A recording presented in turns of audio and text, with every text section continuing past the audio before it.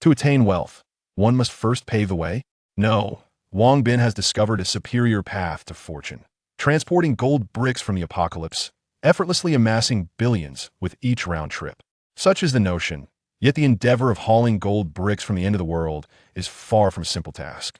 The apocalypse is teeming with countless zombies, and even more perilous than the undead are the survivors, whose desperation renders them 100-fold more dangerous than the zombies themselves. Chapter 1. Entering the Apocalypse. Wang Bin, a junior majoring in financial management, excels not only in his studies, but is also rather handsome, earning him considerable admiration from his female classmates. Regrettably, this campus heartthrob is already taken. Wang Bin is no mere bookworm, he indulges in video games as well. Recently, he has been engrossed in a single-player game titled Survival of the Apocalypse, and after nearly a month of dedication, he finally achieved completion. At the very moment he cleared the game, an email appeared on his computer screen, igniting a surge of excitement within him. He had frequented the game's forum during his playthrough and had noticed that no one else seemed to receive an email upon completion. Thus he felt a flicker of anticipation. After testing, you're the player who completed the game in the shortest time and also the one who gathered the most resources. We cordially invite you to enter the world of the apocalypse. A friendly reminder, entering the apocalypse carries life-threatening risks. Should you perish in the apocalypse, there is no return to the real world. Of course, greater risks yield greater rewards. Please select your answer. Yes? No? Wang Bin was momentarily stunned by the email. It was a daunting choice should he accept or decline. After considerable contemplation, Wang Bin ultimately chose to accept. He is an individual who thrives on adventure and seeks excitement. Why not embrace an opportunity to transform his life into something extraordinary? Congratulations on making the right choice. We believe you will experience an unimaginable adventure in the apocalypse. Now, binding the system. System binding successful. Players can freely enter the apocalypse through this system. Before entering the apocalypse, please familiarize yourself with the system rules. Failure to do so will be at your own risk. First, should a player die in the apocalypse, they cannot return to the real world. Second, each time a player enters the apocalypse, they must survive for 7 days before returning to the real world. Third, the ratio of time between the real world and the apocalypse is 1 to 7. 1 day in the real world equates to 7 days in the apocalypse. Fourth, players may carry non-living items freely between the two worlds. Fifth, the apocalypse is a cruel world devoid of rules. Players should prioritize their survival. The apocalypse will commence in 4 hours. Please prepare accordingly. Upon hearing that he had only 4 hours to prepare, Wang Bin sprang into action, readying himself for this journey into the end of the world. His immediate priority was to purchase items necessary for survival in the apocalypse, focusing on enduring those crucial 7 days. However, ever since he began dating his girlfriend Zhao Qian, even with his weekend work, he found himself short on funds. What to do? I suppose I must borrow a bit from my roommates, Yu Hongfei and Li Xingping. After making up his mind, Wang Bin hurriedly sought out his roommates, Hongfei and Li Xingping, with whom he shared a good rapport and who had always looked after him. When they learned he needed to borrow money, they assumed it was for purchasing something for Zhao, Qian, and readily handed over their living expenses. Unfortunately, as the month was drawing to a close, they could only muster a mere 1,000 yuan. Expressing his gratitude, Wang Bin dashed out of the school and headed to a military supply store, where he purchased a large and sturdy military backpack, a folding shovel, a water bottle, a flashlight, and a high-voltage stun baton. He had intended to acquire a dagger as well, but alas, it was not available in the store. Subsequently, he ventured to a supermarket and stocked up on an abundance of food, leaving only when the backpack became too cumbersome to bear. Upon returning to the school, he noticed that less than half an hour remained until the designated time for his departure. With no time for a face-to-face farewell with his girlfriend Zhao Qian, he resorted to a quick phone call. Hello, Zhao Qian. Hello, Wang Bin, what's up? I'll be going out to work tomorrow and probably won't be back until the day after. I have something to tell you when you return. All right, see you the day after. Goodbye. After completing the call with Zhao Qian, Wang Bin found a secluded corner to await the appointed time. By now it was evening, which served to conceal him from prying eyes. As the moment arrived, with a swift whoosh, he was transported into the apocalyptic world. Upon opening his eyes, Wang Bin found himself in a dilapidated house, thick with dust, suggesting it had been abandoned for quite some time. He scoured the interior and discovered that it appeared to have been ransacked aside from some old furniture. There was nothing of value left. Peering through the window, Wang Bin observed a few scattered zombies wandering aimlessly in the streets, while the surrounding houses were eerily silent, devoid of any signs of life. Should I remain here for 7 days or venture out to explore? Perhaps it's best to venture out and familiarize myself with this world. Resolute in his decision, Wang Bin carefully surveyed the surrounding buildings and the areas where the zombies roamed through the window. After planning a route, he retrieved the folding shovel from his backpack and cautiously exited the house.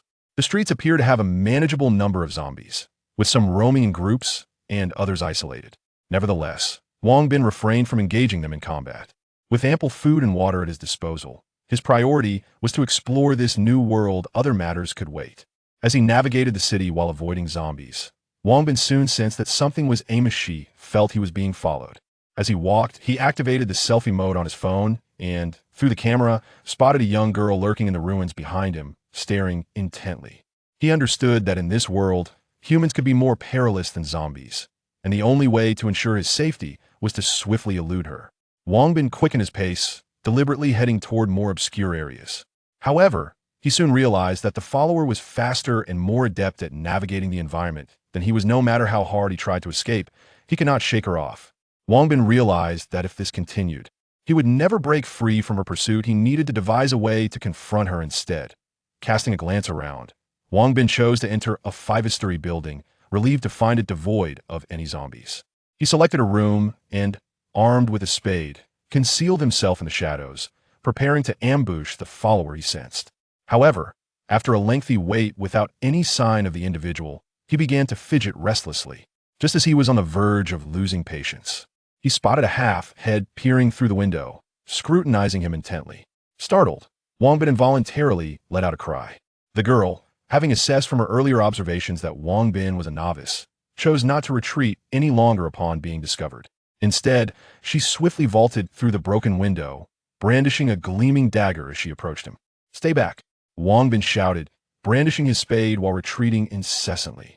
The girl, her expression impassive, steadily closed the distance, ultimately cornering him. Now, standing in such proximity, Wang Bin could discern the girl's features more clearly. Despite her face being smeared with dirt, it was evident that, once cleaned, she would be strikingly beautiful. Her attire resembled that of a bandit from a martial arts film, tattered and filthy, with her hands wrapped in cloth. "If you wish to live, leave your backpack behind," she commanded, her voice finally breaking the silence as she realized Wang Bin had no means of escape. A wave of regret washed over him. Why hadn't he hidden his backpack better before venturing out? Wasn't this an invitation for robbery? Regret was futile now. He had to devise a plan. Judging by the girl's demeanor, she seemed formidable, and the odds of a direct confrontation were slim. Yet, if he surrendered his backpack, how would he survive the ensuing 7 days? With a steely resolve, Wang Bin decided to take a risk. Even if he could not defeat her, he would attempt to break free. He swung his spade towards her, but the girl, displaying remarkable agility, deftly evaded his strike. In an instant, she delivered a swift kick to his abdomen, causing him to cry out in pain and collapse onto the ground. Chapter 2. Into the wolf's den. The young girl swiftly approached Wang Bin, pressing a dagger against his throat. If he dared to make even the slightest movement, he would undoubtedly have no doubt that she would slit his throat. "Drop your weapon." With the dagger poised at his neck, Wang Bin found himself with no choice but to obediently discard his entrenching tool onto the ground. "Leave your backpack. You may leave." Wang Bin said nothing, reluctantly unbuckling his backpack. Just as he managed to free one hand and turn to release the other, he suddenly shoved the dagger aside with his left hand while drawing an electric baton from his waist with his right, thrusting it towards her. The powerful current incapacitated her, causing her body to convulse on the ground. Wang Bin quickly approached, retrieving the dagger from the floor and placing it against the girl's neck. However, after observing her for a moment, he could not bring himself to harm her. With a heavy sigh, he sheathed the dagger and picked up his entrenching tool once more. Gazing at the girl, who still lay trembling on the ground, he ultimately decided to take out a bag of bread, a pack of ham sausages, and a bottle of cola from his backpack, placing them before her before leaving the room. The girl was taken aback. Not only had Wang Bin spared her life, but he had also presented her with enticing food. Such beautifully packaged items had been non-existent for years. Moreover, the rules of the apocalypse dictated that one must not show mercy to enemies. Had she been in Wang Bin's position, she would have likely dispatched him without hesitation. At that moment, the girl developed a profound interest in Wang Bin, his visage etched deeply in her mind. Having learned from his recent experience, Wang Bin resolved to find a safe haven before hiding his backpack and exploring this world. Unfortunately, his luck faltered shortly after escaping from the girl. He found himself cornered by 3 men wielding clubs. "Kid, hand over your backpack if you know what's good for you," one of them sneered. "That's right. If you just give us the backpack, we won't kill you." Wang Bin cursed his misfortune under his breath, gripping his entrenching tool tightly as he searched for an escape route. The 3 men, seasoned and experienced, formed a triangular formation that ensnared him, leaving him with no viable options. Breaking through would require sheer force. Seeing no choice but to charge through, Wang Bin swiftly drew a dagger with his left hand while wielding the entrenching tool in his right. The sight of the dagger instilled a hint of fear in the 3 men. If Wang Bin had only possessed the entrenching tool, as long as they avoided his head, it would have been Wang Bin who met his demise. Now, with the dagger in his grasp, a mere flick could claim their lives. Noticing the fear on their faces, Wang Bin felt a surge of elation within. What now? They were certainly after the food in his backpack. He had to prevent them from seizing it. Indeed, his flesh would sustain us for a while. Upon hearing their intentions, Wang Bin felt a chill of dread wash over him. What manner of world was this? The 3 men, rejuvenated by their greed, gradually began to close in on him. Wang Bin carefully observed their coordination and realized it was remarkably well executed. No matter which direction he attempted to break free, he would inevitably expose himself to the other 2. Indeed, with my backpack on my back, I could use it as a shield to guard against any threats from behind. Observing the encroaching circle of adversaries, Wang Bin sprang into action, brandishing his entrenching tool as he charged forward in a determined direction. The opponent, a formidable character in his own right, did not flinch or evade. Instead, he raised an iron rod and swung it towards Wang Bin's entrenching tool. If he could merely delay Wang Bin for a moment, his 2 companions could strike from behind and crush Wang Bin's skull. The clash of the entrenching tool and the iron rod resonated with a sharp metallic ring. The opponent wielded considerable strength, nearly causing Wang Bin to lose grip on his weapon. As they drew closer, Wang Bin swiftly slashed with his left-hand dagger towards his adversary.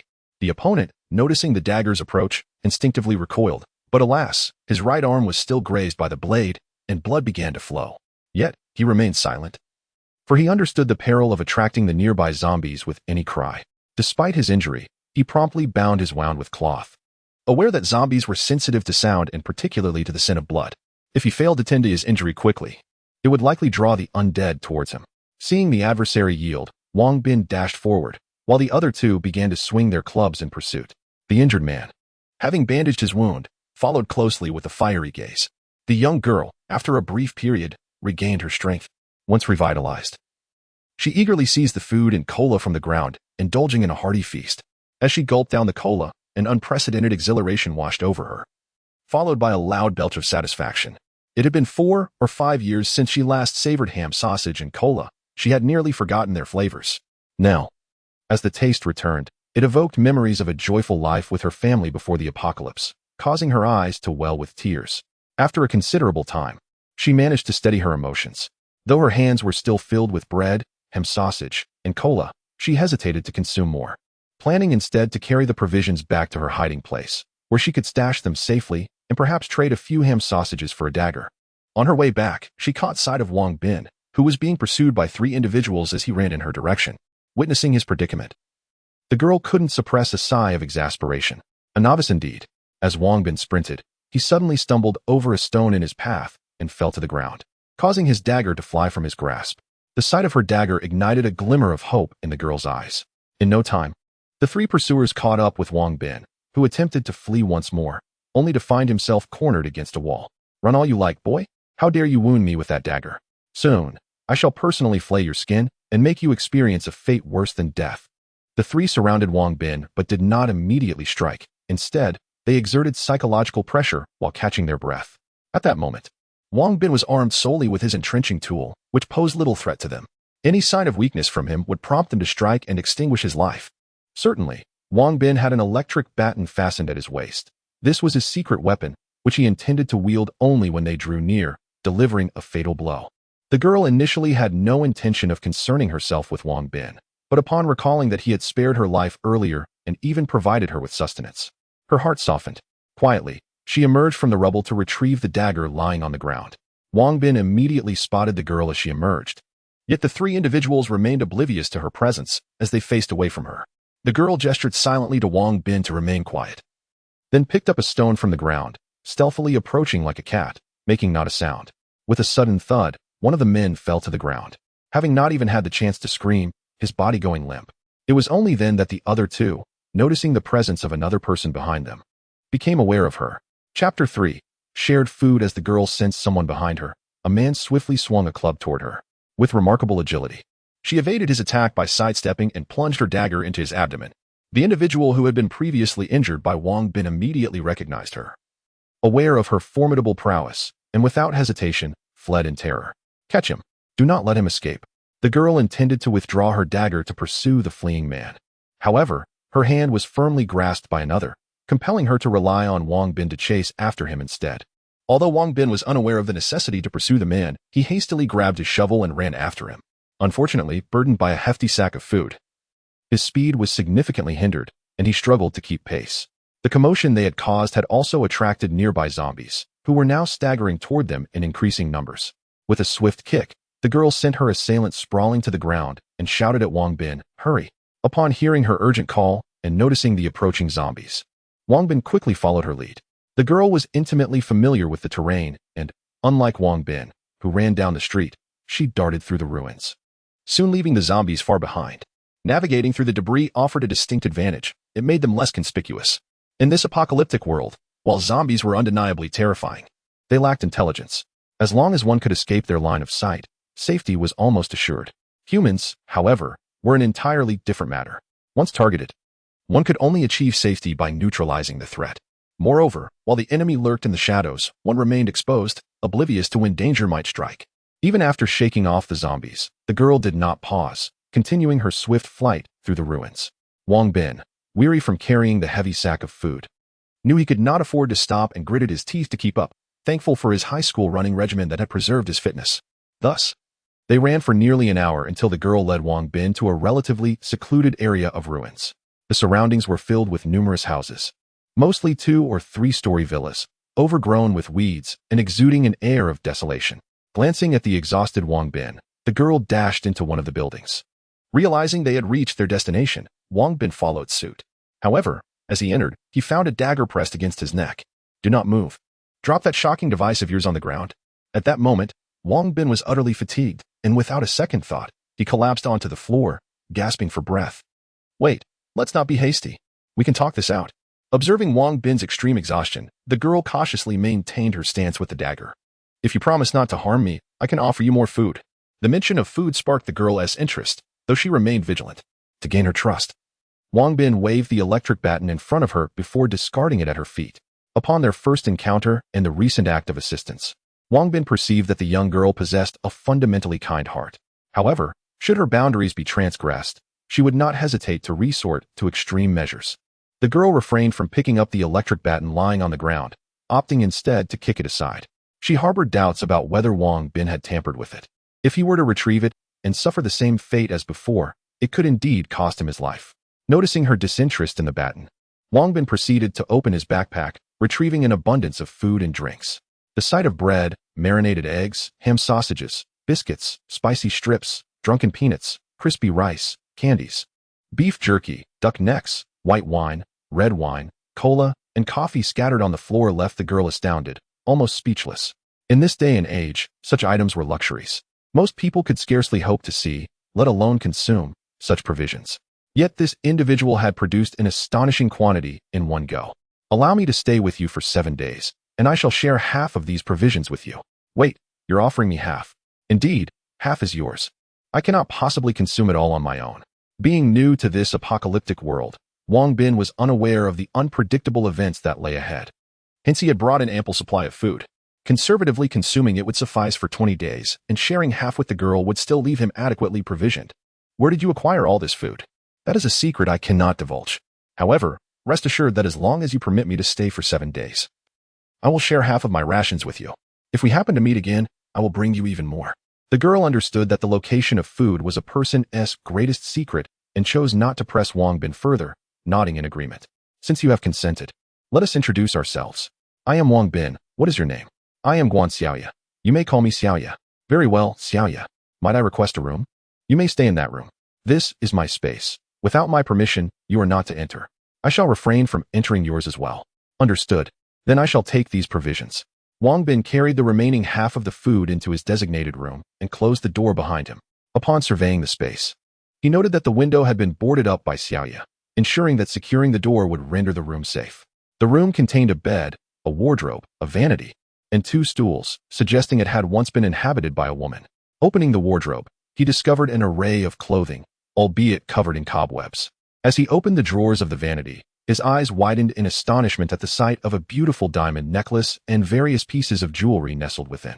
Wang Bin excitedly retrieved the necklace, dusting it off to reveal that it was worth at least several 100,000 in contemporary society, with the additional jewelry potentially exceeding 1,000,000. He gulped at the thought. If he were to sell these treasures in the modern world, he could amass a fortune. Yet, he ultimately resolved to first consult Guan Xiaoya. Should these items belong to her, he intended to propose a trade for food.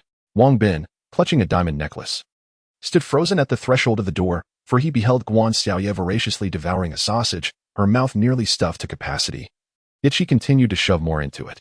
The scene was undeniably awkward, and Wang Bin pondered whether he ought to discreetly withdraw, waiting for Guan Xiaoya to finish her meal before re-emerging. Guan Xiaoya, sensing the discomfort, hastily took a sip of cola and mumbled, "Is there something you need?" She added, "There's plenty of food. You can take your time, no rush." Nodding in acknowledgement, she encouraged him to continue.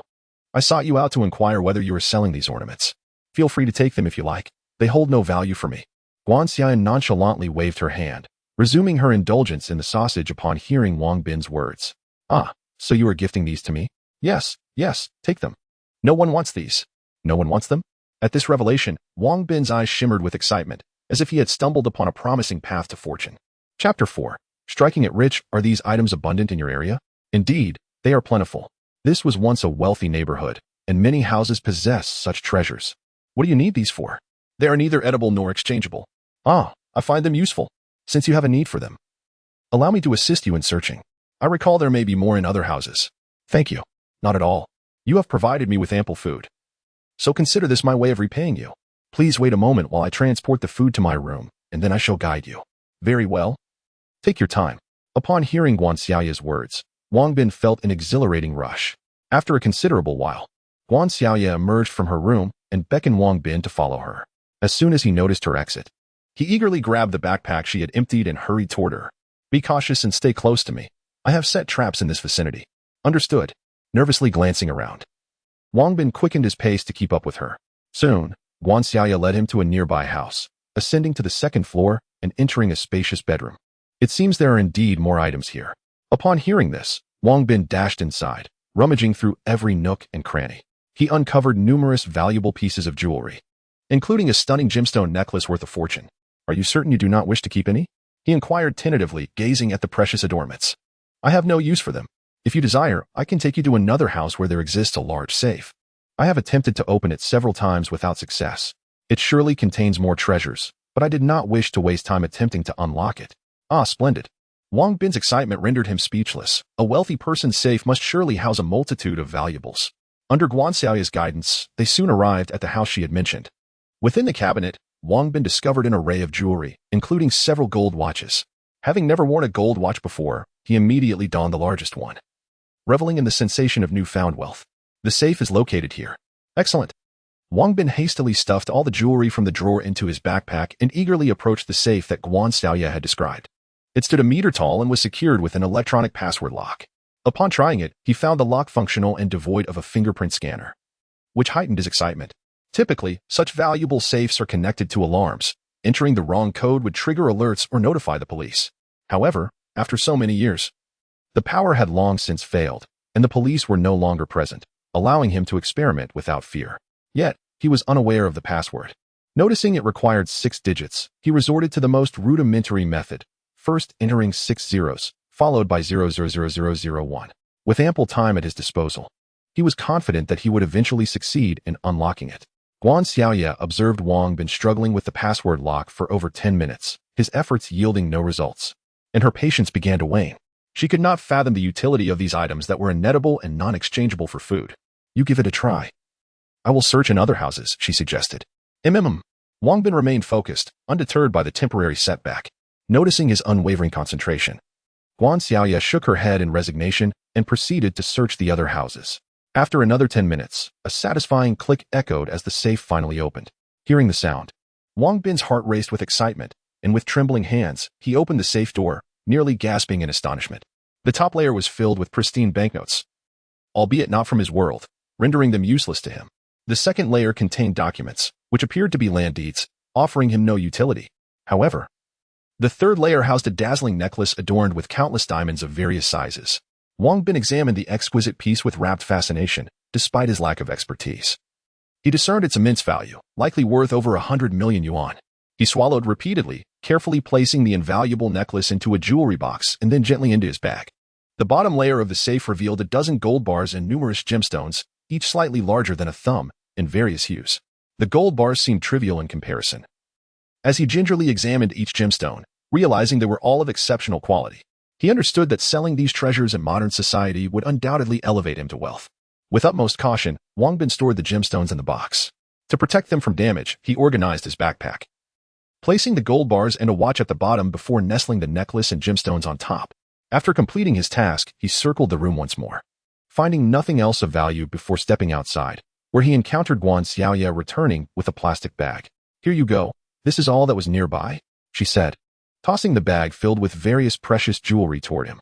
Wang Bin was startled. Had he failed to catch it, the contents would have shattered upon hitting the ground, resulting in a considerable loss. Seeing Wang Bin's anxious demeanor as he caught the bag, Guan Xiaoya found it amusing. The items, once valuable, now held little worth in this small town, becoming more of a burden than a treasure. She questioned his intent in collecting them. "Did you manage to open the safe?" "Yes." "What did you find inside?" "Just over 100,000 in cash, some jewelry, and several gold bars. There's one particularly stunning necklace that is very valuable." "Are you sure you don't want it?" "I'm not interested. Let us head back." "Ah, all right." Observing that Guan Xiaoya exhibited no genuine interest in these items, Wang Bin felt a sense of relief. To be honest, had Guan Xiaoya set her sights on that exquisite necklace, he would have found it exceedingly difficult to part with it. Soon, the two returned to their familiar hideout, where Guan Xiaoya settled onto the sofa, eagerly tearing open a packet of QQ candy and savoring it with delight. Meanwhile, Wang Bin became engrossed in the examination of the gemstones, meticulously placing them before his eyes. He noted the remarkable purity of these gems, devoid of any impurities. In terms of quality, they were undoubtedly among the finest specimens. "What do you intend to do with these items?" he inquired. "Exchange them for money." "What use is money?" "Money is a valuable asset. It can procure everything your heart desires. Here, money holds no value. It can purchase nothing. While it may seem worthless to you, I can render it useful. The QQ candy you are enjoying and the cola in your hand were both acquired with money. Is that truly the case?" "Certainly." "Then I shall assist you in gathering these items, in exchange for food, will you?" Chapter 5. The Tiger Head Gang strikes regarding this issue. Wang Bin found it rather difficult to respond immediately. He consulted the system and discovered that upon his next arrival in this world, he would reappear within a 100-meter radius of his departure point. Upon receiving this revelation, Wang Bin was filled with excitement and readily agreed. "All right. As long as you can assist me in gathering such precious necklaces and gold, I shall bring more provisions for you next time." "Agreed. But you must not go back on your word. Rest assured, the one who reneges shall be deemed a coward." Observing Wang Bin's enthusiastic agreement, Guan Xiaoya could not help but think of him as rather foolish. Who would exchange such useless items for food? Over the years, the food supply in the city had been largely depleted, and what remained was mostly akin to dried rats and similar fare. The meager rations Wang Bin had brought would send the local populace into a frenzy over any single item. The two conversed at length, and Wang Bin gradually gained a clearer understanding of this world. After several years of effort, the government had established a few human enclaves, fortified with tall walls and heavily guarded, rendering them impervious to zombie attacks. Survivors yearned to reach these safe havens, but the treacherous journey, fraught with countless zombies, left many with mere aspirations. A handful did embark on quests to locate these sanctuaries, though few ultimately succeeded. As the government concurrently researched solutions to the virus while developing these enclaves, they had nearly achieved self-sufficiency. However, for the average person, food supplies were barely sufficient to sustain life, and returning to pre-apocalyptic living standards was utterly out of reach. Wang Bin also shared some of his own stories. Though most were fabrications, he portrayed himself as a merchant traveling between cities to collect jewelry and gold, exchanging them for goods with the remnants of the elite society. As night fell, darkness enveloped the area, devoid of electricity and with the fear of lighting fires, rendering the surroundings ominously dim. Nighttime is perilous. It is best not to venture outside. Understood. Wang Bin responded and retreated to his quarters, barricading the door with a cabinet. Although his relationship with Guan Xiaoye was relatively amicable, he was acutely aware that she could pose a threat while he slept, thus caution was paramount. In addition to food, Wang Bin had brought a mobile phone and charger. He activated the phone, donned his headphones, and reclined on his bed, letting music wash over him. Exhausted from the day's events, he soon drifted into slumber. Suddenly, at midnight, a blood-curdling scream jolted Wang Bin awake. He sprang from his bed, shouldered his backpack, and grasped his entrenching tool, rushing to the window to peer outside. Bathed in moonlight, he discerned a group of over 20 figures approaching. It appeared someone had triggered a trap set by Guan Xiaoye, causing the entire group to halt in terror, anxiously surveying their surroundings. Bang bang! Wang Bin, rise quickly. We must leave. A rapid knocking on his door revealed Guan Xiaoye urgently calling for him. Wang Bin gathered all his belongings and moved aside the cabinet that blocked the door, finally managing to open it. What's happening? The Tiger Head gang has arrived. We must leave immediately. Oh, who are they? They're the gang of the two we killed today. Let's depart first. And I will explain everything in detail when we have the chance. All right. Upon realizing that their adversaries were seeking vengeance, Wang Bin dared not delay and stealthily followed Guan Xiaoye out. This time, Guan Xiaoye carried a backpack, seemingly packed with all her valuables. The members of the Tiger Head gang knew only that Guan Xiaoye lived nearby, but were unaware of her exact dwelling. Before they were encircled, the two slipped away under the cover of night. The night was indeed perilous, for one could never know when a zombie might emerge, and a moment's carelessness could lead to a fatal bite. Fortunately, with Guan Xiaoye leading the way, Wang Bin managed to avoid danger. Had he been alone, survival would have been unlikely. After walking for over 10 minutes, Guan Xiaoye arrived at a dilapidated house, surrounded by zombies. She guided Wang Bin in evading them and climbed over a broken wall. Do not worry, the stairs to the first floor have collapsed, so the zombies cannot come up. The thought of residing in a house infested with zombies sent a shiver down Wang Bin's spine, but he felt reassured by Guan Xiaoye's words.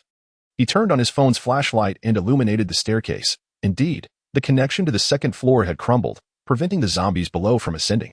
Your phone still has battery? Seeing Wang Bin use his phone for light, Guan Xiaoye's eyes widened in astonishment. Since the power outage, she had not used any electrical device. Yes. Do you have any songs on your phone? I do. Would you like to listen? Understanding her excitement, Wang Bin handed over his phone.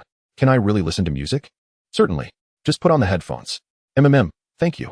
Guan Xiaoye eagerly took the phone, swiftly inserted the earbuds, and selected a song she had never heard before. The moment the melody filled the air, her eyes glistened with tears, which soon began to fall. Please, don't cry. Thank you. I haven't heard music in years. You're welcome. If you want to listen to more, I will bring you a phone and a few power banks next time I come. Really? Of course. Thank you. I told you. No need to be so polite. Thank you. This song is lovely. After that, Guan Xiaoye began to hum softly, revealing the demeanor of a 17 or 18-year-old girl. For years, she had lived under immense stress, constantly on guard against both zombies and humans, leading to an existence fraught with exhaustion. Today, upon hearing the long-lost melody, she felt her heart unlock, rekindling the spirit of her youth. Guan Xiaoye noticed Wang Bin smiling at her, and a blush crept onto her cheeks. She shyly removed one of her earphones and offered it to Wang Bin. He graciously accepted, grinning as he placed the earphone in his ear. The two leaned against the wall, joyfully sharing the same song. All right, Brother Wang, it's time to put away your phone. What's the matter? Don't you want to listen anymore? It's not that. It's just that it consumes a lot of battery. I need to conserve some. Fair enough. Wang Bin pondered this, realizing he had brought only a 10,000 milliampere charger.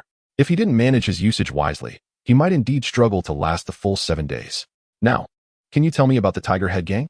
Well, Chapter 6. Evading pursuit. The Tiger Head Gang is one of the 4 major factions in our city, governing the Western District. The leader, Brother Hu, commands over 60 men, armed with more than 10 firearms, which renders them quite formidable. The 3 individuals who surrounded you today were indeed members of the Tiger Head Gang. When I instructed you to pursue that man, it was to prevent any information from leaking, but alas, he managed to escape. Do they know your residence? Well, they are aware of its general direction, but not its precise location. And where is the stronghold of the Tiger Head Gang? It lies within the towering and resilient Qicai Junyuan building in the west of the city. Previously, it housed a large supermarket, and since they took control, all supplies within the building belong to them. Upon hearing this, Wang Bin promptly abandoned his thoughts of revenge. Not only does the gang boast over 60 members, but their arsenal of firearms is also beyond his capacity to confront. Besides the Tiger Head Gang, Guan Xiaoye also acquainted Wang Bin with 3 other factions. Among them, the Sandstorm Gang in the Eastern District is the most powerful, led by Brother Xing, who commands over 100 men and possesses more than 20 firearms. Following closely is the Grizzly Bear Gang in the Northern District, led by Brother Qian, with fewer than 100 members and a similar number of weapons. The weakest of the four is the Eagle Gang in the Southern District, led by Brother Fei, which consists of just over 40 members and wields 7 or 8 firearms, alongside some explosives and grenades. Despite being the weakest, the other 3 factions dare not provoke them. These 4 gangs each control a distinct section of the city, maintaining a delicate balance of non-aggression among themselves. Aside from these gangs, there are scattered individuals, some gather in small groups, while others, like Guanxiaoya, live solitary lives. Currently, the city harbors fewer than 1,000 souls, with a pre-apocalyptic population exceeding 2 million. Wang Bin was struck by a wave of melancholy upon realizing that only 1,000 remain. After listening to Guanxiaoya's introduction, Wang Bin gained a clearer understanding of the city. By the way, do you know if there is a treasury in this city? I am not well informed on that matter. I visited the former bank branch, but aside from some worthless currency, there was nothing of value. It seems that when the apocalypse first struck, the bank was looted, and all precious items were taken. If there is a place where gold might be concealed, it is most likely within the building of the Sandstorm Gang, which used to be the largest bank in our area. It was said that the armored vehicles delivered funds there for safekeeping. I see. It appears that the endeavor to transport gold would be quite complicated. I advise you to abandon that thought. The Sandstorm Gang is not to be trifled with. Understood. Let's get some rest. Indeed. The two of them retreated to separate rooms. As Wang Bin listened to the moans of the zombies echoing from downstairs, he found sleep elusive. Reluctantly, he took out his phone, donned his headphones, and began to listen to music. That night, the Tiger Head Gang scoured the Villa district in vain for the 2 individuals, suffering 1 fatality and 3 injuries, which incensed their leader, Brother Hu, greatly. He sent word that anyone who could provide information regarding the whereabouts of Guanxiaoya and Wang Bin would be rewarded with a bottle of red wine and a bag of rice.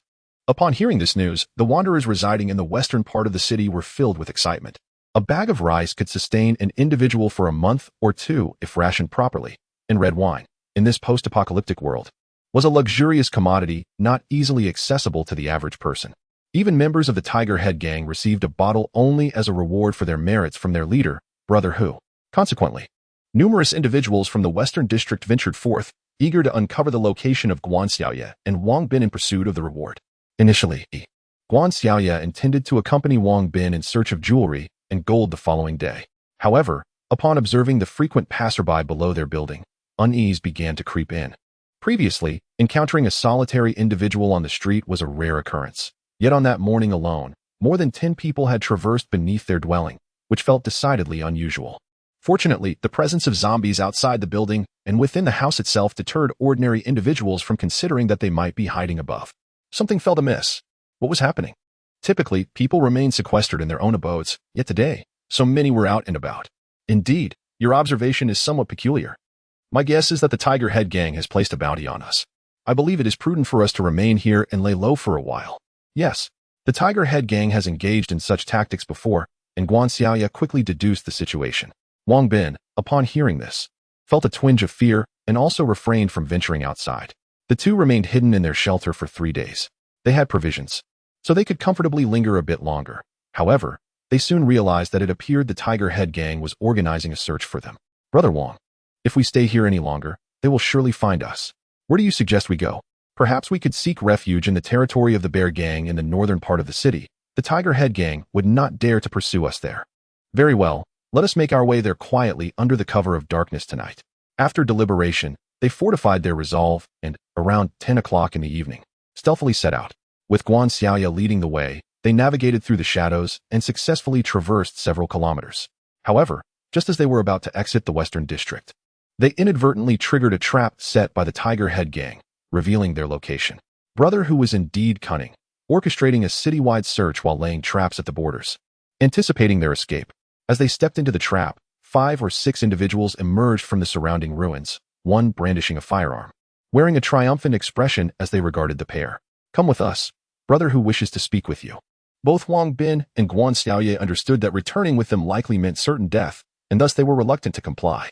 However, given that the adversaries were armed and their path forward was obstructed, retreat was not an option. With a determined grit, Guanxiaoya hurled the dagger in her hand towards the man wielding a handgun. A piercing scream echoed as the blade struck the man's arm, causing the firearm to clatter to the ground in pain. Brother Leopard, are you all right? I am fine. Seize them. I will flay them alive. Yes, Brother Leopard. In that fleeting moment, Guan Xiaoya seized Wang Bin and dashed away, the two of them swiftly vanishing into the night, inciting furious wrath in Brother Leopard. His oversight was evident. Most people would have been paralyzed with fear at the sight of a gun. Yet he had underestimated the audacity of this young woman and the remarkable skill with which she wielded her knife. By the time he retrieved the dagger and picked up the gun to pursue them, Wang Bin and Guan Xiaoya had already disappeared without a trace. As they evaded capture along their path, they eventually stumbled upon an abandoned house. It appears that other areas are also being guarded. Escaping may prove exceedingly difficult. Although the Tiger Head Gang comprises only around 60 members, they are bolstered by other individuals seeking rewards for assisting them. Most of the Tiger Head Gang operate in groups, making it relatively easy to avoid them. Yet the scattered individuals pose a significant threat. These individuals typically linger near their own hideouts, making them easily identifiable as they pass by.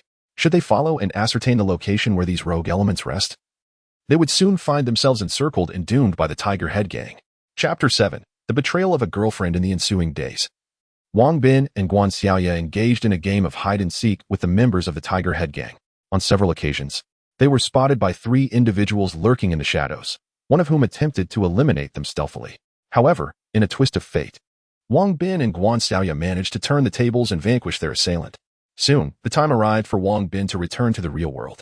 He summoned Guan Xiaoya and solemnly declared, "These provisions and beverages I shall leave for you." "Oh, no. If you give me all the food and water, what will you eat and drink?" "Wang Gu, do not concern yourself with that. Just ensure you take these supplies and hide. I shall return to find you in 7 days. If you are still alive by then, remember to come back here and seek me out." "Wang Good, where are you going? Can you take me with you?" "I am afraid I cannot bring you along. However, rest assured, I will return on the 7th day, and I will come bearing food and some tools." "All right then, Wang Gu, please be careful." With that, Wang Bin entrusted all the provisions to Guan Xiaoya, then retreated to his room and closed the door. Guan Xiaoya, filled with concern for Wang Bin, ultimately chose to trust him and returned to her own room. That night, she remained awake, listening intently for any sounds from Wang Bin's quarters. Upon returning to his room, Wang Bin fixated on the countdown displayed by the system. He had initially intended not to disclose his return location to Guan Xiaoya. However, after spending several days together, he had developed a favorable impression of her.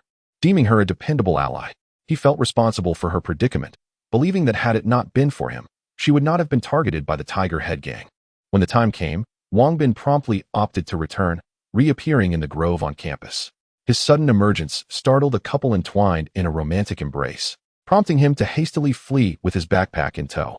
Once he reached a considerable distance, he looked up at the sky and burst into laughter. Having returned to the real world, he felt an overwhelming sense of relief as if he had narrowly escaped death.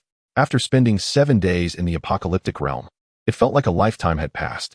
He had acquired invaluable lessons in strength, composure, contemplation, and self-assurance. This journey had been immensely rewarding. Moreover, his backpack was now filled with jewelry worth millions. Selling these treasures would instantly elevate him to billionaire status. As the thought of the jewels in his backpack crossed his mind, Wang Bin swiftly remembered his girlfriend, Zhao Qian.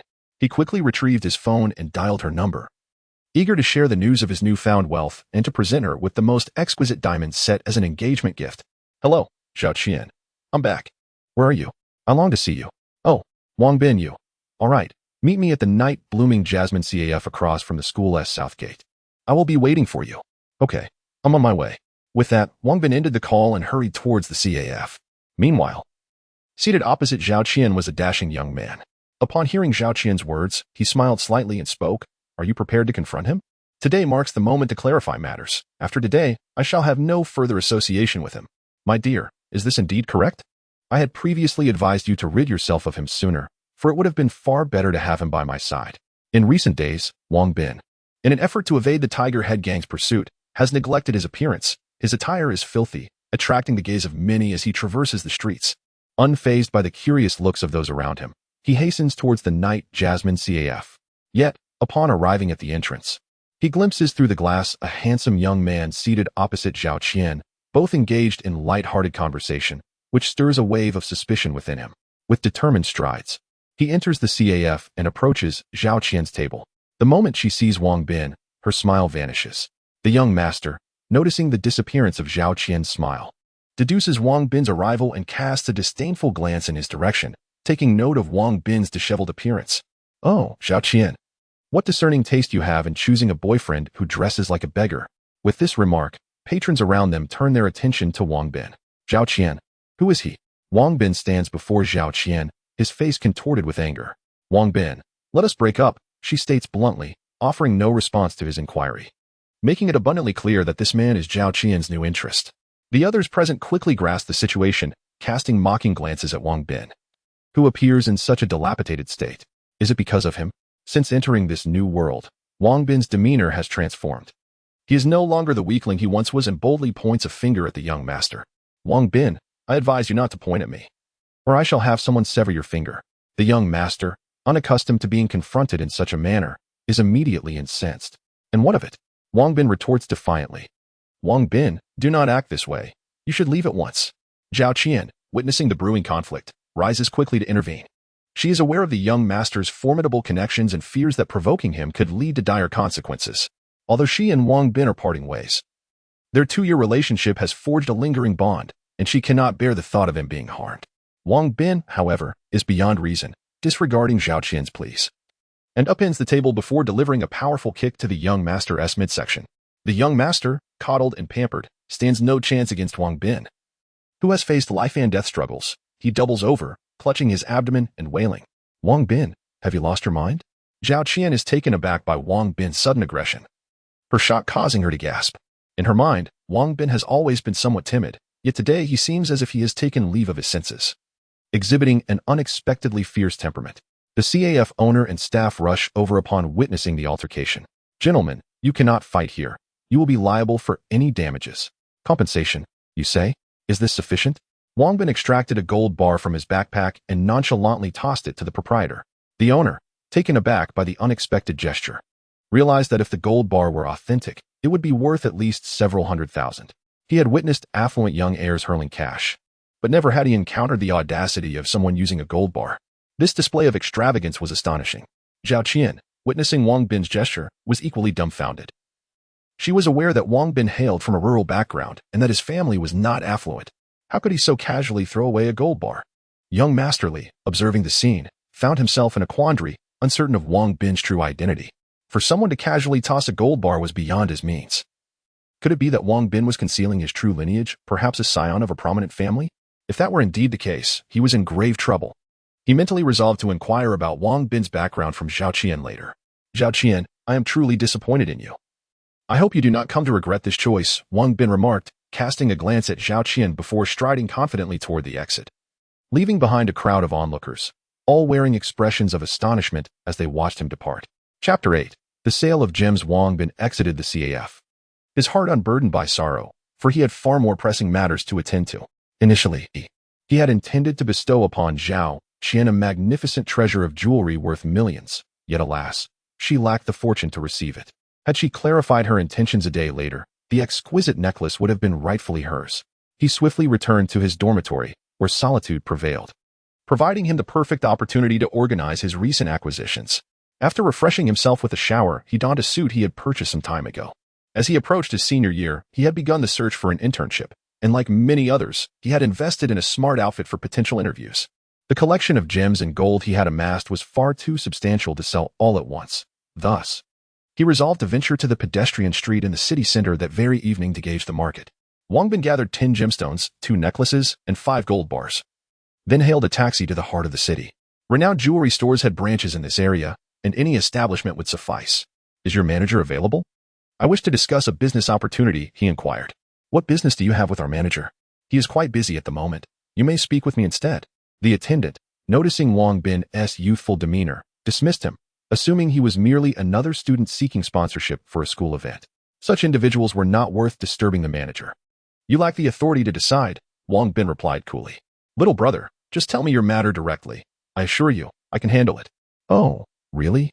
Wang Bin, unfazed, retrieved a gemstone slightly larger than his thumb from his pocket and placed it on the counter. Upon seeing the gem, the attendant sneered, suspecting it to be a counterfeit. Young lad, why would you resort to deception at such a young age? I told you, you should let your manager handle this. What is happening here? A nearby colleague, sensing the tension, approached with concern. Wang, this person is attempting to deceive us with a fake gem. This declaration attracted the attention of other staff and customers. The colleague, upon inspecting the gemstone, initially assumed it was indeed a forgery. Judging by its size and quality, if authentic, it could be worth millions. Yet, the youth before her hardly seemed the type capable of possessing such valuable gems. However, she maintained her composure, refraining from voicing her doubts immediately. Instead, she approached the counter and examined the gemstone closely. The moment she did, she was taken aback and hastily placed it back down. "Sir, please take your gemstone. I shall fetch the manager at once." Such a valuable gem was too risky to handle. Should anything happen while in her possession, she could not afford the loss. "Is it true, Lu? The gem is real?" The astonishment rippled through the crowd as they regarded Lu, who offered no response but swiftly dashed into the back room to summon the manager. The attendant who had initially branded Wang Bin's gem a fake now appeared pale, realizing her grave error. If the customer were to express dissatisfaction, her bonus for the month would likely vanish in an instant. Wang Bin did not reach for the gemstones on the counter. He possessed dozens of such gems, and a single stone was of little consequence to him. Soon, a middle-aged gentleman in his 40s swiftly emerged from the back room under the guidance of Sister Lu, greeting Wang Bin with a smile. "Shall we discuss matters in the back?" "Certainly," Wang Bin replied, and he followed the jewelry store manager and Sister Lu into the back room. Sister Lu prepared tea for the two and graciously excused herself, leaving only Wang Bin and manager Zhang. "Greetings, I am Zhang Cheng. May I inquire as to your esteemed name?" "I am Wang Bin. Pleasure to meet you, Mr. Wang. May I have another look at your gemstone?" "Of course, manager Zhang." Wang Bin produced the gem he had just shown, but manager Zhang did not reach for it right away. Instead, he gestured towards the table. Once Wang Bin placed the gemstone down, Zhang picked it up with his gloved hands. Upon inspecting the gem under the light, he discerned its exceptional quality, and his heart raced with excitement. He soon retrieved a small monocular and scrutinized the gem further with his right eye, growing increasingly astonished.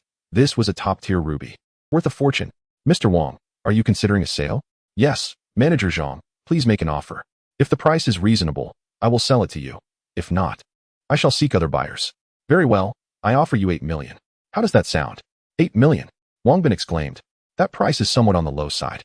However, you are aware that to sell the gemstone, we must first transform it into various pieces of jewelry, which entails design fees, processing costs, labor expenses, and taxes. Of course, if Mr. Wang is truly interested in selling, I can add an additional 500,000. Any more would exceed my authority." Wang Bin was taken aback. He initially thought selling for 1 million would be commendable, but to his surprise, manager Zhang had offered 8 million outright. His astonishment was evident, prompting manager Zhang to assume dissatisfaction with the offer, hastily adding 500,000. Wang Bin had not anticipated the situation escalating in this manner. 8,500,000 it is. Were it not for my family's financial difficulties, I would be reluctant to part with it. "I see. May I ask which prominent family you hail from?" "That is not something I shall disclose." "Ah, please do not be offended, Mr. Wang. It was an indiscretion on my part. By the way, I happen to have 9 more stones of similar quality. Would you be interested?" "9? Yes, yes, yes." Manager Zhang, upon hearing that Wang Bin possessed 9 more stones, was taken aback and excitedly repeated his affirmation.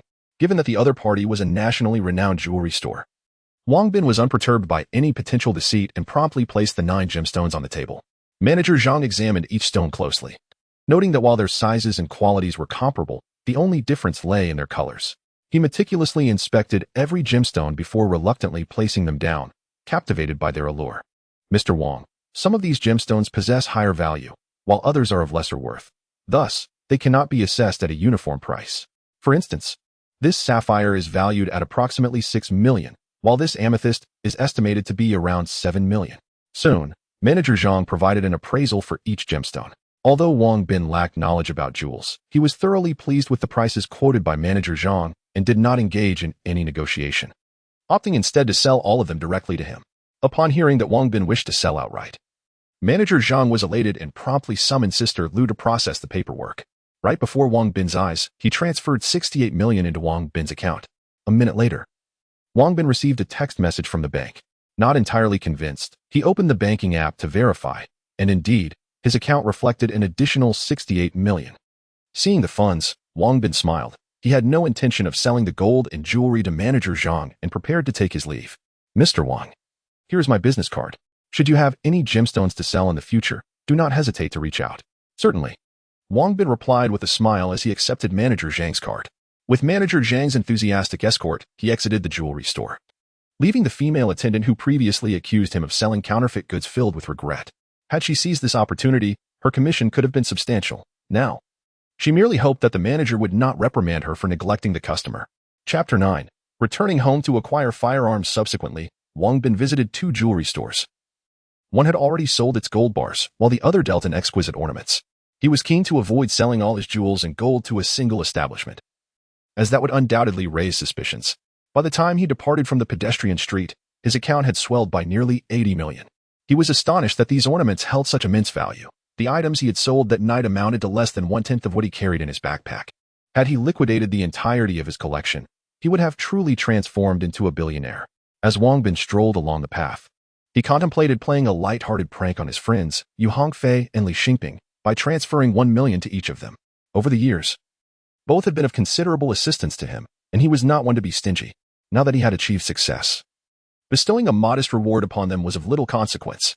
At that very moment, Yu Hongfei and Li Xingping were about to call Wang Bin regarding the incident at the CAF involving young Master Li, when they received a text message from the bank. Goodness, these scammers are audacious enough to impersonate the bank, claiming my account has gained 1 million. I received it too. It seems our friend's phone has been compromised. Perhaps. Let me log into the app and verify. Upon seeing the new message, which mirrored the notification he had received during a prior withdrawal, Yu Hongfei felt a flicker of doubt and began to investigate through the app. Incredible! It's true, my account has indeed increased by 1 million. No way. Let me check mine. Li Xingping, upon discovering the same astonishing increase in his account, was taken aback and exclaimed a curse. What the hell? My account also shows an additional 1 million. What should we do now? We absolutely cannot spend this money. I suspect the bank has made an error, and they will likely reclaim the funds. I believe we should contact the bank and urge them to rectify the mistake. Seeing such a large sum makes me uneasy. I feel the same. Just as they were about to call the bank, Yu Hongfei's phone rang. It was Wang Bin. Quick, answer it, and ask where he is. Yu Hongfei nodded and hurriedly picked up the call. Hello, Wang Bin. Where are you? Did you really injure young Master Li at the CAF? I'm outside, preparing to head home for a bit. Right, you should lay low for a while. I've heard that young Master Li has formidable connections and is not someone to provoke. What are you talking about? I have matters to attend to at home. Ah, by the way, did you receive the money? What money? Wait, are you saying that the 1 million just transferred was from you? Yes. I hope it didn't startle you too much? Oh dear, Wang Bin, we were quite alarmed, just moments ago. Both Xingping and I were about to call the bank to have them swiftly transfer the money back. Haha, I truly apologize. This sum isn't excessive. You must accept it. What?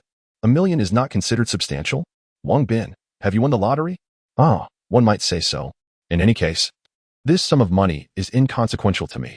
You must accept it. Pray tell, how much did you actually win? Approximately 100 million, I believe. 100 million? Well, since you have come into such wealth, both Xingping and I shall graciously accept it. Thank you, Wang Bin. No need for thanks. That being said, is it true that Zhao Qian has proposed a separation and that you physically harmed young Master Li? Haha, indeed. Well, it seems you have struck it rich. However, I advise you to remain cautious, as young Master Li may seek retribution. Thank you, but I have matters to attend to back home, so I must refrain from further conversation with you both for now. Upon my return, I shall treat you to drinks. Take care on your journey. Yu Hongfei and Li Xingping were under the impression that Wang Bin had genuinely won the lottery. Knowing he possessed a fortune, returning home was undoubtedly a prudent choice. Wang Bin hailed a taxi to his residence. Initially, the driver hesitated, deeming Wang Bin's home rather remote, but upon Wang Bin producing 10,000 yuan, the driver promptly exited the vehicle to open the door for him. I need to attend to some matters at home. Please return me tomorrow. No problem. During the ride, Wang Bin took out his phone to call his parents, informing them of his need to return home and requesting them to leave a door open for him that evening. Upon hearing he would return home at night, his parents were concerned, but Wang Bin did not elaborate over the phone, merely stating that he would explain everything upon his arrival. That night, his parents stayed awake, waiting until just past 1 in the morning when Wang Bin finally returned home. Upon his unexpected arrival, his parents were greatly worried and eagerly inquired about his well-being. Mom and Dad, this is Master Liu. Given the late hour, he will be staying at our home tonight, as he will be driving me back to school tomorrow. Ah, very well, I shall prepare a bed for you. Upon hearing there was a guest, Wang Bin's mother hurried to tidy the house. Once Master Liu was settled in, Wang Bin took his parents to his room, closed the door, and spoke softly. Mom, Dad, I have something to share with you, but please keep it quiet to avoid being overheard. Understood. What is it? Hurry. You're making your mother anxious.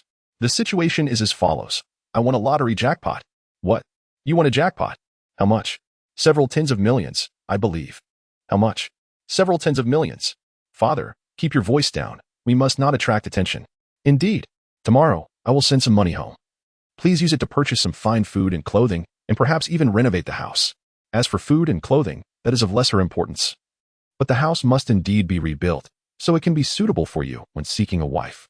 Wang Bin was pleased to see his parents swiftly accepting the newfound wealth of the family.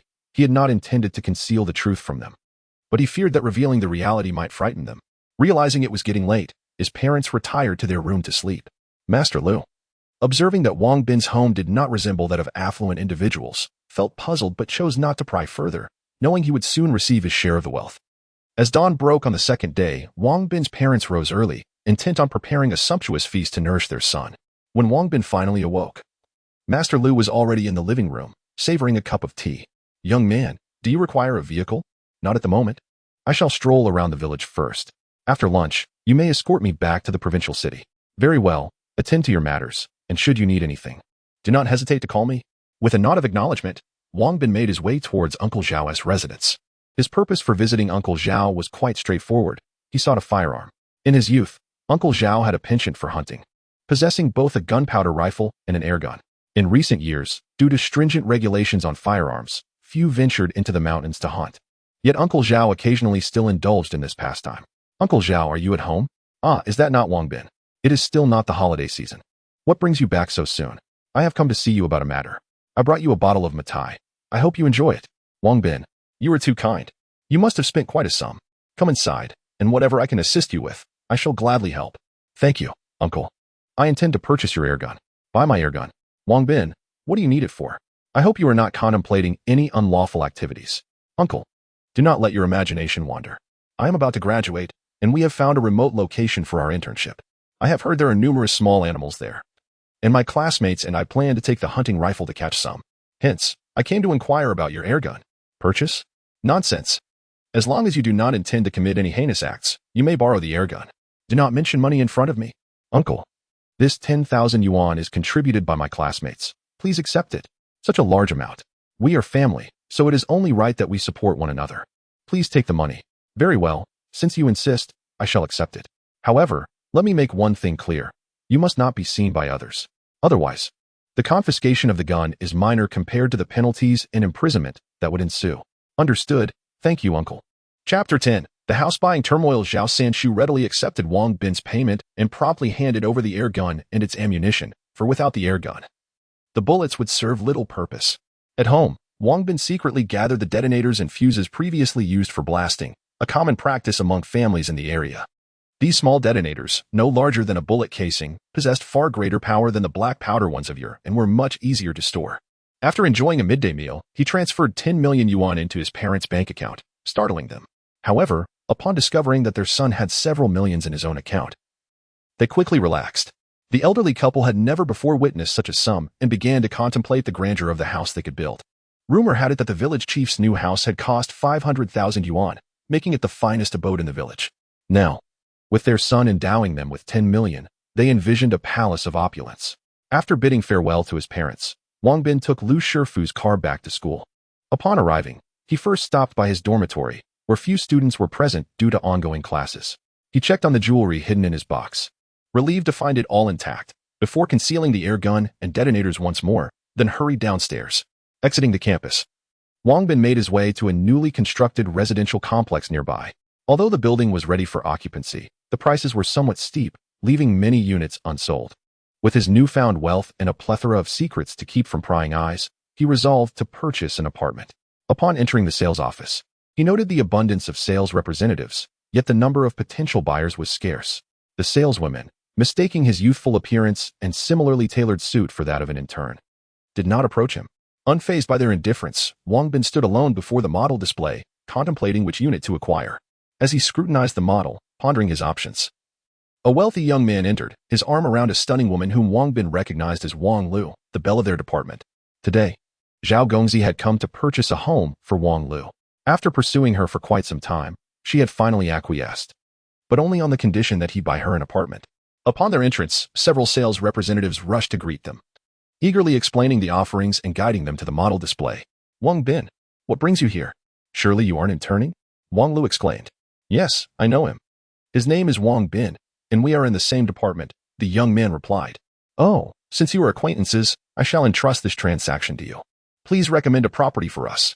Ah, sir, that may not adhere to protocol, the saleswoman stammered, her complexion paling as she realized that a lucrative opportunity was slipping from her grasp. What is not in accordance with the rules? Do you wish to continue working here? If not, I can summon your manager. Apologies, sir, please do not be angry. Upon hearing this, the female sales assistant was instantly drenched in cold sweat, hastily offering her apologies. However, her gaze towards Wang Bin transformed into one of resentment. She resolved that even if this deal were snatched away by him, she would certainly seek out her manager to reclaim it, and in doing so, ensure that this newcomer, unfamiliar with the rules, was expelled. Wang Bin let out a surprise to find himself mistaken for a property seller. My apologies, Sister Wang, but I am not in the business of selling houses. Oh, you are not a seller? Then what is your purpose here? I, too, am here to purchase a property. Do you truly believe you can buy one of our homes? The prices here are exorbitant. Even if you were to forego food and drink for an entire year, you likely could not afford a restroom. Upon realizing that Wang Bin was not her colleague and observing his attire, which betrayed no signs of affluence, the sales assistant began to mock him. Little brother, do refrain from boasting. Zhao Gongzi, upon hearing Wang Bin assert his intent to buy, felt a flicker of displeasure. I am not boasting. I am genuinely here to purchase a home. Do you have any idea? The least expensive unit here costs 5 to 6 million. Do you possess such wealth? Is 5 to 6 million a substantial amount? Wang Bin replied with a faint smile. Had he encountered such a price previously, it would have alarmed him. Yet now, with nearly 70 million in his account and several billion worth of exquisite jewelry in his possession, he no longer regarded 5 to 6 million with any significance.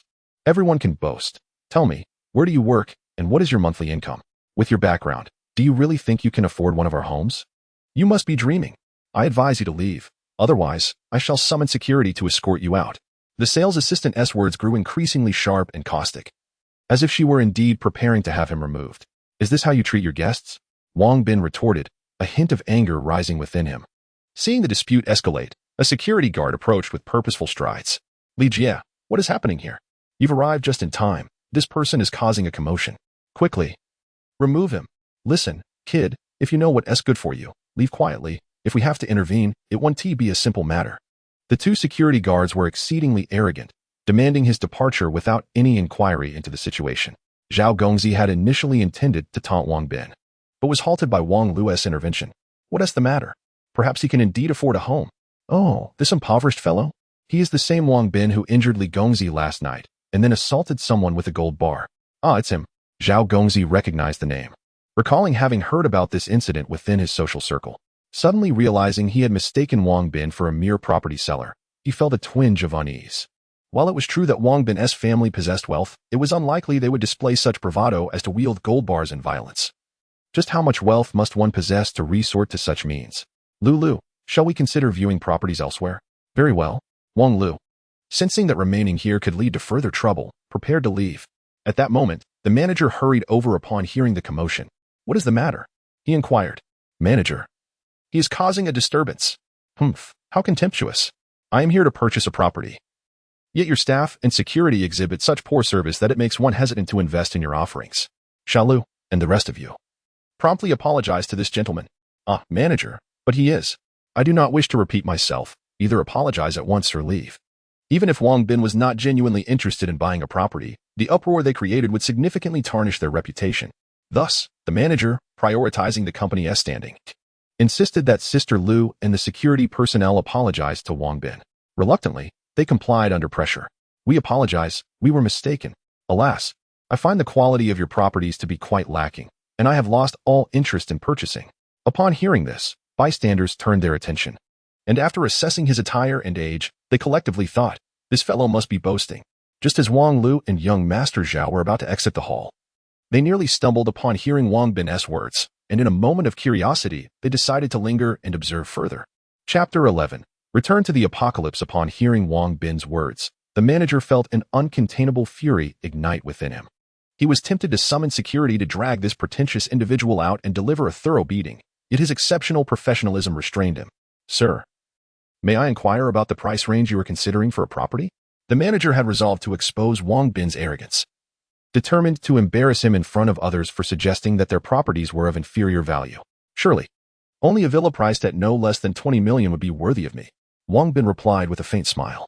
The manager clenched his fists involuntarily upon hearing Wang Bin's proclamation, nearly losing his composure and striking him. The onlookers gasped in astonishment. This man was exceedingly boastful. Claiming that only a house worth at least 20 million could match his stature, who did he think he was? Sir, we do have newly built villas near the Emerald Lake, with prices starting precisely at 20 million. If you're interested, we can take you to view them. However, might we request to see proof of your purchasing power? Of course. That's not an issue. But should I provide evidence of my financial capacity, the three of you must crawl around the sales hall on your knees 3 times. Wang Bin gestured towards Sister Lu and the 2 security guards standing nearby. Very well. As long as you can substantiate your claim, you shall be our most esteemed guest. All right, allow me to show you my bank account. With that, Wang Bin opened his app, revealing a staggering balance of nearly 70 million. This is merely one of my accounts, and I possess several others of similar standing. Do you require further proof? Witnessing the balance on Wang Bin's card, the manager's demeanor underwent a complete transformation. With a smile, he bowed deeply to Wang Bin. Sir, I sincerely apologize for any inconvenience caused. From this moment forth, you are our most esteemed guest. You 3 promptly apologized to our distinguished guest. We are deeply sorry. Please forgive us. Although the trio had not seen the balance on Wang Bin's card, the manager's expression made it abundantly clear that it far exceeded 20 million.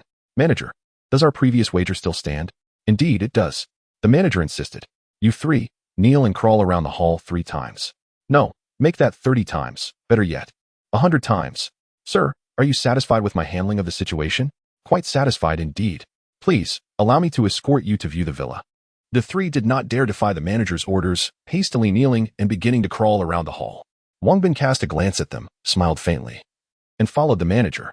Soon, the manager led Wang Bin to the villa district, where Wang Bin inspected several villas before his gaze fell upon one facing the Emerald Lake. How much is this villa? This particular villa, due to its superior view, is priced at 40 million. Not exorbitant. I will take this one. How soon can I move in? And when will the property deed be available? Now, the keys can be obtained immediately if you make a full payment, and there is a discount of 5% available. As for the property certificate, it will take approximately half a month. Well, let's proceed with the full payment then. All right. Let us return and complete the necessary procedures. Sounds good. Wang Bin replied affirmatively and followed the manager back to handle the paperwork. A 5% discount translates to 200,000. Although he did not regard this sum with much concern, it was still a considerable amount to save. Upon returning to the sales office, he noticed Sister Lu and 2 security guards tirelessly patrolling the hall. Wang Bin merely glanced at the 3 of them before accompanying the manager to complete the formalities. To expedite the process for Wang Bin, the manager summoned several staff members to assist, and soon all the paperwork was finalized.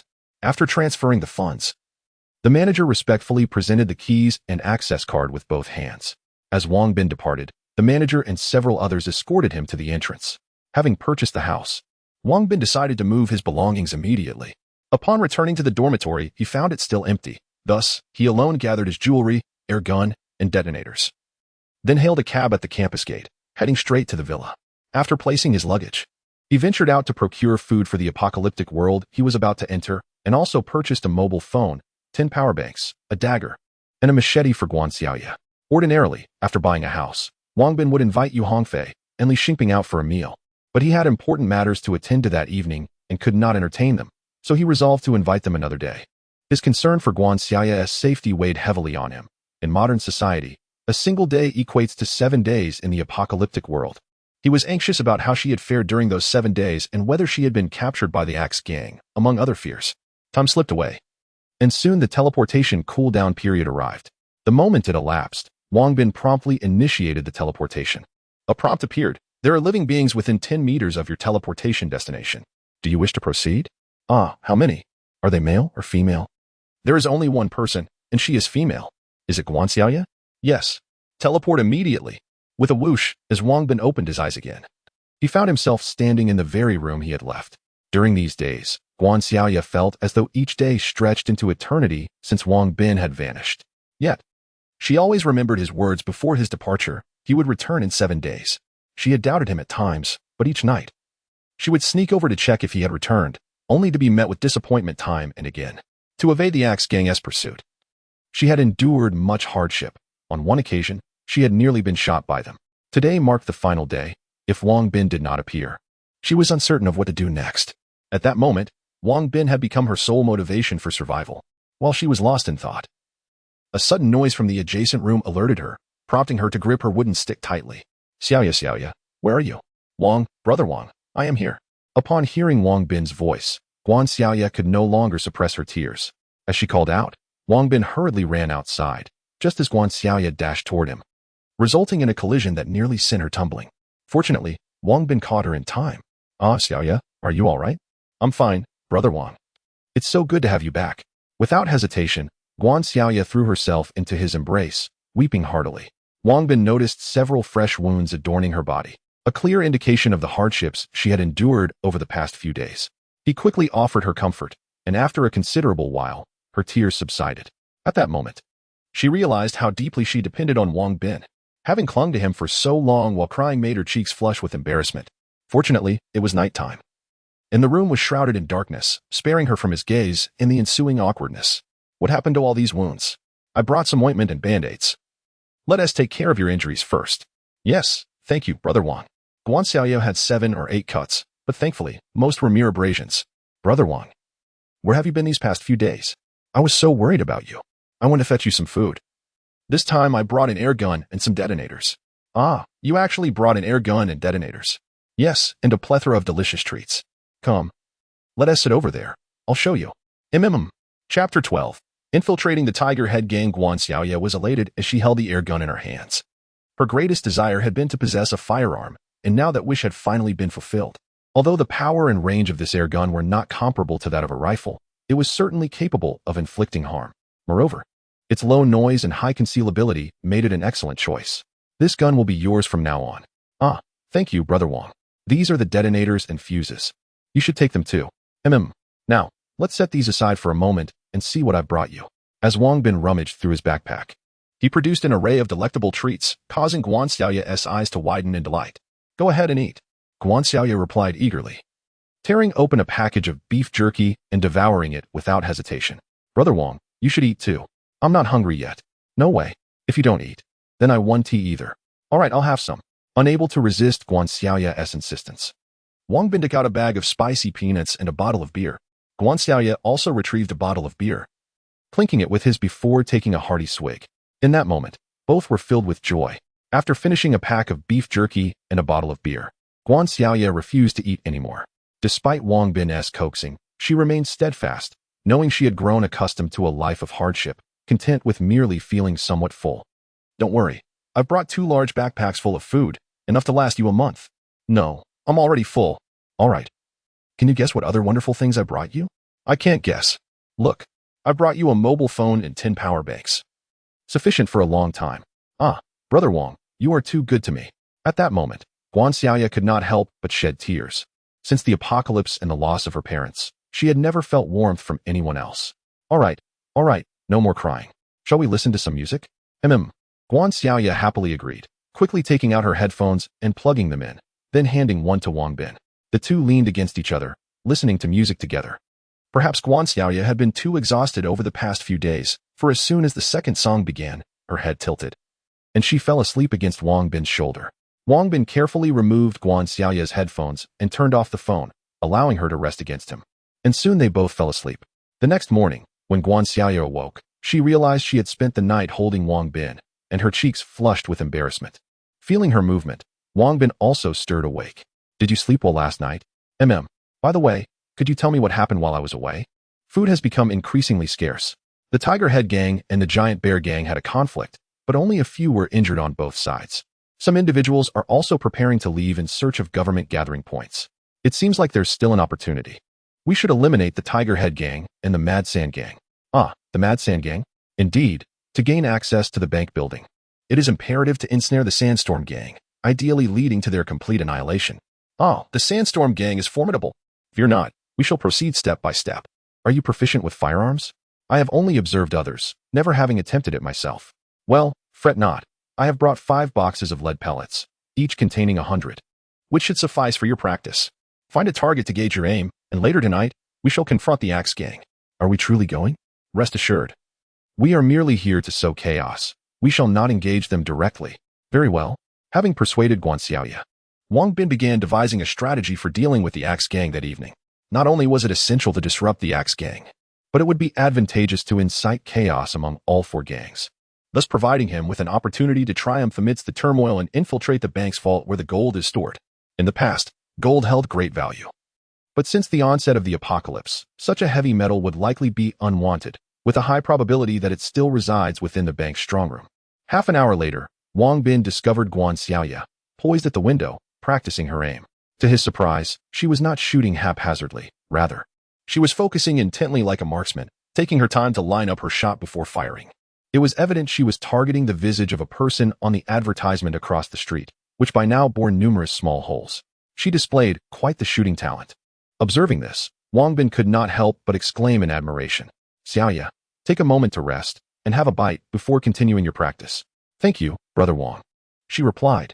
How is your practice progressing? I feel it's going well, though the air gun's power and range are somewhat limited. I suspect it would be challenging to lethally strike someone beyond 50 meters. No matter, we can approach closer. This device is quite quiet and difficult to detect.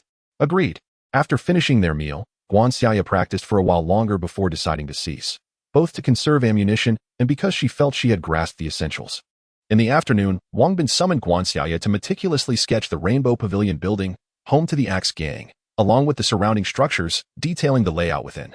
Given the limited number of detonators he possessed, he abandoned the idea of demolishing the building, yet he still intended to utilize the detonators, for currently, only the Bear Gang had access to explosives and grenades. Employing the detonators would further convince Hu Ge that the assailants were indeed from the Bear Gang. As darkness fell, under Guanxiaoya's guidance, the two stealthily approached a nearby building adjacent to the Rainbow Pavilion.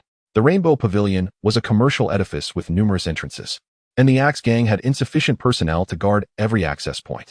According to Guanxiaoya's account, the members of the Hu Gang predominantly congregated between the 3rd and 5th floors, implying they would only station guards at the main entrances on the 1st and 2nd floors, making it relatively simple to infiltrate the building. Past midnight, Wang Bin and Guanxiaoya commenced their operation. With the absence of electric lights, the populace seemed to revert to ancient times, typically retiring by 8 or 9 in the evening. By now, it was likely that the majority were asleep, rendering it an opportune moment to execute their infiltration. Soon, the two arrived at the 1st floor of the Rainbow Mansion.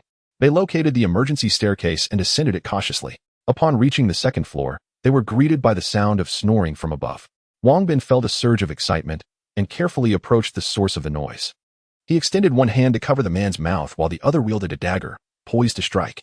Though it was his first act of murder, a hint of nervousness lingered within him. Fortunately, the man struggled briefly before succumbing, producing little noise. Wiping the sweat from his brow, Wang Bin exchanged a glance with Guanxiaoya before proceeding onward.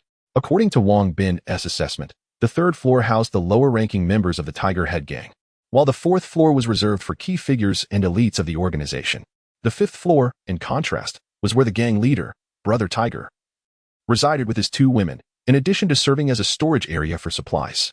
Their objective lay at the pinnacle, the 5th floor, where they aimed to locate the gang's supplies and detonate them. Before long, they reached the 5th floor. Just as they were about to push open the emergency exit door, they heard footsteps approaching, prompting them to halt abruptly. Once the footsteps faded into the distance, they slipped inside. After observing the surroundings for a moment, they discovered 2 individuals engaged in a constant patrol. Soon, the patrolling duo, fatigued, gathered nearby to engage in hushed conversation, blissfully unaware of the presence of Wang Bin and Guanxiaoya.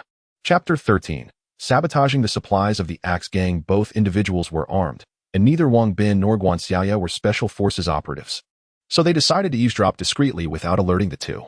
Alas, our food supplies are dwindling. Indeed, we can barely last more than a month. I wonder if we can take down the Bear Gang. We must attempt it, or we will inevitably starve.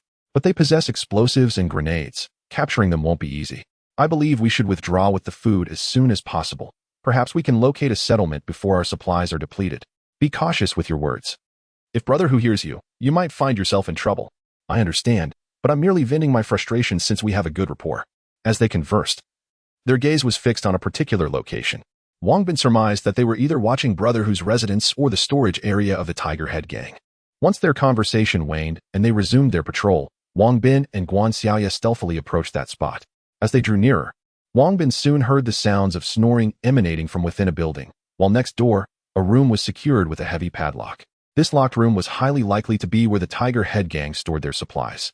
Although the two patrolling guards had indicated that the Tiger Head Gang's resources were scarce, and a fierce battle was imminent between the Tiger Head Gang and the Bear Gang, Wang Bin could not afford to wait. He intended to incite an earlier confrontation between the two gangs. The most effective strategy was to sabotage the Tiger Head Gang's supplies. Once their resources were destroyed, the Tiger Head Gang would have no choice but to engage in an all-out war with the Bear Gang, regardless of the circumstances. The key was undoubtedly in Brother Hu's possession, but with the door locked, entering to steal the key was not an option. Guan Xiaoya seemed to intuit Wang Bin's thoughts, subtly tugging at his sleeve and gesturing towards the supply room's entrance. Upon reaching the door, she produced a slender piece of wire from her pocket and smiled at Wang Bin. Seeing the wire in her hand, Wang Bin smiled back, wondering if Guan Xiaoya possessed the skill to pick locks. In her quest for survival, she had indeed learned the art of lockpicking, as a simple wire could often open standard locks. The lock on this door appeared to be an ordinary padlock, and it posed no challenge for her. Within mere seconds, she had it undone. The two exchanged triumphant glances, cautiously pushing the door open before stealthily slipping inside and shutting it behind them. Wang Bin activated the flashlight on his phone, revealing a meager collection of 7 or 8 bags of rice and some liquor. This paltry stock would suffice for the Axe Gang's survival for just over a month. Guan Xiaoya's eyes sparkled at the sight of the rice and liquor. She yearned to pour the rice into her backpack, but Wang Bin intervened. With him present, she needn't worry about food. They had to stealthily depart soon, and carrying these items would undoubtedly impede their escape. Wang Bin poured the liquor over the rice, then inserted 2 detonators into the pile, connecting them to a fuse. Once the patrol had moved far enough away, he ignited the fuse and made a hasty retreat. As the two individuals ascended to the 2nd floor, they were suddenly startled by 2 explosive sounds emanating from the 5th floor. Exchanging a swift glance, they hastened down to the ground level. However, upon reaching the 1st floor, they collided with another person, sending him sprawling to the ground. "Who are you?" the newcomer demanded, brandishing only a steel pipe, devoid of any firearm.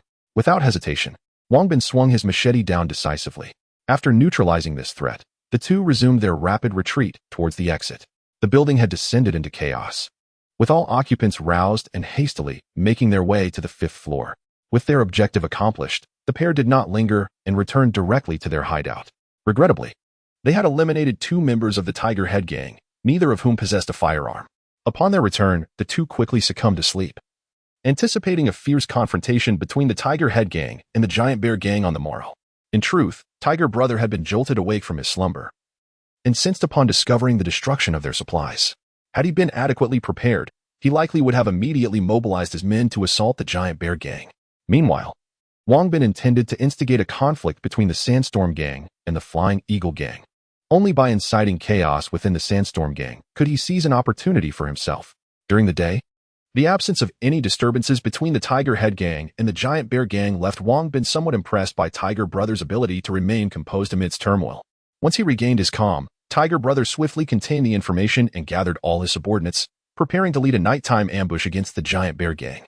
To prevent any leaks, he decreed that no one was to leave the building before their departure. Upon returning to their hideout, Wang Bin and Guan Xiaoya indulged in a restorative sleep. Upon awakening, they enjoyed a hearty meal before setting out toward the East District as night fell. Due to the necessity of avoiding lurking zombies, their pace was slow, and it was nearly 9 o'clock by the time they entered the East District.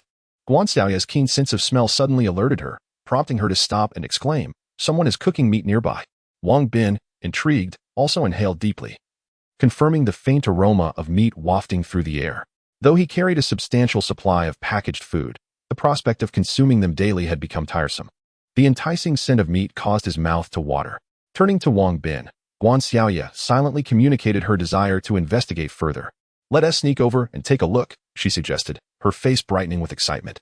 Following the trail of the delectable aroma, they soon arrived at a small building from which the enticing scent emanated. "We should conceal ourselves in the shadows for a moment. It could be a trap," Wang Bin advised. Agreed. After deliberating, they swiftly found refuge in a nearby small building. Before long, a group of 12 individuals appeared in the distance, several of whom were armed. "Brother Qian, this is the place," Wang Bin noted. "You two find somewhere to hide," Qian commanded. "Understood, Brother Qian." The duo, now armed with rifles, complied promptly. "Brother Wang, the leader is Qian Jiqiang, a minor chief of the Sandstorm Gang." As those individuals approached, Guan Xiaoya quickly discerned their features, and promptly identified their leader. Continue to observe. Upon hearing that they were members of the Guangsha gang, Wang Bin's interest was piqued. Chen Gu, noticing that the two had successfully concealed themselves, led the others in a grand procession towards the small building. Halt! Otherwise, we shall open fire. As they drew near to the structure, a woman's voice emanated from the second-floor window. Oh, Officer Miao is at home. Chen Gu halted, a playful grin adorning his face as he gazed up at the second floor. What brings you here? Officer Miao, hidden behind the wall, dared not show her face.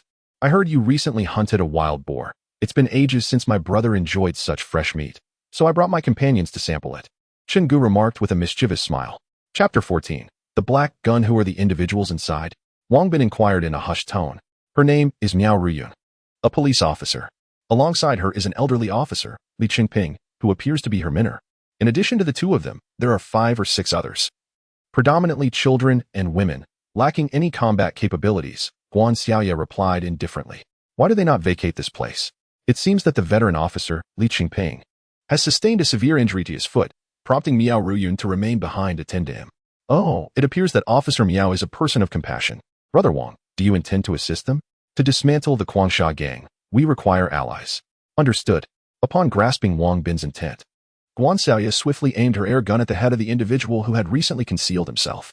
Brother Chen, with so many members in your Guangsha gang, why do you not confront them yourselves?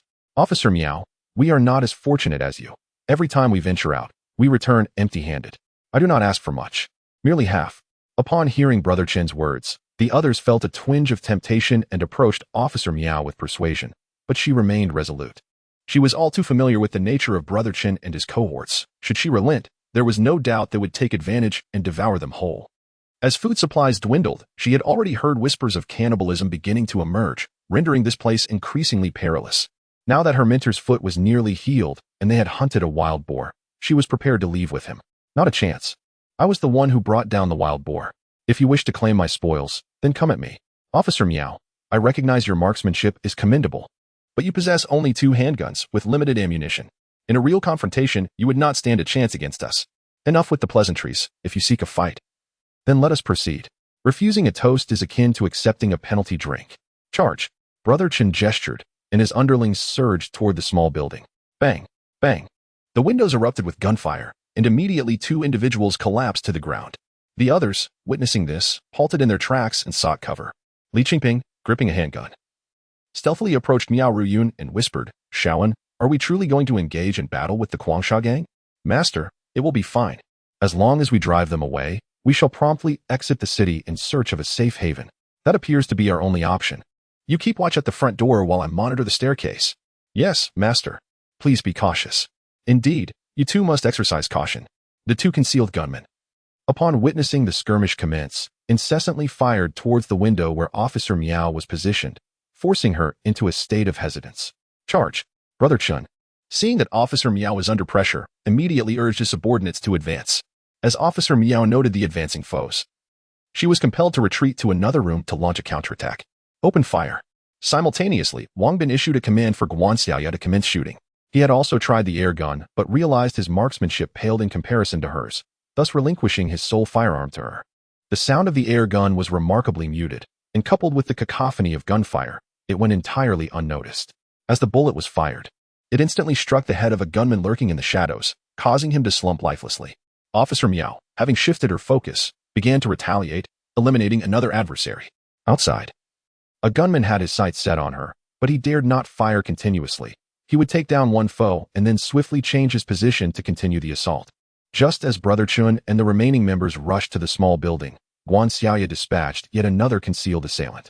With the lurking threat neutralized, Guan Xiaoya swiftly redirected her firearm to eliminate a member of the Guangsha gang charging towards the small structure.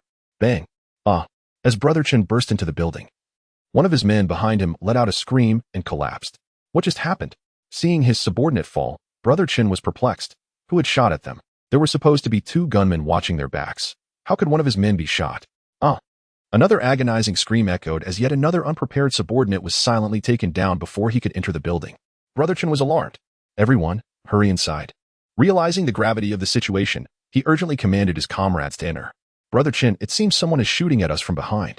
Which scoundrel is it? Once I find out who it is, I will ensure they pay dearly. Officer Miao also sensed something was amiss. The two gunmen who had been hiding in the shadows were suddenly silent, and just as she had aimed at one, he had collapsed before she could pull the trigger. Could it be that someone was aiding them? A surge of hope filled Officer Miao as she abandoned her post at the window and moved to the staircase to fortify their defense. Master, how is the situation? Two have been eliminated. Excellent work, Master. Indeed, you were once a marksman in the police force. Master, it seems we have assistance. Oh, what do you mean? The gunmen concealed in the shadows seemed to have fallen silent. I suspect they have been taken out. Furthermore, I had just aimed at one, and before I could fire, he was down. Oh, is that so? Brother Qian was alarmed. He had arrived with 11 men, and now only 4 remained with him. What was even more disheartening was the unseen gunfire outside. Coupled with the impossibility of advancing up the stairs, they were now trapped on the ground floor, caught in a perilous predicament. Brother Qian, what shall we do next? A terrified subordinate inquired with a grim expression. Brother Qian pondered for a moment before declaring loudly, Officer Miao, shall we negotiate? Oh, what do you wish to discuss?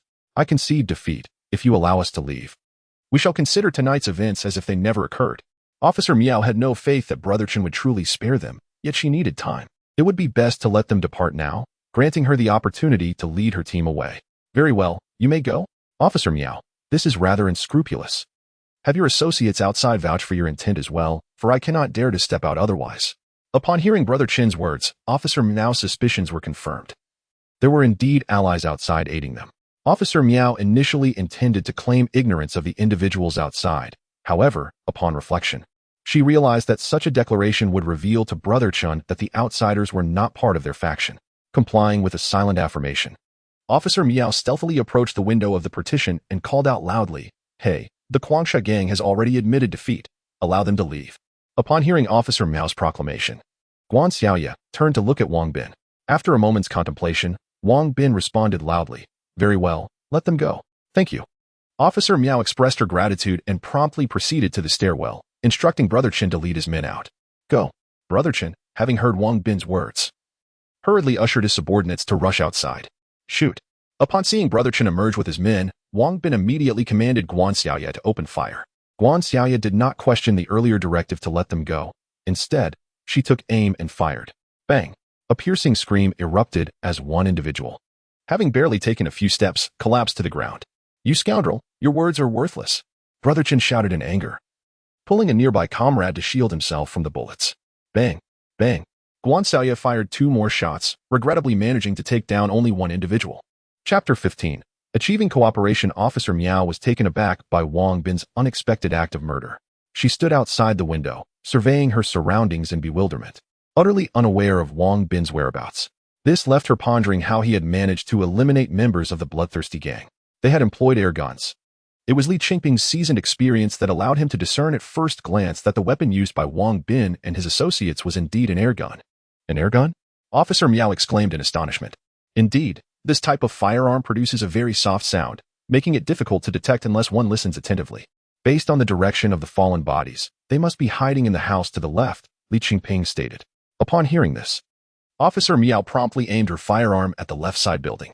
Observing that the members of the bloodthirsty gang had retreated, Wang Bin turned to Guan Xiaoya beside him and said, Wait here, I will go and speak with them. Are you going alone? She asked, concerned. Do not worry, as long as you remain hidden. They will not dare to fire. All right, just be cautious. Wang Bin nodded in acknowledgement and stepped out of the building. He refrained from retrieving the gun discarded by the bloodthirsty gang and directly approached the small building where Officer Miao was stationed. Shall we talk? Wang Bin halted 10 meters from the small building, refusing to advance further. Who are you, and what do you wish to discuss? If it pertains to food, then let us not bother, came the reply. Cooperation. Rest assured, I carry no weapons. What is that you hold? Food. A gift for you. A token of our introduction. Food. Halt. We have no need for your provisions. I understand your fear of retaliation from the bloodthirsty gang, hence your desire to leave this place swiftly. If you wish to avoid wasting time, we should converse. As Wang Bin suggested, Officer Miao was eager to depart quickly, otherwise they would find themselves unable to escape when the bloodthirsty gang arrived. Very well, you may enter, but I advise against any trickery. Wang Bin smiled lightly, taking a few items from his backpack and striding into the building. As soon as he entered, a handgun was pressed against his head. Do not be alarmed. I only brought food, nothing else. Drop the items on the floor. Wang Bin offered no resistance, obediently discarding the bag onto the ground. Behind him, Li Qingping did not retrieve the bag, but instructed a young boy to open it for inspection. Wow, so much food! The boy exclaimed, astonished by the contents of the bag. Xiaonan, take the bag and follow us upstairs. Okay, Uncle Li. The boy obediently followed as Li Qingping escorted Wang Bin to the second floor. Upon reaching the second floor, Wang Bin immediately noticed Officer Miao and several others watching him intently from a distance. Among them were 2 women, while the rest were children. Speak. What do you wish to discuss with us? Let us unite against the bloodthirsty gang. What? Are you out of your mind? I am not insane. The Tiger Head Gang and the Giant Bear Gang have already engaged in conflict.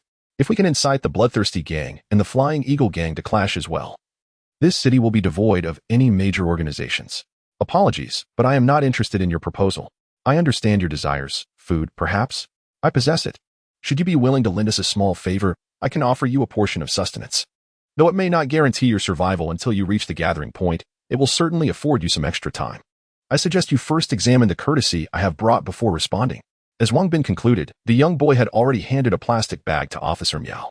Upon opening it, Officer Miao was astonished by the food within, her mouth agape. In the pre-apocalyptic world, such items were commonplace. Now, however, they are deemed luxuries. And it is likely that the savage killers do not even possess such provisions. Where did you acquire this food? That is of no concern to you. Simply answer whether you will cooperate or not. I have an abundance of such food. If you agree to collaborate, I can provide you with tenfold of this bounty. While your offering is enticing, the savage killers number over 100, and they are formidable adversaries. We do not intend to confront them directly. We merely need to incite a conflict between them and the Flying Eagles. My master is injured and unable to walk, and the others lack combat prowess. I can only join you alone. That is sufficient. Now, gather your belongings swiftly, find a safer location, and devise a plan. Understood. Everyone, hasten to pack your things. We are relocating. With Officer Miao's command, the others immediately sprang into action. The wild boar had already been dismantled and was being carried out by others. As they exited the building, Wang Bin and the others did not forget to collect weapons from the savage killers. Upon leaving, Wang Bin retrieved 2 rifles, allowing Guan Xiaoya to step outside as well. Xiaoya, here is one for you. As soon as Guan Xiaoya emerged, Wang Bin tossed her a rifle. The power of this weapon is great, but its noise is quite loud. Then take both. All right. Are there only the 2 of you? Officer Miao was surprised to see only 2 individuals accompanying Wang Bin. Well, it was 2 before, but now it is 3. Wang Bin replied with a subtle smile. Officer Miao felt as if she had fallen into a deep pit, but now that she had boarded Wang Bin's ship, she could only proceed with him. Under Officer Miao's guidance, they found a small building to serve as their new base. Upon arriving at the building, Wang Bin produced more provisions for Officer Miao and the others. The moment they beheld the food, their eyes sparkled with excitement, and several children could not contain their drool. Please, help yourselves. Yet, none of them reached for the food. Instead, they all turned their gaze toward Officer Miao, as if they regarded her as their leader. Go ahead. But each person may only take one.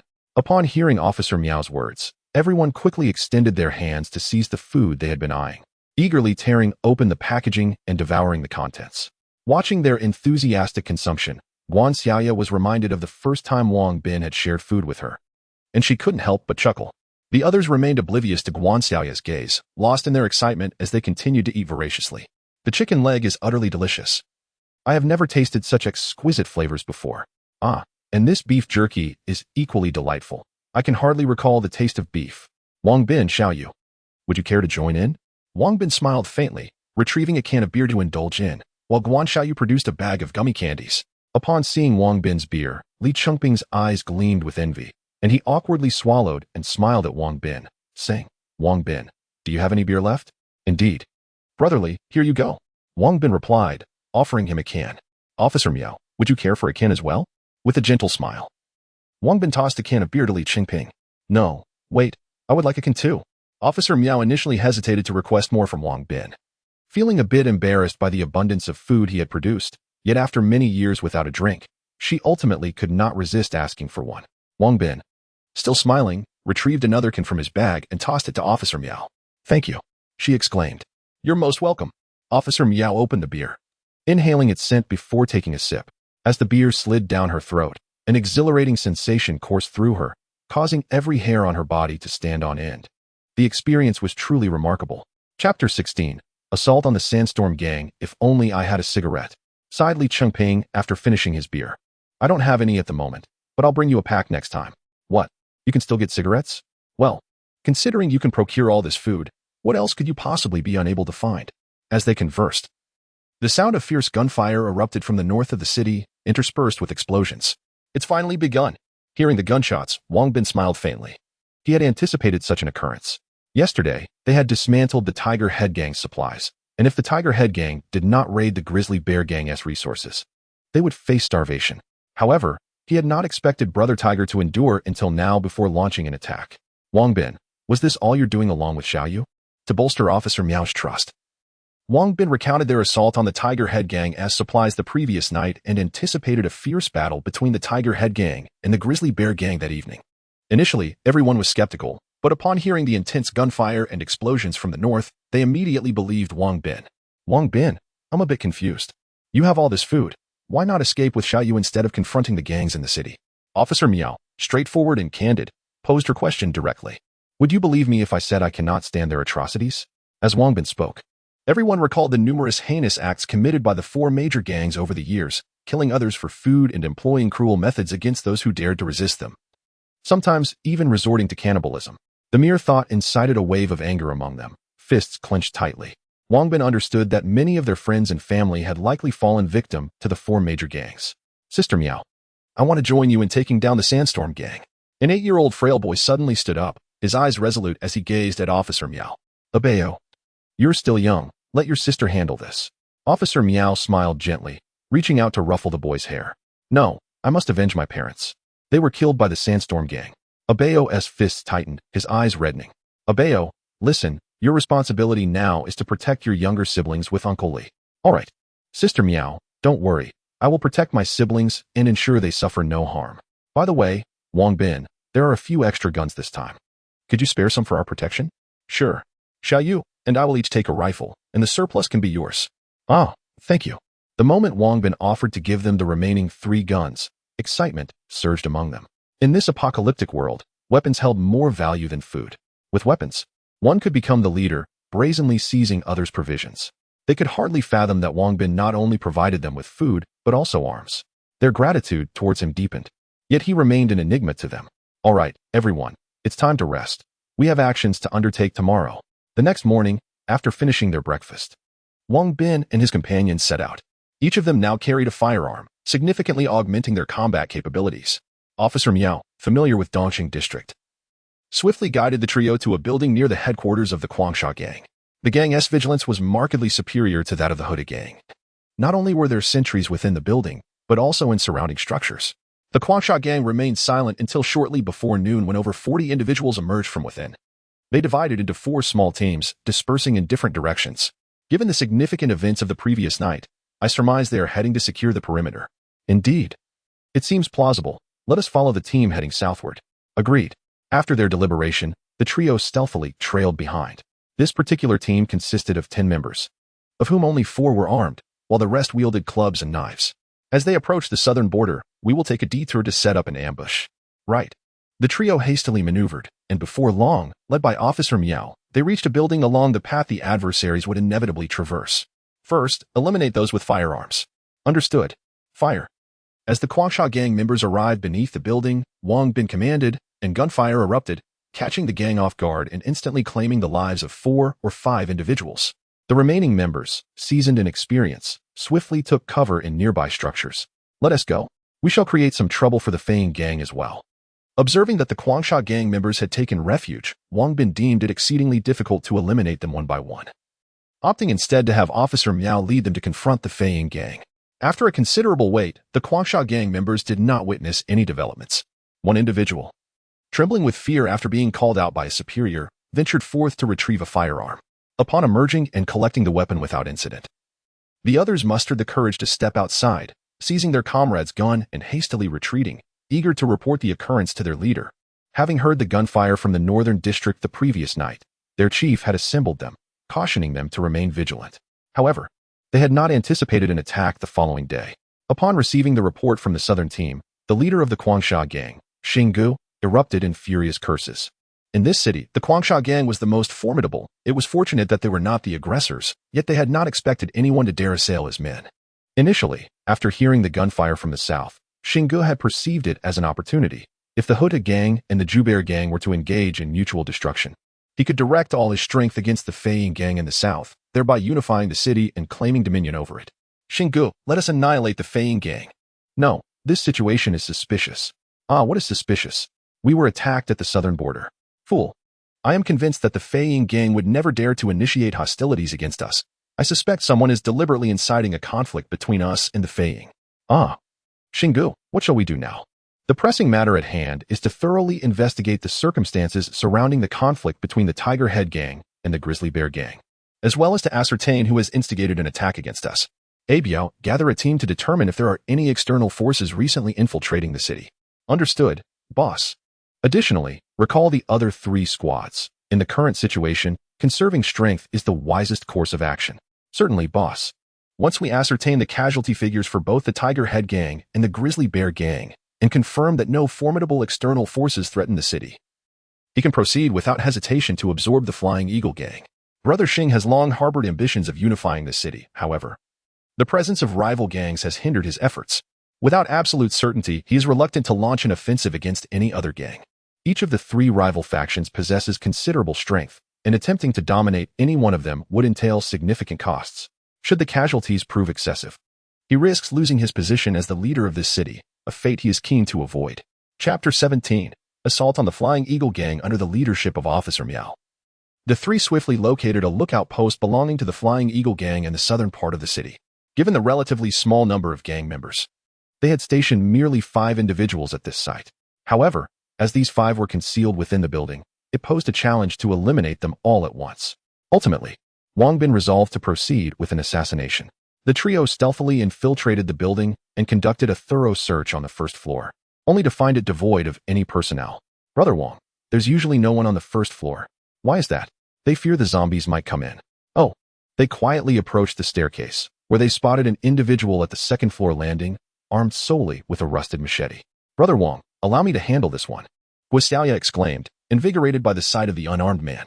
Be cautious, and ensure he does not raise an alarm.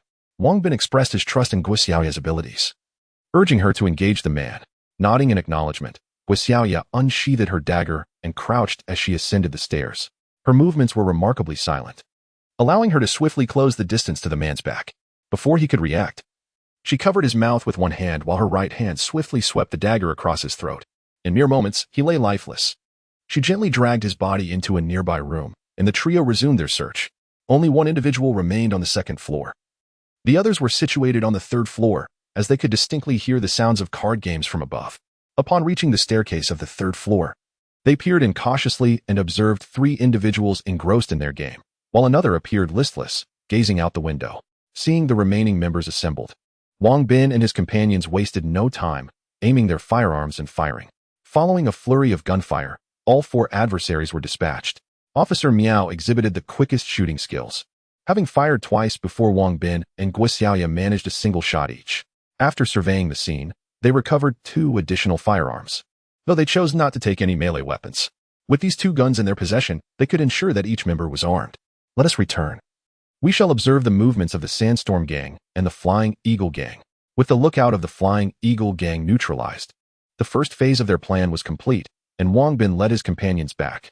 As Wang Bin had indicated, they would now monitor the activities of both gangs and devise appropriate countermeasures.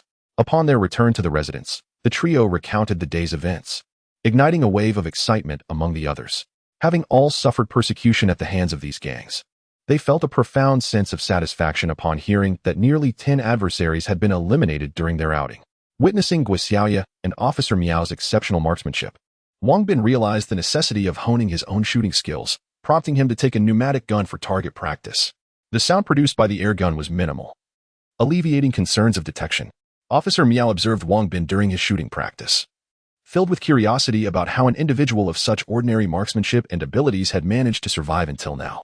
Moreover, it was astonishing that he could procure such an abundance of luxurious food. Are you training in shooting? Would you like me to teach you? Oh, that would be wonderful. I should be the one expressing gratitude, for you have helped me rediscover my former self. Your former self? Indeed. Before the apocalypse, I was a police officer with a strong sense of justice. After the world fell into chaos, I endeavored to protect those in need, yet one by one, they perished before my eyes. As the population dwindled and desperation for food led to violent confrontations, I too transformed. I began to question life and my beliefs. Although I continued to protect my companions, my fighting spirit against malevolent forces waned. Are you aware of the identities of the leaders of the 4 gangs in the city? They were once mere delinquents, some of whom I had previously apprehended. In the blink of an eye, they have become the most powerful figures in the city, amassing a large following and launching attacks on others, while I could only stand by and witness their atrocities, feeling utterly helpless. No, you are strong and courageous. In such a world, not only have you survived, but you have also protected Abao and the others. You are truly remarkable. Noticing Officer Miao's sorrowful expression, Wang Bin hurried to comfort her. Is that so? Today you led me to assault the Sandstorm Gang, allowing me to reclaim my former self. Thank you. You're welcome. Let us collaborate harmoniously to eliminate the local forces and escort Abao and the others to the gathering place. Ah, you are willing to join us? Well, this is no place to linger. Once I complete certain tasks, we shall depart together. Officer Miao was elated to learn of Wang Bin's plan to assist her in bringing Abao and the others to the gathering place. And she was particularly attentive while teaching Wang Bin how to shoot. The Eagle Gang soon became aware that one of their outposts had been attacked, causing widespread panic. The previous night's battle in the northern part of the city had already alerted the members of the Eagle Gang to the impending conflict. Now, on the following day, the attack on their outpost, located at the border with the Sandstorm Gang, led many to speculate whether the Sandstorm Gang was preparing to strike. Their scouts reported the outcome of the battle between the Tiger Head Gang and the Bear Gang, revealing that the Tiger Head Gang had completely annihilated the Bear Gang, albeit suffering significant losses with only a handful of survivors. After seizing the Bear Gang's headquarters, they found themselves besieged by thousands of zombies. Previously, the Tiger Head Gang and the Bear Gang had managed to contain the Sandstorm Gang, but now, with the Bear Gang eradicated and the Tiger Head Gang reduced to a mere 10 survivors, all of whom were trapped by zombies, no one remained to oppose the Sandstorm Gang. The Eagle Gang could foresee an imminent attack from the Sandstorm Gang. At this moment, 3 opinions emerged within the Eagle Gang. The first was to surrender to the Sandstorm Gang, a proposition that their leader, Brother Fei, would vehemently oppose. Should they surrender to the Sandstorm Gang, he would inevitably lose his position as leader, relegating him to the role of a subordinate to Shingo. Over the years, he had grown accustomed to the authority of leadership. Thus, the prospect of serving under another was utterly unacceptable to him. The second viewpoint advocated for an immediate exodus from the city to seek out gathering spots or to invade other cities for territory. This proposal garnered considerable support. Yet the dire lack of fuel rendered such an endeavor impractical. The only means of transportation would be their own 2 legs, and the uncertainties of the journey were daunting. Furthermore, upon reaching other cities, there was no assurance of encountering less formidable forces. In light of this, Fei Gu remained indecisive, firmly resolved not to abandon their current position unless absolutely necessary. The final perspective suggested remaining and confronting the Sandstorm Gang in a desperate battle, a course of action that would undoubtedly lead to demise. After much contemplation, Fei Gu ultimately decided to assess the situation further, with the possibility of retreat remaining as a last resort. Chapter 18. Infiltrating the Gold Reserve Chamber upon receiving news of the fierce battle between the Tiger Head Gang and the Giant Bear Gang, as well as the reports brought back by Abao, Shingu, the leader of the Sands of Madness Gang, was filled with elation. The Giant Bear Gang had been annihilated, and the Tiger Head Gang was ensnared within a building by zombies, with no other external forces threatening them. He felt the moment had come. However, to minimize casualties, he realized that a hasty approach would be unwise, necessitating careful planning. That evening, Shingu dispatched Abao along with over 40 men to eliminate the peripheral members of the Flying Eagle Gang, intending to exhaust their strength before delivering the final blow. Soon, Wang Bin and his companions heard gunfire reverberating from the southern part of the city, though the intensity seemed rather subdued. Brother Wang, have our plans succeeded? One inquired. Indeed, they appear to have succeeded, albeit not with great fervor. Let us stoke the flames further. Wang Bin replied. Under Officer Miao's guidance, the trio ventured to the battleground between the Sands of Madness Gang and the Flying Eagle Gang. Observing the current situation, it was evident that the Flying Eagle Gang was at a disadvantage. To balance the scales of power, Wang Bin and his companions surreptitiously targeted the Sands of Madness Gang. The trio never lingered in combat. After each strike, they would swiftly retreat. When Abao arrived with his men, he found that their efforts had been in vain. Wang Bin, along with Guan Xiaoya and Officer Miao, executed guerrilla tactics to perfection, retreating as the enemy advanced and advancing as the enemy retreated. Every time the Sands of Madness Gang clashed with the Flying Eagle Gang, gunfire would unexpectedly erupt behind them. By the time they dispatched personnel to pursue, Wang Bin and his companions had vanished without a trace. After several exchanges, Abiao, exasperated, had nearly pulled out a fistful of hair. Ultimately, he had no choice but to assign a few men to guard their rear before each skirmish, but this significantly weakened their frontline firepower. Frustrated, Abiao had no option but to withdraw with the remaining forces. As they observed the retreat of the Sands of Madness gang, Wang Bin and his companions returned to their hideout. In this battle, they had dispatched 7 members of the Sands of Madness gang, and with the attrition inflicted upon the Flying Eagle gang, at least 20 had perished. Such losses were a considerable blow to the Sands of Madness gang. While the Flying Eagle gang suffered minimally, sheltered within the confines of a building, only needing to guard the windows and staircases. Upon returning to their base, Abiao reported the substantial losses to Xinggu, who was instantly consumed by rage. However, he quickly discerned that there was likely someone covertly undermining them, albeit with a limited number of participants. What shall we do next, Xinggu? Abiao asked. It seems that a war of attrition is no longer feasible. Our numbers are 3 times that of the Flying Eagle gang. Tomorrow, we shall leave a squad at headquarters while the rest of us will march forth to obliterate the Flying Eagle gang completely. Xinggu commanded. Understood, boss. As the time for Wang Bin's return to the real world approached, he felt a twinge of urgency. He hoped to resolve this matter before his departure, thus alleviating the pressure on Guan Staoya and Officer Miao. The following day, after lying in ambush near the Sands of Madness gang's building for a short while, they observed nearly 100 individuals emerging from the structure. Is the entire Sands of Madness gang mobilizing? One wondered. Almost certainly. Upon hearing this, Wang Bin's eyes lit up with excitement. If the members of the Sandstorm gang were to empty their stronghold, wouldn't that leave the building unguarded? Brother Wang. Shall we follow them? No, wait.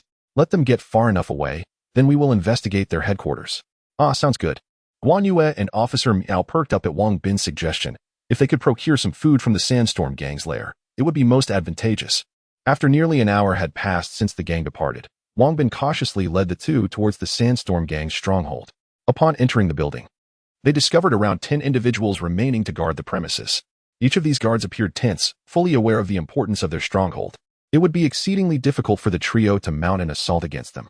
Moreover, what would happen if a gunshot summoned the Sandstorm gang members back for support? Brother Wang, what shall we do? We go below. Below? Indeed, we are seeking the gold reserve. What do we need gold for? I have my reasons. Officer Miao was perplexed by Wang Bin's intentions for the gold, but upon hearing that it was useful, he refrained from questioning further and stealthily followed him to the basement. The elevator was long out of service, so the trio had no choice but to use the emergency exit. Upon reaching the lowest level, they found themselves surrounded by dozens of zombies. Clear the zombies. Officer Miao was unsure of the purpose behind Wang Bin's command. However, Guan Yue, who had grown to trust Wang Bin implicitly, accepted the machete he offered and set about clearing the zombies, while Wang Bin armed himself with a shovel and joined her.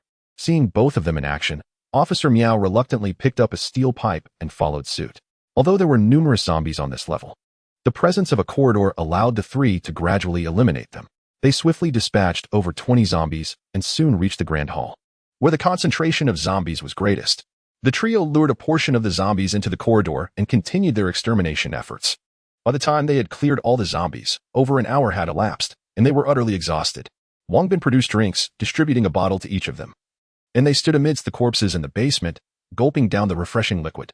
In his former self, Wang Bin would have been repulsed at the thought of drinking water in such a place, let alone gazing upon the gruesome sight. Yet now, he had acclimated to the environment, and consuming sustenance in the presence of so many grotesque bodies posed no issue. After taking a sip, Wang Bin eagerly approached the massive iron door, twisting the handle. To his surprise, the vault door creaked open with ease. He discovered several keys and some gold bars at the entrance. Could it be that someone had accessed this place before?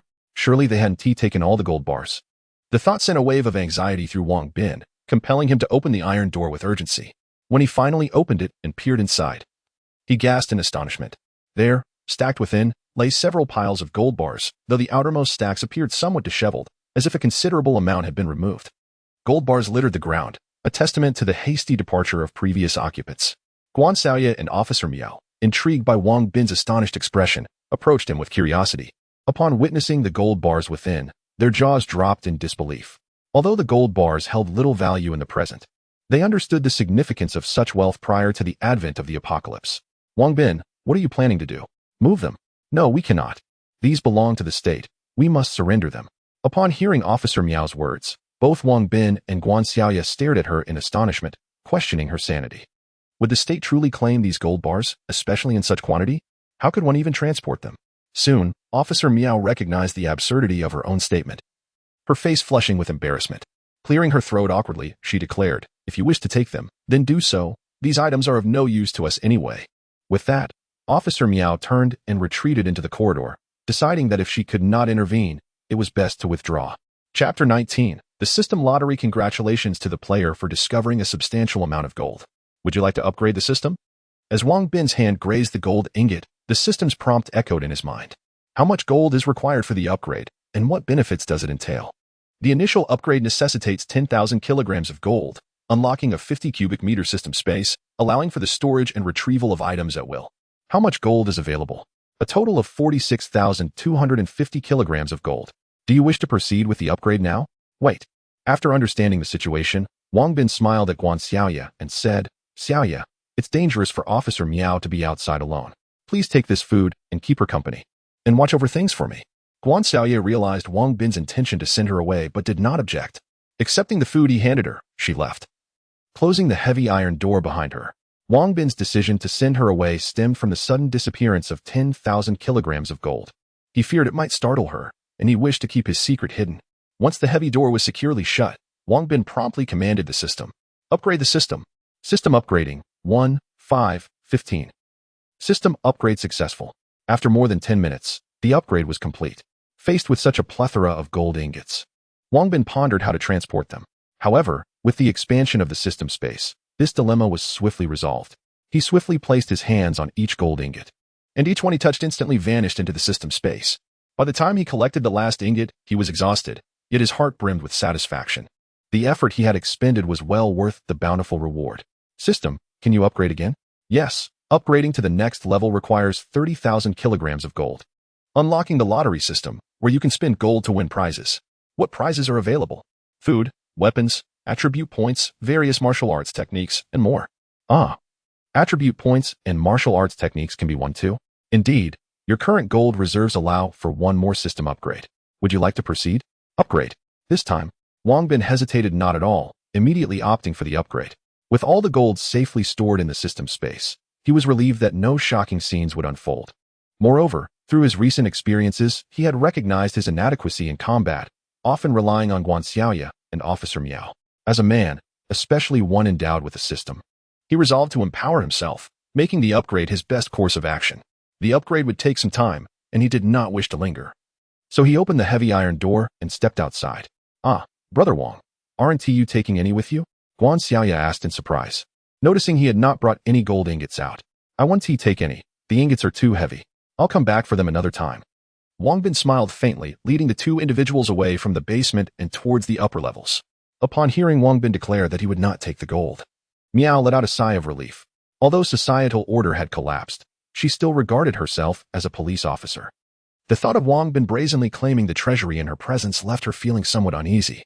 The trio stealthily departed from the lair of the Quangsha gang and cautiously made their way to the southern part of the city. Gunfire intermittently erupted from that direction, likely indicating a clash between the Quangsha gang and the Feiying gang. Logically, having removed all the gold from the bank, he should have vacated the area. However, he was mindful that for every day he spent in the real world, 7 days would elapse in this realm. To mitigate the dangers posed to Guan Xiaoya and Officer Miao during his absence, he resolved to eliminate as many members of the Quangsha gang as possible. This would not only enhance their safety, but also serve as a form of retribution for those who had fallen victim to the gang's nefarious actions. Following the sounds of gunfire, the trio swiftly located the site of the conflict. The Feiying gang, significantly outmatched by the Quangsha gang, found themselves cornered within a building. Unfortunately, the Feiying gang possessed grenades and explosives, blocking the stairway and preventing the Quangsha gang from breaching their defenses, resulting in a stalemate. After a moment of contemplation, the leader of the Quangsha gang, Xinggu, decided to contain the Feiying gang's members and wait until nightfall to launch a stealthy assault. Noticing the cessation of hostilities, Wang Bin had no immediate intention of opening fire, as doing so would draw the Quangsha gang's attention towards them. If they were to engage, it would be best to strike during the heat of battle from a concealed position. Observing that neither side was likely to resume fighting soon, the three found a nearby hiding spot, biding their time for the inevitable clash. Xiaoya, stand guard for a moment while I take a rest. Wang Bin noticed that the system had completed its upgrade, and he decided to feign sleep to study it further. All right, Brother Wang, Officer Miao, you rest. I'll keep watch. Guan Xiaoye responded with a smile, taking her weapon and positioning herself behind a window to observe the outside activity.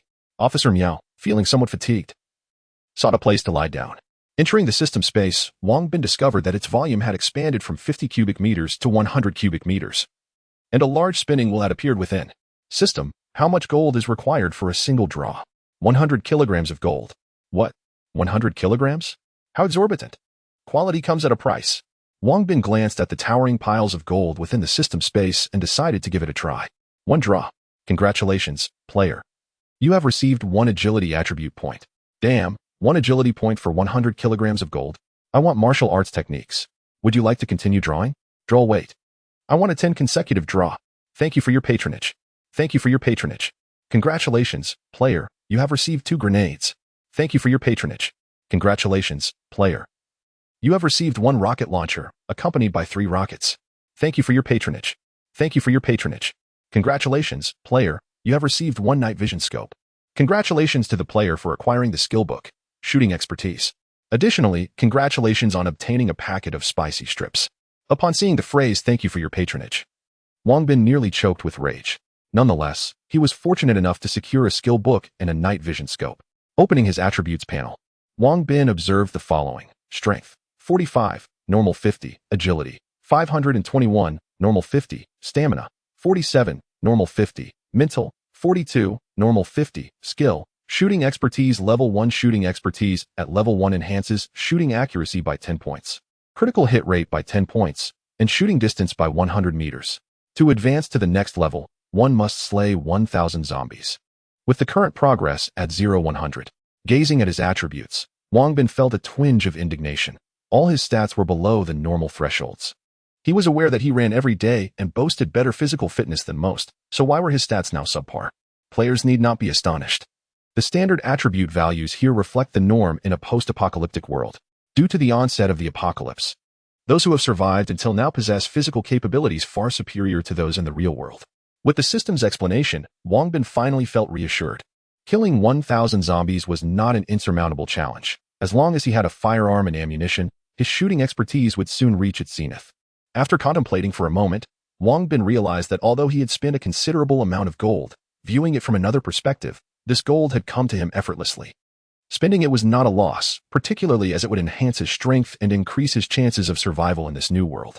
Moreover, transporting such a substantial quantity of gold back to the real world posed its own challenges in terms of selling it. Chapter 20. Repelling the Mad Kill Gang. Wang Bin pondered for a moment, feeling quite dissatisfied, and decided to attempt another 10 consecutive draws. The system's notifications cascaded in a continuous stream, and upon completion, he discovered with astonishment that 5 of the draws yielded nothing but thank you for your patronage. Despite this, his fortunes were still considerable, as he had managed to acquire a volume of the Mighty Vidrapam martial arts technique. The Mighty Vidrapam, classified as a level 1 skill, augments his strength attribute by 3 points. When mastered, it possesses the ability to shatter colossal boulders with a single strike. Currently at level 1, a single palm strike can deliver a damage value of 30 skill damage and 50 strength attribute. To advance to the next level, he must vanquish 1,000 zombies, with his current progress at 0-1,000. In addition to the Mighty Vidrapam, he also drew a box of rifle ammunition, totaling 10,000 rounds, ample supplies to facilitate the upgrading of his skills. The other 3 items he obtained were somewhat disappointing: a bottle of mineral water and 2 packets of spicy strips. Though these 3 items left much to be desired, the acquisition of a martial arts tome made it worthwhile. After completing 21 draws, only 4,150 kilograms of gold remained in his system space. Wang Bin had no intention of using this gold at the moment. Instead, he planned to transport it to the real world for liquidation. Having accomplished these tasks, he closed his eyes and rested, knowing that a fierce battle awaited him that night, necessitating the preservation of his energy. When he awakened, it was already past 6 in the evening. Wang Bin instructed Guan Xiaoye to take a short rest while he stood guard. She obliged, finding a spot to rest as well. Shortly thereafter, Officer Miao also awoke.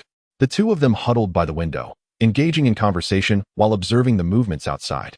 As darkness descended, the Mad Kill Gang began to mobilize. During this interval, Brother Xing had instructed his subordinates to prepare ladders and ropes. If they could not ascend via the stairs, they would employ ladders and ropes to climb. The Mad Kill Gang executed these operations with exceptional stealth. Unbeknownst to the Flying Eagle Gang, yet Wang Bin and Officer Miao were keenly aware, recognizing that the Flying Eagle Gang was destined for misfortune in this confrontation. Before long, Guan Xiaoye stirred from her slumber. Wang Bin, noticing that the battle would commence shortly, hurriedly retrieved food and beverages from his backpack. The trio seized the opportunity to replenish their stamina and optimize their mental state for the impending conflict. Around 10 o'clock in the evening, the Mad Kill Gang commenced their assault. Biao led a contingent to attack the stairs, drawing the attention of the Flying Eagle Gang, while Brother Qian took his men to scale the exterior using ladders and ropes. Observing the Mad Kill Gang's offensive, Wang Bin swiftly pulled out a night vision scope from his system space and affixed it to his rifle. Instantly, the silhouettes of the individuals outside transformed into bright spots on the night vision scope screen, rendering them exceedingly conspicuous. Ah, Wang Bin, you possess such a device. Officer Miao exclaimed in astonishment upon glancing at the night vision scope mounted on Wang Bin's rifle. What is that? Wow, Brother Wang. You actually have a night vision infrared scope. Guan Xiaoye, hearing the commotion, approached to take a look and was equally taken aback. Such equipment is typically reserved for elite military units, and she could hardly believe that Wang Bin had acquired such a formidable tool for night operations. With a grin, Wang Bin retrieved the grenades he had drawn from the system, distributing one to each of them. Brother Wang, how many treasures do you still possess? Guan Xiaoyu inquired, astonishment evident in her voice. Not many, just a rocket launcher, he replied nonchalantly. What? A rocket launcher? May I have a chance to play with it? She asked eagerly. There are only 3 rockets. I'll let you use it when the time comes, he said. Ah. Okay, thank you, Brother Wang. Guan Xiaoyu felt an exhilarating thrill at the prospect of wielding the rocket launcher, while Officer Miao, despite his own curiosity, quickly dismissed the thought upon hearing there were only 3 rounds. The sound of gunfire erupted as the Qian gang commenced their assault. The two factions clashed fiercely at the staircase entrance. However, since the Qian gang's advance was merely a feint, their actual casualties were minimal. It was merely a tactic to draw the Fire Eagle gang's firepower. The leaders of the Fire Eagle gang discerned some irregularities, mistakenly believing that the Qian gang was merely exhausting their ammunition, prompting them to conserve their own bullets, unaware that the enemy was stealthily climbing the stairs. Fire. Wang Bin noticed that the Qian gang members were nearing the second-floor window and promptly aimed at one of them, pulling the trigger. A shot rang out, and that individual plummeted from the heights. Upon hearing the commotion outside the window, members of the Fire Eagle gang rushed to investigate. Wang Bin and his companions fired in quick succession, eliminating 5 or 6 climbing members of the Qian gang, thus alleviating a significant threat to the Fire Eagle gang. Let us relocate. Gunfire and flashes of light had revealed the positions of Wang Bin and his companions. With members of the Qian gang already opening fire in their direction, Wang Bin hastily ordered a retreat. Seeing his plans disrupted, Xinggu was infuriated and immediately dispatched over 20 men to encircle Wang Bin and his comrades. However, by the time they stormed into the building, Wang Bin and his team had already vacated the area. Without the support of Wang Bin's trio, the Fire Eagle gang found themselves in a precarious position once more. The Qian gang continued their dual-pronged assault strategy, although the Fire Eagle gang sent some members to confront those climbing the ladder. The Qian gang had deployed several marksmen targeting the building's windows, preventing the Fire Eagle gang from recklessly attacking the intruders. Soon, the second floor was breached, forcing the Fire Eagle gang to retreat to the third floor for defense. The Qian gang replicated their earlier tactics, launching an assault on the third floor. Just then, a burst of flames erupted from a distant building, soaring towards the ladder. With a tremendous explosion, the ladder and its occupants were obliterated. Indeed, after relocating to another building, Wang Bin and his companions had swiftly readied the rocket launcher to strike at the Qian gang's ladder. With the ladder destroyed, the Qian gang was left with no choice but to mount their offensive through the staircase. Wang Bin's rifle was equipped with a night vision scope, allowing him to clearly see the adversaries outside. He quickly dispatched 4 or 5 members of the Qian gang. The ensuing flames again exposed their position, prompting Xinggu to dispatch another contingent to attack Wang Bin and his team.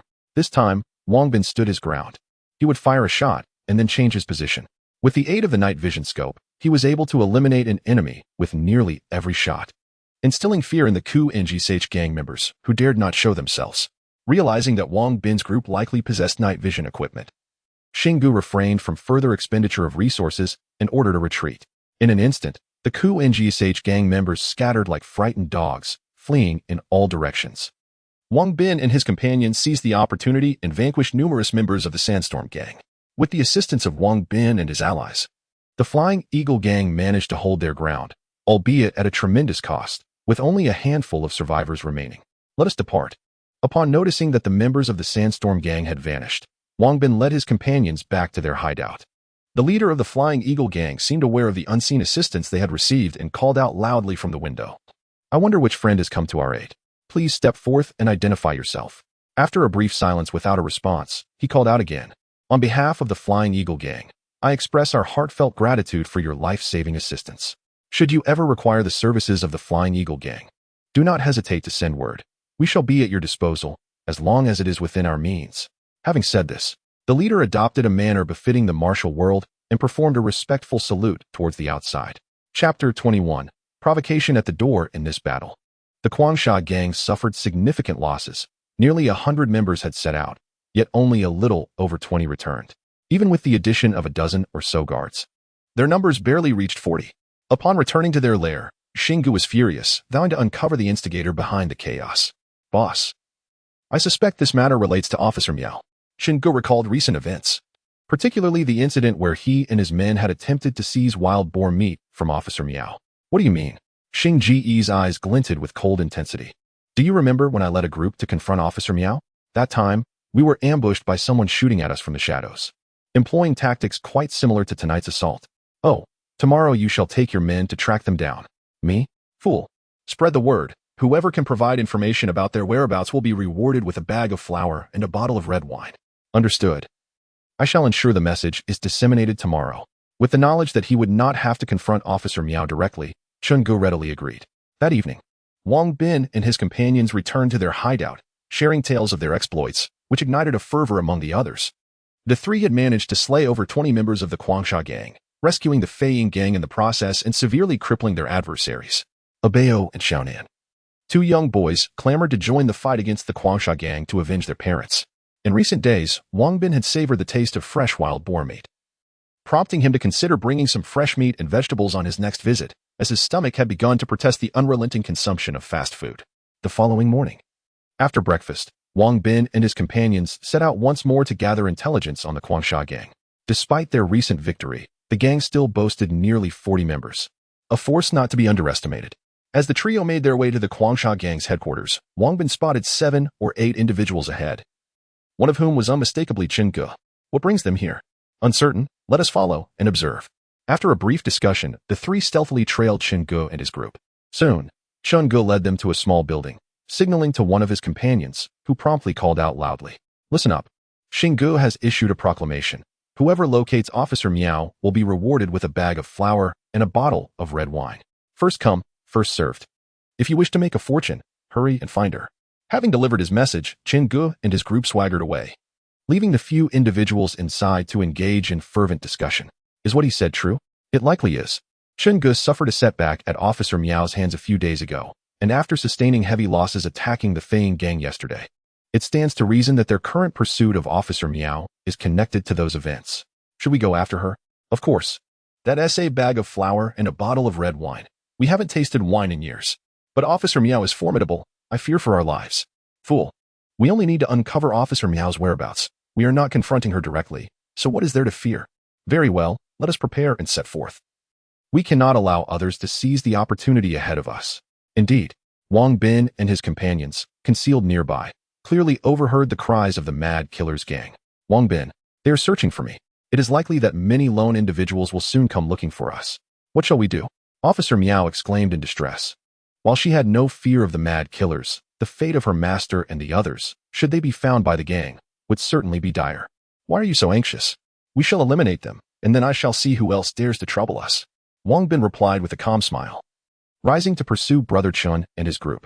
Upon Wang Bin's reminder, Officer Miao suddenly realized that she was no longer the person she once was. She had Wang Bin and Guan Xiaoya by her side.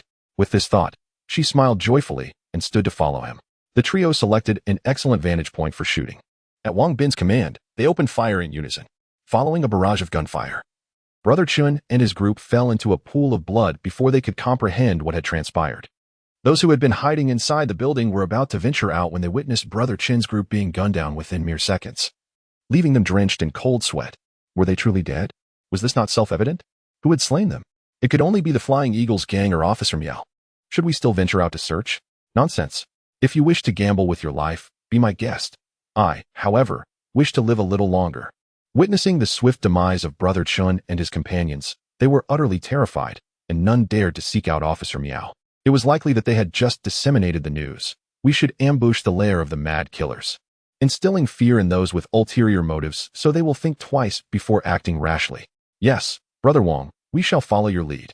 Soon, the trio arrived at the headquarters of the mad killers. Given the significant blow they had just suffered, the gang feared an ambush from the Flying Eagles and huddled within the building, reluctant to emerge, which posed a dilemma for Wang Bin and his companions. Wang Bin. They are all hiding inside the building. How can we hunt them down? Officer Miao asked anxiously. I have a plan. Even if we cannot kill them, we can certainly ensure they will not dare to trouble us again. Wang Bin said thoughtfully, a subtle smile gracing his lips. Oh, what clever scheme have you devised? I still have some explosives in my bag. While they may not collapse the building, they will certainly frighten them. At that point, you can issue threats, and I believe they will no longer dare to provoke us. Indeed, you always have a solution. Now, take aim at the windows. Understood. With that, Wang Bin quietly made his way towards the bank building, carrying his backpack. The mad killers, fearful of an ambush, were mostly hiding on the upper floors, allowing Wang Bin to infiltrate the building with ease. He knew that every structure had load-bearing walls. By targeting the main pillars and detonating them, he could cause the building to collapse. Unfortunately, he was not trained in architecture, and his supply of explosives was insufficient. Ultimately, he found a pillar in the underground parking lot, placed the detonators together, connected the fuses, ignited them, and swiftly exited the building. Wang Bin, is the detonator installed? Yes. Go ahead and make the announcement. There should be an explosion in about 2 minutes. All right. Upon hearing this, Officer Miao immediately stood up and took cover behind the window, shouting loudly. The members of the Crazy Kill gang listened intently. I am Officer Miao. The individuals you dispatched, including Brother Qian, have just been shot down by us. If you are unafraid of death, feel free to send more people out. I assure you, they will not return. Bang! As soon as Officer Miao finished her declaration, several gunshots rang out from within the building towards her position. However, Officer Miao had long been prepared, quickly taking refuge behind the wall, as the enemy's bullets could not reach her. Chapter 22. The eve of return. At this moment within the bank building, the members of the Killing Frenzy gang, having heard that Officer Miao had dispatched Biao and his companions, were thrown into disarray. They hurried to the windows, armed and fixated on the structure where Wang Bin and his group were located. Suddenly, a thunderous explosion reverberated, causing the building to tremble and many to nearly lose their footing. The edifice was on the verge of collapse. There's no need to panic. The building is exceptionally sturdy. It won't crumble. Brother Xing, what shall we do? Let us not rush. Let's wait and observe. If they were truly capable of bringing the building down, they wouldn't be shouting threats. Indeed, Brother Xing is wise. The sound of the explosion reached many scattered individuals in the eastern part of the city, with some nearby feeling a slight tremor. In an instant, many were startled by the realization that someone was attacking the Killing Frenzy gang. Those who had previously heard Biao's call to action and were intent on seeking Officer Miao reconsidered, doubting whether the Killing Frenzy gang still existed. Thus, many abandoned their plans to locate Officer Miao, seeing that the explosion had unnerved the gang members. Wang Bin took out a rocket launcher and fired a projectile at the uppermost windows. With a whoosh, the rocket soared, trailing a long stream of flames. The ensuing blast sent the gang members sprawling to the ground in fear. Let us go. They likely won't dare to trouble us again. Indeed, with the display of heavy firepower, including dynamite and rockets, it was evident that the Killing Frenzy gang would think twice before provoking them again. Moreover, once news of this incident spread, the scattered individuals would be even less inclined to approach, ensuring that Officer Miao and his companions were temporarily safe. In just a couple of days, Wang Bin would return to the real world. During his 7-day sojourn in the apocalyptic realm, he needed to ensure a safe retreat for them. Aware of Officer Miao's possession of a rocket launcher, Brother Xing dismissed the thought of confronting him, instead contemplating the future of the Killing Frenzy gang. After completing their tasks, Wang Bin and his companions returned to their hideout, enjoying a hearty meal. Wang Bin proposed that they seek a new place to settle. Where shall we move? Let us head to the suburbs. Although the zombies are more numerous there, the living are fewer. I plan to return in a couple of days. You all can stay there for a few days, and I will bring you supplies. Then, we can set out to find a gathering place. What? Wang Bin, you are leaving? Do not worry, it is only for 7 days. Once I've secured provisions, I will return, and I shall bring you some fresh vegetables. Ah, fresh vegetables. Indeed. Think about what you wish to eat in the next few days. And I will bring it all when I return. Uncle Wang, I want eggs. I want tomatoes. I want apples. Very well, all of it. After calming Bao and the others, Wang Bin and his companions discussed their plans and commenced their relocation. For safety and to instill a sense of deterrence in those lurking in the shadows, even Bao and Xiao Nan were each equipped with a firearm. Recently, the fierce conflict between the Bloodthirsty Gang and the Flying Eagle Gang has spread widely, with whispers of its connection to Officer Miao. Not only has Officer Miao's group increased by 2 members, each armed with a firearm, but many have also refrained from making any bold moves. Most of them lack weapons. Provoking Officer Miao's group would be tantamount to courting death. In pursuit of enhancing his shooting expertise and mastering the mighty Vajrapalm, Wang Bin relentlessly gunned down zombies along the way. The others, witnessing his actions, felt a twinge of regret over the expended ammunition, until Wang Bin nonchalantly revealed that he possessed 10,000 rounds, an undeniable display of wealth. Moreover, under the pretext of practicing his marksmanship, no one dared to question him. As dusk fell, the group finally stumbled upon a small village at the foot of the mountain, selecting the most peripheral building for their stay. Eager to expedite his skill upgrades, Wang Bin resumed his shooting practice after dinner. Bao and Xiao Nan, intrigued by firearms, joined him in the quest to eliminate zombies, while the rest remained inside the small building. Initially, Wang Bin hesitated to allow Bao and Xiao Nan to handle guns, but in this apocalyptic era, survival necessitated imparting essential skills upon them. They might indeed prove useful. Despite Wang Bin's seemingly limitless supply of ammunition, Bao and Xiao Nan could only manage 100 rounds before fatigue set in. The recoil of the rifles had left their shoulders bruised and sore, forcing them to pause and massage their aching joints while watching Wang Bin shoot. Following this commotion, the city fell into a relative silence. The Bloodthirsty Gang remained on edge, fearing an ambush from Officer Miao, while the Flying Eagle Gang, under the leadership of Brother Fei, took advantage of the night to retreat. As for the Tiger Head Gang, they numbered merely a handful and were currently trapped in a building besieged by zombies. In the ensuing 2 days, Wang Bin continued his relentless extermination of the undead, nearly cleansing the surrounding area of zombies. Officer Miao mistakenly believed Wang Bin was concerned for their safety, feeling grateful that he was assisting in clearing the zombies before departing. Ding!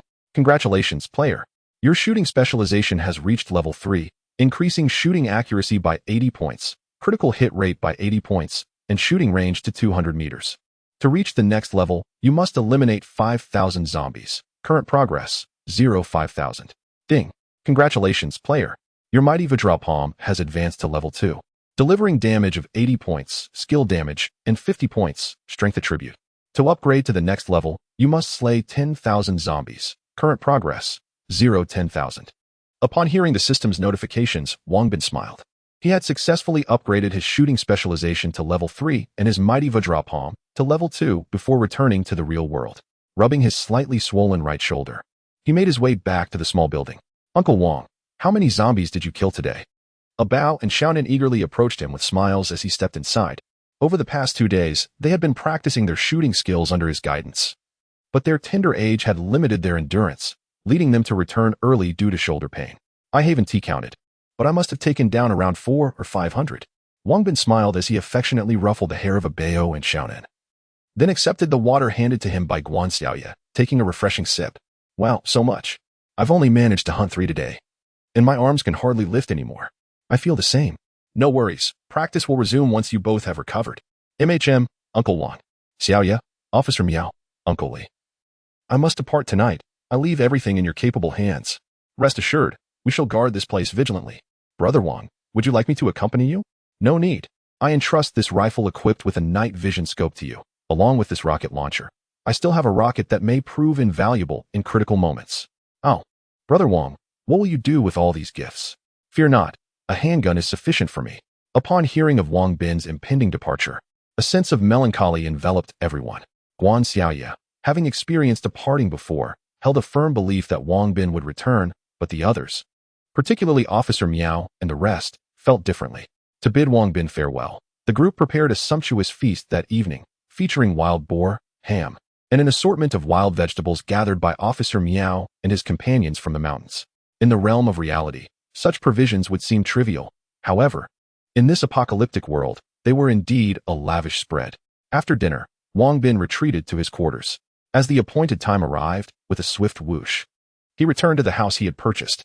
Chapter 23. Preparing to open the store back in the real world, Wang Bin finally exhaled a long sigh. In the apocalyptic realm, he had to constantly remain vigilant against zombies and other threats. Now, he was liberated from that treacherous existence. After taking a refreshing shower, he retrieved his phone and dialed the numbers of Yu Hongfei and Li Xingping. Hello, where are you two? In the classroom, Wang Bin. What is going on? I heard that young Master Li has been sending people to look for you. I'm fine, just out for a drink. Oh, you're back. Wonderful. Name a place. And Xingping and I will come right away. The usual spot, the veteran barbecue on Xianyang Street. All right, we'll be there shortly. Back in reality, Wang Bin's greatest desire was to share a hearty drink with his two brothers. He changed into a fresh outfit and strode out of his home. Just as he placed his order, Yu Hongfei and Li Xingping arrived. Hongfei, Xingping, over here. Wang Bin called out, rising to greet them as they approached. Wang Bin, you've really struck it rich this time. Upon their arrival, Yu Hongfei and Li Xingping embraced Wang Bin, giving him a few hearty pats on the back. Luck. Just luck. Hurry and sit down. Boss lady, bring us a case of beer. Whoa, starting off with a whole case? Are you trying to scare us to death? Haha. I know your drinking capacity, this amount will hardly suffice for later. Haha. Let us get started. The three each grabbed a bottle of beer and downed them in quick succession. After finishing, they settled down to enjoy the barbecue. Wang Bin, to be honest, you should be cautious. You've offended young Master Li, and he has truly sent people to find you. I know, thank you. But let us not discuss him. What are your plans after graduation? I suppose I'll work at a securities company. I want to start my own business. Oh, have you thought of a specific project yet? Not yet. We still have a year, so I'll take my time. Are you interested in gold and silver jewelry? Gold and silver jewelry? Precisely. I have access to very low prices. If you're interested, how about we three partner to open a jewelry store? I'm interested. But I lack the funds. Not to worry. I'll cover the initial investment. Really? Is that true? Absolutely. Did you think I invited you out just to drink? Well, all right then. How much do you plan to invest? 20 million in cash and 4,000 kilograms of gold. What? For 1,000 kilograms of gold? Xingping, quickly calculate how much that is worth. Currently, gold is priced at 360 per gram. 1,000 grams constitutes a kilogram, so 4,000 kilograms amounts to 1.44 billion. My goodness. Wang Bin, how much do you actually have? Just that much. Honestly, I still can't believe it. What is there to doubt? Once we finish our drinks, I'll take you to see it for yourselves. Now, let us focus on drinking. Cheers, let us indulge in libations. That evening, the trio drank to excess. Following Wang Bin back to the villa, where their astonishment at his purchase of the lavish abode was palpable. Eventually, Wang Bin led them to the basement.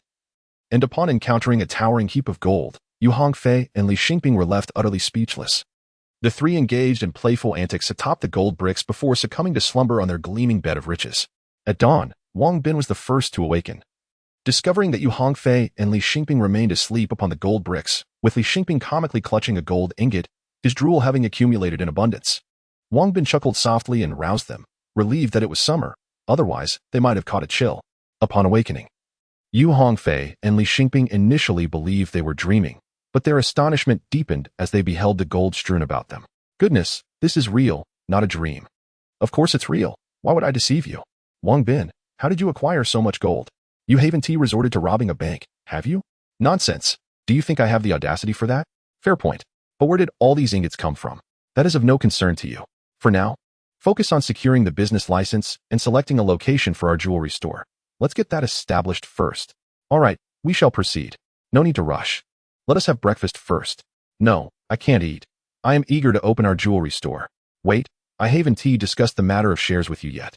Ah, we have shares? Certainly. You will both hold a 10% stake as technical investors. 10%? That amounts to nearly 30 million. That is excessive. Indeed, Wang Bin. 5% would suffice. Is 30 million too much? It seems substantial, yet I assure you each of you will receive 10%. Hongfei, you are extroverted. You will oversee sales at the store. Xingping, you shall be in charge of crafting the jewelry.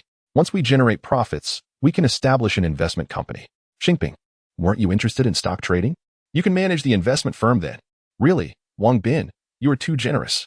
Come now, let go of me. We must have breakfast before attending to business. Yes, business first. The three playfully bickered as they made their way to a nearby restaurant for breakfast. After a modest meal, Yu Hongfei and Li Xingping hurried off to secure the business license, while Wang Bin embarked on an extensive shopping spree at the supermarket. Due to the sheer volume of his purchases, he was compelled to hire a vehicle to transport everything home. His haul filled an entire room and included a variety of fast foods, medications, fresh meats, vegetables, and spices, costing him over 50,000. In times past, he could never have afforded such luxuries. However, now that he has acquired wealth, such modest expenses no longer hold significance for him. After attending to these matters, the afternoon had already descended. Wang Bin placed a call to Yu Hongfei and Li Xingping, proposing to dine at a restaurant near the school where they frequently enjoyed meals together. Logically, Wang Bin could have prepared a meal at home, yet after a long day, he felt too weary to cook. Yu Hongfei and Li Xingping were still occupied and informed him that they would arrive in an hour or two. Therefore, Wang Bin chose not to rush to the restaurant, but instead decided to stroll through the campus. He had not visited the school in quite some time and wished to experience a change of scenery before heading into the apocalypse. Remaining in such a grim environment day in and day out could easily lead to a sense of oppression. Observing his former classmates, Wang Bin felt an inexplicable emotion. They appeared so youthful and innocent. Had his journey to the apocalypse altered his heart? The thought brought a smile to his face. Indeed, the trials of the apocalypse had a way of cultivating resilience in individuals, fostering rapid maturity within that harsh context. Having endured numerous battles, his intellect, character, and courage had all undergone substantial development. Chapter 24. Trouble approaches. As Yuan Qingrui was about to head for a meal, he spotted Wang Bin leisurely strolling along the campus path. Upon seeing Wang Bin, a glimmer of hatred ignited in Yuan Qingrui's eyes. He promptly dialed young Master Li's number, informing him of Wang Bin's whereabouts. Though Yuan Qingrui was Wang Bin's roommate, their relationship had soured since Wang Bin and Zhao began their romance, leading Yuan Qingrui to view him as an adversary. The backstory is as follows. During their freshman year, Yuan Qingrui had developed feelings for Zhao and organized a social event with her dormitory. He invited Wang Bin, Yu Hongfei, and Li Xingping, enlisting their help in courting Zhao while also keeping an eye out for potential suitors from her dorm. However, during the gathering, Zhao and Wang Bin exchanged glances and unexpectedly fell for each other. Yuan Qingrui felt that Wang Bin had stolen his beloved, and from that moment on, he harbored resentment towards him. After young Master Li was kicked by Wang Bin one night, he sought to investigate Wang Bin's family background. His inquiry revealed that Wang Bin hailed from a rural family, lacking any significant lineage. Enraged by this revelation, young Master Li resolved to eliminate Wang Bin. When his associates arrived at the dormitory, only Yuan Qingrui was present, as Wang Bin, Yu Hongfei, and Li Xingping were absent. Startled, Yuan Qingrui, upon learning they were searching for Wang Bin, eagerly offered his services to young Master Li, promising to inform him immediately upon discovering Wang Bin's whereabouts, thereby establishing a connection with him. Now, having spotted Wang Bin on campus, Yuan Qingrui felt that the moment for revenge had arrived. Young Master Li, I have located Wang Bin, he exclaimed. Oh, where is he? Right here on campus. Excellent. Keep a close watch on him. I shall send someone over immediately. Understood. After hanging up, Yuan Qingrui concealed himself in the shadows, tailing Wang Bin, perhaps due to his prolonged experience in a post-apocalyptic world. Wang Bin possessed keen instincts and soon sensed that he was being followed. Without revealing any signs of alarm, he casually took out his phone, feigning to capture a few scenic shots of the campus.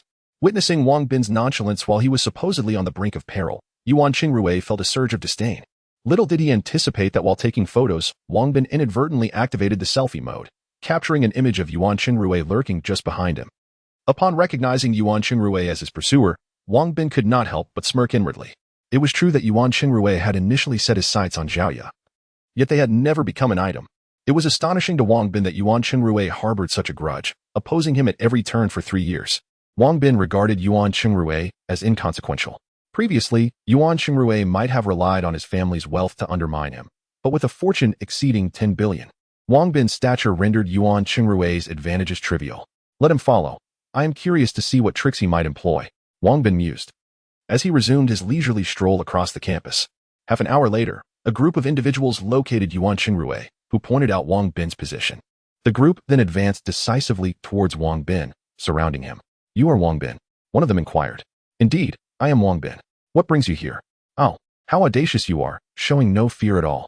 These individuals appear quite formidable, yet Wang Bin truly does not regard them with any concern. In the apocalyptic world, the likes of the Axe Gang and the Mad Sand Gang are far more ruthless than these people, and many from both factions have already been vanquished. Thus, why would he be intimidated by the ones before him? How should I address you? I am Dong Gu of the Black Tiger Gang in H City. Have you heard of me? Not at all. You brat. Are you mocking me? Spare me the pleasantries. Just state your business. Very well. You have crossed paths with young Masterly, and he has decreed that one of your feet shall be crippled. You would do well to accompany us peacefully to avoid further suffering, as long as you possess the capability. Not only my foot, but even my hands and feet can be taken. However, this is not the place for a scuffle. Shall we find another venue? Fine. If you seek your own demise, do not blame me for being ruthless. Enough of the chatter. How about the foot of Long Worm Mountain in the northern suburbs? Good. You won't try to escape, will you? You simply need to follow me. Humph. With that, Wang Bin strode confidently out of the campus, while Dong Gu and his men closely trailed behind him. Many onlookers within the campus witnessed this scene, recognizing Wang Bin and realizing he had provoked young Masterly. Whispers of concern for Wang Bin circulated among the crowd, yet he remained unfazed. Upon exiting the campus, Wang Bin hailed a taxi, heading straight for his destination, while Dong Gu and his crew followed closely in a van. Dong Gu, what if this brat has summoned reinforcements to Long Worm Mountain? There's a possibility. Call for more brothers immediately. Understood. Half an hour later, Wang Bin arrived at the foot of Long Worm Mountain. As he disembarked from the taxi, Dong Gu and his men quickly parked and jumped out. They scanned the surroundings warily, finding no one else present, leaving them puzzled. Stop looking. There are no ambushes. It's just me. Wang Bin discerned their thoughts with a mere glance. You are quite bold.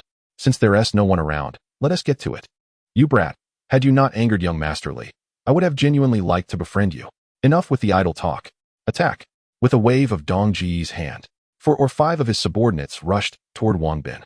In the past, he might have felt a hint of trepidation. But now he had not only honed his skills in the apocalypse, but had also elevated his mighty Vajra palm to the 2nd level. As he dodged their advances, he struck out with a palm, sending one of his attackers flying with a sharp crack. Be careful, this brat is skilled. Quickly grab your weapons. Seeing Wang Bin's display of strength, Dong Gu and his men felt a flicker of fear, hastily retreating to their van to retrieve an array of clubs and knives. Dong Gu, accustomed to brawls, ensured that the van was always stocked with weapons, especially for this encounter, which aimed to cripple Wang Bin. Wang Bin harbored no fear of the stick, yet the sight of the machete stirred a sense of unease within him. Despite having elevated his formidable strength to the 2nd tier, he was not invulnerable. A single slash could indeed prove fatal. As he beheld the machete in Dong Ji's hand, memories of a post-apocalyptic world flooded back, and he fixated intently on Dong Gu. The others, armed and overconfident, believed they could easily subdue Wang Bin, yet they underestimated him. In a swift and decisive manner, he dispatched them to the ground, leaving only Dong Gu standing.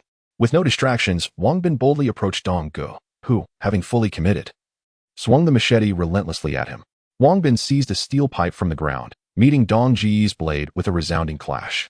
The impact reverberated through Dong Ji's hand, nearly causing him to lose grip of the weapon. Seizing the moment, Wang Bin closed the distance and delivered a powerful strike, accompanied by a sharp crack as Dong Ji's ribs shattered, sending him hurtling backward. Chapter 25.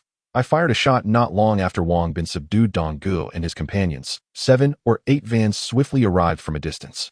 As soon as they halted, over 40 burly men armed with clubs emerged from the vehicles. Upon witnessing Dong Gu sprawled on the ground, they mistakenly believed they had arrived too late and began to shout in dismay. Dong Gu, we are late. Dong Gu, where did the assailant flee? Dong Gu, who attacked you? With great effort, Dong Gu was helped to his feet, enduring the pain as he pointed a trembling finger towards Wang Bin. Him? One of the men exclaimed, incredulously. This kid looks like a university student. How could he possibly have taken you down? Be cautious, do not underestimate him. This lad is a skilled practitioner. Regardless of his prowess, we shall overwhelm him together. Wang Bin felt a twinge of fear at the sight of such a large group. Although he had indeed cultivated the 2nd level of the mighty Vajra palm, he could hardly be deemed a martial arts master. Even a true master would struggle against such a formidable assembly.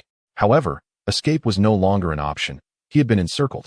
Resolute, Wang Bin seized the moment while his adversaries were still reeling from the surprise, and he charged towards an opening. The weapons they wielded were primarily clubs, significantly diminishing the threat posed by blades. With relentless application of the mighty Vajra palm, he felled opponents in his path. Yet the sheer number of assailants meant that for every foe he incapacitated, 2 more surged forward. During the fray, several strikes landed on his back, and Wang Bin realized that if he did not escape soon, it could be his last stand. He managed to create a gap and dashed towards an exit, pursued closely by more than 30 adversaries. In the midst of his flight, it suddenly occurred to him that within the confines of the system space lay a handgun and a grenade.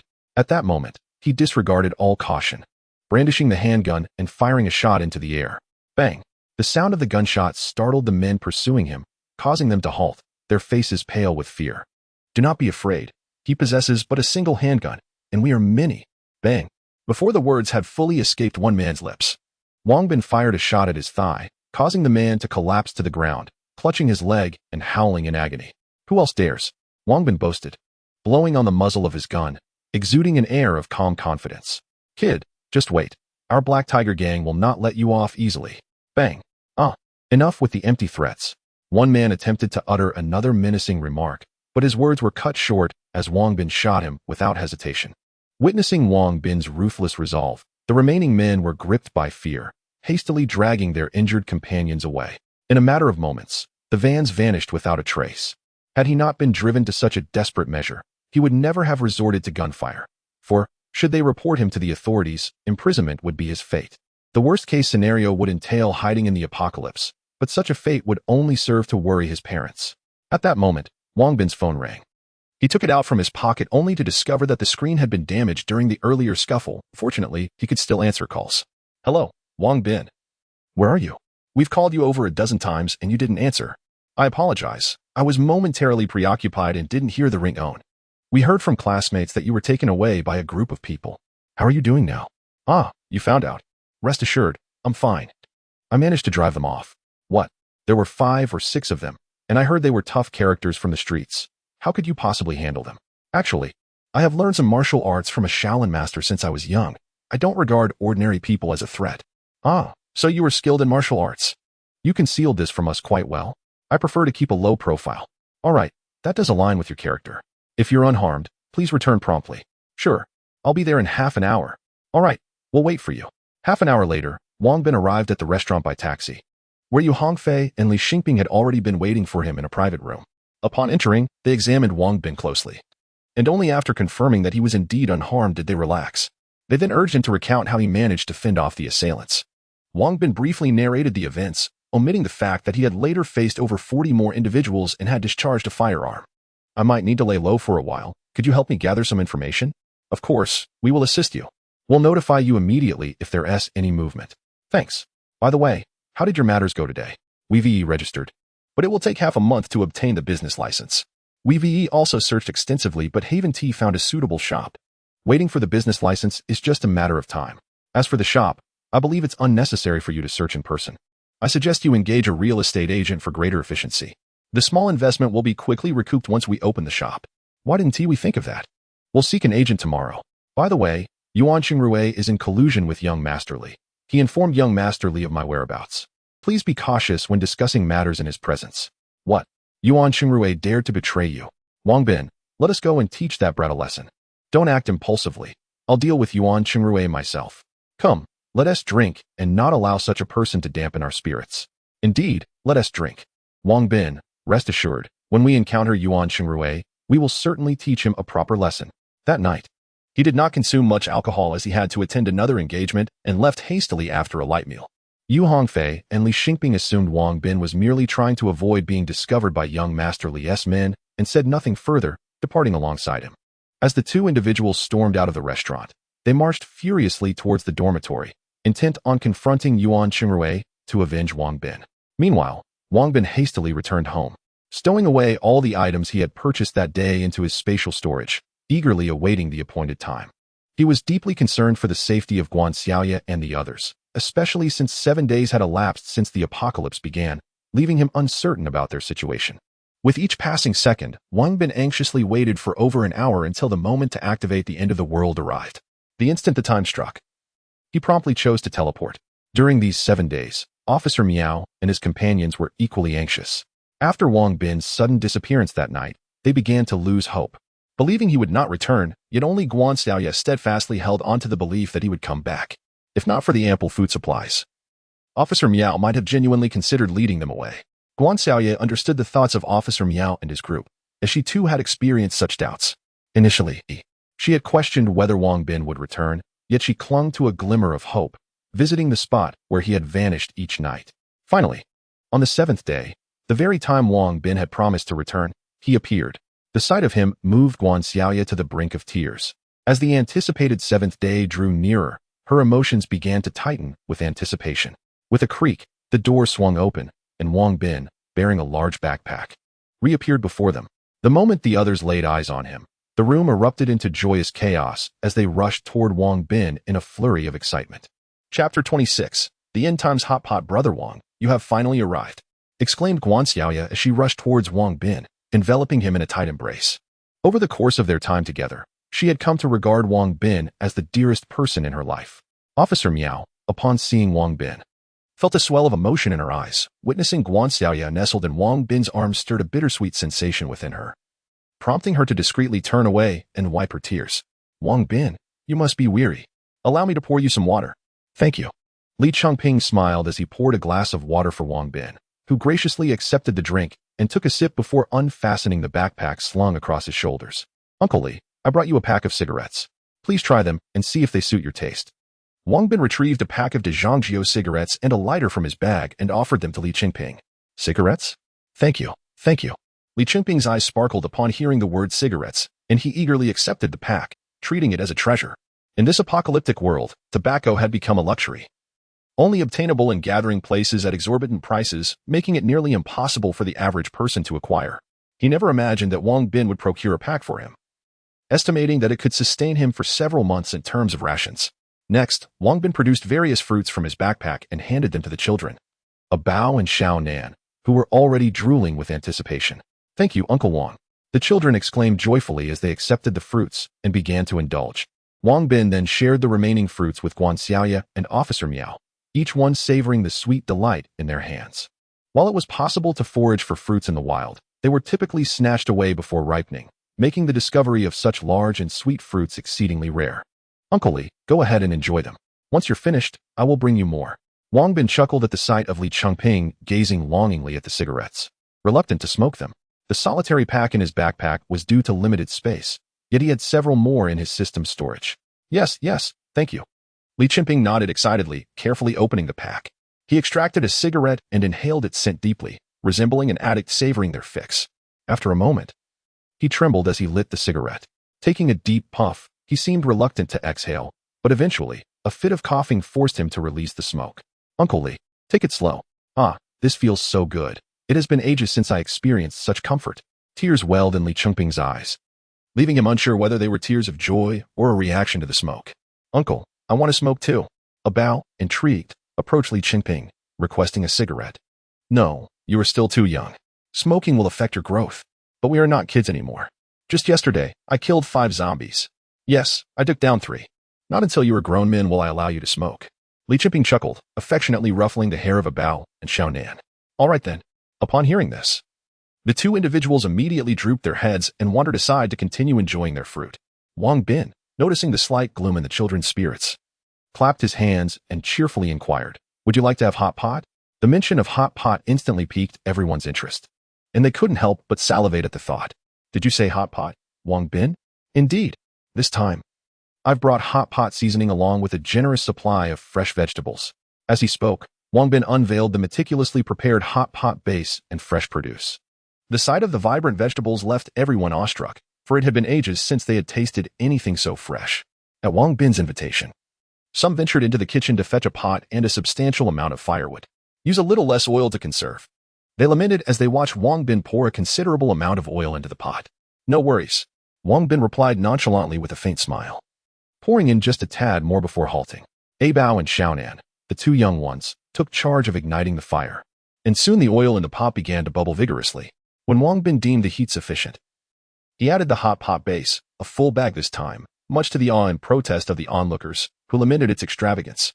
The delightful aroma of the hot pot base wafted through the air, drawing forth exclamations of admiration from those present. Once the base was well cooked, Wang Bin added clean water, which quickly began to rise.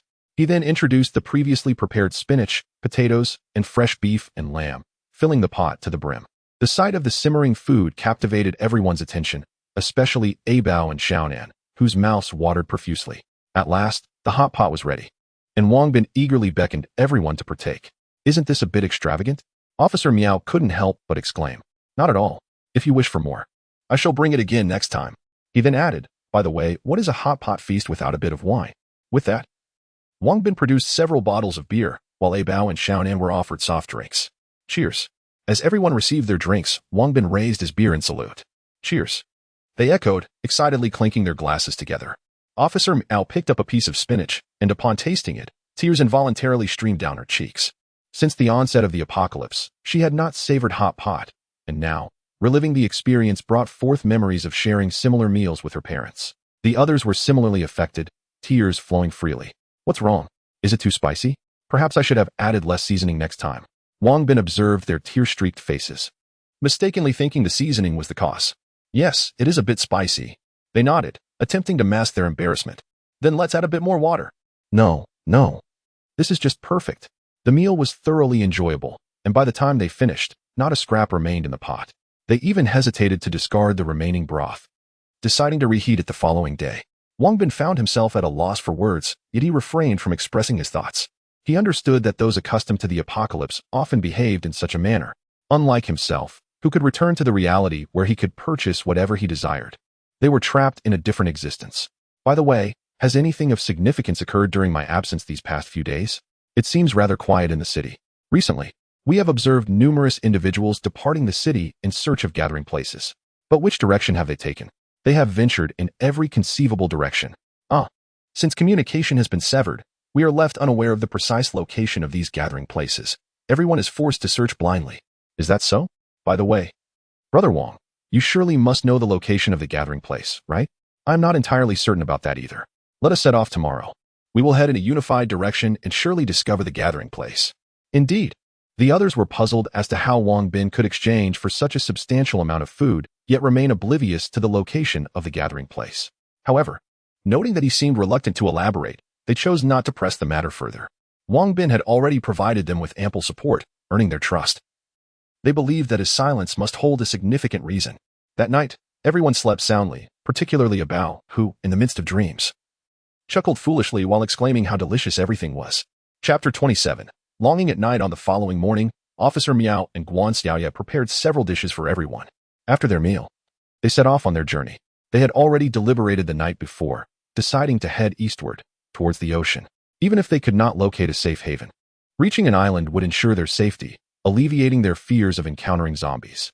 However, the journey to the sea proved to be exceedingly arduous, as they had long run out of gasoline, and most of the vehicles had fallen into disrepair due to years of neglect. According to Officer Miao's account, their current location lay at the heart of the continent, and if they were to travel solely on foot, it would take a minimum of 3 months to reach the coast. Should they encounter skirmishes or zombie attacks along the way, this time frame would inevitably extend. Nevertheless, their desire for survival overshadowed these challenges. A significant motivating factor was Wang Bin's promise to provide sustenance, which solidified their determination to reach the seaside. Wang Bin also assured them that upon arriving at a secure location by the sea, he would procure seeds, enabling them to cultivate food and vegetables, thus ensuring their survival. Along their route, they encountered numerous zombies. Wang Bin aimed to enhance his shooting proficiency and his powerful palm technique, eliminating zombies whenever possible.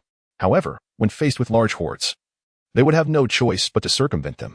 At present, their small group was not equipped to confront vast numbers of zombies. It is essential to note that the zombies' weak point lies solely in their brains. Shooting the torso would merely cause the zombies to stagger. Only Officer Miao was capable of achieving headshots with each shot, and should they be overrun by a throng of zombies, their lives would be in grave peril. Currently, the 4th level of shooting expertise required the elimination of 5,000 zombies, while the 3rd level of the powerful palm technique necessitated the defeat of 10,000 zombies. Wang Bin, armed only with a rifle, found it exceedingly challenging to upgrade these skills. Given the presence of children and Li Chengping's still recovering foot, their pace was not swift, averaging only 30 kilometers per day. Consequently, their original plan to reach the coast in 3 months would have to be postponed. Throughout their journey, they traversed the mountains without discovering any shelters and had to camp outdoors. Fortunately, the weather that night appeared favorable, with no rain in sight.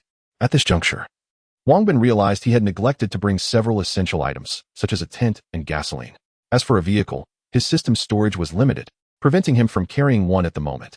Nevertheless, there were plenty of cars along the road, and as long as they could find gasoline, they could later procure a relatively new vehicle. As night fell, everyone gathered around the campfire, staring blankly into the flames. An idea sparked in Wang Bin's mind. He took out his phone, opened the music player, and began to play a melody. The sound of a guitar gradually filled the air, drawing the attention of everyone present. With a gentle smile, Wang Bin gestured for silence, encouraging them to listen. As the introduction faded, a rich duet of male and female voices emerged. As I hung there, I beheld a wonderland. It seemed I perceived little of anything. The melody of the guitar was exquisite, perfectly harmonizing with the deep vocals, captivating everyone present. Here, apart from Wang Bin, only Officer Miao could comprehend English. The others merely appreciated the song's beauty, unaware of its lyrical essence. As they listened, Officer Miao's eyes glistened with tears, for the song's lyrics resonated profoundly with their current predicament. Wang Bin, what is the name of this song? She inquired. Her eyes still reddened after the song concluded. Landing guy. Oh, it's delightful. Next time, I shall bring a mobile phone for you all, preloaded with songs and perhaps a few films. That way, we can enjoy music and movies in the evenings. Ah, is that possible? Well, for now. My phone contains only music, and we cannot access the internet here, so we must content ourselves with the melodies for the time being. Thank you. You're welcome. Hey Bao. Xiaonan, what animated series do you enjoy? I can download some for you next time.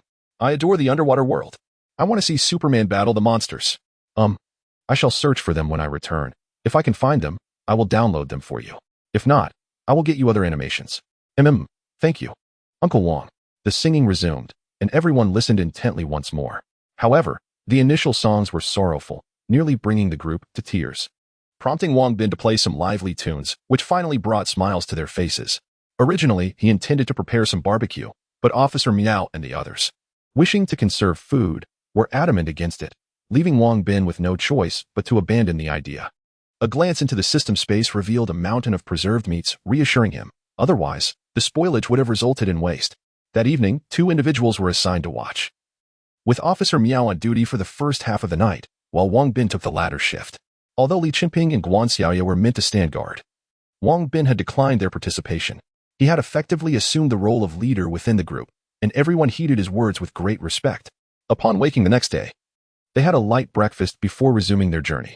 As they traversed the forest, Officer Miao guided them in foraging for wild vegetables. Wang Bin contemplated mentioning that the provisions he carried were sufficient for everyone, but he refrained, considering that his backpack had limited capacity and he could not indefinitely draw from the system space without revealing his secret. Furthermore, he wished to prevent them from becoming overly reliant on him, as laziness in a post-apocalyptic world could prove perilous. In the ensuing 2 days, the group continued their exploration of the mountains. The wilderness offered a relative safety compared to the city, with zombies seldom encountered. On the 4th day, they finally descended into the plains, gazing down from the mountain peak at the numerous villages and towns below. Shall we venture down? After spending so many days in the mountains without encountering any zombies, Officer Miao instinctively felt a twinge of reluctance about entering the city. Observing the sky, he noted that rain was likely imminent. Let us seek a place to rest. We should also explore the town to see if we can procure items such as tents. Wang Bin glanced at the overcast sky. Although it had yet to rain, he surmised that precipitation was forthcoming. They were unprepared, lacking any rain gear, and if it rained, there would be nowhere to take refuge in the mountains, and being drenched could surely lead to illness. Very well, let us descend with caution. Particularly as we enter the city, we must remain vigilant of others. Understood. Officer Miao cautioned, and everyone responded in unison, gripping their weapons tightly as they made their way down the mountain. Chapter 28. A troubled night. At the foot of the mountain lay a small village, comprising approximately 100 households. However, with the advent of the apocalypse, most of the homes now stood deserted. Though zombies roamed the area, they were scattered, one in the east, another in the west. This time, Wang Bin refrained from firing his weapon, as they intended to spend the night in the village. Firing a gun could attract the zombies or expose their whereabouts to prying eyes. Survivors of the apocalypse. Everyone understood the necessity of silence and followed closely behind Wang Bin and Officer Miao, with Guan Xiaoye bringing up the rear, while Li Qingping positioned himself centrally to protect the women and children. Others also carried firearms. Although their marksmanship was mediocre, the mere presence of guns deterred many ill-intentioned individuals. Occasionally, zombies would pursue them, but Wang Bin dispatched them swiftly with his machete. For their safety, he and Officer Miao selected a house on the outskirts of the village, a 3-story building that was sufficiently spacious for their needs and distanced from other homes, minimizing the risk of unwanted attention.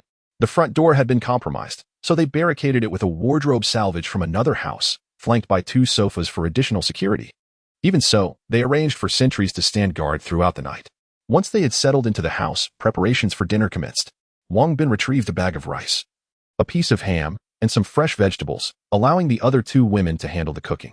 Before long, dinner was ready, and they gathered around the fire, sharing laughter and enjoying their meal in a warm atmosphere. Unbeknownst to them, outside the house, over 20 individuals lurked, armed with various knives, concealed among the overgrown fields.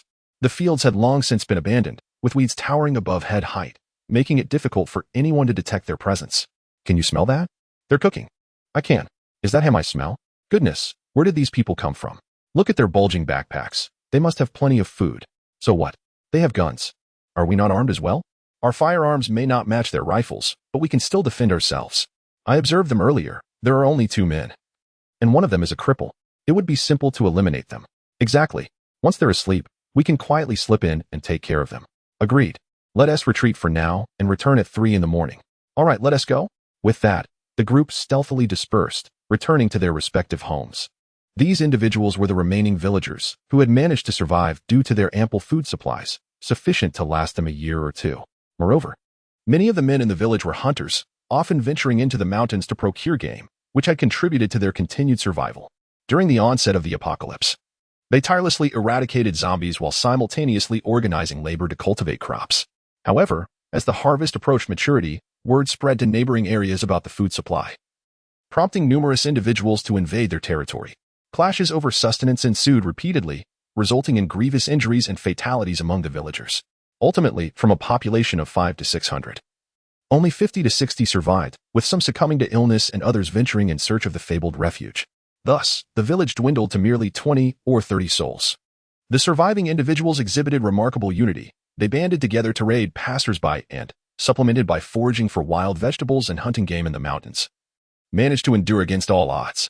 Before Wang Bin and his companions entered the village, they were detected by the villagers, who, upon noticing their firearms, hid and observed from the shadows. Now, witnessing that Wang Bin and his group had settled in their village rather than departing, the villagers contemplated another raid. After dinner, Wang Bin and his companions gathered around a campfire, enjoying music from a smartphone while engaging in jovial conversation.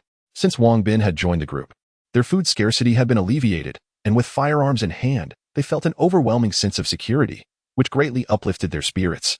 With their improved morale, conversation flowed more freely among them. However, Li Qingping remained relatively silent, often found smoking a cigarette while listening with a smile.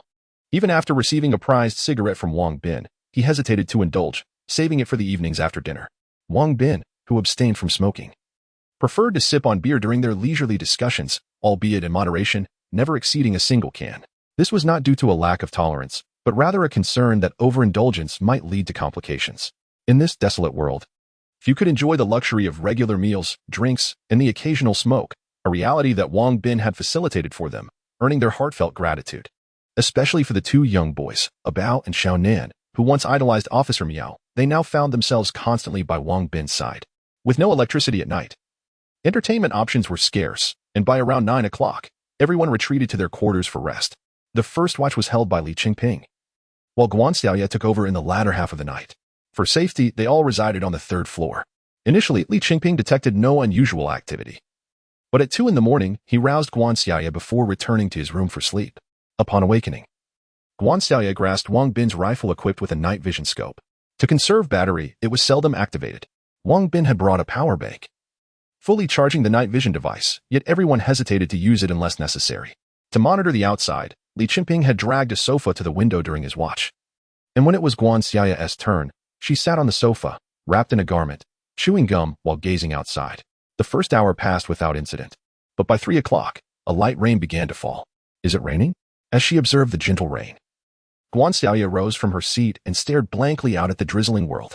It was at that moment she noticed numerous dark figures swiftly moving among the weeds below.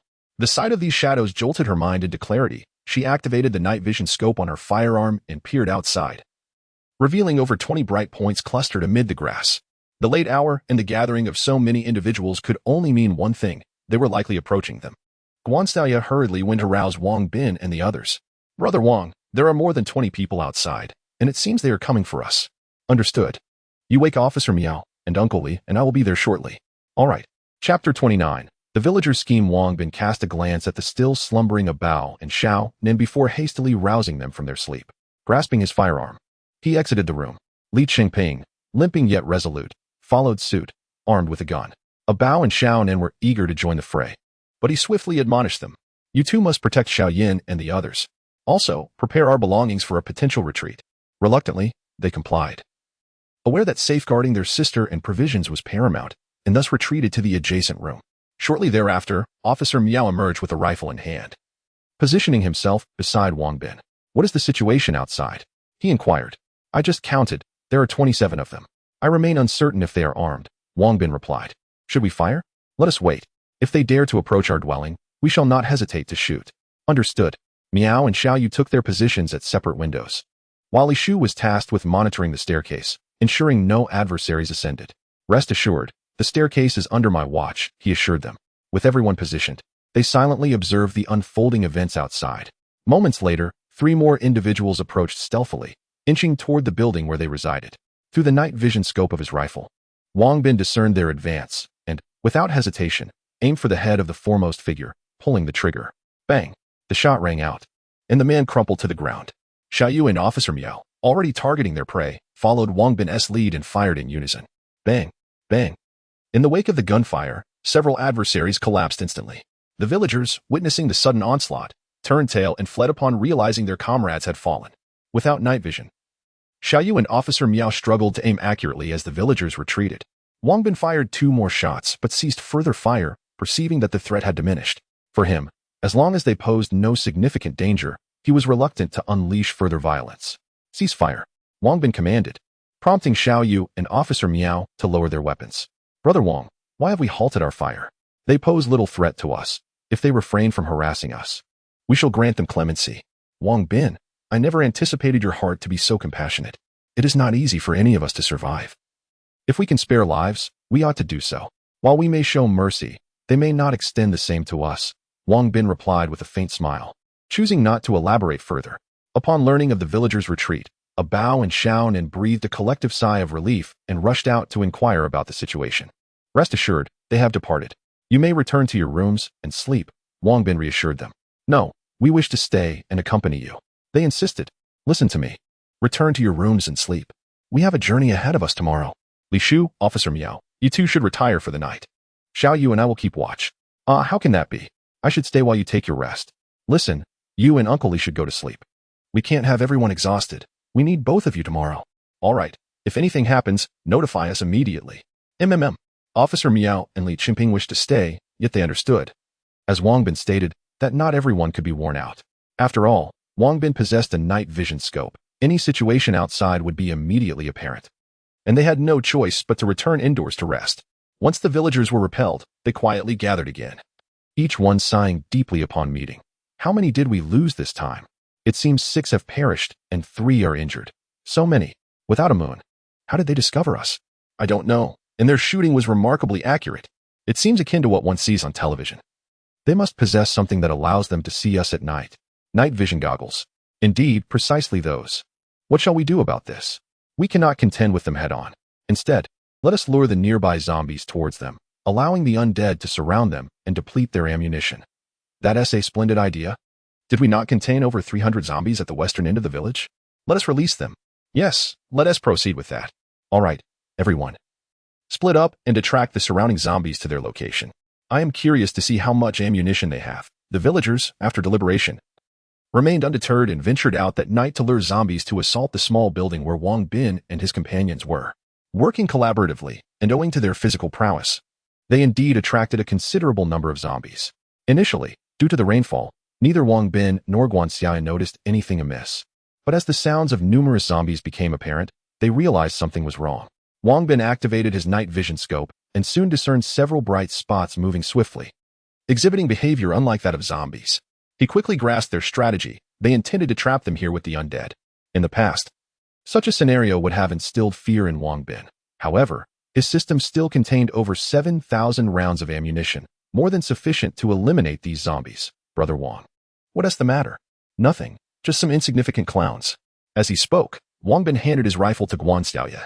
Upon receiving it, she gazed down to see a multitude of bright spots below, particularly concentrated in the area where the villagers had recently fallen, with numerous zombies already feasting on the corpses of the slain villagers. How can there be so many zombies? No need for concern. I was just lamenting the lack of zombies to slay, and they have graciously come to us. Shall we strike now? No, We shall wait until dawn to engage. Tonight, let Bao and the others enjoy a good rest. The villagers, believing their strategy to be successful, exerted even more effort to attract the zombies. In just one night, they had drawn the surrounding undead closer.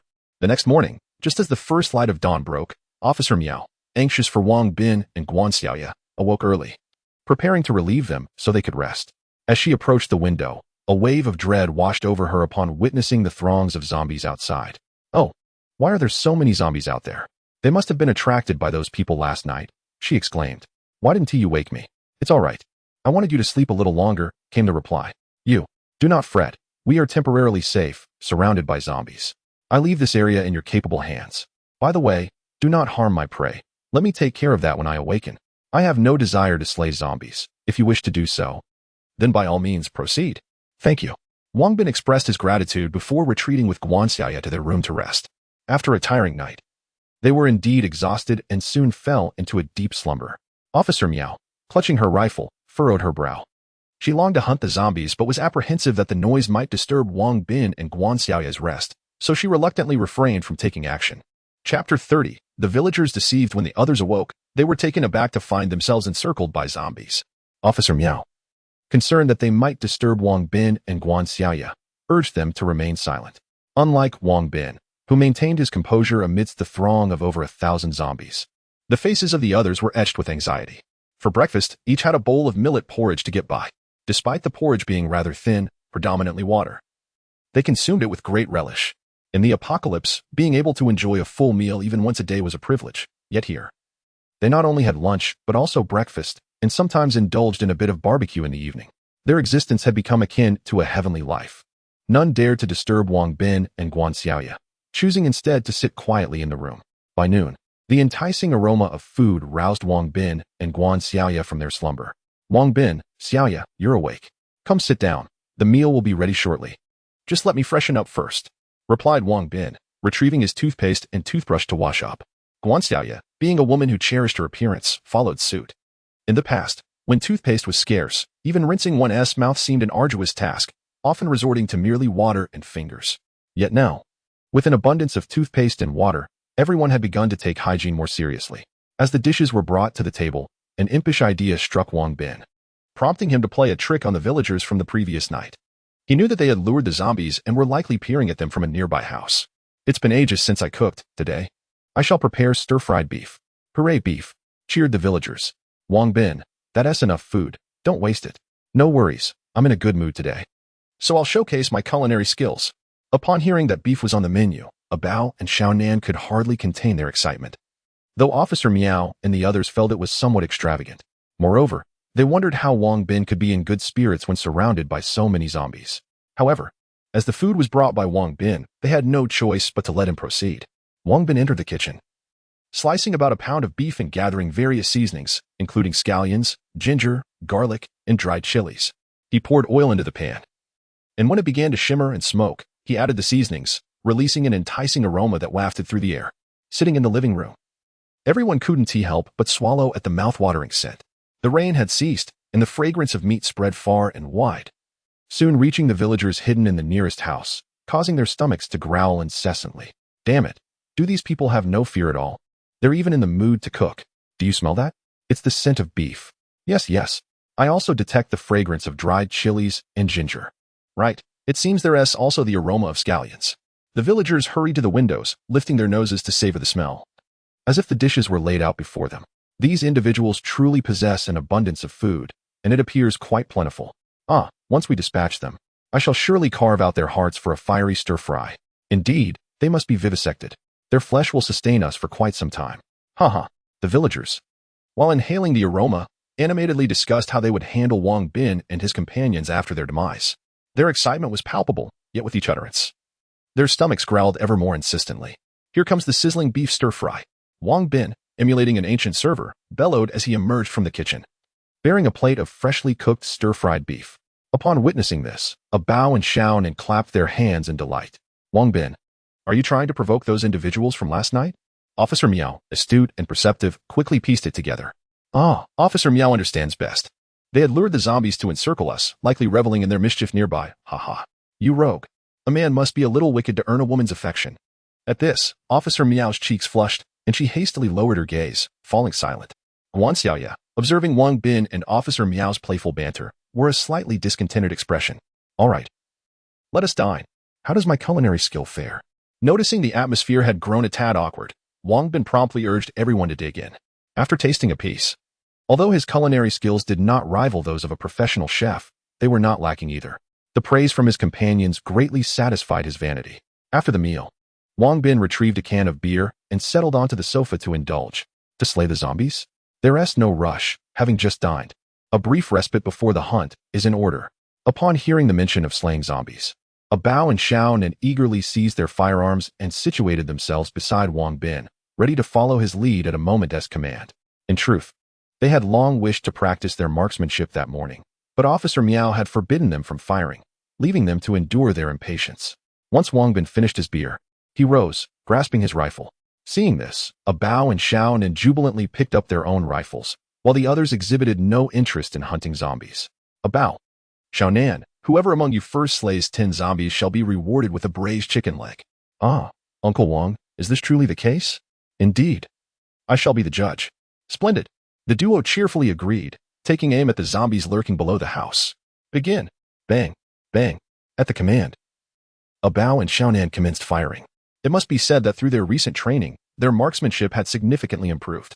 While they could not claim to dispatch a zombie with a single shot, their bullets consistently found their mark, though some failed to strike the zombies' heads, thus not achieving a swift demise. With nothing else to occupy them, the others gathered with keen interest to witness the contest. Bao had 3 kills, while Xiaonan had 2. Xiaonan needed to step up his game. Wang Bin, rather mischievous, seemingly aimed to fortify the psychological resilience of the 2 participants by repeatedly announcing their scores, thereby instilling a sense of pressure upon them, particularly for Xiaonan. Upon learning that he trailed behind Bao, a slight panic ensued, leading him to fire twice without hitting the zombie target. Xiaonan, do not let your Uncle Wang's influence affect you. Calm yourself and take your time to aim. Officer Miao, unable to bear the sight any longer, shot Wang Bin a disapproving glance before gently offering words of encouragement to Xiaonan. Wang Bin, unfazed, continued to report the ongoing scores with a nonchalant smile. Soon, Xiaonan found his rhythm, his marksmanship improving steadily. Unfortunately, he still lagged behind Bao by 3 points, resulting in Bao's victory in this round of competition. As a reward for his triumph, Bao was presented with a braised chicken leg. Wang Bin announced the results with great enthusiasm and retrieved a braised chicken leg wrapped in plastic from his backpack, extending it towards Xiaonan. Feeling dejected over his loss, Xiaonan's spirits lifted when Bao promptly offered half of his chicken leg to him.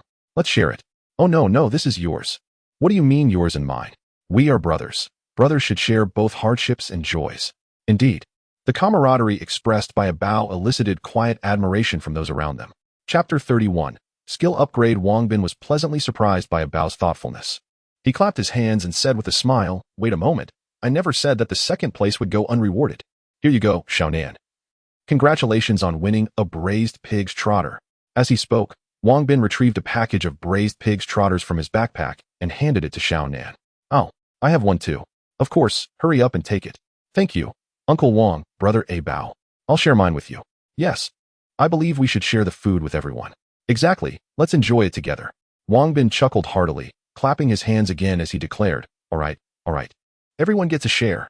He then pulled out an assortment of snacks from his backpack, distributing them to all, ensuring that each person held a bounty of treats such as rice crackers, spicy strips, and biscuits. Li Qingping picked up a bag of spicy peanuts, savoring them with delight as he sat nearby. Wang Bin, do you think we have enough food to eat like this? Officer Miao expressed her concern, noticing Wang Bin's generous distribution. Rest assured, there is plenty, Wang Bin replied with a smile, patting his backpack. However, Officer Miao had observed Wang Bin over the past few days and had already suspected something amiss. Based on the food consumption during this period, it was evident that at least half of the supplies in Wang Bin's backpack had been depleted, yet it appeared to be as full as ever. She recognized this as Wang Bin's secret but felt it inappropriate to comment, opting to feign ignorance instead. Seeing everyone indulging in their snacks, Wang Bin took up his rifle and began to eliminate the zombies. His aim was steady, and he fired only when he had a clear target. Before long, he had dispatched 4 or 5 dozen zombies. Bao and Xiaonan, having received their respective snacks, took turns feeding each other, earning the admiration of those around them. The villagers hiding nearby were elated to witness Wang Bin's prowess in slaying zombies, eagerly anticipating the moment his ammunition would run out, trapping him and his companions inside. However, they soon realized that after 2 hours, the gunfire showed no signs of abating, and the surrounding zombies were rapidly diminishing in number. Damn it. He has already taken down over 400 zombies. How many bullets does this guy possess? If he keeps this up, he might finish off all the zombies today. What should we do now? Should we lure more zombies over? We've already drawn in all the zombies nearby. There are none left. Our village is gone. We should go to the neighboring villages to attract more, right? Let's head to the surrounding villages and draw them in. I refuse to believe we can't exhaust their ammunition. Having reached a consensus, the villagers emerged from their homes and set off towards the nearby villages to lure more zombies. Wang, you've been shooting for 2 hours. Why not take a break? Guan Xiaoya said, feeling a pang of concern as she noticed Wang Bin's relentless pursuit. She had wished to assist him in the shooting earlier, but he had stopped her.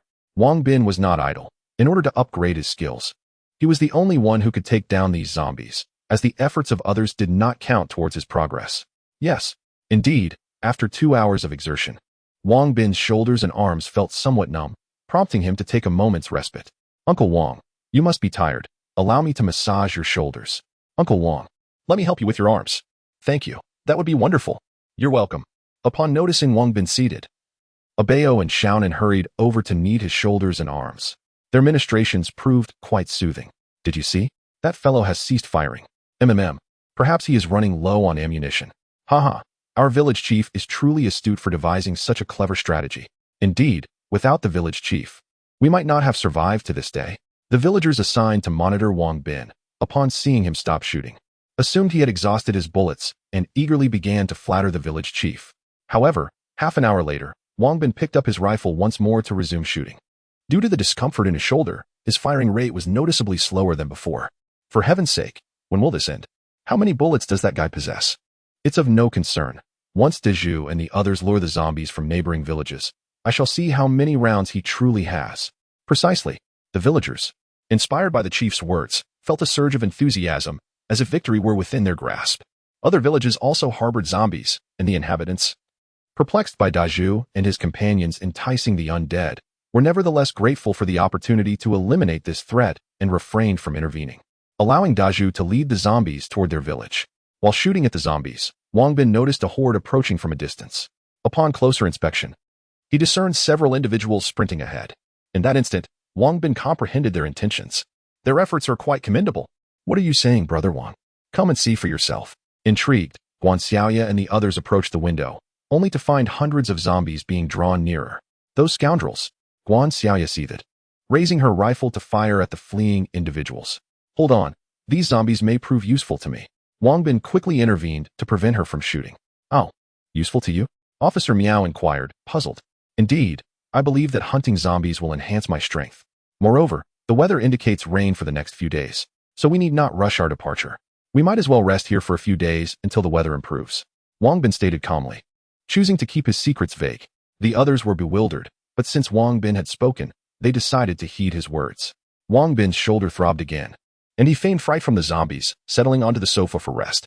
As soon as he sat down, Bao and Qian rushed over once more to massage his arms and shoulders. Did you see? That boy has hardly any bullets left. The moment he saw us draw the zombies, he dared not fire again. Ha ha, the village chief is truly remarkable. The villagers believed that Wang Bin was frightened, which only made them work harder that day. As night fell, 3 waves of zombies approached, numbering nearly 2,000.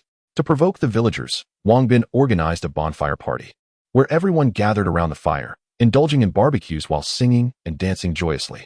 He even turned up the volume on his phone to the maximum, much to the villagers' chagrin, who were hiding nearby. Naturally, this action attracted all the surrounding zombies, surrounding the small building entirely, necessitating the reinforcement of the front door on the first floor. The following morning, after a hearty breakfast, Wang Bin commenced shooting the zombies. This time, due to their proximity, he could dispatch them with minimal effort. Could he possibly have that many bullets? It seemed implausible. He was merely posturing. Indeed, he was merely bluffing. Should we lure more zombies over? The nearby villages had been largely cleared of zombies, and the only substantial numbers remained in the county town. However, venturing to the county town was out of the question for them. Seeing the multitude of zombies, Guan Xiaoya and her companions were eager to assist, but Wang Bin firmly discouraged them. At most, he allowed Bao and Qian a chance to practice their shooting skills.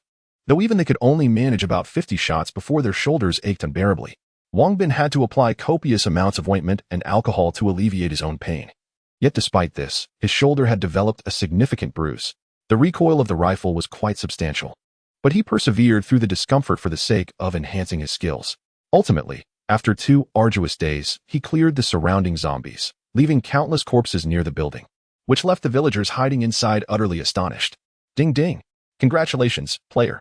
Your shooting proficiency has risen to level 4. Increasing your shooting accuracy and critical hit rate by 150 points, and extending your shooting range to 350 meters. To reach the next level, you must eliminate 10,000 zombies. Current progress, 010,000. Hearing the system's notification, Wang Bin smiled. He had successfully upgraded his shooting proficiency to level 4 before returning to the real world. Through days of shooting practice, combined with the enhancement from his shooting proficiency skill, his marksmanship had far surpassed that of Officer Miao, and he was now comparable to a professional sniper. Although he hadn't acquired anything of significant value during this apocalyptic venture, achieving level 4 in shooting proficiency was no small feat, however. The experience needed to upgrade his mighty golden palm was substantial, and he had only completed half of it. After dinner, Wang Bin hid in his room and retrieved a plethora of food from the system space, astonishing everyone, as such quantities were beyond what his backpack could hold. After this prolonged period of camaraderie, he decided to reveal a secret, even if he hadn't spoken up. They likely would have guessed it. He indeed possessed the ability to conjure food, although these provisions required gold and precious jewelry as trade. He merely hoped that they would keep this secret, promising to provide them with sustenance in return. Rest assured, Brother Wang, I shall undoubtedly keep your secret. Should anyone dare betray you, I would not hesitate to eliminate them. Guan Yue was the first to voice her declaration, her fierce gaze instilling a sense of trepidation among the onlookers.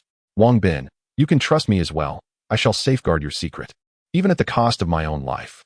Officer Miao promptly affirmed. And I too. Uncle Wang chimed in, expressing his commitment to confidentiality.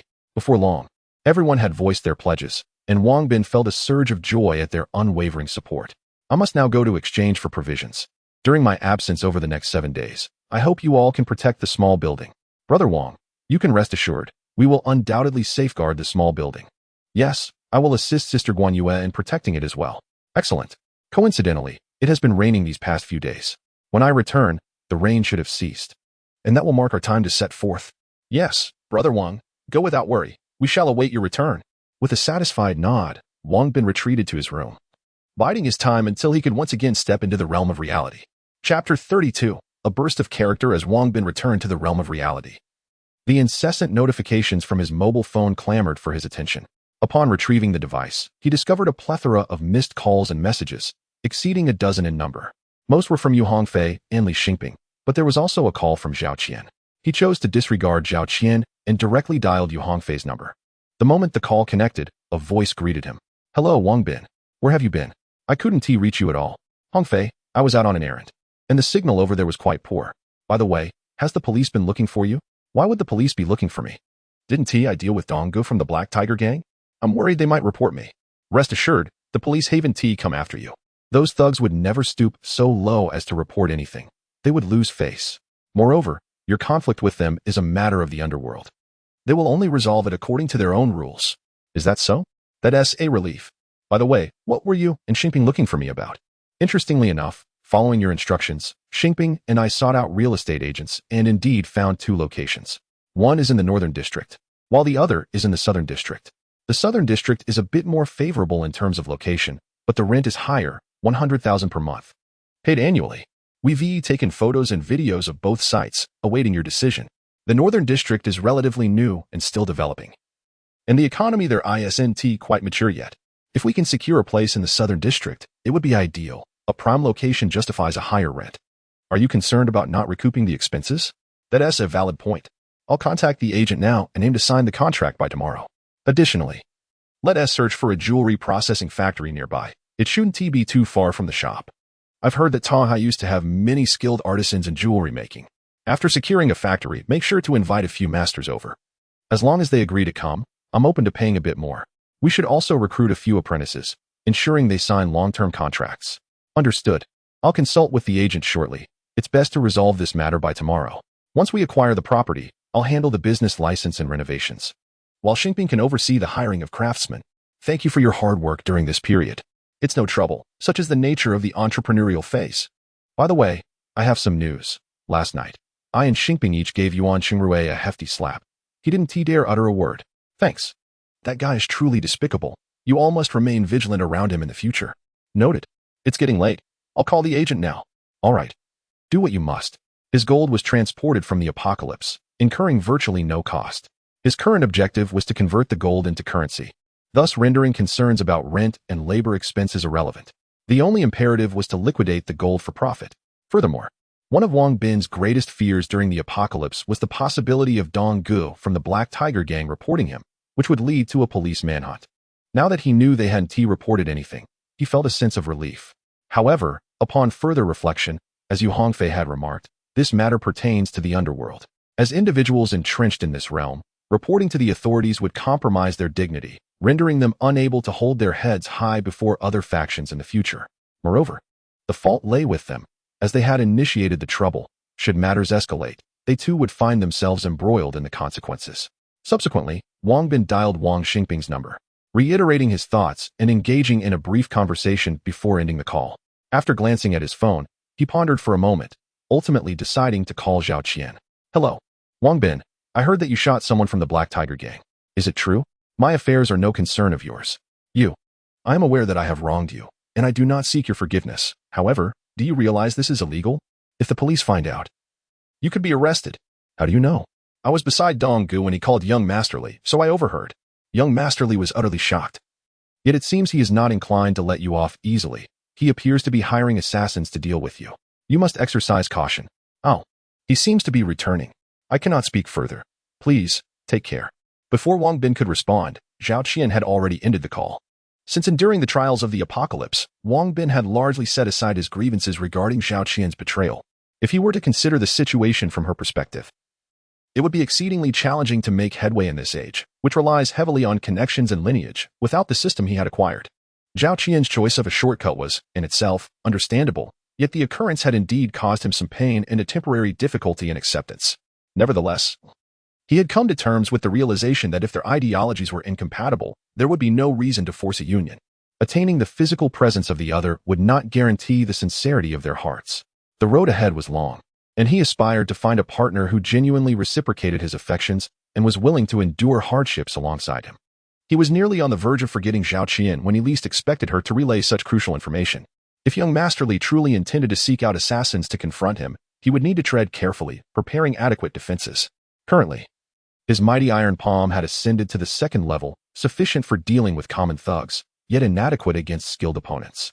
Fortuitously, his marksmanship had reached the fourth level, and he always had a handgun readily available in the system's storage for self-defense. Still, he felt it was insufficient for his safety. To grow stronger, his only recourse lay in the lottery, yet his remaining gold was scant. In preparation for opening a jewelry store, he had allocated 4,000 kilograms of gold as startup capital, leaving him with merely 150 kilograms for the lottery, allowing for only a single draw. Very well. I shall proceed with one draw. If I fail to acquire something to bolster my strength, I will retrieve 1,000 kilograms from the jewelry store's 4,000 kilograms for 10 consecutive draws, and I shall replenish it once I find more gold in the apocalypse. Wang Bin contemplated for a moment, resolved to draw once. If he did not obtain an item to enhance his abilities, he would withdraw 1,000 kilograms of gold from his jewelry store's fund, as the shop had yet to open, and he had time before needing the gold. Moreover, even if the store were to open, it would not require such an abundance of gold. System lottery. Commence the draw. Congratulations, you have obtained the skill 1 feather crossing the river. Upon hearing this, Wang Bin leapt up in excitement, fiercely raising his fist. He had not anticipated that his very first lottery draw today would yield such an extraordinary skill. Both the mighty iron palm and 1 feather crossing the river appeared to be exceptional martial arts of the Buddhist school, suggesting a remarkable affinity I share with Buddhism. Wang Bin sighed in contemplation and proceeded to examine the skill panel. 1 feather crossing the river, level 1, enhances agility by 5 points. Once mastered, one can glide like a swallow, capable of crossing vast rivers. Currently, it allows a stride of 3 meters and a leap of 2 meters in height, consuming 10 points of inner strength per second. Presently, he possesses 420 points of inner strength spiritual attribute. Each point of spiritual strength equates to 10 points of inner strength. To upgrade to the next level, he must utilize this skill 100 times. Note, each execution requires full inner strength, and must be entirely consumed to count as one usage. To test the prowess of one feather crossing the river, Wang Bin ventured to a secluded area beneath his apartment complex and promptly activated the skill. As he initiated it, he felt as light as a swallow, and after 42 seconds of sprinting, he covered a total distance of 453 meters.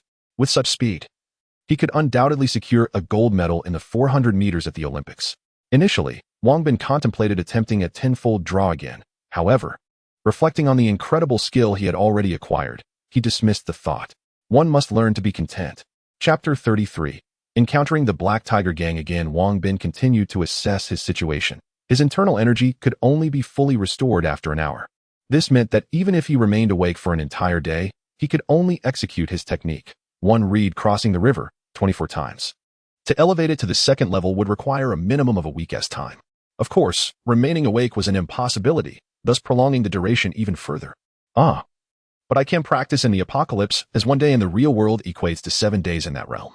A single journey there could allow me to cultivate one reed crossing the river to the second tier. With this realization, Wang Bin felt a weight lift from his shoulders regarding his progress. Noticing that it was still early, he decided to take a stroll. Since returning from the apocalypse, what once felt like a mundane existence now seemed imbued with tranquility and serenity. He cherished every moment spent in the real world. Alas, have I truly grown old?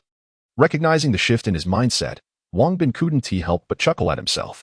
As he ambled along, he savored the beauty of his surroundings, eventually finding himself at the banks of the Panlong River. The river elegantly divided City H, its waters crystal clear. In the evenings, many residents gathered in a small square by the riverbank to partake in lively dance routines. Some elderly folk donned traditional attire, performing dances unique to their culture. And on lucky occasions, one might even spot a fair-haired beauty joining in. The apocalypse had been devoid of life, with people avoiding one another and the oppressive atmosphere weighing heavily over time. Thus, upon his return to the real world, Wang Bin found solace in the company of others. He settled in a spot away from the throngs, watching the joyous dancers with a smile gracing his face. The presence of so many people attracted various vendors who set up shop around the square. Just as he was reveling in this harmonious world, an unsettling incident unfolded. A bald man, adorned with a thick gold chain and tattoos, strode towards him with a flamboyantly dressed woman at his side. Following closely behind them were 4 unsavory-looking men, their appearances suggesting they were trouble. As the woman approached Wang Bin, she whispered into the ear of the bald man, "Zhao, I'm tired. Let us sit down for a moment." The man, smiling, turned to Wang Bin and boomed, "Get lost, kid." Wang Bin's temper flared at once. The bench was ample enough for 4, and he hadn't expected such brazen rudeness. Typically, he was amiable and would have offered his seat had they approached politely. However, their coarse demeanor irked him. "You should be the ones to leave. You're obstructing my view." Wang Bin responded with a calm smile, exuding an air of nonchalance. Dismissing them entirely, the bald man and his companions were taken aback by Wang Bin's audacity and his refusal to back down, igniting their anger. "Kid, are you seeking death?" one of the henchmen exclaimed, swiftly closing in to encircle Wang Bin. "What are you looking for? If you want a taste of something foul, I wouldn't mind serving it to you." Wang Bin retorted defiantly, "If you're looking for trouble, then bring it on." Zhang was instantly enraged. He released the beautiful woman in his embrace and delivered a swift kick towards Wang Bin. By now, Wang Bin had cultivated the mighty golden palm to the second level, enabling him to easily shatter bones with a single punch. As he saw Zhang Ji's kick approaching, he deftly sidestepped and simultaneously struck out with his right palm. With a sharp crack, Zhang Ji's right foot was broken. A piercing scream erupted from him as he collapsed to the ground, clutching his injured foot and wailing in agony. The other underlings, witnessing their leader's defeat, felt compelled to retaliate and rushed at Wang Bin with fists flying. However, Wang Bin's agility far surpassed that of the average individual, allowing him to effortlessly evade their attacks while countering. Each strike he delivered resulted in the shattering of a bone, and within mere seconds, 4 assailants lay on the ground. Howling in pain, Wang Bin had long harbored disdain for such societal thugs, who thrived on wrongdoing and victimized others. In the past, he lacked the power to confront them. But now that he possessed the strength, he was determined to exact his vengeance. The commotion quickly attracted a multitude of onlookers, and soon a crowd of several hundred had gathered. "What is happening? That young man just took down members of the Black Tiger Gang. This lad is incredibly bold.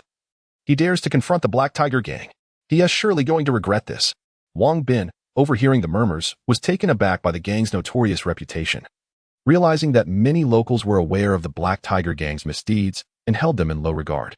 The beautiful woman, seeing Zhang incapacitated, hurried to assist him while pointing an accusatory finger at Wang Bin, exclaiming, "You have some nerve. Do you even realize who Zhao is?" Wang Bin had no intention of sparring with the flamboyantly dressed woman, but her brazen allegiance to Zhao ignited his fury. He approached her, raising his hand as if to strike, but upon reflection, he opted to restrain himself, believing that a gentleman does not strike a woman.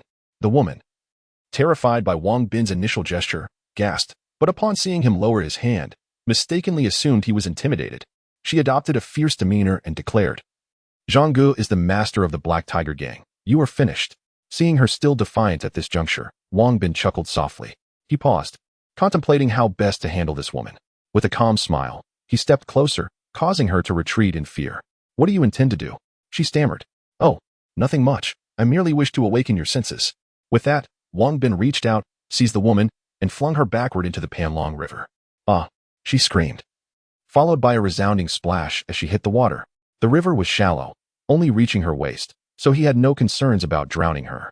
The woman emerged from the water, shouting and flailing, much to the amusement of the surrounding spectators, who erupted in applause.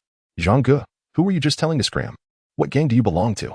"I'm not from your gang. Remember, my name is Wang Bin. Yesterday, you were at Chachong Mountain." At this point, Brother Zhang shuddered visibly, a look of fear crossing his face, and he could utter no more words. He then turned away, gritting his teeth against the pain as he attempted to leave. In truth, he had also gone to Changchong Mountain the previous day, but by the time he arrived with his men, the place was already deserted.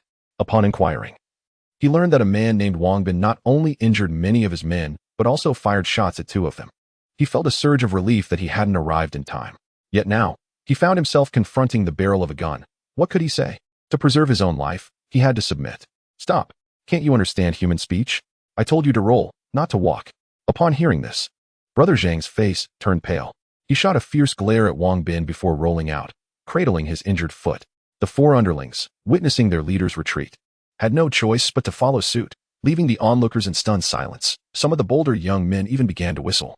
It was unclear who started the applause, but soon countless others joined in. "Well done, young man. You'd better leave quickly. The Black Tiger Gang will soon come looking for you." Wang Bin waved to the crowd and turned to depart. This was not out of fear of retribution from the Black Tiger Gang, but rather due to the discomfort of being under so many gazes. Furthermore, he was acutely aware that since he had fired his weapon the previous day, the conflict with the Black Tiger Gang had become irreconcilable. Therefore, he resolved to instill fear in his adversaries. Chapter 34. An unexpected encounter with a master after the incident. Wang Bin had lost all desire to continue his stroll and returned home early. However, he would rush downstairs to practice, i.e. crossing the river, whenever his energy replenished. The following morning, Wang Bin rose early, donned a tracksuit, and set out for a morning jog in a nearby park. Ever since acquiring the system, his physical condition had improved remarkably. He ran 5 laps around the park, totaling a distance of 10 kilometers, before finally coming to a halt. It was then that he noticed an elderly gentleman clad in white martial arts attire by the lakeside, who exuded an extraordinary aura. Wang Bin sensed a palpable energy emanating from the old man, indicating that he was a master of internal martial arts. Wang Bin seated himself a short distance away, attentively observing the elder's movements while attuning himself to the flow of energy surrounding them. The old man performed Tai Chi with deliberate slowness, yet Wang Bin could distinctly perceive how each of his movements stirred the ambient energy into motion. Unbeknownst to him, Wang Bin became so engrossed in watching the elder that he lost awareness of his surroundings and began mimicking the movements. The elder had already noticed Wang Bin's presence, though he did not show any sign of acknowledgement. However, when Wang Bin synchronized his actions with those of the elder, the old man's eyes sparkled with interest. From Wang Bin's execution, it was evident that he was unfamiliar with Tai Chi. Nevertheless, the elder could sense a subtle flow of energy around him, a remarkable feat for someone who had only watched for a brief moment. This suggested something extraordinary. Wang Bin was a prodigy in martial arts. Upon completing his Tai Chi practice, the elder approached Wang Bin with a gentle smile. "Young friend, have you practiced before?" "Ah, I apologize. I didn't mean to intrude. I was simply captivated by your exceptional form and couldn't help but join in." "Do not be anxious. I harbor no ill will towards you." "Oh, thank you. I noticed that your movements were quite impressive. Have you also studied martial arts?" "Well, I have practiced the mighty Vajra palm, but I have yet to master it fully." The mighty Vajra palm, a superior martial art from Shaolin Temple. "I never would have imagined you would learn it. May I inquire which level you have attained?" "I have only just reached the 2nd level." "And how old are you now?" "I am 21 this year. To have cultivated the mighty Vajra palm to the 2nd level at such a young age is remarkable." "Are you still in school?" Yes, I am a third-year student in the financial management department at H University. Very good. How about we engage in a friendly sparring match? Spar? How shall we do that? I will use my Tai Chi against your mighty Vajrapam. Ah, that might not be wise. My mighty Vajrapam is too forceful and could easily cause injury. Do not worry. My Tai Chi is formidable as well, and you will not harm me. Well then, I humbly request your guidance. Upon hearing the elder's words and recalling the energy he had sensed from him, Wang Bin felt a strong inclination to test his skills against the master, deciding that he could hold back if necessary. Ah, my young friend, please make your move. Dear elder, I insist you go first. No. Once I make my move, you will have no chance. Please, I insist. Rest assured. You will not be able to injure me. Very well, prepare yourself. The elder, exhibiting remarkable humility, left Wang Bin with no choice but to initiate the encounter. Wang Bin summoned 30% of his internal power and launched a punch towards the elder. As he executed the strike, the surrounding energy surged in response. The elder's eyes sparkled as he deftly deflected the blow with his left hand, skillfully guiding it aside, causing Wang Bin to almost lose his footing and tumble to the ground. It was evident that this elder was indeed a master of internal martial arts. Wang Bin was taken aback. With just one strike, he found himself at a disadvantage. Moreover, he discerned that the elder had held back. For had he wished to harm Wang Bin, he would have already been left sprawled on the ground. Once more, the elder declared, his eyes gleaming with anticipation. All right. Wang Bin steadied his emotions and summoned 70% of his internal power for another assault, this time tempered with caution and defense. The elder, witnessing this shift, felt a surge of admiration. Wang Bin's ability to quickly grasp the nuances indicated a good level of insight. The elder's Tai Chi proved formidable. Whether Wang Bin's intentions leaned towards genuine offense or feigned attack, each was effortlessly neutralized by the elder. Moreover, the elder strategically countered with borrowed force, sending Wang Bin sprawling away on numerous occasions. After more than 30 exchanges, Wang Bin was drenched in sweat, yet the elder remained as composed as at the outset. Let us take a brief respite. Thank you for your guidance, esteemed elder. Wang Bin realized that the elder was mentoring him, filling him with profound gratitude. At such a tender age, you have cultivated your internal power to this extent, which speaks to both your innate talent and diligent efforts. However, your techniques lack fluidity, indicating a dearth of practical experience. To fully unleash the might of the great power diamond palm, you must engage in more real-world practice. Your words ring true, venerable elder. I indeed lack practical experience. I humbly request your continued guidance. I am hardly worthy of such praise. Let us learn from one another. Esteemed elder, may I learn Tai Chi from you? You wish to study my Tai Chi before mastering the great power diamond palm. Fear not. I shall not neglect the great power diamond palm. I have noticed its brute strength is formidable in attack, yet it falters against those stronger than myself. Tai Chi, however, offers both offensive and defensive capabilities, and I believe it can compensate for the shortcomings of the great power diamond palm. Indeed, your insights are profound.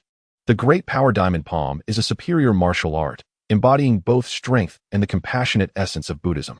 Your reluctance to harm others, despite your formidable skills, reflects a noble character, which is why I am inclined to teach you. Thank you. May I bow to you as my master. Upon hearing the elder's consent to teach him Tai Chi, Wang Bin was elated. He knelt gracefully, emulating the gestures of cinematic portrayals, and offered a respectful bow to the elder. Haha, no need for excessive formality. The elderly gentleman was pleasantly surprised by Wang Bin's courteous demeanor as he performed such a profound gesture of respect, which elicited a hearty laugh from him. Following this, the two engaged in mutual introductions, during which Wang Bin learned that the old man was named Li Zhenghua and that his mastery of Tai Chi was inherited from his teacher.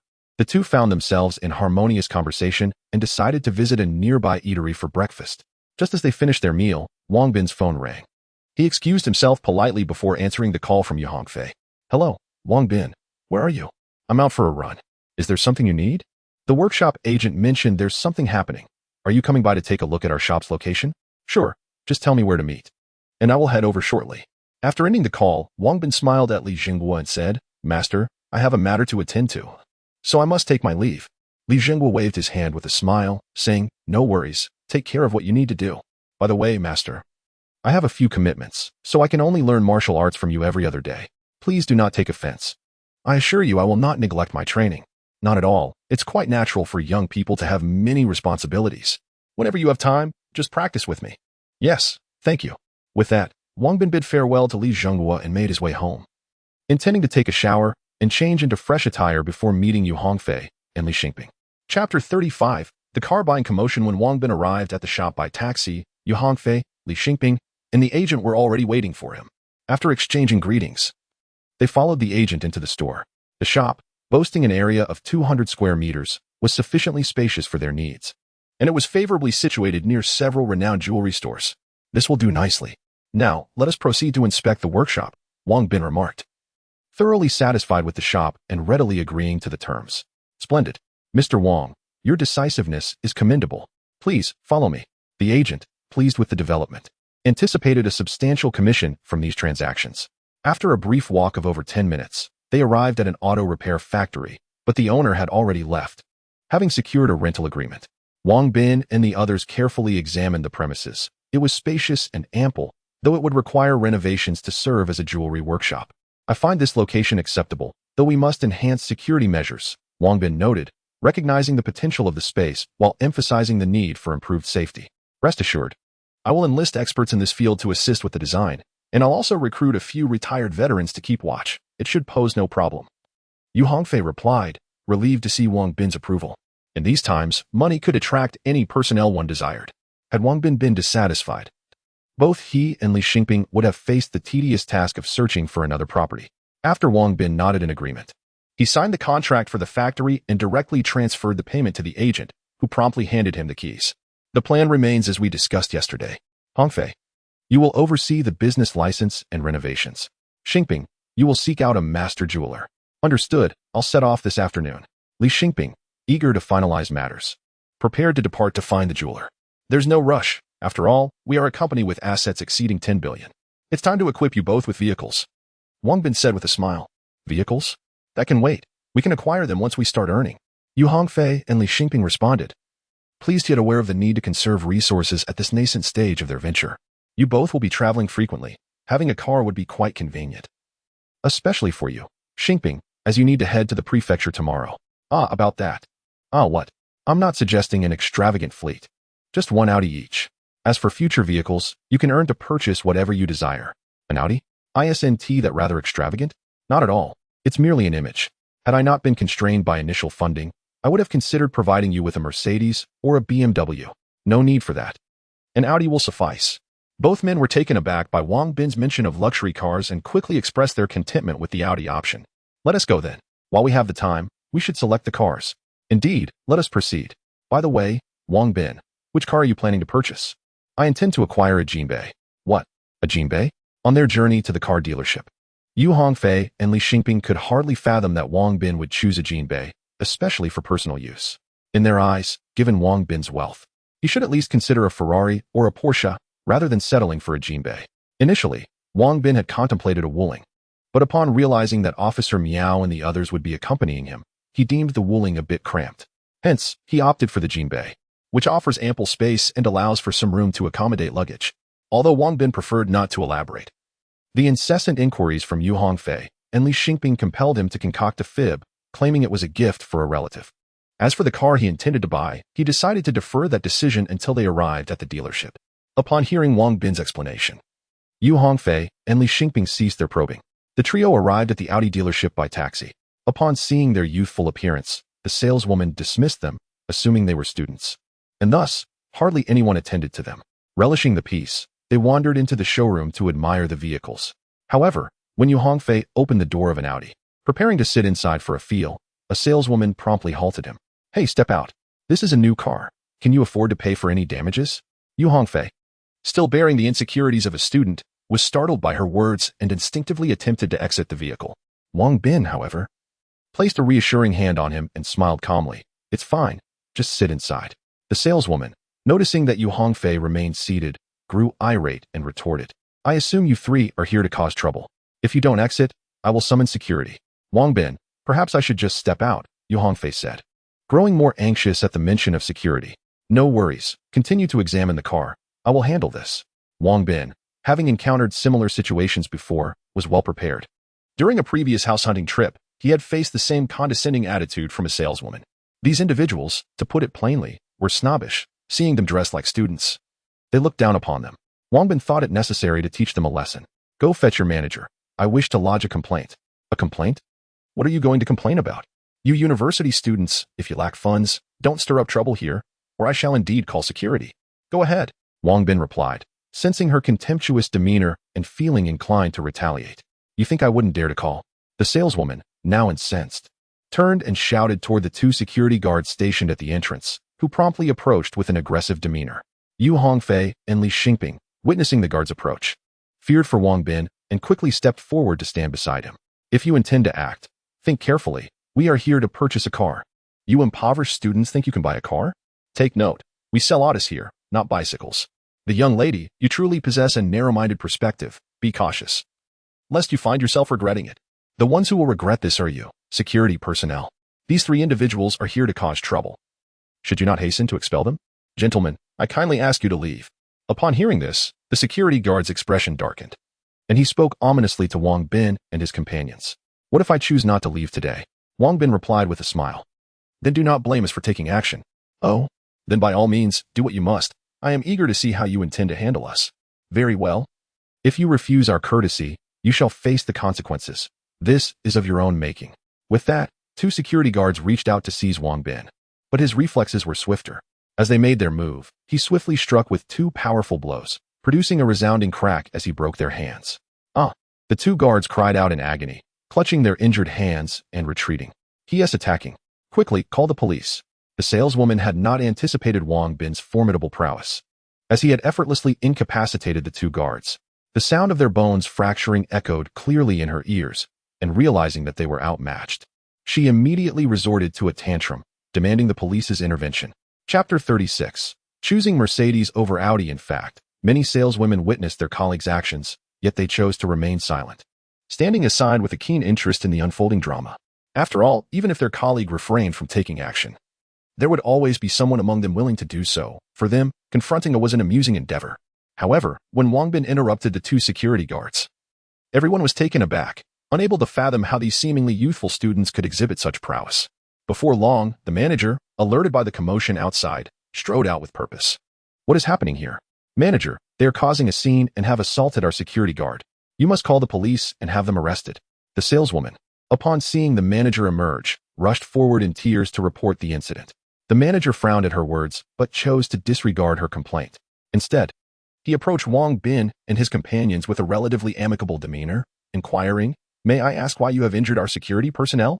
Wang Bin smiled nonchalantly, responding, "That is a question for them. They initiated the conflict." The manager turned to the two guards lying on the ground and demanded, "Speak. Why did you lay hands on our guests?" The guards, writhing in pain and drenched in cold sweat, yearned for immediate medical attention, yet under the manager's scrutiny, they could only confess. Xiaomei said they were causing trouble, so we had to escort them out. Upon hearing this, the manager turned to the saleswoman, addressing her coldly. "Xiaomei, how exactly have these guests caused trouble?"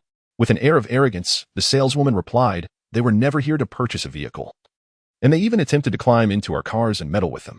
What if they dirty or damage our vehicles? I asked them to leave, and when they refused, I had no choice but to summon security." The manager, grasping the situation, retorted icily, "Xiaomei, every visitor is a guest. Even if they are not here to buy, we must treat them with respect. How can you act so rudely? Apologize to them at once." In truth, the manager harbored a deep disdain for Wang Bin and his companions, clad in student attire that suggested they were far from affluent. Nonetheless, as a manager, he was compelled to uphold the dealership's image, hence his insistence on an apology. Initially reluctant, the saleswoman, upon receiving a piercing glare from the manager, begrudgingly bowed to Wang Bin and said, "I am sorry. I was in the wrong. Please forgive me. You are not at fault. The fault lies with this society that breeds your superficiality. Let us leave. I have lost interest in purchasing a car here. We will explore the offerings across the street." Wang Bin smiled faintly, and with that, he and his companions, Yu Hongfei and Li Xingping, strode confidently toward the exit.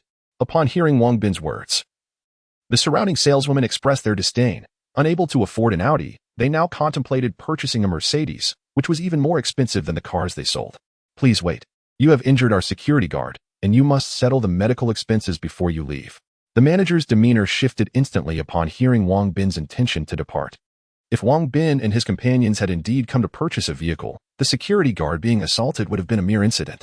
However, now they wish to leave brazenly without making a purchase. That is simply unacceptable. "Oh, I wonder if this is sufficient." After speaking, Wang Bin produced a gold bar from his pocket and tossed it directly at the manager. Of course, the The gold bar had been retrieved from the system space. The act of reaching into his pocket was merely a ruse. The manager caught the gold bar, and his expression transformed instantly. Its weight confirmed its authenticity. To further ascertain its genuineness, the manager bit into it, realizing it was soft and not brass. Esteemed gentlemen, please take your time. We sincerely apologize for any offense caused. We hope for your understanding. Upon confirming the gold bar's legitimacy, the manager became momentarily speechless, pondering how to persuade Wang Bin and his companions to stay. Wang Bin and his friends exchanged amused glances at the manager's deep bow, and without pausing, they strolled confidently towards the nearby Mercedes dealership, the saleswomen surrounding them. Having witnessed Wang Bin's unexpected display of wealth, were struck dumb with astonishment. Only upon seeing the manager did they come to their senses. Bowing respectfully to Wang Bin and his companions, but by the time they straightened up, the trio was already approaching the car dealership. You three, immediately go to finance and settle your accounts. I never wish to see you again. The manager could no longer contain his frustration as he shouted at the saleswomen and the security guard. Manager, I. The saleswomen and the security guard attempted to respond, but the manager stormed into his office in anger. Hongfei, Xingping, remember today's lesson. In the future, we must never judge a person by their appearance when running our establishment. Everyone who enters our store, even a beggar, must be treated as a valued customer. As they neared the Mercedes dealership, Wang Bin imparted this lesson gravely to his companions. Understood. I will personally train the staff to ensure such incidents never occur again. Yu Hongfei and Li Xingping replied emphatically. Well, let's enter. Since we can't purchase an Audi, we might as well buy a Mercedes. Wang Bin expressed his satisfaction with their responses. Ah, are we truly buying a Mercedes? We've come this far, and we're not short on funds. Wang Bin smiled subtly and stepped into the dealership first, but to prevent a repeat of the earlier scene. He took another gold bar from the system space and began to play with it in his hands. Their attire still bore the semblance of students. Wang Bin had changed significantly in demeanor due to the trials of the apocalypse, yet this world remained one that judged based on appearances and immutable truth. The saleswomen initially disregarded Wang Bin and his companions due to their student-like attire, but upon noticing the gold bar in Wang Bin's hand, they quickly approached with eager eyes. Gentlemen, how may I assist you today? Yu Hongfei and Li Xingping were puzzled by Wang Bin's display of wealth, but upon witnessing the saleswomen's respectful demeanor, they understood Wang Bin's intention, shaking their heads in reluctant agreement with his perspective on the world's superficiality. We wish to purchase 3 vehicles. Please provide us with your recommendations. 3 vehicles? The saleswoman was momentarily taken aback. Purchasing 3 cars in one go transcended the definition of extravagance. Indeed, you heard correctly, 3 vehicles. Please, expedite the introduction, or I may very well seek my purchases elsewhere. Ah, yes, of course. Please, step inside. I wonder if you are inclined towards sedans, SUVs, or perhaps sports cars. Hongfei, Xingping, what are your preferences? Never mind. Asking you would likely lead to the selection of the most economical option. Let us opt for sports cars. Ah, sports cars. What? Do you not have any sports cars available? Yes. Right this way, please. Upon hearing Wang Bin's intention to acquire 3 sports cars, the saleswoman's heart raced with excitement. Wang Bin, is this not a tad excessive? Both Yu Hongfei and Li Xingping felt a surge of exhilaration at the mention of sports cars, though a slight twinge of guilt lingered. Excessive? Remember, we are brothers, lifelong brothers. I shall ensure that both of you become billionaires in due time. Wang Bin exclaimed with a hearty laugh, embracing both of them with grand proclamations. Indeed, Yu Hongfei and Li Xingping's eyes glistened with emotion. Now, let us select our vehicles. Observing the expressions of his companions, Wang Bin chuckled heartily, patting their shoulders before swiftly heading towards a sleek sports car. Yu Hongfei and Li Xingping exchanged a glance, then nodded resolutely. In that moment, they both resolved to stand by Wang Bin for the rest of their lives. The saleswoman, overhearing Wang Bin's words, was instantly captivated by his eloquence. Indeed, the wealthy possess a distinct manner of expression that elevates them above the common discourse. Chapter 37. 3 cars, what sort of vehicle is this? Wang Bin inquired, resting his chin on his right hand, his gaze fixed with keen interest on the sports car ahead. This is the CLS, a 4-door sports car, starting at 630,000. The saleswoman eagerly responded upon hearing his question. Is there anything a bit more expensive? Wang Bin, initially charmed by the vehicle, lost interest upon learning of its price. Now that he had the means, he desired only the finest. Ah, please follow me. The one beside it is even pricier. The saleswoman, taken aback by Wang Bin's remark, quickly composed herself and led him to another car. It was no surprise that she was astonished. Most customers typically lament the high prices, seeking discounts. Yet here was one who found the price too affordable.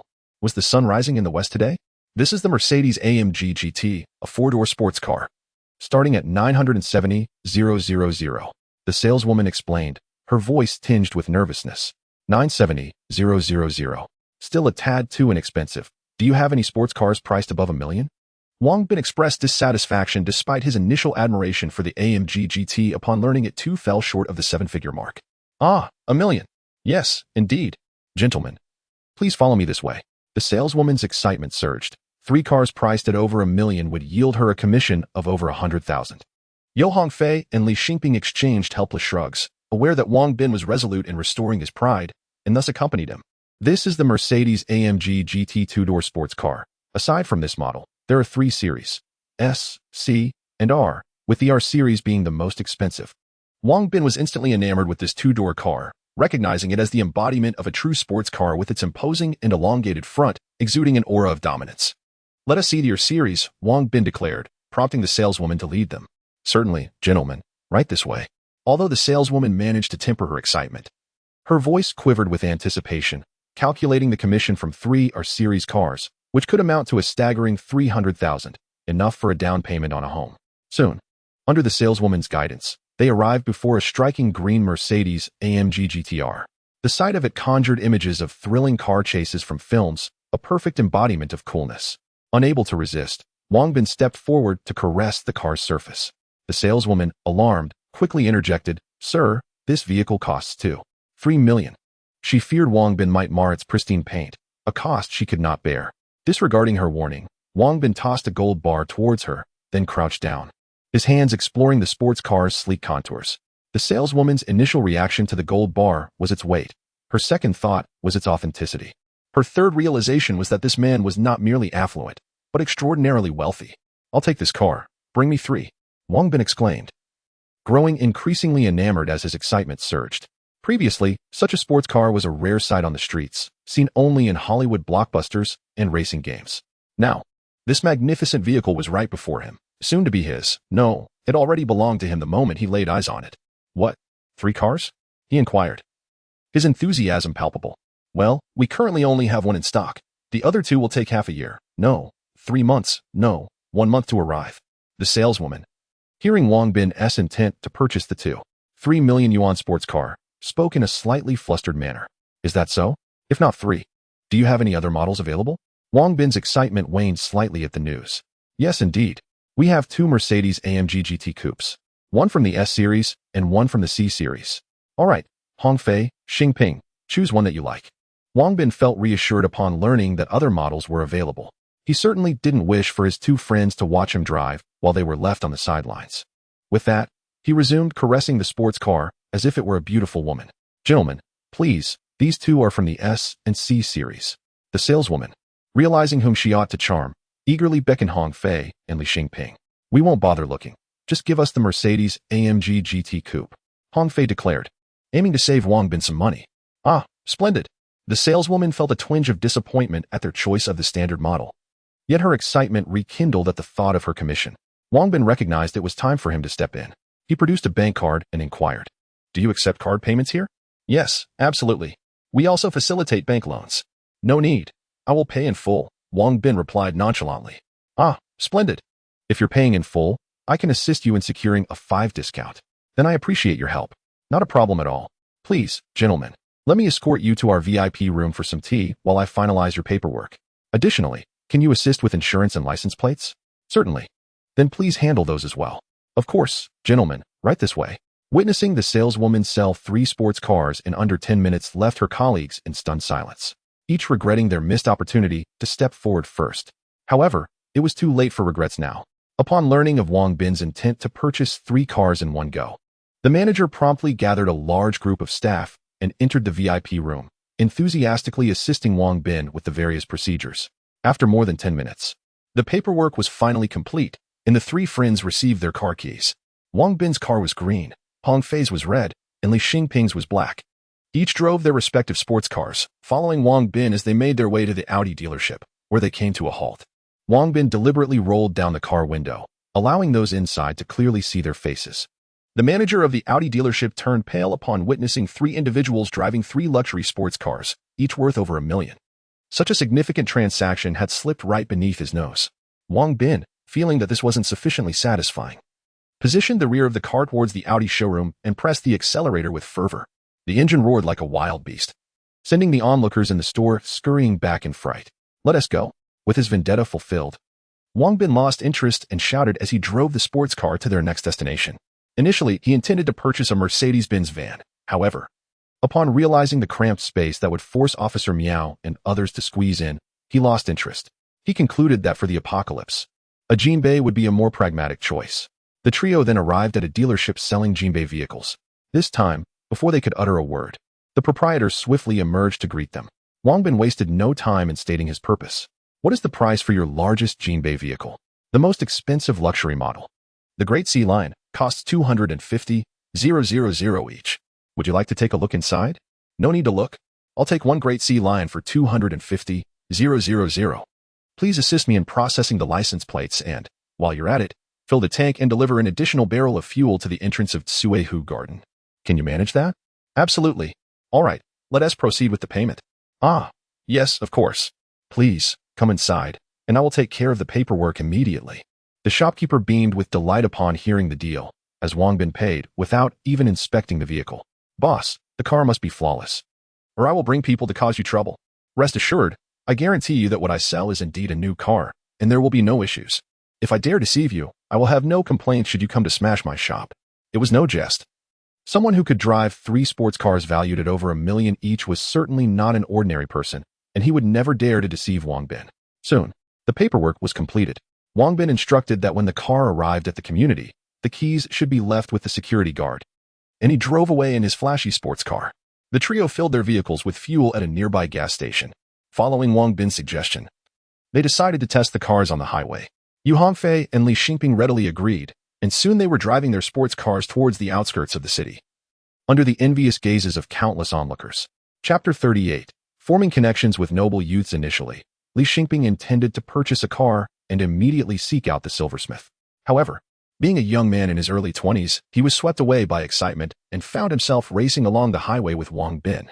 Wang Bin's sports car could accelerate from 0 to 100 in a mere 3.6 seconds, an astonishing feat indeed.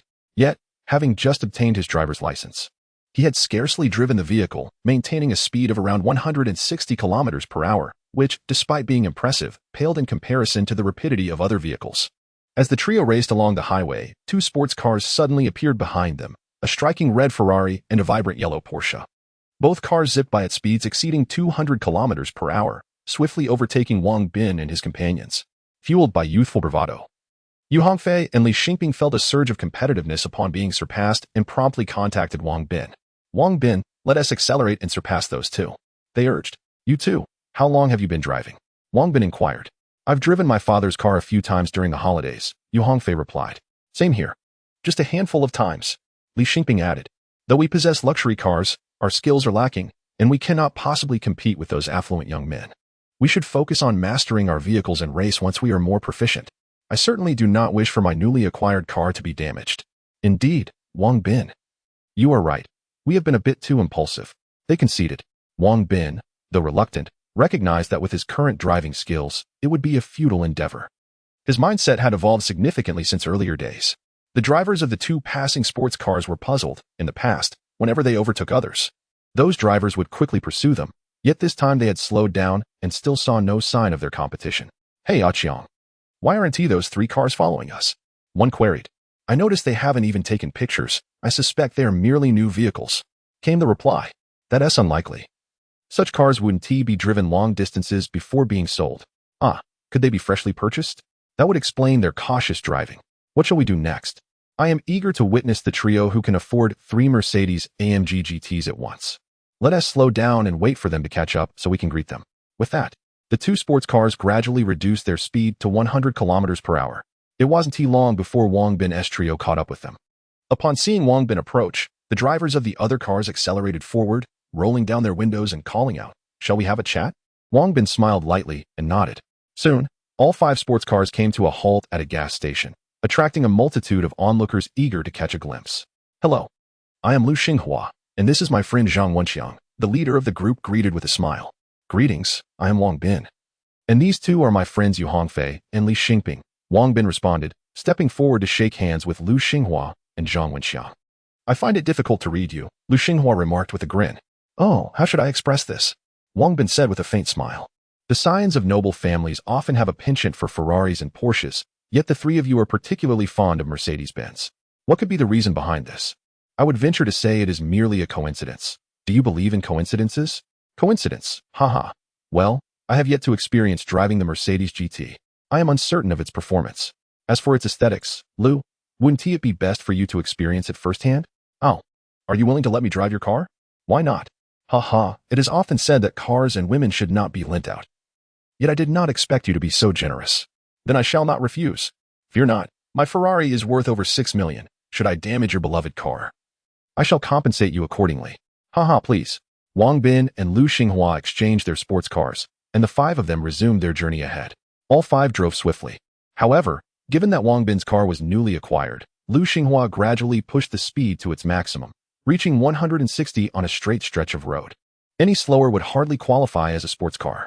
Soon, they arrived at a small county town, and at Lu Xinghua's suggestion, they enjoyed a meal together. Lu Xinghua was eager to befriend Wang Bin, while Wang Bin, considering future business prospects, also wished to befriend Lu Xinghua. The atmosphere at the dining table was lively, and they quickly grasped each other's backgrounds. Both Lu Xinghua and Zhang Wenxiang were from prestigious families, yet Wang Bin did not perceive the arrogance often depicted in dramas. Instead, he found them approachable. Upon learning that Wang Bin and his companions were still in university and planning to open a jewelry store, Lu Xinghua felt a deep admiration, eagerly anticipating future collaboration. The five exchanged contact information before parting ways, as Lu Xinghua and Zhang Wenxiang had matters to attend to in D City and could not linger. Wang Bin, too, had to focus on preparing supplies for the impending apocalypse, prompting their separation. Upon returning to H City, Wang Bin bid farewell to Yu Hongfei and Li Xingping, and they each attended to their respective affairs. As Wang Bin approached the entrance of his residential complex, he spotted a Jinbei van parked at the gate.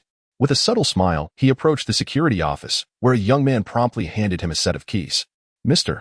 Wang, someone instructed me to give you these car keys. Thank you, I appreciate your efforts. Wang Bin replied, pulling 200 yuan from his pocket and offering it to the security guard. Initially reluctant, the guard finally accepted the money after Wang Bin's insistence. After parking the sports car, Wang Bin promptly set out in the Jinbei for a major shopping spree.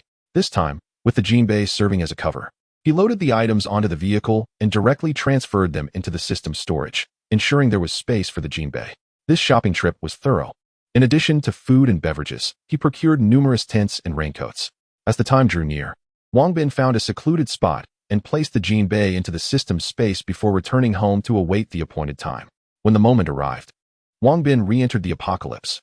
Upon his arrival, he was immediately struck by a pungent odor of decay. Could something have happened to Xiao Yu and the others? Wang Bin emerged from the door, his body drenched in cold sweat. Upon stepping outside, he was met with the sight of numerous familiar faces. As he made his sudden appearance, everyone turned their gaze towards him. Brother Wang, you have finally returned, exclaimed Guan Xiaoya, who, after a moment of astonishment, sprang to her feet and rushed into Wang Bin's embrace. Officer Miao felt a pang of bittersweet emotion upon witnessing Guan Xiaoya nestled in Wang Bin's arms. Wang Bin, you are back at last. Li Qingping approached with a joyful demeanor, giving Wang Bin's shoulder a reassuring pat. Have you all been well? Wang Bin inquired. Yes. Nothing untoward has occurred, they replied. Then what accounts for this overwhelming stench of decay? He questioned. Haha, when you departed, you vanquished a multitude of zombies. Just a few days after you left, the weather turned fair, and the sunlight has brought forth the odor from their remains. They explained. Why haven't you relocated to another place? He asked.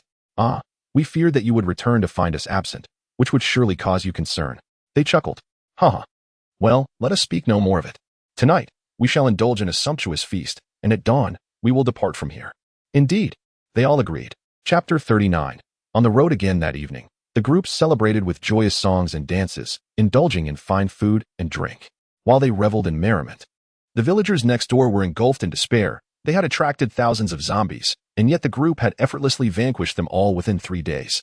Meanwhile, the villagers faced hunger, while their neighbors feasted daily. On the following morning, after breakfast, the group began to pack their belongings in preparation for departure. However, before leaving, Wang Bin produced a bag of rice and placed it in the house. Wang Bin, what are you doing? I wish to express my gratitude for their assistance in luring the zombies. They surrounded us, and you still want to thank them? They did not inflict harm upon us. And their actions inadvertently strengthened my own abilities due to the zombies they brought. This bag of rice is but a trifling matter to me. Giving it to them is of no consequence.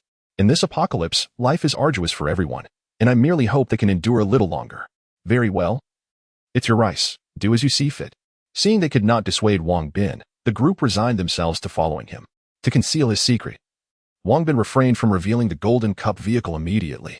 Instead, he walked for quite a distance, waiting until they were alone before producing the vehicle.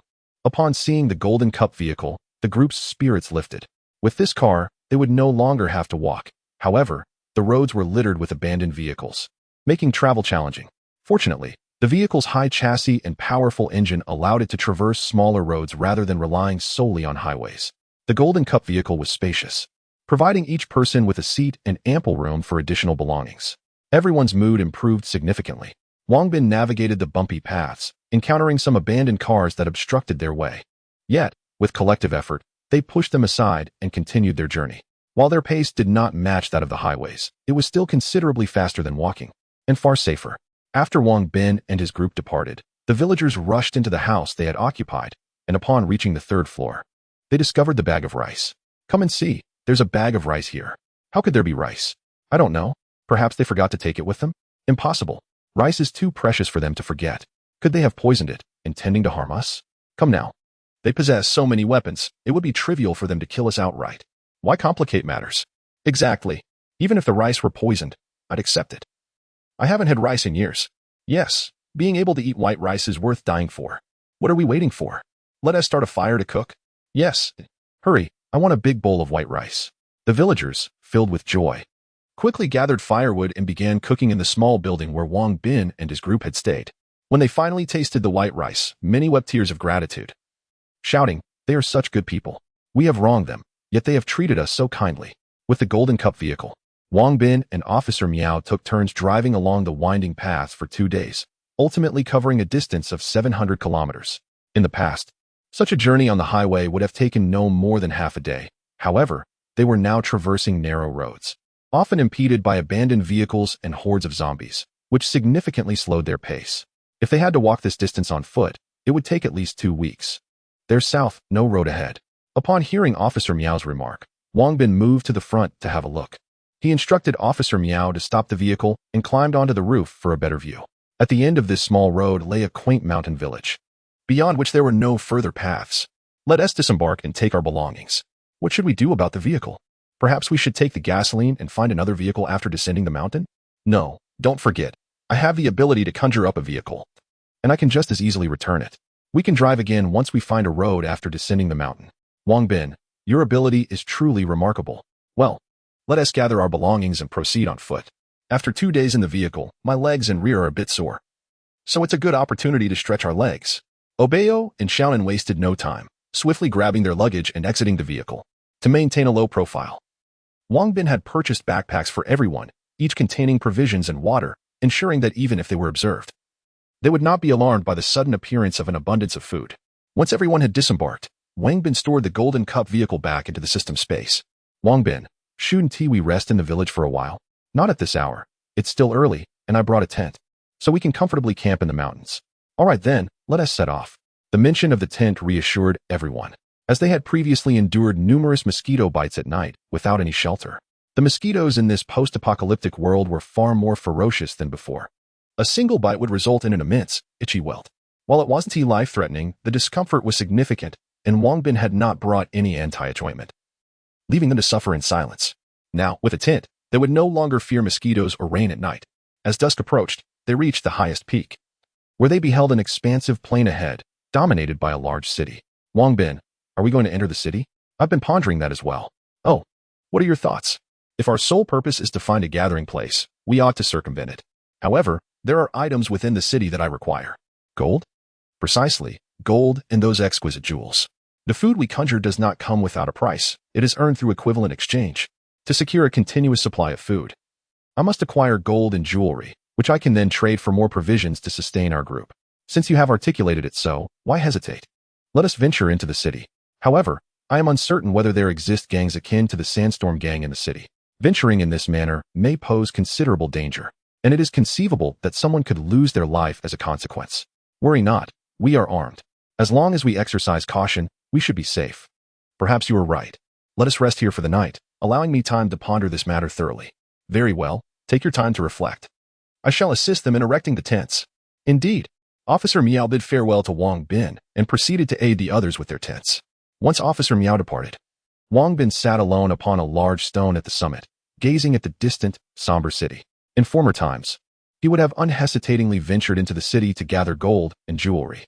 Yet now, with Guan Xiaoya and Officer Miao by his side, he felt a profound sense of responsibility to safeguard the well-being of each individual.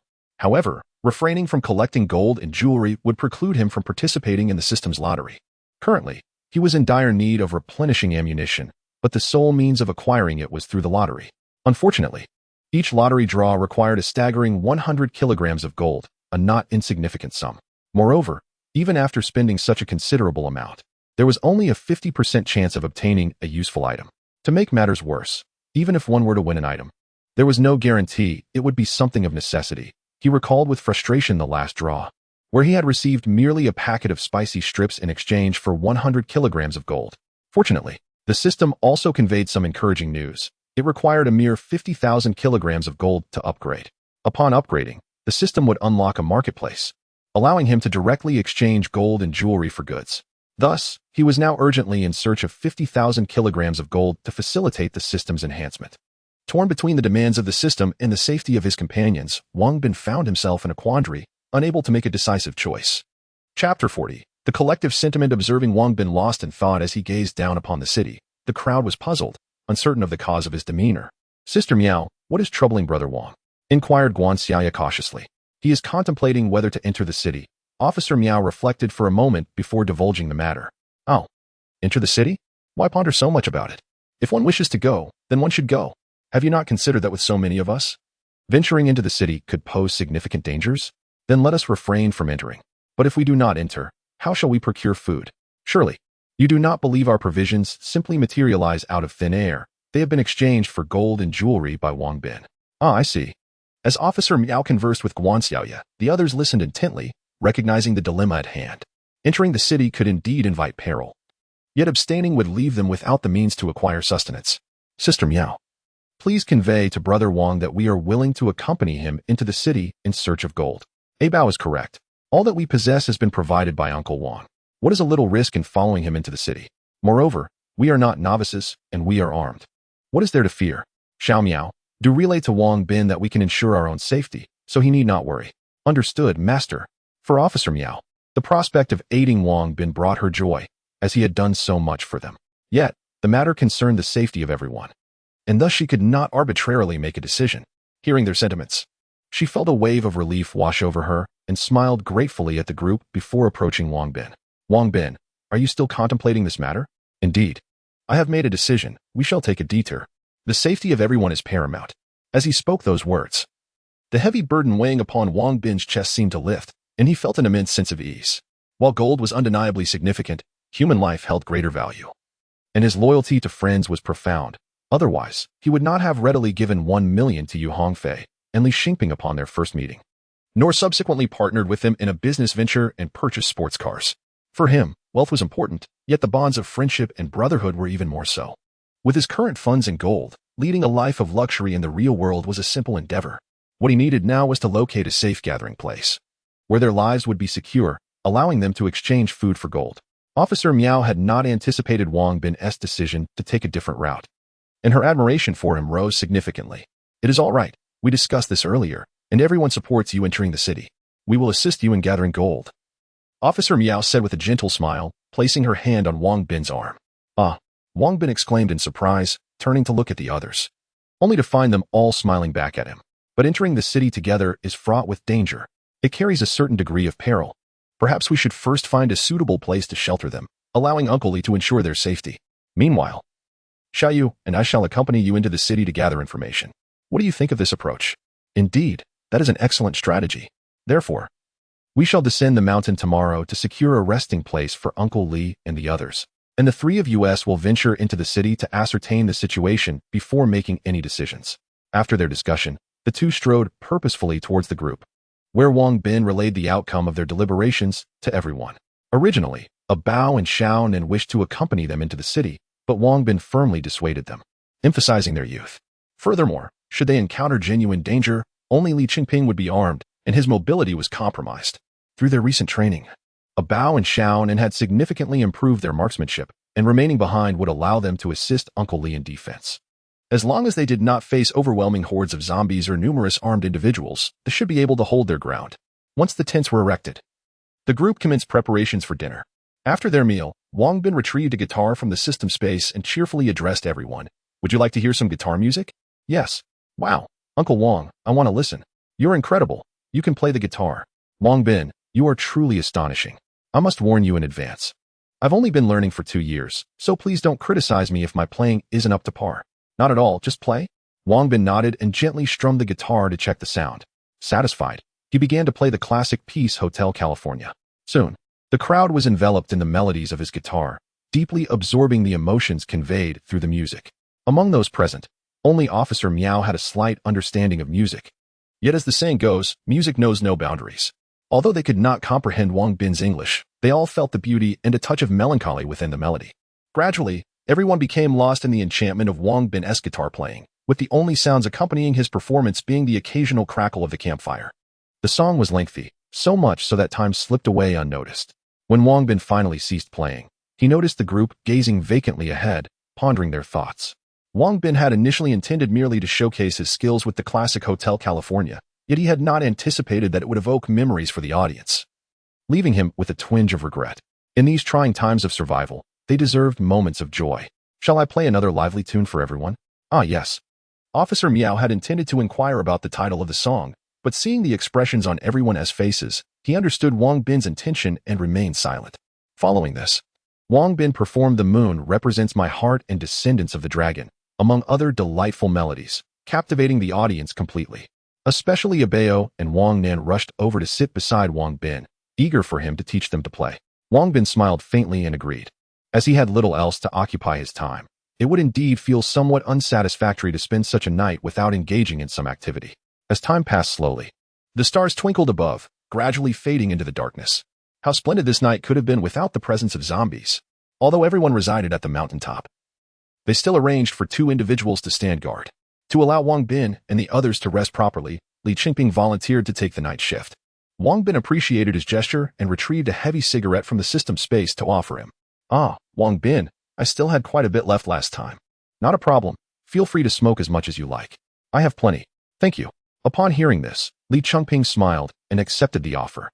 In the real world, Wang Bin would surely advise Li Qingping to smoke less for the sake of his health, but in this post-apocalyptic scenario, he refrained from doing so. After all, none could predict what the future held, and smoking had become a form of solace. Chapter 41. Gathering intelligence the following morning. After partaking in breakfast and packing up their tents, the group set forth once more. Prior to their departure, Wang Bin meticulously charted their course.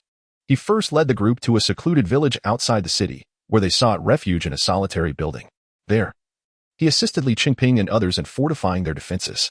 Accompanied by Guan Xiaoye and Officer Miao, they ventured towards the city. To dissuade any lurking threats, Wang Bin and his companions discharged several rounds, swiftly eliminating the surrounding undead. The cacophony of gunfire would surely deter any nefarious individuals from approaching. Wang Bin, concealing himself with a modest backpack, was accompanied by Guan Xiaoye and Officer Miao, who were lightly equipped with only firearms and ammunition. Through their recent explorations, Wang Bin had gained insight into which paths were traversable and which were not. In no time, the trio arrived in the urban area. This city was larger than the one previously inhabited by Guan Xiaoye and Officer Miao, yet it bore a more desolate visage. With an alarming number of zombies roaming the streets, Wang Bin hesitated to engage the undead in gunfire, aware that a misstep could lead to being overwhelmed. After walking a considerable distance, they encountered a thoroughfare obstructed by debris, behind which stood 7 or 8 individuals, all armed. The sight cast a pall over their faces. Why are there so many guards here? Officer Miao inquired, his brow furrowed. Could this be a gathering place? Guan Xiaoye questioned, perplexed. Unlikely, Wang Bin assessed. Though they possess firearms and have erected rudimentary defenses, they hardly resemble soldiers, and their numbers are insufficient. I suspect they are merely representatives of local factions. That makes sense. What should we do now? Guan Xiaoye pressed further. Let us wait and observe the situation, Wang Bin replied thoughtfully. The trio remained in their position for 2 hours. Yet no one entered or exited the area, and Wang Bin began to grow restless. Let us scout the perimeter for a potential entry point. Agreed. The three soon traversed along the wall for a considerable distance, only to find several passages blocked. What now? Guan Xiaoya asked anxiously. Follow me, Wang Bin declared, leading them back to a section of wall exceeding 4 meters in height. Ah, Brother Wang, why have you brought us here? Guan Xiaoya questioned, bewildered. It is quite simple. We shall climb over, Wang Bin replied with a mysterious smile. Climb? The wall is too high. Are we to form a human ladder? Essentially, yes. Officer Miao. Please crouch beneath the wall. Xiaoya, maintain vigilance around us. Understood. Both Officer Miao and Guan Xiaoya complied, diligently attending to their tasks as instructed by Wang Bin. Wang Bin took several steps back, then suddenly accelerated, employing his agility to propel himself towards Officer Miao. With a gentle push on Miao's shoulder, he soared upwards, grasping the top of the wall and effortlessly climbing over it. Guan Xiaoya gasped at Wang Bin's remarkable leap but remained silent, keeping her firearm ready as she guarded their surroundings. Xiaoya, jump up, I'll pull you. After Wang Bin climbed onto the wall, he lay flat on it, extending his hand and beckoning to Guan Xiaoya. Without hesitation, Guan Xiaoya ran over, lightly stepping on Officer Miao's shoulder to leap high, and was firmly grasped by Wang Bin's outstretched hand, effortlessly being pulled up. Once Guan Xiaoya was atop the wall, both of them lay on it, extending their hands to catch Officer Miao as he jumped, and together they hoisted him up. The trio did not descend immediately, but surveyed the situation within the enclosure. They discovered a vast area enclosed by the wall, bustling with people. A rough count revealed over 300 individuals visible, and the number inside the building was indeterminate. Most of the people inside were unarmed, heads bowed as they toiled away, some engaged in agriculture, while others were performing various menial tasks.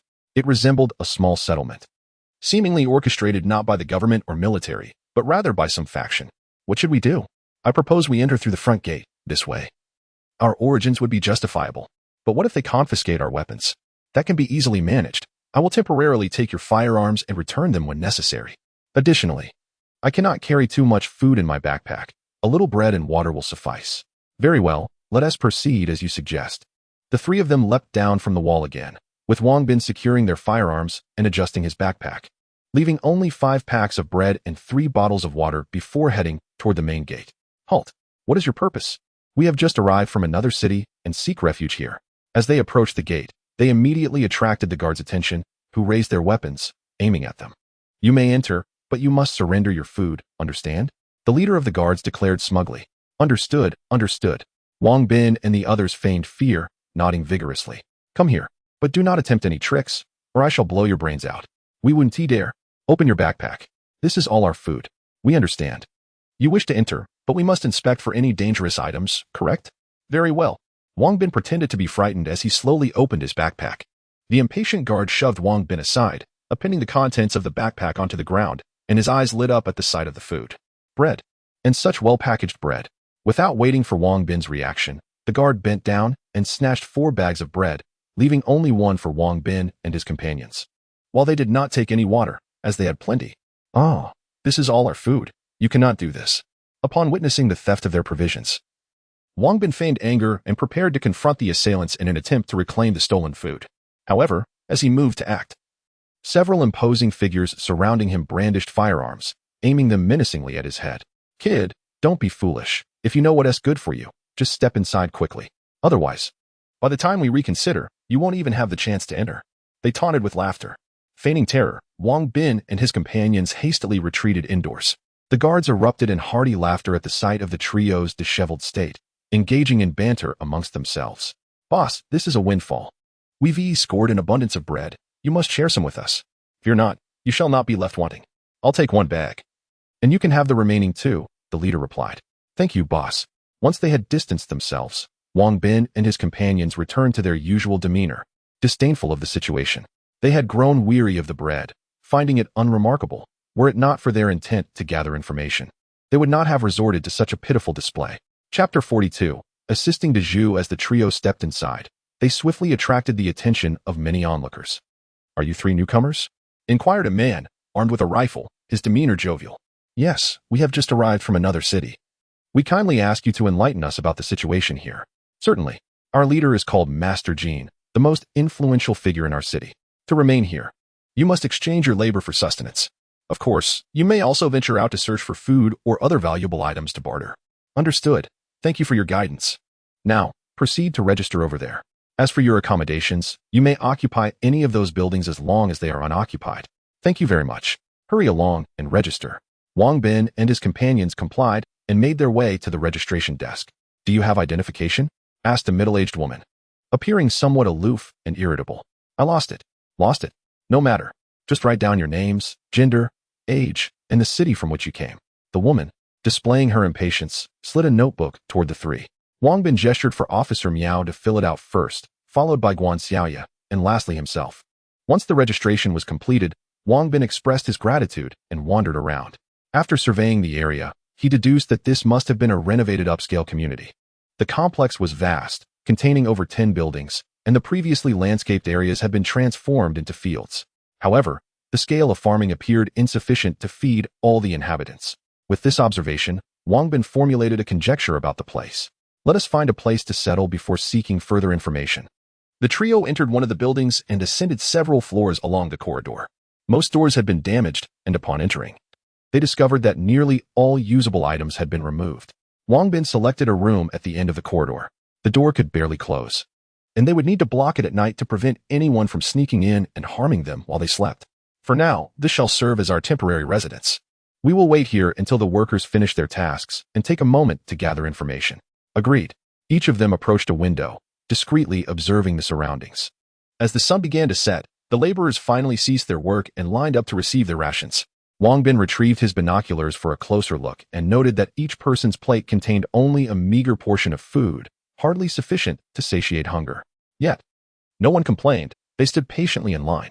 Wang Bin noticed that a robust man, after receiving his food, did not consume it like the others, but instead carefully carried his plate towards the building they were in.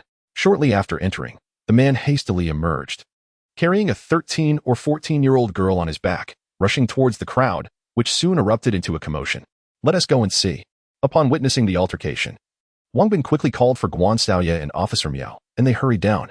Once they arrived, they learned that the man's sister had a high fever and he sought the assistance of Dr. Qian, but the doctor refused, stating he would not help without food or something of value.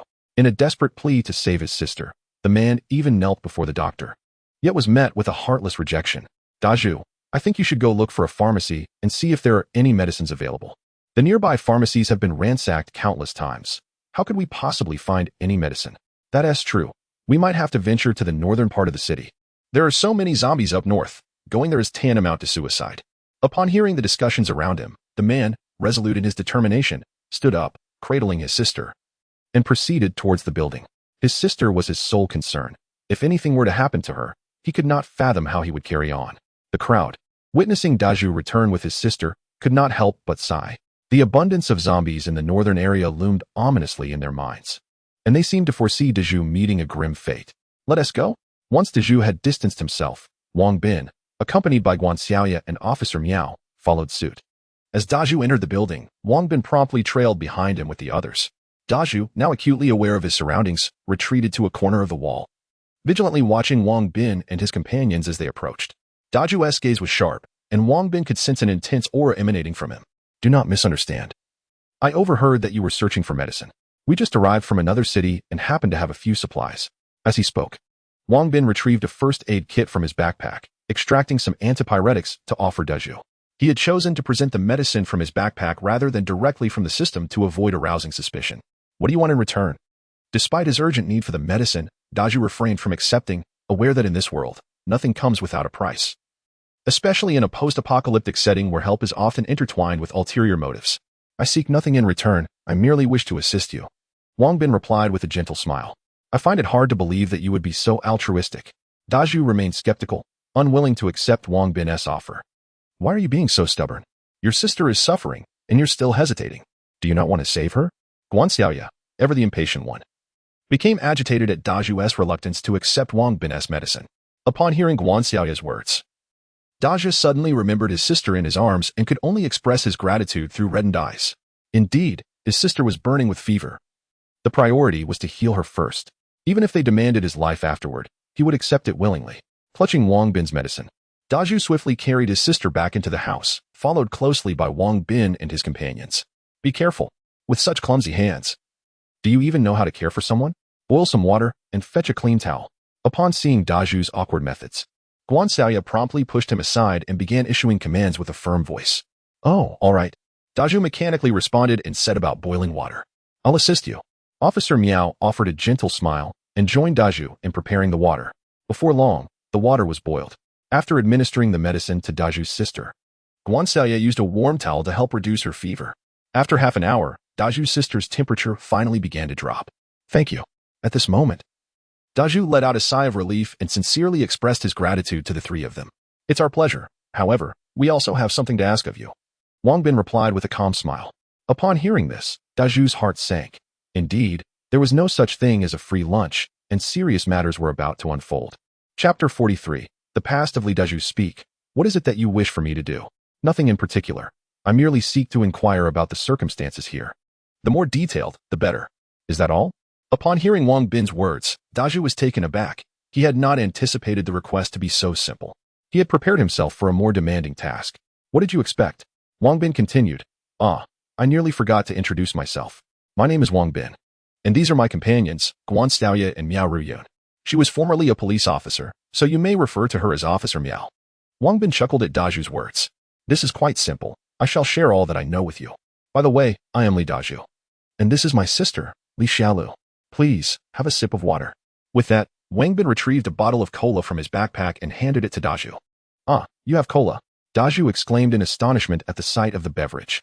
Wang Bin quickly made a shushing gesture, and Daju realized he had momentarily lost his composure, his face slightly flushing. He accepted the cola but refrained from drinking it, placing it beside his still sleeping sister instead. Wang Bin did not press him, instead harboring great admiration for Daju, who continued to care for his sister in such dire times. A rarity indeed. What did you do before the apocalypse?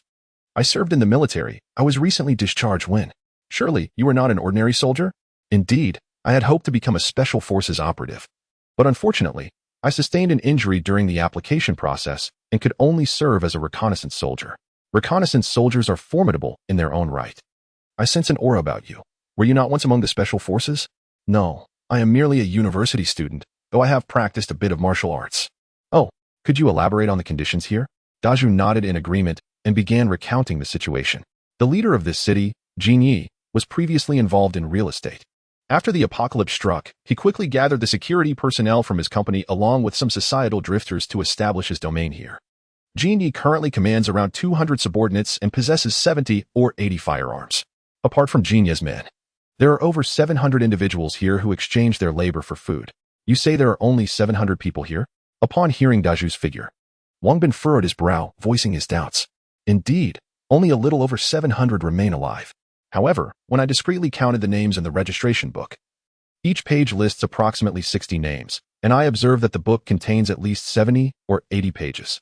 Logically, there should be around 4,000 individuals. Even accounting for some fatalities, it shouldn't be this low. I am surprised that you noticed this detail upon your arrival. You are quite astute, Daju remarked, impressed by Wang Bin's analysis. Guan Xiaoya and Officer Miao finally realized why Wang Bin had asked them to register first. He was, in fact, counting heads. Both women were taken aback by Wang Bin's meticulousness, feeling a deep admiration for him, while also reminding themselves to pay greater attention to details in the future. Brotherly, could you enlighten us on the secret behind this? Initially, I too had overlooked this matter, but one day, I noticed that after venturing out for food with several companions, we never returned, which piqued my curiosity. Upon further observation, I discovered that periodically, a portion of the people here inexplicably vanished. My investigation revealed that those missing individuals had been murdered by the men of Lord Qian, who then stealthily transported their remains back here. Some of the food we consume consists of the flesh of those deceased individuals. What? You are aware of this, yet you remain here? The three were taken aback by Wang Bin's words. Truth be told, I also wish to leave this place, but my sister has a frail constitution and often falls ill. I hope to wait until her health improves before we depart. Furthermore, when Lord Qian learned of my background as a scout, he sent people to recruit me for his services. However, knowing the nefarious activities they engage in, how could I possibly align myself with them? I sought their assistance in treating my sister's illness, which should have been a simple request, yet they deliberately made it difficult to coerce me into joining them. At this point, Li Daju lowered his head in despair, tears streaming down his face. Even though he was aware that the food he consumed was human flesh, he felt compelled to feign ignorance for the sake of his sister, his heart heavy with sorrow. Brother, please don't be sad. I will recover soon. At that moment, Li Shilu awoke, reaching out her frail little hand to grasp Li Daju's. Ah, Shilu, you're awake. Are you hungry? I will go find you something to eat. Overjoyed by his sister's awakening, Li Daju hurriedly wiped away his tears and inquired about her needs. I'm not hungry, Li Shilu replied with a faint smile. It's because of your brother's shortcomings. Li Daju couldn't help but complain upon seeing his sister's pale face and emaciated frame. No, in my eyes. You are the best brother, Li Xiaolu said with a smile. Witnessing this, Wang Bin could no longer bear to watch. He retrieved a small bag of millet from his backpack and handed it to Officer Miao, saying, Officer Miao, please prepare some millet porridge for them. Certainly, she responded, taking the millet and exiting the room to cook. Ah, you even have millet? Li Daju and his sister were astonished to see Wang Bin produce the grain. I found these in other cities, Wang Bin explained with a smile. Thank you, brotherly. My life is now in your hands. Li Daju was taken aback to find that there were still individuals in this world willing to selflessly provide them with millet porridge, especially after they had just saved his sister's life. Overcome with emotion, he knelt before Wang Bin. Ah, brotherly, what are you doing? Please stand up. Both Wang Bin and Guan Xiaoye were startled by Li Daju's gesture and quickly rose to assist him. I, Li Daju, am a person who values gratitude and repays kindness. Today, you saved my sister and provided us with millet. From now on, my life belongs to you. I shall do whatever you ask of me. Truly. You would do anything? Certainly, there are deeds as abhorrent as those of Jin Yi that I would rather perish than undertake. Haha, splendid. It is precisely this declaration that I sought. Your ability to voice such sentiments indicates that you have not yet lost your humanity. Were you to claim you would do anything, I might have deemed you unworthy. Thank you. Upon hearing this, Li Daju was so moved that he nearly shed tears. In fact, when Wang Bin initially inquired whether he would do anything, he almost responded affirmatively. Unbeknownst to him, it was his innate goodness that ultimately salvaged him, granting him the opportunity to join Wang Bin's ranks. Years later, as Li Daju reflects upon this day, he often asserts that he is fortunate and harbors no regrets regarding his choice, though such thoughts belong to a later time. Chapter 44. The opportunity arises by the way. Do you know where the gold in this city is?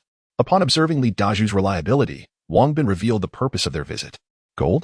It has all been moved to the building where Master Jin resides. What do you need gold for? It serves little practical purpose, Li Daju replied, astonished. Oh, it has been moved to his building? What was the reason for that? Before the apocalypse arrived, Master Jin had a profound fondness for gold. It is said that many of his office supplies were gilded. Once the apocalypse struck and the city was deserted, he dispatched individuals to break into the bank vaults and transport the gold here. Subsequently, he had the gold melted down to create an enormous golden dragon bed, dragon chair, and dragon table, not to mention an entire set of pure gold utensils. Goodness, this fellow truly knows how to indulge. Does he intend to become the local emperor here? Wang Bin couldn't help but exclaim upon hearing Li Daju's words, utterly taken aback by the man's lavishness. You are indeed correct. He considers himself the local emperor. Li Daju chuckled bitterly. This Master Jin is quite the eccentric. Guan Xiaoye could not refrain from expressing her amazement. Dinner is served. Soon. Officer Miao prepared millet porridge and entered the room to call everyone to eat. Ah, is it really ready? Li Daju asked in disbelief. Yes, it is prepared. Shilu has a high fever and couldn't eat anything, so we made the millet porridge for her. Once she feels better, we will prepare white rice for her. Ah, and white rice too. Not only white rice, but also various meats and fresh vegetables. Rest assured, you can eat your fill. All right, you can help yourself. I will assist Xiaolu with her meal. Thank you. Li Daju fought back tears as he stepped forward to serve himself some millet porridge. To enhance its flavor, Wang Bin added a bit of sugar to the porridge, leaving Li Daju at a loss for words, his tears flowing freely. In the end, the millet porridge in his bowl even had a hint of saltiness. Now that they were aware of the location of the city's gold, Wang Bin had a clear objective. Yet stealing Master Jin's golden bed would undoubtedly prove immensely challenging. This complex was developed by Master Jin, and he occupied the finest building, situated on the top floor. The building was typically guarded by over 100 individuals, making it exceedingly difficult to infiltrate. After finishing the millet porridge, Wang Bin articulated their aim. Brotherly, do you have any way for us to sneak in? You may call me Daju, that is what everyone else calls me. Very well, Daju. Do you possess any methods to facilitate our entry into Master Jin's building? The building is heavily guarded, yet there are ways. Oh, what methods? We could first infiltrate the basement and then ascend via the elevator shaft using a rope. However, Master Jin's room is on the 39th floor, making it quite arduous to climb all at once. Moreover, it would be prudent to devise a strategy to divert some guards before making our move, as that would make escape considerably easier if we were discovered. It appears we must create a bit of chaos for them. How shall we orchestrate this turmoil? Did you? You mentioned that Qian Yi would soon dispatch individuals to forage for food, only to secretly eliminate that portion of the group. How long until the next expedition? It seems to be imminent, though I cannot be entirely certain. Their schedule is rather unpredictable. Nevertheless, it should be soon. That simplifies matters. When the next opportunity arises for food gathering, we shall proactively offer our assistance, and once we are out, we can preemptively eliminate them.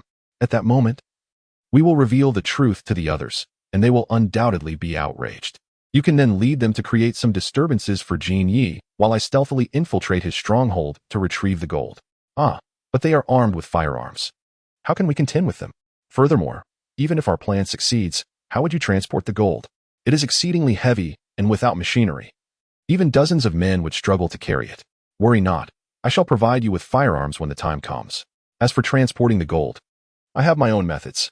Are you bold enough to follow my lead? Upon saying this, Wang Bin produced a handgun from his backpack, revealing a magazine filled with gleaming golden bullets. Very well, I have always pledged my life to you. Should you give the word, I shall not hesitate. Upon seeing the gun in Wang Bin's hands, Li Daju's confidence surged, and he thumped his chest, vowing loudly. Then we shall await the opportune moment in silence. That evening, to prevent others from discovering their food supply, Wang Bin dared not cook. Instead, he merely presented some instant meals, which rendered Li Daju and his sister speechless. Fear not. As long as you follow my brother diligently, you shall be well fed. Guan Xiaoya displayed a knack for persuasion, seizing the moment to entice Li Daju. Rest assured, I, Li Daju, am a man of my word. I shall not let you down. Upon hearing this, Li Daju hastily thumped his chest again to express his loyalty. The following morning, to avoid raising Qian Yi's suspicions, Li Daju took Wang Bin and the others to perform menial labor. However, after receiving their rations, they chose not to eat, discreetly discarding the food instead. Who would dare consume what might be human flesh? Thus, Wang Bin and his companions remained with Li Daju for 2 days, yet they observed no movement from Qian Yi. As the days passed, Wang Bin grew increasingly anxious. For in 3 days, he must return to the real world. A single day spent in that apocalyptic realm equated to 7 days passing. Would Qian Yi act during this period? If he did, Wang Bin would miss a prime opportunity and would have to wait until next month for the next chance. Moreover, Li Qingping and the others awaited news from them. Prolonged silence not only worried them, but also heightened their precarious situation. After all, only Li Qingping was capable of combat, while Abayo and Xiaonan were still far too young. Wang Bin resolved that if there were no news today, he would take Guan Xiaoya and Officer Miao back to report to the guards that they were out searching for supplies, ensuring they would share half of whatever they found. As Wang Bin contemplated his next course of action, a troop approached from the distance. Do you see that rotund figure adorned in resplendent gold?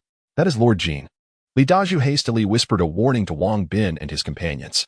Following Li Daju's gaze, Wang Bin and his companions beheld the man at the forefront. Clad in garments crafted entirely of gold, gleaming brilliantly under the sun's rays, a truly dazzling sight. Unable to suppress a cough, Wang Bin remarked on Lord Jin's eccentricity. Indeed, he was a remarkable specimen. In addition to his golden attire, Lord Qian wielded a scepter fashioned from gold, exuding an air reminiscent of an ancient pharaoh. Upon the appearance of Lord Qian, all activities ceased as the crowd turned their attention towards him. They understood that his rare descent signaled impending action. The onlookers gazed at Lord Qian with eager anticipation, though some elders, like Li Daju, bore expressions of concern. The rewards bestowed by Lord Qian were not easily obtained. Each occasion resulted in considerable loss of life, ultimately leaving survival as the only determinant of one's fortune.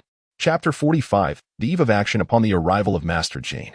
He promptly gathered everyone together, before ascending the platform amidst the protection of his bodyguards. Master Qian appeared to be in his 40s, with a slightly portly figure. His gait resembled that of a waddling duck, which struck a comical note, causing both Guan Xiaoya and Officer Miao to stifle their laughter. Just yesterday, I received news of an underground warehouse in the northern part of the city, and I am now seeking to recruit a band of brave souls. All participants shall be rewarded with a bowl of white rice upon their return, and should they bring back any spoils, they will also be treated to wine.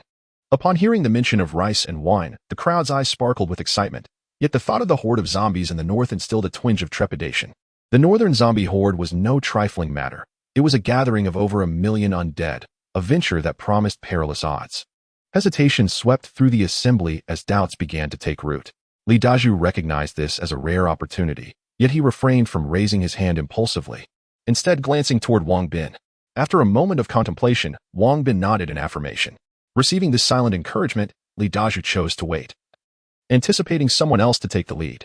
He understood that if he were the first to raise his hand, it would draw undue attention, and they needed to maintain a low profile from that moment onward.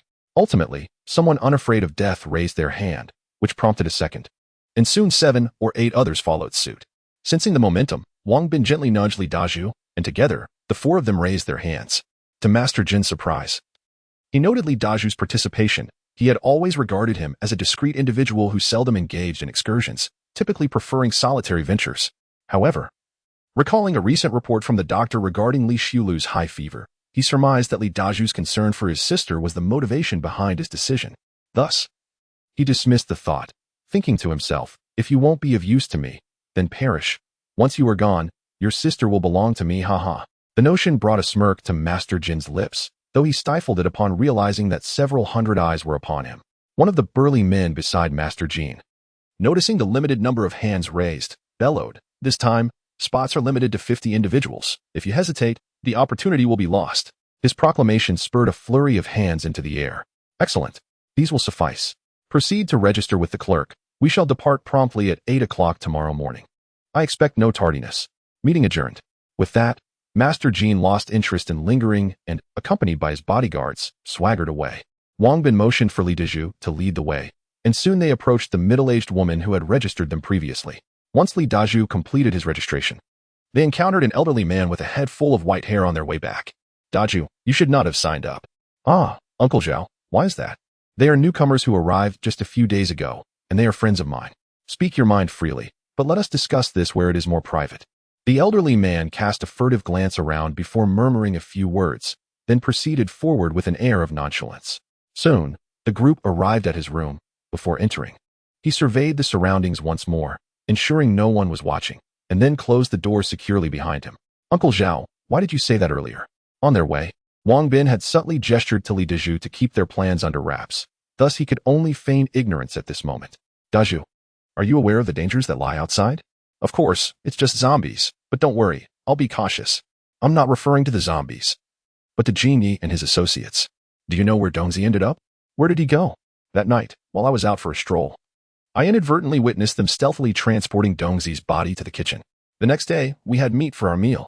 As I gazed at the meat on my plate, tears streamed down my face. Since then, every time we embarked on a mission, we were rewarded with meat the following day. Do you think that's mere coincidence?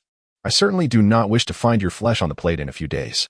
You are still young, and you have a sister to care for. I sincerely hope nothing befalls you.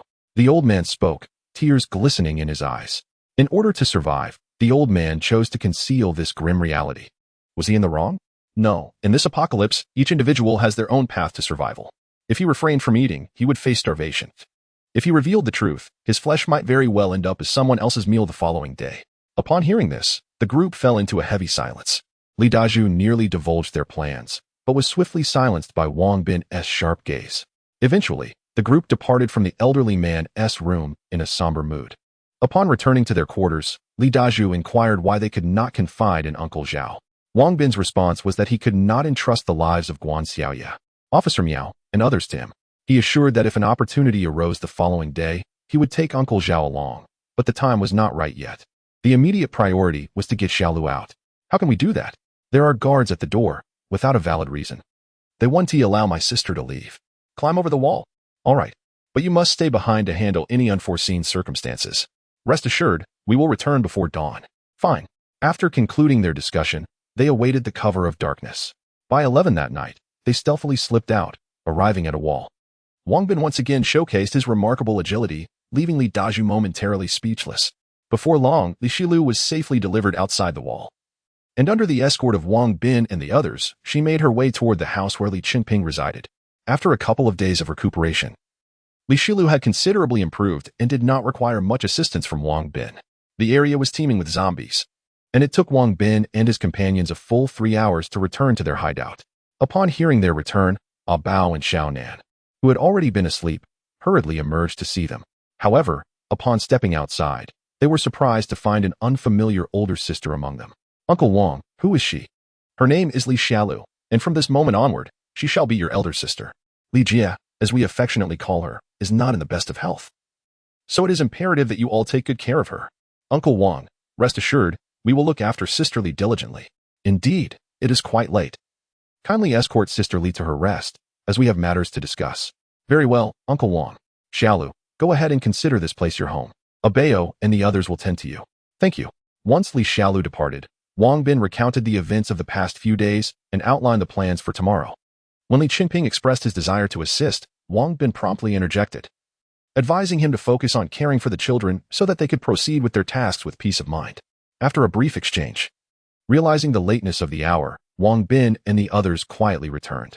Chapter 46. Journey to the destination. By the time Wang Bin and the others returned to their base, the sky was already shrouded in a dim twilight, heralding the dawn. Li Dazhu, relieved to know that his sister had been safely escorted away, exhaled a sigh of relief. For him, she was his everything. As long as she was safe, he felt that even sacrificing himself in this operation would be worthwhile. With 2 hours remaining until the assembly time, Wang Bin urged everyone to seize the moment for rest. I fear that you all may oversleep. I think I shall keep watch, Li Dazhu chuckled. No need for that. I have my phone. I will set an alarm. Besides, you haven't slept a wink all night, have you? Get some proper rest so you have the energy for the battle ahead. Wang Bin remarked with a smile, giving Li Dazhu's shoulder a reassuring pat. Li Dazhu's eyes bore traces of fatigue, a testament to his profound concern for his sister. And it was precisely this kind of loyalty that Wang Bin sought in his companions. Indeed, while Li Dazhu was somewhat surprised that Wang Bin possessed a functioning phone, he had witnessed too many wonders from him over the past few days to be astonished any longer. At 7:30, the alarm rang, prompting everyone to hastily freshen up before striding outside. As they emerged, a few individuals from the surrounding buildings also stepped out, nodding in mutual acknowledgement, aware that they were soon to become comrades in arms. Heading north to the city was no trifling matter. That area was infested with over 1 million zombies, and being surrounded by them would likely spell certain doom. Establishing good relations with fellow warriors was essential, for they would need to support one another in times of crisis. Upon arriving at the gathering point, Wang Bin noted that over 20 individuals were already present. He could discern a slight tension among them, as they understood that this mission would likely result in many casualties, perhaps even their own. Wang Bin observed that Li Dazhu also appeared somewhat anxious. He wished to offer him a cigarette to help alleviate his nerves, but with others around, he restrained himself. I must forge a team of my own. In that moment, Wang Bin grasped the truth that there is strength in numbers. To avoid being beholden to others, one must grow powerful and simultaneously assemble a formidable team. While he yearned for a strong cohort, he understood that it could not be rushed. It was crucial to find individuals of good character. Recruiting unsavory characters could jeopardize the unity of the team, not to mention the risk of betrayal at critical moments. By 8 o'clock, all 50 volunteers had gathered. And from a distance, a group approached, led by the burly man who had stood beside Jin Yi the previous day, named Li Guanghui. Before the apocalypse, he had served as Jin Ye's head of security, and now he was one of Jin Ye's most trusted aides. Wang Bin quickly assessed the situation. The opposing group consisted of 25 individuals, each armed with a firearm. They were merely 4 against 25, a formidable challenge.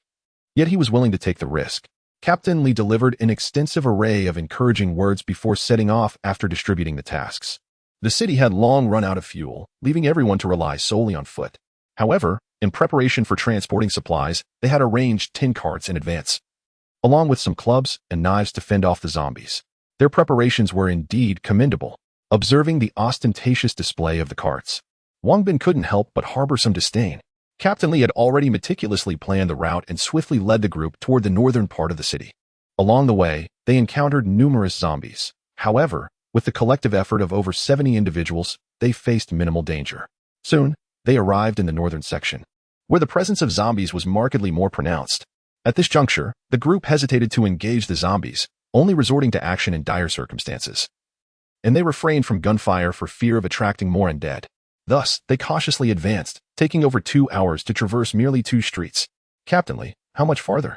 A volunteer could no longer contain their curiosity. Almost there. Just 1 more street to go. Let us push on. We'll soon be able to savor white rice and wine. Captain Li adeptly stirred their spirits, knowing that the allure of rewards would ignite their resolve. Indeed. Upon hearing of the promised rice and wine, the volunteers became invigorated, gripping their weapons tightly, ready to confront the zombies. All right, let us move out. Captain Li observed that the group had sufficiently rested and issued the command to proceed. Under his leadership, they resumed their journey, but as they traversed a narrow alley, they were met with a horde of zombies. To make matters worse, one volunteer stumbled, producing a loud noise. The zombies within the alley, alerted by the sound, turned their attention toward the group and, upon spotting the living, began to shriek excitedly and charge at them. Fool! Captain Lee was incensed. Seeing the individual who had made the noise attempting to get up, he strode over and delivered a forceful kick toward the direction of the zombies. Help! The individual, felled by Captain Lee's kick, shrieked in terror as they were swiftly surrounded by zombies. Within a minute, their flesh was devoured clean. Taking advantage of the zombies' distraction, the group hastily retreated. Witnessing a comrade consumed in mere moments sent a chill of dread through them all. Under Captain Lee's direction, they rushed into a nearby building. While there were a few zombies inside, they were quickly dispatched by the collective efforts of the group. Do you think me cruel? Indeed, I am ruthless. Anyone who dares to jeopardize my endeavors shall meet their demise. I expect 120% of your energy. Do not make mistakes. If anyone falters, they shall share the same fate. Captain Lee admonished fiercely once the zombies were cleared. At his words, the group lowered their heads, avoiding his gaze. Very well. Let us press on. Just 500 meters more, and we shall arrive. Once the commotion from the zombies subsided, Captain Lee once again urged his team forward. Seizing the opportunity while still inside the building, Wang Bin discreetly retrieved handguns from the system's storage, distributing one to each member along with a supply of ammunition. As for rifles, their considerable size would inevitably draw attention, a risk no one was willing to take. Guan Xiaoye and her companions silently accepted the handguns, concealing them within their pockets. Additionally, Guan Xiaoye possessed a dagger that had accompanied her for many years. Though not the finest weapon, it was the one she wielded with the greatest ease. She had felt a profound sense of loss when Wang Bin initially took it from her. But fortune smiled upon her, as it soon found its way back into her possession. The destination they were approaching was once the largest underground casino in the city. Upon recognizing the location, Li Dazhu quickly alerted Wang Bin and the others. An underground casino? At the mention of this, Wang Bin's eyes suddenly sparkled with excitement. Chapter 47. Paralyzing Captain Li. Under the leadership of Captain Li, the group swiftly approached the vicinity of the underground casino. The entrance stood wide open, surrounded by a throng of zombies, which could be roughly estimated to number over 300. While dealing with these zombies was a straightforward task, avoiding attracting the attention of others in the vicinity proved to be a more daunting challenge, causing Captain Li a moment of concern. As Captain Li pondered the situation, Wang Bin discreetly pulled Li Dazhu aside, while Guan Xiaoye and Officer Miao positioned themselves nearby to obscure the duo's silhouette. There are many zombies on the left street, which could easily draw their attention. I suggest we clear that area first before tackling the ones at the entrance, Wang Bin proposed. I believe it would be better if you approached Captain Li. This way, you could earn his trust, Li Dazhu replied. No, I am new here. Even if I gain Captain Li's trust, winning over the other volunteers would be challenging. You, on the other hand, are an established figure. If you gain Captain Li's confidence, he is likely to allocate some volunteers to you, making our subsequent actions more manageable, Wang Bin reasoned. Understood. Li Dazhu, a perceptive individual, grasped the idea immediately. After their discussion, they rejoined the crowd, and moments later, Li Dazhu strode purposefully toward Captain Li. Captain Li, I have a suggestion, he stated. Oh, Dazhu, what do you propose? Captain Li inquired. In order to enter, we must clear the zombies at the entrance. However, doing so risks attracting the attention of those on the left street, which could lead to our encirclement. I recommend we first eliminate the zombies on the left street. Though it may take more time, it will ensure our safety. Haha, Dazhu, you make a valid point. It seems you have the wisdom befitting a former scout. Let us proceed to clear the zombies on the left street. Captain Li exclaimed, his spirits lifted by Li Dazhu's insight. He patted Li Dazhu's shoulder enthusiastically before leading the group to tackle the zombies on the left street. In his quest to impress Captain Li, Li Dazhu showcased his true abilities during the zombie clearing operation. While others dispatched a single zombie, he managed to take down 3, quickly becoming the most distinguished among them, earning whispers of admiration from his peers. Witnessing Li Dazhu's prowess, Captain Li contemplated further winning him over. However, if Li Dazhu declined, he would have no choice but to heed Jin Ye's orders to eliminate him. After establishing a secure zone, half an hour had elapsed, and the group felt fatigued. Let us rest for a moment, Dazhu, come here. Captain Li commanded, sitting regally upon a stone. Upon hearing the order for a break, the others disregarded the dirt beneath them and plopped down to rest. As Li Dazhu approached Captain Li, envious glances were cast his way, as many recognized that his fortunes were about to change. Dazhu, you possess remarkable skills. Captain Li complimented. Not too shabby, Li Dazhu modestly replied. I shall assign you 20 men under your command shortly, Captain Li announced. Thank you, Captain Li. Do not mention it. Work hard, and I assure you, I will not shortchange you. Yes, thank you. In order to deceive Captain Li and simultaneously gain greater authority, Li Daju pretended to be emotionally stirred. Upon hearing Li Daju's words, Captain Li smiled with delight. From now on, Daju will be your leader. You all must heed his commands. After a brief respite of more than 10 minutes, Captain Li summoned everyone once again, pointing toward a group of volunteers. The individuals in that direction nodded in understanding upon hearing Captain Li's words. Let us proceed to cleanse the zombies at the entrance. The sooner we finish our tasks, the sooner we can return to enjoy a drink. With the mention of drinking, everyone immediately perked up and followed Captain Li towards the entrance of the casino. The underground casino had hotel rooms on the upper floors, while the gambling area was located on the second and third levels below ground. And they were heading to the third level. With their worries alleviated, the zombies at the entrance were swiftly dispatched, and the group descended to the first underground level. The first underground level served as a parking garage, and due to its vast expanse, it was infested with zombies, at least 1,000 or 2,000. Completely clearing this area was impractical. However, it was feasible to clear a path to the second underground level, albeit requiring some time and effort. The group, seasoned in their experiences, did not engage recklessly with the zombies. Thus, no one sustained injuries as they methodically cleared the way. Once the passage to the second underground level was secured, Li Daju hurried to Captain Li's side.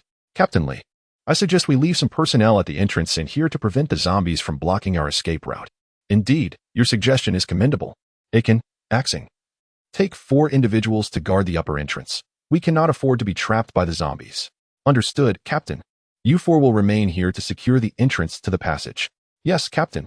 With the arrangements made, the group descended further, torches in hand, into the second underground level, which contained fewer zombies than the first, around 500 to 600.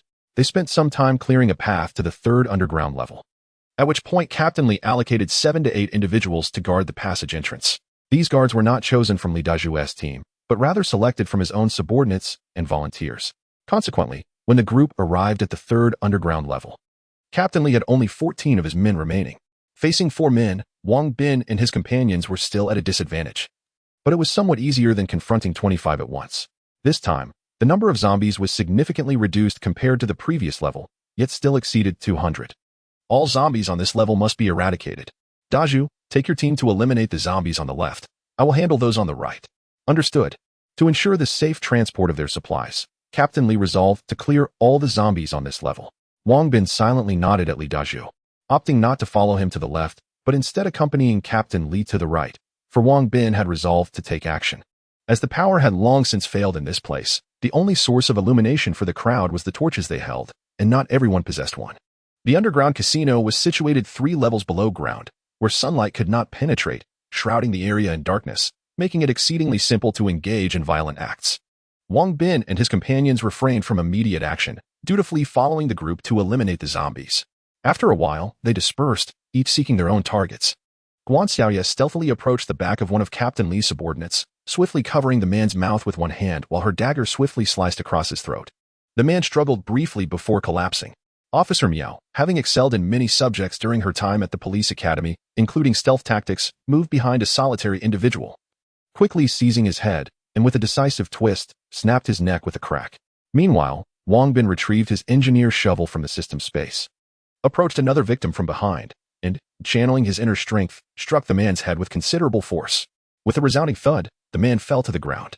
He was no longer the novice who had just entered the apocalypse. He had acquired formidable martial skills, making the act of killing remarkably effortless. After dispatching their targets, the trio surveyed their surroundings, noting that no one had observed their actions, and gradually returned to the crowd to continue their assault on the zombies. Chapter 48. Discovery. After a brief encounter with the zombies, the trio resumed their mission, given that 3 of their number had already been eliminated. It was prudent for only Guan Xiaoya to engage in action while Wang Bin and Officer Miao provided cover. Guan Xiaoya deftly approached one of Captain Li's subordinates from behind. However, her actions caught the attention of a nearby volunteer who was taken aback upon witnessing her dispatching one of Captain Li's men.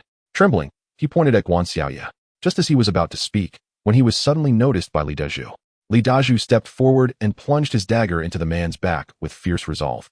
Although he saved Guan Xiaoya, his actions did not go unnoticed by another nearby individual. The observer trembled in fear, wishing to speak yet paralyzed by dread. Realizing the situation, Li Daju shot a menacing glare at him, causing the man to retreat several paces, yet he remained silent. Li Dazhu paid no heed to the man and continued to eliminate more zombies. The man, relieved that Li Dazhu had not turned his blade upon him, cautiously moved a few steps away, fearing that he might be silenced permanently. Li Dazhu was not a bloodthirsty individual. However, he understood that if the man had spoken, it would have surely exposed Wang Bin and the others. Thus, he felt compelled to act. As for the man who had witnessed the event, Li Dazhu knew that merely distancing himself would not ensure his safety. Armed with a dagger and having practiced throwing knives during his time as a scout, he was confident he could eliminate the man before he could utter a word. Yet, such actions would undoubtedly draw the attention of others, creating an endless cycle of peril. Ultimately, his reluctance to spill innocent blood dictated his restraint, with Wang Bin and his companions having dispatched 2 more foes. The zombie threat on the 3rd floor was nearly eradicated, leaving only 8 of Captain Li's men, including himself. As they finished clearing the area, Captain Li sensed the absence of several individuals. Just as he prepared to count heads, Wang Bin, quick-witted, pointed towards a box in the room and exclaimed loudly, "There's a box." Where? There really is a box. This is our chance. Step aside, step aside." Wang Bin's exclamation drew everyone's attention. And fearing they might seize the contents, Captain Li hurriedly pushed through the crowd to investigate. After instructing his subordinate to keep an eye on the others, he strode forward and opened the box. To his dismay, it was filled with worthless currency. Upon opening the first box, Captain Li found it brimming with neatly stacked bills, prompting him to curse vehemently. In former times, such riches would have stirred envy within him, but alas, these bills were now mere scraps of paper. The onlookers sighed in disappointment upon learning of the contents. Upon opening the second box, he was met with the same disheartening sight of more currency. And in a fit of frustration, he kicked the box. The third box, however, revealed a treasure trove of gold. Although he cared little for gold, he knew that it would please the esteemed Mr. Qian. While not entirely satisfied, he felt relieved to finally have something to present to Mr. Qian. As they opened another box, they discovered a collection of jewelry, presumably pawned or offered as debt repayment by gamblers. Captain Li proceeded to open yet another box, revealing an entire cache of firearms, though solely handguns. The subsequent boxes were filled with weaponry, one containing an entire stockpile of grenades. Upon seeing the grenades, Wang Bin's eyes widened. These were indeed valuable assets, as they were currently armed but lacked such formidable weapons.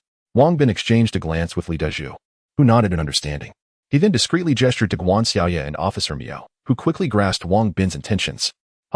This haul is rather impressive. Come over and help move these items. You are strictly forbidden from hoarding any for yourselves. I will be conducting searches upon our return." Captain Li felt that this operation was worthwhile upon witnessing the vast arsenal, and promptly instructed everyone to lift the boxes. Upon hearing the command, Wang Bin and his companions swiftly exited. Wang Bin and Guan Xiaoye took the initiative to lift the box of grenades, while Officer Miao and Li Dazhu focused on the box of rifles. As they carried the box, Wang Bin discreetly reached inside, and in an instant, the grenades vanished into his system space. Guan Xiaoye noticed the sudden lightness of the box and smiled knowingly, realizing that Wang Bin had taken the grenades. After a few steps, Wang Bin cheerfully suggested to Officer Miao, "Officer Miao, this box feels quite light. Let us switch places, and you can lift it with Xiaoye."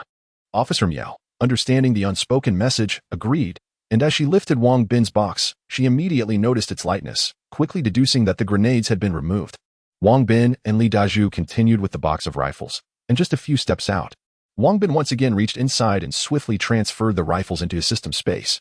Li Dazhu, walking ahead, suddenly sensed the box had become significantly lighter, leaving him utterly astonished, yet he maintained his facade and continued forward. The others emerged with their boxes, and Captain Li, seeing no further valuables, led his men outside. As they walked, he stumbled over a body on the ground, nearly losing his balance.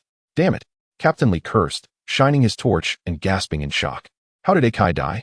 Upon hearing Captain Li's exclamation, several of his subordinates gathered around, infuriated to find Akai lying lifeless on the ground. "Who killed my brother? Step forward if you dare. I will avenge him." At this moment, Wang Bin and his companions sensed imminent danger. Seizing the opportunity while the others were distracted, Wang Bin covertly distributed grenades from his system space to the 3 of them, ensuring that each held one. Should the situation turn dire, they would be ready to act. Realizing something was amiss, Captain Li scrutinized his surroundings and was alarmed to find only 7 of his men remaining. It dawned on him that 6 of his subordinates had been stealthily murdered right under his nose, a terrifying realization that left him shaken. With a sudden crack of gunfire, Captain Li and his companions swiftly pulled back their gun bolts, aiming their weapons at the crowd. "Who killed my brother? Li Daju's attention was now focused on the individual he had previously let go, for he noticed that the man was gazing at him with a look of sheer terror. I know. The man, perceiving the imminent threat as Captain Li and his comrades aimed their firearms at him, believed that Li Daju posed no resistance. Or perhaps he sought to gain favor. He abruptly raised his hands and dashed towards Captain Li. Oh, tell me, who killed my brother? As the man rushed forward, all eyes in the vicinity were drawn to him. Seizing the moment, Wang Bin immediately issued the command to attack. Throw. As Wang Bin's words echoed, the four quickly disengaged their safety catches and hurled grenades towards Captain Li and his group. In the same motion, they discarded their boxes and sprinted towards nearby cover while drawing their pre-prepared handguns. Grenades. Quick. Bang. Bang. Bang. Bang. Before the man could shout for everyone to take cover, the grenades detonated in rapid succession, sending many flying. Fire. Once the explosion subsided, Wang Bin swiftly commanded his team to open fire.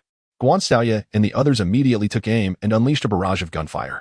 After the cacophony of gunfire, only a handful remained standing, while Wang Bin and his companions remained vigilant, their weapons trained on the horizon. Originally, Wang Bin had intended to subdue these individuals. He had not anticipated that events would escalate in such a manner. Yet, with the situation having taken a sudden turn, there was little recourse left. Chapter 49.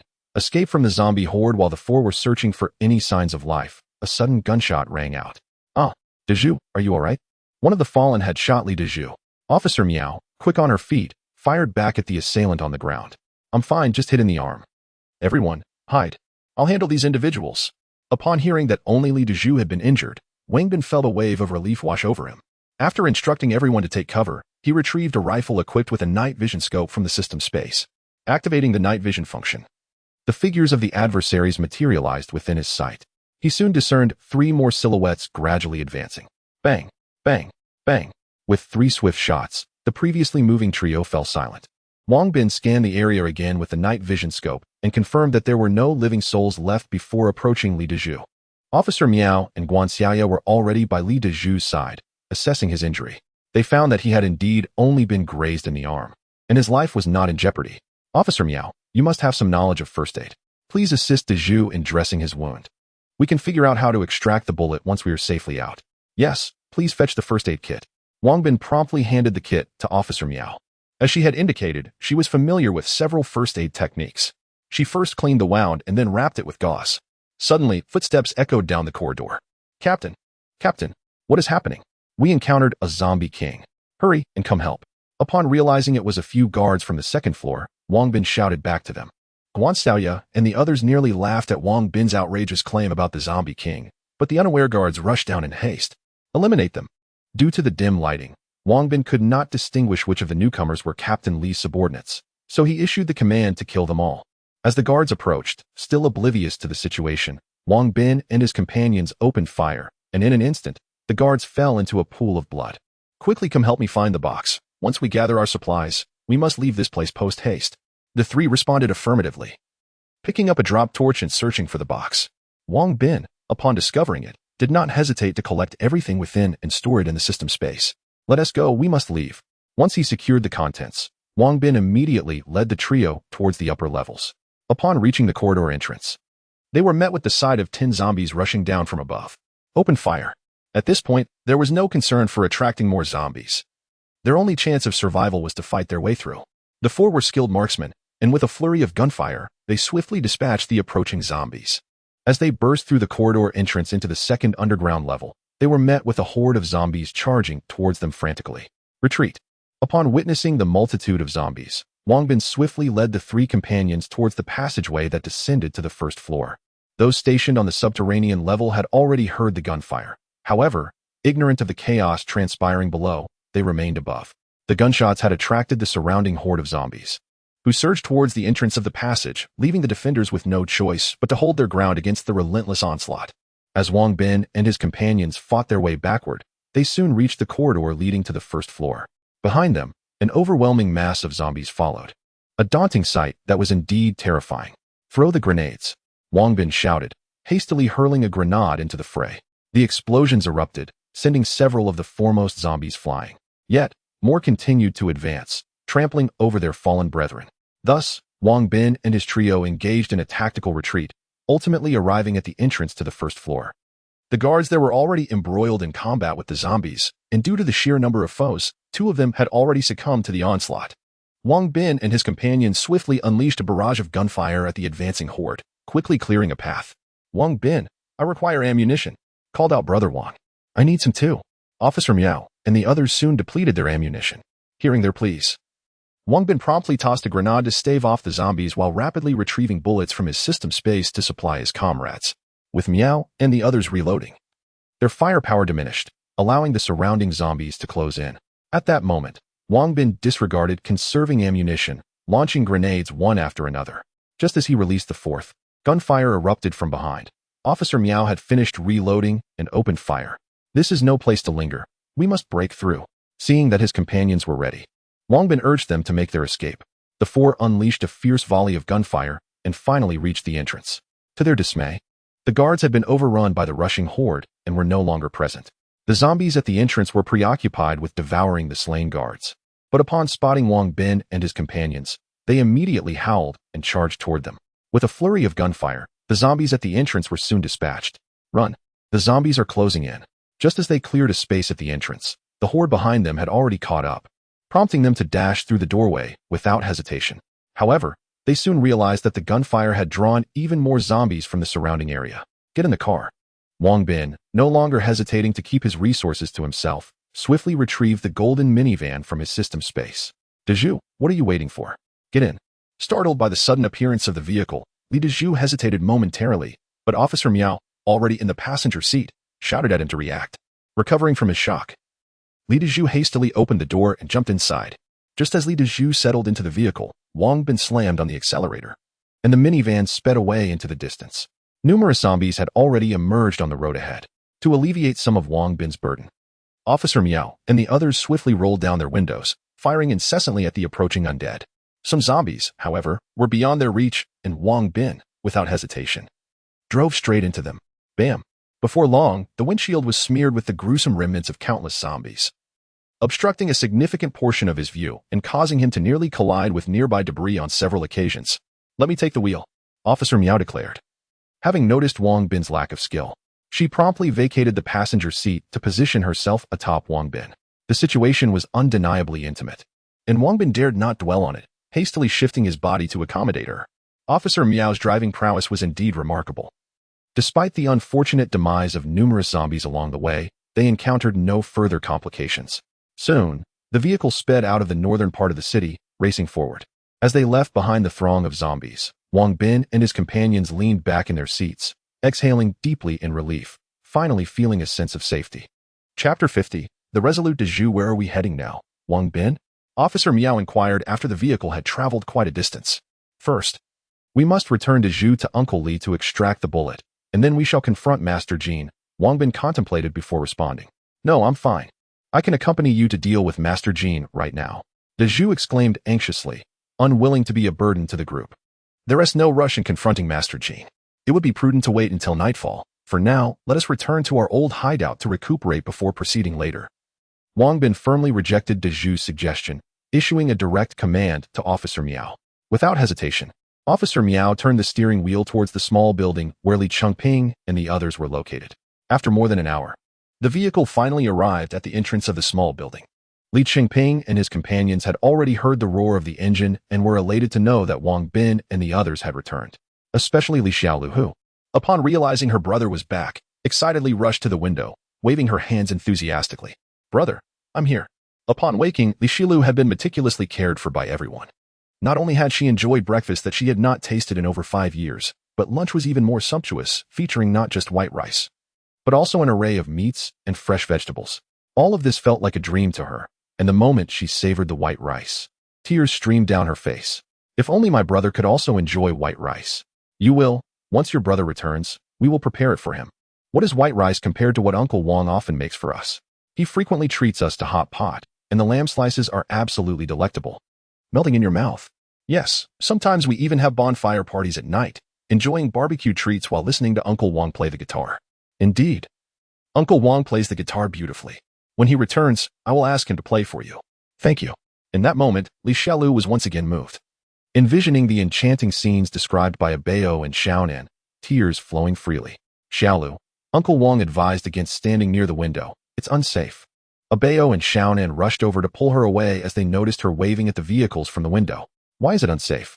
Li Xiaolu asked, puzzled. Be cautious of snipers. You could easily become a target. Oh, I see. Can I hide behind and watch the car secretly? That is fine. Just ensure your body and head do not protrude.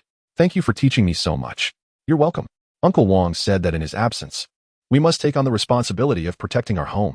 Haha, you're so young and already understand the importance of protection? Of course. Once, I single-handedly took down 30 zombies in a day.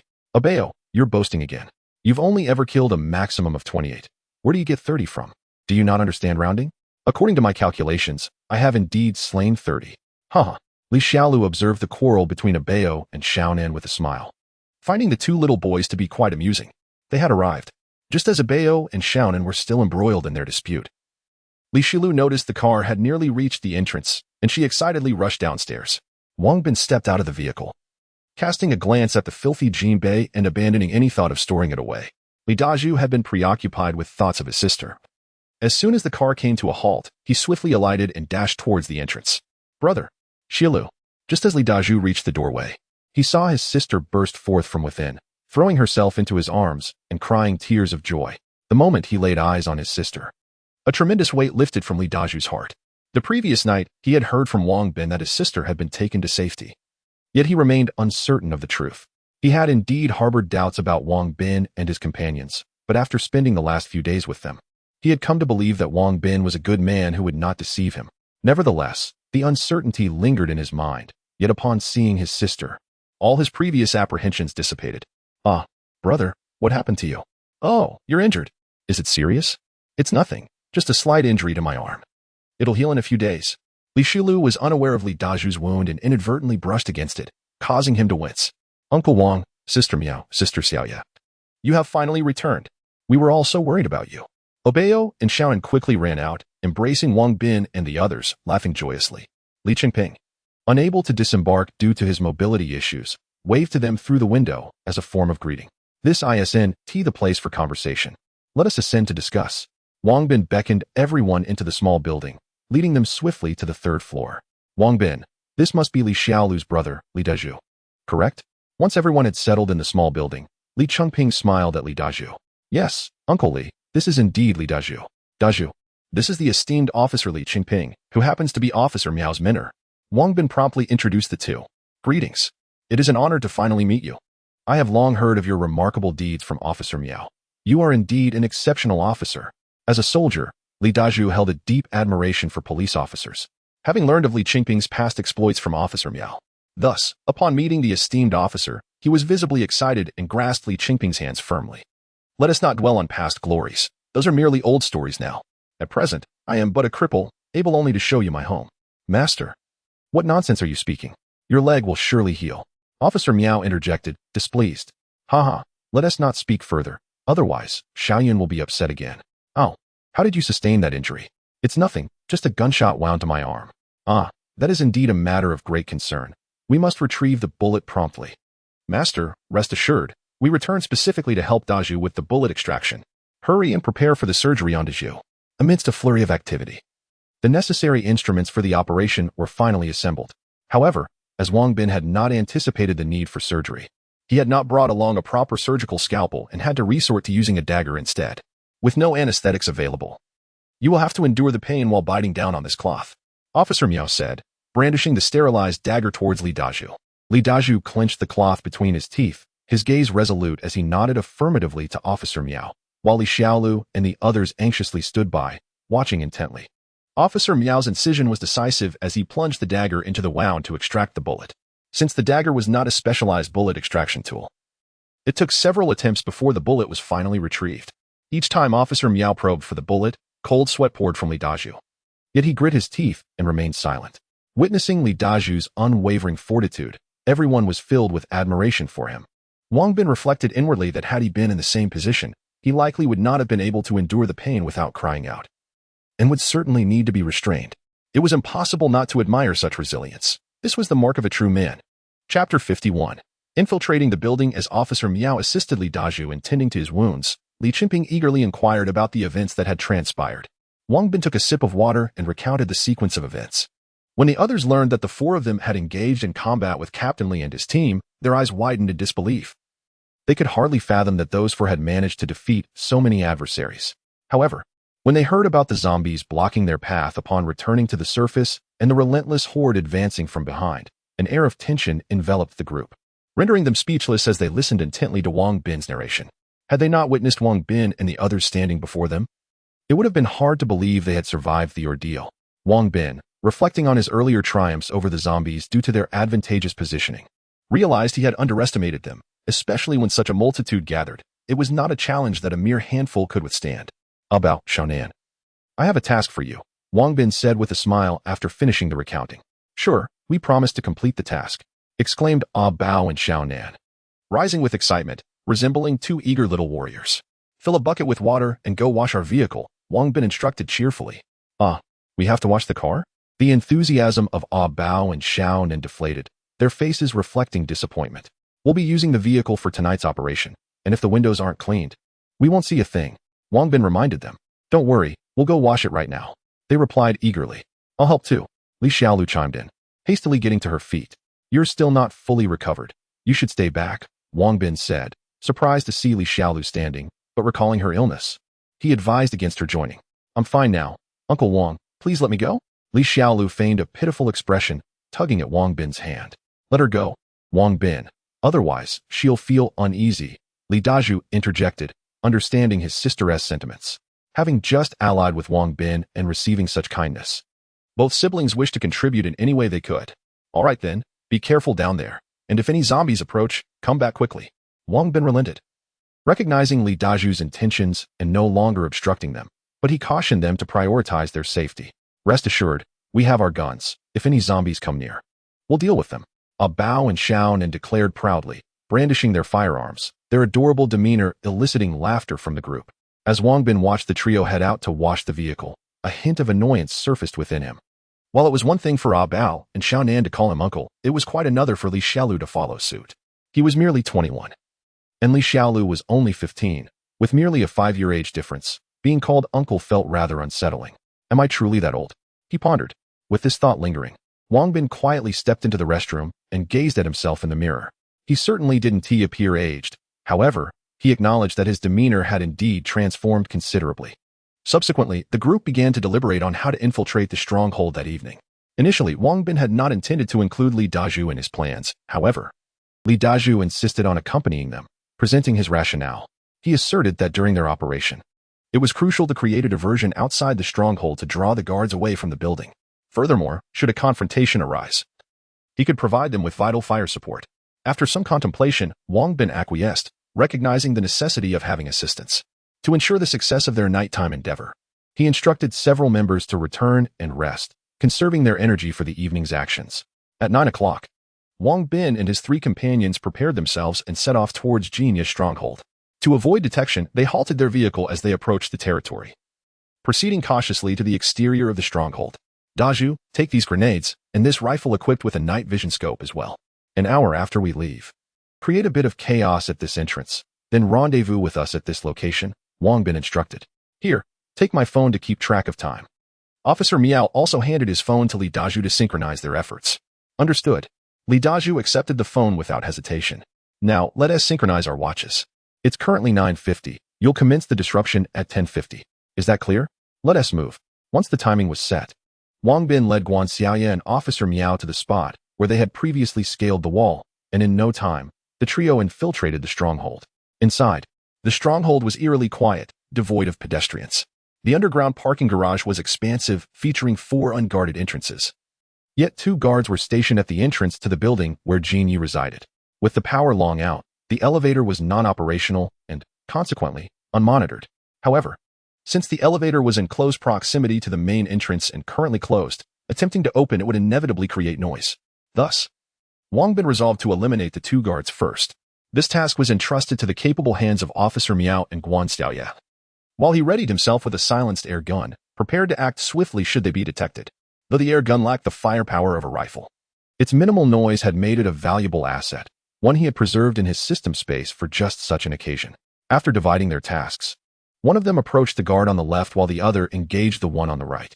In a matter of moments, they stealthily maneuvered behind the guards, exchanging a silent glance before advancing. With a swift motion, one guard was dispatched with a slit throat, while the other met his end with a broken neck, effortlessly neutralizing both threats.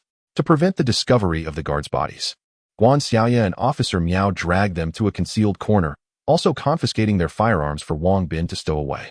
Let us go. The trio approached the elevator entrance, utilizing a crowbar they had prepared in advance. After exerting some effort, they pried the door open, slipping inside and closing it slightly behind them. Officer Miao, the most professional among them, had prepared ropes and makeshift gloves for the trio before their ascent. The ropes ensured their safety from falling, while the gloves served to protect their hands. After ensuring everything was in order under Officer Miao's guidance, the three began their climb upwards. Among them, Officer Miao exhibited the fastest pace. However, ascending a 39-story building proved to be a considerable drain on time and energy.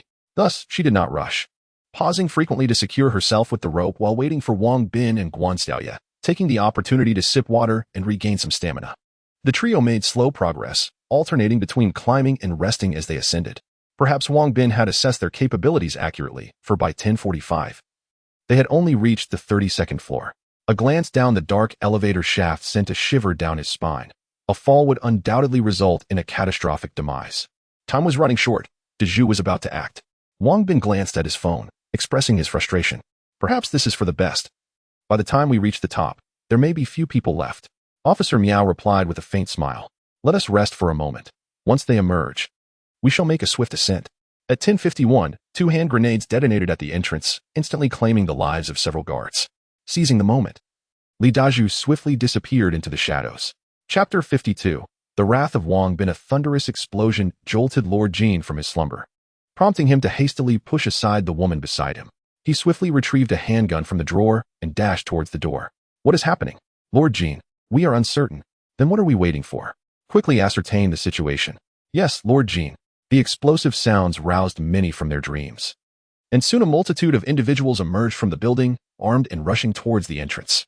Among them, a figure hastily ascended to the 39th floor, drenched in sweat and utterly exhausted. As for Lord Qian, his descent was facilitated by a specially arranged palanquin, with servants attending to his every need. Lord Qian, our entrance is under attack. What? Who possesses such audacity? Do we know the perpetrator? Unknown. The assailant threw 2 grenades, killing 5 of our brothers before fleeing. Immediately instruct Captain Zhang to secure the entrance. We must not allow the enemy to breach our defenses. Understood. Captain Zhang has already mobilized his men. Additionally, direct those below to safeguard the building. Not a single fly must be permitted entry. Yes.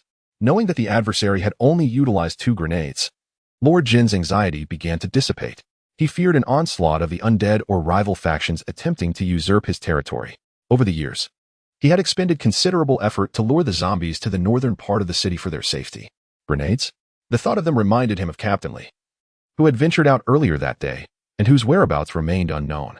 Wang Bin and his team had unleashed a barrage of grenades, the explosions echoing through the air. He had dispatched personnel to investigate, but they returned with news that the streets in the north were swarming with zombies, rendering access impossible.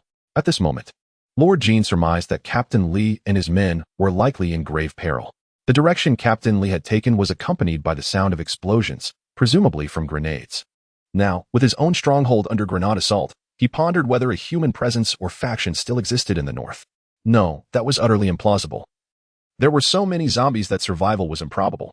Clad in his nightwear, Lord Qian paced restlessly within his quarters, muttering to himself.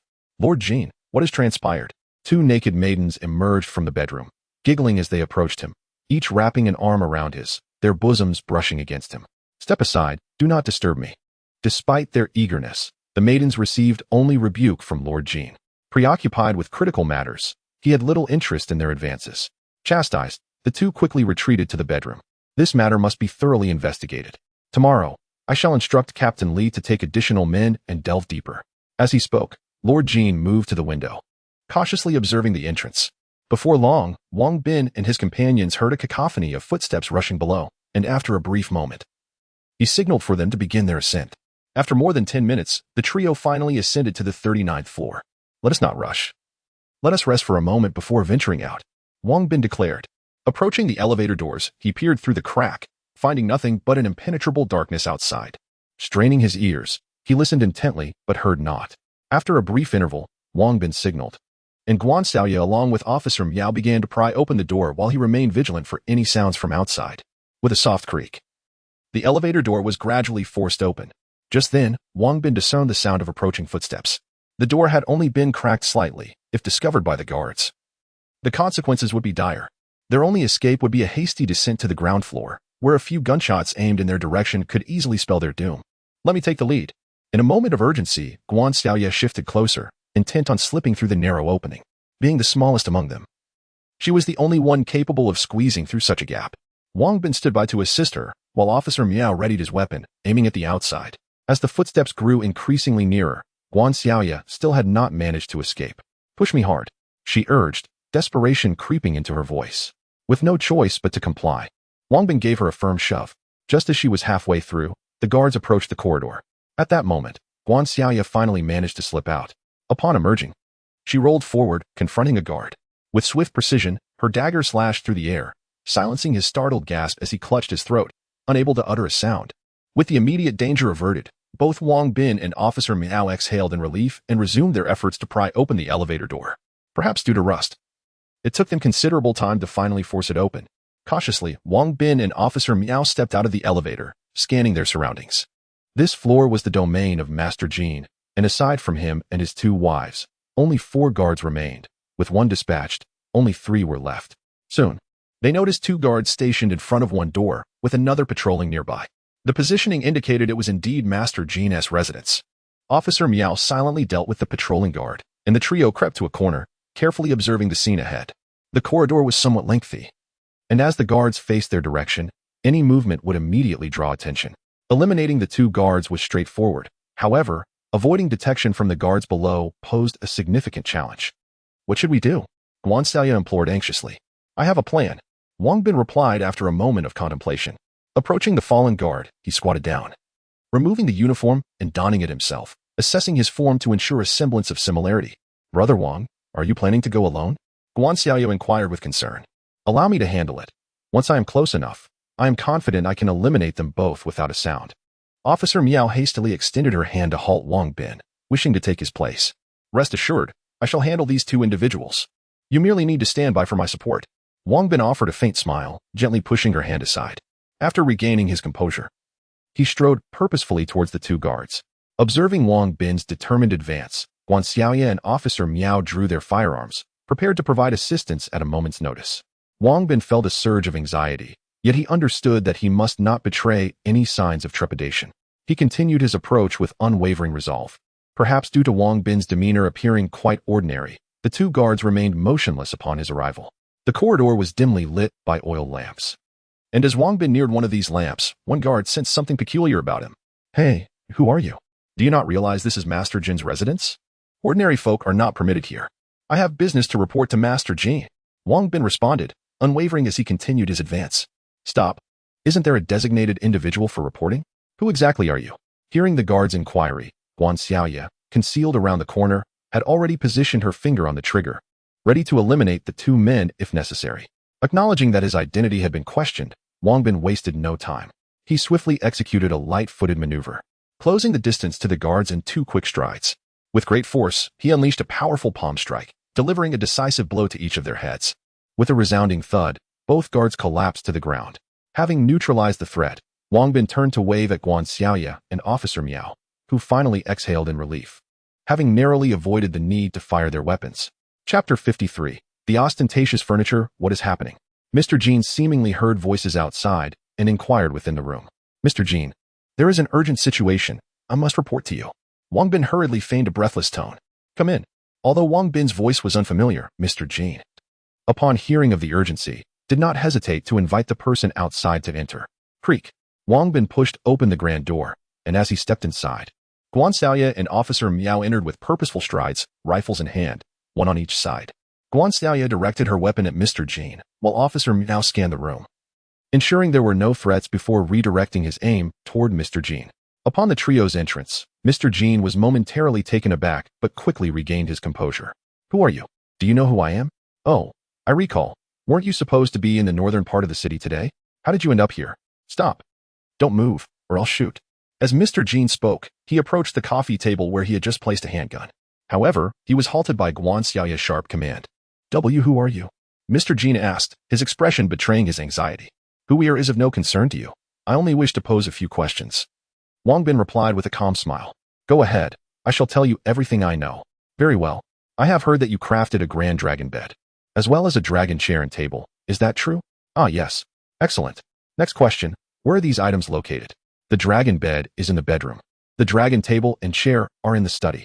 Upon hearing that the intruders sought to seize his dragon bed, Mr. Jin felt a pang of regret. But then he rationalized that these items were large and heavy, and the trio before him could not possibly carry them away. Thus, he divulged the information readily. And what about the set of gold bowls and chopsticks? Guan Xiaoya added swiftly. Those are in the kitchen. Although Mr. Jin was reluctant to reveal this. He figured the gold bowls and chopsticks would not cost him much gold. As long as he could send these individuals away, he could easily forge hundreds more. Lead us to see them. Ah, very well. Please follow me. Mr. Jin walked to the kitchen and gestured toward the cupboard. Guan Xiaoya stepped forward to open it, revealing that the plates, forks, and chopsticks inside were all crafted from gold, leaving her astonished with her mouth agape. Wang Bin approached and picked up a gold bowl for inspection. The craftsmanship was rather crude. It was merely a smooth bowl devoid of intricate carvings or embellishments, quickly diminishing his interest. Had the set been well crafted, he might have considered selling it in a shop, but its unattractive appearance suggested it would only fetch a price as raw gold. His hand swept over the items, and in an instant, he stored the set of gold bowls and chopsticks into the system space. Mr. Jin, witnessing the sudden disappearance of his gold items, rubbed his eyes in disbelief. Realizing they were genuinely gone, and an unsettling feeling began to stir within him. Come, let us see your dragon chair. Ah, yes, right this way. As Jin Yi approached a grand door and pushed it open, Wang Bin was immediately struck by the opulence of the study within, adorned with numerous antiques. At the center stood an enormous golden dragon table, behind which loomed an extravagant dragon chair, both embellished with 9 rough dragon carvings. Astonished by the sheer extravagance, Wang Bin couldn't help but marvel at the craftsmanship, deeming it excessively luxurious. Estimating the dragon table's weight to be no less than 10 to 20,000 jin. He found the dragon chair even more outrageous, speculating it to weigh at least 30,000 jin. Goodness, how on earth did they manage to bring these items in?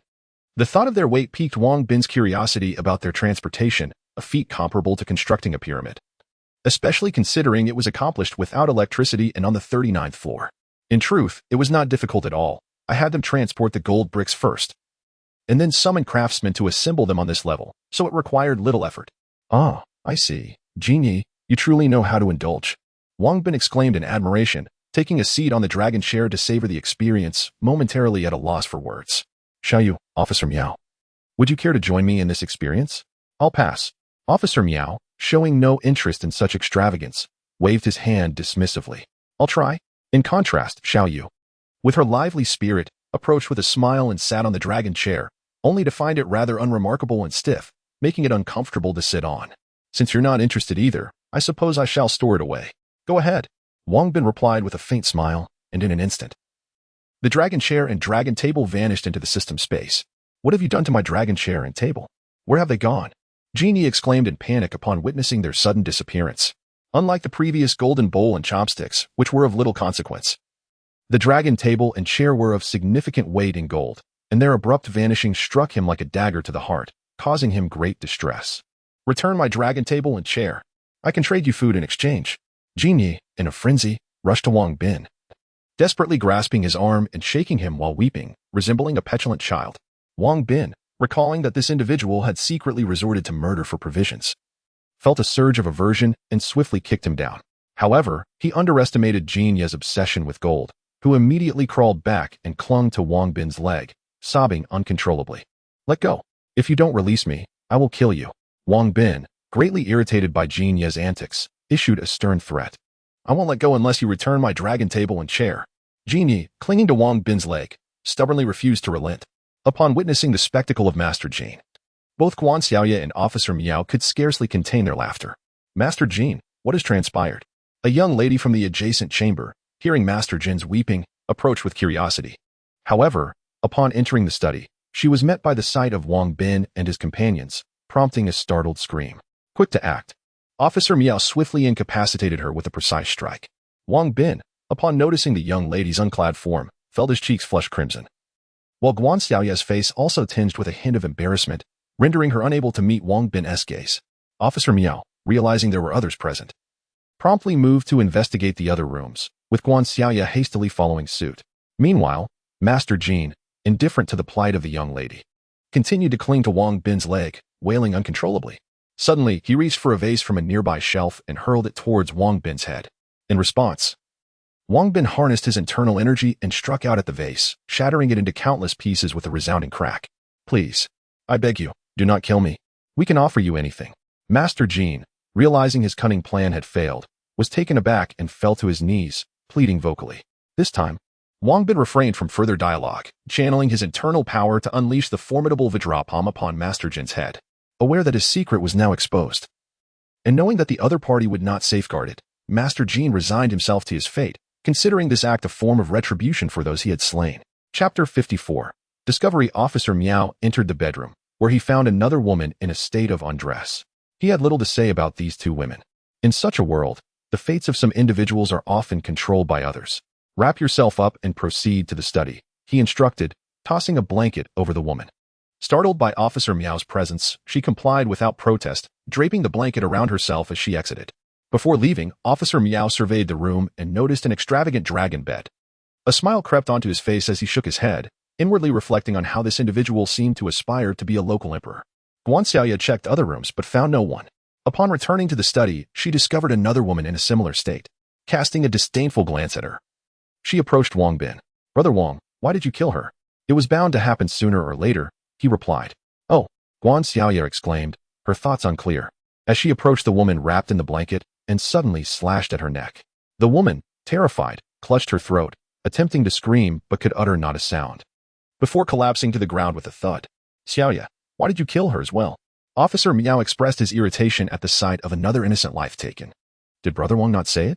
Whether early or late, she was destined to die, especially since they have seen our faces. If they were to speak of us, it could bring us trouble. After saying this, Guan Xiaoya unceremoniously crouched down and delivered a fatal blow to the woman who had been knocked unconscious by Officer Miao. Reflecting on her reasoning, Officer Miao chose not to intervene. Wang Bin, the bedroom is adjacent. There is a rather grand dragon bed there. Ah. Let us go take a look. Wang Bin responded enthusiastically, striding out. Upon entering the bedroom, he beheld a dragon bed large enough to accommodate 4 or 5 people. What a fortune in gold this must have cost. He marveled at the extravagant sight. He contemplated lying down to test it. But the thought of Master Jean and the 2 naked women engaging in intimate acts upon it extinguished his interest. After observing the bed for a moment, he decided to store it in his system space. Guan Xiaoye approached the vanity, opened the cabinet, and discovered several sets of exquisite jewelry. Brother Wang, there are some fine pieces here. Oh, Wang Bin exclaimed, moving closer to take the jewelry she offered. Examining the pieces, he noted their varying values. Even the least expensive would fetch over 100,000 in the real world, while the most valuable could be worth millions. Officer Miao, would you like a set of jewelry? Wang Bin inquired with a smile, extending the pieces toward him. Guan Xiaoya showed little interest in the jewelry. Yet was uncertain about Officer Miao's preferences, so she deemed it prudent to ask. Not interested. You might as well trade them for food, he replied. Okay. Wang Bin, exhibiting no restraint, promptly stored the jewelry into his system space. The trio conducted another search in the bedroom, where Guan Xiaoya retrieved the resplendent outfit worn by Lord Jean yesterday from the wardrobe. Regrettably, upon inquiring with the system, Wang Bin discovered it was not accepted, and thus he lost interest. After another thorough search yielded no valuable items, they prepared to exit. Brother Wang, there are numerous antiques in the living room and study. Do you not desire them? Not at all. These items cannot be exchanged for sustenance. Wang Bin yearned for those antiques, yet lamented that their provenance in the real world was unverifiable. Items such as paintings and calligraphy had no historical basis, and to bring them into the outside world would only invite trouble. Thus, he dismissed them. There is nothing of worth left here. Let us depart. Upon realizing that the gold and jewelry, which could be converted into currency in the real world, were absent, Wang Bin was ready to leave. Adai, Xiaolu. What is amiss? Assassins. Someone, come quickly. Just as Wang Bin and his companions were about to exit, a guard rushing to report the situation spotted 2 bodies on the ground and hurried over to investigate, only to discover both had perished, causing him to scream in terror. Not good. Hearing the guard's cry of alarm, Wang Bin immediately charged toward the exit with Guan Xiaoya and Officer Miao. The guard, upon hearing their footsteps, drew his pistol and fired into the room. Seeing the weapon raised against them, The trio swiftly took cover behind a nearby sofa. "Help! Assassins!" The guard continued to fire while frantically shouting, driving the three into a state of desperation. The barrage of gunfire prevented them from raising their heads. The situation was perilous. If they could not swiftly neutralize the threat and escape the room, the guards stationed on the 38th floor would soon arrive to block their exit. Realizing they could not break free, Wang Bin produced a grenade and hurled it toward the assailant. Upon seeing the grenade, the guard yelped in fear and attempted to retreat. But before he could cover even a few meters, the grenade detonated, scattering shrapnel in all directions. He collapsed to the ground, riddled with fragments. "Go!" As the reverberation of the explosion faded, Wang Bin surged from behind the sofa, spotting the guard on the ground. Fearing he might not be fully incapacitated, he fired 2 additional shots into him. As the trio raced to the elevator, they could already hear the cacophony of footsteps below. Being on the 39th floor, sliding down the elevator cable would be swift, yet they dared not descend too rapidly. A lapse in control could be fatal. Furthermore, given their altitude, time was of the essence. If discovered during this interval, their fate would be sealed. "Xiaoyu, Officer Miao, you two evacuate first. I will cover your escape." "No. We shall leave together.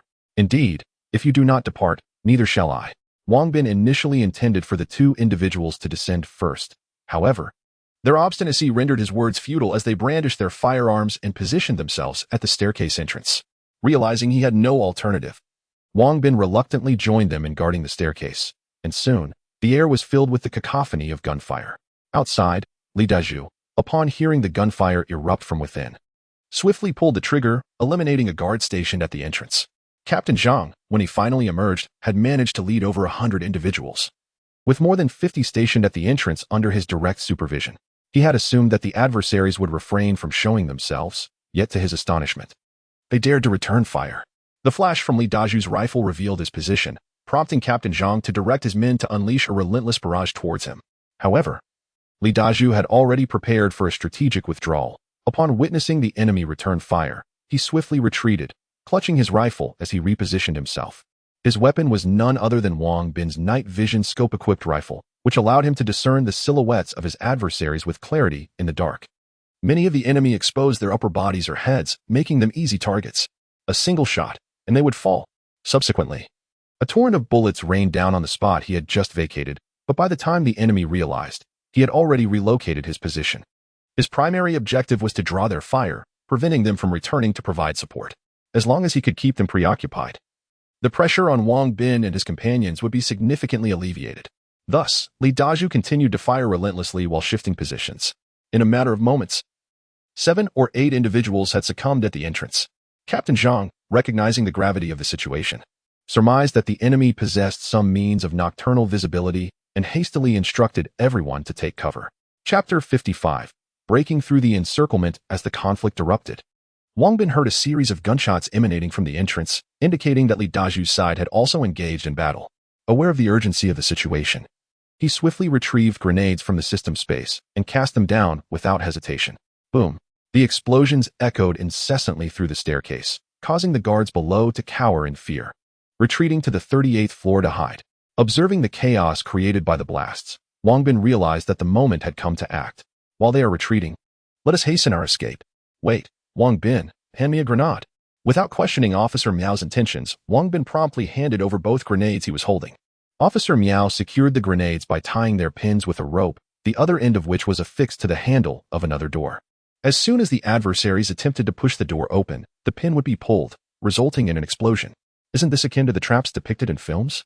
I didn't expect you to know how to set one. Witnessing Officer Miao's actions, Wang Bin was reminded of scenes from action movies. Oh, you possess quite the knowledge. Let us proceed. With the trap prepared, Officer Miao headed directly towards the elevator. Before departing, Wang Bin tossed down 2 additional grenades, causing the adversaries, who dared to peek out, to retreat once more in fright. Seizing the opportunity, the trio hesitated no longer and slipped into the elevator shaft. Sliding down the steel cables, to maintain control of their descent, they consciously regulated their speed and soon found themselves in the underground parking lot. Exiting the elevator, they glanced outside and, seeing no one, rushed out. Outside the building, they could still hear gunfire from the entrance, but the shots were now spaced half a minute apart. Hold on. Guan Xiaoya and Officer Miao sprinted towards the perimeter wall, but Wang Bin quickly called them back. What is it? Upon hearing Wang Bin's call, they hurriedly returned. We must go retrieve old Zhao. Old Zhao? Which old Zhao? Have you forgotten? I promised Daju that if the opportunity arose, I would bring old Zhao with us. Then let us be swift. The scattered individuals within the base, upon hearing the gunfire, took refuge indoors, peering through windows to assess the situation outside. For them, this conflict held no relevance. Even if Master Qian were to be defeated by other factions, their fate would remain the same, laboring for whoever emerged victorious. Moreover, without firearms, venturing outside would be tantamount to courting death. The previous day, Wang Bin and his companions had visited old Zhao's residence, allowing them to locate it without difficulty. Old Zhao, please open the door. Who are you? Old Zhao, gripping a wooden stick, inquired nervously upon hearing Wang Bin's voice. I am Wang Bin. Daju sent us to escort you. Wang Bin, Daju? Have you not perished? We are very much alive. Hurry and open the door. We must leave before it's too late. Old Zhao listened carefully and discerned that the voice belonged to the young man who had accompanied Daju the previous day. He breathed a sigh of relief. However, a trace of concern lingered as he opened the door with a wooden stick. Upon opening it, he found Wang Bin and the two women from yesterday. But Daju was conspicuously absent. Where is Daju? He inquired. He is outside distracting the guards at the entrance. We must leave quickly. Oh, thank you. Upon hearing this, tears of gratitude welled in Zhao's eyes, as he had mistakenly believed that Wang Bin and the others had engaged the guards solely for his sake. The four of them exited the building and swiftly approached the perimeter wall. Following the same method as before, Wang Bin effortlessly scaled the wall using his agility. Due to his advanced age, Zhao was urged to ascend first.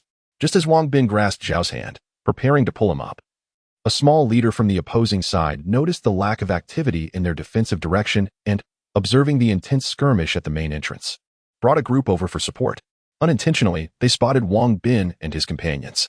The response was immediate. Upon discovering individuals atop the wall, they opened fire. At that moment, Zhao had just climbed halfway up and had nowhere to take cover. He was struck by several bullets and fell heavily to the ground. Guan Xiaoya and Officer Miao quickly dispersed, seeking cover to return fire, while Wang Bin remained atop the wall, shooting continuously. Hearing gunfire from the wall, Li Daju understood that Wang Bin and the others were in trouble and abandoned his post at the entrance, sprinting towards the wall with his rifle. What happened to old Zhao? He shouted.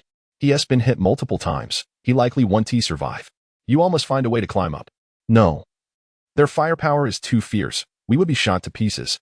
We need to eliminate them quickly. Otherwise, once their reinforcements arrive, escape will be impossible. Fortunately, the distance from the entrance to the wall was not too great, and within a few minutes, Li Daju reached the base of the wall. Wang Bin, I'm here to support you. Excellent.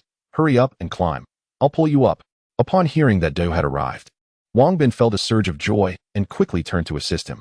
Daju retreated a few steps and then dashed towards the wall. As he approached, he leaped high, and Wang Bin firmly grasped one of his hands, pulling him up with great effort. The hand Wang Bin held was the injured one, causing Daju immense pain. Yet he stifled any cries. When he was finally pulled up, the wound reopened and blood flowed profusely, but he remained silent. Once atop the wall, Daju attempted to fire a shot but realized that his left hand injury severely hampered him. He handed his rifle, equipped with a night vision scope, to Wang Bin. Wang Bin, take this weapon.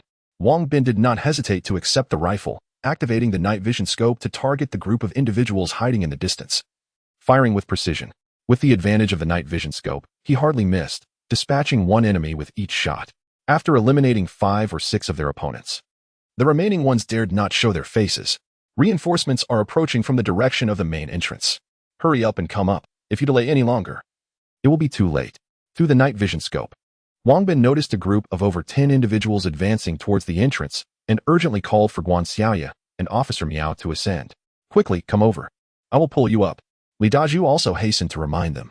Both Guan Xiaoya and Officer Miao understood that if they did not leave now, they would indeed be unable to escape, and without hesitation, they dashed out from behind their cover. The remaining individuals, upon seeing Guan Xiaoya and Officer Miao attempting to flee, exposed themselves and opened fire. Wang Bin kept his gun trained on their positions, and as soon as someone dared to show their face, he relentlessly pulled the trigger. After a few shots, he managed to eliminate 3 more adversaries, causing the remainder to retreat in fear. As Guan Xiaoya and Officer Miao reached the base of the wall, they jumped up and were caught by Li Daju, who pulled them up one by one. During this process, blood oozed from Li Daju's wound once more. Yet he gritted his teeth and remained silent. Daju, why is your hand so damp? When Guan Xiaoya climbed up, she inadvertently touched Li Daju's left arm, which felt wet, leaving her puzzled. Hurry, we can talk later. Wang Bin, seeing that they were all clinging to the wall without descending, grew increasingly agitated and urged them to jump down. Chapter 56. How wonderful it is to have a home. Upon hearing Wang Bin's reprimand, the three individuals dared not linger any longer and swiftly descended from the wall. Not far from their escape, they soon discovered a throng of zombies advancing toward them, evidently drawn by the gunfire. Hurry, get in the car. Wang Bin urgently summoned the Jinbei vehicle, and the three hastily climbed aboard without hesitation. I'm sorry, we couldn't save Grandpa Zhao. After some distance, Wang Bin spoke in a somber tone. It's all right. You all did your best. Li Dazhu replied, though a hint of sadness lingered. He remained unbroken. Such occurrences were far too common in this apocalypse, and they had exerted their utmost effort. Guan Xiaoya and Officer Miao remained silent, both lost in thought as they gazed out the window, rendering the atmosphere within the car eerily quiet for a moment. Before long, Wang Bin returned to their hideout. As the vehicle came to a stop, Bao, Xiaonan, and Li Xiaolu rushed out from the house. The moment Wang Bin and the others alighted, Bao and the others surrounded them, bombarding them with questions. All right. This time we had an abundant harvest. We shall show you everything upstairs. Oh, Bao and the others exclaimed with excitement, following Wang Bin back to the upper floor. You're back? Li Chengping asked with a smile as he sat on a stool in the living room. Yes. Wang Bin nodded with a grin. You must be tired. Please take a seat and rest for a while. I've already boiled water, and I'll prepare some tea for you. Thank you. Wang Bin relished their concern. In this world of despair, where only family could offer such warmth, the nurturing atmosphere had long since faded. Each day, people struggled to survive another tomorrow, gradually becoming numb and losing interest in everything around them. This was an abnormal phenomenon, yet individuals felt powerless to resist it. Wang Bin aspired to create a genuine family, where upon returning home each day, someone would greet him with a simple, yet profoundly cherished, welcome back. This phrase, though simple, held immeasurable value, something many dared not even hope for. Before Wang Bin could recount their experiences, the others noticed Li Dazhu's injury. Dazhu, what happened to your left hand? Why is there so much blood? Ah, brother, are you hurt again? No need to worry. It's just that the old wound has reopened. How careless of you. Quickly, take off your shirt. Let me rebandage it. All right, thank you. Li Dazhu did not refuse. He expressed his gratitude and removed his shirt, leaving everyone astonished. His left arm was drenched in blood. The stitches Officer Miao had previously done had come undone, revealing a large gash. Such recklessness. Officer Miao muttered discontentedly, furrowing her brow, while Li Dazhu simply smiled foolishly, offering no explanation. A true man never makes excuses nor boasts of his contributions. Silent dedication was Li Dazhu's style. Under the concerned gazes of his companions, Officer Miao tended to Li Dazhu's wound once more. Wang Bin, may we now hear about the spoils from your expedition? Wang Bin acknowledged with a sound and retrieved the golden bowls and chopsticks from the system space. Wow, they are crafted from pure gold. He exclaimed. Uncle Wang, can we use these golden bowls and chopsticks for our meals? No way. Bao, do not be foolish. These treasures belong to your Uncle Wang and are meant to be exchanged for food. Officer Miao interjected. However, since I shall remain for another 2 days, you may use these golden bowls and chopsticks for your meals during this time. Yay, Uncle Wang is so generous. Upon hearing Wang Bin's acquiescence, Bao and his companions joyfully danced with their golden utensils in hand, eliciting genuine laughter from everyone present. In addition to these items, there were a dragon table, dragon chairs, and a dragon bed. However, due to their size, it was impractical to display them here, so I shall refrain from bringing them out. Indeed, one can ascertain the quality of those items from the craftsmanship of these golden bowls. Wang Bin remarked, although they are grand, they are rather crude. Reflecting on the craftsmanship of the dragon table, chairs, and bed, he could not help but express his discontent. It is too late today. We shall hold a celebration banquet tomorrow. Yay, more delicious food awaits. All right, everyone, hurry and get some rest. We can be excited tomorrow. The group responded in unison, retreating to their quarters to sleep, leaving Li Qingping to keep watch. Wang Bin and the others were utterly exhausted. He could manage the night shift alone, especially with plenty of cigarettes in his pocket to indulge in a few. Upon returning to his bedroom, Wang Bin immediately accessed the system. How much gold is required for an upgrade? 50,000 kilograms of gold. How much gold did I acquire this time? The dragon table weighs 9,352 kilograms. The dragon chairs 31,250 kilograms. The dragon bed 44,632 kilograms. And the utensils 3 kilograms, totaling 85,237 kilograms. Would you like to proceed with the upgrade? So much gold. Yes, upgrade. The system is upgrading. This upgrade will require 48 hours. Please be patient. Besides the 50,000 kilograms of gold needed for the system upgrade, There remains 35,237 kilograms of gold. If brought into the real world, this would amount to a staggering 12.6 billion. He pondered whether such a sudden influx of gold in the market would devalue it, yet he would never engage in such a venture. Not to mention, who could consume such a vast quantity of gold? If he dared to present that much gold, it would soon attract scrutiny. Currently, the store's gold reserves are sufficient for an extended period, and these riches would be best utilized within the system. He chose not to engage in any lottery draws for now, preferring to wait until after the system upgrade to determine if any worthwhile items would become available. With the upgrade taking 48 hours, Wang Bin decided not to dwell further on it, closing his eyes and surrendering to sleep. For he was indeed weary and in need of proper rest. The next day, Wang Bin awoke naturally, only to discover that it was nearly time for lunch. Aware of their exhaustion, everyone opted to let them rest undisturbed. Good morning, Dazhu. Good morning. As Wang Bin emerged, he discovered Li Dazhu seated on the sofa, sipping tea while others busied themselves with various tasks. Approaching the window, he glanced down to find Bao and a few others engaged in washing the golden cup vehicle. Are you in the mood for hot pot? Wang Bin casually inquired, turning his back to Li Dazhu. Hot pot? Are you referring to hot pot? Li Dazhu responded, his interest piqued. Indeed. Hot pot. Is it truly possible? Upon hearing the mention of hot pot, Li Dazhu halted his hand, which clutched the teacup, while saliva pooled in his mouth, prompting an involuntary swallow. Hot pot was undeniably a nostalgic delight, evoking salivation at the mere mention of its name. I shall inform Sister Lu and the others. We shall indulge in hot pot for lunch. Noticing Li Dazhu's keen interest, Wang Bin chuckled and made his way to the kitchen, soon returning with news. Yes, Sister Lu and her team are preparing the ingredients. It should be ready in about half an hour. After speaking, Wang Bin reclined on the sofa, retrieving 2 cans of beer from the system space. Tossing one to Li Dazhu. Just as he was about to open his own can, Officer Miao emerged from the room, unkempt, and swiftly snatched the beer from Wang Bin's hand, taking a hearty swig. Wang Bin smiled faintly and produced another can of beer from the system space. Chapter 57. Celebration feast. Before long, Bao and the others downstairs caught a whiff of the hot pot's aroma, and with a gleeful shout of hot pot, they tossed aside their cloths and rushed upstairs. Uncle Wang, are we having hot pot again today? They eagerly inquired upon reaching Wang Bin. Well, do you wish to partake? Yes. Then go wash your hands properly. We shall commence shortly. Yes. Upon hearing this, Bao and Qian excitedly saluted Wang Bin before darting off to wash their hands. Such little rascals. Wang Bin chuckled, unable to suppress a teasing remark at the sight of their enthusiasm. Before long, Sister Lu and the others had prepared the hot pot, and Guan Xiaoye assisted in bringing it to the living room, where everyone eagerly began to eat. The tender lamb melted in Li Dazhu's mouth, and tears welled up in his eyes. Dazhu, is it very spicy? Wang Bin asked, noticing the tears streaming down Li Dazhu's face as he took his first bite, initially thinking he might not be able to handle the heat. Yes, it is a bit spicy. Li Dazhu quickly wiped his tears, feigning a dramatic reaction to the spice. After so many years without hot pot, he found himself slightly unaccustomed to it. Yet, that was not the true reason for his tears. The taste evoked memories of the years spent fleeing with his sister, and this was indeed their first time enjoying such a delicious hot pot after so long, stirring feelings of nostalgia and melancholy within him. Oh, if you're not used to it, Sister Lu, perhaps next time you could add less chili. Wang Bin suggested to Sister Lu. No, a little spice is delightful. I quite enjoy it. It's just been so many years since I had such spicy hot pot that I'm a bit unprepared. Li Dazhu quickly interjected, eager to clarify.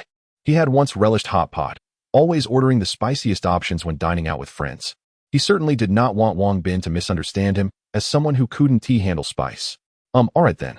If it truly proves too much, I'll prepare a mild broth next time, or perhaps I could make an inyang pot, allowing those who can't handle spice to enjoy hot pot as well. Wang Bin contemplated aloud. He noticed that it seemed to be a common reaction among everyone present when they first tasted hot pot. Yet when he suggested a milder version for the next gathering, they all insisted that they were unfazed. What a peculiar bunch they were. In truth, Officer Miao and the others understood Li Dazhu's sentiments and the reason behind his tears. They had traversed similar paths themselves.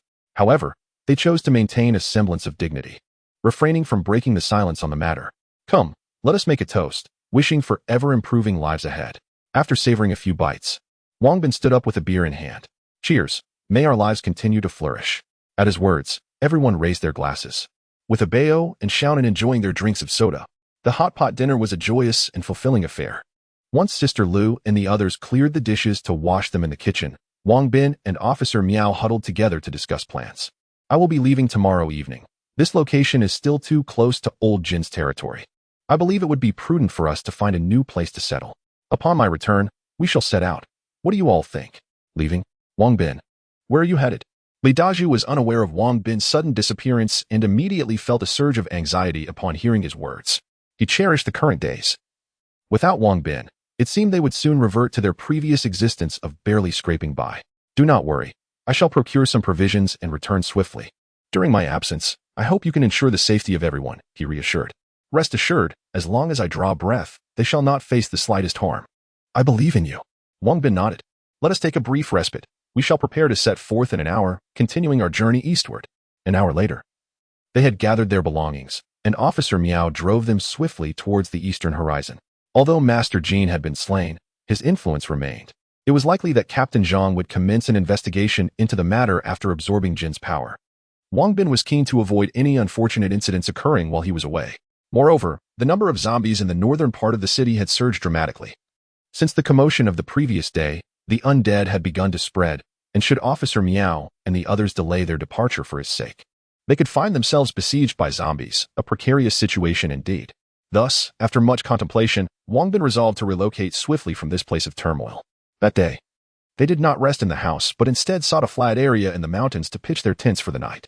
Whenever he found a moment, Wang Bin practiced his skills in the Yi-Wei Du Jiang lightness technique and Tai Chi. He had initially planned to advance the Yi-Wei Du Jiang technique to its second level before returning to reality, but various interruptions had hindered his progress, making it unlikely that he would achieve that goal before his return, a small regret, indeed. The following day, they continued their journey, and Officer Miao discovered a small mountain village. After surveying the surroundings and finding no villagers, he noted over 100 zombies, which Wang Bin eliminated to enhance his shooting expertise and the strength of his golden arm. During dinner, Wang Bin presented Officer Miao with a rifle equipped with a night vision scope, deeming it useless for his return. He then tossed the car keys to Guan Xiaoye. Xiaoye, you wish to learn to drive, did you not? Let Officer Miao teach you in the coming days. Ah, thank you, but gasoline is quite precious. She replied. No matter, we have hardly used much fuel these days, and there's a barrel in the trunk. Furthermore, I shall bring back another barrel on my return, so you need not worry about running out.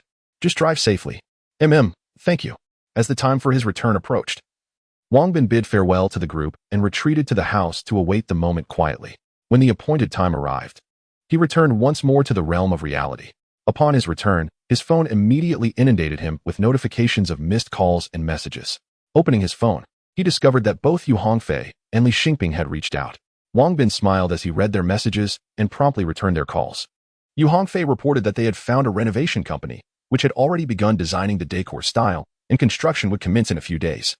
Good news has also arrived from Li Xingping, who has successfully contacted 2 seasoned craftsmen, one of whom has already consented to join. Upon receiving this uplifting news, Wang Bin felt a profound sense of relief, especially as the system upgrade was set to complete in a few hours. He eagerly anticipated the enhancements that awaited him. After days without indulging in a proper hot bath, Wang Bin hurried into the bathroom, filling the bathtub with warm water, and then sank into its embrace. The heat enveloped his body, soothing his muscles and bringing him immense comfort. He luxuriated in the bath for a full half hour, only emerging once the water had grown cool. After changing into fresh attire, he settled in the living room, turned on the television, and enjoyed some peanuts while watching a drama series. Contemporary television largely consists of youthful idol dramas and variety shows. Previously, he had little fondness for idol dramas, finding their performances rather insincere. However, since returning from the apocalypse, he found charm in nearly everything he watched. Although he perceived these dramas as increasingly contrived, they held a newfound allure for him, particularly enjoying the exaggerated antics of the characters embroiled in trivial disputes. Such comedic joy was utterly absent during the apocalypse, evoking in him a curious sentiment. The more chaotic the idol drama, the more he relished it. As he continued watching, a thought suddenly crossed his mind, perhaps he ought to seek a girlfriend. Yet, he quickly recalled that he had only recently parted ways with Zhao Qian, and wondered how this feeling could arise so soon. After pondering for a while, he realized that his prolonged stay in the apocalypse had distorted his sense of time. Chapter 58. Under surveillance. After indulging in a couple of hours of youthful idol dramas, he grew weary. He flipped through several channels before finally discovering an engaging action film centered around gunfights. As he sipped on his beer while watching the show, he lost track of time, and 2 hours slipped by unnoticed. At last, he heard the system's prompt indicating a successful upgrade. Upon entering the system, he was greeted by a newly added shopping mall feature, brimming with a plethora of items ranging from a simple packet of spicy strips to an aircraft carrier, with prices varying from 10 kilograms to 1 million kilograms of gold. Indeed, the cheapest packet of spicy strips required a staggering 10 kilograms of gold, which left Wang Bin lamenting that he could not afford such extravagance. Without realizing it, Wang Bin spent an entire hour perusing the system's marketplace, yet many products remained unexamined. Initially, he believed that the remaining 30,000 kilograms of gold was a substantial amount, but he soon found himself overwhelmed by the numerous desirable items. The gold was sufficient for essentials, but inadequate for indulgences. Ultimately, he purchased nothing at all. He decided it best to postpone his purchases until he could assess his needs in the real world. With a sigh of resignation, Wang Bin noted the late hour and retired to his room for the night.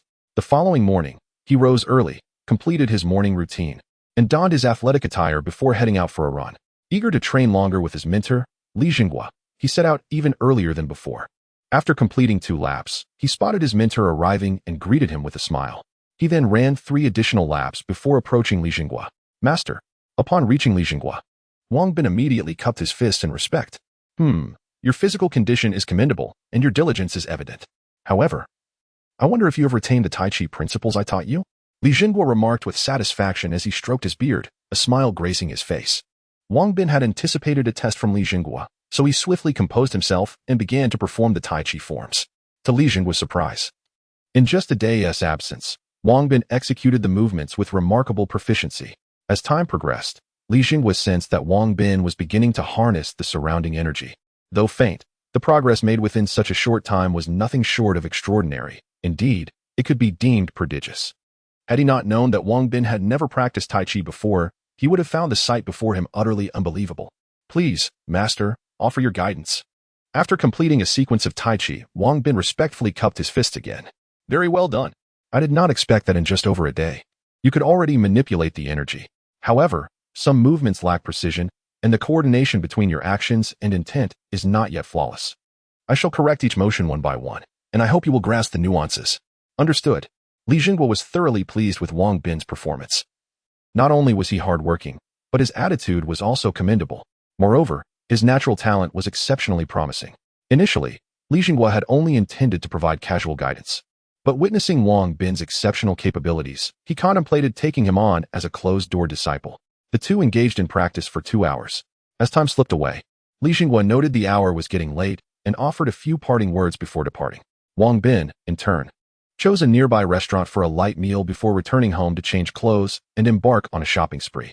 Li Hongfei inquired over the phone whether he wished to visit the renovation company to review design proposals, but he declined the offer. He held great trust in Li Hongfei, believing that he could manage the matter entirely on his own. Additionally, he had numerous items to purchase today, with many errands to run. He needed to seize the time for procurement. Acquiring food was a simple task, merely a stroll through the supermarket would suffice. However, procuring surgical instruments and anesthetics posed a challenge, as he struggled to locate a place that sold them. After inquiring at several pharmacies without success, he decided to enlist Li Hongfei's assistance in gathering information. Unable to obtain surgical tools and anesthetics, he resolved to purchase alternative medications instead. During his visit to the pharmacy, he spent a staggering sum of 100,000 yuan on various medicines, much to the delight of the pharmacy manager and staff, who were thrilled at the ease with which they met their sales targets this month, along with the prospect of earning substantial commissions. Subsequently, Wang Bin went to a large department store, where he acquired 10 military watches. Last time, Li Dazhu had been without a watch. Had it not been for Officer Miao lending him his own, they would have faced significant difficulties coordinating their operations. Thus, the importance of watches was paramount. It was not necessary for every individual to receive one. Primarily, the key operatives would be issued a watch, with additional ones reserved for future new members. Upon exiting the department store, Wang Bin made a visit to a security shop, purchasing 20 sets of bulletproof vests and helmets under the guise of a jewelry company, along with several riot shields. He also sought to acquire night vision scopes, yet regrettably, such items were unattainable domestically, and he would have to wait until the post-apocalyptic world to procure them from the system marketplace. On his way home, he stopped to purchase a gallon of gasoline, only to realize he had exhausted his shopping options. Upon returning to his residential complex, he discovered it was already time for dinner. After parking his car, he ventured out to a nearby restaurant for a casual meal. Once seated, he ordered a few dishes and, while sipping tea, became lost in thought, reflecting on the exhaustion he felt upon returning each time, as most of his time was consumed by procurement activities. feeling the need to streamline his workload. He took out his phone and called Yu Hongfei. Hongfei, what are you up to? He asked. I just returned from the renovation company. We finalized the design style, and they will provide the drawings within 3 days to commence work. Oh, that's remarkably swift. I thought it would take longer. No need to rush. By the way, could you assist me in procuring some medical instruments and pharmaceuticals, and also arrange for a small warehouse? The warehouse is a trivial matter.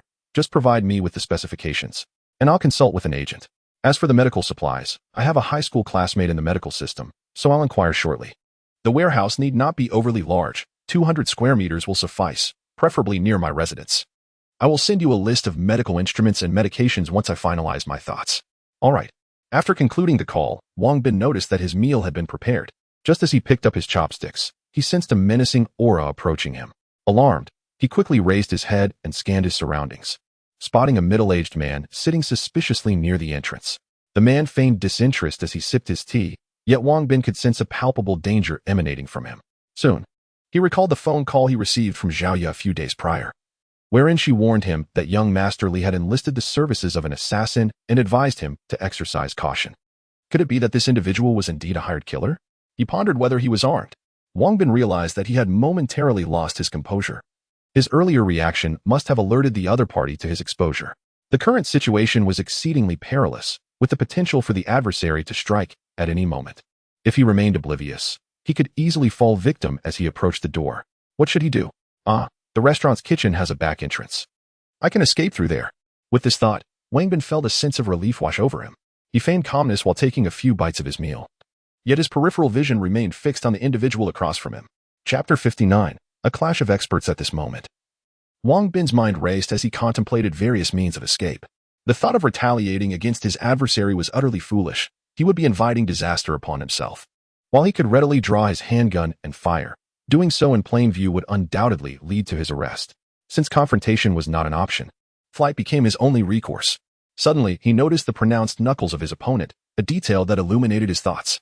Most would mistake such a feature for bone spurs. Yet he recognized it as a sign of years spent striking hard surfaces. It appeared his adversary was a martial arts expert. But Wang Bin could not dismiss the possibility of concealed weapons. Caution remained paramount. After a moment of introspection, he recalled the powerful tool at his disposal, his system. He lightly tapped his forehead, lamenting his earlier oversight. System, could you ascertain whether the middle-aged man at the entrance is armed? Apologies, system level insufficient for scanning. Came the system's response. A flicker of disappointment coursed through Wang Bin, but the thought of the system's marketplace reignited his enthusiasm. Within the system, he could exchange gold for attribute points, 1,000 kilograms of gold yielding a single point. Though the cost was steep, preserving his life took precedence. Yet, he decided against any exchange for the moment, preferring to ascertain whether his opponent bore any weapons before making an investment. Should he exchange for attribute points only to discover a firearm on the man, it would be a waste of precious gold. Excuse me. Could you direct me to the restroom? He inquired as a server passed by, feigning an urgent need. Certainly, sir. Just proceed straight ahead and turn left at the end. The server replied with a smile, gesturing toward the restroom's location. Thank you. He responded, to which the server replied, You're welcome. Wang Bin was well aware of the restroom's location. His intent was merely to create an excuse to navigate through the kitchen. He discreetly placed the 300 yuan he had prepared beneath a bowl, then stood and strode purposefully toward the restroom. The middle-aged man stationed at the entrance had long since realized Wang Bin was aware of his presence. Recognizing Wang Bin's attempt to flee, he hastily tossed several hundred yuan onto the table and followed suit. Wang Bin, catching sight of his pursuer from the corner of his eye, felt his pulse quicken. The last thing he wanted was for the man to produce a firearm, as he had unwittingly exposed his back to him. Upon reaching the kitchen's entrance, Wang Bin suddenly accelerated, bursting into the kitchen. The staff, taken aback by the unexpected intrusion, attempted to intervene, but Wang Bin forcefully shoved one aside and dashed toward the back door. Realizing Wang Bin's intention to escape through the kitchen, the middle-aged man hastened after him, closing the distance with alarming speed. As Wang Bin emerged from the kitchen and sprinted down the narrow alley behind it, he noted the man's swift pursuit. The gap between them was steadily diminishing. Wang Bin felt no urgency, for he could ascertain from the unfolding events that his pursuer was unarmed. If he had possessed a firearm, there would have been no need for such a strenuous chase. He could have simply drawn his weapon and fired. System. Exchange 5 agility attribute points. Ding. The exchange was successful, and 5,000 kilograms of gold were deducted. The thought of the system deducting such a hefty sum caused Wang Bin a pang of regret. With the addition of 5 agility points, his total reached 65, significantly surpassing the average of 50 for ordinary individuals in the post-apocalyptic world, compared to an average of 40 in the real world. Now his speed was on par with that of the middle-aged man. The middle-aged man, believing he was closing in on Wang Bin, was taken aback when Wang Bin suddenly accelerated, musing to himself, this fellow must have been hiding his true capabilities. Wang Bin was in no way concealing his strength. He had indeed exerted himself while running. However, what the pursuer did not know was that Wang Bin had a system at his disposal. He had considered employing a skill to evade the man, but doing so would hinder his ability to uncover the man's identity and the mastermind behind it all. Although he suspected that this matter was orchestrated by young Master Li as a means to eliminate him, speculation alone would not suffice. He needed to ascertain the truth before taking action. Thus, he resolved to lead his pursuer to a secluded location before confronting him. Both men were swift, darting through narrow alleys. After a little over 10 minutes, Wang Bin emerged from the alleyway, heading toward the Panlong River. Ahead lay an area densely planted with eucalyptus trees, devoid of nearby buildings and seldom traversed by passers-by, an ideal place for a confrontation. Soon, Wang Bin led the middle-aged man into the grove of eucalyptus trees. After scanning the surroundings and confirming the absence of onlookers, he finally slowed to a halt. The middle-aged man, seasoned and astute, immediately discerned that Wang Bin had intentionally lured him to this spot. At this moment, the two stood approximately 10 meters apart, both panting heavily as they regarded one another. After a brief pause, Wang Bin, smiling, addressed the middle-aged man, "Aren't you afraid I might shoot you?" The middle-aged man replied, his expression inscrutable. "You could certainly give it a try." Wang Bin, perplexed by the man's confidence, wondered if he indeed possessed a firearm. Unbeknownst to Wang Bin, the middle-aged man was unarmed but carried a set of precisely aimed darts. Should Wang Bin brandish his handgun, the man would swiftly employ his throwing knives to eliminate him. "Well, I did indeed bring you here with the intention of exchanging a few blows. How fortuitous," the middle-aged man remarked. "Weren't you sent to kill me?" Wang Bin was taken aback by this revelation. "That depends on whether you are worth killing," the middle-aged man replied, still emotionless. "What do you mean by that?" Wang Bin inquired. "It's quite simple. I was indeed commissioned to kill you, but the target must possess commendable martial skills, otherwise no amount of money would persuade me to act. And why is that?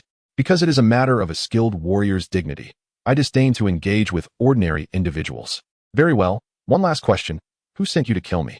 If you can defeat me, I shall divulge that information. Then let us see what you are capable of."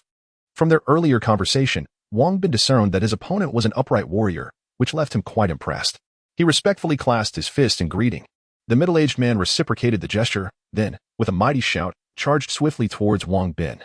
In response, Wang Bin unleashed the formidable power of the Vajra palm and rushed toward the man, eager to test his own strength.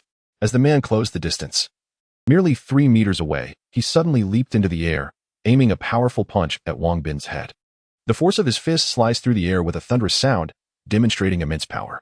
Wang Bin, not daring to underestimate this attack, summoned all his strength to counter the onslaught. With a resounding impact, their fists collided, producing a sharp, crisp sound. Wang Bin was propelled backward, stumbling 7 steps before finally regaining his balance. In contrast, the middle-aged man only retreated a single step before halting. This exchange starkly illustrated the disparity in their strengths. Surprised by Wang Bin's youthful prowess, the middle-aged man felt a growing curiosity toward him. System, exchange 5 points of strength attributes. A chime echoed, signaling the successful transaction. With 5,000 kilograms of gold deducted, this encounter revealed to Wang Bin just how significantly stronger his opponent was, prompting him to grit his teeth and exchange another 5 points of strength attributes. "Let us go again."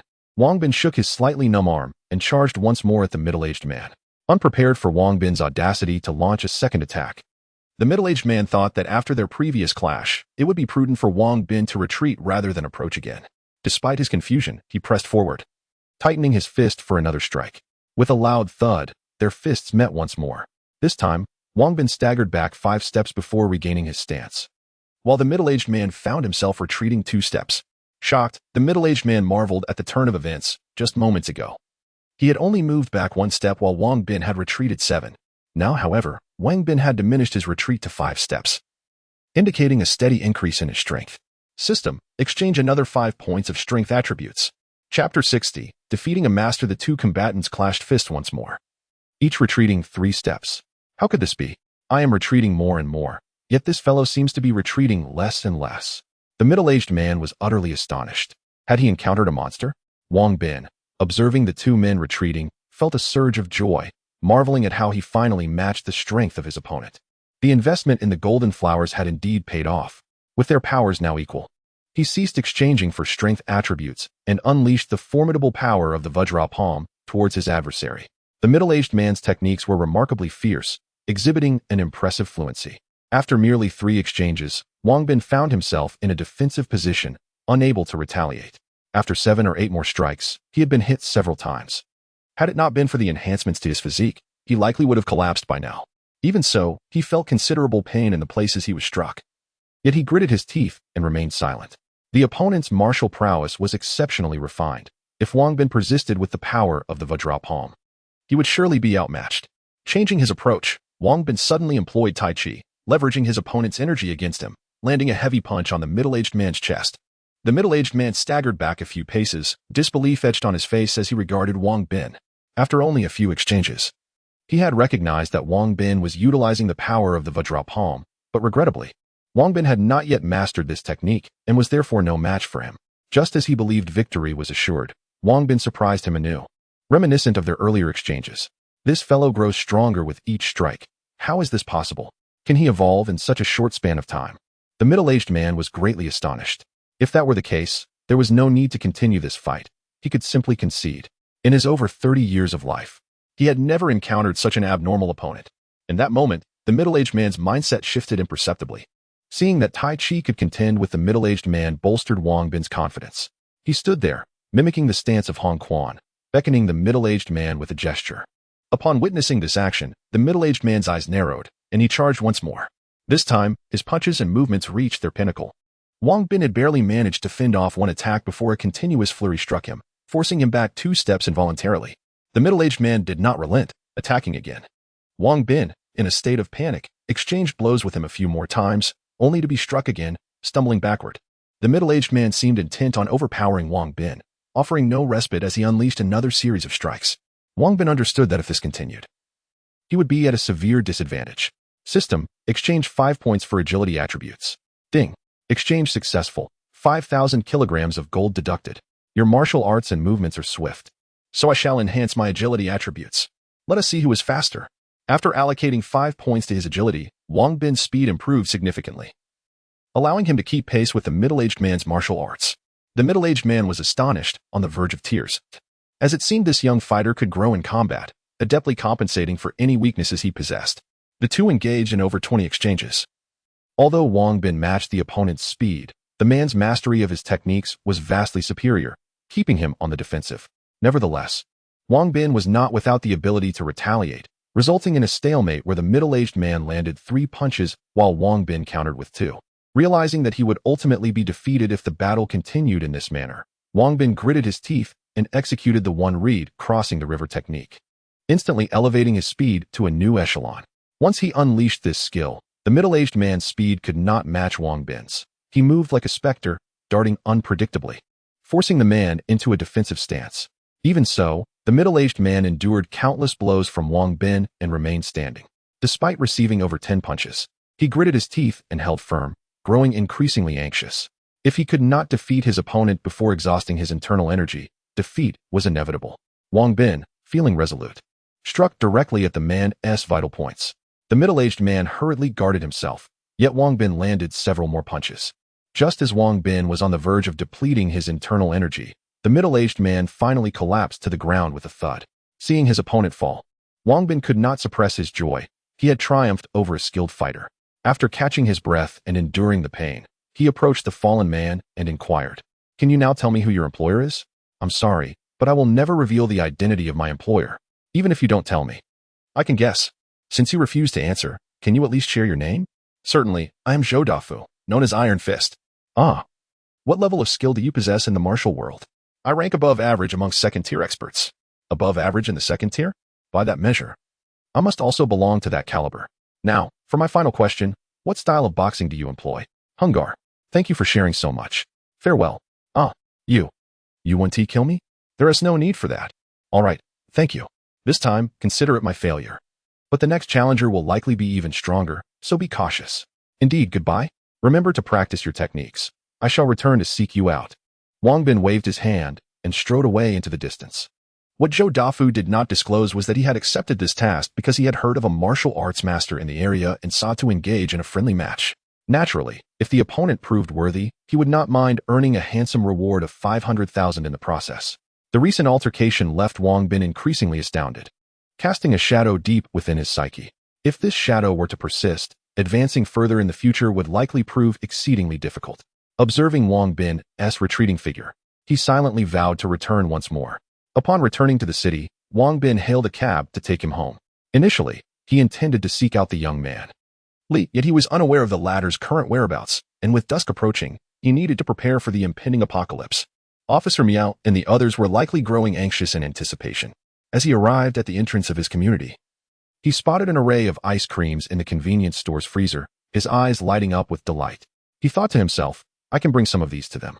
He hurriedly made his way to the store and selected over 30 assorted ice creams. The store owner, a kind-hearted woman, remarked upon seeing him purchase such a large quantity. Young man, can you truly finish all of this? Be cautious, or it may spoil. Thank you, he replied. I shall store them in the freezer and savor them at my leisure. Chapter 61. The long-awaited ice cream upon returning home. Wang Bin promptly stored the ice cream in the refrigerator and applied some medicinal oil to his wounds, a result of his intense confrontation with Shou Fu. After eagerly anticipating the onset of the apocalypse, he swiftly transferred the ice cream into the system's space and ventured into the post-apocalyptic world. As he arrived in this desolate realm, Wang Bin was filled with excitement and rushed out of his room. Everyone was aware that today marked his return. Yet they were uncertain of the exact time and thus sat in the living room, waiting. You shall never guess the delightful surprise I have in store for you. Wang Bin exclaimed as he emerged, noticing that everyone was indeed present, sparing him the need to summon them. Uncle Wang, you're back. What delicious treats have you brought us? Exclaimed Bao and Xiaonan, their faces alight with joy as they eagerly grasped his arms. Can you guess? Wang Bin teased, withholding the surprise for a moment. I bet it's beef jerky. Xiao chimed in. Such a glutton you are. Retorted Bao. What has your guess then? I wager it's chocolate. You're one to talk. You're just as much a foodie. All right. This time, I've brought ice cream. Ice cream? Uncle Wang, I want ice cream. Indeed. Everyone shall have their share. This time, indulge to your heart as content. As he spoke, Wang Bin conjured a bag of ice cream as if performing magic, leaving everyone wide-eyed with astonishment. Since the onset of the apocalypse, electricity had vanished from the city, rendering ice cream a rare delicacy. Now, witnessing Wang Bin present it once more, tears of joy welled in their eyes, leaving them momentarily speechless. Go on, eat. Why are you all just staring? It will melt soon. Yes, everyone dig in. Even Li Qingping, nearing 50, unreservedly took an ice cream and savored it in small bites. Officer Miao and others maintained a relatively civilized demeanor, while Bao and Xiaonan devoured theirs ravenously, finishing their ice cream in mere moments. They exchanged glances, unsure of what to say next. Seeing them finish so rapidly, Li Xiaolu teased them while savoring her own ice cream. Oh my, it's truly delightful. I've never tasted such exquisite ice cream before. You ate too quickly. The flavor didn't even have a chance to unfold. Me too. Bao and Xiaonan glanced at Li Xiaolu, regretting their haste. They wished they had savored their treats like she was doing. Noticing their longing gazes, Wang Bin smiled gently and retrieved 2 more ice creams from the plastic bag, handing them over. Uncle Wang, weren't we supposed to have one each? Bao and Xiaonan asked in disbelief as they accepted the ice cream. Other items can be preserved for long durations, but ice cream cannot. This time, I purchased plenty. Eat as much as you desire, and be satisfied. Yay, Uncle Wang. You're simply the best.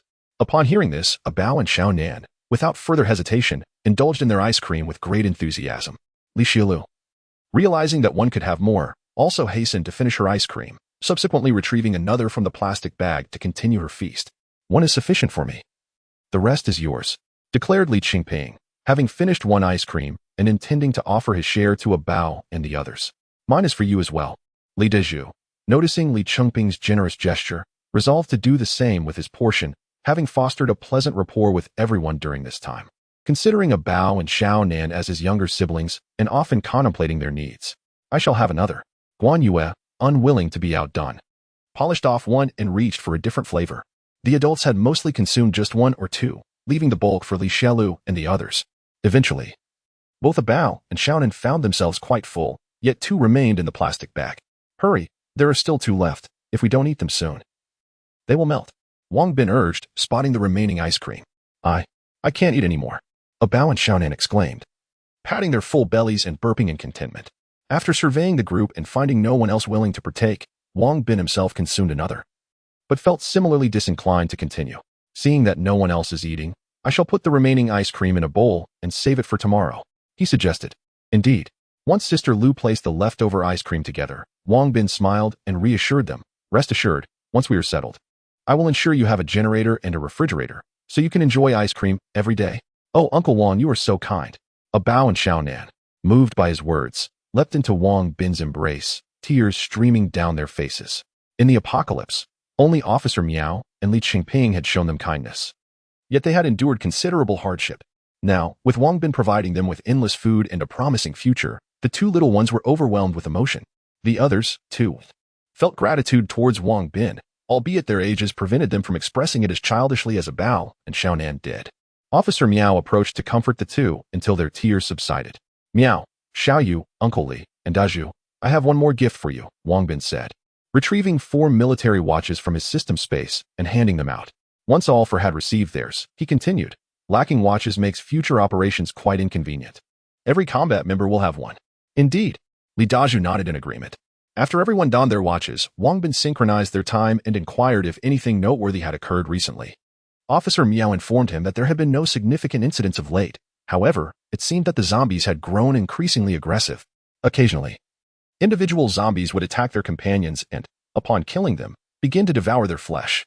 Upon hearing this, Wang Bin furrowed his brow, uncertain whether this was a positive or negative development. Logically, zombie-on-zombie aggression should reduce their numbers, yet he couldn't shake the feeling that it was not so straightforward.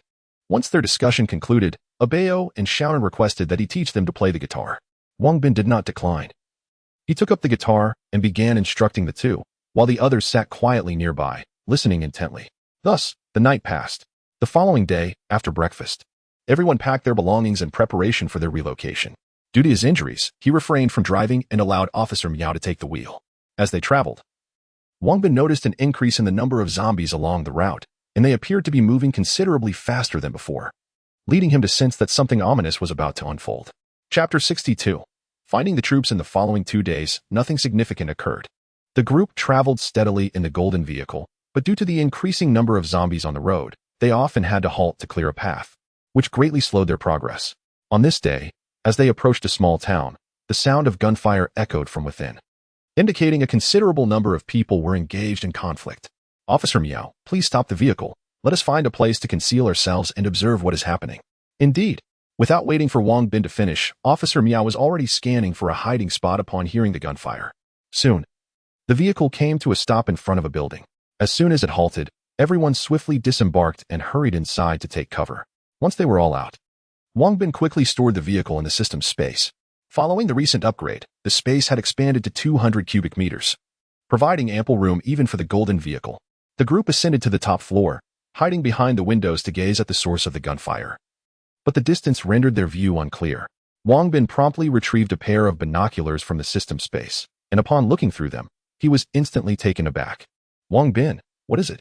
It's the military. The military? Let me see. Upon hearing this, Officer Miao eagerly snatched the binoculars from Wang Bin to observe the combat scene, and she too was filled with excitement. Sister Miao, let me take a look. Here. When Guan Xiaoya learned that it was the military, she became equally exhilarated.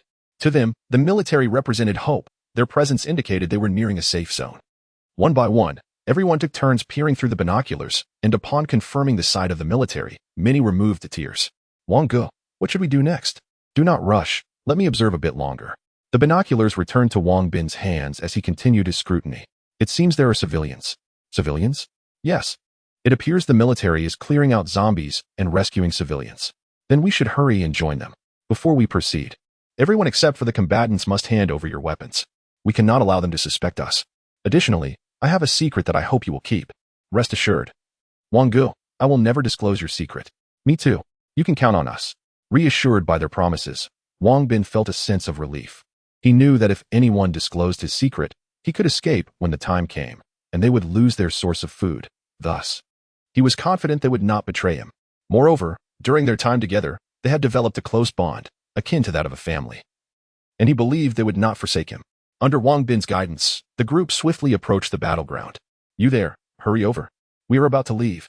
A soldier spotted Wang Bin and waved his hand, urging them to come quickly. Wang Bin acknowledged with a nod and swiftly led the group into the interior. Indeed, you possess firearms. You few shall accompany us in exterminating the zombies, while the elderly and children should gather in that building. We shall depart shortly. An officer, upon noticing the guns in Wang Bin's hands, smiled and instructed him briefly, allowing them to join the combat unit. Wang Bin readily agreed. Though Li Qingping wished to remain and fight, however, Wang Bin insisted that he escort the women and children to safety. The situation here remains uncertain, and it is imperative for Uncle Li to look after Bao and the others so that they can engage in battle without worry. Li Qingping felt a surge of excitement upon encountering the military after so many years. Before becoming a police officer, he had been discharged from the army. Like Officer Miao, he had never forgotten his duty as a policeman. Now, witnessing the army stirred his emotions, and he yearned to fight alongside them. Yet he understood the importance of protecting Bao and the others. Reluctantly, he led Bao and the others into the building. At the entrance, several soldiers were on guard and immediately allowed them entry upon their arrival. Once inside, they encountered hundreds of civilians, all pale and anxious, their eyes fixed upon them. Li Qingping scanned the surroundings and guided Bao and the others to a corner to wait. After approximately half an hour, the gunfire gradually subsided. An officer shouted, "Attention everyone, prepare to return to base. Ensure the safety of the civilians." Yes. The soldiers responded in unison, then proceeded to follow the officer's instructions as arranged. After issuing the command, the officer approached Wang Bin and his companions with a smile, saying, "You are quite remarkable. Your marksmanship surpasses that of many of our soldiers." Out of necessity, Wang Bin noticed Li Dazhu attempting to salute the officer but stopped him with a glance. Given their current uncertain situation, he did not wish to reveal their capabilities, nor did he want to risk Li Dazhu being conscripted after disclosing his background as a scout. It was not that he feared betrayal. Rather, he was concerned about losing a capable ally, given their still precarious position. "Oh, that is impressive. From where do you hail?" The officer, recognizing Wang Bin as the leader of the group and sensing he was withholding information, refrained from pressing further, wishing only to understand the circumstances elsewhere. "We three are from City H, and this friend of mine hails from City D. We met on the road, having slain many zombies together to reach this place." "Oh, did you encounter any notable situations during your journey? Specifically, what do you mean? For instance, concerning the zombies, have there been any changes compared to before?" "Indeed. We have recently observed that the zombies appear more aggressive than before. They often attack their companions, and their speed seems to have increased slightly." "Alas, why the sigh? It is of no consequence. We are returning to our base. If we encounter a large horde of zombies along the way, we hope you will lend us your assistance." "This is not an issue. By the way, may I inquire as to our destination?" "We are heading to City K, where our regiment is stationed. Once you arrive there, you will be safe." "Oh, that is splendid." Upon hearing that there is a regiment's worth of troops, Wang Bin and the others felt a surge of excitement. However, Wang Bin noticed that the company commander appeared to be quite anxious. Soon, the team set off, with the commander dispatching a squad ahead to scout the path, while the others safeguarded the civilians in the center. Wang Bin and his companions returned to the side of Li Qingping. Chapter 63, Migration with no vehicles available. Everyone had no choice but to proceed on foot. As for Wang Bin's Golden Cup vehicle, he dared not bring it out, for he would have no explanation for the source of the gasoline. The military personnel were relatively considerate towards the common folk, often designating a portion of their ranks to care for the elderly, infirm, and disabled. The progress of the troops was slow, and the melancholic Captain Zhao felt somewhat despondent. Yet he could do little. The civilians were not soldiers, and he could not hold them to military standards. Furthermore, his primary objective on this journey was to locate survivors. As the group traversed the main road eastward, they halted on a sheltered hillside as dusk approached, deciding to spend the night there. Traveling light. Captain Zhao's unit had not brought tents, so everyone would have to sleep on the grass. Shortly after darkness fell, soldiers arrived to distribute food, providing each person with a steamed bun. Observing the frenzied consumption around him, Wang Bin and his companions were momentarily taken aback, uncertain whether to partake or abstain. After some contemplation, Wang Bin discreetly distributed 2 pieces of bread and a bottle of water to each person, collecting the issued buns to share with others nearby. This was not due to stinginess on his part. Rather, his provisions were limited and insufficient for the large group. Most importantly, he could not account for the origin of the food he possessed. Thus, the only course of action was to redistribute the army's rations to assist the others. As the group gathered firewood, they huddled in clusters around the flames. Wang Bin also constructed a fire pit, and they formed a circle around it. To lighten the mood, he took out his guitar and played a piece titled Adios Andalusia. The exotic melody captivated those nearby, drawing their attention towards him. However, before he could continue, Captain Zhao hurried over with urgency. Stop playing. Quickly put away your guitar. Why? Wang Bin questioned, bewildered as he looked up at Captain Zhao. You will attract the zombies. Captain Zhao replied with evident displeasure. Is it really that serious? Wang Bin was perplexed. They had played music almost every night without issue, and most of the zombies along the way had been vanquished. I can't explain it to you. Just do not make too much noise tonight, Captain Zhao instructed. Turning to squad leader Li, take some men and inform everyone to keep their voices down. Understood. Seeing the stern expression on Captain Zhao's face, Wang Bin realized he was not joking and reluctantly put away his guitar. He approached Captain Zhao to quietly inquire about the situation. Captain Zhao, what is really going on? He asked, offering a pack of cigarettes. Apologies, but I cannot accept your offering. Captain Zhao was taken aback at the sight of the cigarettes, instinctively wanting to take them. Yet his military discipline prevailed and he refrained. It's all right. I have more. Thank you. But the military has its protocols. We cannot accept civilians' possessions. This is not taking. It is a gift. Offering is not permissible either. Well then, may I trouble you for a single cigarette? Thank you. Captain Zhao ultimately succumbed and accepted a cigarette, refraining from igniting it immediately. Instead, he held it before his nose and inhaled deeply several times. Ah, how delightful. It has been many years since I last indulged. Captain Zhao, devoid of pretense, candidly expressed his thoughts. Is the supply situation dire in your area? Wang Bin discerned the underlying issue from his words. Indeed, we have cultivated a small plot for sustenance, barely managing to survive, and as for cigarettes, we have none. Only during missions, with a stroke of luck. Might we find some, but in the past 2 years, we have discovered nothing. I see. These were serendipitously found on our journey here. Cigarettes are now a valuable commodity. I suggest you save them for trading upon your return to your base. A single pack can exchange for quite a few desirable items. Thank you. By the way, you mentioned something about attracting zombies at night? What is that about? This matter is one I should not disclose, as I fear it may incite panic. However, seeing your commendable combat capabilities, I wish to give you a heads up. Recently, we have observed that the zombies seem to have grown more cunning, launching coordinated attacks at night. Ah, the zombies have truly become smarter? I cannot say for certain. It is merely an intuition. Hold tight. Once we reach the base, you may sing and dance to your heart's content. Thank you. Not at all. I have matters to attend to, so I shall take my leave. Should you require our assistance, I hope you will call upon us. Rest assured, just let us know when the need arises. Captain Zhao appeared to be in a hurry, waved his hand, and departed. Once Captain Zhao left, Wang Bin hastily took a seat and gestured for everyone to gather closer. I just spoke with Captain Zhao, and he mentioned that the zombies seem to have become more intelligent, attacking in groups at night. Everyone must be prepared for combat and swift relocation at any moment. If zombies approach, do not panic. Remain united, hand in hand, and absolutely do not separate. Stay close to Uncle Li, while the combat personnel ensure the safety of everyone. Remaining together. Understood? Yes. Understood. Brother Wang, should we assign someone to keep watch? There is no need for that. Captain Zhao will organize it. We simply need to be ready and wake quickly at the sound of an attack. Got it. Upon hearing Wang Bin's words, the group appeared somewhat tense.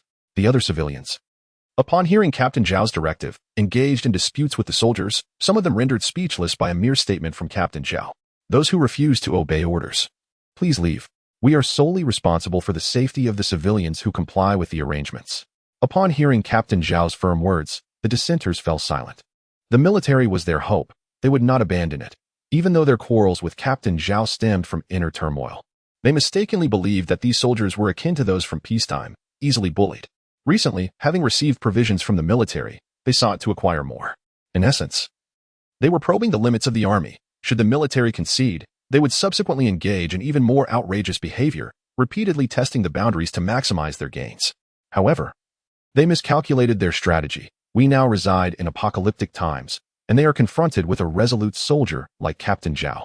Chapter 64. The Respected Soldier. As night fell, Wang Bin arranged for everyone to sleep together, placing Sister Lu and a Bao in the center, while Officer Miao and a few others took positions on the periphery.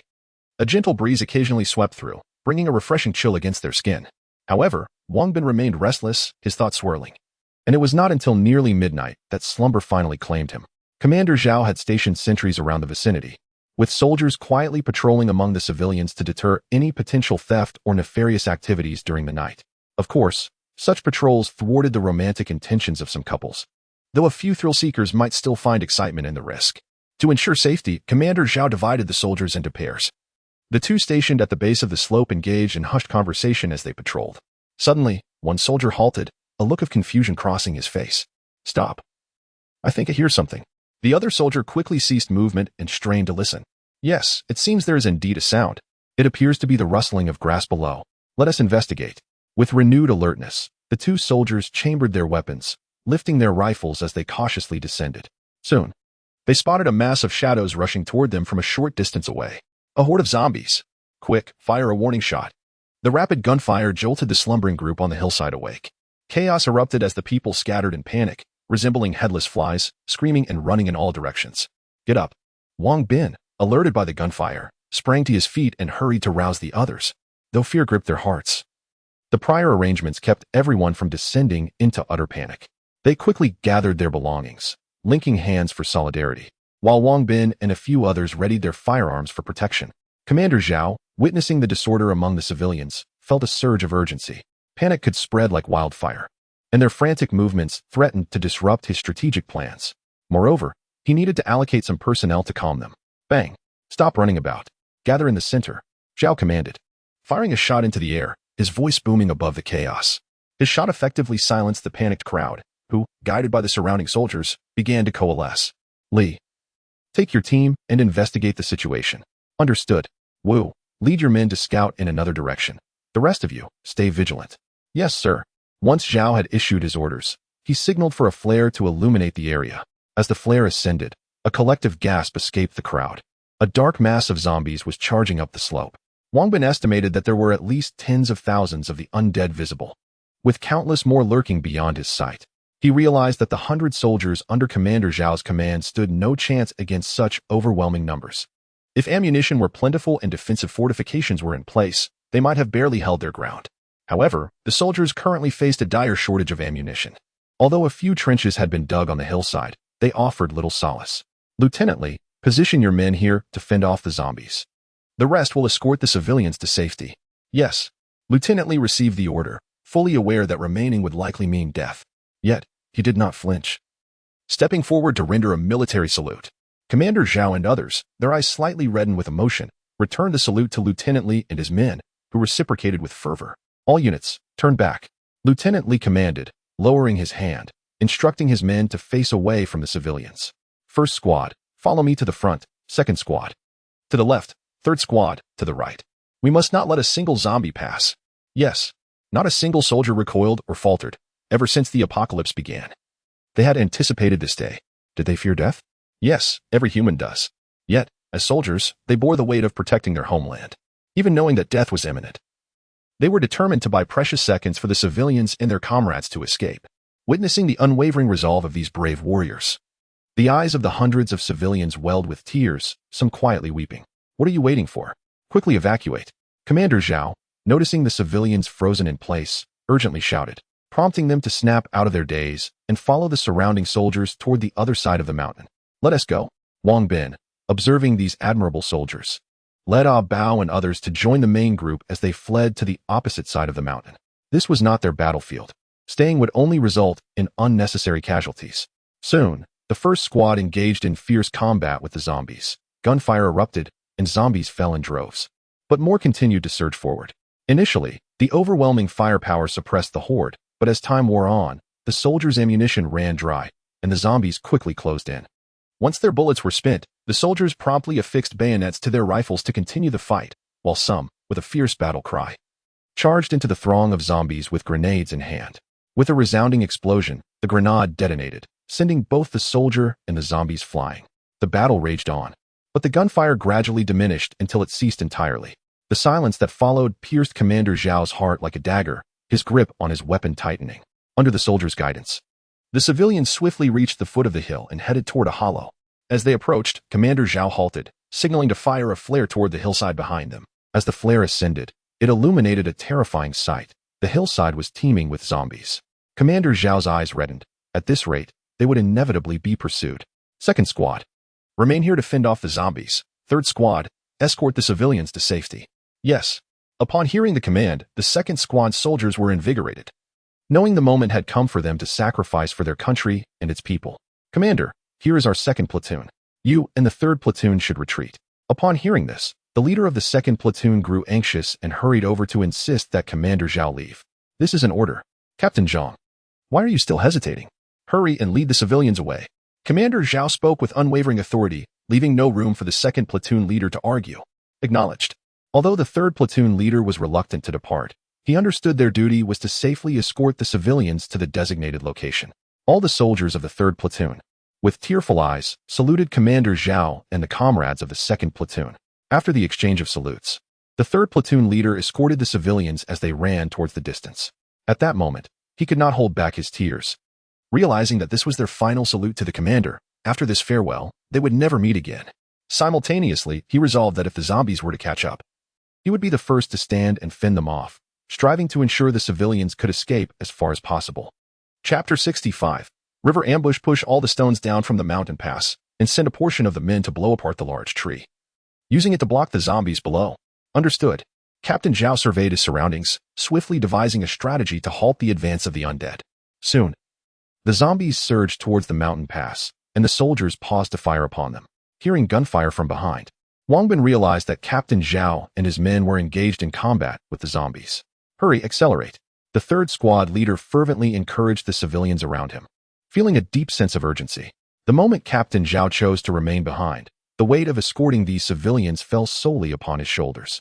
Those who had survived to this point had endured countless zombie pursuits, and when driven by the instinct to survive, their speed was surprisingly swift. The gunfire intensified, yet Wang understood they could not hold out for long. After more than 10 minutes, the gunfire gradually subsided, eventually fading into silence. The third squad leader, with great anguish, removed his cap and fiercely struck his fist against his chest, knowing that his esteemed Captain Zhao and the second squad had made the ultimate sacrifice. Let us push forward. Safety awaits us beyond that river. After a brief moment of sorrow, the third squad leader quickly regained his composure and commanded everyone to run towards the great river ahead. Some weaker children and elderly individuals collapsed from exhaustion, prompting Wang to urgently call out to Li Daju, please assist in carrying them. Understood, Daju replied, picking up an elderly man and following closely behind Bao and the others as they rushed forward. Wang Bin, Officer Miao, and Guan Xiaoya also carried a child. Staying close to the group, several soldiers joined in, helping to carry the frail children and elderly towards the riverbank. Hurry, run. The zombies are closing in. The third squad leader fired a flare into the sky, noticing several zombies pursuing them, and shouted in alarm. Upon hearing this, everyone quickened their pace. Fortunately, they were not far from the great river, and soon they arrived at its edge. The water was somewhat deep. Everyone should not rush into the river. Soldiers and adults should stand on either side, protecting the elderly and children in the center, and we shall cross together. Noticing a bit of chaos among the crowd, the third squad leader quickly organized the group, but his words came too late. Some had already disregarded his warnings and entered the water alone. A few, unable to withstand the current, were swiftly swept away. Though the water was not excessively deep, it reached the adults' chests, making it impossible for the elderly and children to cross without assistance. Witnessing individuals being carried away by the current, others hesitated to attempt crossing alone. Surrounding soldiers and adults formed two lines, carefully guiding the elderly and children through the water. The third squad leader did not cross, but remained with a few soldiers at the back, keeping a watchful eye on the approaching zombies. Their advance was rapid, and their figures were now visible. Fire.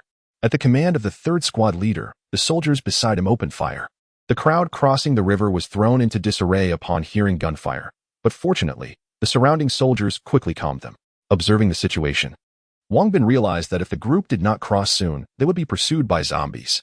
Gritting his teeth, he addressed Zhu, Xiaoyu, and Officer Miao. We must assist the squad leader in holding the rear. Without hesitation, the three agreed wholeheartedly. Uncle Wang, Sister Xiaoyu, Officer Miao, brother. Upon seeing the four step away from the crowd, Bao and the others grew anxious. Rest assured, we will return shortly, Wang replied with a faint smile. Leading Zhu and the others towards the squad leader. Return to the formation, we will manage here. The soldiers nearby felt immense gratitude as Wang and his companions took the initiative, yet their duty was to protect the civilians, and they wished for no one to sacrifice themselves unnecessarily. If sacrifices were to be made, let them be the soldiers. Today, allow us to be comrades in arms. Together, we shall fend off the zombies. Wang gently patted a soldier on the shoulder. The soldier, upon hearing Wang Bin's words, solemnly nodded and refrained from further objections. Upon reaching the squad leader, Wang produced 2 grenades and ammunition, handing them over. Ah, you possess such items? The squad leader was taken aback at the sight of the grenades. We found them at an underground casino on our way here. Wang Bin explained with a smile. Thank you. You truly are fortunate. The squad leader accepted the grenades and bullets with a grin, recognizing the dire need for such munitions in these critical times. Li Dezhu and the others joined the soldiers, providing substantial relief from the pressure of combat. Wang Bin distributed a grenade and some ammunition to each remaining soldier, who expressed their gratitude with smiles and thanks. After distributing the supplies, Wang Bin lay on the ground, retrieving a rifle equipped with a night vision scope to eliminate the zombies. Through the scope, he observed countless bright spots in the distance, and the sight of so many zombies made him swallow hard. He then joined the fray, opening fire. The squad leader soon noticed Wang Bin's rifle with envy, though he refrained from asking for it. In this apocalyptic era, firearms were no longer strictly regulated, and everyone could possess them as private property. Yet, despite the addition of Wang Bin and his companions, the zombies continued to encroach upon their position. Second squad leader, urge your men to move faster. I can hardly hold on. The squad leader, seeing that a portion of the group had yet to enter the water, grew desperate and let slip some expletives. Everyone, move quickly, hold hands, stay safe, and get into the water. The second squad leader was equally anxious, but with so many people, getting them all in at once proved to be a daunting task. Throw the grenades. The squad leader shouted as the zombies surged closer. The warriors, well-trained and disciplined, immediately responded to the squad leader's command. Two of them rose to their feet, pulled the pins, and hurled grenades into the throng of zombies. Boom. The echo of two explosions resonated, instantly obliterating numerous undead. After casting their grenades, the two soldiers swiftly raised their rifles and resumed firing, while another pair of warriors stood up, pulled the pins, and threw their grenades as well. Observing the orderly execution of their tasks, the squad leader felt a surge of admiration for the sergeant.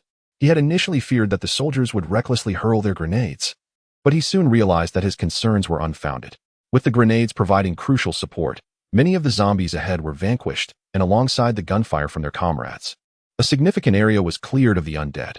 However, an endless wave of zombies continued to surge forward, and all they could do was momentarily impede their advance. Completely halting them was an impossibility. Chapter 66, Turmoil Retreat. After a brief delay, the crowd had plunged into the water, with the zombies closing in rapidly. The squad leader hastily commanded a withdrawal. Wang Bin scrambled to his feet, tossing a grenade before joining his comrades in a chaotic retreat, firing as they went. The combined firepower diminished due to their frantic withdrawal, and soon, zombies were upon them. Squad leader, hurry. With the undead advancing, two brave soldiers stepped forward, resolutely taking their stand at the rear, firing wildly at the approaching horde. Qian, old cat, come back. Squad leader, you must go. Let me go. Squad leader, you cannot sacrifice yourself. As the squad leader witnessed the two soldiers striving to buy them time, his eyes welled with tears. He struggled to join them, but was quickly restrained by their firm grip, being dragged back. At that moment, Wang Bin felt a profound sorrow. Yet he could do nothing but silently follow his comrades toward the opposite bank. The sound of gunfire echoed as the two soldiers valiantly took down numerous zombies. But the relentless tide of the undead soon overwhelmed them. Qian, old cat. The remaining members of the squad cried out in anguish as they saw their comrades fall. The zombies surged over the fallen soldiers and plunged into the water, which was deep enough to reach their shoulders, rendering them unable to fire. Panic-stricken, they desperately swam forward. Perhaps due to the lightweight bodies of the zombies combined with the swift current, the undead were quickly swept away as they entered the river. When Wang Bin and the others finally reached the opposite shore, they collapsed, utterly exhausted, watching the zombies being carried off by the water, laughter momentarily escaping their lips. However, thoughts of their fallen comrades extinguished any joy, leaving them in a daze as they stared at the foolish zombies being washed away. After nearly half an hour, the relentless tide of zombies continued to surge into the river, only to be whisked away by the current. Let us go. The squad leader, unwilling to witness any more, rose and led the way forward. The others fell silent, quietly following his lead. Originally, over 100 soldiers had fought, yet now only about 30 remained. Heavy hearts weighing them down, they walked intermittently, finally stopping at noon to rest. Most of their provisions had been lost, and during lunch, each person received only a meager portion of thin gruel. Wang Bin was acutely aware that their supplies were dwindling. He instructed the others to shield him, discreetly retrieving half a bag of rice from the system's provisions and placing it in his backpack. Understanding Wang Bin's intentions and his helplessness, the others refrained from protest. Wang Bin sought out the squad leader, who was engaged in discussion with a soldier about how to procure food along their journey. Their sole options were foraging for wild vegetables and tree bark, casting a gloomy shadow over their spirits. Squad leader Lu, I need to speak with you. Oh, it's Wang Bin. What is it? Upon seeing Wang Bin approach, Sergeant Lu quickly adorned his face with a welcoming smile. The previous day, Wang Bin had extended a helping hand, earning the utmost respect from Lu and all the soldiers of the 3rd Platoon. During their journey, they engaged in extensive conversation, fostering a sense of familiarity. Sergeant Lu, how much farther do we have to our garrison? Estimating our current pace, we should arrive in approximately 2 days. Oh, have we run out of food? Indeed, today's porridge is made from the last of our rice. This evening, we will have to forage for wild vegetables. And we may even resort to eating tree bark. On our way here, we collected some food. We still have half a bag of rice. Do you think it will suffice? Ah, you actually have rice. Thank you so much. I will extend my gratitude on behalf of my comrades. Not at all. Additionally, I have a few packs of cigarettes. Let me share those with you as well. While we can accept the rice, we must decline the cigarettes. I appreciate your kind intentions. No, allow me to explain. The soldiers are weary and need a means to relieve some stress. We still have 2 days of travel ahead, and we cannot predict if the path will remain tranquil. It would be beneficial for them to indulge a little, but those cigarettes are precious. You could barter them for many things at the garrison. No treasure is as invaluable as a soldier's life. As long as we breathe, there is hope. I firmly believe we shall one day vanquish the zombies and return to our former, idyllic lives. Well said. I have decided you are indeed my friend. Haha, I thought we were already friends. Haha, my apologies for my blunder. I was merely jesting. Thank you. Li Hao, please take the cigarettes over and distribute one to each of your brothers. Cigarettes? Certainly. Thank you, Sergeant. Do not thank me. Direct your gratitude towards Wang Bin, for it is he who provided them, along with this half bag of rice. Ah, and the rice as well. Thank you. Not at all. Wang Bin and Sergeant Lu conversed a bit longer before returning to Officer Miao and his companions, reporting that matters had been resolved. Li Hao distributed 1 cigarette to each comrade and returned the remaining cigarettes to the sergeant, deciding not to take more than their fair share. The moment the soldiers received their cigarettes, excitement surged through them as they lit up and savored the smoke. How delightful. It has been ages since I last enjoyed a cigarette. Indeed, Wang Bin is quite generous. Indeed, on the opposite bank, he also provided us with grenades and ammunition. Now he gifts us with cigarettes and rice. This kindness from him shall not be forgotten. We must repay it when the opportunity arises. Absolutely. Just as the soldiers were relishing their cigarettes, a few rugged-looking men approached, grinning as they noticed the soldiers smoking. Apologies, we only have one, if you don't mind. You can take a puff from mine. A soldier reluctantly offered half of his cigarette. One of the burly men expressed his gratitude and reached for the cigarette, only to be stopped by another. Are you looking down on us? How dare you speak to us like that? We genuinely have none left. Who are you fooling? I clearly saw that man holding half a pack of cigarettes earlier. That was given to us by Wang Bin. The remainder must be turned in. Very well. You choose not to share? The burly man declared, striding towards the crowd with a countenance filled with indignation. He raised his voice, addressing the gathered villagers. Esteemed elders and fellow compatriots, they possess ample provisions yet refuse to share with us. What do we receive? A watery congee, hardly fit for human consumption. Do you believe their actions are justifiable? Many of the common folk, perplexed by the situation, reacted to the mention of food and tobacco, rising to join the burly man, casting fierce glares at the soldiers. Do not heed their fabrications. We have indeed exhausted our rice supply. Fabrications, you say? What then lies within that bag over there? And what do you grasp in your hands? The rice and tobacco were provided to us by Wang Bin. Who would believe such claims? What transpired? Lu, the squad leader, hurried over, drawn by the commotion. Squad leader, they are slandering us, accusing us of hoarding rice and denying them sustenance. This comrade speaks the truth.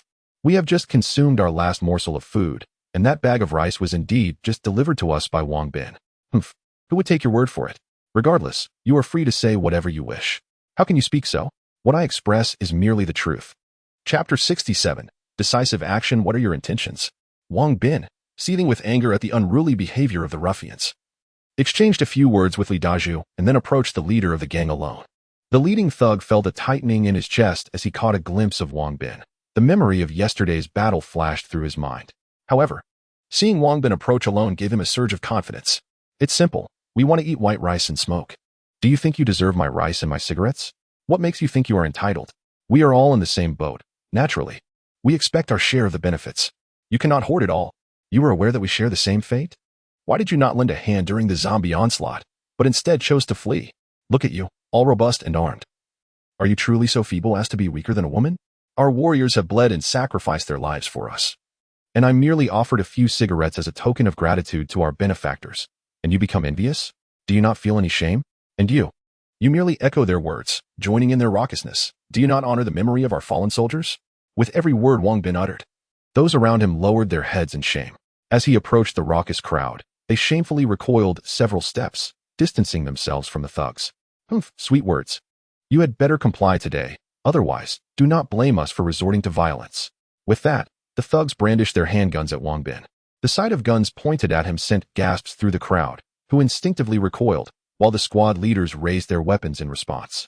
I warn you, do not act recklessly. Put down your weapons. The squad leader bellowed. Observing the squad leader's reaction, Wang Bin sighed inwardly, realizing why this Captain Lu, despite being in his 30s, remained a mere squad leader. He lacked the decisiveness of Captain Zhao. Wang Bin, not wishing to engage in further dialogue, smiled faintly and made a gesture as if to pat his head. Bang! Just as Wang Bin's hand reached his head, Officer Miao and his team, hidden in the shadows, opened fire, instantly dispatching the thugs with precise headshots, leaving them no chance whatsoever. Wang Bin had contemplated eliminating them upon witnessing their unruly behavior. His earlier words were solely to separate the gang from the crowd, allowing Officer Miao and his team to act. Captain Lu did not anticipate Wang Bin's sudden decisiveness until he turned to walk back. Wang Bin, wait. Captain Lu, is there anything else? Wang Bin, thank you. No need for thanks. You ought to learn from Captain Zhao. Decisiveness is key. Upon hearing Wang Bin mention Captain Zhao, Lu's heart felt as if it had been pierced by a knife. In the past, when Captain Zhao commanded them, situations like this required no consideration on his part. Now that Captain Zhao is gone, the weight of responsibility rested solely on his shoulders. In this moment, he finally comprehended the vast chasm that lay between himself and Company Commander Zhao, as well as the youthful individual before him who appeared to be in his early 20s. The magnitude of knowledge he needed to acquire was indeed overwhelming. From Wang Bin's demeanor and words, he discerned Wang Bin's disappointment in him, which weighed heavily on his heart. If it were possible to exchange lives with Company Commander Zhao, he would gladly sacrifice his own existence for Zhao's, allowing him to lead the group. Yet, such a possibility was but a fantasy. He had to bear the burden himself. As he witnessed Lu platoon leader gazing vacantly at Wang Bin's retreating figure, the soldiers approached him. I have let you all down. Overwhelmed by the unwavering trust of his comrades, Lu platoon leader wept, feeling unworthy of his position. Platoon leader, what are you saying? You will always be our leader. One soldier exclaimed. Indeed, he is just a young pup. How could he dare reprimand you? Another added. How dare he chastise our platoon leader? We shall no longer accept his cigarettes. They declared in unison, tossing their half-finished cigarettes to the ground. What are you doing? Do you not realize how hard it is to obtain those cigarettes? Quickly, pick them up. Lu platoon leader insisted. But, platoon leader, they protested. This is an order. Yes, platoon leader, they replied. Rest assured, I acknowledge my past shortcomings, but from this moment onward, I shall strive to be a competent leader. Seeing Lu platoon leader regain his fighting spirit brought joy to the soldiers, who nodded in agreement. In a mere few seconds, Lu platoon leader contemplated much. He understood that he could not evade his responsibilities, since avoidance was not an option. He resolved to confront the challenges ahead courageously and lead his men back to their base. Subsequently, Lu platoon leader transformed dramatically, exhibiting decisiveness in his actions. He gathered everyone and instructed each individual to forage for wild vegetables and any edible food along the way home. Previously, he had thought it sufficient to delegate this task to his soldiers, for their primary duty was to safeguard the populace on their return. However, Wang Bin's reprimand awakened him to the reality that without a display of authority, their kindness would be perceived as weakness, emboldening others to exploit it and inflate their ambitions. Life was arduous for everyone. Why should these tasks fall solely upon them? To survive, effort was essential. Witnessing Lu platoon leader's rapid transformation, Officer Miao gave Wang Bin a thumbs up. Wang Bin smiled faintly and remarked, he bears a significant responsibility now. He must mature swiftly. Upon hearing Wang Bin's words, Officer Miao chuckled. What are you laughing at? Your tone makes it seem as though you are older than this Lu platoon leader. Aha, Sister Miao, upon your remark, I too feel that Brother Wang often speaks with an air of antiquity. Xiaoyu, do you still wish to indulge in QQ candy? Oh, Brother Wang, I was mistaken. I shall never again suggest you are antiquated. Upon witnessing Guan Xiaoya teasing him, Wang Bin promptly unveiled his trump card to threaten her. The moment Guan Xiaoya heard that he would not provide her with QQ candy, she anxiously grasped Wang Bin's arm, shaking it incessantly, provoking hearty laughter from the group. Wang Bin, I believe you are entirely justified in your actions. Justified in what way? Wang Bin pondered the inexplicable words of Officer Miao, feeling somewhat bewildered. It is simply that you have not offered them more food. Oh, why do you say that? Human desires are insatiable. Upon hearing Officer Miao's statement, everyone nodded in agreement. If Wang Bin's abilities were exposed, they would likely unite against him, coercing him to continuously supply them with food. After a brief respite, the team set forth once more. As they traversed the mountainous terrain, they fortuitously discovered a plethora of wild vegetables. During dinner, squad leader Lu arranged for a pot of porridge and a pot of vegetable soup. Following the midday incident, no one dared to cause any disturbances, and they were all acutely aware of the limited food supply. Moreover, in this apocalyptic era, being able to consume rice porridge was already a considerable blessing. Once everyone had received their share of food, squad leader Lu stepped into the crowd and proclaimed loudly, "The rice porridge is sufficient for just one meal. If anyone wishes for a bit more, I suggest you gather more wild vegetables on the return journey tomorrow. Additionally, we are not far from our base. We should reach it by noon the day after tomorrow. I hope everyone can unite during this time to overcome these hardships. Now, I have finished my words.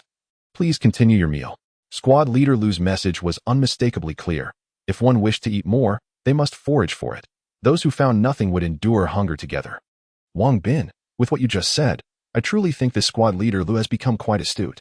Upon hearing Lu's earlier remarks, Officer Miao chuckled lightly.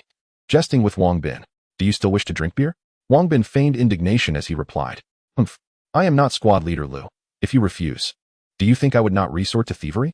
Officer Miao was entirely unfazed by Wang Bin's antics, adopting a cheeky demeanor, leaving Wang Bin quite at a loss. Laughter erupted among the crowd at the exchange. Chapter 68. The zombie assault returns following the harrowing zombie attack from the previous night. The group found themselves in a state of heightened alert, akin to startled birds, in a bid to thwart any further nocturnal incursions. Sergeant Lu meticulously selected a defensible terrain and excavated numerous trenches. This time, he hesitated not. He rallied all the robust young men to assist in the fortification. Wang Bin, accompanied by Li Dazhu and others, joined the effort, and driven by the instinct for survival, everyone worked diligently, completing the fortifications in a short span of time.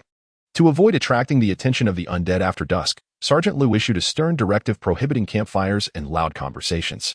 Having witnessed the terror of the zombies firsthand, no one dared to oppose him. Once all arrangements were in place, Lu approached Wang Bin, his demeanor serious as he inquired, "Are you satisfied?" Wang Bin glanced up and replied with a smile, "You've made significant progress." The word significant progress struck a chord in Lu, nearly bringing him to tears. He was uncertain of the emotions stirring within him. After being chastised by Wang Bin, he felt a compelling urge to prove himself, as though he were under the scrutiny of Captain Zhao. To validate himself before Wang Bin was tantamount to earning approval from Captain Zhao. Yet, he perceived the underlying message in Wang Bin's words. Though he had made strides, there remained room for improvement. "May I ask where I still fall short?" Lu queried earnestly. "You've done well to mobilize the populace, but defense cannot rest solely on your shoulders. I noticed that many individuals within the crowd possess firearms. You should organize them. Additionally, for those younger men who lack weapons, consider providing sharpened wooden stakes as makeshift arms. This way, should the zombies attack, we will at least possess the means to retaliate." "Ah, how did I overlook that? Thank you for your insight." With a newfound clarity, Lu sprang to his feet, determined to rally the young men. In no time, Lu had gathered over 100 able-bodied youths, leading them into the woods to fell trees for crafting wooden stakes. They also fashioned some sharpened stakes to be firmly planted in the ground, ready to be utilized against any advancing zombies. As the sun dipped below the horizon, darkness began to envelop the land. Lu then divided the assembled young men into two groups, one armed with firearms, the other equipped with wooden stakes. He also selected a few physically capable men and women from the crowd to help maintain order in the event of an attack, ensuring that everyone remained together to prevent chaos from erupting. Wang Bin was pleased with Lu's arrangements. This strategy not only bolstered their defensive capabilities, but also alleviated the strain on resources required to protect the civilians. Survival necessitated unity among them all. As night descended, the group found themselves gathered atop a modest hill, which was flanked by steep slopes on three sides, rendering it virtually inaccessible to zombies. Their only task was to defend a narrow pathway. Lying on the grass, Wang Bin gazed up at the starry sky. The stars twinkled brightly, casting a beautiful glow across the night. In the past, he rarely took the time to gaze upon the night sky, engrossed as he was in learning and gaming. However, now that evening stretched before him, it would be difficult not to look up at the stars. Perhaps the events of the previous night had instilled fear in many. As countless individuals found themselves unable to sleep, silently staring into the celestial expanse. Yet, after 10 o'clock, fatigue began to claim them, and one by one, they succumbed to slumber. In a world on the brink of collapse, 10 o'clock had once been the prime hour for youthful revelry, but with the absence of entertainment, a habit of early rest had begun to take root among the people. If hunger struck, an early night proved a wise strategy. Sleep would stave off hunger and conserve energy. Suddenly, the tranquility of the night shattered. At just past 1 in the morning, a sentry's urgent shout jolted everyone awake. Quickly, to your posts. Those with firearms, take positions on either side of the passage. Those without, gather wood to blockade the entrance. Upon hearing the alarm of an impending zombie attack, Liu, the squad leader, swiftly organized the defense. He had already delineated roles. And thus everyone moved with a sense of purpose. Women and children, initially terrified by the announcement, were soon calmed by those whom Liu had rallied to restore order. They, too, began to assist in transporting timber. As Liu arranged for the construction of barricades, he had previously cut down numerous trees and placed them atop the hill, ready to be hurled into the passage to obstruct the undead should they approach. If no attack materialized, the wood could simply remain, sparing them the hassle of clearing it later. Liu fired a flare, illuminating the scene and revealing that this wave of zombies was fewer in number than the last, yet still numbering at least 10 to 20,000. On the plains, their only option would have been to flee, but here, with the natural fortress at their backs, they would attempt to hold their ground. Fire! Liu commanded, and immediately, a volley of gunfire erupted. A multitude of zombies fell, yet more surged forth in relentless waves. After 10 minutes of combat, ammunition began to dwindle. Wang Bin, having previously expended a significant amount of bullets, found himself with only a little over 1,000 in reserve, barely enough to make a difference. He hurried to Liu. We can't afford to keep firing. We must conserve our ammunition. But there are still countless zombies behind us. What shall we do? It's simple. We shall attack the climbing zombies in waves with our makeshift clubs. Then we have no choice. Cease fire. Everyone, cease fire. Grab your clubs and hold the passage. Upon Liu's command, the gunfire ceased, and the group hurried to fetch their wooden weapons. They took positions on either side of the passage and behind piles of wood, fiercely engaging the approaching zombies. The undead swarmed around the hill, relentlessly charging down the passage toward them. Waves of zombies fell, only to be replaced by fresh hordes, the passage becoming choked with the bodies of the fallen. The relentless tide of the undead continued to crawl over the corpses of their predecessors, pressing ever forward. The individuals in the corridor continuously retreated, casting aside wooden planks to obstruct the advancing horde. Although this strategy momentarily mitigated the zombies' relentless advance, they persisted in their inexorable march. After an hour, many were so fatigued that their arms could scarcely be lifted, yet the zombies continued their unyielding approach. Observing the exhaustion evident on the faces of those in front, the elderly and women behind stepped forward willingly to relieve them, allowing the weary to take a brief respite. They did not hesitate, readily yielding their positions. After resting for over 10 minutes, the relieved men gradually returned to the forefront to confront the encroaching zombies. As the relentless tide of the undead surged forward, a palpable fear began to envelop the crowd, for the corridor was nearing its end. Should they fail to stem the tide by then, the zombies would inevitably surge over the hill, heralding a massacre. It was at this moment that Wang Bin realized the futility of individual strength in the face of the undead. Only through collective fortitude could they hope to withstand the onslaught of the zombie horde. He felt an urgent need to assemble a team of his own, one capable of standing against the relentless tide of the undead. Chapter 69. Eradication of the zombies. I have a way to fend off the zombies. Quickly, everyone, toss the remaining wood and branches into the passage.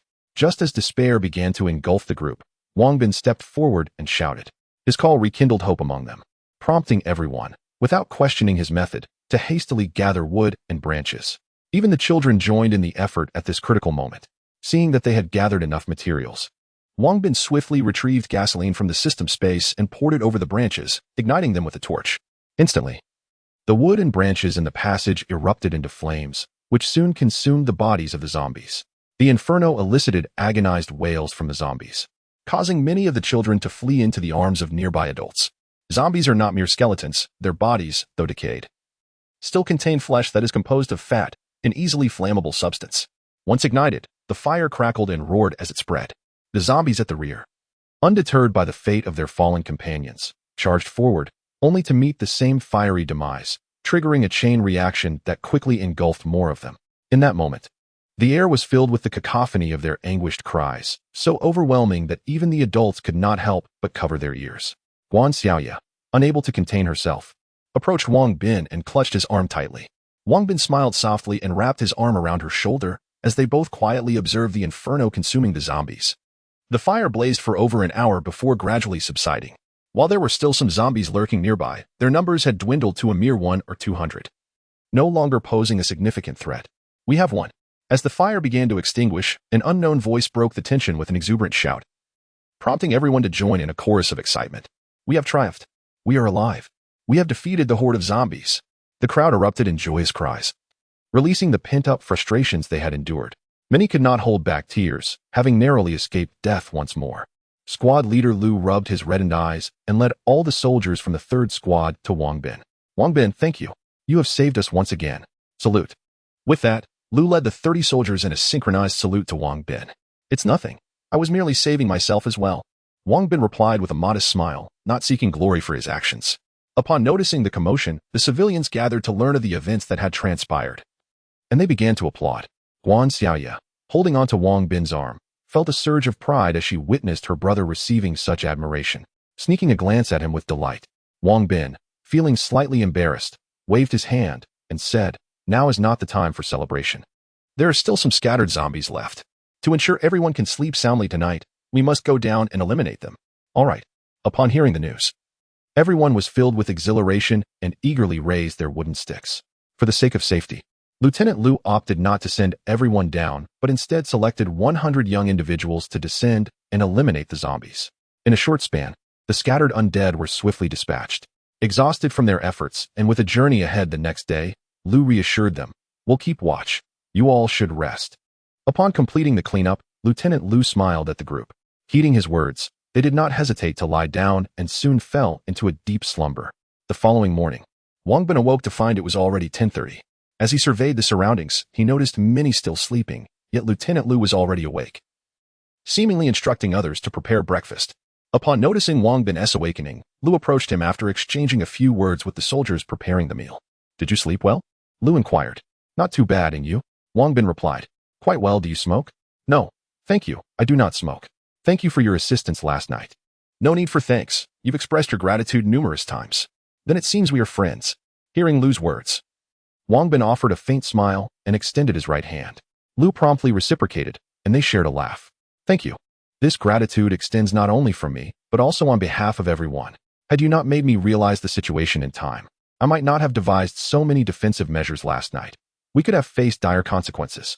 Wang Bin chose not to respond to Lu's remarks, merely offering a subtle smile.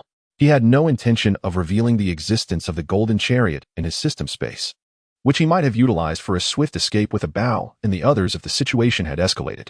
Fortunately, that scenario did not unfold, and they all survived. By 11 o'clock, Lieutenant Lu ordered everyone to awaken and line up for breakfast. The meal consisted once again of thin porridge, yet the group consumed it with gusto. Taking advantage of the breakfast moment, Lu addressed them once more. "Currently, we have run out of food, and from now on, we shall rely on everyone to gather wild vegetables. However, do not despair. We shall reach our base by noon tomorrow. If we remain united, we will surely arrive safely." Lu clearly articulated the dire circumstances regarding their food supply and encouraged them not to dwell on it, stating that their evening meals would depend on their ability to forage. He also instilled hope by assuring them that they merely needed to persist for one more day to reach the base. Upon hearing that they were merely a day's journey away from safety, the people were invigorated, their spirits lifted, and they eagerly anticipated foraging for wild vegetables. Though it may not suffice to fully sate their hunger, it would certainly sustain their lives. As dusk approached, Lieutenant Lu once again sought a defensible location for the night's rest. This time, the group was even more enthusiastic, with women and children participating actively. The fortifications were erected swiftly, completed in just over an hour, and everyone wielded wooden sticks for added security. As night descended once more, the people gazed quietly at the sky. Perhaps due to the terror of the previous zombie attacks, many found it difficult to sleep that night, only finally resting when dawn began to break. Many were perplexed as to why no zombies had attacked that night. Nonetheless, their absence was a welcome relief, for none desired such a visitation. The following morning, Lieutenant Lu arose early, urging his team to prepare the scant wild vegetables left over from the previous day. With rice in short supply and vegetables limited, a modest broth would suffice to replenish some strength. News had spread that they would reach their base by noon, and spirits soared among the group as they set out after breakfast. Upon traversing a formidable mountain, Lieutenant Lu pointed toward the structures nestled at the foot of the hill, exclaiming, "That is our base." The announcement ignited a chorus of joy, yet Wang Bin appeared somewhat disheartened, as if the sight lacked grandeur. Sensing Wang Bin's disappointment, Lieutenant Lu approached him swiftly and said, "Before the apocalypse, that was our division headquarters. Following the outbreak, it was repurposed as a temporary shelter. Although it may seem modest, it currently accommodates over 50,000 people. Furthermore, the fields surrounding the camp have been secured by us, where we cultivate vegetables and grains to sustain a considerable number of individuals." Why are there so few people, you ask? Each year, we transfer a group of local civilians to the gathering site, which is our true home. This base is merely a temporary refuge. Chapter 70. Arrival at the base. Upon hearing this, Wang Bin immediately understood. No wonder it had taken 4 to 5 years to gather so few people. They had all been relocated. For humanity to endure, it is essential to unite the survivors, and the hubs of human congregation represent the very hope of mankind. Ah. Lu, platoon leader, could you enlighten me about the situation at the human congregation? Certainly, let us converse as we walk. Currently, our nation has 5 major gathering places, 2 along the coast, 1 in the capital, 1 in the central plains, and another on the Tibetan plateau. These locations seem to correspond with the 5 military districts, do they not? You are quite perceptive. You have grasped it immediately. How did you manage to transport the civilians to Fuzhou? Each year, the congregation dispatches a unit to receive the civilians by vehicle. Does the congregation have gasoline? Indeed. Not only do we possess gasoline, but we also have electricity. Essentially, everything that existed before the apocalypse is available there. Though some resources are restricted and cannot be accessed by ordinary civilians. Do you not have any vehicles? We do, but extracting gasoline is quite challenging. And the journey is fraught with zombie attacks, so we have minimal gasoline at our disposal. It is reserved for emergencies. I see. Some civilians, upon learning that Fuzhou is a gathering site, have attempted to sneak there. I must advise you, never venture there with your people alone. The road is teeming with zombies. And without military escort, it would be tantamount to a death sentence. Understood. Thank you for your warning. You're welcome. As Wang Bin and Lu, platoon leader, walked and conversed, Wang Bin gleaned a wealth of useful information. It appeared that reaching Fuzhou would ensure their safety, especially since a corps was stationed there to provide protection against the hordes of zombies. By the time they had traversed half the distance, a company was dispatched from the base to meet them. When the civilians saw the troops approaching to escort them, they were overwhelmed with emotion, rushing into the soldiers' arms, weeping uncontrollably. "Dear villagers, you are safe now that you have reached us. Quickly, follow us back to the base," shouted Li, the company commander, urging the soldiers to guide the civilians towards safety. As the civilians began to move forward, he sought out Lu, platoon leader, and inquired, "Where is your Zhao, platoon leader?" Upon hearing this, Lu's eyes reddened with tears. "Why are you crying? Speak up, what happened to him?" Li pressed, noticing Wang Bin standing beside Lu, and sensing a bond between them. "Oh, his name is Wang Bin. If it weren't for him on this journey, we would likely have perished at the hands of the zombies. Comrade, greetings. I am Li Igua. On behalf of our 89th Division, I extend our heartfelt gratitude for your assistance," Li exclaimed, visibly moved, as he firmly grasped Wang Bin's hand. "Not at all. I acted out of self-preservation. If we did not take action, we would not have survived either." "We?" "Yes, along the way, I have forged strong friendships. We formed a team, navigating the storms together to reach this point," Wang Bin replied, gesturing toward Guan Xiaoya and Officer Miao, who followed behind. "Well done, Li. Please quickly share with me the details regarding your commander Zhao. Rest assured, I am mentally prepared, like him. I am ever ready to make the ultimate sacrifice for our country." Upon hearing Li's statement, Wang Bin felt immense respect for him. Truly, he was a soldier of remarkable caliber. "Commander Zhao, as well as our 1st and 2nd platoons, have perished." Lu, the platoon leader, choked on his words. How could the casualties be so extensive? "Please recount the events in detail," Li inquired, his breath hitching at the bleak news. He understood that casualties were inevitable, yet he had not anticipated such a staggering toll. Lu then recounted the events thoroughly, with Wang Bin and others attentively listening to the harrowing tale. "It appears the threat of the undead is escalating. We must return swiftly to report this to the commander," Wang Bin urged. "Comrade Wang, you and the main force should proceed at a steady pace. Lu and I will advance ahead." "Understood. Do what you must." Li sensed the gravity of the situation and promptly led Lu towards their base. Observing Li's swift actions, Wang Bin couldn't help but admire his decisiveness. He approached Officer Miao and relayed the news he had gathered from Lu. The prospect of safety upon reaching Fuzhou invigorated everyone. Yet Wang Bin dampened their enthusiasm. "There remains a 6-month wait before transport can be arranged to our next station. And it is said that only 30,000 can be ferried at a time. This suggests we may be stranded here for a year and a half. Although we have an entire division's strength, as you have seen, the undead are growing increasingly volatile. I worry whether the 89th Division can endure such a prolonged siege. Knowing the gathering point, why do we not venture there ourselves? Li countered. The distance to Fuzhou is a daunting 10,000 miles. The perils we may encounter along the way are unknown, and we must refrain from acting independently unless absolutely necessary. For now, we should remain here and assess the situation before making any decisions. While there are aircraft available in the system's inventory, their exorbitant cost renders them unattainable. Even if he could afford one, he would lack the skill to operate it, so for the time being, they must proceed cautiously. Fortunately, with an entire division stationed here, it would be exceedingly difficult for the undead to breach their defenses, ensuring safety for the moment. Wang Bin expressed these thoughts to remind them that their safety was not guaranteed. They must remain vigilant. Subsequently, Wang Bin and his companions followed the main force to the base, where the perimeter was surrounded by walls, effectively blocking the entry of the undead. However, should they encounter a horde, such barriers could easily be overrun. The defenses within the base were relatively sound, featuring trenches and numerous bunkers, with platforms and firing ports along the walls. Wang Bin surmised that the commander's intent was to concentrate troop strength internally, likely due to insufficient manpower. As news of new survivors reached the local populace, they set aside their tasks to witness the newcomers, and Wang Bin observed a throng of shadowy figures. The sight of so many people rekindled within him a semblance of the human experience. Upon entering the residence, the group queued to register, and once completed, soldiers guided them to the resting area. In recent years, several new buildings had been hastily constructed. However, housing remained exceedingly scarce. The 12 individuals were allocated to a 90-square-meter apartment, which contained only 3 rooms, necessitating that several of them share a single room for sleeping. For those accustomed to the hardships of a post-apocalyptic existence, finding themselves in such a clean and secure dwelling was already a source of great contentment. As for the insufficient beds, they were prepared to make do with sleeping on the floor. Chapter 71. The commendation ceremony here. The daily fare consists of 2 meals, each featuring a solitary steamed bun accompanied by a modest bowl of soup. For the survivors who have fled to escape calamity, this is quite commendable. However, for Wang Bin and his companions, it feels rather meager. After finishing their meal in the dining hall, everyone returned to their quarters to prepare their own meals. Fearing that their cooking might be discovered, they resorted to consuming instant food, which, nonetheless, they relished heartily. What do others consume? Steamed buns and soup.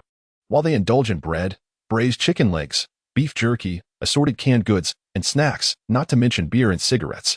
The only regret they harbor is the likelihood of not being able to savor hot pot for a considerable time, yet even so, they remain quite content. During the afternoon break, Lu, the squad leader, sought out Wang Bin and led him to a secluded spot to discuss matters. Tomorrow, the commander will gather everyone for a commendation ceremony, and you shall receive a medal. Prepare yourself mentally. Me? A medal? I am not a soldier. What use is there in awarding me a medal? Although you are not a soldier, your contributions during this crisis are undeniable. Our resources are scarce, and in lieu of a more substantial reward, we can only express our gratitude through this medal. I kindly ask that you accept it. Well, if you insist.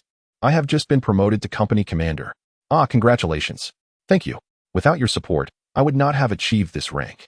Would you be interested in enlisting? I could arrange for you to become a squad leader. Given your talents, I have no doubt you could ascend to the rank of company commander or even higher. Perhaps not. I currently have no intention of joining the military. Wang Bin felt a strong temptation at Lu's offer, yet he realized that enlisting would restrict his movements. In this apocalyptic world, to grow stronger, he must amass more resources, particularly gold, and he does not wish to be constrained. Lu was taken aback by Wang Bin's refusal. Experiencing a profound sense of disappointment, he believed that with Wang Bin's assistance, advancing his position would be a mere formality. Alas, he could not compel Wang Bin, and this matter would have to be set aside for now. As he departed, he urged Wang Bin to reconsider, assuring him that a position as squad leader would always be available should he change his mind. Upon returning to their quarters, Guan Xiaoya could not suppress her curiosity about Lu's visit. Wang Bin recounted the conversation, and the revelation that he had declined the opportunity to become a squad leader astonished everyone, particularly Li Dazhu, who had recently returned from military service just as the apocalypse erupted, found himself yearning for the life of an officer. Dazhu, why don't I suggest to Lu that you take on the role of squad leader? Wang Bin observed Li Dazhu's envy and, recalling his past, understood his sentiment. Oh, me?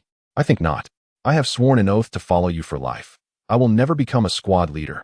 Li Dazhu was taken aback by Wang Bin's suggestion.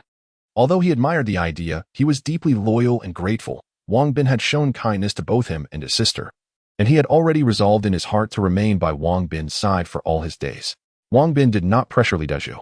It would be preferable if he chose to stay and assist him. The following morning, the resounding sound of a military bugle awakened everyone, soon followed by an announcement instructing all to assemble on the playground. Here, a solar power generator had been installed to provide a limited supply of electricity, primarily for military use. The square was illuminated, allowing people to gather there in the evenings if they wished to engage in activities. Upon hearing the broadcast, the crowd emerged from their quarters. With 50 to 60,000 individuals congregated, it felt somewhat cramped. However, under the soldiers' guidance, they were organized into several formations, thus maintaining a semblance of order. Around 9 o'clock, a group of officers arrived, their ages suggesting considerable experience. Although the insignia on their shoulders was not clearly visible, Wang Bin surmised they were the leaders of the 98th Division. Salute. One officer barked as soon as he noticed the leader's arrival. The soldiers responded promptly to the command, executing a synchronized military salute towards the dignitaries on the platform. The foremost officer, appearing to be in his 50s with a touch of gray in his hair, stood at the front of the stage and proclaimed loudly, "Yesterday, we welcomed another group of survivors. On behalf of all officers and soldiers of the 98th Division, I extend our warmest welcome to you." As he spoke, he began to applaud, and the crowd followed suit, clapping in unison. In this rescue operation, we mourn the loss of many brave soldiers, including our esteemed team leader Zhao and all members of the 1st and 2nd squads. Let us observe 3 minutes of silence in their honor. At this, the crowd bowed their heads, paying silent tribute to the fallen warriors. Most of them had been rescued by these soldiers and had faced zombie attacks during the rescue, thus feeling a profound gratitude towards those who sacrificed their lives for their sake. Once the moment of silence concluded, the officer recounted the heroic deeds of team leader Zhao and others before moving on to the commendation segment. During this rescue operation, our soldiers displayed remarkable courage, fulfilling their duties as military personnel. After discussion, we have decided to award collective second-class merit to all members of the 3rd Battalion, 2nd Company, 3rd Squad, and to recognize squad leader Lu Feng with an individual second-class merit, along with the 1st, 2nd, and 3rd Squad leaders receiving individual 3rd-class merits. Let us warmly welcome them to the stage to receive their accolades. Upon hearing this, Team Leader Lu, with reddened eyes, led all members of the 3rd Squad to the stage, where they were met with enthusiastic applause from everyone present.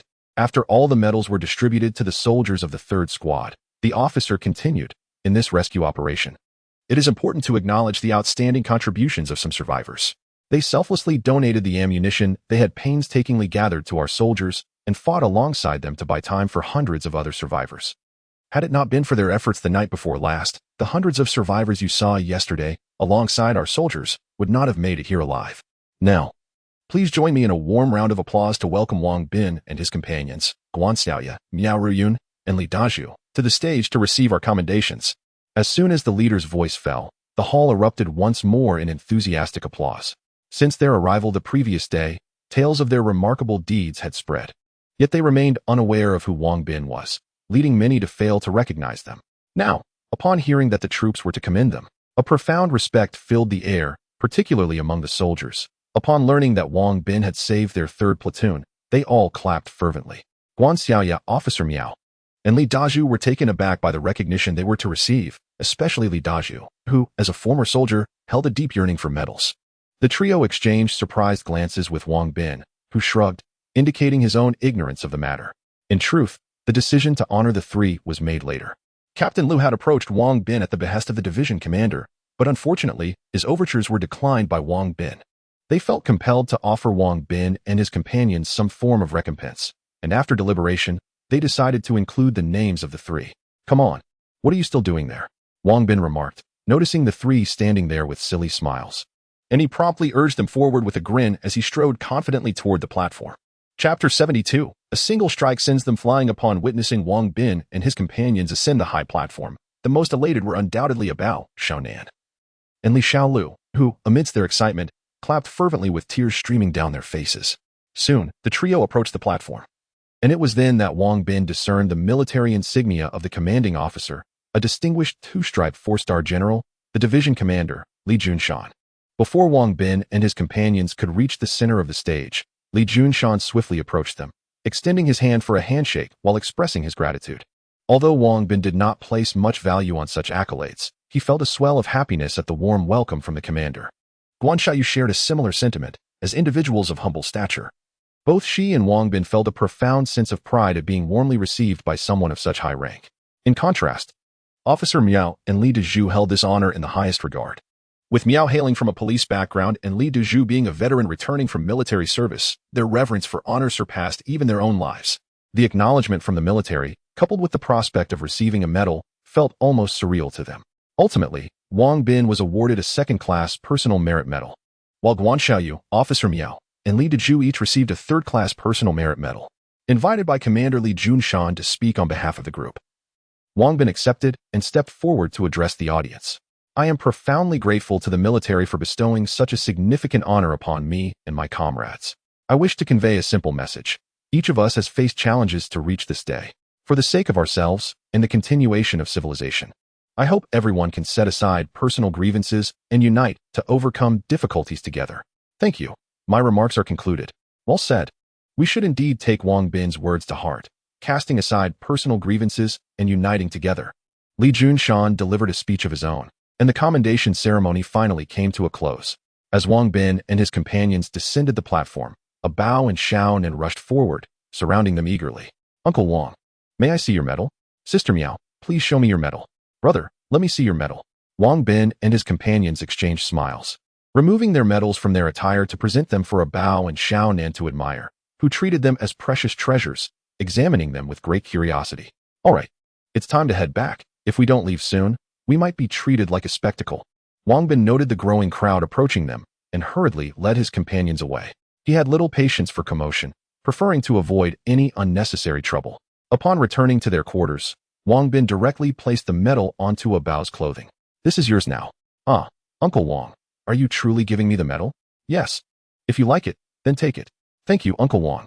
Ah, Uncle Wang, I want one too. Here, Xiaonan, you can have mine. Thank you, Sister Xiaoyu. Just as Wang Bin adorned a Bao with the medal, Xiaonan, feeling envious, tugged at Wang Bin's clothing, ready to plead for a medal of her own.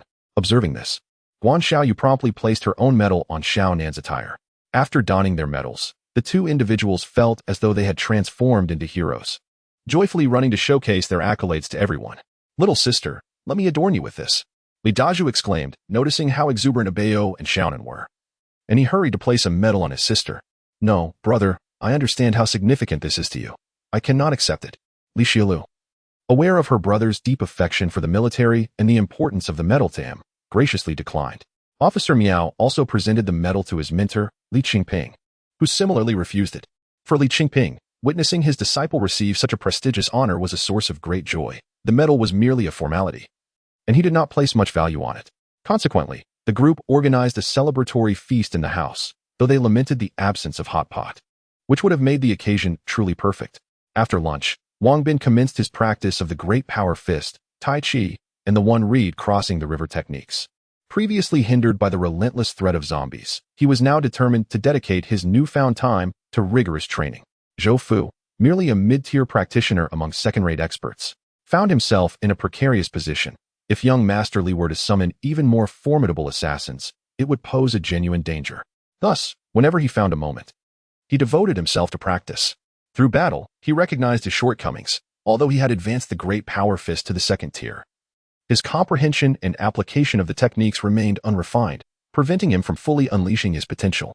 Upon accessing the system, he discovered that his progress in shooting specialization in the Great Power Fist had reached 8,901 10,000, indicating that the next level was not far off. This data also revealed that his fiery assault the previous night had incinerated nearly 8,000 zombies. Noticing Wang Bin practicing his martial arts, Li Dezhu approached him with the intent of sparring. Wang Bin, I wish to engage in a friendly match with you. Sure. I am curious to know what style you practice. The prospect of having a sparring partner delighted Wang Bin, and he readily agreed. I have learned the military combat techniques, which emphasize simplicity and decisiveness. One strike to subdue the enemy. Is it truly that formidable? Indeed. In the military, when facing an adversary, the principle is to defeat with a single blow, leaving no opportunity for the enemy. Then please, show me mercy. Rest assured, I will not exert my full strength. We shall keep it light. Very well, after you. Upon hearing Li Dezhu extolling the prowess of his combat style, Wang Bin felt a surge of excitement, eager to witness the effectiveness of military techniques. Oh, are Uncle Wang and Uncle Li about to engage in combat? What nonsense. It's a spar, not a fight. Um, fine. Obeo, Xiaonan, you two little rascals, quiet down and do not disturb our viewing. The spar between Wang Bin and Li Dazhu quickly caught the attention of Obeo and the others upstairs, and soon the windows were filled with onlookers, all eager to discern who would emerge victorious. The match commenced swiftly, with Wang Bin mindful of the stakes. He initiated the bout with 50% of his energy, employing the great power fist from the outset. To everyone's astonishment, with just a single strike, Li Dazhu was sent sprawling by Wang Bin. Ah, brother! Li Shilu cried out in terror upon witnessing her brother being struck and propelled backward, prompting her to rush downstairs, closely followed by others. Wang Bin was utterly bewildered. He had not anticipated that employing merely 50% of his internal energy would result in Li Dazhu being so forcefully knocked away. It was not entirely his fault. For upon hearing Li Dazhu's earlier claims, he had assumed that the military's martial arts were formidable, hence his decision to exert only half of his strength. Never foreseeing such an outcome. Dazhu, are you all right? The moment Wang Bin regained his composure, he swiftly utilized his light-footed skills to reach Li Dazhu's side, hastily assessing his injuries. I'm fine. Oh no, I think my wrist is dislocated. Initially, Li Dazhu intended to reassure him, but upon lifting his arm and realizing he could exert no strength whatsoever in his right hand, coupled with the intense pain, he understood that Wang Bin's earlier blow had indeed dislocated his wrist. I'm so sorry, At this moment, Wang Bin found himself at a loss for words, feeling that anything he might say would only serve to deepen the wound, and thus opted for silence. Chapter 73, The Baby's Distress. Brother, how are you? The moment Li Shilu dashed out of the building, she sprinted towards Li Dazhu. I'm fine. In an effort to alleviate his sister's concerns, Li Dazhu forced a smile despite the pain he was enduring. Fine? You were thrown back by Uncle Wang's blow. And you still claim to be fine. Li Shilu shot her brother a disapproving glance before turning to Uncle Wang with an expression full of reproach. Uncle Wang, your strike was too harsh. How could you send my brother flying? I sincerely apologize. I didn't control my strength. Wang Bin, feeling the weight of Li Shilu's accusing gaze, felt a pang of regret. Yet, he couldn't express his true feelings, as it would be too hurtful to admit that he had realized how weak Li Dazhu was. Hearing his sister's words, Li Dazhu's face turned crimson. Moments ago, he had boasted about the prowess of his military combat skills, claiming to be able to defeat anyone with a single move. Yet here he was, having been sent reeling by a single strike from Wang Bin. The embarrassment was overwhelming. He knew Wang Bin was being considerate by not bringing up the incident, but he never expected his sister to mention his humiliation so soon. Officer Miao and her companions quickly arrived at Li Dazhu's side. Having learned some first aid during her time at the police academy, Officer Miao instructed everyone to step aside and began assessing his injuries. After a moment, Officer Miao smiled gently and said, Nothing serious. Your shoulder is dislocated, but it will heal. However, I cannot ascertain if there are any internal injuries. You'll need to consult Wang Bin for that. Internal injuries? Uncle Wang, please examine my brother. I truly cannot assess internal injuries. But fret not. I have a master who is an expert in internal martial arts. I will consult him upon my return and bring back medicine next time. For now, it would be best to visit a hospital. All right, let us hasten to carry Dazhu to the hospital.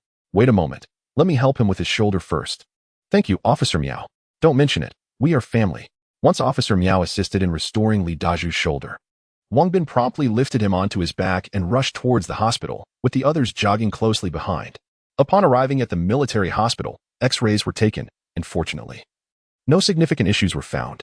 Li Dazhu was prescribed some medication and allowed to leave. The group felt relieved upon hearing that Li Dazhu was mostly unharmed. However, Wang Bin still felt a twinge of guilt, as he was certain that Li Dazhu had sustained some internal injuries. If left untreated, internal injuries could develop into hidden ailments that might manifest severely in the future. Wang Bin was eager to help Li Dazhu, yet he was utterly clueless about how to treat such injuries. The military doctors could not identify any problems either, leaving him increasingly frantic. Suddenly, an idea struck him. Please wait a moment. Wang Bin recalled the system marketplace, a place where one could find virtually anything, perhaps even remedies for internal injuries. He hurried back to his room and accessed the system marketplace. After a thorough search, he quickly discovered an array of elixirs. Minor healing pill. Available for 5,000 gold coins. Consuming it will immediately heal internal injuries. Previously, Wang Bin had expended a staggering 20,000 kilograms of gold in his efforts against Zhou Fu. Now, only 15,000 kilograms remained in his spatial system, leaving him in dire need of gold. However, in a moment of resolve to cure Li Dazhu, he promptly purchased a small elixir. Dazhu, quickly consume this pill. Wang Bin exclaimed, elated as he emerged with the medicine. What kind of medicine is this? Li Dazhu inquired, a look of confusion on his face. It's a small elixir, specifically designed for internal injuries. Ah, such a miraculous potion exists. Zhao exclaimed. Hurry, let us see if it works. He readily accepted the small elixir from Wang Bin and placed it into his mouth. The elixir dissolved instantly, and a refreshing sensation coursed through every pore of his body, prompting Zhao to let out a contented sigh. Brother, is this medicine truly that extraordinary? Li Shilu asked, puzzled by her brother's exaggerated expression. This elixir is incredible. I feel no pain at all, and there seems to be a stream of energy flowing within me. It's immensely soothing. Is that true? Of course. Do you not trust your brother? Zhao replied. By the way, Wang Bin, do you have more of this elixir? I do, but it comes at a steep price. How much? 5,000 kilograms of gold for a single pill. 5,000. My goodness, that is exorbitant. Zhao was awestruck by the elixir's miraculous effects and contemplated keeping one for himself, only to be taken aback by its exorbitant price, leaving him speechless for a moment. Before the apocalypse, the value of gold was well known to many, and 5,000 kilograms could easily amount to over 100 million. Nevertheless, the elixir proved its worth. Not only did it heal his recent injuries, but it also remedied the lingering wounds from his time in the military. Realizing the topic of the elixir might lead to discomfort, the group shifted their conversation to the upcoming contest between the two. Wang Bin, what martial arts technique did you just employ? It was truly remarkable. I utilized the great strength diamond palm, a form of internal martial arts. Ah, so you possess the legendary inner strength? Indeed. No wonder I was sent flying. Haha, I sincerely apologize. Upon hearing you speak of your military's combat skills, I felt compelled to. Well, let's not dwell on that. Wang Bin replied, concealing the fact that he had only exerted 50% of his power. Bao and Xiaonan, upon learning that Wang Bin was a martial arts expert and practiced the famed great strength diamond palm, became invigorated and immediately pleaded with him to teach them. Wang Bin pondered briefly before responding. The great strength diamond palm is quite challenging to master, and its techniques are rather domineering. I believe it would be best if you refrained from learning it. Bao and Xiaonan, growing anxious, insisted that they could endure any hardship.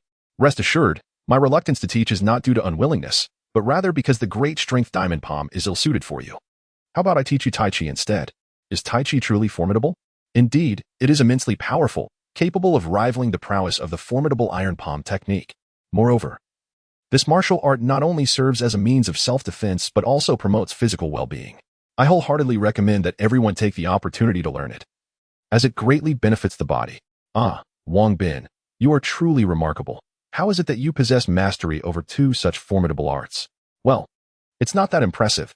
Upon hearing Li Daju's words, Wang Bin refrained from revealing that he also possesses the skill of the featherweight river crossing technique, fearing that such a disclosure might infuriate Li Daju to the point of bloodshed.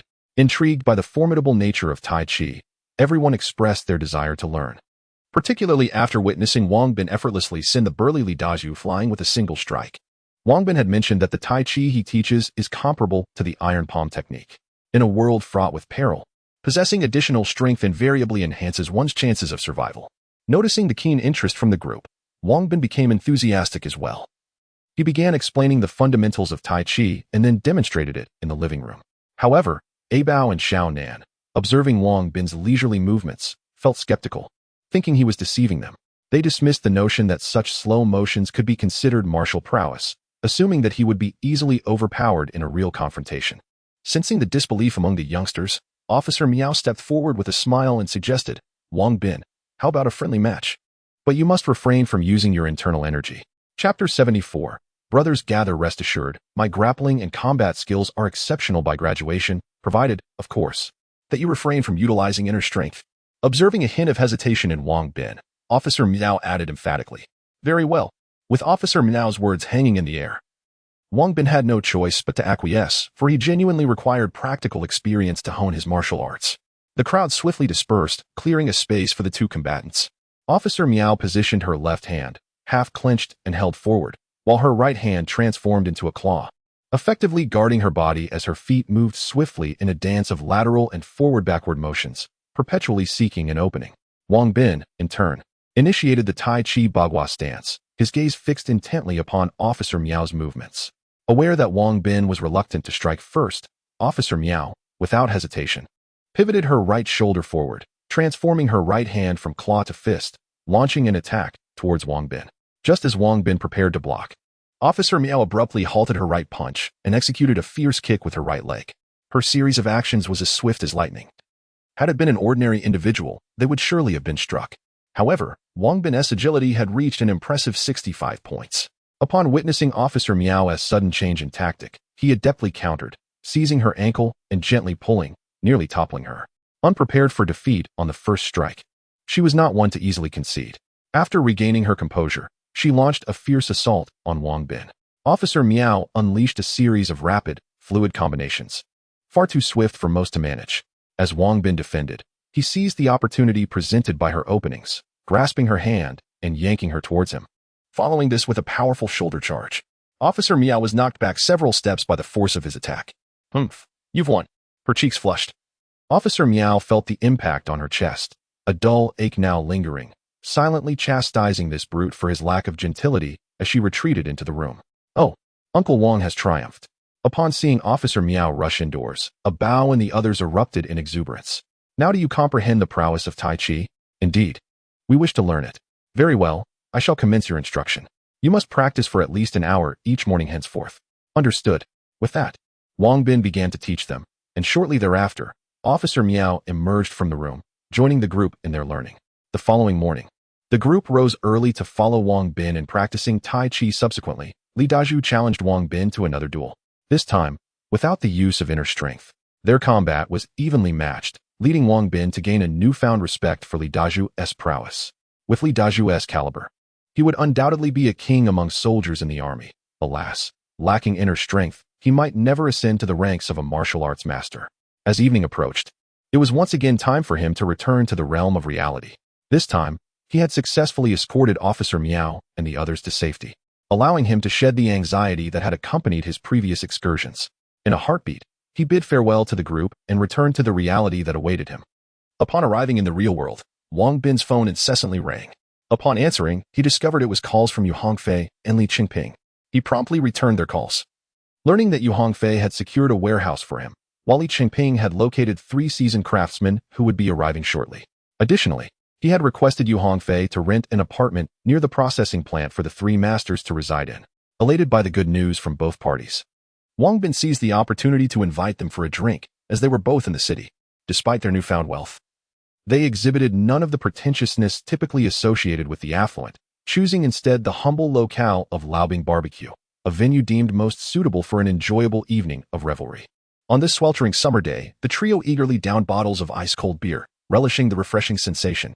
As they savored the grilled delicacies and discussed the future prospects of their company, the figures they mentioned soared into the billions. Nearby, a table of burly men overheard their conversation, mistakenly assuming they were boasting, and grew irate. Hey, you 3 must be drunk. Who, in their right mind, would come to a place like this if they were truly that wealthy? One of them challenged. Why not? Wang Bin retorted. Is it a crime to enjoy a simple place because of wealth? This is what we call sentiment. Wang Bin, ignore them. They clearly lack education and probably can't even write the word sentiment. How dare you speak to us like that? You're asking for trouble. What does it matter how we speak? We're merely expressing ourselves. Your opinion is irrelevant. Such short-sightedness. Pay attention. Having witnessed countless life and death situations in the apocalypse, Wang Bin preferred to avoid conflict in this reality. He chose to rise above the provocation, producing his car keys and pressing a button, causing the Mercedes parked outside the barbecue joint to emit a couple of honks. The group of men stood in stunned silence. Earlier, they had taken photos of the 3 luxury cars parked outside, boasting on social media about their good fortune in seeing such opulence. They had never imagined that these vehicles belonged to the 3 seemingly ordinary youths before them. Oh, my sincerest apologies, esteemed gentlemen. It seems I have been blind to your grandeur. No, you are the esteemed ones. We are but humble followers. Should you require assistance in the future, please remember us. Here is our business card. The leader of the burly men handed a card to Wang Bin, who glanced at it and casually acknowledged it without further engagement. Understanding the gravity of offending Wang Bin, the men hastily consumed a few bites before departing. In the past, Wang Bin would have likely engaged in a confrontation, but he had matured significantly and resolved not to resort to violence unless absolutely necessary. As Wang Bin relished his barbecue, he noticed a man in his late 20s seated in the corner. The man appeared somewhat disheveled, yet Wang Bin discerned that his physique was robust. Despite the man's somewhat dazed expression, a closer inspection revealed a keen glint in his eyes. Since returning from the apocalypse, Wang Bin found himself increasingly adept at reading people, and he sensed that the man in the corner was far from ordinary. His attention was particularly drawn to this individual due to the recent threats against him. as the young Master Li was seeking assassins to eliminate him, prompting Wang Bin to be more vigilant regarding those around him. As Wang Bin and his companions were enjoying their meal, the proprietress approached the man with a bottle of beer and sat beside him. "Akai, how have you been lately?" she inquired. "I was just terminated from my job," the man replied in a low voice. "What happened? Did you have another altercation with your supervisor?" "Yes," he affirmed. "You really ought to temper that temper of yours." The man offered no response, merely shaking his head in resignation. The proprietress, showing no signs of reproach, retrieved a wad of cash from her pocket and placed it in his hand. "Akai, my dear, I've managed to earn a little over the past few years. I know you're going through a tough time, so please take this." "No, sister-in-law. I cannot accept your money," he protested. "What nonsense are you speaking? Had it not been for the generous support you all provided after your class leader's passing, I would never have been able to establish this barbecue shop. By rights, you all hold shares. Is it so unreasonable for me to share a portion with you?" "No, sister-in-law, I truly cannot accept your money. I have matters to attend to, so I must take my leave. I'll visit you another day."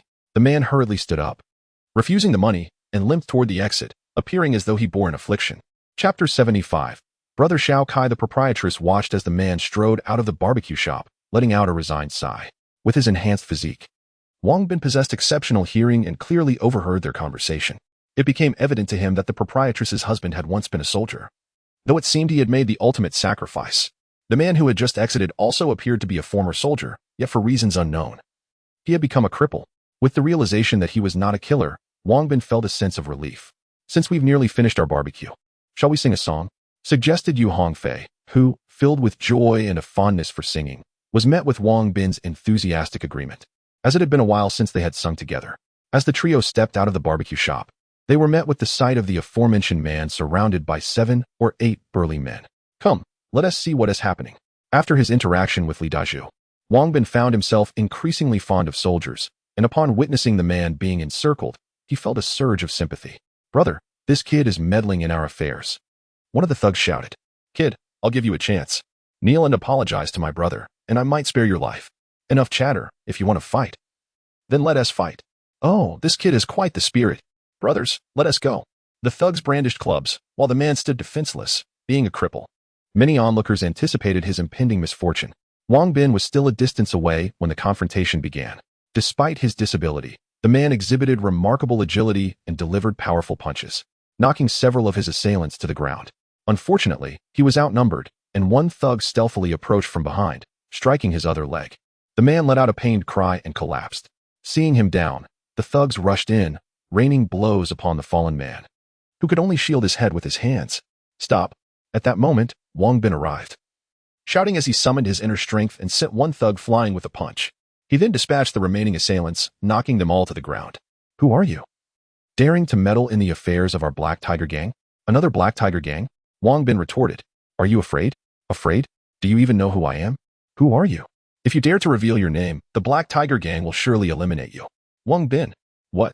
You are Wang Bin?" Upon hearing his name, the thugs' faces turned pale, and without a second thought, they scrambled to their feet and fled, ignoring their injuries. "Are you all right?" Wang Bin inquired. "I'm fine, thank you." Once the assailants were driven away, Wang Bin extended his hand to assist the man, but he merely expressed his gratitude and stood up unaided. Wang Bin offered an awkward smile, understanding that those with strength often possess a strong sense of pride and would not easily accept charity. As the man rose, he turned to Wang Bin once more and thanked him before attempting to walk away. "Wait, do you have a moment? Is there something you need? I have a job opportunity available. Would you be interested?" "I'm not interested." "Wait, I will give you 5,000 every month, and if you perform well, there will be bonuses." The man hesitated momentarily upon hearing this, but continued to walk forward. Wang Bin could discern that the offer of 5,000 intrigued him, yet he remained oblivious to the reason behind his refusal. Moreover, from the conversation he had overheard with the proprietress, it was evident that the man was in dire need of employment. Wang Bin's stubbornness flared up, and he strode forward to obstruct the man's path. "I wish to understand why you are rejecting my offer." The man remained silent, attempting to bypass Wang Bin, but Wang Bin took a step closer, extending his hand in a manner that suggested he would not allow passage unless given an explanation. "Is that sports car yours?" The man, with a sense of resignation, pointed towards the sports car parked by the barbecue shop. Upon posing the question, he ceased to elaborate, as if that were his definitive answer. After a considerable moment, Wang Bin finally processed the implication. "Are you envious of the wealthy? It seems you harbor a misunderstanding about me." The man's silence, however, spoke volumes regarding his stance. Brother, I genuinely believe you are mistaken about me. I am not a rich second generation. That sports car is a product of my hard work. And my two companions are not wealthy either.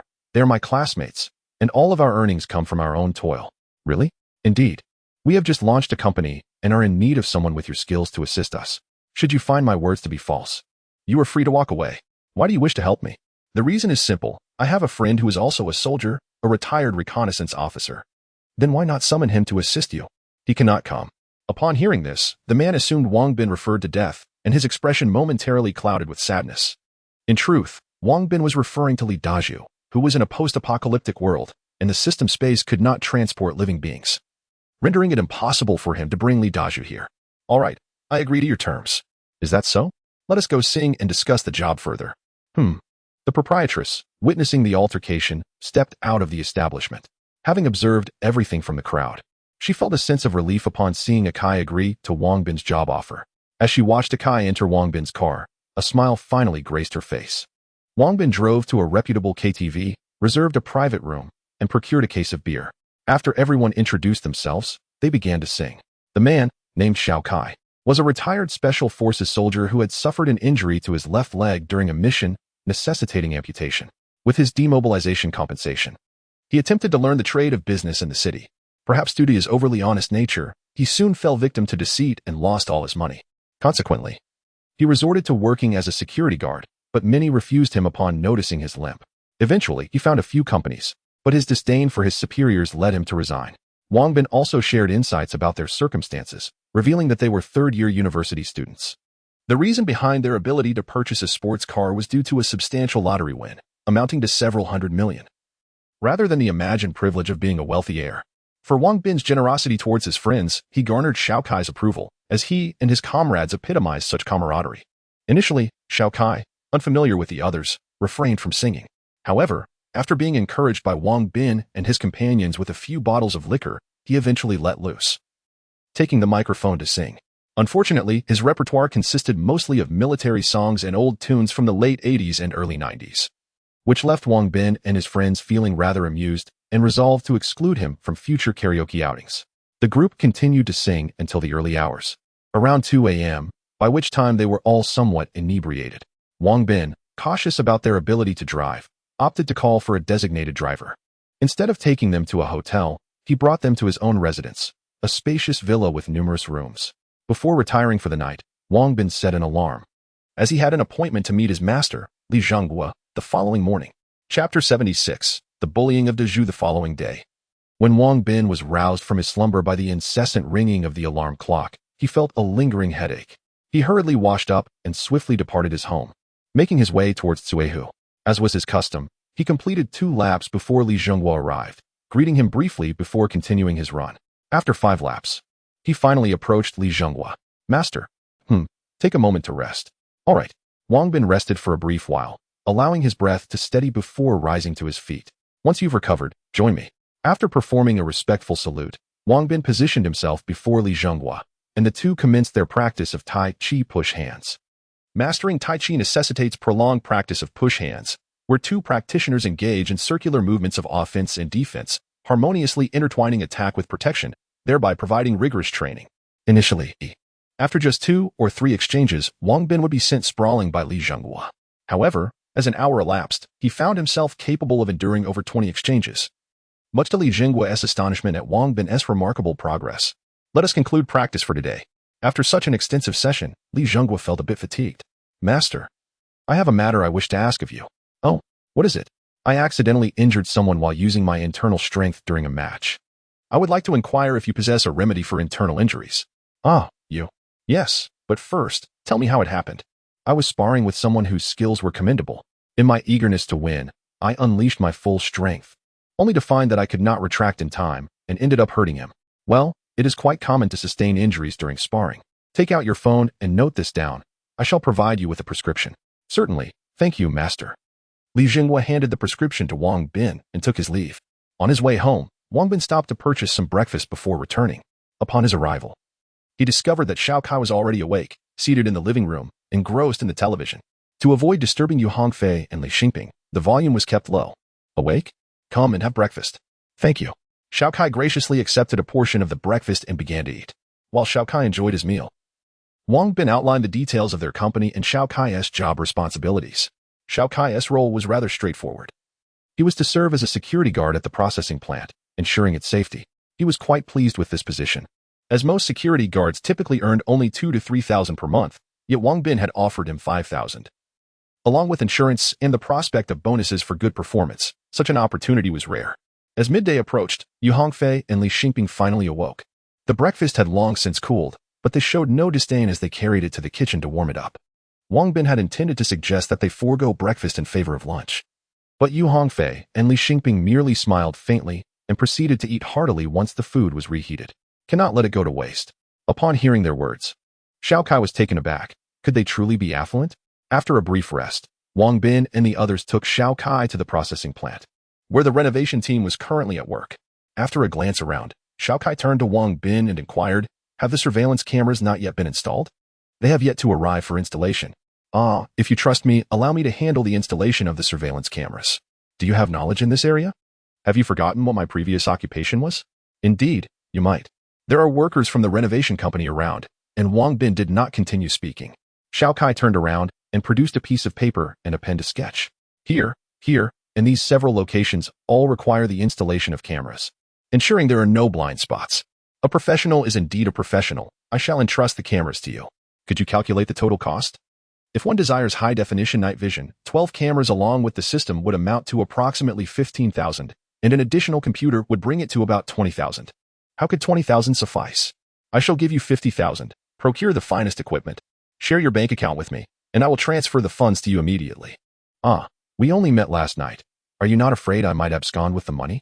It is merely 50,000. Such a sum does not concern me, and I have faith in my judgment. Very well, since you trust me so, I shall not disappoint you. In that moment, Xiao Kai felt as though he had found a confidant, and Wang Bin standing in his eyes surged to great heights. After the transfer, he directly proceeded to purchase the cameras. As he watched Xiao Kai walk away, Yu Hongfei chuckled and playfully punched Wang Bin, saying, You are becoming increasingly adept at winning hearts. 50,000 has made a former Special Forces soldier steadfastly loyal to you. This is not merely winning hearts. It is a matter of mutual understanding. I adhere to the principle of trusting those I employ without suspicion. Very well, you have prevailed. By the way, could you also assist in renovating my warehouse? Additionally, procure a few larger refrigerators and some shelves. Every other day, please help me purchase certain items. Just arrange for those vendors to deliver. I shall send you the list once I return. No problem. Yu Hongfei did not inquire about Wang Bin's intentions for the warehouse or what items he intended to procure. His trust in Wang Bin mirrored the trust Wang Bin placed in him. He would undertake any task Wang Bin assigned. After delegating his responsibilities, Wang Bin departed, realizing that there was no time for Yu Hongfei to assist with the purchases this time, compelling him to go himself. Having learned from Commander Liu that there was electricity and a signal transmitter at the base, he planned to acquire some walkie-talkies to maintain timely communication with them. Given the recent inability to cook, Wang Bin reduced his procurement of meat and fresh vegetables, primarily opting for convenience foods, snacks, beer, and beverages. Naturally, he also visited the pharmacy to purchase some traditional Chinese medicine prescribed by Master Liu Xinghua. The prices in the system's marketplace were exorbitantly high. He preferred to avoid expenditures there whenever possible. As for the remaining 10,000 kilograms of gold, he had no immediate desire to spend it, knowing he could exchange it when necessary. Furthermore, he purchased a substantial amount of gasoline, having discovered that it proved more effective against zombies than firearms. When the time came, Wang Bin once again entered the apocalypse, and as he emerged from his room, everyone sat quietly in the living room, awaiting his appearance. Wang Bin, you have returned? Indeed. Wang Bin smiled and graciously agreed, retrieving ice cream and chocolate from the system space for everyone. This time, there wasn't as much ice cream as before, but at least it ensured that each person received two. A Bao and Xiaonan savored theirs with delight, while the others consumed one and left the remainder for a Bao and his companions. Has anything noteworthy occurred recently? Yes, Uncle Wang, you must avenge Uncle Dezhu. He has been wronged. Before anyone else could respond, a Bao spoke up. What happened? Upon hearing this, Wang Bin immediately felt a surge of anxiety. It's nothing serious. I merely encountered a formidable opponent in the army, and I was defeated. Oh, what kind of expert was he? Uncle Wang, he was incredibly powerful, with a single strike. He shattered 6 bricks. Oh, what martial arts did he employ? I inquired, and it seems he practiced the iron sand palm. How did you come to blows with him? After you left, We practiced the Tai Chi you taught us daily, and a squad leader spotted us. He was also a practitioner and wanted to spar with me. But I managed to defeat him. This news spread, and the squad leader brought their battalion commander, and I was utterly outmatched. I see, this is a mere trifle. Please arrange for me to meet him tomorrow. I shall engage him in a friendly contest of martial arts tomorrow afternoon. Are you truly going to intervene?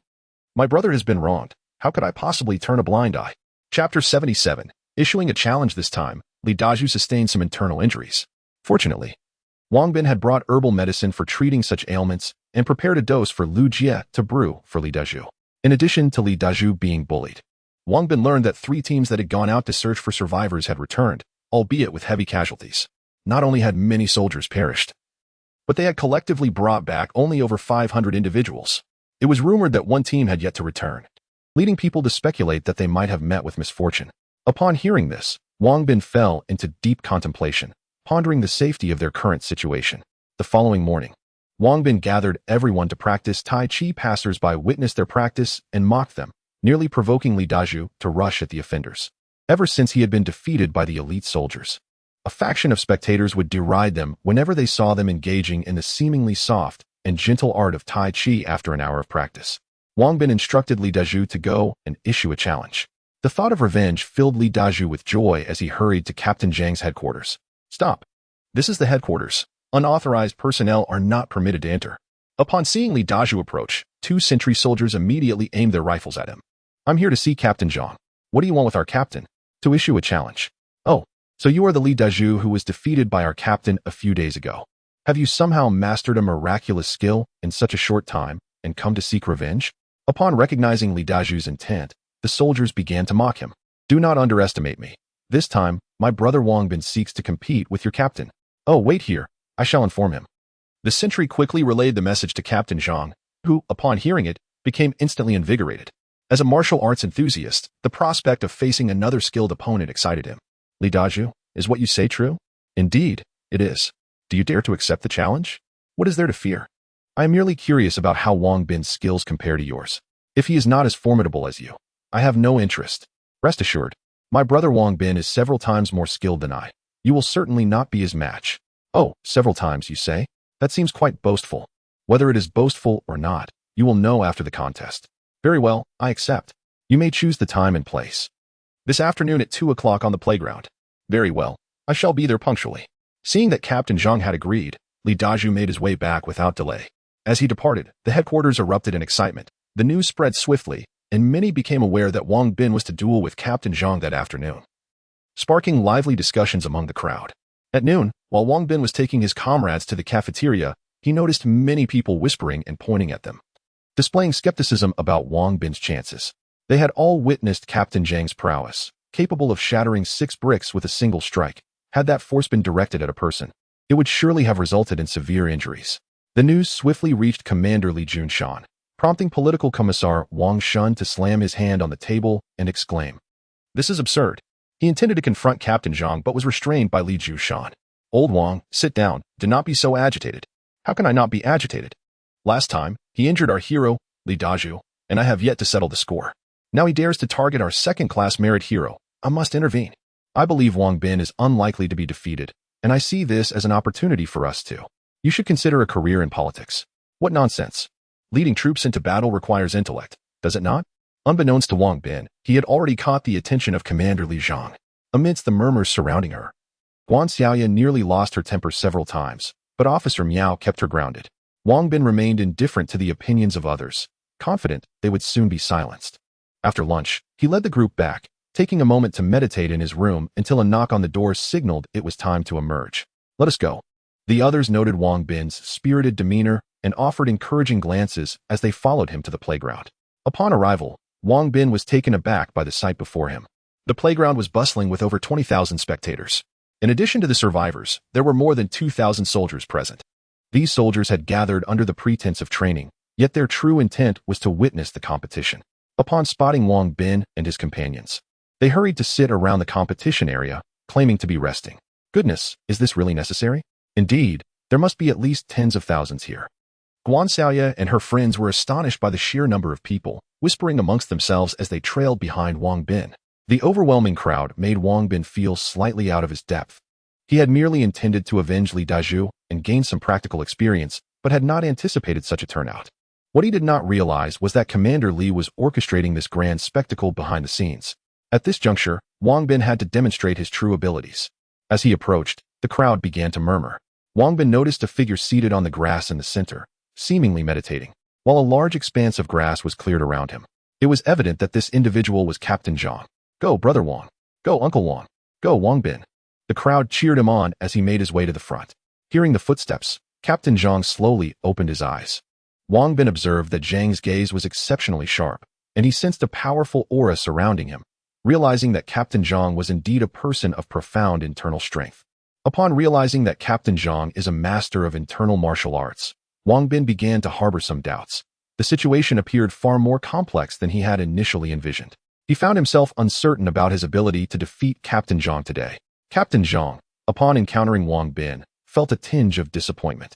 He had prepared himself to be in peak condition, only to be met with a youth devoid of fighting spirit. Wang Bin perceived the look of disillusionment in Captain Zhang's eyes, and a surge of indignation welled up within him. He felt compelled to engage in a serious contest with this captain. Unexpectedly, the previously listless young man exuded a sudden aura of determination that caught Captain Zhang off guard. How intriguing! Captain Zhang sensed the palpable energy surrounding Wang Bin, which piqued his interest in the impending duel.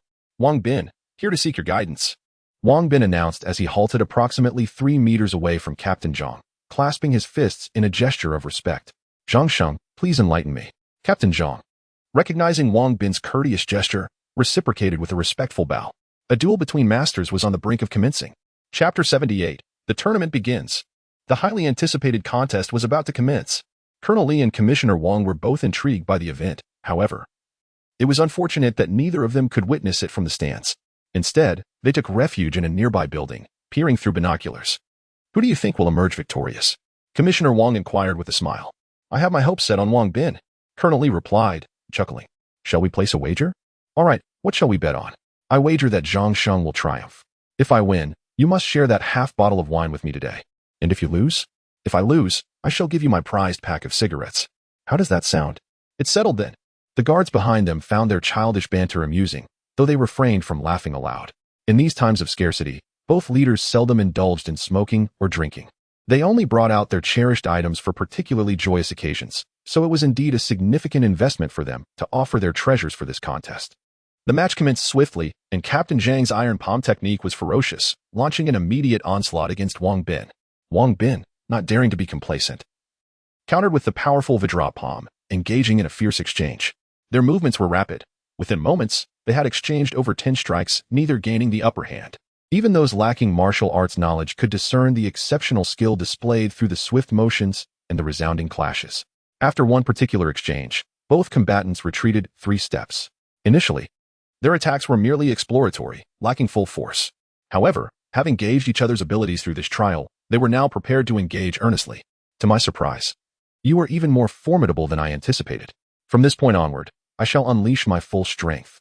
"Likewise," Wang Bin replied with a faint smile, relishing the exhilarating sense of parity, which greatly aided his mastery of the fist technique. "Here," Captain Zhang shouted, launching himself forward with a kick, followed by a spinning back kick, and then a flurry of palm strikes raining down upon Wang Bin. Unfazed, Wang Bin focused intently on each of Captain Zhang's movements. Master Li Jinghua had once imparted wisdom that every action of an opponent could be anticipated. For instance, one could discern upcoming techniques from the twisting of joints. While it is exceedingly difficult for an ordinary person to achieve this, Wang Bin's agility far surpassed that of Captain Zhang, allowing him to anticipate many of his opponent's maneuvers and prepare defensively in advance. Yet, Captain Zhang's palm techniques were exceedingly swift and remarkably fluid. Often, even when Wang Bin perceived vulnerabilities, he found himself without the opportunity to strike back, spending most of the time on defense. To onlookers, it appeared as though Wang Bin was powerless, being pushed back repeatedly by Captain Zhang, leading many to believe that the captain was destined for victory once again. Especially concerning was Guan Xiaoya. Her worry for Wang Bin was palpable, and as she witnessed him being forced into defense, her heart raced with anxiety. If it were possible, she would have gladly stepped in to compete on his behalf. Officer Miao can be regarded as a proficient martial artist, possessing a clearer perspective than others. Although Wang Bin was consistently under pressure, he remained unharmed. She understood that a vigorous assault depletes one's stamina. Combat is not merely a contest of brute strength. One's intellect plays a crucial role. Much like when we assess an outstanding player in the NBA or football, we often remark, he understands the game. He plays with his mind. The same principle applies to martial arts, which necessitates strategic thinking. Noticing the visibly anxious Guan Xiaoya beside her, Officer Miao affectionately draped her arm over her shoulder and reassured her, "Do not worry. He will undoubtedly prevail." Excited by this affirmation, Guan Xiaoya eagerly inquired, "Really?" "Of course. Have you not seen that Wang Bin remains unscathed? Fighting is not merely about brute force. It requires intellect." "Yes, Brother Wang will certainly win." At Officer Miao's words, Guan Xiaoya finally beamed with joy. However, an unpleasant voice disrupted the moment nearby. "That's mere self-deception. Wang Bin is destined to lose." "What did you say? Are you seeking trouble?" Officer Miao, incensed, turned to glare at the speaker.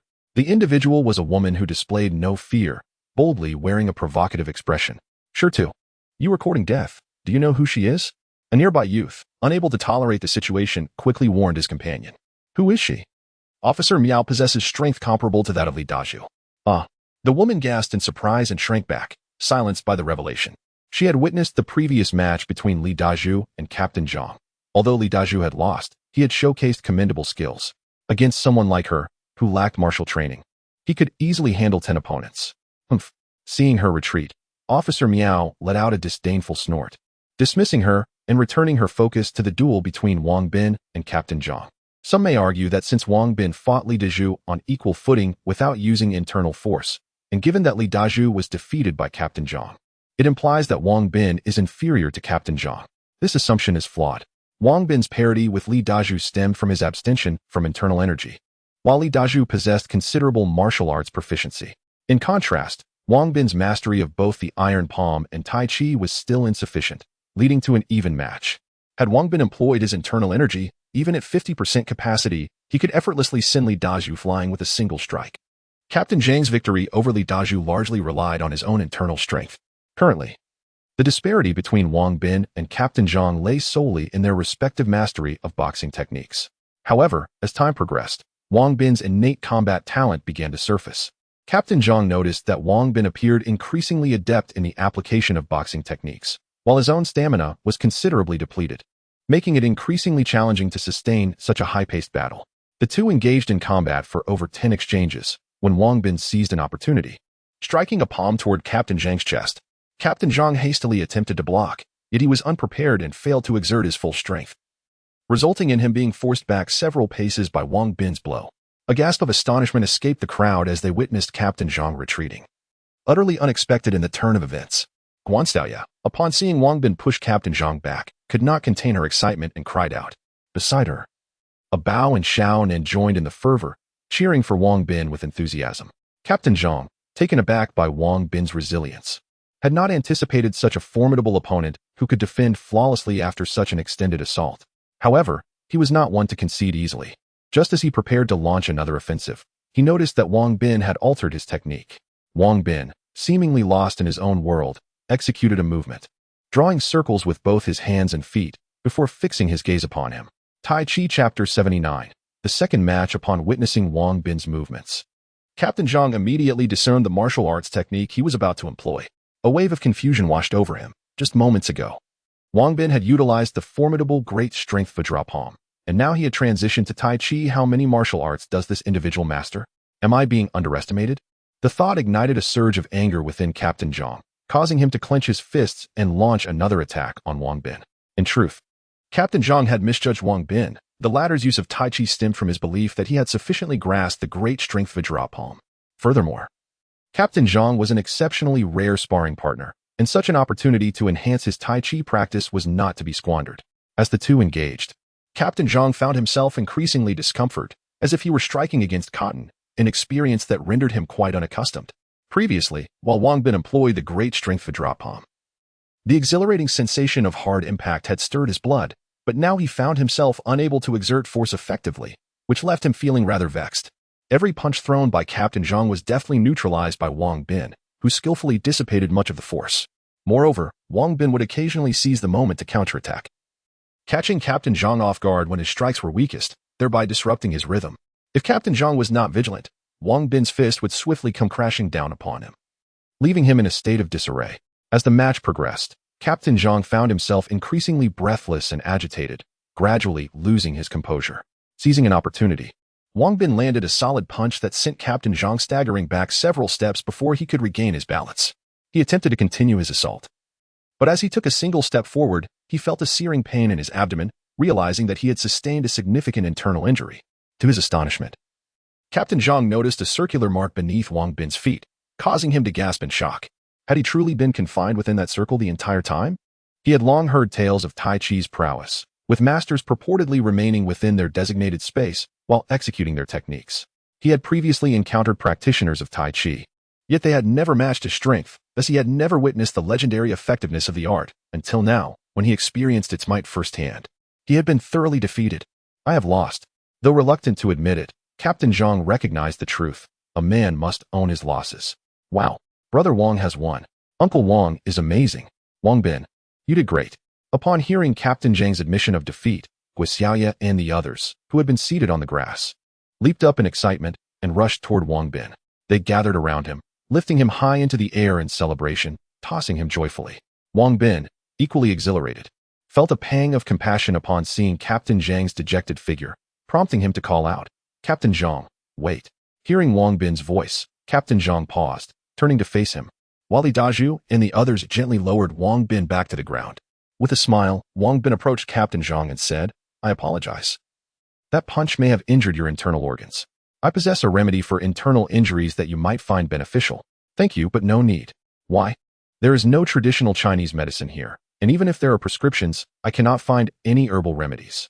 "Oh, that is all right. I have some ready-made medicine in my backpack. I will fetch it for you right away."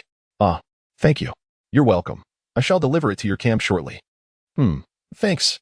Captain Zhang did not anticipate Wang Bin's kindness in offering to treat his internal injuries. Initially, he was skeptical when he heard that Wang Bin had distributed grenades and bullets to Captain Liu. But witnessing his selfless act of providing precious medicinal materials for his treatment convinced him otherwise.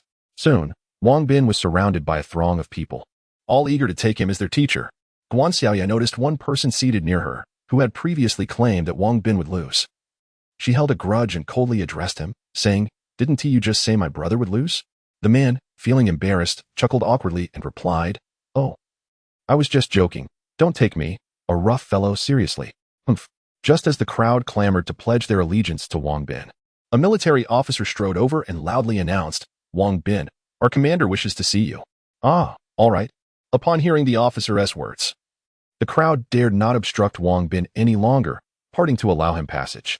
"You all return first. I will come back shortly. We will await your return." Guan Xiaoya felt a twinge of anxiety as she watched Wang Bin being taken away, fearing that they assumed he had harmed Captain Zhang and that the commander would summon him for a reprimand. On the way, Wang Bin inquired of the officer regarding the reason for the commander's summons, but the officer remained tight-lipped, revealing not a single word. And soon Wang Bin was brought to the command post. "Report. Come in. Wang Bin, I have brought him." "Excellent. You may leave now." "Yes. Wang Bin, please take a seat." "Thank you." Upon entering, Wang Bin observed that there were only two individuals in the office, Commander Li Junshan and Political Commissar Wang Shun. Li Junshan appeared quite pleased, whereas Wang Shun wore a stern expression, leaving Wang Bin uncertain whether this was a matter of good or ill fortune. "We just witnessed your match with Captain Zhang. Your skills are quite impressive indeed. You managed to defeat our champion. It was merely luck, just luck." Indeed. Humility is commendable. Would you be interested in becoming an instructor?" "An instructor? To put it in the terms of martial artists, you mean a head coach, to be precise." "The chief instructor." "Ah, with my limited skills, how could I possibly showcase them? Moreover, I have never taught anyone before. I believe it would be best to decline." "Do not be so hasty in your refusal. To be frank, our current situation is quite dire. The zombies are becoming increasingly aggressive, and their speed and agility have significantly improved. We have just received intelligence indicating that the surrounding zombies are converging toward us. We are nearing a critical moment of survival. We need individuals like you to assist in safeguarding our homeland." "Ah, is that so? I wish to select the able-bodied youth from the populace and enlist your assistance in training them to resist the onslaught of the undead. While I am inclined to participate, my martial skills are ill-suited for combat against zombies. No matter, I have already procured a companion to aid you. In our ranks, we have Captain Li, who possesses a remarkable ancestral marksmanship. He will impart to you some fundamental shooting techniques, which you can then share with the citizens." But why not allow him to instruct them directly? He has his own obligations, and given that you have recently triumphed over our champion, your reputation among the people is exceedingly high. It is far more fitting for you to lead their training. Very well, I consent. Thank you. You may return for now, and I shall send Captain Li to seek you out shortly. All right, I shall take my leave. Oh, and for the time being, please refrain from disclosing the situation regarding the zombies to others, lest it incite panic. Understood. Chapter 80. Teaching the Art of Marksmanship upon witnessing Wang Bin's safe return. A collective sigh of relief swept through the group, who had been speculating about the reasons for his summons. The timing was indeed peculiar. Wang Bin had just triumphed over Captain Zhao when the commander dispatched someone to seek him out. Brother Wang, did they give you any trouble? Not at all. That's good to hear. What did they want with you? They appointed me as the chief instructor. What? Chief instructor? Did you accept? Indeed. Well, Uncle Wang is now the chief instructor. Curiously, one of them inquired about the rank associated with this position. I didn't ask, nor do I desire any rank. Fair enough.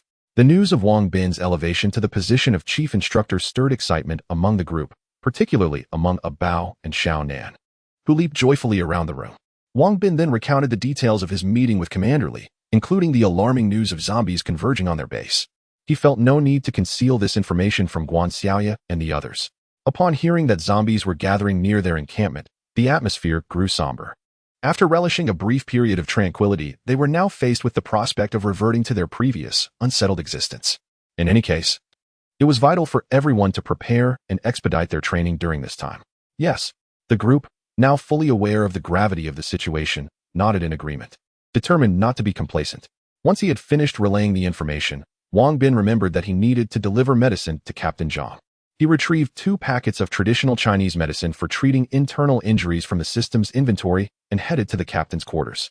As soon as Wang Bin stepped out of the building, many recognized him, greeting him with nods and smiles, a stark contrast to the whispers of the morning. He waved to his comrades as he approached Captain Zhang's office. Upon reaching the entrance, 2 guards immediately saluted him. Comrade Wang Bin, our captain is waiting for you inside. Oh, thank you. With no hindrance, Wang Bin strode confidently into the office, leaving one to wonder how Li Dazhu might feel if he were aware of Wang Bin's esteemed reception. When Wang Bin found Captain Zhang, the latter had already been to the hospital, where the doctor had prescribed some pain relief and medication to alleviate bruising. Seeing Captain Zhang reclined in a chair, his upper body marred with bruises, Wang Bin felt a pang of guilt. If not for the exorbitant price of the healing elixir from the system's shop and his own limited means, he might have been tempted to exchange for one for Captain Zhang's benefit. Captain Zhang, I sincerely apologize. Ah, you're here. Please, have a seat. Upon hearing Wang Bin's words, Captain Zhang sprang up from his chair. This is a prescription passed down from my master. I cannot guarantee its efficacy, but please try it for a while and see if it helps. Ah, thank you. You're so skilled. Your master must be quite remarkable. Indeed. I can only manage to withstand about 20 moves under his tutelage. How impressive. May I ask your master's name? Perhaps I have heard of him. My master, Li Jinghua, is over 70 years of age. He is a modest individual, and you may not have heard of his name. Indeed, I have not heard of him. Yet I can surmise that he is a person of great stature. Let us not dwell on this. The medication is to be taken 3 times daily, with a single prescription lasting 3 days, and what I have here is sufficient for 2 doses. Ah, thank you. By the way, once I have fully recovered, I wonder if I will still be able to spar with you? That is not an issue. I shall be at your service whenever you are healed. Thank you. Wang Bin conversed with Captain Zhang for a little while longer before returning home. Shortly after his arrival, Commander Li issued orders, dispatching numerous soldiers and survivors to fell trees, while also sending many others to reinforce the city defenses. Upon learning that zombies were imminent, Guan Xiaoya and the others seized the moment to train diligently, leaving no room for idleness. As the group was fervently engaged in training within the confines of the house, a knock resounded upon the door. Bao hastened to open it, revealing an officer who held 2 wooden sticks in his hands. Upon seeing the sticks, Bao's heart raced with apprehension. What are you doing? Are you here to confront Uncle Wang? Ah, young one, do not misconstrue my intentions. I am not here to challenge your Uncle Wang. I have business with him. Is he at home?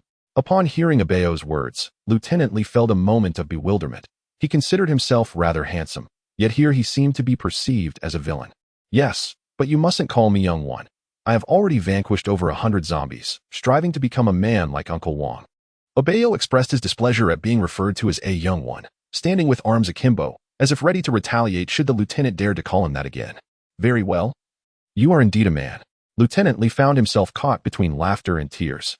Abeo, stop your nonsense and quickly invite him in. Wang Bin interjected, hearing the conversation outside. Oh, uncle, please come in. At Wang Bin's words, Abeo quickly donned a smile and welcomed Lieutenant Li inside. Hello, I am Li Jingyi, sent by Commander Li. Oh, greetings. You must be the lieutenant here to teach me marksmanship. Please, have a seat. Thank you, but there is no need to sit. Let us begin promptly, shall we? Very well, I appreciate your guidance. Guidance is perhaps too grand a term. We shall learn from each other. Lieutenant Li adopted a remarkably humble demeanor, leaving a favorable impression. Upon hearing that he would instruct Wang Bin in marksmanship, the others were filled with excitement and readily made space for the two. The rationale behind not conducting the lesson outdoors was simple. Commander Li wished to cultivate Wang Bin's talents discreetly, without revealing that the marksmanship techniques were imparted by Lieutenant Li. After explaining the ancestral marksmanship of the Li family, Lieutenant Li demonstrated it before the group. His skills were indeed impressive, leaving everyone in awe. Subsequently, he began to teach Wang Bin, one technique at a time, while Guan Xiaoya and the others stood by attentively. Over an hour later, Wang Bin had thoroughly memorized the entire set of marksmanship techniques. This particular shooting technique is somewhat intricate, and I fear that others may struggle to grasp it in a short span of time. However, rest assured, I have already devised some simplified movements prior to our arrival. Teaching them these basic actions will suffice. Ah, splendid. The moment Wang Bin contemplated the impending onslaught of zombies, a tinge of doubt crept into his mind regarding whether time would permit adequate preparation. Fortunately, this Captain Li had meticulously considered the situation. Subsequently, Captain Li instructed Wang Bin on the necessary movements to impart to the others, the majority of which were fundamental actions, and Wang Bin swiftly mastered them. After imparting the knowledge to Wang Bin, Captain Li did not linger, exchanging a brief greeting before departing. In truth, had the sole intention been for Wang Bin to teach others the shooting technique, Captain Li need not have shared his ancestral skills with Wang Bin. Rather, it was Captain Li's desire to cultivate a rapport with Wang Bin that led him to pass on his family's shooting technique. Captain Li was well aware that we now live in an apocalyptic era, devoid of the antiquated notion of cherishing one's own secrets. Instead, he was eager to disseminate his family's technique. He had previously contemplated that upon retiring from the military, he would establish a martial arts school to promote his ancestral skills. Regrettably, he did not anticipate that the apocalypse would erupt before his retirement. Now, with a prodigious talent like Wang Bin to assist him in realizing his aspirations, he had no reason to withhold his teachings. Chapter 81. Chief Instructor. At 7 o'clock the following day, Wang Bin was once again roused by the sound of the broadcast, as everyone gathered on the playground once more. Just as the assembly was completed, Commander Li Junshan and Political Commissar Wang Shun arrived. Without any preamble, Li Junshan ascended the platform and proclaimed loudly, "Comrades, while we may presently be secure, it does not guarantee our future safety. We must cultivate a sense of vigilance amidst comfort, to enhance the survival capabilities of each survivor. We have decided to gather young men aged 16 to 40 to form a team to combat the zombies. For this purpose, we are honored to invite Comrade Wang Bin to assume the role of Chief Instructor for this team, with Lu the squad leader serving as the Deputy Instructor to assist him. Now, let us welcome Chief Instructor Wang Bin to the stage to address us." Although Guan Xiaoya and the others were already aware of this development from the previous day, being publicly appointed as Chief Instructor by Commander Li Junshan in front of so many people was still exhilarating for them, and they applauded with all their might. Wang Bin felt rather helpless. This was the nature of the military. Everything required a speech. He did not consider that many would aspire to speak on stage but lacked the qualifications. To put it plainly, Wang Bin found it somewhat bothersome. Amidst the enthusiastic applause, Wang Bin jogged up to the platform, saluting both Li Junshan and Wang Shun, before turning to salute the crowd below.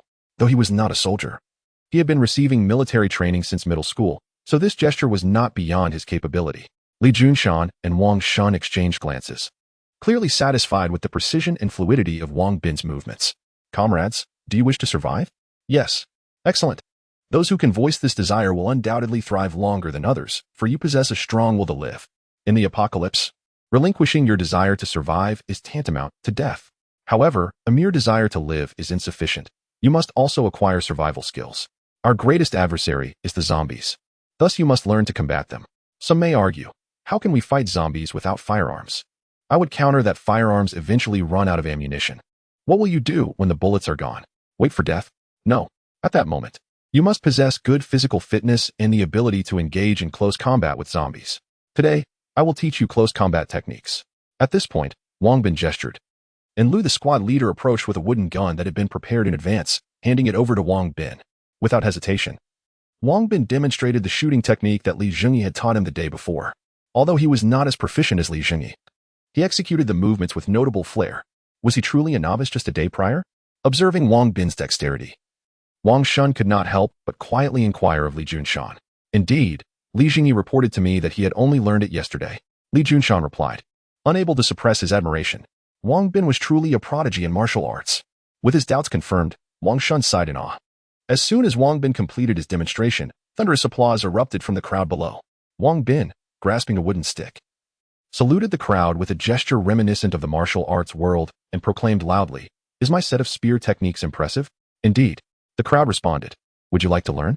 "Yes," they exclaimed in unison. "Excellent. Then I kindly ask the young and vigorous men aged 16 to 40 to remain. The rest may disperse." He clarified, this is not an act of discrimination against the elderly, women, or children, but rather a recognition that you have more pressing responsibilities to attend to. You must fortify our defenses, for when the undead assail us, it shall be you who stands before them, shielding your kin. Are you willing to undertake the tasks left unfinished by others? We are, they affirmed. Initially disheartened, the elderly, women, and children found renewed excitement in Wang Bin's words. They understood they were not being forsaken, but rather empowered to protect their loved ones. Consequently, they willingly set about reinforcing the city's defenses. Meanwhile, Guo Xiaoya and her companions had already been informed by Wang Bin to remain for training. Wang Bin was no saint. He would undoubtedly care for his family within his means. Before long, the eligible young men were gathered, and under the guidance of Captain Liu, they were organized into several formations, each overseen by 2 soldiers. The most disheartened among them was Captain Liu, who had sought to invite Wang Bin to serve as a squad leader just the previous week, only to find himself in the role of Wang Bin's deputy. Nevertheless, he bore no resentment towards this arrangement. He recognized it as an organizational decision and had witnessed Wang Bin's prowess firsthand, believing that he would gain invaluable knowledge even as a subordinate. After accounting for the participants, it was determined that a total of 13,251 young men remained. To facilitate management, they were divided into groups of 500. Wang Bin did not immediately instruct them in stick techniques. Instead, he had the soldiers lead them in a 5-kilometer run to loosen their muscles. Upon completing the run, Wang Bin allowed a brief respite before distributing wooden spears, each sharpened at both ends for optimal penetration of the undead skulls. Once everyone had received their wooden spears, Wang Bin ascended a platform and began to demonstrate each movement in succession. Captain Liu and the others also took a spear and diligently followed Wang Bin's instruction. The family heirloom spear technique of Li Jingyi encompassed 18 essential movements, including thrusts, jabs, sweeps, strikes, entangles, circles, blocks, grabs, lunges, points, flicks, and floral dances. However, given the time constraints, it was unnecessary to master every movement immediately. Wang Bin chose to focus on the fundamental techniques of thrusts, jabs, points, and blocks, intending to teach the remaining techniques once they had grasped these basics. Before long, it was time for lunch, and Wang Bin granted everyone an hour and a half to eat and rest before resuming training in the afternoon. It is still summer, and everyone is sweltering and perspiring profusely, yet no one complains or expresses fatigue. They all understand that in order to survive in a post-apocalyptic world, acquiring even a modicum of skill enhances their chances of survival. Moreover, the elderly, women, and children toiled diligently to repair the city defenses. How could the men dare to voice their discomfort in the presence of the elderly, women, and children? The training continued until nearly lunchtime, at which point they ceased their exertions. After dinner, Wang Bin decided against further training, primarily considering the need to avoid exhaustion on the first day to ensure better training in the days to follow. After his evening meal, Wang Bin returned alone to practice, as both his one-reed crossing the river lightness skill and Tai Chi required advancement. When Master Li Jinghua imparted the Tai Chi form to him, the system automatically integrated it into Wang Bin's martial arts repertoire. Upon its incorporation, Tai Chi rewarded him with 3 points in strength and 2 points in agility. Similarly, after Master Li Jingyi taught him the Li family spear technique yesterday, the system also assimilated this technique into his martial arts, bestowing upon him an additional point in strength and agility. Now, his attributes have significantly surpassed those of many second-tier masters. Chapter 82. The aspiring Liu squad leader. While Wang Bin was diligently honing his skills at home, squad leader Liu ventured alone to the training ground to practice the marksmanship techniques imparted to them by Wang Bin that day. In his mind, he envisioned a zombie standing before him, and he relentlessly thrust his weapon towards its head. One thrust after another, he unknowingly executed over 100 strikes. Though his arm grew slightly weary from the exertion, he remained undeterred, continuing to assault the imaginary adversary with unwavering determination. As an assistant instructor, he felt compelled to excel beyond the efforts of others. He understood that he stood on equal footing with his peers. And recognizing his lack of Wang Bin's extraordinary martial prowess, he resolved to exert greater effort to become a figure of inspiration for others. Due to the restricted electricity at the base, evenings rendered most activities at home nearly impossible, and thus the square and training ground transformed into favored locales for relaxation and play. The soldiers of the 3rd platoon were also taking a break on the training field when one of them spotted squad leader Lu secluded in a corner, diligently practicing the marksmanship drills. Isn't that squad leader Lu? Indeed it is. Even at this late hour, he forgoes rest to train. As his soldiers, how can we waste time here? You're absolutely right. Let's return and fetch our wooden rifles for practice. Before long, Lu became aware of over 30 soldiers standing behind him. What brings you here? Squad leader, we wish to train alongside you. Very well, let us train together. Everyone, heed my command. Attack. With each call of attack. From Lu. The soldiers echoed his cry, thrusting their wooden rifles forcefully forward. Their fervent activity soon attracted the attention of onlookers in the vicinity, many of whom were curious spectators, including those who had participated in training earlier that day. They're still training at this hour, such dedication. Indeed, it seems we may have hope against the zombies. Shall we join their training? Absolutely. Before long, numerous individuals from the square hastily returned home to retrieve their wooden rifles, rushing back to the training ground to join Lu and his soldiers.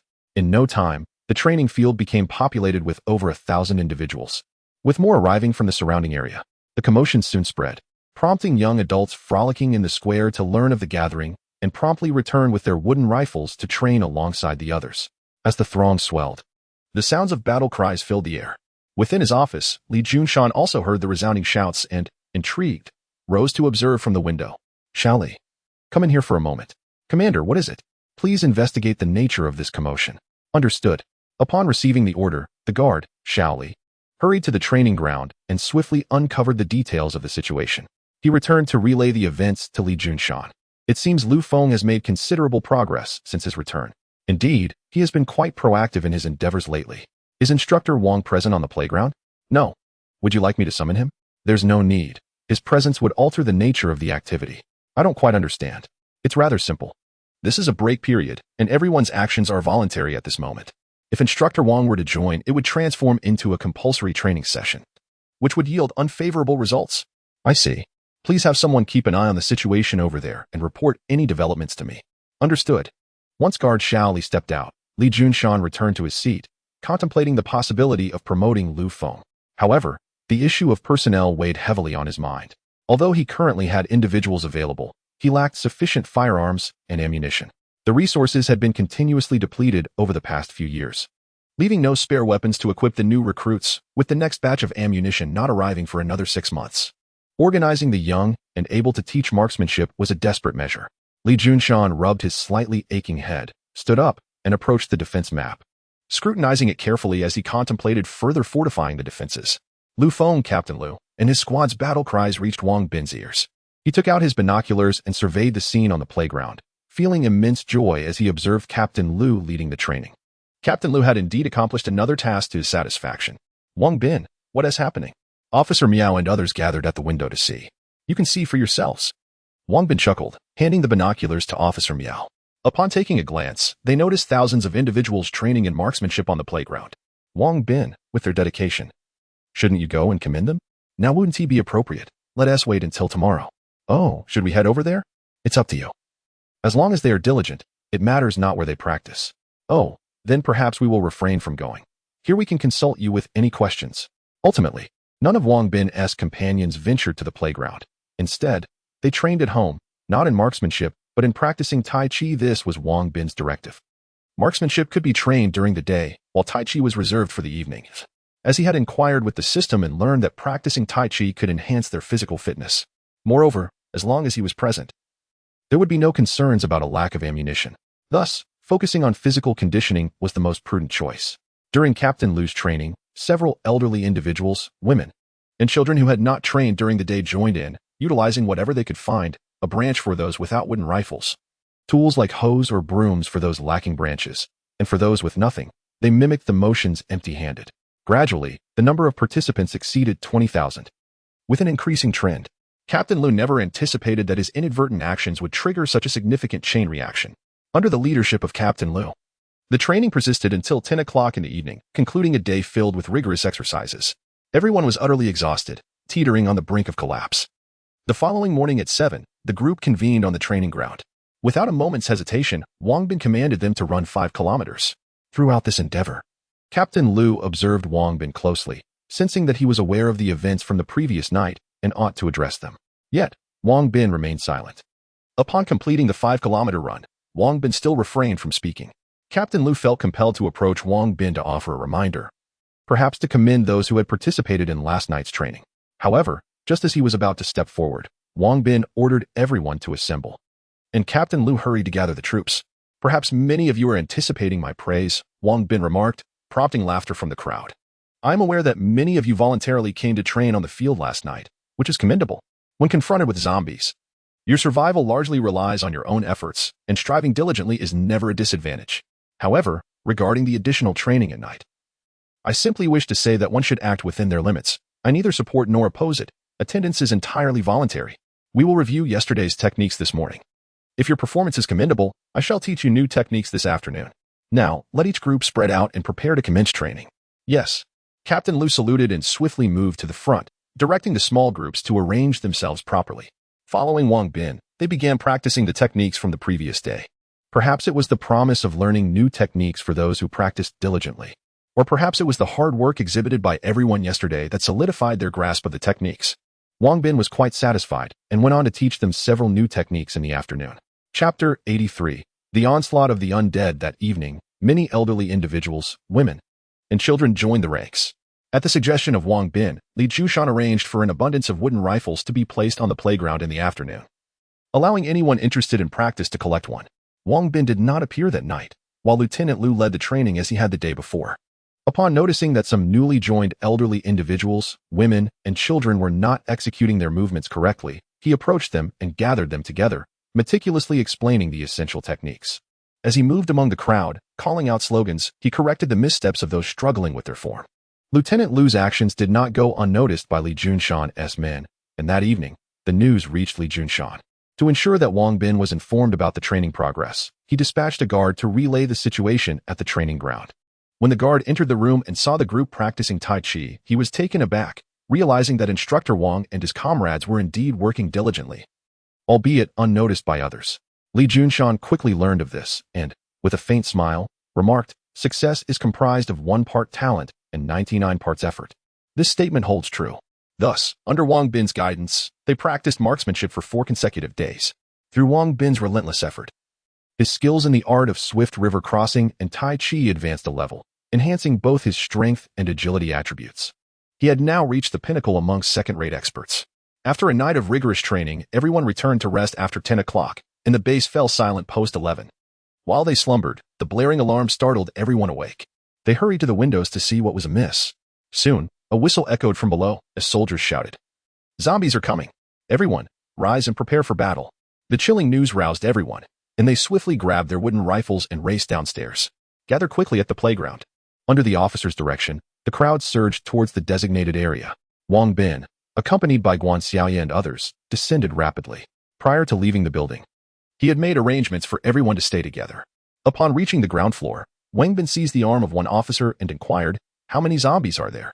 Initially, the officer attempted to shake off Wang Bin's grip, but upon recognizing him, he responded politely, "I'm not entirely sure of the exact number, but it appears there are at least 200 to 300,000. That many? Wang Bin felt a surge of dread. Although there were 50 to 60,000 people stationed, the military personnel numbered only around 4,000. Even with the addition of his 13,000 troops, their combat-capable numbers barely exceeded 20,000, meaning they would confront an overwhelming number of zombies. Aware of the urgency of the situation, Wang Bin sprinted to the playground with utmost speed. At this moment, the playground was bustling with individuals dashing about, creating an atmosphere of utter chaos. Fortunately, Lieutenant Liu had already organized his soldiers into formation. Before long, the ranks were nearly arranged. Although some stragglers were still hurrying towards them, the majority had already arrived. According to intelligence reports, the zombies would launch their attack after encircling them at night, which meant that all 4 walls would be under siege. Aware of the urgency of the situation, Wang Bin left one soldier to manage those who had yet to arrive and divided the assembled individuals into 4 groups to defend the respective walls. He himself led 3,000 men towards the eastern wall, rumored to be the site with the most zombies. Upon arriving at the eastern barricade, he found Commander Li Junshan and Political Commissar Wang Shun already stationed there, peering through binoculars to observe the movements of the undead. The sky was still illuminated by several flares, and a glance into the distance sent a chill down his spine. A dark mass of zombies stretched endlessly before him. The horde had commenced its assault, howling as they surged towards the walls, with 200,000 to 300,000 zombies charging forward. It was as if a mighty army was thundering across the land, causing the earth to tremble beneath their feet. Wang Bin surveyed the anxious faces of those around him. Not only was his contingent tense, but even the seasoned soldiers were visibly shaken by the sheer number of zombies. Despite their proximity, no one dared to fire a shot without Commander Li's command. The relentless advance of the zombies continued. 1,000 meters, 800 meters, 500 meters. As the undead drew ever closer, the tension among the defenders escalated, many wiping beads of sweat from their brows. Fire! At last. When the zombies were a mere 200 meters from the walls, Commander Li issued the order to open fire. In an instant, a cacophony of gunfire erupted from the walls, countless bullets raining down upon the rushing zombies, felling them by the dozens. Yet, as the front ranks collapsed, an unceasing tide of zombies continued to surge forth. To allow space for his soldiers, Wang Bin refrained from sending his men directly onto the wall. Instead, he divided them into 2 groups, instructing them to take cover beneath the walls on either side, waiting for the zombies to close in before taking their positions. Armed with his rifle equipped with a night vision scope, Wang Bin began to shoot. Through the scope, he perceived a myriad of glowing points. With his shooting proficiency having reached level 3, aided by the night vision, his accuracy was remarkable. Nearly every shot resulted in a downed zombie. Before long, Wang Bin's marksmanship drew the attention of the surrounding soldiers. Envy flared within them as they beheld his night vision scope, mistakenly believing that it was solely responsible for his precision. Little did they know that after achieving level 3 in shooting proficiency, Wang Bin's skill was comparable to that of a special forces sniper. The night vision scope merely served as an aid. The regular army was indeed formidable. Several heavy machine guns fired incessantly, causing zombies to fall in droves. The sight of the heavy machine guns sparked a gleam of ambition in Wang Bin's eyes. If he possessed one, he could elevate both his shooting proficiency and his mighty strike technique in no time. After pondering for an extended period, he could not conjure a valid reason to borrow a heavy machine gun for amusement. Thus, he reluctantly entered the system space to inspect the heavy machine guns available. The selection ranged from World War I to modern weaponry, with a significant disparity in prices. For instance, the Maxim machine gun from World War I required 1,000 kilograms of gold, whereas the contemporary M61 Vulcan demanded an astonishing 8,000 kilograms of gold. Currently, he possessed approximately 10,000 kilograms of gold. Faced with the overwhelming number of zombies, he yearned for a Maxim machine gun. Yet drawing such a formidable weapon would likely instill fear in others, leading him to abandon the idea and instead resort to using a rifle to eliminate the undead. Half an hour later, ammunition began to dwindle, and due to the relentless firing, the soldiers' barrels had started to overheat. If they did not cease firing soon, the barrels would likely melt. Nevertheless, the zombies continued their relentless assault on the walls. Observing this dire situation, Li Junshan felt a surge of urgency and ordered the soldiers to take turns firing. He also conveyed a command to Instructor Wang. Instructor Wang, it's your turn. Understood. Brothers, ascend the walls. Chapter 84. The annihilation of the zombie horde. With a commanding shout from Wang Bin, over 3,000 survivors armed with wooden spears surged towards the walls, gripping their makeshift weapons tightly as they gazed upon the relentless tide of zombies advancing towards them. Under the orders of Li Junshan, the soldiers took turns firing, allowing many to relinquish their positions on the walls to the survivors, thus hastening the zombies' advance. Before long, zombies reached the base of the wall, prompting the survivors to aim for their heads with precise thrusts of their spears. The wall, though slightly over 2 meters high, was thickened to accommodate 3 individuals walking side by side, and it featured several bunkers where both soldiers and survivors could shoot or strike down the zombies. Initially, the number of zombies rushing forward was manageable, quickly dispatched by the collective efforts of the defenders. However, as more zombies surged forth, the area beneath the wall became a dark mass, and no matter how hard they fought, the onslaught seemed unending. Fire the mortars, Li Junshan commanded without hesitation, ordering the mortar teams below to commence bombardment. Each mortar unit was divided into 4 groups, each firing relentlessly towards different directions, targeting the densest clusters of zombies. The shells rained down, sending countless undead soaring into the air. The sound of explosions invigorated the defenders, who redoubled their efforts against the relentless horde. Wang Bin felt the insignificance of the individual amidst such chaos. Only the strength of the collective could contend with the vastness of the zombie swarm. An hour later, exhaustion settled over everyone, yet the zombies continued to pour forward, piling higher against the wall. In many places, the undead were nearly able to ascend the wall by climbing atop their fallen brethren. Elderly men, women, and children tirelessly transported supplies to the soldiers. As the situation grew increasingly dire and the defenders visibly fatigued, they too took up wooden spears, rushing to the walls to join the fight against the encroaching zombies. Rest for a moment. We shall hold them off. The soldiers and survivors felt a surge of relief at their arrival, yet none were willing to step down.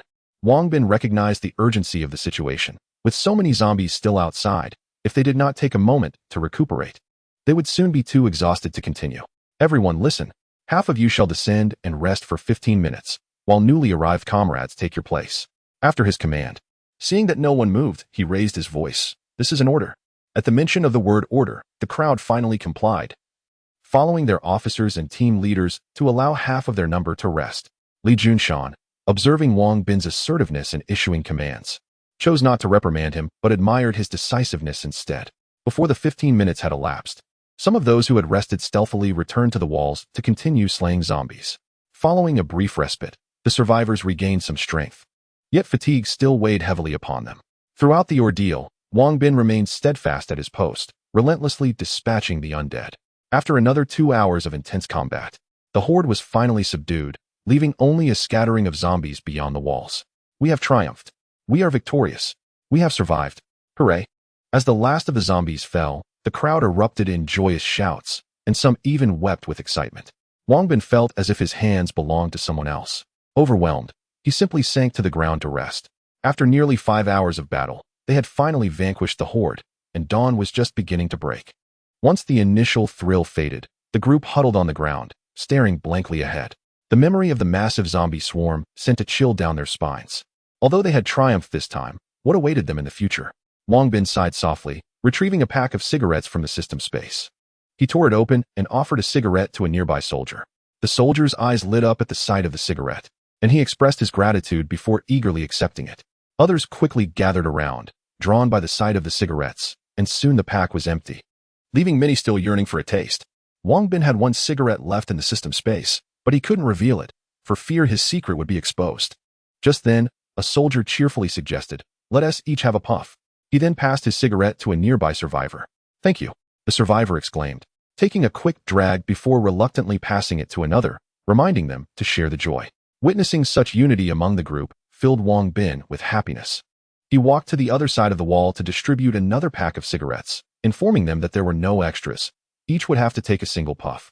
Many in the group hadn't tea smoked in years, and upon seeing Wang Bin produce the cigarettes, they were filled with excitement, expressing their gratitude as they took a puff and passed it along. Li Junshan, touched by Wang Bin's generosity, called out to a nearby guard, "Go fetch the cigarettes and liquor from my office to share with everyone." Political Commissar Wang Shun chimed in with a smile. "Let us save the liquor for the celebration feast later. I have 2 more packs of cigarettes in my office. You can bring those as well." Upon hearing Wang Shun had hidden 2 more packs, Li Junshan chuckled. "You sly one, keeping 2 packs for yourself." Wang Shun laughed. "I was just trying to keep you from obsessing over my cigarettes." The group erupted in laughter at this exchange. Hearing the merriment, Wang Bin looked up to see Li Junshan and Wang Shun sharing a laugh and approached them. "Commander Li, Commissar Wang, what brings such joy?" Li Junshan replied with a grin, "Instructor Wang, your performance today was remarkable. I noticed you took down the most zombies." Wang Bin chuckled. Surely that honor belongs to the heavy machine gunners. When they pulled the trigger, the zombies fell in droves. Wang Shun interjected with a laugh, "But we can't compare," as the ammunition ran low and they had to stop.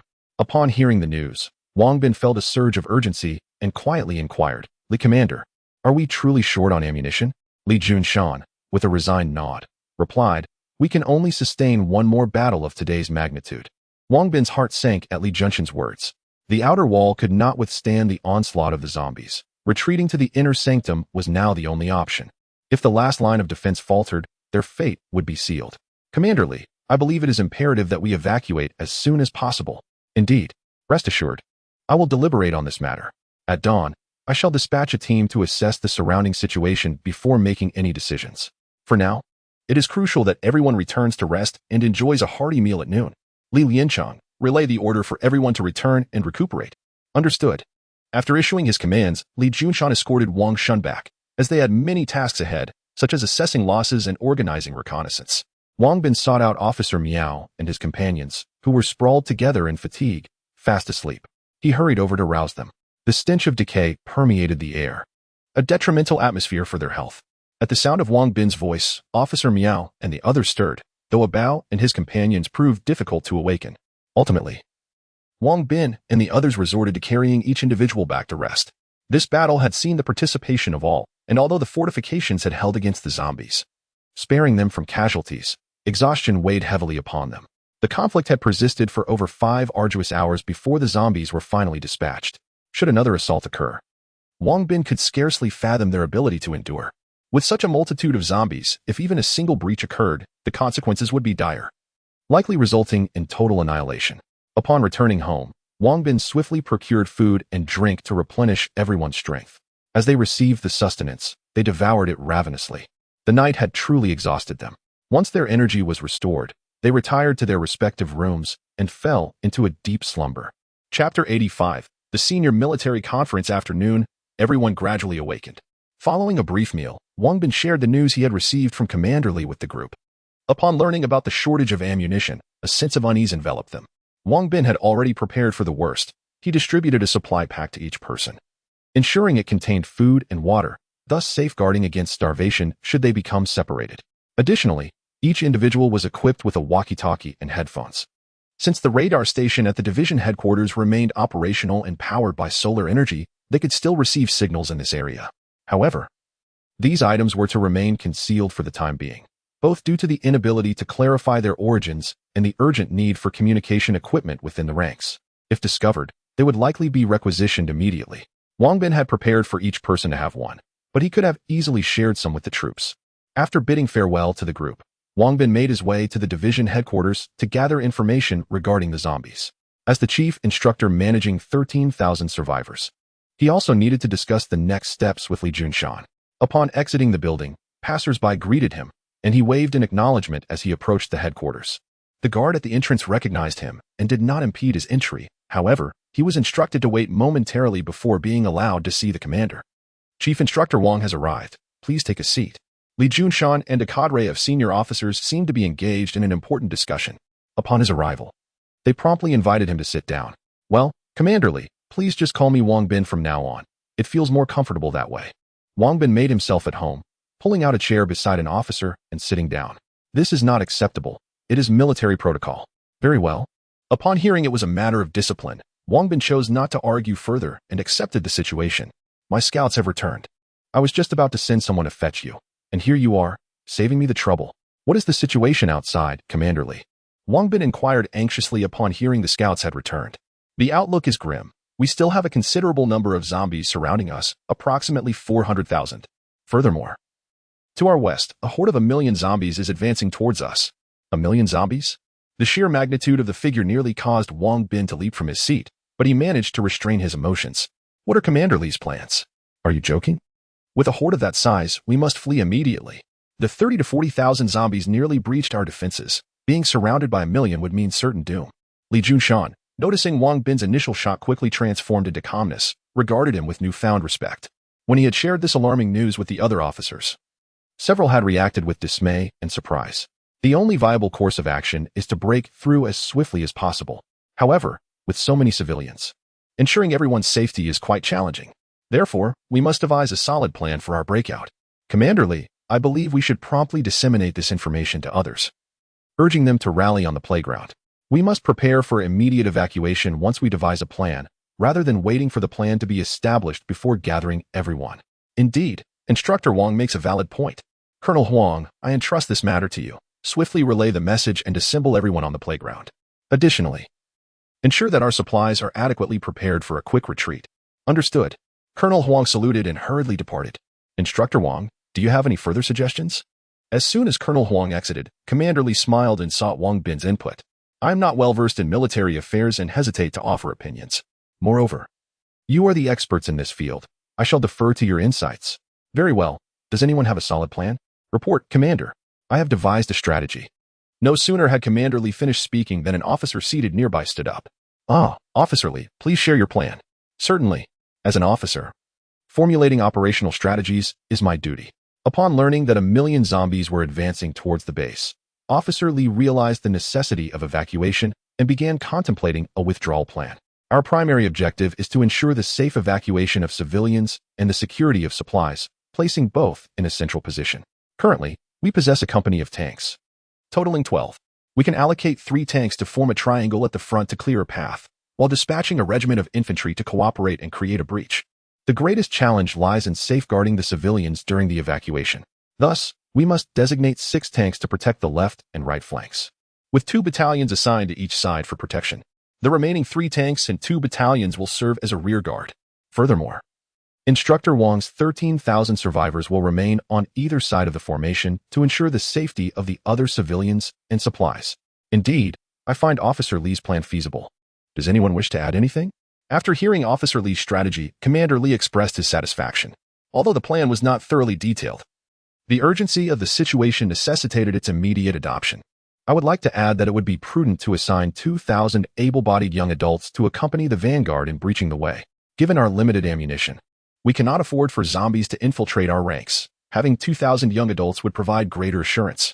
As soon as Commander Li finished speaking, Wang Bin stood up to contribute.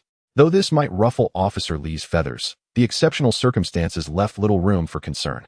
Indeed, Instructor Wang's suggestion is commendable. Our ammunition is indeed running low. Having 2,000 survivors assist us will significantly alleviate our burden. Is there anyone else who wishes to contribute?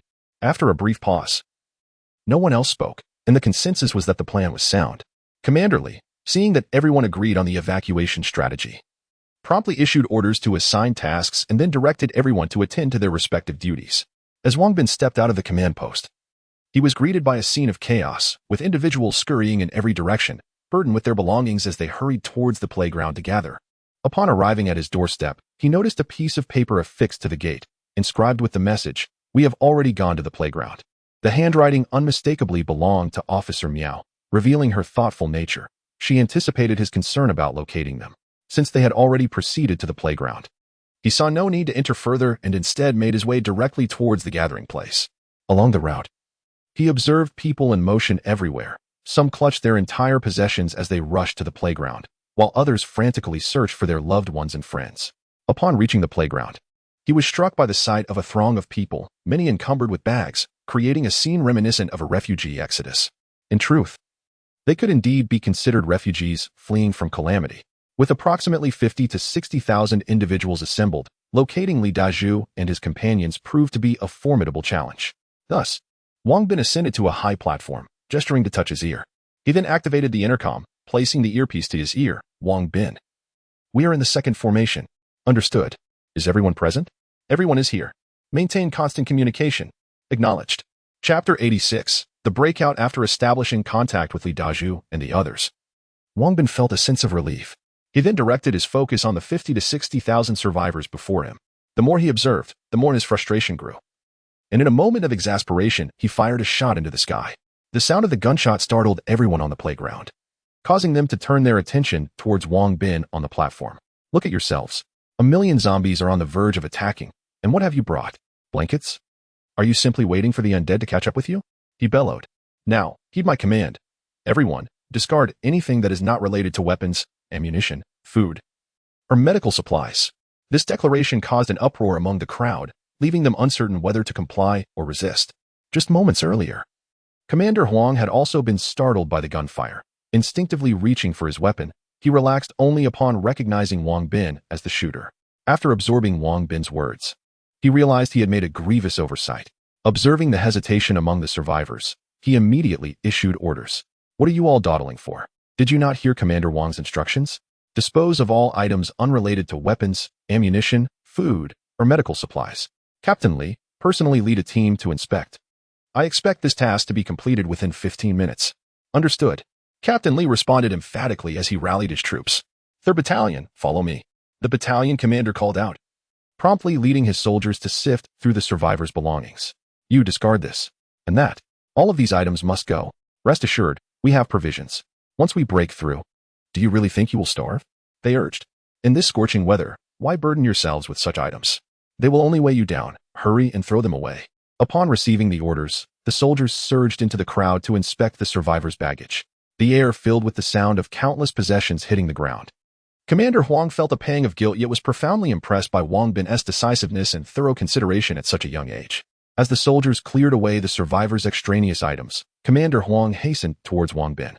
"Commander Wang, I must apologize for my earlier oversight. Please forgive me," he said earnestly. "You and your team are bound by military discipline, and your mindset may be somewhat conservative. Your mission is indeed to protect them, but in these exceptional times, we must employ extraordinary measures." Wang Bin was taken aback that Commander Huang, in his 40s, would come forth to acknowledge his mistake. If it were under normal circumstances, such words would likely have remained unspoken. However, given their shared plight, Huang recognized that if he did not address the issue, the survivors' unwieldy belongings would undoubtedly slow their escape, endangering not only themselves but also their chances of survival. After Colonel Li and Wang Shun organized their affairs, they strode towards the playground. However, midway, they heard the gunshot from the direction of the playground and quickly dispatched someone to investigate. Upon learning the details, Colonel Li smiled and remarked, "Our Commander Wang is destined for great accomplishments." Wang Shun nodded in agreement. "Indeed, I concur with your sentiment." Soon, Commander Li and Wang Shun ascended to the high platform. After a brief exchange of words, they disclosed their breakout strategy to the entire assembly, thereby ensuring that everyone was aware of the troop movements and their respective positions. Wang Bin assigned the newly promoted squad leader of the 3rd Platoon, accompanied by 2,000 able-bodied youths, to assist the vanguard in forging a path. Meanwhile, he and Captain Liu positioned the remaining young men along the flanks. The vanguard faced relatively lesser danger, while the flanks were more perilous due to the extended formation, making them particularly vulnerable to attacks. Furthermore, the dispersed personnel would weaken their defenses against the encroaching undead. Upon confirming the readiness of the troops, Commander Li promptly ordered the breakout. 3 vanguard tanks advanced in a triangular formation, followed closely by a throng of 3,000 survivors. Next came the central troops. To minimize the line's length, Commander Li directed the middle contingent to form ranks of 20. Even so, the formation remained lengthy. Some elderly and children with limited mobility were accommodated in trucks laden with supplies, making a swift advance towards the east. Neither Commander Li nor Wang Shun chose to board a vehicle, instead offering their seats to the frail and infirm. Their exemplary conduct garnered praise from the survivors, while those with ill intentions hesitated to target the vehicles. Both the commander and the political officer marched alongside the group. Knowing that any attempt to seize a vehicle would incur the wrath of the masses, an unwise choice during such dire times, Wang Bin arranged for Li Dazhu and others to stay close to him, ensuring mutual support in case of emergencies. As previously stated, Wang Bin was neither a saint nor a soldier. In safeguarding the group, he prioritized the well-being of his own. Before long, the vanguard engaged in combat with the zombies. Under the cover of the tanks, countless undead were either obliterated by shellfire or crushed beneath the treads. To avoid leaving the civilians behind, the tanks maintained a measured pace. Yet some evasive zombies surged forward. However, through the combined efforts of the soldiers and the able-bodied youths, these threats were swiftly eradicated, albeit with some casualties, which remained minimal. The cacophony of gunfire drew nearby zombies, inciting them to charge recklessly towards the formation, intensifying pressure on the flanks and rear. In response, the tanks unleashed their full artillery and heavy machine gun fire, relentlessly decimating the approaching horde. Nevertheless, the sheer number of zombies was overwhelming, and many breached the defensive line. Without hesitation, Wang Bin rallied the armed youths to confront and eliminate the incursion. Ding! Congratulations, player. Your shooting expertise has advanced to level 5.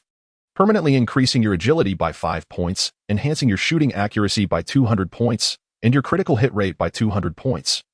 With a shooting range of 400 meters. To reach the next level, you must eliminate 20,000 zombies. Current progress, 0-20,000. Ding! Congratulations, player. Your Mighty Palm skill has upgraded to level 3, permanently increasing your strength by 5 points. With a single strike inflicting 100 damage, skill damage, plus 78, strength attribute, damage. To ascend to the next level, one must vanquish 20,000 zombies, currently. The progress stands at 0-20,000. After Wang Bin had just swung his wooden spear to dispatch a few zombies, a melodious system notification resonated in his mind. The timing of the upgrades to these 2 skills was impeccable. Although their current efficacy in eliminating zombies is limited, the enhancement bestowed upon him a plethora of attribute points. With every increment in his attributes, his physical prowess is substantially fortified. Presently, his strength has reached 78, while his agility stands at 80. These attributes have already placed him on the threshold of becoming a top-tier expert, with further elevation of his strength and other attributes. he shall soon attain the status of an eminent master. The advantages of attribute enhancement are manifold. Whether in strength or speed, he experiences a qualitative leap. Wherever he treads, zombies fall before him in droves.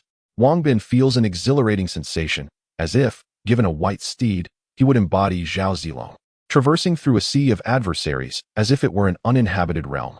Chapter 87. The Breakthrough 2. The onlookers were utterly astonished by Wang Bin's ferocity. Was he even human? While they were frantically evading the zombies, Wang Bin charged straight into the thick of them, and wherever he went, the undead fell in droves. With the enhancement of his agility, Wang Bin found himself with a renewed comprehension of the shooting techniques imparted by Li Jingyi. As he dispatched more zombies, his proficiency grew exponentially. Not far away, Li Jingyi observed with exhilaration as Wang Bin executed his ancestral marksmanship with such finesse. Slinging his rifle onto his back, he seized a wooden spear and emulated Wang Bin in felling the zombies. Though Li Jingyi's marksmanship was indeed superior to Wang Bin's, his strength and agility were not on the same level, resulting in a significantly lower efficiency. In no time, the members of the left flank witnessed the seamless coordination of Wang Bin and Li Jingyi wielding their wooden spears. Any zombie that ventured too close was swiftly dispatched. Inspired by their prowess, the morale of the left flank surged, and the oncoming horde was rapidly cleared. Nevertheless, a myriad of zombies continued to surge toward the group from a distance. The survivors, sheltered in the center, were visibly anxious, hastily jogging to keep pace with the advancing line. However, due to the sheer number of people and the prevailing tension, a stampede ensued, resulting in those who fell being trampled by their comrades behind them. Seeing the chaos, Commander Li and Political Commissar Wang shouted loudly for calm. Yet their voices fell on deaf ears. The atmosphere was thick with tension as everyone fixated on fleeing forward, and with the relentless onslaught of zombies, panic ensued, causing the crowd to jostle toward the center, creating turmoil within the ranks. Despite the surrounding zombies numbering in the hundreds of thousands, they were dispersed around the periphery of the encampment. Commander Li and his team chose a direction to break through, encountering relatively few zombies along the way. Half an hour later, the group finally broke free from the encirclement and surged forth. Upon seeing that the path ahead was clear of zombies, the three tanks at the front revved their engines and returned to support the flanks. In an instant, the zombies assaulting the sides were crushed under the treads of the tanks or felled by cannon fire and heavy machine guns, significantly alleviating the pressure on the flanks. Speed up. We have breached the zombie line, Commander Li exclaimed as he climbed onto a truck to address the crowd. Upon hearing his rallying cry, the soldiers and survivors around him felt their spirits lift, and they all mustered their strength to hasten their pace. However, breaking through the zombie line did not guarantee their safety. The zombies that had previously surrounded the encampment began to coalesce once more, charging toward them. If they could not shake off the horde, they remained in grave danger. Zhao, take your men and circle around the zombie horde. Commander Li, witnessing the effectiveness of the tanks against the zombies, promptly ordered Tank Commander Zhao to engage the rear of the zombie cluster to buy precious time for the main force. Understood. Without hesitation, Zhao gathered his tanks, and the 12 vehicles surged forward with great determination toward the approaching horde of zombies. Wherever the tank traversed, zombies were crushed under its weight, swiftly creating 12 clear paths through the horde. However, these paths were quickly reclaimed by the relentless swarm. The charge led by Captain Zhao had an unexpected advantage. Many zombies abandoned their pursuit of the main force, turning instead to chase the tank. Witnessing the tank's formidable prowess, the troops erupted into cheers of excitement. Yet, as they plunged into the mass of zombies, Captain Zhao sensed something amiss. The tank's speed was gradually diminishing, indicating that the dense throng of zombies behind them was creating a substantial resistance. All units, reverse direction immediately, Captain Zhao commanded, fearing that if the tank became immobilized, they would be ensnared in the sea of zombies with no chance of survival. Understood. The tank commanders acknowledged, swiftly altering their course to retreat. Just then, one of the tanks stalled. Captain, my tank has broken down. Ehu, hold on. I'm coming to assist you. No, Captain, it's too late. You must withdraw and remember to eliminate as many zombies as you can for us. Open fire. Let loose all ammunition. Yes, Sergeant. The soldiers within the tank, aware of their grim fate, gritted their teeth and unleashed a relentless barrage, claiming countless zombie lives in the process. However, their ammunition was quickly exhausted due to the earlier heavy usage. Seeing Captain Zhao disregard his warnings and drive towards them, the tank commander seized the radio, exclaiming, Captain, you must return. You cannot save us. No, I must. Captain, our ammunition is depleted, and we have but one grenade remaining. Farewell, comrades. As his voice faded, a thunderous explosion echoed through the radio, followed by an eerie silence. Ahu, curse it. Realizing that Ahu had chosen to end his life rather than allow Captain Zhao to rescue them, the soldiers' eyes burned with fury. They continued to crush the zombies beneath the tank and incessantly squeezed the triggers of their weapons, eliminating any undead that dared to obstruct their path. Turn the tank around. We must retreat. Captain Zhao pounded his fist against the steel plating, issuing the withdrawal order. Observing the soldiers in a frenzied state, he hastily grabbed the radio, shouting, "Cease fire! Cease fire! I command you to stop firing and conserve ammunition." Most complied, yet one tank continued to unleash its fury. The commander of this tank, a close friend of Ahu, was caught in a storm of rage, oblivious to the orders. "Dion, for heaven's sake, halt fire. That is an order. Do you hear me? Zhao Wang, what are you all waiting for? Hurry and restrain your commander." Responding to Captain Zhao's command, Zhao Wang and a few others left one person to drive while they rushed to pull their commander away. After a considerable struggle, he finally regained his senses. The tank swiftly broke through the horde of zombies, rejoining the main force, and then proceeded to protect the group as they surged forward in formation. Upon witnessing the tank's return, the crowd erupted in jubilant cheers, as if they had just secured a monumental victory. However, the occupants of the tank remained stoic, their expressions cold as they maneuvered the vehicle in silence. Observing the tank's formidable prowess, Wang Bin resolved to acquire one for himself. Given the current level of zombie aggression, as long as the tank was fueled, it would provide absolute safety for those within, allowing them to annihilate the zombies with ease. He envisioned his skills rapidly advancing to their utmost potential. Following that impressive display, the main force finally distanced themselves from the relentless zombies. Yet escaping their grasp entirely proved to be a daunting challenge. Commander Li pulled out a map and quickly relayed orders to Captain Zhao of the tank unit, instructing him to lead the squad towards the bridge located 5 kilometers ahead. Simultaneously, he dispatched engineers to prepare explosives, intending to detonate the bridge as soon as they crossed. Chapter 88. Encountering an ambush this time, the main force successfully crossed the bridge without incident. With the sound of several explosions, the bridge was destroyed, effectively isolating the zombies on the opposite bank of the river. After such a long journey, Commander Li recognized the fatigue that had settled upon his troops and ordered them to rest on the spot, rather than rejoicing at their narrow escape. Many among them succumbed to tears, casting a somber atmosphere over the group.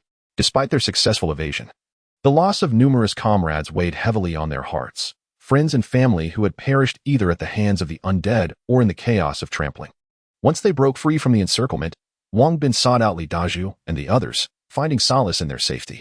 While the mood was largely mournful, Bao and Xiao Nan were brimming with excitement, having witnessed Wang Bin's formidable prowess, which inspired in them a profound admiration bordering on idolization.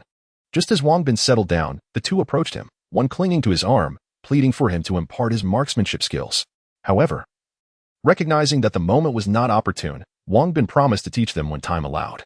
During the break, Commander Li dispatched personnel to account for their numbers, only to discover a staggering loss of nearly 10,000, primarily among the non-combatant survivors. Tragically, these individuals had not fallen to the attacks of zombies but had instead perished beneath the feet of their own comrades in the ensuing chaos. To prevent such a calamity from recurring, Commander Li convened a meeting with several officers to discuss their next course of action. Some proposed following the river, while others suggested heading to the nearest city to rest before advancing. Each suggestion bore its merits and drawbacks. While the river route promised safety, its winding path would extend their journey threefold, and a more pressing concern loomed: their dwindling food supplies. Even if they began rationing immediately, traversing in a straight line would already challenge their endurance, let alone meandering along the river. Ultimately, Commander Li resolved to take the risk and proceed directly, with the intent of searching the nearby city for provisions. Half an hour later, the group resumed their march, noticeably slowed by the absence of pursuing zombies. As dusk approached, they continued to advance, now only 5 or 6 kilometers from the nearest city. Commander Li planned to enter the city under the cover of night to allow the troops to recuperate. The available fuel at their base was already limited, and Captain Zhao reported to Commander Li that several tanks had run out of fuel and were rendered immobile. They could only transfer the ammunition from those stranded tanks to others, consolidating the fuel from a few remaining tanks into 3, effectively sacrificing 8 vehicles. Commander Li felt a pang of regret but recognized the necessity of the decision and reluctantly consented. Upon hearing of the tank's fuel shortage, Wang Bin's eyes lit up with opportunity. Once everyone had departed, he stealthily approached, retrieved the Golden Cup vehicle, and loaded 2 tanks before rejoining the main force. "Brother Wang, what were you up to just now?" "Hee, I traded the Golden Cup vehicle for 2 tanks. "Ah, aren't you supposed to return in a few days?" "Not to return, but to abandon the Golden Cup vehicle and acquire 2 tanks. Oh, is that even possible? Lower your voice. Don't let others overhear. Who among you can operate a tank? I can. All right, Zhao, from now on, the tanks will be entrusted to you. No problem. Officer Miao. Can you drive a tank? No. Do you think I'm a special forces soldier? Oh, well, that's fine. In truth, driving a tank is quite simple. However, mastering it requires some effort. If you wish to learn, I can teach you. Sounds good. Sounds good. When we have the time, you can instruct me. Upon returning to Guanxiaoye and the others, Wang Bin suddenly confronted a very practical issue. He could not operate a tank. Thankfully, Li Dazhu could, and he was willing to teach him. Already, he began to dream vividly of the scene where he charged a horde of zombies in a tank. The system's notifications ringing continuously as all his martial skills ascended to their zenith. Brother Wang, what are you smiling about? Guanxiaoye inquired curiously, noticing Wang Bin's foolish grin. Nothing much. I just get extremely excited at the thought of driving a tank. Just as the troops were about to enter the city, an unexpected turn of events occurred. Countless zombies surged forth from both sides of the road, instantly scattering the ranks, prompting everyone to flee in every direction. Having lingered at the back of the formation to wait for him after stealing the tanks, they had not yet been enveloped by the horde when they saw the ominous mass of zombies. A singular thought crossed their minds. It's over. Retreat. You may retreat. But we cannot abandon our commander. Wang Bin hastily ordered a withdrawal. But his command was met with dissent from the captain of the 1st Battalion and the captain of the 2nd Battalion. Upon witnessing Commander Li surrounded by zombies, their eyes reddened with determination, and they charged forward, aiming to rescue him. Watching the captains lead their troops into the fray, Wang Bin was left dumbfounded. It was evidently a death wish. Wang Bin, what shall we do? Officer Miao, equally troubled, hurried over to seek his counsel. Damn it, these fools, follow me. Wang Bin cursed vehemently at the captains before finally drawing his weapon and joining them. Observing this, the others also drew their guns and followed suit. During this time, bonds had formed between everyone and these soldiers, moved by their selflessness. Witnessing their reckless charge to save their commander, Wang Bin could no longer bear to stand idly by. As he rushed forward, he chastised himself internally. He scolded others for being foolish, yet was he not equally so? Commander Li, seeing the zombies approaching, quickly led the main forces into the city. Surrounded by the undead, their only path to survival lay in advancing into the city and using its structures as defensive strongholds. With the path cleared by the tanks, Commander Li swiftly guided his troops into the city, directing everyone to take refuge in the nearby buildings for defense.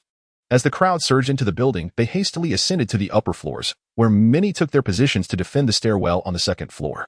They engaged in combat with the incoming zombies while simultaneously transporting countless tables and chairs from other rooms to barricade the staircase. Over the years, many had learned the art of evading the undead. For instance, several individuals had deliberately destroyed the staircase leading to the 2nd floor, preventing the zombies from ascending. After all, the current zombies lacked the intelligence to employ tools. They could only mindlessly stand below, emitting their haunting cries. Before long, the 1st and 2nd Company commanders led their troops into battle against the horde of zombies. Wang Bin, accompanied by Guanxiaoye and others, soon joined the fray. However, it wasn't long before the soldiers' ammunition was entirely depleted. Moreover, the gunfire attracted an increasing number of zombies, many of which were now charging toward them. 1st and 2nd Company commanders, we must order retreat. Commander Li and the others have already breached the city. They are surely safe. Sighing, the commanders recognized the gravity of the situation. While rescuing the commander was of paramount importance, the lives of the soldiers were equally precious. Observing the circumstances, it appeared that Commander Li and his team had successfully entered the building, facing no immediate danger. Ironically, it was they who were now in peril. As countless zombies roared and surged toward them in the darkness, and most of their ammunition was already expended. Chapter 89. Escaping danger. The horde of zombies swiftly caught up with the soldiers trailing behind, and in the blink of an eye, any soldier ensnared by the undead found their flesh and blood devoured entirely. Upon witnessing the approaching horde, Wang Bin hesitated no longer. He hoisted a bao onto his back and fled, while Li Dazhu carried Xiao Nan, with the others trailing closely behind. After securing a bao, Wang Bin entrusted his rifle equipped with a night vision scope to Officer Miao. As Officer Miao retreated, he fired the rifle incessantly, inadvertently noticing that the left side of the road was devoid of any threats. Wang Bin, let us run to the left side. There are no zombies over there. Without a moment's hesitation, Wang Bin complied, carrying a bao as he led the group toward the fields on the left side of the road. He shouted to the soldiers on the road, urging them to follow, but they, regrettably, continued their retreat with the main force in the direction of the oncoming threat. Quickly, move, Officer Miao urged, observing that a portion of the zombies had split off and were now pursuing them. prompting Wang Bin to accelerate. Faced with the dire situation, Wang Bin could only sigh in resignation as he pressed forward with a bao on his back. Fortunately, the 1st and 2nd battalions had drawn the majority of the zombies, so the pursuers were merely a small fraction. Nevertheless, even that amounted to several hundred undead, while they numbered only 12. As the zombies drew closer, Wang Bin lamented. "How did I not think of this sooner?" "What did you not think of, Brother Wang?" asked Guan Xiaoya, her curiosity piqued. "I have a tank," Wang Daju. "Prepare to start the tank. However, it currently lacks fuel. I have a barrel of gasoline. Do you know how to refuel the tank?" "I do." "Excellent. Xiaoya, Officer Miao. You two hold off the zombies for a moment while I summon the tank." "Understood." Once Bao and Xiaonan were set down, they picked up rifles and began firing at the advancing zombies. As soon as Wang Bin released a Bao, he summoned the tank from the system space and handed a barrel of gasoline to Li Daju. Li Daju climbed onto the tank before accepting the gasoline barrel from Wang Bin. He opened the fuel cap and began to pour the gasoline inside. "Hurry, get onto the tank," Wang Bin urged, as the relentless horde of zombies closed in. He swiftly lifted a Bao and the others onto the tank, followed by Lu Jie and Li Qingping, and finally, Guan Xiaoya and Officer Miao. Just as he helped Guan Xiaoya and Officer Miao aboard, the zombies surrounded them, reaching out to grasp their feet, causing everyone to retreat in fear. "Quickly, get inside the tank," Wang Bin shouted, flinging open the tank's hatch to allow a Bao and the others to enter, while Officer Miao and Guan Xiaoya provided cover for Li Daju as he continued to refuel. Once a Bao and the others were safely inside, Wang Bin noticed Li Daju was still pouring gasoline and rushed over to take the barrel, saying, "Start the tank first. We can add the gasoline later." "Got it," Li Daju replied, promptly crawling into the tank to start the engine. Fortunately, the tank was reliable. With the turn of the key, it roared to life. Wang Bin stored the gasoline barrel into the system space and hurriedly secured the tank's fuel cap. "Wang Bin, hurry inside. I am about to start the tank." He peeked inside and saw that the tank was already filled with people, leaving no room for the 3 of them. "Xiaoyu, Officer Miao, stand firm. We'll remain outside." "All right. Dezhu, we won't be getting in. You must start the tank quickly." "Understood." Li Dezhu recognized the peril of the situation and promptly ignited the tank, racing forward. Wang Bin, Guan Xiaoyu, and Officer Miao stood atop the tank, continuously firing at the zombies attempting to climb aboard, only stopping once the tank had traveled a considerable distance. The prior moments had been exceedingly perilous, with zombies already attempting to board. Fortunately, Li Dezhu had started the tank just in time. Once they felt safe, the trio slumped onto the tank, panting heavily as they stared blankly ahead. Guan Xiaoyu, with reddened eyes, rested her head on Wang Bin's thigh, seeking warmth from his presence, for it was the only solace for her heart. Wang Bin gently stroked her silky hair with his left hand. Meanwhile, Officer Miao tightly embraced Wang Bin's right arm. Leaning against his shoulder, Wang Bin offered a faint smile and wrapped his right arm around Officer Miao's shoulder. Thus, the 3 of them sat on the tank, leaning against one another as they let the wind caress them while gazing into the endless night. After nearly an hour, Li Dezhu finally brought the tank to a halt at the foot of a small village. Following this hour-long respite, Wang Bin and the others regained their composure. Noticing a Bao peeking out, Guan Xiaoyu and Officer Miao, blushing, stood up and distanced themselves from Wang Bin. "Stay inside for now. Let us check for any dangers before you come out." Wang Bin chuckled softly as he gently tapped a Bao on the head to encourage him to descend. "Ouch!" A Bao yelped in pain, clutching the spot Wang Bin had tapped and retreating back inside. "Dezhu, Uncle Li, you two should also remain inside," Wang Bin instructed before leaping from the tank, gun in hand, leading Guan Xiaoyu and Officer Miao towards the nearest 3-story building. This village harbored zombies, though not in overwhelming numbers, only a few hundred, and they were quite dispersed. After clearing the nearby zombies, Wang Bin allowed everyone to exit the tank. Once the group had emerged, he once again stored the tank within the system space and followed everyone into the building. They gathered furniture to barricade the first floor's doors and windows before retreating to the 3rd floor to rest upon the floor. Overwhelmed by recent events, no one spoke, each lost in their own thoughts. After a brief respite, Wang Bin took out binoculars and stepped onto the balcony to gaze toward the city. The area beyond had fallen silent. No gunfire, no lights, only an eerie stillness. He could not ascertain the fate of Commander Li and the others, nor whether Captain E and Captain Air had also escaped the relentless pursuit of the zombies. Before long, Officer Miao ascended the stairs and approached Wang Bin, inquiring about the situation with Commander Li and his team. "There has been no news. We are still unaware of the circumstances," he replied. "I understand," she said. "The morale of everyone is quite low at the moment, and they require your reassurance." "Understood," Wang Bin acknowledged, making his way to the 3rd floor. Upon seeing the dejected expressions of his companions, he felt a twinge of guilt, believing he had not adequately cared for them. How about hot pot? He proposed. After Wang Bin descended, Officer Miao glanced toward the city before following him down. However, as she reached the third floor, she suddenly heard Wang Bin's suggestion about hot pot, leaving everyone momentarily stunned, their minds failing to register the unexpected shift from sorrow to such a jovial proposition. Ultimately, it was Officer Miao who broke the silence with a soft laugh. Wang Bin, you truly are something. Oh, at last, we can indulge in hot pot. I haven't had it in nearly 2 weeks. Then what are we waiting for? Everyone, let us spring into action. Sister Lu, you shall handle the vegetables. Zhao, you are in charge of the fire. Xiaoyu and Officer Miao, please assist in tidying up the room. After we feast, we can rest. As for me, I shall take on the responsibility of enjoying the food and drink. Haha. Chapter 90. A serene day after a flurry of activity, the hot pot finally graced the table. Before even indulging, the tantalizing aroma of the spicy broth caused everyone to swallow in anticipation. Wang Bin, who rarely indulged in such a feast in the real world, felt a wave of nostalgia wash over him at the prospect of relishing this meal once more. Let us begin, commanded Wang Bin, prompting everyone to eagerly seize their chopsticks and dive into the pot. Crisp lettuce, tender potatoes, melt-in-your-mouth tofu, and an array of succulent meats were devoured with unrestrained joy. Some might question their lack of sensitivity, remarking on the recent loss of life and whether they could truly enjoy such delicacies in the midst of grief. Yet, it must be noted that Wang Bin was neither a saint nor a true soldier. He had done what he could. Moreover, in a world ravaged by catastrophe, many faced the uncertainty of survival, often struggling for their next meal. The mere act of sharing a hot pot, even amidst a sea of zombies, would be a luxury they would cherish. Wang Bin's actions were intended to uplift the spirits of those around him, instilling a sense of hope for the future, essential for facing the challenges that lay ahead. As was customary, he and a few others enjoyed a modest amount of beer, just 1 bottle each, recognizing the perilous reality of their existence. With an unknown number of zombies lurking nearby, indulgence could lead to dire consequences should they become inebriated. That night, Li Qingping took it upon himself to stand guard. Ever since Wang Bin's arrival, he had assumed the role of caretaker, primarily safeguarding the women and children. The day's tension had left everyone exhausted, and they soon retired to rest, surrendering to slumber until the dawn broke. The night passed quietly, and they awoke the next morning, while Li Qingping returned to his quarters for some much-needed rest. Wang Bin, alone with his binoculars, ventured onto the balcony to survey the city.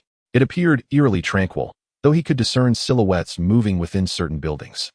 Realizing that Commander Li and his team had likely sought refuge indoors alleviated some of his worries. However, despite his concerns for their safety, he understood the limitations of individual strength in such tumultuous times. Next, he turned his attention to the surroundings of the village, observing the few hundred zombies that roamed nearby. Having faced numerous harrowing encounters, they regarded this meager threat with contempt. After familiarizing himself with the environment, Wang Bin descended from the balcony and made his way downstairs. Wang Bin, where are you headed? Officer Miao inquired, noticing him with a wooden gun. I'm going to practice my marksmanship. You all rest for a while. Wang Bin replied with a gentle smile as he moved to clear the furniture blocking the entrance and stepped outside. As Wang Bin spoke, everyone finally realized that they had yet to practice their martial arts that day. Hastily, they began to engage in Tai Chi, while Officer Miao and Guan Xiaoya, harboring a hint of concern for Wang Bin, ascended to the balcony armed with rifles, prepared to provide support at the first sign of danger. After 2 days of extensive practice, Wang Bin's marksmanship had become increasingly proficient. With a single shot, he could accurately strike a zombie's skull, causing it to burst upon impact. The zombies had become swifter than before, yet Wang Bin's speed eclipsed theirs, and his strength and endurance had substantially improved. The undead could not even approach him, falling to the ground with shattered heads. Half an hour later, the surrounding zombies had been thoroughly dispatched by Wang Bin. Observing his effortless triumph over the undead, Guan Xiaoya and Officer Miao breathed sighs of relief and exchanged smiles as they descended from the balcony. Wang Bin continued to practice Tai Chi for a while longer, incorporating techniques like the mighty Vajra palm and the lightness skill of crossing the river, before finally ascending to the 3rd floor. By the time he arrived, everyone was engrossed in their Tai Chi practice. A glance at their movements revealed significant improvement, perhaps born from necessity. In the face of survival, their eagerness to learn had exponentially surpassed their efforts prior to the outbreak. Wang Bin, too, remained active, occasionally offering corrections to their postures. At noon, Li Qingping awakened. His first act was to light a cigarette, chuckling as he watched the antics of a Bao and Xiao Nan. Occasionally, Li Shilu would join in their playful banter, filling the room with laughter. The cheerful atmosphere within starkly contrasted with the desolation and hordes of zombies outside. Everyone cherished their current lives and felt immense gratitude towards Wang Bin. Without him, they might still be struggling in their former city or worse, have fallen victim to zombies or other survivors. After lunch, the group gathered in the living room to deliberate their next course of action. As we prepared to depart, I learned from Commander Li that he had informed the Fuzhou military headquarters of their evacuation plans. It remained uncertain whether assistance would arrive from Fuzhou. We were a great distance away, and any support would not reach us swiftly. Let us remain here for a few days, someone suggested. The outskirts are teeming with zombies, making it impossible to rendezvous with Commander Li and his team. Even if we were to drive a tank into the fray, it would be of little use, and the multitude of zombies in the city would complicate any escape. Thus, it was decided, and everyone returned to their respective tasks. Wang Bin sought to hunt zombies, but having eliminated all nearby threats, he had no choice but to continue refining his martial skills on the balcony. As the day slipped away, night fell, signaling Wang Bin's impending return to the realm of reality. He entrusted the tank to Li Dazhu, ensuring they had a means of escape should the undead attack. He also left them ample supplies of food, water, and grenades.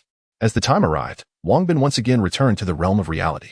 Upon his return, he was greeted by a multitude of missed calls and messages, among which was an additional one from Xiao Kai. Wang Bin diligently returned each call. Yu Hongfei was preoccupied with renovations, while Li Xingping had successfully brought in 3 skilled craftsmen and made arrangements for their accommodation. Xiao Kai had installed surveillance cameras and erected barbed wire along the walls, even relocating to the workshop for his stay. Observing the orderly progression of affairs, Wang Bin felt a surge of happiness. He yearned for nothing more than to recline on his spacious bed and indulge in a restful night. He made his way to the bathroom, filled the bathtub with warm water, and luxuriated in a soothing soak for half an hour. Afterward, he retrieved a can of beer from the refrigerator and settled in the living room, engrossed in the television. He discovered that since returning from the apocalypse, he had developed an affinity for comedic films and those featuring young, inexperienced actors, not due to their remarkable performances, but rather for their often clumsy portrayals, which elicited hearty laughter from him.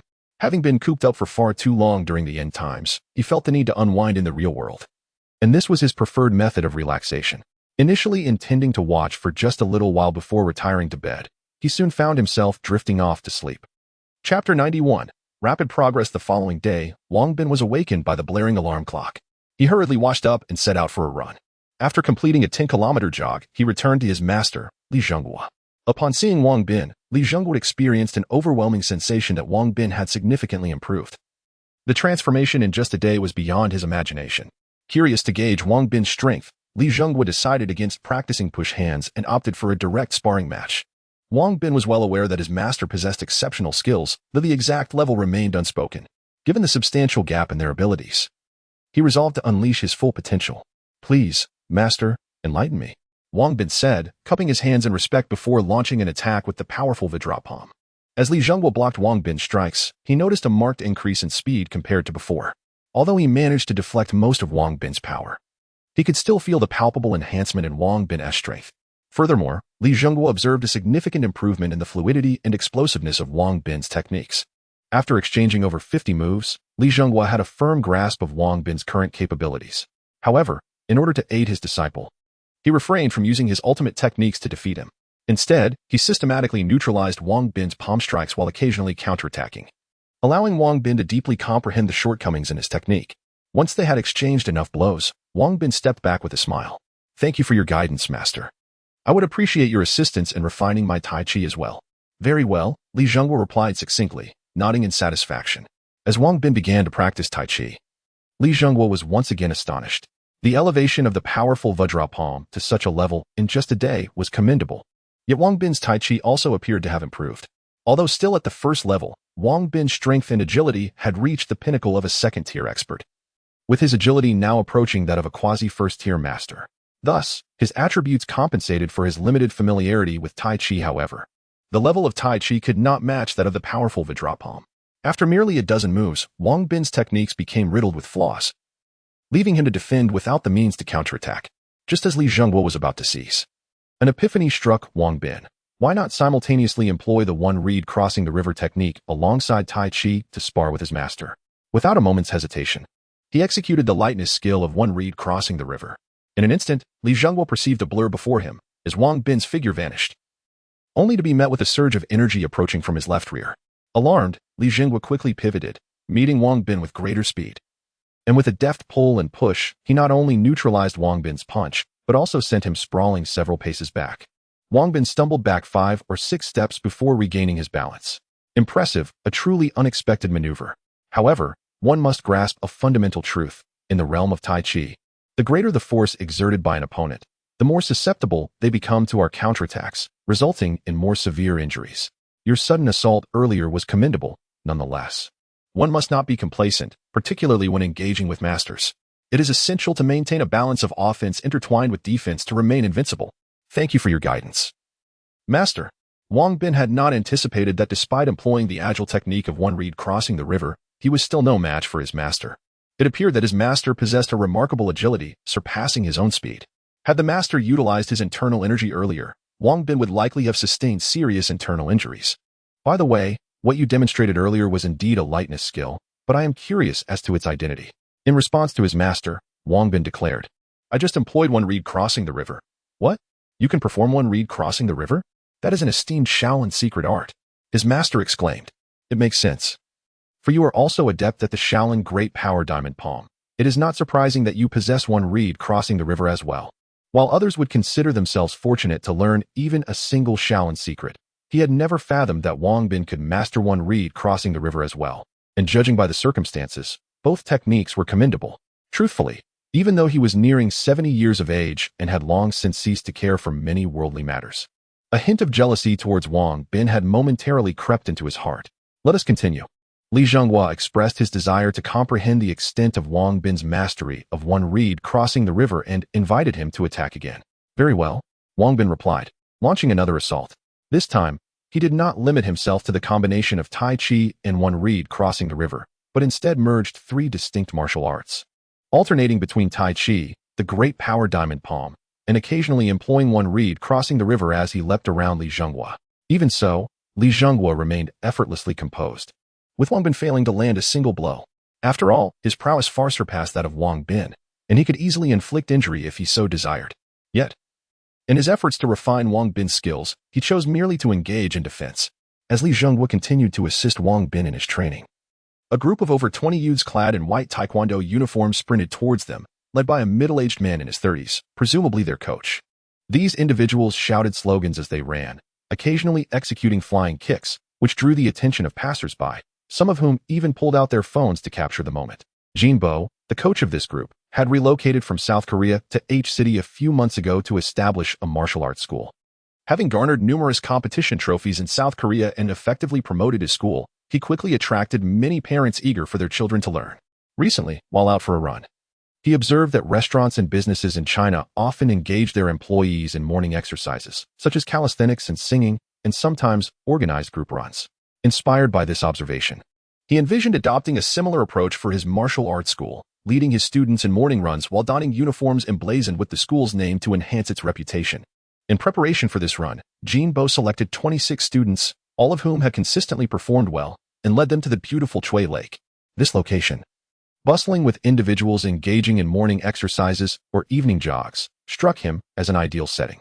Indeed, his keen judgment was validated, as their presence attracted numerous onlookers.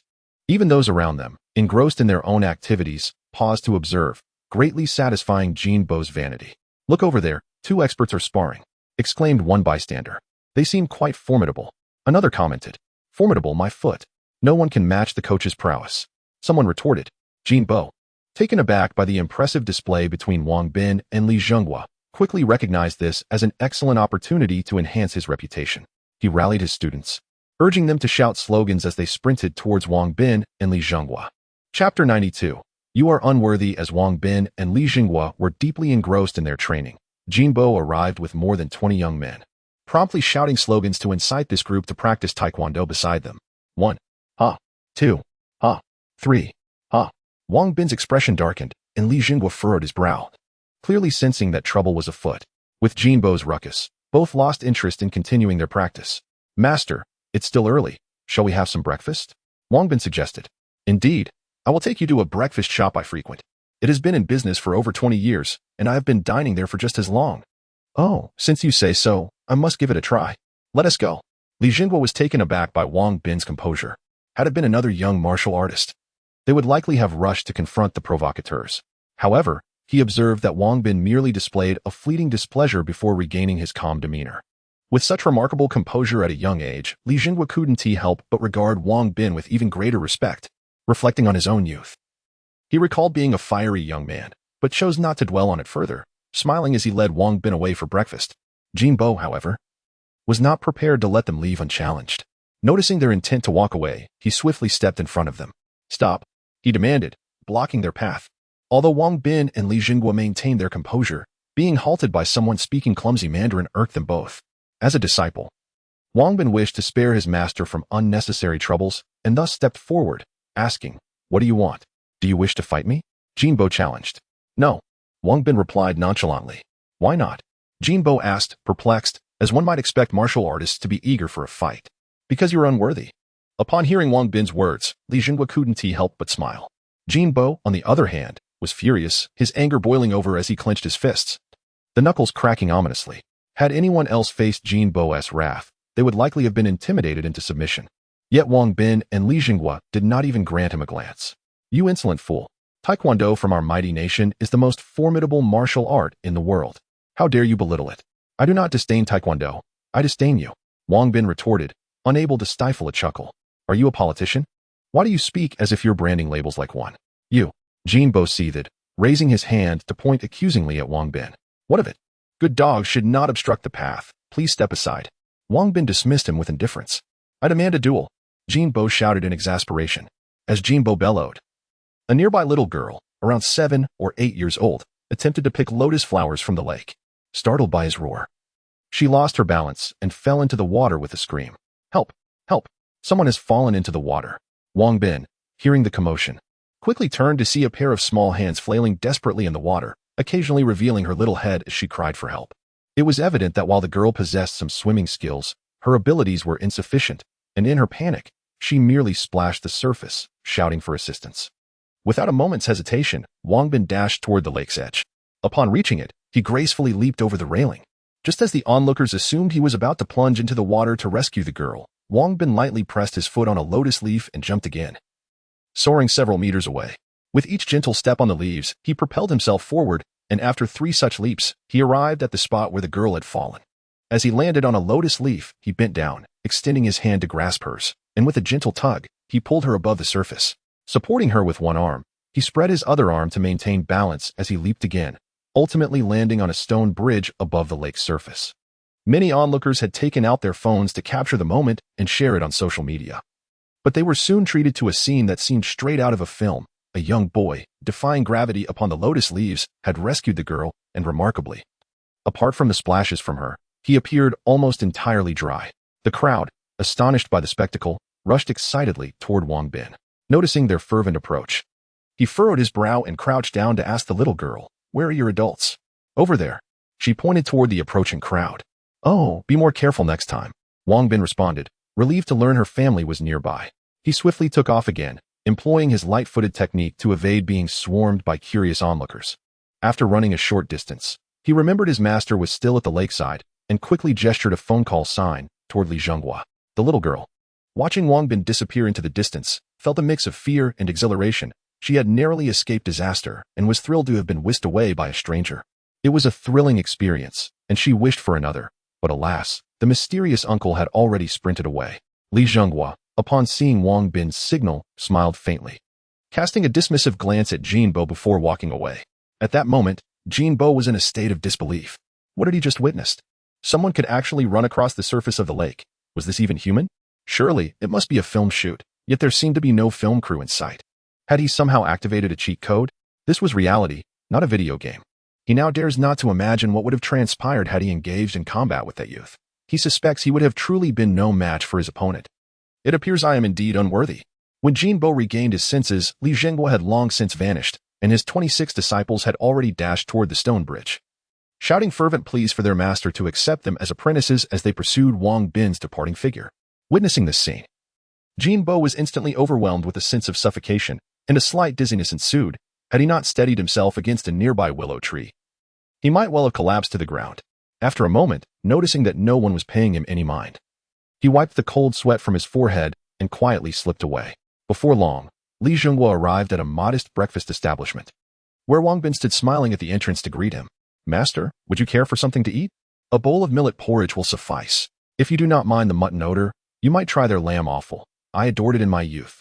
Very well, proprietor. I shall have a bowl of millet porridge, a bowl of lamb offal, and a meat sandwich. Coming right up. Li Laosher, is this your grandson? No, he is my disciple. Oh, I was unaware that you had taken on apprentices. This meal is on me. Thank you, Lao Zhang, but that is unnecessary. Your business is modest, and it is not easy. Oh, Li Laosher, you are being too formal. I can afford a simple breakfast. Li Zhenghua shook his head in resignation and, along with Wang Bin, chose a table to sit at, his eyes glowing with fervent intensity as he gazed at Wang Bin. Chapter 93. Acquiring calligraphy and paintings. Wang Bin felt a bit awkward under his master's scrutinizing gaze and chuckled. Master, please speak candidly. Li Zhenghua responded with a smile. Indeed. I have acquired a remarkable disciple. Wang Bin, feeling slightly embarrassed, replied. Thank you for your kind words, master. Not only are you gifted with intelligence, but your character is also reserved, and your diligence is commendable. Your future is bound to be limitless. Thank you for your auspicious words, master. This Sunday marks my 70th birthday. Initially, I had no intentions of hosting a birthday banquet, but I succumbed to the persistent pleas of my son and grandchildren. If you are free, do come and join the celebration. Ah, certainly, I will be there. Good, arrive early and enjoy some food. All right, Wang Bin responded, albeit feeling a bit reserved. He reached for the pepper and sprinkled some into the lamb offal, then added a bit of cilantro before beginning his meal. The breakfast shop was modest in size, yet the flavors were undoubtedly authentic, and the business thrived. Had they not arrived early, securing a table would likely have required standing in line. After finishing their meal, the two vacated their seats, and as Wang Bin departed, he discreetly placed a 50 yuan note beneath his bowl. Although the owner insisted on treating them, it felt inappropriate to accept such generosity from a business owner. Li Zhenghua observed Wang Bin's act of kindness and felt a deep sense of satisfaction regarding Wang Bin's character. His willingness to accept Wang Bin as a disciple stemmed not only from Wang's martial prowess but also from his commendable character. For martial artists, innate talent is undoubtedly vital. Yet moral integrity holds equal importance. Otherwise, a person with poor character wielding great power could pose a significant threat to society. After bidding farewell to the owner, they exited the breakfast shop and continued down the road until they reached a fork where they parted ways. Once separated, Wang Bin pondered what gift to present to his master. From their previous interactions, he knew that Li Zhenghua, apart from being a martial arts expert, also had a fondness for calligraphy and paintings, excelling in the art himself. I must find some time to purchase a piece of calligraphy or painting. He had seen numerous renowned works in the apocalyptic world, but alas, those were creations of famous figures from that realm, unable to be transported back to reality. Perhaps he would need to visit the antique street for a closer look. Upon arriving at the antique street, he entered a well-decorated shop. The establishment spanned 2 levels, and after glancing around, Wang Bin noticed a variety of calligraphy and paintings, yet he lacked the expertise to discern their authenticity. He couldn't help but envy the protagonists in novels with the ability to see through falsehoods at a mere glance. Although I lack such vision, I do possess a system. Suddenly recalling his system, he hurriedly inquired, System, can you assist me in authenticating these calligraphy and paintings? Certainly. Each authentication will cost 1,000 kilograms of gold. Goodness, 1,000 kilograms for each? Why not just go rob someone?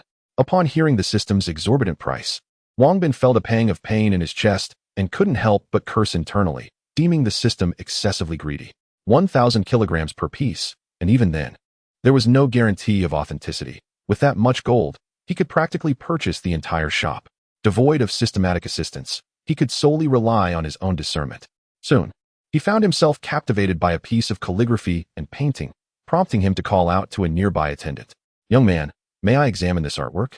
Upon hearing Wang Bin's address, the attendant nearly stumbled, pondering if the gentleman had traversed time from antiquity. Though internally displeased by the moniker, he masked his feelings with an amiable smile as he approached. Sir, would you like to see this piece? Indeed. Might you take it down for me? Certainly. Please hold on. The attendant responded, turning to retrieve the painting from its wall-mounted position. Just then, Wang Bin interjected with another query. How much is this painting? Not expensive. Nearly 50,000. 50,000? Forget it. I shan't view it. Sir, rest assured, this piece is the work of the renowned Song Dynasty artist XX, a veritable masterpiece. If you take it home and preserve it for a few years, its value will undoubtedly double. No, I meant it is indeed not costly. Do you have any pieces that are a tad more expensive? Yes, sir, Please proceed to the second floor. The rare treasures await you there. Initially, the attendant presumed Wang Bin found the artwork too pricey, having prepared an array of justifications. He was taken aback to discover that the gentleman found it too inexpensive. Momentarily left speechless. Once he regained his composure, a broad smile spread across his face. This was undoubtedly a golden opportunity, a chance to profit handsomely from Wang Bin. Such encounters were rare, and letting this one slip away would be a grave error. Before long, Wang Bin was escorted to the second floor, which was adorned with even more exquisite decor. At the front lay a classically styled parlor, while the rear appeared to house storage compartments. Wang Bin was invited to take a seat at an octagonal table crafted from rosewood, accompanied by chairs of the same fine material. This entire set of rosewood furniture was worth a considerable sum. Is this rosewood furniture for sale? I apologize, but this set is not for sale. It is reserved for our esteemed guests. As the attendant approached with a teapot to serve Wang Bin, he nearly spilled the tea upon hearing his inquiry. Goodness. We have indeed encountered a wealthy patron, seeking to purchase this multi-million yuan rosewood furniture right off the bat. This exquisite set was intended to impress, serving as a facade for their establishment, enticing distinguished guests upon their arrival. Naturally, it wasn't that the rosewood furniture was entirely off the market. If the price offered was sufficiently high and persuasive, the owner might consider selling. The initial claim of it being unsellable was a strategy, ensuring that if a customer expressed interest, negotiations could elevate the price significantly.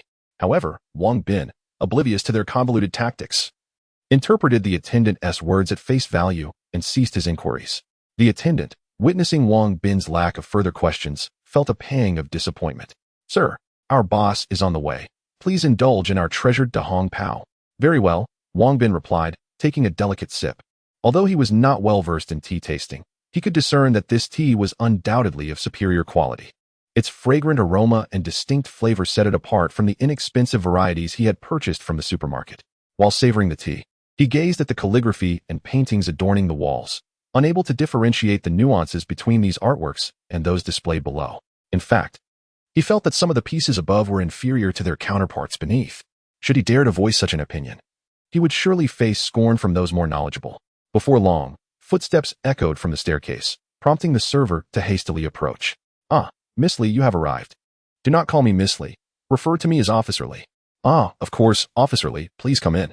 As Wang Bin turned to look at the source of the voice, he beheld an elderly gentleman clad in a traditional gown from the Republic era, accompanied by a young lady.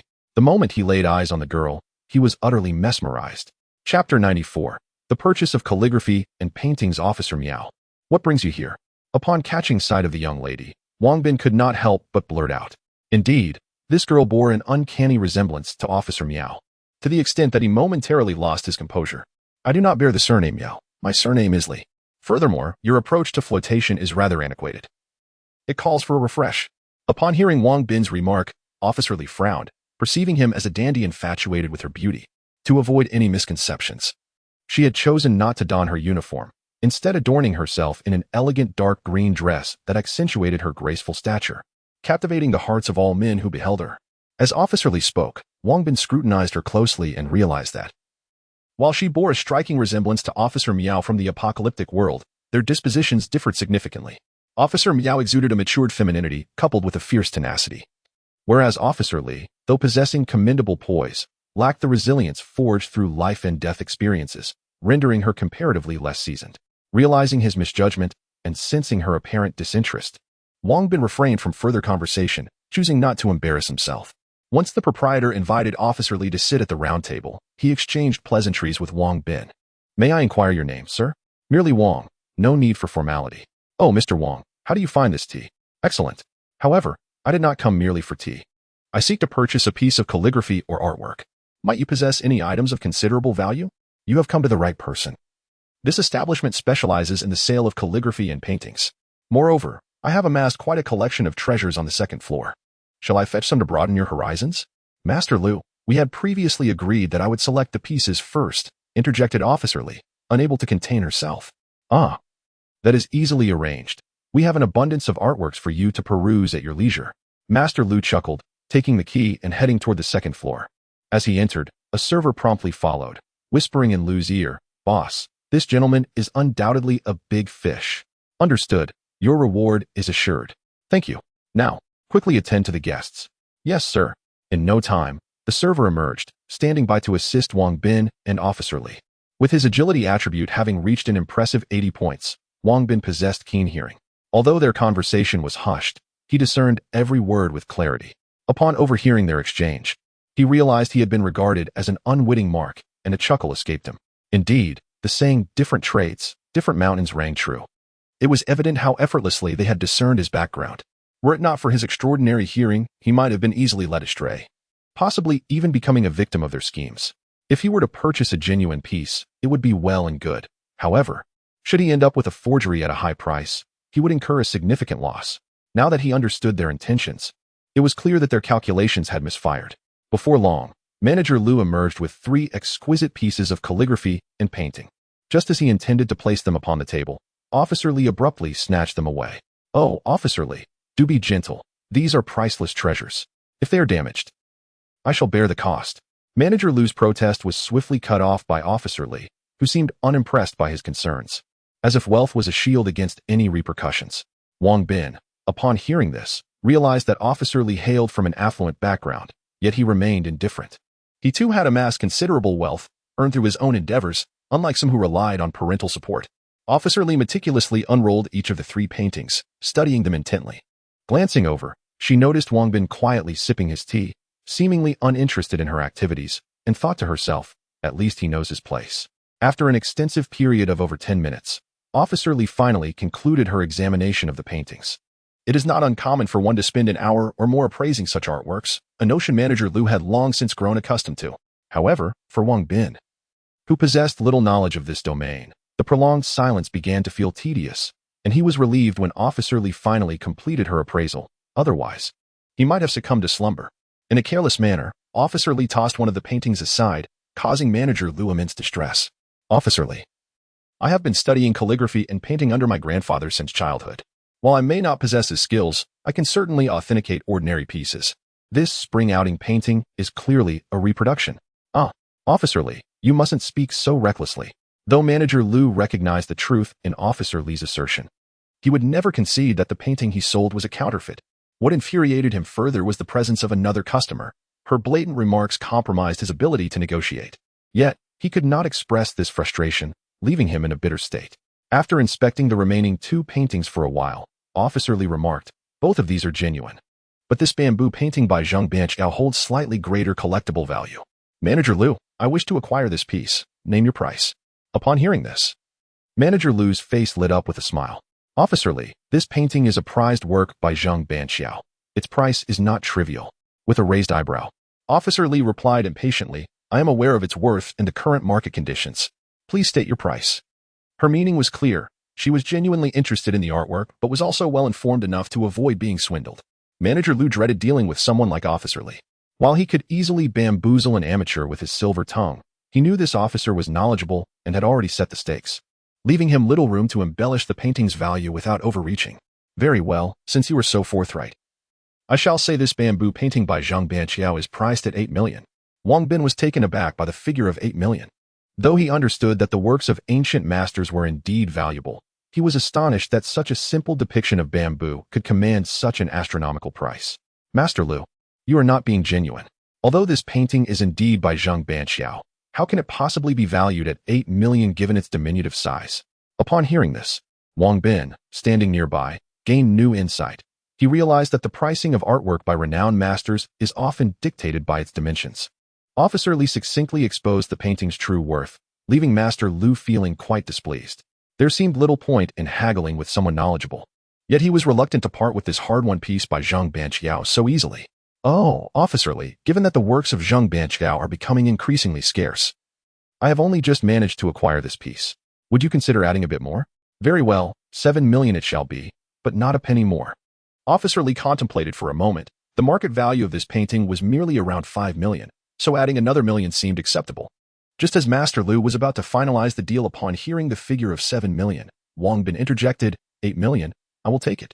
Chapter 95. The purchase of calligraphy and paintings. Upon hearing Wang Bin's declaration, the expressions of the 3 individuals in the room varied significantly. Naturally, Manager Lu was overjoyed. The prospect of earning an additional million in less than a minute was exhilarating.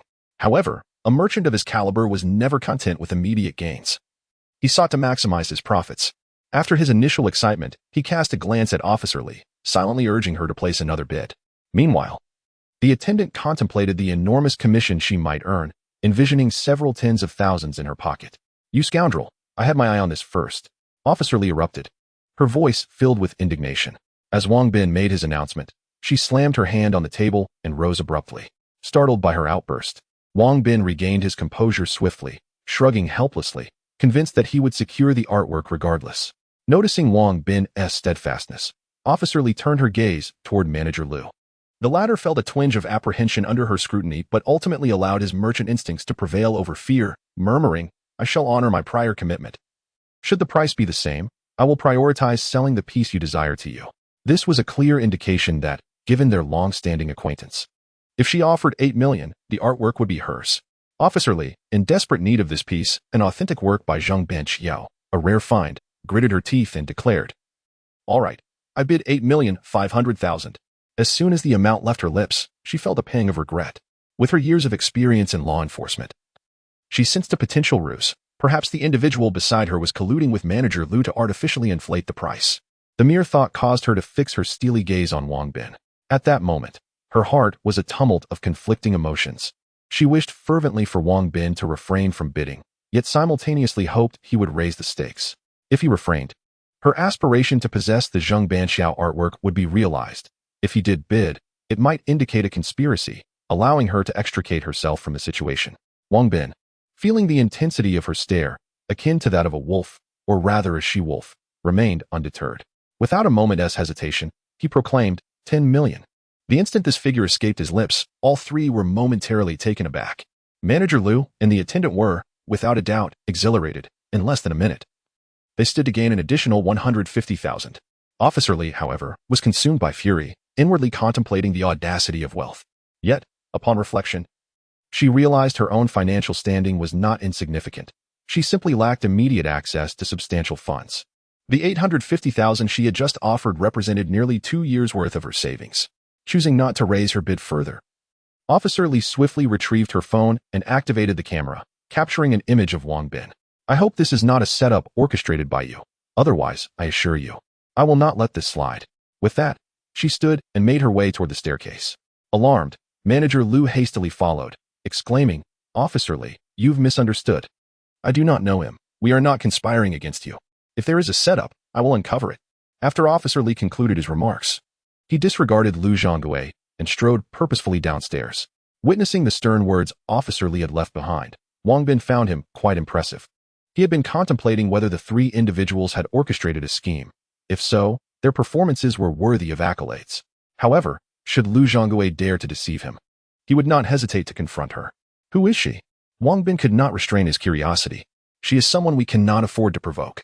Her uncle holds a significant position in the city, her father is a distinguished figure in the military, and her third uncle is the president of a conglomerate worth hundreds of billions.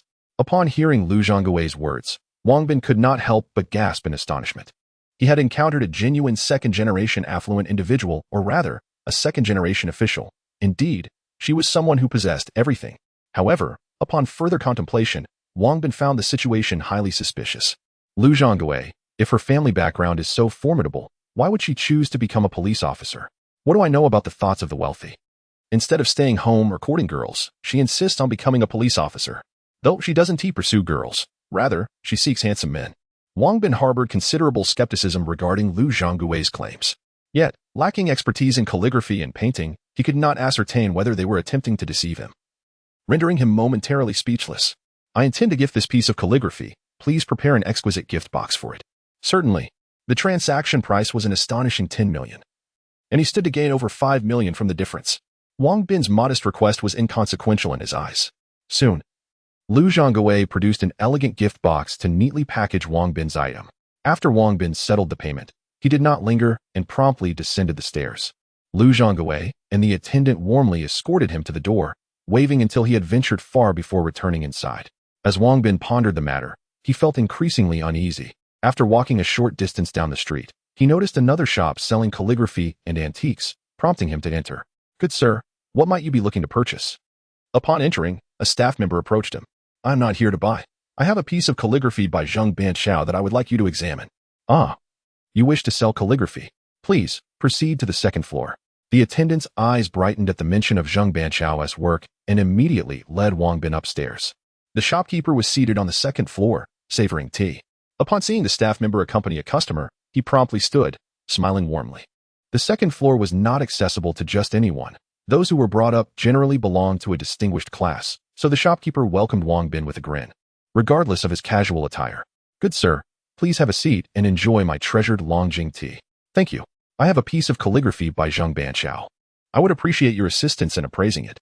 Zhang Banqiao's work? Ah, Ague, clear the table and ensure this gentleman's calligraphy remains pristine. Yes, boss. The attendant diligently wiped the table with a clean cloth before allowing Wang Bin to present his calligraphy. Wang Bin carefully extracted the painting from its box, while the shopkeeper donned a pair of gloves before scrutinizing the artwork with meticulous attention. As he examined the piece, he expressed his admiration repeatedly. And only after several minutes did he allow Wang Bin to put the painting away. May I inquire about your name, sir? I humbly go by Wang. Ah, Mr. Wang. Please indulge in a sip of tea as we converse leisurely. No need for tea. I simply wish to ascertain the authenticity of this painting.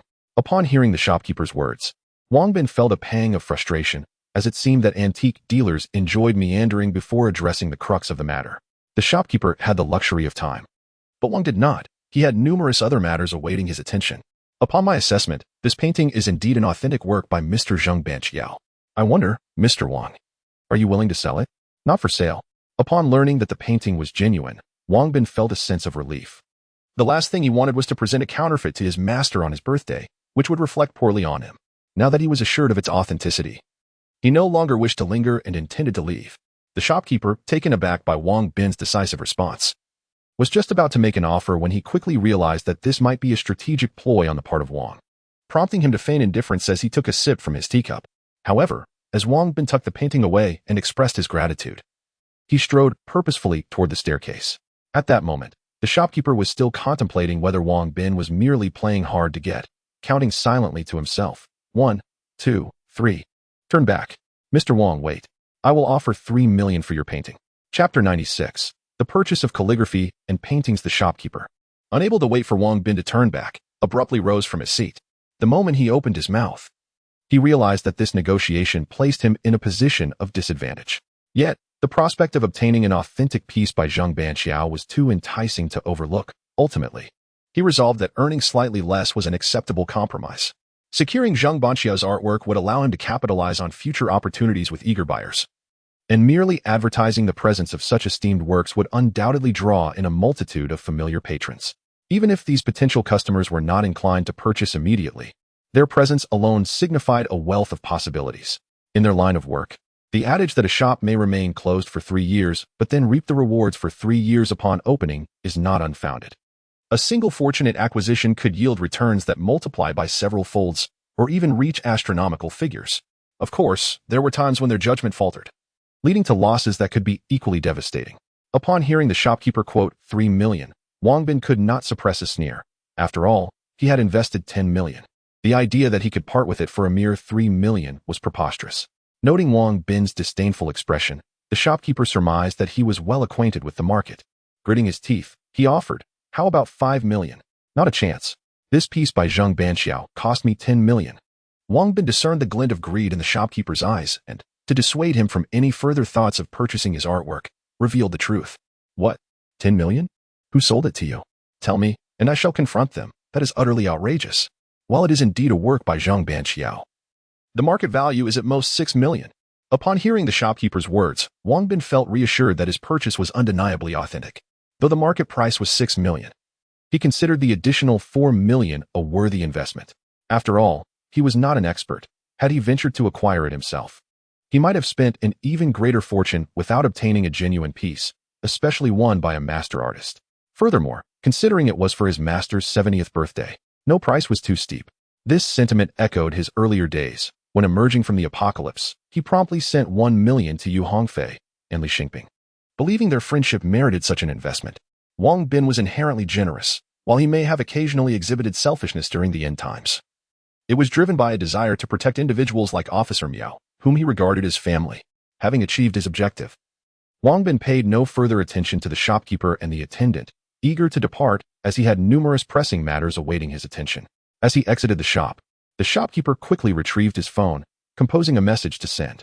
The antique street vendors had voluntarily united to form an antique alliance, where all merchants selling antiques in the vicinity shared information and rumors. Today, shopkeeper Lu had profited over 5 million and was savoring his good fortune while sipping tea on the second floor. Suddenly, a notification chimed on his phone, indicating a new message on WeChat. Upon opening it, he was taken aback, nearly spitting out his tea. He discovered that shopkeeper Zhang had revealed in the group chat that he had just sold a piece by Zhang Banxiao for 10 million. Although Zhang, the shopkeeper, was unaware of who had sold the paintings, he vehemently cursed the seller in the group chat, branding them a despicable profiteer, questioning whether they were not essentially selling themselves. The previously tranquil chat exploded with activity upon seeing Zhang's message, as members clamored to identify the seller while demanding substantial red envelopes as compensation. Witnessing the flurry of messages, Lu, the shopkeeper, felt a twitch at the corner of his mouth and inwardly cursed, "Zhang, you scoundrel. Don't think I'm oblivious. The last time you sold the blue and white porcelain for 20 million, it was you. You deny it, yet now you dare to scold me." This thought he dared not voice, for uttering it would reveal that he was indeed the one who sold the paintings. Once this information circulated, it was likely that a group would soon assemble to demand a celebratory dinner from him, along with hefty red envelopes. After pondering, Lu gritted his teeth and ultimately posted a message in the group, demanding the seller to reveal themselves and distribute the red envelopes promptly. Having sent the message, he hastily tossed his phone aside. Upon leaving the antique shop, Wang Bin promptly stored the valuable paintings in his system space, aware that any damage to them would be a significant loss. He made a quick stop at home to place the paintings in a safe before changing his attire and driving to the processing workshop. During a phone conversation with Zhao Kai the previous day, he had learned that the security cameras and barbed wire had been installed, and he was eager to assess the security measures set up by the special forces. Wang soon arrived at the workshop, where Li Xingping was present, engaged in discussions with 3 seasoned craftsmen about the layout and necessary equipment. As soon as Zhao Kai spotted Wang's arrival, he hurriedly opened the door to let him in, promptly shutting it behind him once Wang entered. After parking, Zhao Kai approached to open the car door for him. "Zhao, you need not do such things as opening car doors. Your focus should solely be on ensuring security here." Understood. In the past, Zhao Kai would never have gone to such lengths to please anyone, but after witnessing Wang's genuine kindness towards him and learning of Wang's commendable deeds from Li Xingping, he had developed a profound respect for Wang. Thus, he sincerely offered to open the door for him. "First, show me the security measures you've implemented." "Certainly, boss." "This way, please." "Let us dispense with the boss title. Just call me Wang Bin." "Is that appropriate?" "What is inappropriate about it?" "It's settled then. You shall call me Wang Bin from now on." "Ah, how about this? When there are no outsiders present, I'll call you Wang Bin, and in front of others, I'll still refer to you as boss." "Agreed." Wang Bin was taken aback by Zhao Kai's sudden transformation over the course of 2 days. Based on the dialogue with the barbecue shop owner, he had assumed Zhao Kai to be somewhat lacking in emotional intelligence. Yet, he now seemed remarkably astute. Zhao Kai's profound change stemmed from a genuine appreciation for Wang Bin as a person. He sincerely wished to work alongside him, and all his actions were motivated by heartfelt intent. As the two walked, Zhao Kai explained to Wang Bin how the arrangements were made. Wang Bin expressed his satisfaction with Zhao Kai's setup, noting that the surveillance cameras left no blind spots, effectively monitoring the entire workshop. In addition to the overt cameras, several discreet ones were strategically placed, ensuring that the craftsmen could not misappropriate any gold. "I am quite pleased with this arrangement. I believe I should grant you a raise." "Please, 5,000 is already satisfactory for me. You not only provide insurance, but also bonuses. That is more than enough. Moreover, I have only been here for 2 days, and I feel somewhat guilty about such a prompt increase in my salary." "Zhao Ge, do not say that. You have already made significant contributions. Henceforth, I will raise your monthly salary to 7,000. "Ah, 7,000? That is indeed quite generous." "Haha, others typically complain about their low wages. It is rare to find someone who feels their salary is too high. This matter is settled then. Furthermore, as the company expands and you continue to contribute, I shall promote you to security supervisor. At that time, do not be surprised if your monthly salary reaches 50,000. "Ah, 50,000 a month. Rest assured, if you work diligently, such a sum is entirely within your reach." "Absolutely, I will strive to perform exceptionally well." Upon hearing Wang Bin's outlined career plan, Zhao Kai felt a surge of excitement. While he was uncertain about excelling in other tasks, security was a domain he regarded as child's play. Chapter 97. Under attack. Following the introduction by Li Xingping, Wang Bin became acquainted with 3 seasoned craftsmen. Upon realizing that Wang Bin was indeed the true mastermind behind the scenes, they treated him with great respect, as his generous salary left them with little choice. As their busy day drew to a close, it was nearly time for lunch, prompting Wang Bin to invite Yu Hongfei to join him and the others for a meal. The three craftsmen found Wang Bin to be affable and considerate towards his employees, which greatly pleased them. During dinner, they indulged in quite a bit of wine. Among them, Zhao Kai possessed the strongest tolerance for alcohol, yet he restrained himself for the sake of work, consuming only 2 taels before ceasing further drinking. After their meal, the three craftsmen, feeling slightly inebriated, reminisced about their past experiences working together. After the reforms and the subsequent closure of their workplace, they had each embarked on their own paths, never having reunited until this very occasion, which inevitably stirred some nostalgia. Wang Bin instructed Yu Hongfei and the others to escort the three craftsmen back to their rest, while he ventured alone to the warehouse to receive goods. Needing to return to the end of the world that evening, on his drive back, he noticed a store selling fitness equipment by the roadside. This establishment not only offered treadmills, but also an array of weaponry for martial arts enthusiasts. Intrigued by the offerings, Wang Bin parked his car and entered the shop. "Good sir, how may I assist you today? I am interested in purchasing some weapons." "Ah, right this way. We have all manner of weaponry available. And custom orders are also possible." "Excellent. I shall take a look." Upon hearing about custom orders, Wang Bin's eyes lit up. After surveying the items, he cheerfully inquired, "How many of those red tassel spears do you have in stock?" "We only have 10 left." "Very well. I shall take all 10. How about the sabers and swords?" "We have 10 sabers and 20 swords. If you wish to purchase them all, I can offer you a discount." "I shall take all of them." "Great. Please hold on a moment while I prepare your order." Wang Bin acknowledged with a nod and casually picked up a sword to examine it, only to discover that it was unsharpened. "Sir, why are these weapons dull?" "Ah, dull? Good sir, are you jesting? These are merely fitness equipment. If they were sharpened, they would be classified as controlled knives, which could lead to legal troubles." "I see. Could you assist me in commissioning a batch of sharpened weapons?" "Ah, that might be problematic. However, how about this? If you agree to pay me triple the price for the sharpening, we can make it happen." "Triple? Very well. That is acceptable, but you must not disclose to anyone that I purchased them from you. Rest assured. In that case, I would like to order an additional 20 red tassel spears, 20 sabers, and 20 swords, ensuring the quality is top-notch. By the way, do you offer darts?" "We do have darts. Although I do not have any samples at the moment, I have a catalog from which you can choose your preferred design." "Ah, splendid." Wang Bin took the album handed to him by his boss and began to leaf through its pages. Each weapon showcased a myriad of styles. And after selecting his preferred design, he placed an order for 20 throwing knives. "This requires a deposit of 10,000. You must ensure that no shortcuts are taken with the materials. Should I find your work satisfactory, I may even be inclined to offer a bit more." "Ah, understood. Rest assured, I will ensure they use the finest metals to craft them for you." "Could you assist me in having these delivered here right away?" "Not a problem at all. I will have someone bring it over immediately." "Thank you." Wang Bin expressed his gratitude before driving back to the warehouse. Yu Hongfei had already procured all the items on his list, and now he merely needed to input them into the system. Upon arriving at the warehouse, he found it brimming with various items. Yu Hongfei had even acquired several large freezers and fish tanks, with the fish inside still alive. Wang Bin chuckled ruefully, realizing that the system did not permit the transport of live creatures. Once placed within the system's confines, the fish would perish, though fortunately, the system could preserve them long enough to prevent spoilage. As he prepared to store the items in the system, he suddenly recalled that there was a tank in the system. The once Golden Cup vehicle had been transformed into a tank, which would necessitate a greater fuel supply.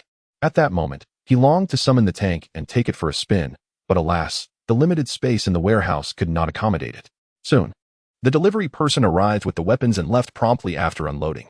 Wang Bin swiftly transferred the weapons into the system, locked the warehouse door behind him, and returned home. Upon arriving, he noted that it was still early, so he decided to take a leisurely stroll around the community. The twilight had just begun to settle, and the streets were sparsely populated, likely as most were at home enjoying dinner. As Wang Bin ambled along, observing the pedestrians on either side of the street, he found this tranquil scene a stark contrast to the chaos of the post-apocalyptic world. Suddenly, an inexplicable wave of anxiety washed over him, escalating rapidly. Puzzled, he wondered if he might be falling ill. Just then, he sensed a looming threat nearby, prompting him to halt abruptly. With a sharp crack, a bullet whizzed perilously close to his nose, embedding itself in a nearby tree trunk, which instantly bore a gaping hole. Had the tree not been robust, it might have been severed by the bullet's force. In an instant, Wang Bin recognized the presence of a nearby shooter, and judging by the bullet's characteristics, it appeared to possess extraordinary lethality. A direct hit would prove fatal. Without hesitation, He swiftly activated his one reed crossing the river skill, moving rapidly while scanning for the origin of the bullet. As he turned his head, he felt another wave of danger approaching, drawing from his previous experience. He anticipated another shot and deftly leaped aside, narrowly evading the adversary's determined attack. The assailant fired 2 more shots, but the silence indicated that a suppressor was likely attached to the weapon. From the trajectory of the shots, Wang Bin discerned the shooter's position, atop the second building to his right. The Nightingale was taken aback. Her marksmanship was undoubtedly exceptional, and she had never missed a target during her previous missions. Yet, this time, she found herself firing twice in vain, failing to hit her mark.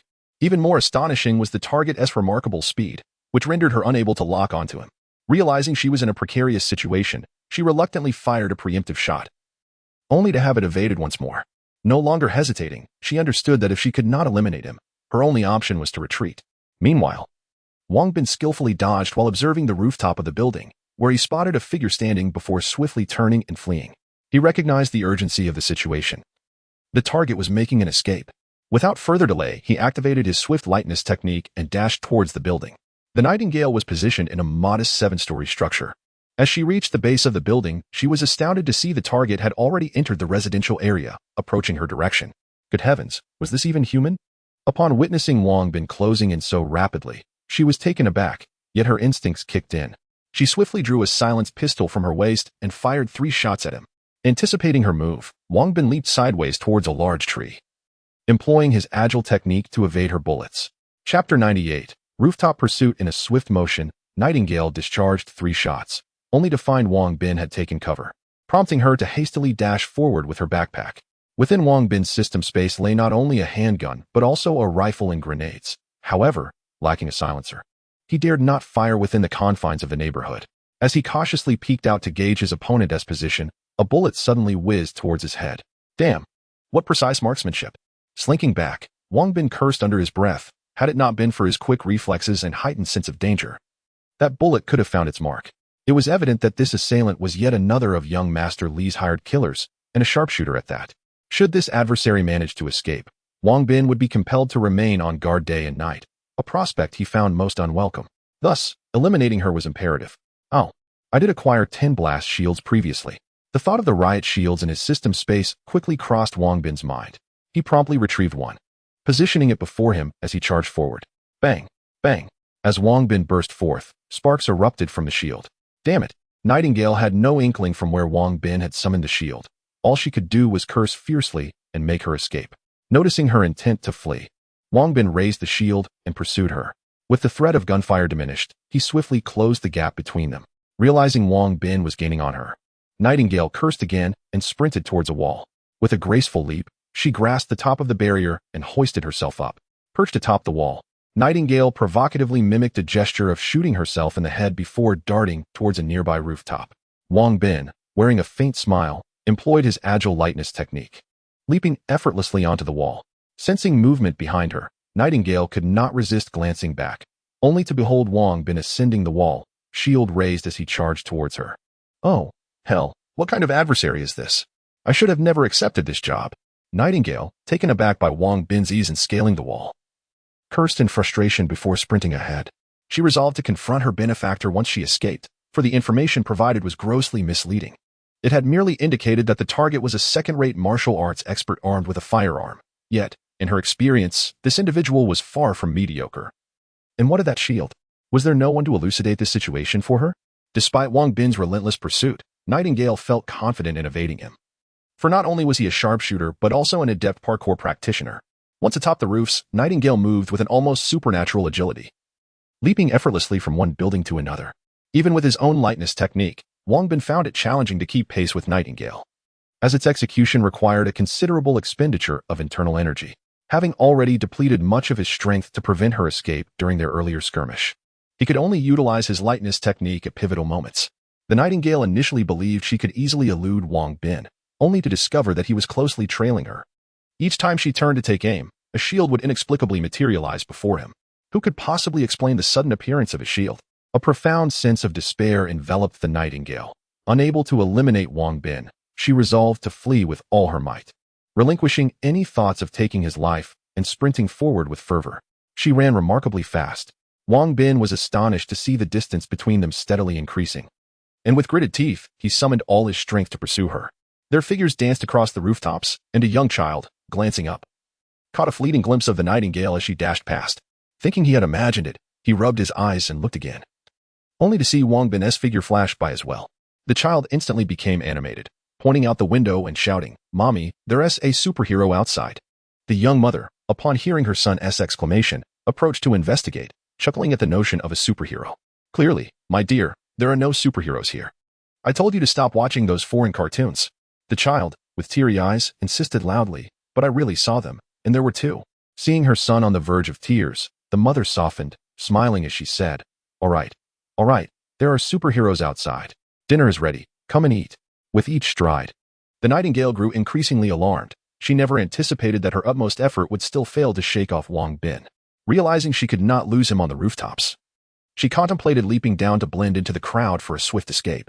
However, just as she prepared to jump, a sudden, excruciating pain erupted in her back. When she reached back to touch the source, she was horrified to find a throwing knife embedded in her flesh. The nightingale's resentment toward her employer was palpable. The intelligence provided was woefully inaccurate, far beneath the target's true capabilities. Had she known the target was so formidable, she would never have accepted the assignment. But regretting her decision was futile now. Although Wang Bin was not skilled with throwing knives, his remarkable strength and agility provided him with a significant advantage. Seizing the moment when the nightingale hesitated, he launched a knife, striking her in the back. Regrettably, his lack of practice with the blade meant that this throw, aimed for her heart, failed to deliver a fatal blow. Injured and hindered, the nightingale found her movements less agile. Aware that escape was impossible, she once again drew her handgun, only for Wang Bin's shield to miraculously appear once more, absorbing the bullets with a series of resounding thuds.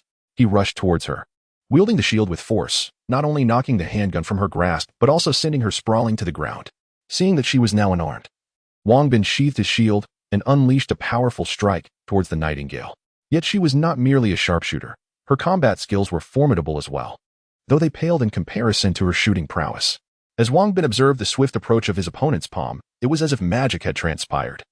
For a sharp dagger had materialized in her hand, aimed directly at his palm. Startled by the sudden appearance of the weapon, Wang Bin hastily withdrew his hand and retaliated with a swift kick. This time, Ying could not evade the blow and was sent sprawling several meters away before coming to a halt. Remarkably resilient, Ying remained silent, gritting her teeth against the pain as she rose from the ground, clutching the dagger and fixing her gaze firmly on Wang Bin. Wang Bin, however, was not foolish enough to underestimate her simply because she was a woman. As soon as Ying regained her footing, he advanced once more, launching another palm strike. Ying attempted to parry with her dagger, but as she swung it, Wang Bin swiftly altered his technique, employing Tai Chi to entangle her wrist. With a deft pull and push, he sent her flying with a powerful punch. Without granting her a moment's respite, Wang Bin charged forward, intent on delivering a fatal blow. Yet, Ying did not shy away. Instead, a mischievous smile graced her face as she absorbed the force of his strike and seized his hand with determination. Upon witnessing the smile on Yi Ying's face, Wang Bin was suddenly struck by an ominous premonition. Lowering his gaze, he was met with the alarming sight of a grenade now clasped in her hand. Chapter 99, The Demise of the Nightingale. Upon witnessing the grenade in the nightingale's grasp, Wang Bin couldn't help but exclaim in disbelief. Had the woman lost her sanity? Despite his astonishment, he instinctively reached out to seize the grenade from her hand. A chime echoed in his mind. "One grenade detected. Would you like to store it in the system space?" A smile graced Wang Bin's face upon hearing the system's prompt. Store it. Just as the nightingale prepared to detonate the grenade, she felt a sudden lightness in her hand, only to realize in shock that the grenade had vanished. What? Her expression shifted from surprise to terror as she gazed at Wang Bin. Unyielding, Wang Bin wasted no time and delivered a powerful punch to her chest. The nightingale coughed up blood, collapsing to the ground in defeat. Observing the fallen nightingale, Wang Bin exhaled deeply. This foe had proven to be even more formidable than Zhou Fu. Had he encountered her days prior, he would surely have met his end. Fortunately, over the past few days in this apocalyptic world, his martial prowess had significantly improved, along with a marked enhancement in his overall abilities. Otherwise, he would have struggled to keep pace with the nightingale. Glancing at the backpack slung across her shoulders, Wang Bin's curiosity compelled him to unfasten and open it, revealing an 417 Hong Kong dollars rifle. The 417 Hong Kong dollars, a versatile weapon capable of functioning as both an assault and sniper rifle, could be easily adapted for various purposes by simply changing the barrel. The 12-inch model served as an assault rifle, while the 16-inch reconnaissance version could transform into a sniper rifle. The Nightingale, however, wielded the standard 20-inch sniper barrel. The ease with which the barrel could be swapped, taking only minutes, made this German-engineered firearm a favorite among Western special forces. Not only did the Nightingale's 417 Hong Kong dollars feature a 20-inch barrel, but it was also equipped with a suppressor and a 9x scope. The exquisite craftsmanship of this sniper rifle thrilled Wang Bin, reminiscent of a child playing with a cherished toy. Additionally, he discovered the suppressed P-39 handgun on the ground, alongside a Mark II survival knife, the very blade she had attempted to use against him. The P-39 appeared to have been modified as well. While the historically renowned Mark II survival knife was a prized collectible, he had not anticipated such lavish equipment from this assassin, suggesting she had claimed many lives and amassed considerable wealth. After admiring her weapons, Wang Bin stored them in his space, pondering the dilemma of how to dispose of her body. System, may I store her corpse in the system space? Affirmative, the subject is deceased. Excellent, proceed to store her. As soon as he uttered the command, the Nightingale's lifeless form was absorbed into the system space. Watching her body disappear, Wang Bin felt a sense of relief. This would spare him the hassle of body disposal in the future. Casting a glance at the time, he realized he had only 2 hours left before his journey into the apocalypse began. There was no longer time to seek out young Masterly. After a moment of contemplation, he ultimately dialed Yu Hongfei's number. Hello, Wang Bin. What is the matter? Hongfei, just now. Young Masterly sent someone to assassinate me again. What? How are you now? Rest assured, I am quite well. This marks the second time he has dispatched assassins. I cannot allow this to continue unchecked. To resolve this predicament, I must locate young Masterly and eliminate him. How can I assist you? Please help me find a reliable private investigator to keep track of young Masterly's movements. I need to be informed of his whereabouts at all times. Understood. I shall take care of it. Be cautious and conduct transactions in cash to avoid revealing your identity. I will be careful. You should also prioritize your safety. It would be wise to lay low until I find him. I will do so, and please advise Xingping to remain vigilant. It would be best for you both to temporarily relocate to the dormitory. Take care. After hanging up, Wang Bin descended from the rooftop, hailed a cab, and returned home.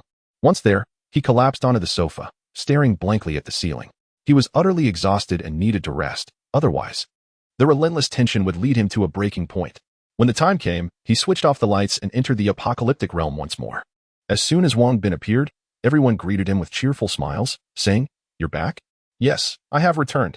Hearing their warm welcome filled Wang Bin with a sense of comfort, dispelling his earlier fatigue and invigorating him with renewed strength.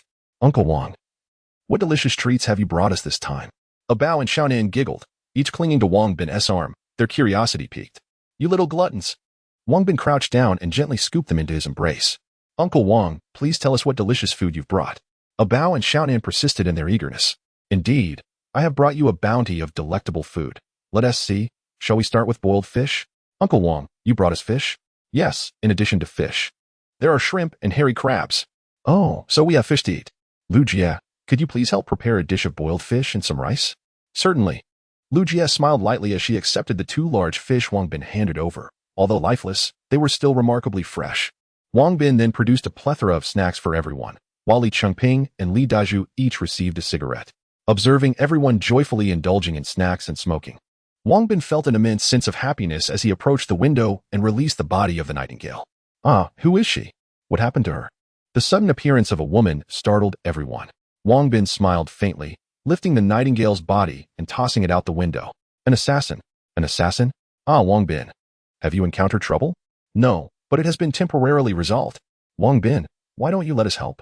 We can assist you in dealing with this trouble. Your kind intentions are duly noted, but I am only able to carry inanimate objects, thus I cannot take you with me. I see. Then do exercise caution on your next return. Rest assured, I shall resolve the troubles entirely upon my next visit.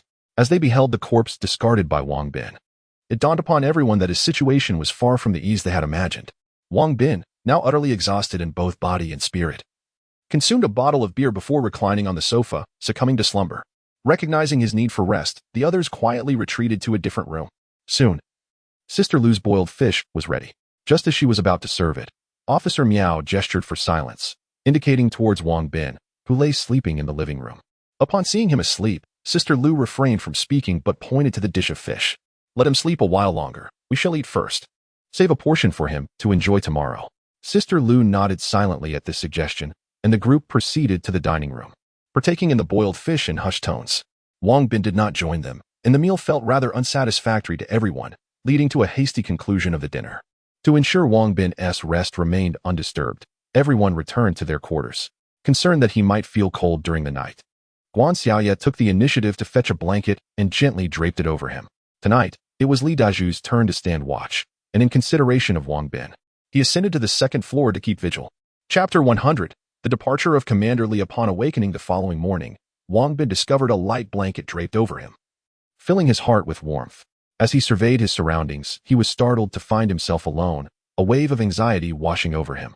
A troubling thought suddenly crossed his mind. Where had everyone gone? Xiaoye, Officer Miao Daju, where are you? Ah, Wang Bin, you're awake. Hearing his call, Sister Lu hurried out from the kitchen. Oh, Sister Lu, there you are? But where is everyone? Wang Bin felt a surge of relief upon seeing her, fearing that something unfortunate might have befallen them while he slept. We didn't want to disturb your slumber, so we let you rest a bit longer. They're all downstairs practicing Tai Chi, Sister Lu replied with a smile. Is that so? Thank you. Not at all. I'll go prepare breakfast. Call me if you need anything. Wang Bin nodded in acknowledgement and moved to the window to gaze down below, where he saw everyone diligently practicing Tai Chi. After a restful night, not only had his body recuperated, but his spirits had also lifted significantly. Seeing his companions so earnestly engaged, he smiled and made his way downstairs. Brother Wang, you're awake. Wang Bin, you're awake. As the others noticed his presence, they paused to greet him. Don't stop, continue your training. Upon hearing this, they chuckled and resumed their practice, while Wang Bin stood aside to observe, stepping in to correct any improper movements he noticed. After a while, they completed a full set of Tai Chi today. We will teach you the Tai Chi push hands technique, which is immensely beneficial for practical combat. You must learn it with diligence. Indeed, there are many variations of Tai Chi push hands, and today I shall instruct you in the circular push hands technique. Like this. Extend your hands to block your opponent's, and both of you will move in a circular motion while simultaneously attacking and defending. Remember to coordinate with your waist during both attack and defense. Daju, step in front of me, and we shall practice together. Li Daju nodded and approached Wang Bin, extending his hands, which Wang Bin then blocked. Begin. With Wang Bin's command, the two commenced their sparring. Daju felt the tremendous force behind Wang Bin's hands and exerted all his strength to resist. However, as soon as he began to move in a circular motion, Wang Bin unexpectedly withdrew his force, leaving Daju unprepared and causing him to stumble forward uncontrollably. Had Wang Bin not intercepted him, he would have fallen to the ground. The sight of Daju being so easily outmaneuvered by Wang Bin elicited peals of laughter from the others. Daju, have you forgotten what I taught you? Tai Chi emphasizes the principle of yielding to overcome force and using a gentle push to redirect strength. In combat, you must never exert your full strength. Typically, you should only use 3 parts of your strength for offense and 7 parts for defense. When you seize an opportunity to counterattack, that is, when you can unleash 7 parts of your strength. Even when you find a gap in your opponent's defense, you must always retain 3 parts of your strength for defense. The void may very well be a trap set by the opponent, or perhaps they are simply more formidable than you. When you exert all your strength, you become most vulnerable, making it easy for the opponent to seize the opportunity to counterattack. The intricacies of Tai Chi are indeed profound. Merely listening is insufficient to master Tai Chi. One must practice diligently. Li Daju acknowledged this with a nod, this time employing only 1/3 of his strength to block Wang Bin's hands. However, Wang Bin alternated between attacking and defending, occasionally setting traps for Li Daju. Within mere minutes, Li Daju found himself in a disheveled state, questioning his very existence. Subsequently, Wang Bin elucidated the techniques of push hands and then instructed everyone to practice in pairs. After an hour of practice, he retrieved the red tassel spears he had purchased the previous day from the system's storage and distributed them among the group. Henceforth, they would use these against the zombies. And after a brief practice session, they would proceed to dine. The sight of the red tassel spears ignited excitement among the group, prompting them to discard their previous wooden sticks. Crafted from high-quality white wax wood, these spears were not only aesthetically pleasing, but also remarkable in their strength and flexibility. The shafts could bend up to 180 degrees without splintering, exhibiting strong resilience and a dense fiber structure that offered considerable natural tensile strength, making them ideal for combat. Furthermore, the spearheads were forged from pure iron, vastly superior to the previously sharpened wooden sticks. At the group's behest, Wang Bin showcased a set of spear techniques taught by Li Jingyi. This time, his performance was considerably more fluid and graceful, captivating everyone's attention. Once he concluded, The group eagerly began to practice the spear techniques themselves. Time for dinner. Just as the practice reached its fervent peak, Sister Lu poked her head through the window, cheerfully calling out, "Come on, everyone, let us eat first, and then we can resume our training." The group responded in unison, laughing as they made their way to the small building. As Wang Bin ascended, he glanced at the spot where he had discarded the nightingale's corpse, only to find it missing. He turned to Li Dazhu beside him and inquired, "Where is the body?" Li Dazhu smiled faintly and replied, "I buried it, otherwise the decaying corpse would emit a foul odor, which wouldn't be good for Abeo and the others. Moreover, it could potentially turn into a zombie." Pleased with Li Dazhu's thoughtfulness, Wang Bin felt a sense of satisfaction. The meal, enhanced by Wang Bin's presence, was a joyous occasion for all. Once they finished dining, Wang Bin seated himself and began to inquire about the events that transpired during his absence from Officer Miao and the others. Upon hearing Officer Miao's first words, Wang Bin was taken aback. "Commander Li has already led a breakout. Why didn't you follow?" he asked. "We were concerned that we might not be able to find our way back." "Thank you." Wang Bin felt a surge of joy upon realizing that everyone had chosen to remain behind and wait for him rather than follow Commander Li's lead. Such sentiments reflected the bond of a true family. Officer Miao recounted the sequence of events. It turned out that 3 days after Wang Bin's departure, the military in Fuzhou dispatched 3 fighter planes, which incessantly dropped incendiary bombs, successfully incinerating numerous zombies. Subsequently, they assisted Commander Li and his men in breaching a gap, allowing them to make their escape. The remaining zombies then pursued Commander Li and his group. Are you suggesting that there are no zombies left in the city? There are indeed some, but not in significant numbers. The day before yesterday, Zhao and I conducted reconnaissance and discovered that there were only a few thousand zombies scattered throughout the city. Initially, we intended to assist you in searching for gold. However, due to our limited ammunition, we only surveyed the outskirts of the city before returning. Indeed, you have done much already. It is imperative that you do not take unnecessary risks, especially in my absence. Remember this, while gold is undoubtedly valuable, your lives hold far greater worth. Gold can be sought again, but life is singular. Therefore, you must never jeopardize your safety in the future, understood? Understood. From his words, everyone could distinctly sense Wang Bin's concern for them, filling their hearts with warmth and inspiring them to repay his kindness in the future. Chapter 101. Investigation underway. Officer Li arrived at the police station and promptly uploaded Wang Bin's photograph to the computer. Within moments, he retrieved Wang Bin's information. Wang Bin, male, 21 years old, a junior student majoring in financial management at H University, hailing from a rural background. Undeterred, Officer Li further investigated Wang Bin's parents and confirmed they were indeed farmers. How audacious they are to conspire and deceive me. Thankfully, my astuteness spared me from their trap. Otherwise, I would have fallen victim to their schemes. This matter cannot be left unresolved. I shall seek out this scoundrel and administer a stern lesson. With determination, Officer Li shut down the computer, donned her hat, and departed the police station, driving to the university in search of Wang Bin. Soon, she located Wang Bin's roommate, Yuan Xingrui, while Yu Hongfei and Li Xingping were preoccupied with renovation matters and were not present at the school. Upon hearing that the police were inquiring about Wang Bin, Yuan Xingrui's excitement surged. Previously, he had been severely punished by Yu Hongfei and Li Xingping for betraying Wang Bin. And now he saw this as an opportunity to strike back. Officer, my apologies. You can call me Officer Li. Could you please provide me with details about Wang Bin's situation? Of course, Officer Li. Is Wang Bin in trouble? That cannot be disclosed at the moment. However, could you tell me what he has been up to recently? Well, he hasn't been to school for quite some time. I heard he struck it rich and purchased a house. He bought a house? Is it expensive? Yes, it seems to be rather costly. Thank you for the information. Do you happen to know where he is now? I'm not sure. To find him, you might want to locate his close friends, Yu Hongfei and Li Xingping. Could you provide me with their phone numbers? I've deleted them, but I can ask someone next door for you. Thank you for your assistance. Not a problem. Yuan Xingrui exited the dormitory and knocked on the adjacent room's door. Once inside, he casually asked someone for the phone numbers of Wang Bin and his companions. Upon hearing this, the person laughed, jesting that living together yet not having their numbers was amusing. Yuan Xingrui explained that he had lost his phone. And then he informed the neighboring students that a beautiful police officer had come to investigate Wang Bin, suggesting that he might be in trouble. Upon hearing this, the others abandoned their game, leaping from their beds clad only in shorts, rushing to Yuan Xingrui's dormitory door. Wow, she really is a beautiful police officer. Officer, what trouble has Wang Bin gotten into? Could you share? Stop with the nonsense. I'm merely here to gather information. Did you obtain the phone numbers? Seeing the disheveled university students, Officer Li's expression turned stern. I got them, here you go. Yuan Xingrui said, handing Officer Li the list of Wang Bin's friends' phone numbers.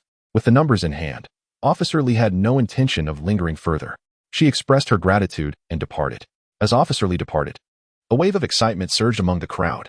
In no time, the news of Wang Bin being approached by a beautiful policewoman spread like wildfire, morphing into increasingly absurd tales. Some claimed Wang Bin had been apprehended while seeking the company of a lady of the night. Others suggested he had become embroiled with the underworld. And still others circulated rumors of him having committed murder and fleeing. The myriad of versions was astounding. And most concerning was the fact that some individuals actually believed these stories. This morning, Li Xingping was preoccupied with renovation matters, while Yu Hongfei had taken it upon himself to contact a private investigator on Wang Bin's behalf. During their lunch, their phones incessantly pinged with WeChat notifications, and upon checking, they were both filled with indignation. The class group chat was ablaze with discussions regarding Wang Bin, implicating both of them as accomplices who had also absconded. In a fit of anger, Yu Hongfei sent out a message which promptly silenced the chat. One student, engrossed in typing, failed to notice Yu Hongfei's message and sent their own, only to realize after the fact that Yu Hongfei had spoken up, prompting them to hastily retract their message. Seeing this, other classmates quickly followed suit, resulting in a flurry of retracted messages cluttering the group chat. Just as Yu Hongfei was about to express further thoughts, his phone rang. Upon checking, he saw it was an unfamiliar number but answered without hesitation. Hello, who are you looking for? Are you Hongfei? Yes. May I ask what this is regarding? Hello, I am Officer Li from the Municipal Criminal Investigation Team. I would like to inquire about Wang Bin. Is it convenient for us to meet and discuss? Yes, that would be convenient. Please suggest a location, and I will come to meet you shortly. All right. Let's meet at the Banyan Tree CAF on Hepping Street. See you soon. Initially, Yu Hongfei considered declining, but his curiosity about the police's interest in Wang Bin compelled him to agree, hoping to assist his friend. En route to the CAF, he called Li Xingping to brief him, preparing for the officer's arrival. Soon, Yu Hongfei arrived at the Banyan Tree CAF, and not long after, Officer Li made her entrance. Instantly recognizable in her uniform. Upon seeing her, Yu Hongfei promptly stood to greet her. Hello, you must be Officer Li? Indeed, I am Officer Li. You must be Wang Bin's roommate, Yu Hongfei? That's correct. Please, have a seat. What would you like to drink? A cappuccino, please. At first glance, Officer Li perceived Yu Hongfei not as a typical university student, but rather as a seasoned corporate executive. This impression stemmed from his demeanor and eloquence. Indeed, it was his poise and articulation that set him apart. Unlike the group she had encountered earlier at Wang Bin's dormitory, a motley crew clad in tank tops and shorts, drooling at the sight of her. Before her stood a young lad, seemingly youthful, yet exhibiting a demeanor of politeness and composure.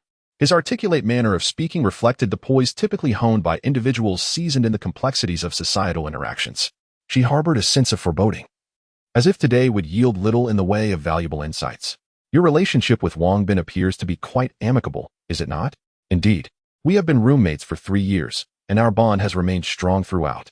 I have heard that Wang Bin recently acquired a residence, and it seems rather extravagant? Yes. He has just purchased a villa in the Tsuehu Villa community. What? Tsuehu Villa community? Is there an issue? He's merely a junior student. How could he possibly amass such wealth? He won the lottery. The villas in Tsuehu are far from inexpensive. How much did he win? I'm not certain of the exact figure, but I believe it's in the hundreds of millions. What? Hundreds of millions? Upon hearing Yu Hongfei casually mention such a staggering sum, Officer Li's composure faltered. Her immediate reaction was one of incredulity. This fellow must possess extraordinary fortune, which would certainly explain his willingness to spend $1 million on a piece of calligraphy by Zhang Banqiao. Nevertheless, she resolved not to rely solely on Yu Hongfei's unilateral account. Further investigation was warranted to ascertain the truth. Do you know Wang Bin's current whereabouts? It seems he is out of town for some pressing matter. Beyond that, I am unaware of his specific location. Oh, could you provide me with his address? Certainly, it's 31, District B, Tsuehu South Garden. Thank you. With that, Officer Li forewent her coffee, expressed her gratitude once more, and exited the CAF. Chapter 102. Seeking gold in the city. Officer Li resides in the Emerald Lake Villa complex, specifically in the North District.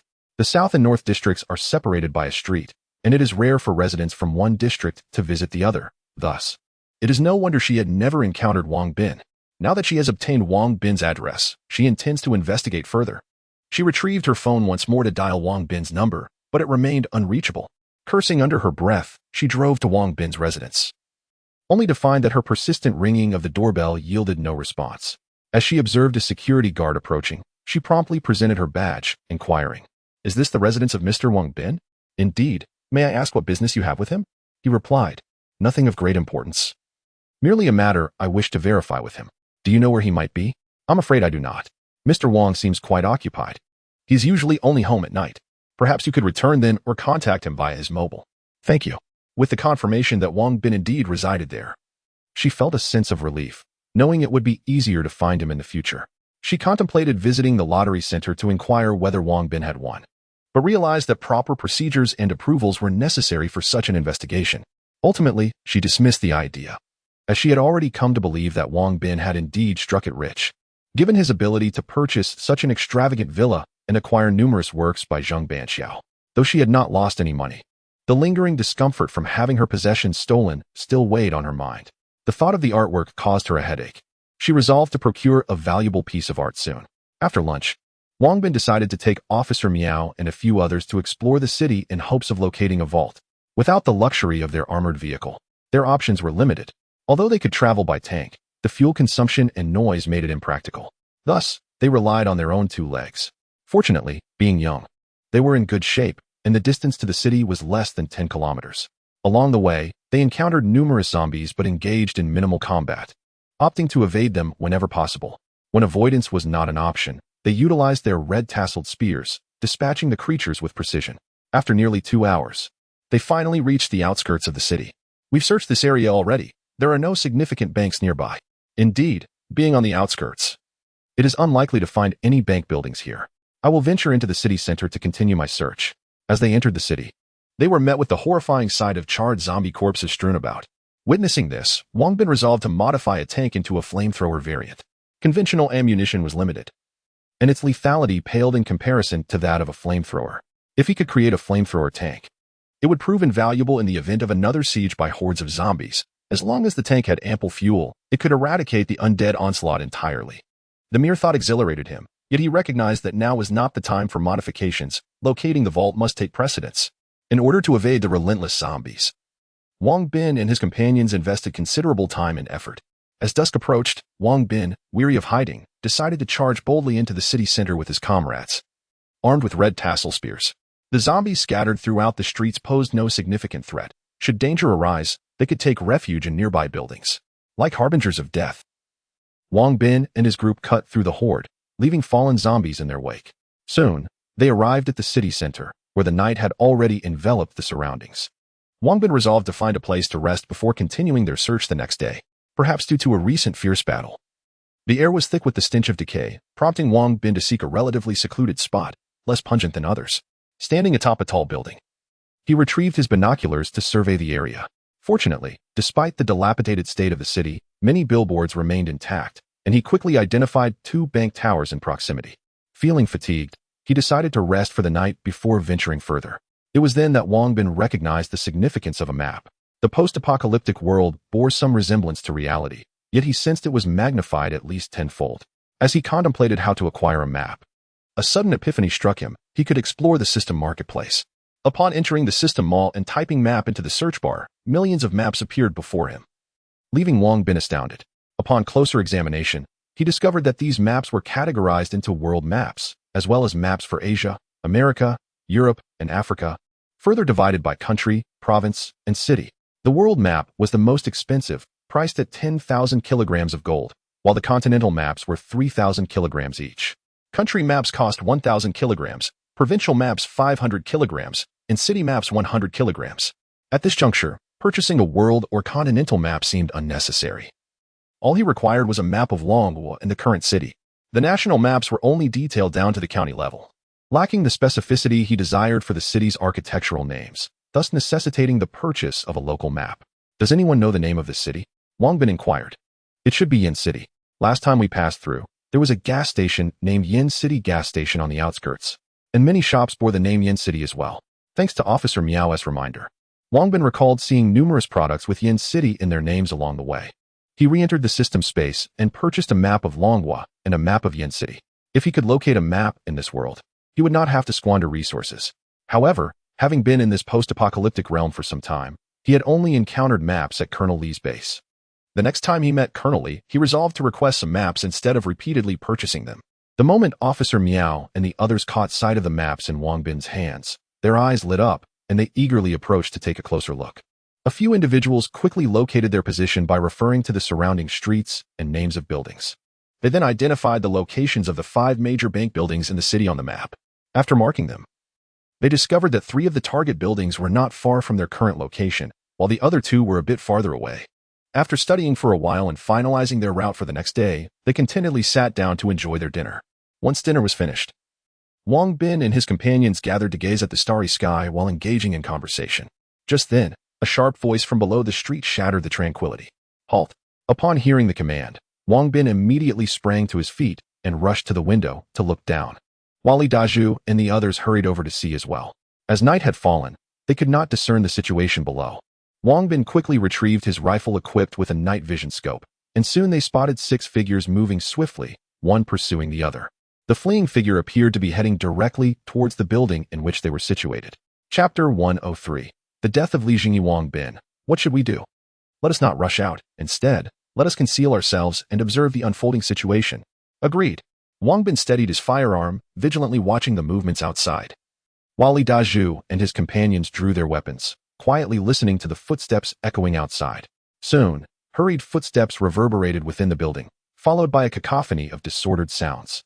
The person in front stumbled over a corpse on the ground, crashing heavily to the floor. As she attempted to rise again, pursuers quickly caught up with her. Run, run. Please, I beg you, do not strike me. I will return with you. The sounds of a man beating the woman soon filled the corridor, as she desperately pleaded for him to cease his assault. After a brief struggle, the man, fatigued from his exertions, called out to his companions. 2 men approached and seized her arms, dragging her back. Follow them, Wang Bin whispered, leading Li Dazhu and the others stealthily in their wake. After approximately 10 minutes, they entered a large building. With a rifle equipped with a night vision scope, Wang Bin effortlessly discerned the presence of individuals within, allowing them to stealthily ascend to the 5th floor. In a spacious, enclosed room, a roaring fire blazed, atop which a wild boar's leg was being roasted. Surrounding the fire were over 20 individuals, while on the opposite side of the room were several people bound by the flickering firelight. Wang Bin immediately recognized one of the captives. Li Jingyi. Where's Li Jingyi? That individual, hanging by his severed feet in the corner, is Li Jingyi. Ah, those brutes. We must rescue him. Indeed, let us proceed. Due to Wang Bin's exceptional agility, enhanced by a score of 80, his eyesight permitted him to clearly survey the interior from a considerable distance, unlike Li Dazhu and his companions, who could only perceive vague outlines. Nonetheless, they too believed the man bore a striking resemblance to Li Jingyi. The woman who had just fled was unceremoniously tossed before the man seated by the fire, who paid her no mind, continuing to roast the meat. The grease dripped into the flames, intensifying the fire's blaze. The woman lay on the ground, her eyes wide with terror, fixated on the golden brown leg of the boar. At that moment, the man abruptly grasped her hair, yanking her head towards the roasted leg. Do you wish to become our meal as well? And no, Brother Fei, please spare me. I promise I will not dare again. Humph, you still wish for another chance? Someone, sever her hand. Yes, Brother Fei. Upon hearing the woman address the seated man as Brother Fei, Officer Miao and Guan Staoye exchanged startled glances. Their eyes filled with tears as they nodded to one another. What is it? Wang Bin inquired softly. That man is Brother Fei, the leader of the Flying Eagle gang. Officer Miao gritted his teeth. How did they end up here? I do not know. Regardless of how they arrived here, saving lives is of utmost priority.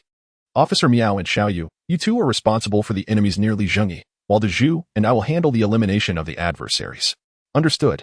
A woman was seized by her hair by a burly man, who dragged her towards the wall where Li Jingyi and others were hanging, causing her to scream in terror. Her cries incited the man's wrath. He halted and delivered 2 resounding slaps to her face, drawing blood from her lip and silencing her cries. Soon, the woman was pulled to the base of the wall, and as the man prepared to bind her with a rope, a resounding gunshot rang out, causing him to collapse to the ground. Gunfire erupted in rapid succession, and in an instant, 7 or 8 adversaries fell. The remaining 10 or so reacted swiftly, either dropping to the ground or seeking cover. However, Li Dazhu and his companions exhibited exceptional marksmanship, and with Wang Bin's rifle equipped with a night vision scope, the enemies within the room fell one by one, leaving only 2 standing. Who are you? If you release me, I will reward you handsomely. Fei Ge shouted in terror from behind cover. Wang Bin offered no verbal response. Instead, he responded with a grenade. Fei Ge and his nearby henchmen, upon sighting the grenade, screamed in fear and bolted out.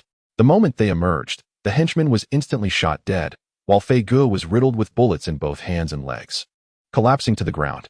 Previously, Wang Bin had instructed Li Dazhu and the others not to kill Fei Ge, intending to spare his life. Thus, they shot only at his hands and thighs. Upon seeing Fei Ge fall, Wang Bin sprinted towards Li Jingyi. While Li Dazhu first kicked Fei Ji's weapon aside and then placed a foot on his chest, the barrel of the gun pressed against Fei Ji's head. Officer Miao and Guan Xiaya followed Wang Bin to rescue, and soon the three arrived before Li Jingyi, gently aiding him down. Commander Li, seeing Li Jingyi's pitiful state, Wang Bin could no longer hold back his tears. At this moment, Li Jingyi's feet were severed, and his consciousness was fading, as if death were imminent. Hearing Wang Bin's familiar voice, Li Jingyi slowly opened his eyes, and, upon seeing Wang Bin and his companions, managed a faint smile, saying, "You've come." Wang Bin, in anguish, replied, "Yes, we arrived too late." Why didn't you follow the main force?" Li Jingyi inquired weakly. "We weren't in the city at the time." "How did you end up here?" "I was injured during the breakout. When I regained consciousness, the main force and the horde of zombies had vanished. Later, I was captured by them." Hearing Li Jingyi's words, Li Dazhu kicked Fei Ge fiercely, dragging him before Li Jingyi. Upon seeing Fei Ge, Li Jingyi's eyes reddened with fury as he exclaimed, "Wang Bin, help me kill him. He has slain several of my brothers." Upon hearing this, Li Dazhu, without waiting for Wang Bin to speak, furiously seized a nearby wooden stick and pierced it through Feige's body, intending to hang him over the fire to roast. Wang Bin furrowed his brow. Although Feige deserved a fate worse than death, the act of roasting a living person seemed excessively cruel. He hurriedly intervened, unwilling to allow his brother to become a deranged murderer. "Dazhu, cease at once. Bind his feet with rope and let him be dealt with by the zombies outside." "Understood." Li Dazhu responded, procuring rope to secure Feige's feet, dragging him to the window and tossing him out. "Thank you." Seeing Wang Bin and the others avenging him and his comrades, Li Jingyi beamed with a radiant smile. "No need for thanks. We arrived too late." "I am deeply sorry," Wang Bin said, tears streaming down his face. "No, perhaps this is fate." "Wang Bin, could you demonstrate the shooting technique I taught you once more?" Li Jingyi's spirits lifted considerably. Everyone knew he was merely experiencing a fleeting moment of clarity, as his time was running out. "Certainly. Please ensure our family's shooting technique is passed down. Rest assured, I will ensure that your family's technique flourishes," Wang Bin replied, not wishing to squander any more time. Fully aware that Li Jingyi's days were numbered, approaching the fire pit, Wang Bin retrieved a red tassel spear from the system space. Upon sighting the spear, Li Jingyi's eyes sparkled with intensity, fixated on Wang Bin. Taking a deep breath, Wang Bin swiftly adjusted his emotions with a quick flick. The red tassel spear shot forth with a whoosh. Illuminated by the flames, Wang Bin moved with the agility of a rabbit, while the spear in his hand resembled a soaring dragon, exuding an air of invincibility. Li Jingyi was astonished by Wang Bin's ability to master the technique he had imparted in such a short span of time. He felt a profound sense of shock and satisfaction, a joyful smile gracing his face. At long last, their family's ancestral technique would endure. Before Wang Bin could complete his practice, Li Jingyi tilted his head, a smile still upon his lips, and breathed his last. Chapter 104. Anxious waiting during the gunfight. The woman, terrified, curled up in a corner. However, upon witnessing Fei Ji's legs bound and thrown out of the window, she erupted into manic laughter, having endured relentless torment. It was unfathomable for a woman, especially one of beauty, to fall into the clutches of nefarious individuals. She had resisted and attempted to flee, but each endeavor had ended in failure. Perhaps the only thing that kept her alive was her resentment towards the world and those who had tormented her. Now that Fei Ge was beyond salvation, her vendetta was fulfilled. In that moment, her heart felt hollow. She had lost her attachment to this world. With a final laugh, she dashed towards the window and leaped. No. Upon witnessing her actions, Wang Bin and his companions rushed to stop her, but it was too late. They could only behold the fleeting smile she cast in their direction as she plummeted from the 5th floor. A collective sigh escaped their lips. Such occurrences had become all too frequent since the onset of the apocalypse, leaving them powerless to save anyone. Their only option was to strive to survive. After Li Jingyi's demise, Wang Bin discovered several corpses nearby, accompanied by military uniforms. He realized these remains must belong to Li Jingyi's comrades. Silently, Wang Bin and his companions began to gather the remnants around them, before cradling Li Jingyi's body and bringing it to the ground below, where they found a patch of earth to lay them to rest together. Once they had interred Li Jingyi and his fellow soldiers, Wang Bin retrieved the survival knife, Mark II, once belonging to Nightingale, and whittled away at the bark of a nearby tree, inscribing Tomb of Li Jingyi and comrades. After completing this solemn task, the 4 men rendered a military salute at Li Jingyi's grave and silently turned to depart. As they left, they could still see Fei Gu suspended in midair, his body impaled by a wooden stake wielded by Li Dazhu, and he was nearing death. Let us go. Wang Bin disregarded Fei Gu and led Li Dazhu and the others away from this sorrowful place. The following morning, after consuming a modest meal and some water, Wang Bin set out to search the bank building. The events of the previous night had instilled in him the realization that there might still be other survivors in the city. During their expedition, they were particularly cautious, refraining from the reckless slaughter of zombies that had characterized their actions the day before. Before long, they arrived at the nearest bank building, where they encountered a modest number of zombies, swiftly dispatching them. Upon reaching the basement vault, they discovered it to be locked. They searched extensively but found no key. Guan Xiaoya attempted to unlock it for a time, but to no avail. Forget it, let us go? But what about the gold inside? Given the tools we have at our disposal, it's impossible to open it. Let us check the next bank building. Very well, we shall do that. Soon, they arrived at another bank building. Upon reaching the basement vault, they again found the door securely locked. Frustrated, Guan Xiaoya kicked the vault door, only to recoil in pain, nursing her foot and lamenting for some time. Undeterred, they scoured all 5 bank buildings, at last discovering one where the vault door had been opened. Upon entering, they discovered that the interior appeared to have been ransacked. Gold bricks lay scattered across the floor. Perhaps the perpetrators lacked the means to carry away all the treasure, for a significant portion of the gold remained in the vault. Let us tidy up the gold bricks strewn about, Wang Bin suggested. You, Wang Bin, should gather the untouched gold bricks. Certainly. The group swiftly sprang into action. Officer Miao and a few others began collecting the scattered gold bricks, while Wang Bin proceeded directly towards the piles of gold. Previously, when he had seen mountains of gold and cash on television, he felt exhilarated. Yet now, he remained entirely unfazed. To him, the gold bricks represented merely a means to enhance his power. After spending the better part of half an hour, they finally gathered the scattered gold bricks. Wang Bin checked the system, noting an acquisition of nearly 30,000 kilograms of gold this time. Coupled with the remaining gold from before, the total amounted to just under 50,000 kilograms. Still far from the 100,000 kilograms required to upgrade to the next system level. As they emerged from the bank building, the sun was setting, prompting them to hasten their return. That evening, Wang Bin and his companions did not come home, causing great concern among those waiting for them. Li Qingping spent the night vigilantly in the small building, unable to close his eyes. The next day, Bao, Xiaonan, and Li Shilu joined him, armed with rifles. The absence of Wang Bin and his group dampened everyone's spirits, and they stood guard with their weapons, even as Sister Lu prepared a feast that went largely untouched. As darkness fell and Wang Bin still had not returned, anxiety over their safety grew. Li Qingping resolved that if they did not return that night, he would venture alone to the outskirts the following morning. By 9 o'clock, the atmosphere in the living room was somber. Everyone sat in silence, rifles in hand. Just then, a familiar voice rang from downstairs. "Ah, Uncle Wang and the others are back." Upon hearing Wang Bin's voice, everyone leaped up in excitement, rushing to the window to wave enthusiastically in welcome. Bao and Xiaonan were moved to tears at the sight of Wang Bin. Although Wang Bin had left each of them a set of walkie-talkies and headphones, the base station had long ceased operations, rendering them unable to contact him. Though only 2 days had passed since they last met, it felt as though years had gone by. They embraced in overwhelming joy. "Brother, why were you gone for so long?"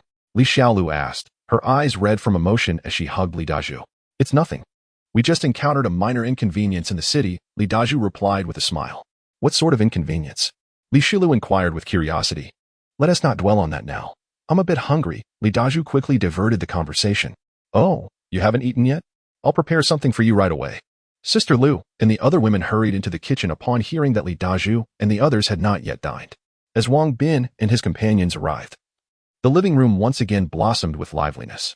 Bao and Xiaonan flanked Wang Bin, eagerly inquiring about various matters, while Li Xiaolu affectionately held her brother's hand. Casting glances at everyone, Li Qingping, wearing a smile, produced a cigarette, indulging in a rare moment of smoking. He typically refrained from such pleasures, only allowing himself a few puffs during night watches to stave off drowsiness, or when his spirits were particularly high. With the return of Wang Bin and the group, his mood was undeniably elevated, and thus he treated himself to a cigarette.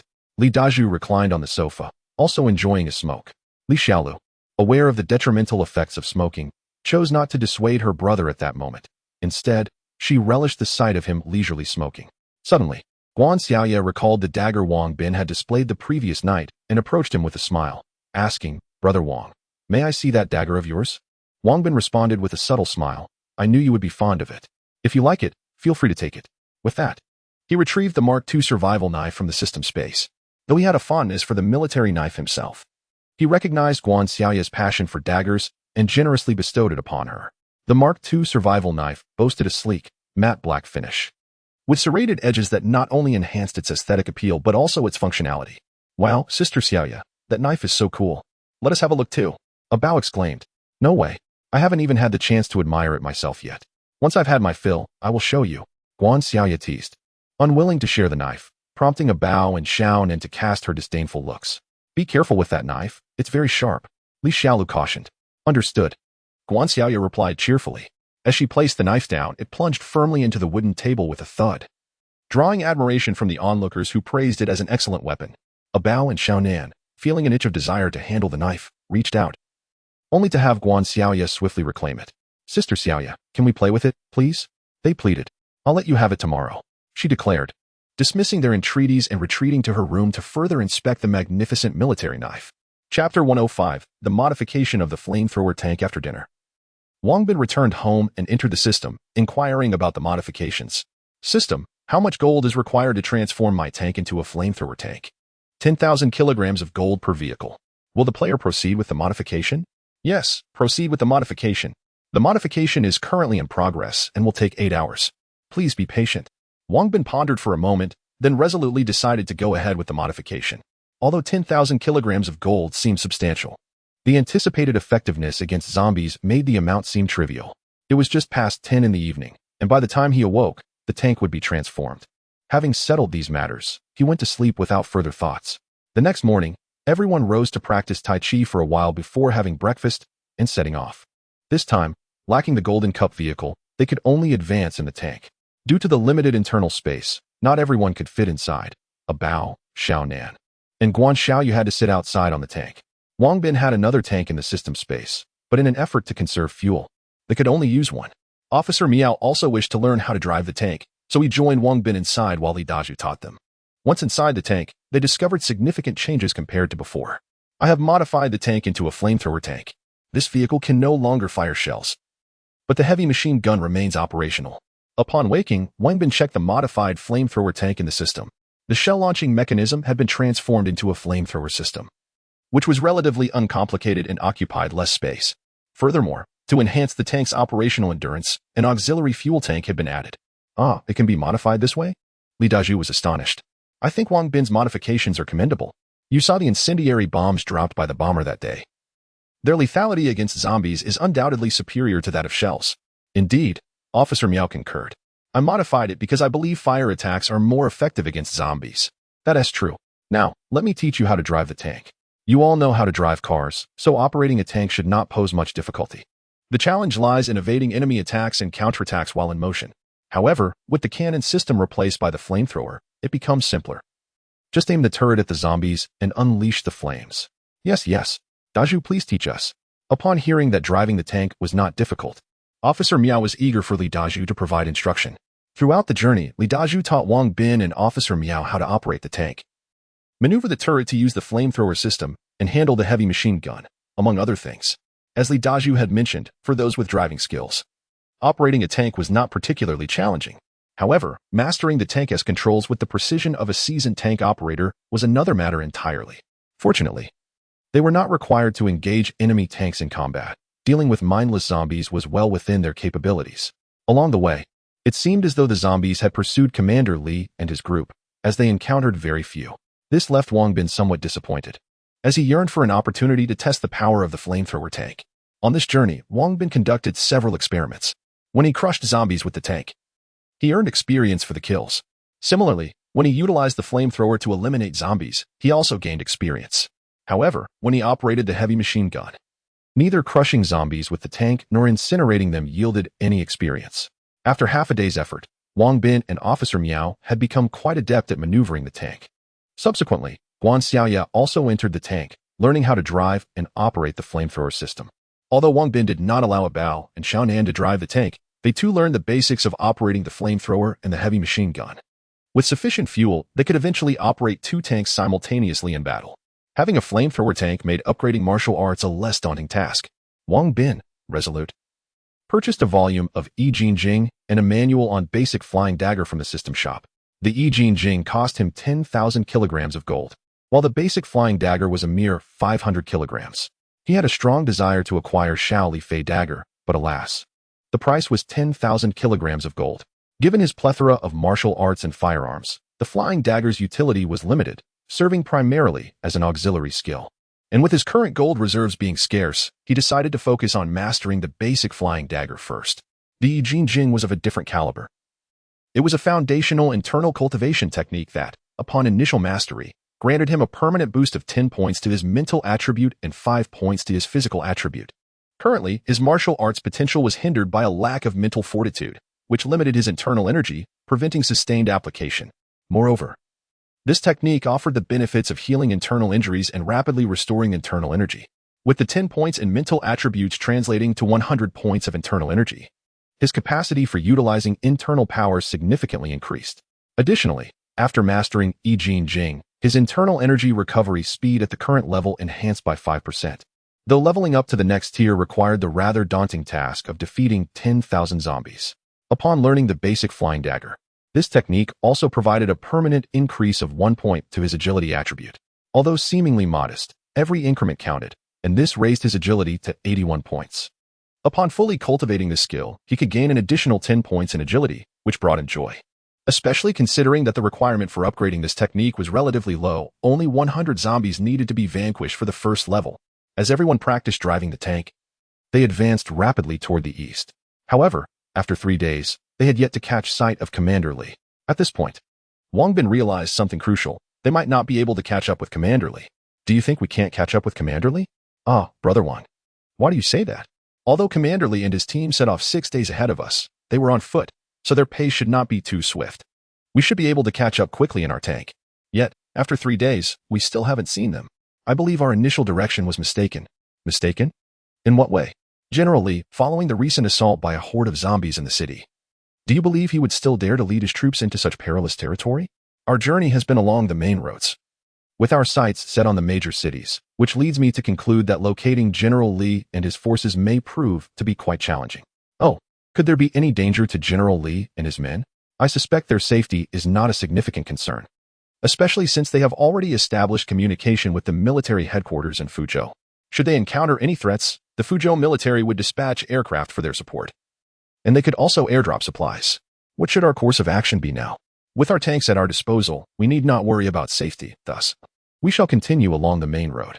However, we must remain vigilant for any aircraft overhead, as their presence might indicate the whereabouts of General Li and his contingent. Indeed, that seems to be our only option. Should we still venture into the city in search of gold? We shall assess the situation. If feasible, we can maneuver our tanks for a brief reconnaissance within. Fortunately, I have access to a map, and with our swift pace, we could conclude our search in half a day. Excellent. Chapter 106, The Search for Gold on the 6th day. Wang Bin and his companions arrived at the outskirts of a grand city, having procured a map of the city in advance. He had diligently studied its geographical layout the previous night. He meticulously marked the locations of 5 major bank buildings and devised a search route, rehearsing it several times for precision. For the sake of safety, upon reaching the bank buildings, Li Dazhu positioned the tank, taking charge of its operation to guard the exit, while Li Qingping managed the flamethrower system. Meanwhile, Bao and Xiaonan operated heavy machine guns. To facilitate this, Wang Bin had purchased 2 crates of heavy machine gun ammunition from the system, entrusting the search to himself, Guan Xiaoye, and Officer Miao. After a hearty breakfast, the team swiftly drove the tank towards their first target within the city. Perhaps the city's zombies had not dispersed, as they encountered a significant number along the way.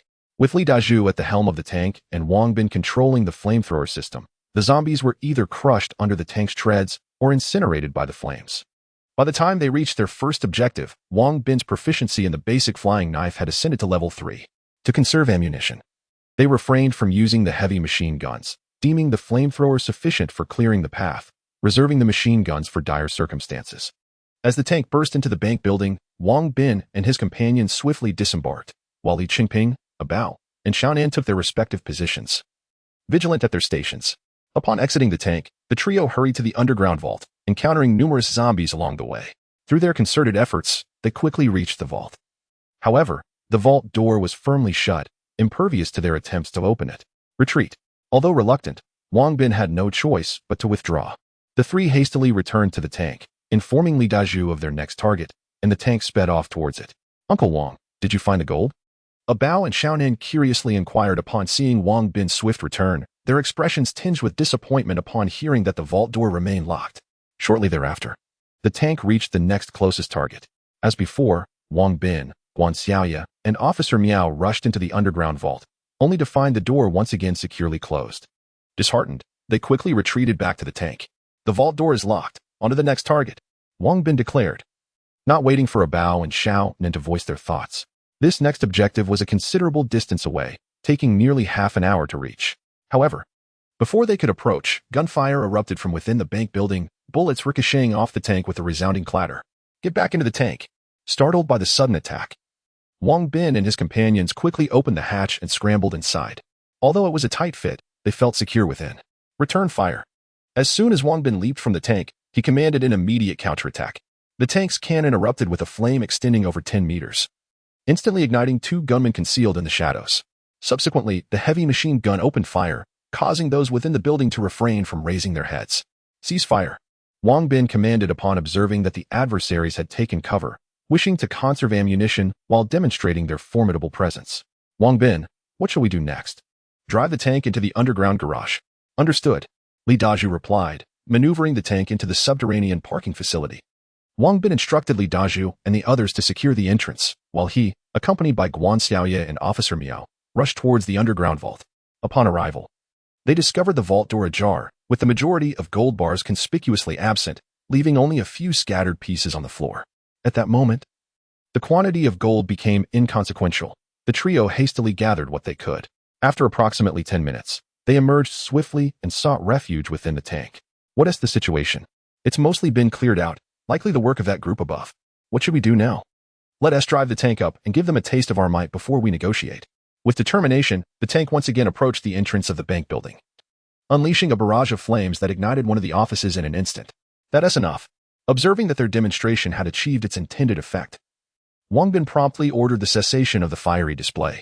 He procured a loudspeaker from the system space, opened the tank's hatch, and boldly proclaimed, "Attention inside. We are not here to seize your territory.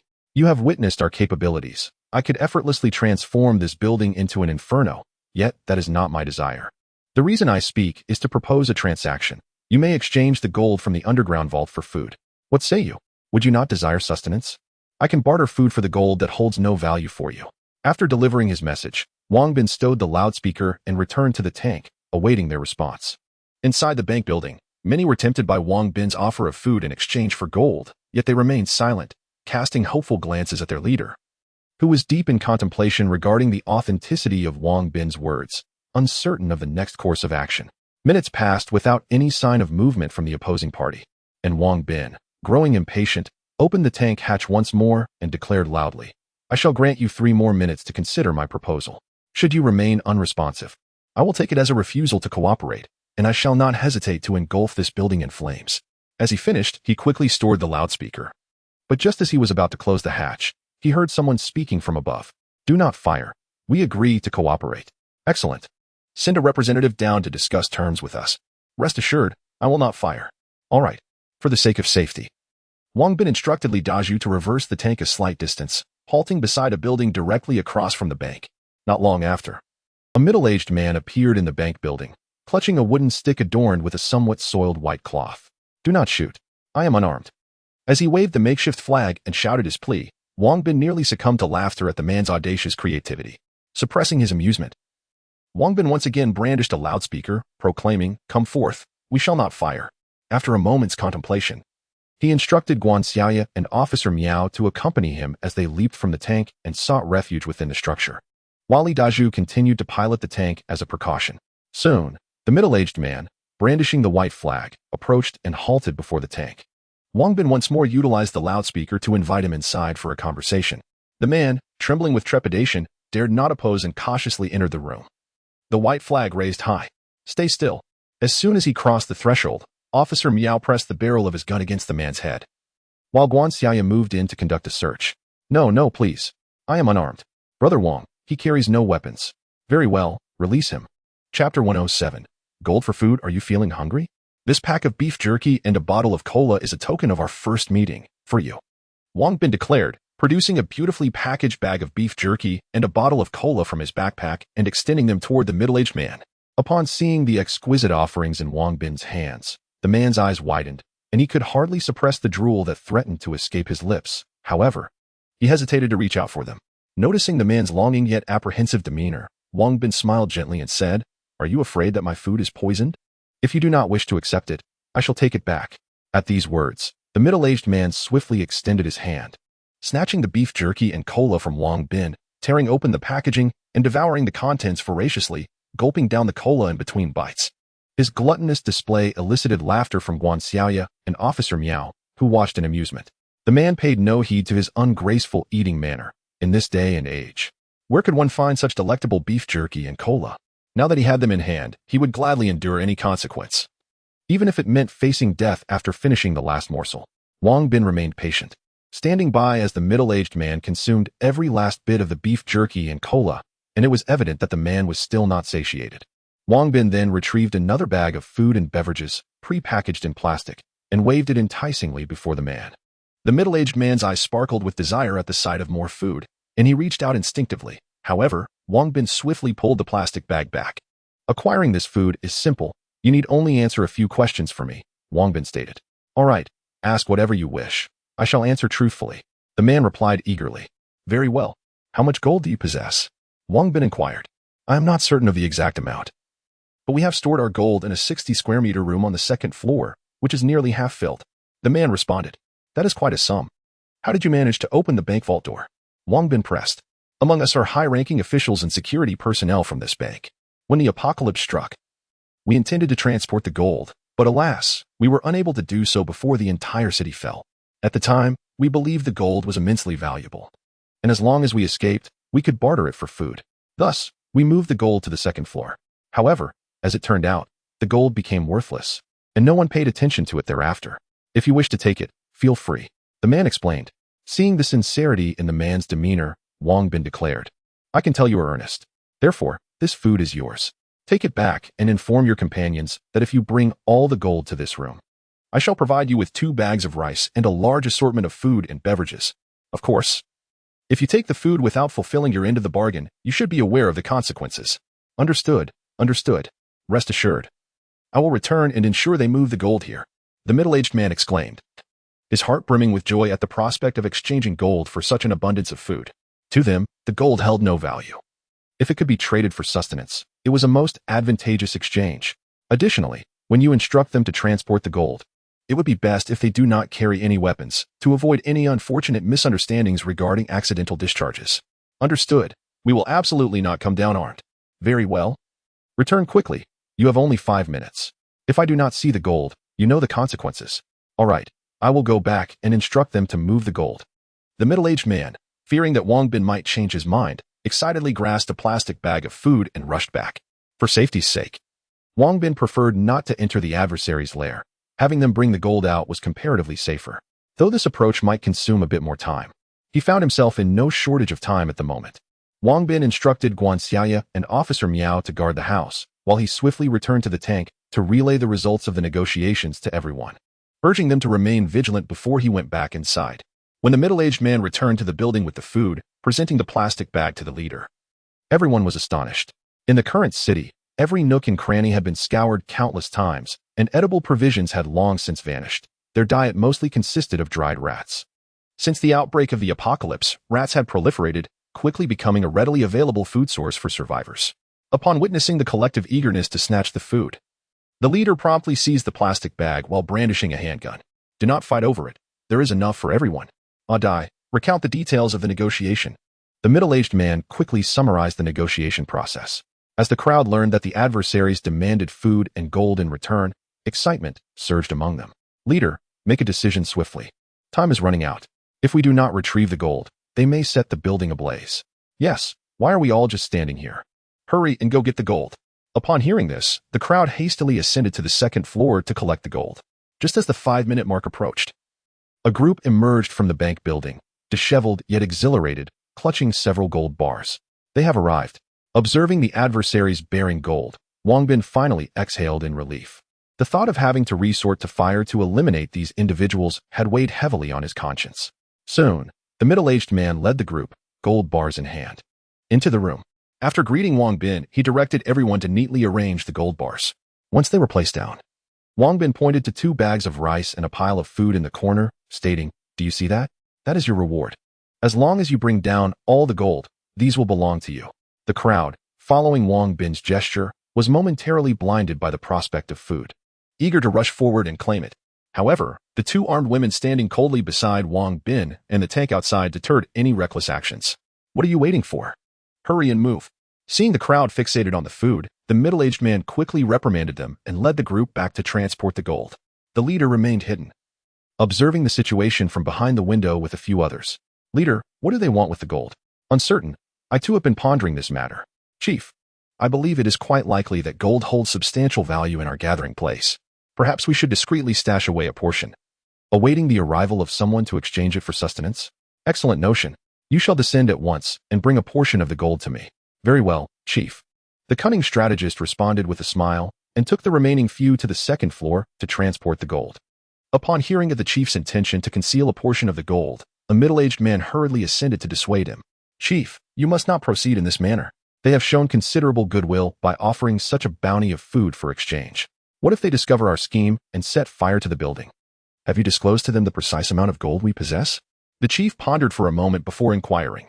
"I am unaware of the exact amount. I merely provided a rough estimate." "That is reassuring. We shall only take a small portion, and they will not uncover our secret." Very well then." Chapter 108. Searching for gold together in a bid to expedite the transport process, the middle-aged man procured a cart, significantly enhancing their efficiency.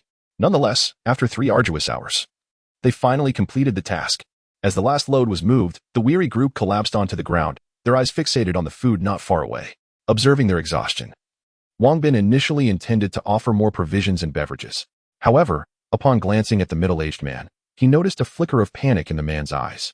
He was unable to meet Wang Bin's gaze. In that instant, Wang Bin comprehended that the man was concealing something.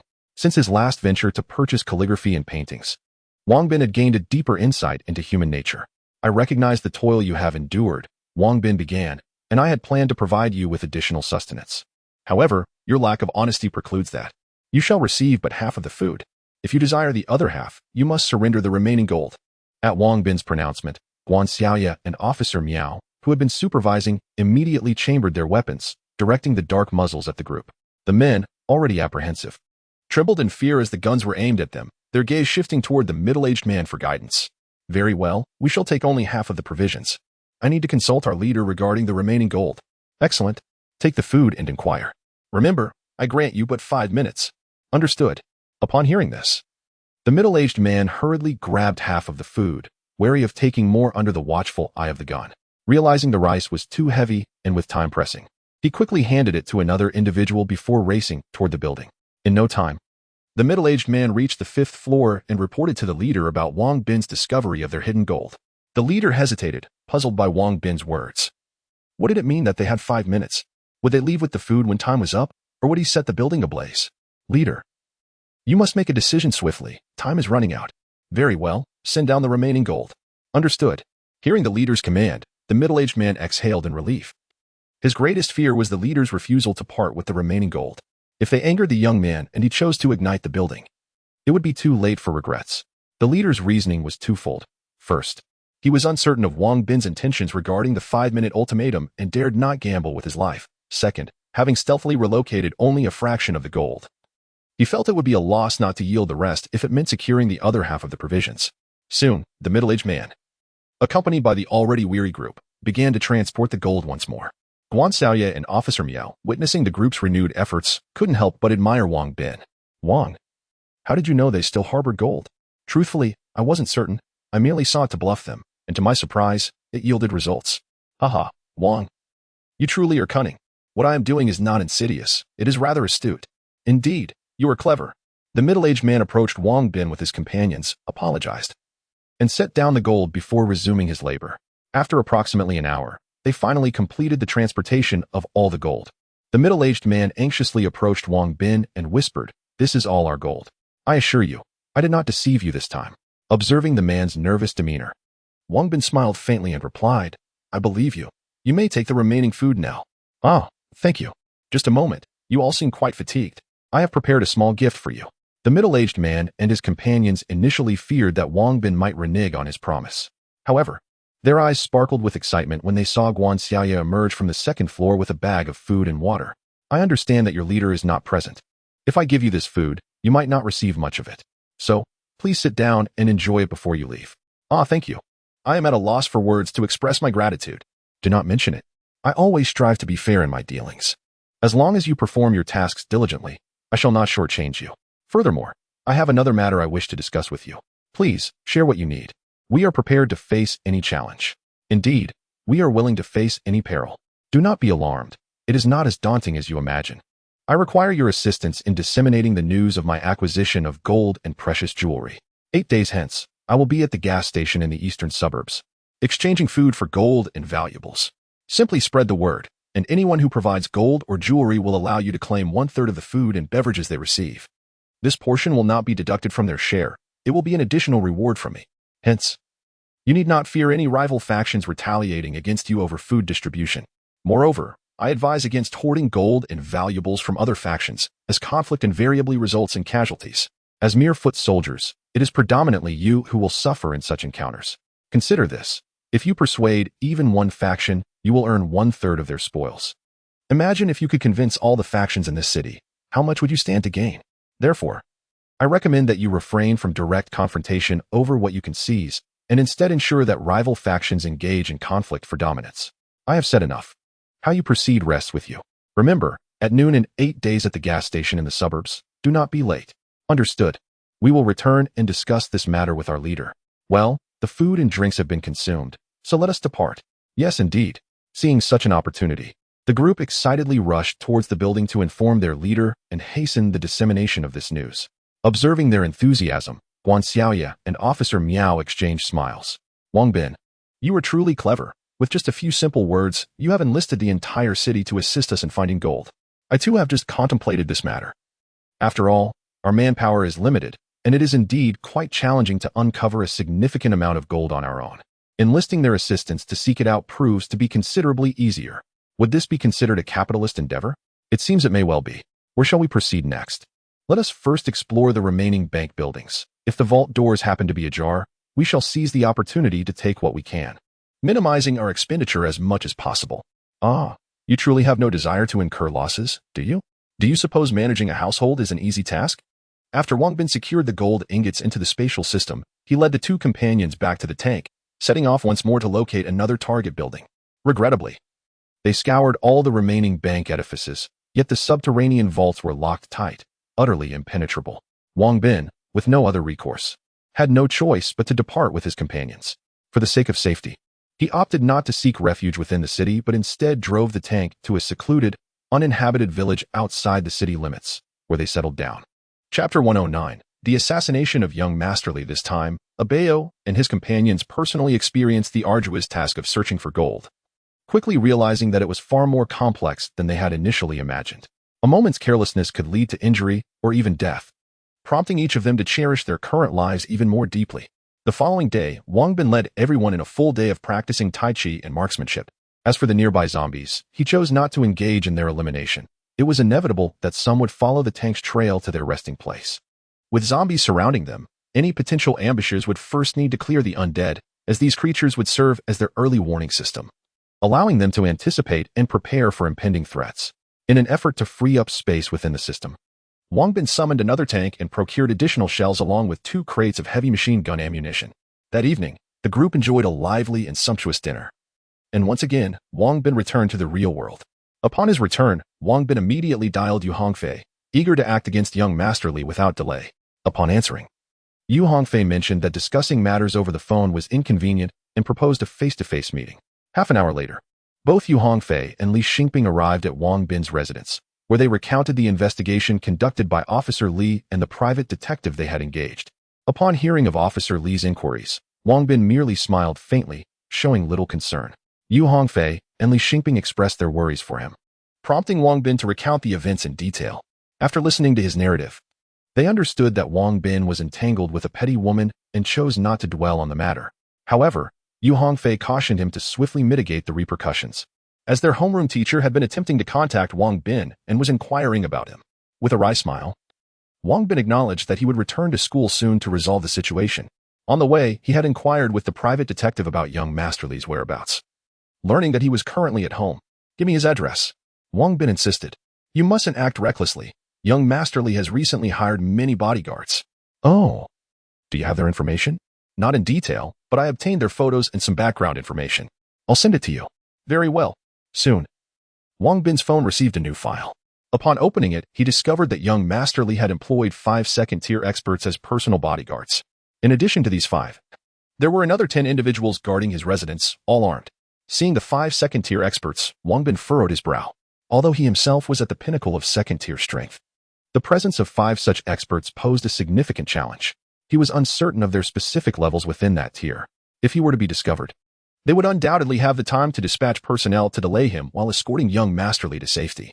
Should his assassination attempt fail, young Masterly might escape abroad to evade pursuit, subsequently sending an endless stream of assassins after him. Upon learning of the numerous bodyguards surrounding young Masterly, Li Xingping grew increasingly concerned for Wang Bin, urging him not to act impulsively. "Do you believe Zhao Kai is trustworthy?" Wang Bin pondered for a moment, realizing that he lacked absolute confidence in single-handedly eliminating young Masterly, and thus thought of Zhao Kai. He was trustworthy, yet this endeavor was undoubtedly illegal. He was uncertain whether Zhao Kai would acquiesce. In recent days, Li Xingping had interacted the most with Zhao Kai, making him the most credible source. If this matter were to be disclosed to Zhao Kai, Wang Bin believed that even if he chose not to assist, he would certainly keep it confidential. However, persuading him to join the endeavor was a different matter altogether. Let us summon him and inquire before making a decision. All right, I shall call him now. With the resolution to seek Zhao Kai's assistance, Li Xingping hastily retrieved his phone and dialed Zhao Kai's number. The workshop was still under renovation, and since the gold had not yet been relocated, Zhao Kai's presence there was inconsequential. Upon receiving Li Xingping's message that Wang Bin required his assistance, Zhao Kai promptly closed the door and made his way to Wang Bin without hesitation. Half an hour later, Zhao Kai arrived. Wang Bin did not withhold any information and recounted the entire sequence of events to him. After listening, Zhao Kai felt a sense of gratitude that Wang Bin trusted him enough to share the details. However, he needed time to contemplate how to aid Wang Bin in this endeavor. Observing Zhao Kai's silence, the others assumed he was grappling with the dilemma of speaking up. Li Xingping gently placed a hand on his shoulder and reassured him, "I understand this situation is perilous, and even if the assassination is successful, there is a possibility of being discovered by the police. We comprehend your predicament and will not pressure you. We only ask that you keep this matter confidential." Zhao Kai, upon hearing this, became incensed, glaring at Li Xingping with wide eyes as if ready to devour him. "Xingping, do you truly believe I am that kind of person? You summoned me here out of trust, and how could I stand idly by when a friend is in distress? My silence was merely due to reflecting on how to accomplish this task. Though I may now be impaired and unable to execute a direct assault, I could serve as a sniper. However, I will require some time to acquire a sniper rifle, so immediate action may not be feasible." Li Xingping was filled with excitement upon hearing this, laughingly patting Zhao Kai's shoulder. "Good brother, I misjudged you earlier. I owe you an apology." Zhao Kai responded with a smile. "Since you regard me as a brother, there is no need for apologies." Wang Bin, grinning, interjected, "Brother Zhao, you claim you can be a sniper?" Zhao Kai replied with pride, "Of course. Although I was an assault soldier in the special forces, I was also quite adept with a sniper rifle. While my marksmanship may not match that of my comrades, it surpasses that of the vast majority." Wang Bin was exhilarated and exclaimed, "Excellent. Please wait a moment. I shall retrieve a few items for you to see." With that, he swiftly entered his room, emerging moments later with a nightingale, equipped with an 417 Hong Kong dollars sniper rifle, a P-39, several handguns, 2 submachine guns, and over a dozen grenades. "Wang Bin, where did you acquire all these firearms?" The sudden appearance of such an arsenal startled everyone present. In our country, gun control is exceedingly stringent. While handguns may be somewhat more accessible, acquiring in 417 Hong Kong dollars is a formidable challenge, let alone smuggling firearms across borders. The 417 Hong Kong dollars, alongside the P-39 handgun equipped with a silencer, was wielded by the female assassin who attempted to eliminate me that fateful night. After dispatching her, her belongings became my own, while other handguns and grenades were procured through trusted contacts. My word, the 417 Hong Kong dollars is indeed a sniper rifle, and the fact that it comes with a silencer and an imposing scope must indicate a considerable financial investment. Hold still, Be cautious of accidental discharge. Every man has an affinity for firearms. Upon beholding such an array of weapons, Yu Hongfei and Li Xingping's eyes sparkled with excitement. In a flash, Li Xingping seized the 417 Hong Kong dollars, but just as he was about to lift it, Xiao Kai restrained him. It's fine. The gun is unloaded. Let him have his fun. Wang Bin, aware of the absence of ammunition, chuckled. No, I must inspect it first. Xiao Kai, being particularly discerning with firearms, insisted on conducting a thorough check before handing the weapon to Li Xingping, who reluctantly relinquished it. Xiao Kai adeptly picked up the rifle, skillfully removed the magazine for inspection, and then opened the chamber, pulling back the bolt to confirm it was devoid of bullets. Satisfied, he handed the firearm to Li Xingping, cautioning him. Even if the gun is unloaded, never point it at anyone. Eager to experience the allure of such a remarkable sniper rifle, Li Xingping readily acquiesced. Chapter 110, Assassination of Young Master Li II. After meticulously examining each firearm, Xiao Kai finally permitted Yu Hongfei to handle the handgun. Witnessing Xiao Kai's diligence filled Wang Bin with immense satisfaction, for individuals like him were of great assistance. Although Xiao Kai had never wielded the 417 Hong Kong dollars, he was well acquainted with other models of HK assault rifles, rendering him not entirely unfamiliar with this particular weapon. He elaborated on the specifications of the 417 Hong Kong dollars, which captivated both Li Xingping and Yu Hongfei even more, although it was destined not to belong to them. After their firearm exploration, Xiao Kai retrieved the terrain map provided by the private investigator from Yu Hongfei and began strategizing their course of action. Upon examining the map, a smile graced Xiao Kai's face, for young Master Li's villa was situated on the hillside at the city's outskirts, an area inhabited by the affluent. The considerable distance between each villa ensured that their movements would go unnoticed by other residents. We cannot drive up. We must park at the foot of the mountain and ascend on foot. This spot serves as an excellent vantage point for sniping. I will lie in wait here to provide cover while being your eyes to relay the situation inside the house. All right. As long as you keep an eye on young Master Li and ensure he does not escape, Wang Bin replied. What about us? Should we not serve as your drivers and wait for you at the base? Suggested Yu Hongfei. No, I need you to drive away first and then sneak back. Remain in my study and engage in gaming to create an alibi for me. Xiao Kai instructed. Understood. I will use this 417 Hong Kong dollars, and I require another handgun. It would be prudent to select a submachine gun as well. Bring along this P39. The silenced P39 is ideal for eliminating sentries, and if discovered, we'll resort to the submachine gun for clearance. Sounds good. Though Yu Hongfei and Li Xingping were eager to partake in the operation, they recognized their limitations and refrained from insisting, understanding they would only become a burden. They drove back home, parked the car, and stealthily entered Wang Bin's villa, drawing the curtains and settling in front of the computer to play games. This way, passers-by would see someone at the computer desk on the third floor. Xiao Kai also had a record of entering the premises, so he exited the community and awaited Wang Bin outside. Wang Bin discreetly scaled the wall to leave the community, and upon meeting Xiao Kai, they stole a vehicle and headed toward the city outskirts. In the vehicle, Xiao Kai relayed numerous precautions to Wang Bin, such as ensuring their phones were set to silent mode during the operation. To facilitate communication, Wang Bin produced 2 walkie-talkies and headsets, testing them to find the sound quality satisfactory. Once they concealed the car in the woods at the mountain's base, they meticulously erased any traces of their presence. In Xiao Kai's words, they could not ascertain whether they would require this vehicle again. Should it become unusable, it would leave evidence of their whereabouts. After securing the vehicle, the two swiftly ascended the mountain. As they neared young Master Li's villa, Xiao Kai suddenly halted Wang Bin, pointing to a nearby location and whispering, "There are people over there." Wang Bin promptly pricked up his ears and discerned the faint sound of footsteps shuffling nearby. The two stealthily ascended to a higher vantage point, where they observed that an individual appeared to be surveilling young Master Li's villa. He was likely a private detective hired by Hongfei, as evidenced by his seemingly professional choice of position. I shall have Hongfei dismiss him at once. With that thought, Wang Bin took out his phone to send a text to Yu Hongfei, but Xiao Kai swiftly reached out to shield the phone's light, cautioning him, "Be careful not to be discovered." Grateful for Xiao Kai's assistance, Wang Bin reflected on how fortunate he was to have him by his side. Despite his formidable prowess in this post-apocalyptic world, Wang Bin felt like a novice in comparison to Xiao Kai, who had already corrected and guided him on numerous matters within a mere hour. These may seem trivial, yet a single misstep could plunge him into peril. He realized he had much to learn and resolved to seek Xiao Kai's guidance whenever time permitted. Shortly after Wang Bin sent the message, the figure abruptly rose and scanned the surroundings, sensing that something significant was about to unfold.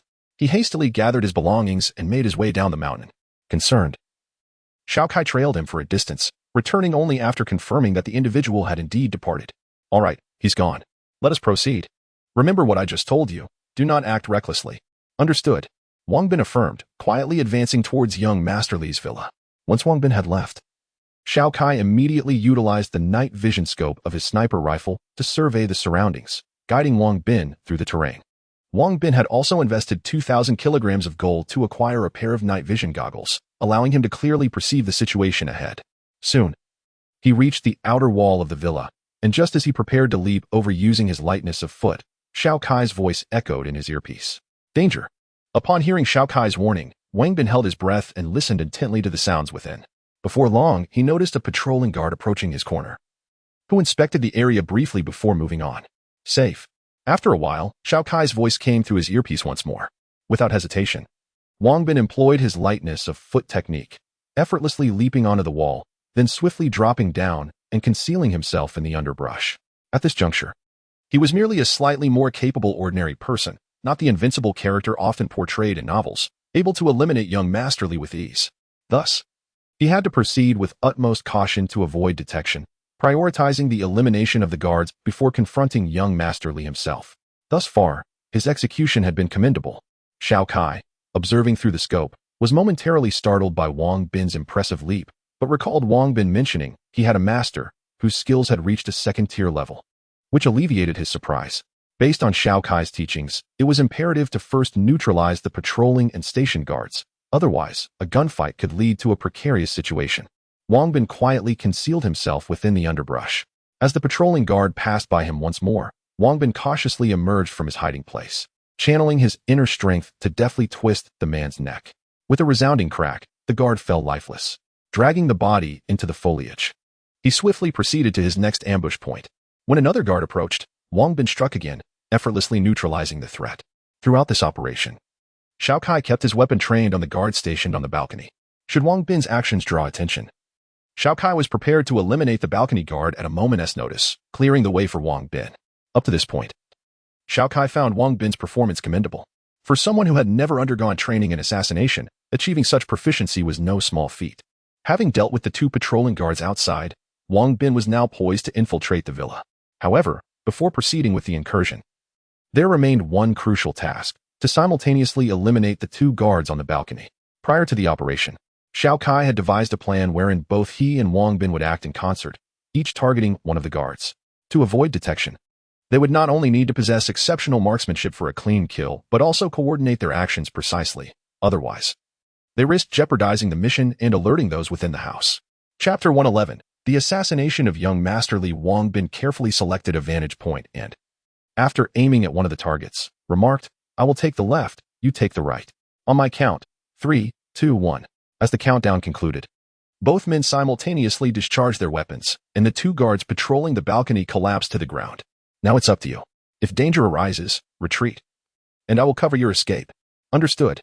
Due to his mobility issues, Shao Kai could only serve as a sniper from an elevated position to assist Wang Bin, leaving all subsequent actions within the villa to Wang Bin alone. Fortunately, Shao Kai was an adept marksman, ensuring that even if Wang Bin found himself in peril, Shao Kai could effectively provide cover for his withdrawal. Wang Bin stealthily approached the villa's entrance and peered inside. The first floor hall housed 4 guards, making it nearly impossible to discreetly eliminate them all. Thus, he retreated and leapt to grasp the eaves of the second floor, scaling it with agility, before making another leap to the balcony of the third floor. Drawing from Shao Kai's wisdom, if entry from the first floor was unfeasible, ascending to the top level was the wisest course.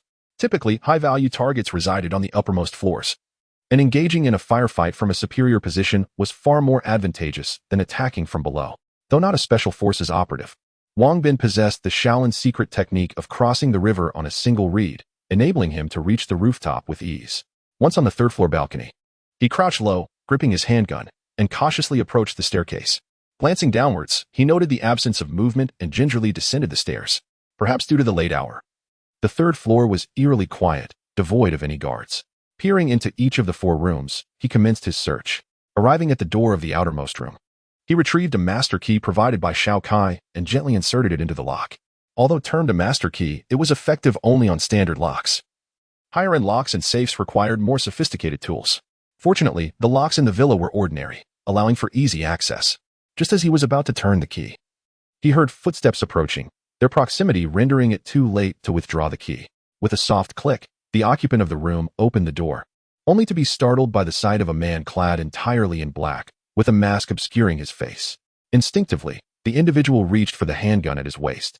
But before he could react, Wang Bin swiftly seized his head and twisted it with a sharp crack, rendering him unconscious.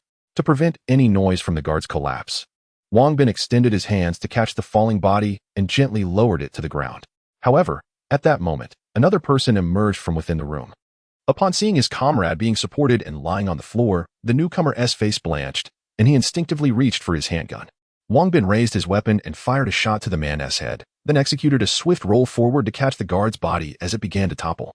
Once he had laid the second guard down quietly, Wang Bin searched the room thoroughly, finding no other occupants, and finally exhaled a long breath of relief. The previous moment was exceedingly perilous. Had his movements been even a fraction slower, exposure would have been inevitable. Judging by the rapidity with which the adversary drew his firearm, it was evident that these sentinels were rigorously trained, executing their actions with remarkable swiftness. Yet, his own velocity surpassed theirs. His agility now soared to an impressive 83 points, significantly above the average. After neutralizing 2 more guards, he had dispatched a total of 6, and with the 4 from the first floor accounted for, it meant all the guards had been dealt with, leaving only the 5 mediocre yet close protecting experts of young Masterly unaccounted for. He pondered. Since the 5 personal protectors were not on the 3rd floor, it was highly probable that they resided on the 2nd floor, where the likelihood of young Masterly being present was even greater.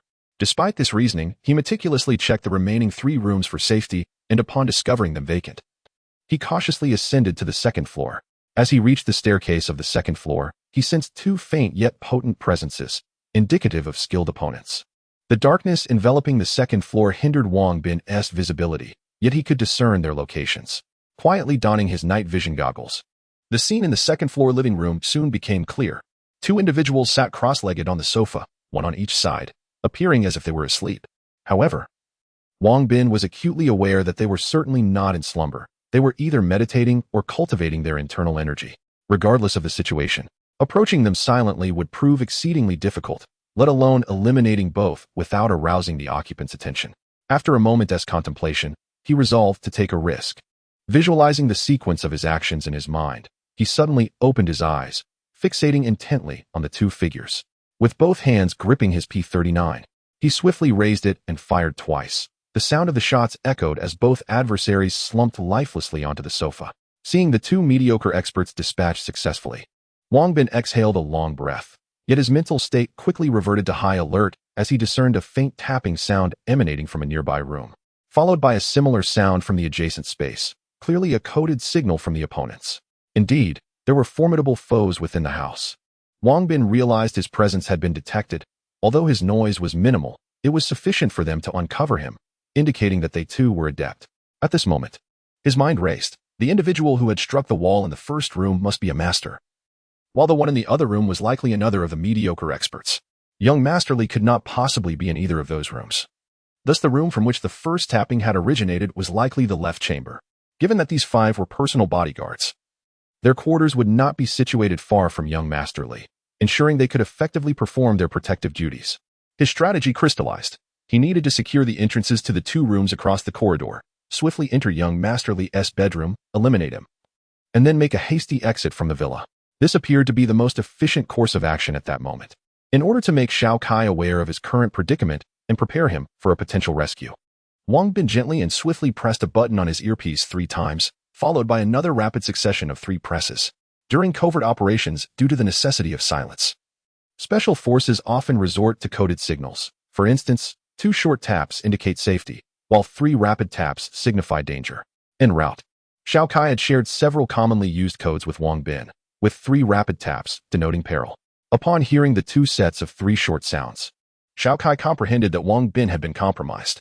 At this juncture, he faced 2 choices: either swiftly neutralize the threat and retreat, or withdraw now and await another opportunity. Allowing Wang Bin to retreat was out of the question. If they let young Masterly escape this time, the repercussions would be dire. He had no options left and could only opt for a forceful advance. By pressing a long tone on the earpiece, Zhao Kai quickly discerned Wang Bin's intentions. Exercise caution and prioritize safety. I will come to your aid. Chapter 112. Assassination of young Masterly. Wang Bin retracted his P-39, recognizing that it was no longer suitable for the situation at hand.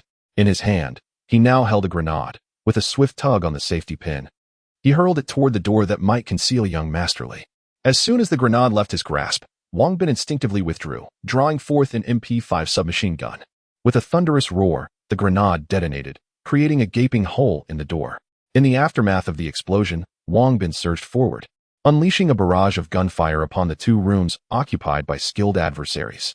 The relentless rattle of bullets perforated the wooden door, and before one of the experts could evade, he was struck multiple times, collapsing in a pool of blood. Securing the two rooms, Wang Bin swiftly entered the chamber that he had just breached. He was certain that this was where young Masterly was located, for the explosion had elicited a woman's piercing scream from within. Upon hearing the cry, Wang Bin momentarily hesitated, but upon discerning that it did not belong to Zhao Qian, he felt a wave of relief wash over him. Despite Zhao Qian's betrayal, they had shared over 2 years together, and Wang Bin, a man deeply attuned to emotions, could never bring himself to harm her. As he burst into the room, young Masterly instinctively shielded himself with the woman, brandishing a pistol aimed directly at Wang Bin. In an instant, Wang Bin darted to the opposite corner of the room, squeezing the trigger of his weapon. Within mere seconds, both young Masterly and the woman were rendered lifeless, their bodies riddled with bullets. At that moment, he heard footsteps approaching the doorway. Wang Bin swiftly directed his fire toward the entrance, forcing back 2 individuals who had intended to rush in. He then launched another grenade. Grenade! One of the assailants shouted, prompting both to seek cover. Seizing the opportunity, Wang Bin removed his night vision goggles and illuminated the two sprawled on the bed with his flashlight. The man was indeed young Masterly, while the woman, strikingly beautiful, appeared to be a minor celebrity. As long as she was not Zhao Qian, it mattered not who she was. The night vision goggles obscured the details of their faces. Thus he had to remove them. Moreover, the apparatus was sensitive to light, which could create a blinding glare and potentially harm the wearer's eyes. Confirming the targets had been neutralized, Wang Bin prepared to withdraw. He shouted into his earpiece, "Target eliminated, provide cover." Understood. Young Masterly was prudent. His bedroom lacked windows, leaving the only escape route through the door, which was guarded by 2 second-rate experts.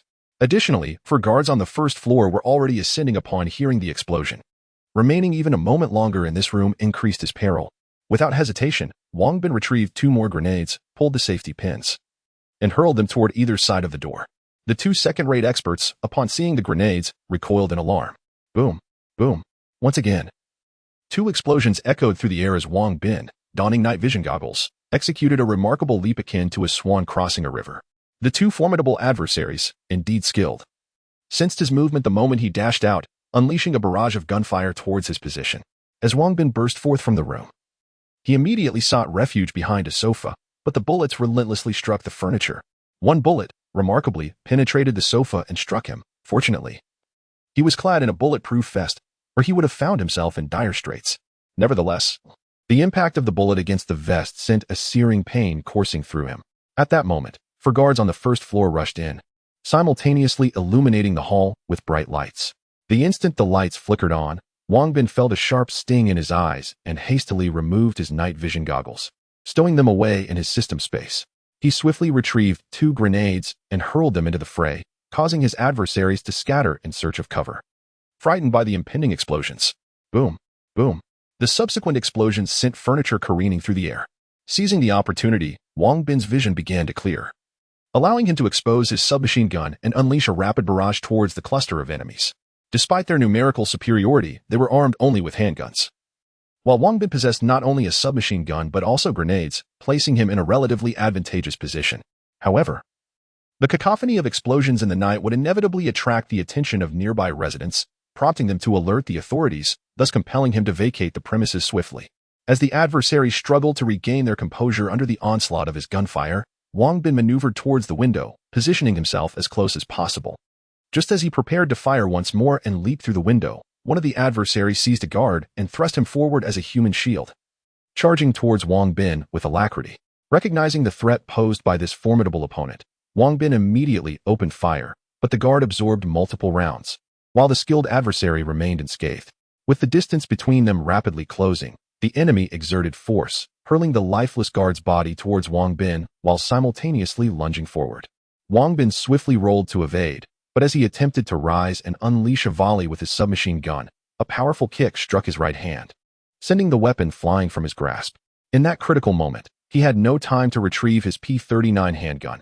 Instead, He channeled his energy into delivering a mighty strike towards the oncoming foe. The adversary countered with a dual palm block, and Wang Bin found himself sliding backward several meters, ultimately landing near the window. This encounter revealed the presence of a true master, although intelligence had classified the five as second-tier experts. The prowess of this individual was undoubtedly on par with his own peak capabilities. Despite sharing the same tier, it was evident that Wang Bin's overall strength paled in comparison to that of his opponent. A clear indication of this disparity was the recent exchange, where Wang Bin was forced to retreat, while the adversary merely paused momentarily before regaining their stance. Wang Bin's ascension to the pinnacle of second-tier mastery can be attributed to his remarkable strength and agility. However, his intellectual and physical attributes are notably lacking. The opponent, having cultivated their skills to such a level, undoubtedly achieved this through diligent and methodical training over an extended period. Furthermore, the adversary possesses a profound familiarity with their martial arts, whereas Wang Bin, despite his rapid advancement, has spent insufficient time honing his craft and lacks the depth of understanding that his opponent has. Consequently, in terms of overall strength, Wang Bin falls short. As the subsequent assailants witnessed Wang Bin's weapon being kicked away, they immediately ceased firing and charged forward, with their leader slain by the individual before them. Capturing him alive to unveil the mastermind behind this would be their only recourse, lest they face severe repercussions from the Li family. Wang Bin swiftly assessed the disparity in strength between himself and his two opponents, and without hesitation, he struck the ground with his palm, propelling himself through the air towards the window. Upon seeing Wang Bin attempt to flee, the peak second-tier expert also leapt out in pursuit. Zhao Kai, observing two figures leap from the window, hesitated to fire, uncertain of which one was Wang Bin. Although the night vision scope provided a clear silhouette, it failed to reveal their identities, leaving him unable to ascertain which figure belonged to Wang Bin. Wang Bin, which one are you? The first one to jump out. Chapter 113, The Assassination of Young Master Li V. As Zhao Kai prepared to aim at the individual who had just leapt into view, he quickly realized that Wang Bin was once again entangled in combat with his adversary, rendering it difficult for him to discern who was who. Moreover, yet another figure emerged from the window, and without hesitation, Zhao Kai recognized that he could not distinguish between the two initial jumpers. However, he had no trouble identifying the newcomer. Just as the individual soared into the air, a gunshot rang out, and the figure plummeted heavily to the ground, motionless. The three guards behind also detected the presence of a sniper concealed in the shadows, prompting them to retreat hastily, seeking refuge behind the window to assess the situation outside. Through the night vision scope, Zhao Kai could distinctly observe the heads of the assailants. With two swift shots, he dispatched two of them. The remaining individual, sensing the peril, promptly vacated the window and retreated into the living room. Junior brother. The combatant engaged with Wang Bin noticed his comrade fall silently to the sniper's bullet, provoking a flicker of panic within him. He understood that in order to survive, he could not afford to create distance between himself and Wang Bin, thus sealing his own fate. Driven by the instinct to live and to capture Wang Bin, he exerted all his strength to keep Wang Bin within reach. Conversely, Wang Bin, intent on escape and disinterested in prolonged conflict, found himself struck by two powerful punches from his opponent, their force augmented by internal energy, resulting in internal injuries. Wang Bin recognized that he was no match for his adversary. His only chance at survival lay in creating distance. Unfortunately, his opponent clung to him tenaciously, denying Zhao Kai any opportunity for a clear shot. As a punch came hurtling towards him, Wang Bin gritted his teeth and retaliated with all his might. He was forced to step back several paces under the impact, while his opponent merely paused momentarily before charging at him once more. Realizing they had retreated to a corner where their silhouettes were obscured by the wall, Wang Bin cursed his misfortune inwardly. With a swift motion, he summoned a red tassel spear to his hand, positioning himself with his back to his foe. In a fluid motion, he executed a counterattack, plunging the spear into his opponent's chest. What? The adversary could scarcely believe that Wang Bin had conjured a red tassel spear so discreetly, and the piercing blow left him feeling cold to the core. With eyes wide in disbelief, he collapsed to the ground, and Wang Bin exhaled heavily, relieved to have dispatched the threat. Wang Bin, I can no longer see you. Hurry and come out from behind the wall. Brother Zhao, it's all clear now. I've dealt with him. Ah, splendid. Hurry back. There's still one more person inside, and the police will arrive shortly. Understood. Wang Bin withdrew the red tassel spear and stored it within the system's space. During his approach, Zhao Kai had advised him not to leave any weapons at the scene. Though he could not reclaim the MP5 submachine gun, he found solace in the fact that he had worn gloves, leaving no fingerprints behind. Suppressing the pain, Wang Bin summoned his lightness skill and leaped gently onto the wall, then swiftly descended towards Zhao Kai's location. Xiao Kai had been vigilantly observing the villa through his night vision scope. He was confident that if the individual concealed within dared to show his face, he could deliver a fatal shot. However, after an extended wait, even as Wang Bin approached, the figure remained hidden. With no other choice, he swiftly stowed his gear and collected the spent shell casings scattered on the ground. Run. Upon reuniting, the two hastened down the mountain. Despite Xiao Kai's limp, his pace was surprisingly swift, although it would undoubtedly hinder his performance as an assault operative.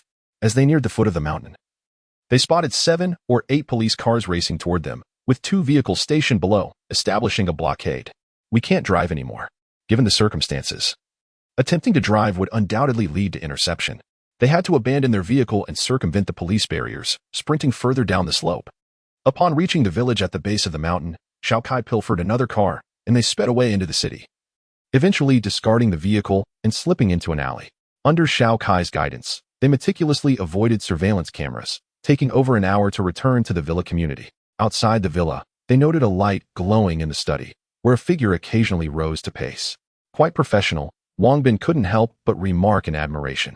Inside the villa, they found Li Xingping sitting in the darkened living room, engrossed in his phone, while Yu Hongfei occupied the desk with his computer. You're back. What is the situation? Li Xingping exclaimed, leaping to his feet upon their arrival, with Yu Hongfei swiftly emerging from the study. All set. Were you hurt? No. There's no time to waste, Brother Xiao, you must take them away quickly. All right. Xiao Kai responded affirmatively, setting down his gear before changing back into his previous attire. He then led Yu Hongfei and Li Xingping out of the villa, discreetly scaling the wall. As they departed, Xiao Kai reminded Wang Bin to conceal his firearm, as the police were likely to search his residence. Wang Bin nodded, assuring him he would handle it. When Xiao Kai and the others had left, Wang Bin glanced at the clock, realizing it was already past 3 in the morning. Sleep was out of the question. He hurriedly retrieved a prescription for treating internal injuries from his system space and set about brewing it. He also ventured to the basement to store the gold bricks within the system space. After half an hour, having consumed a bowl of the herbal concoction, he finally retired to his bedroom for sleep. At 6:30, Wang Bin was awakened by the alarm. The moment he stirred, he felt a sharp pain in the areas where he had been struck the previous day. Reluctantly, he knew he had to meet his master, for he could not betray the trust his master had in him. He prepared another batch of herbal medicine, drank a bowl, and then stepped out. Despite the internal injuries, Wang Bin felt an overwhelming ache throughout his body, rendering him weak. Nevertheless, he persisted in his running regimen. After completing 2 laps, his master, Li Zhonghua, arrived and immediately sensed something was amiss with Wang Bin's condition, calling him over. As Wang Bin approached, he was drenched in sweat. Ordinarily, not even 10 laps would leave him in such a state. Are you injured? Li Zhonghua, with a concerned demeanor, inquired. Did you sustain some internal injuries last night? Wang Bin, not wishing to conceal the truth from his master, recounted the events surrounding his injury. Please, take a seat. Let me examine you, Li Zhonghua urged, gesturing for Wang Bin to sit down as he proceeded to check his pulse. You have suffered 3 internal injuries. Fortunately, your robust constitution, combined with the timely administration of the traditional Chinese medicine I prescribed, has spared you from serious harm. However, it is imperative that you refrain from vigorous activities until your injuries have healed. During this period, I advise you to rest at home and avoid any unnecessary movement. Thank you, Master. Wang Bin replied gratefully. You're welcome. Now, return home and recuperate. I shall come by in a couple of days to reassess your condition. Li Zhonghua reassured him. Yes, Master. Li Zhonghua was eager to understand the circumstances that led to Wang Bin's fall the previous night, yet he refrained from pressing for details. Fully aware of Wang Bin's character and placing his trust in him, Wang Bin, in turn, felt deeply appreciative of his master. Sensing the genuine concern Li Zhonghua harbored for him, while also recognizing that his master was keenly interested in the nature of his injuries. However, he felt compelled to remain silent. Thus, burdened with guilt, Wang Bin returned to the villa, quietly reclining on the sofa to rest. Chapter 114. The police arrived. Ding dong. Ding dong. As Wang Bin was engrossed in his practice of the I Ching Jing, the doorbell rang. Through the camera at the entrance, he discerned the presence of over 10 police officers outside, including Officer Li, with whom he had previously crossed paths. Upon seeing the police, Wang Bin silently expressed gratitude for the warning given by Xiao Kai the night before. Otherwise, he would have been at a loss when confronted by the authorities. Unperturbed, Wang Bin opened the door and greeted the officers with a smile, inquiring, "What brings you here?" "Hello, we are from the Municipal Criminal Investigation Team. We suspect you may be involved in a murder case from last night. Here is the search warrant. We kindly request your cooperation. Please, come in. Feel free to search as you wish." Wang Bin replied with a calm smile, allowing the officers to enter. Soon, the team of officers began to search his home methodically. The middle-aged man leading the group, along with Officer Li, seated themselves in the living room and asked, Wang Bin, we have a few questions for you. Go ahead. He responded, do you have any grievances with Li Jinqiang? Indeed, he stole my girlfriend, and I kicked him once. Where were you between midnight and 2 a.m. last night? I was at home playing a game. Do you have anyone to corroborate your alibi? No, I was alone. You may ask the security personnel in the community. They are quite diligent and patrol every hour. They should have seen me at home. Hearing Wang Bin's response, Officer Li stood up and walked outside, evidently to verify the truth of his statements. Upon reaching the security office, she inquired whether they had seen Wang Bin at home that night.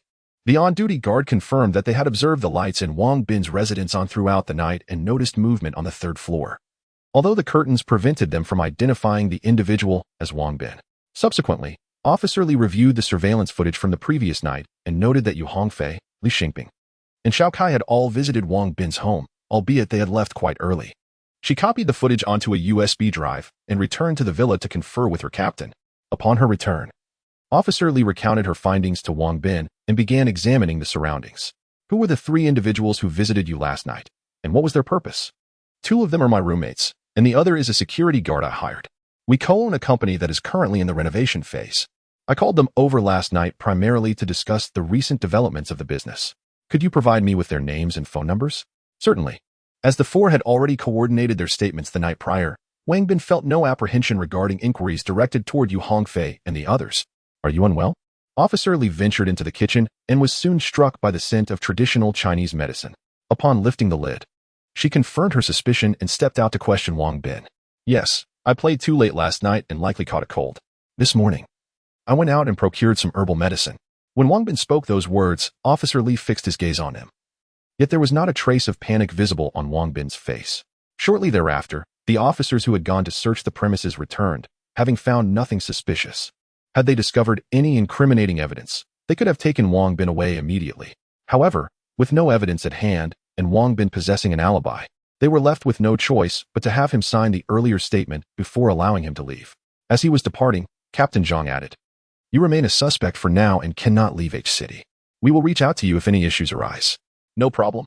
Captain Zhang and his team exited the villa and drove off in search of the next suspect. Once they had left, Wang Bin quickly took out his phone and sent a WeChat message to Yu Hongfei and the others. Upon seeing their replies, he promptly deleted the previous messages. Captain, are we really letting Wang Bin go like this? Based on the crime scene and the survivor's testimony, there were 2 assailants, one a sniper, the other a highly skilled martial artist. None of this seems within Wang Bin's capabilities, especially since he has an alibi from last night. Yet, we cannot dismiss the possibility of him hiring someone to commit the murder. You are correct. I will assign someone to keep an eye on him. The Li family has deep roots, and with their heir now deceased, this situation has escalated considerably. Under pressure, the chief has demanded we solve this case promptly. But it seems the late young Master Li had quite a few enemies, making it difficult to identify the true culprit in a short time. Moreover, the only evidence left at the scene was an MP5, which bore no fingerprints, and there were no shell casings at the sniper's point, indicating that the perpetrators were highly professional. Capturing them will be quite the challenge. Captain Zhang lamented as he sat in the car, gazing ahead while the others listened quietly. Soon, Officer Li's phone rang, and she quickly answered it, a smile spreading across her face. The owner of the vehicle found at the foot of the mountain had been located. His car had been stolen in the city. Additionally, the vehicle reported missing from the mountain had also been recovered in the city. This suggests the assailants are likely still hiding within the city. Hurry back to the precinct and review the surveillance footage along the way to see if we can uncover any useful leads. Understood, replied Officer Li. And as soon as the car stopped, she jumped out and flagged down the next police car to return to the precinct. Captain Zhang felt a sense of relief upon receiving this good news, yet they were up against Xiao Kai, a retired Special Forces soldier. Uncovering their identities through surveillance seemed a distant dream. Today, the H-City Criminal Investigation Unit was bustling with activity, as the chief had dispatched all 3 detective teams to expedite the investigation. Meanwhile, the Li family had also sent numerous agents to conduct covert inquiries into the matter. The people of H-City were taken aback upon hearing of young Master Li's assassination, and soon they found themselves approached by the police and members of the Li family for information. Fearful of attracting unwanted attention during this sensitive period, they were hesitant to venture outside. Consequently, the security situation in H-City improved significantly, allowing the citizens to enjoy a few days of peace. while others remain oblivious to the circumstances surrounding the demise of young Master Li. The leader of the Black Tiger gang, known as Black Tiger, is fully aware of the truth. It was he who facilitated young Master Li's 2 attempts to hire assassins to eliminate Wang Bin, both of which ended in failure. This has led him to reassess Wang Bin's formidable capabilities. As for the assassin Zhao Fu, he is merely a mediocre second-rate expert. But the situation with Nightingale is markedly different. Within the world's largest assassin organization on the dark web, his ranking is notably high, positioned at 69th. Given that there are thousands of assassins on the dark web, being among the top 100 is indicative of exceptional prowess. Despite this, Nightingale, who obtained Wang Bin's information from Black Tiger, claimed he could resolve the matter within a day. Yet, several days have passed without any word, leading Black Tiger to suspect that Nightingale has likely failed as well. Furthermore, the unfortunate incident involving young Master Li occurred shortly thereafter, leaving no room for doubt that it is connected to Wang Bin. This morning, when the police came to question him, Black Tiger was seized by a cold sweat. He refrained from divulging the truth to the authorities, fully aware that doing so would result in his own imprisonment.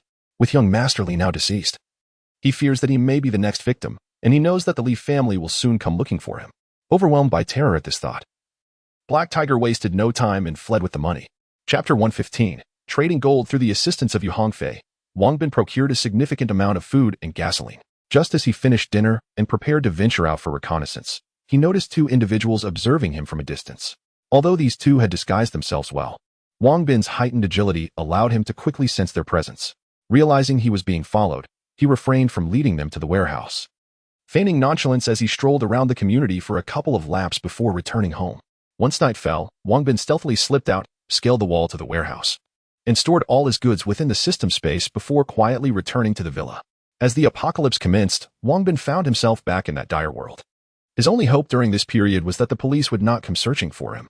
In truth, Wang Bin need not have worried about the police, for news of Black Tiger's recent escape had reached them and the Li family. Both parties dispatched numerous personnel to locate Black Tiger while simultaneously detaining his subordinates. With Black Tiger on the run, he had become the prime suspect, diverting the attention of both the police and the Li family, resulting in the withdrawal of those who had been monitoring Wang Bin. Upon his arrival in the apocalyptic realm, Officer Miao and her colleagues expressed their delight. Though they quickly noticed Wang Bin's physical discomfort, he did not conceal his condition and shared the details of his internal injuries, which caused concern among them. Sister Lu, please help me brew this herbal medicine. It was given to me by my master and is excellent for treating internal injuries. Of course, I'll prepare it right away, Sister Lu exclaimed, taking the herbs Wang Bin handed her and hastening to the kitchen. Next, they discussed the upcoming operation.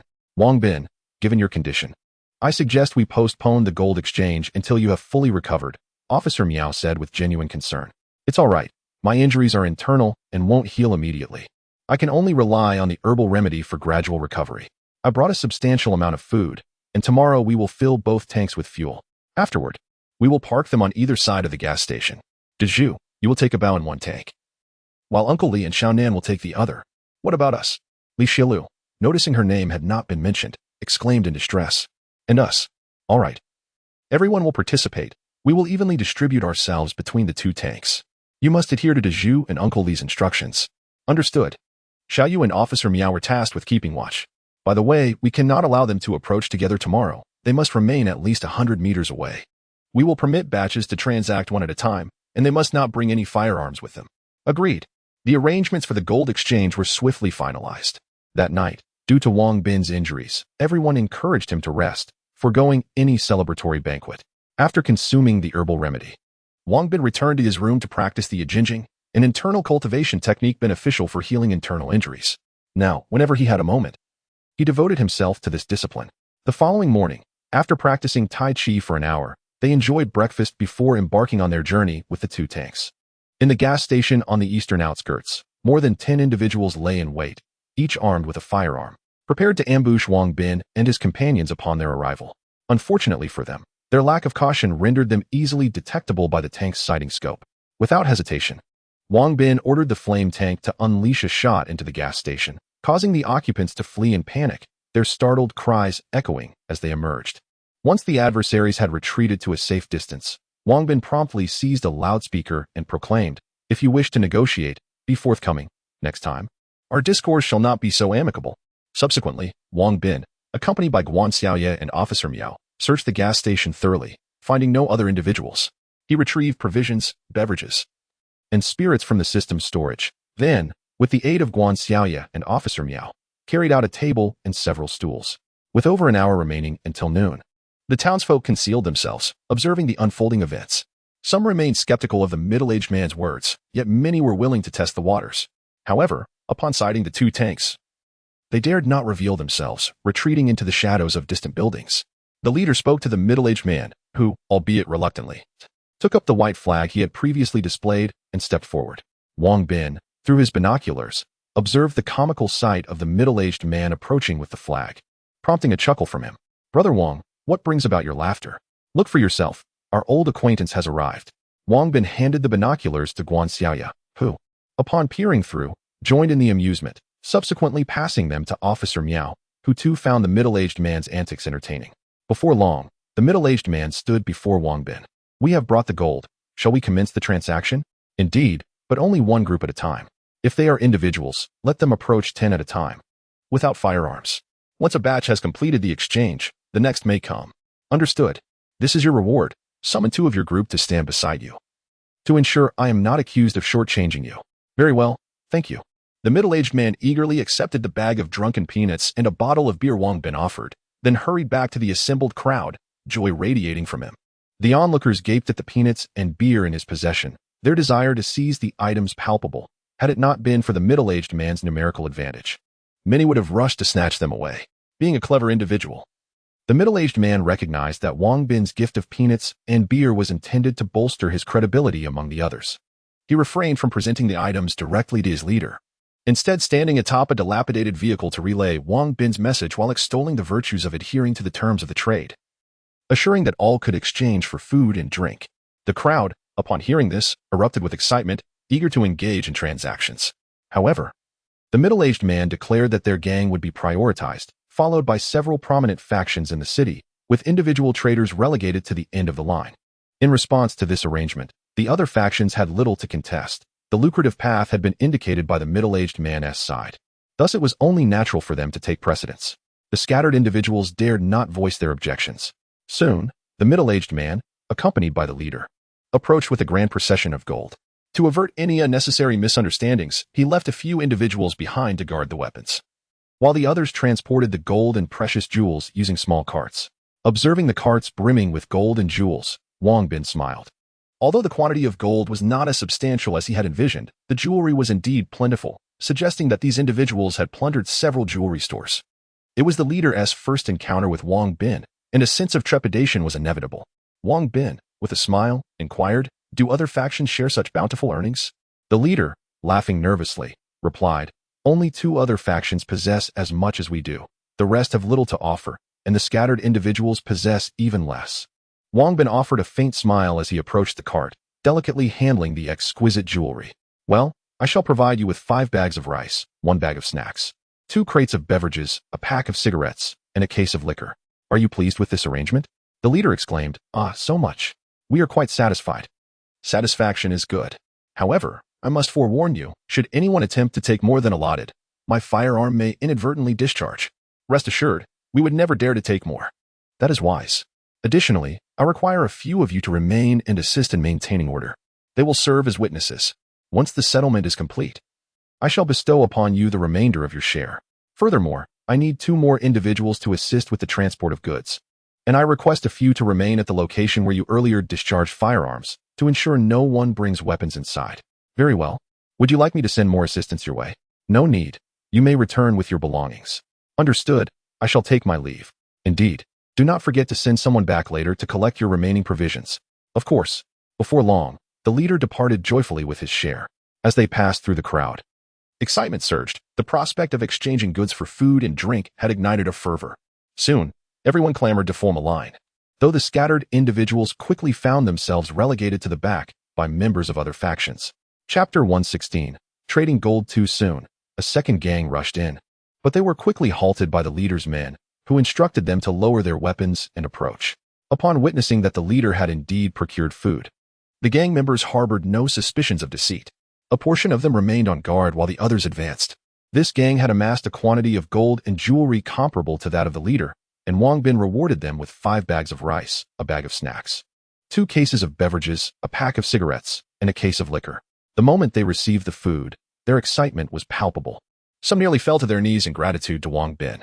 The next gang brought forth a similar haul of 2 carts filled with gold and jewelry, to which Wang Bin once again dispensed an equal amount of provisions.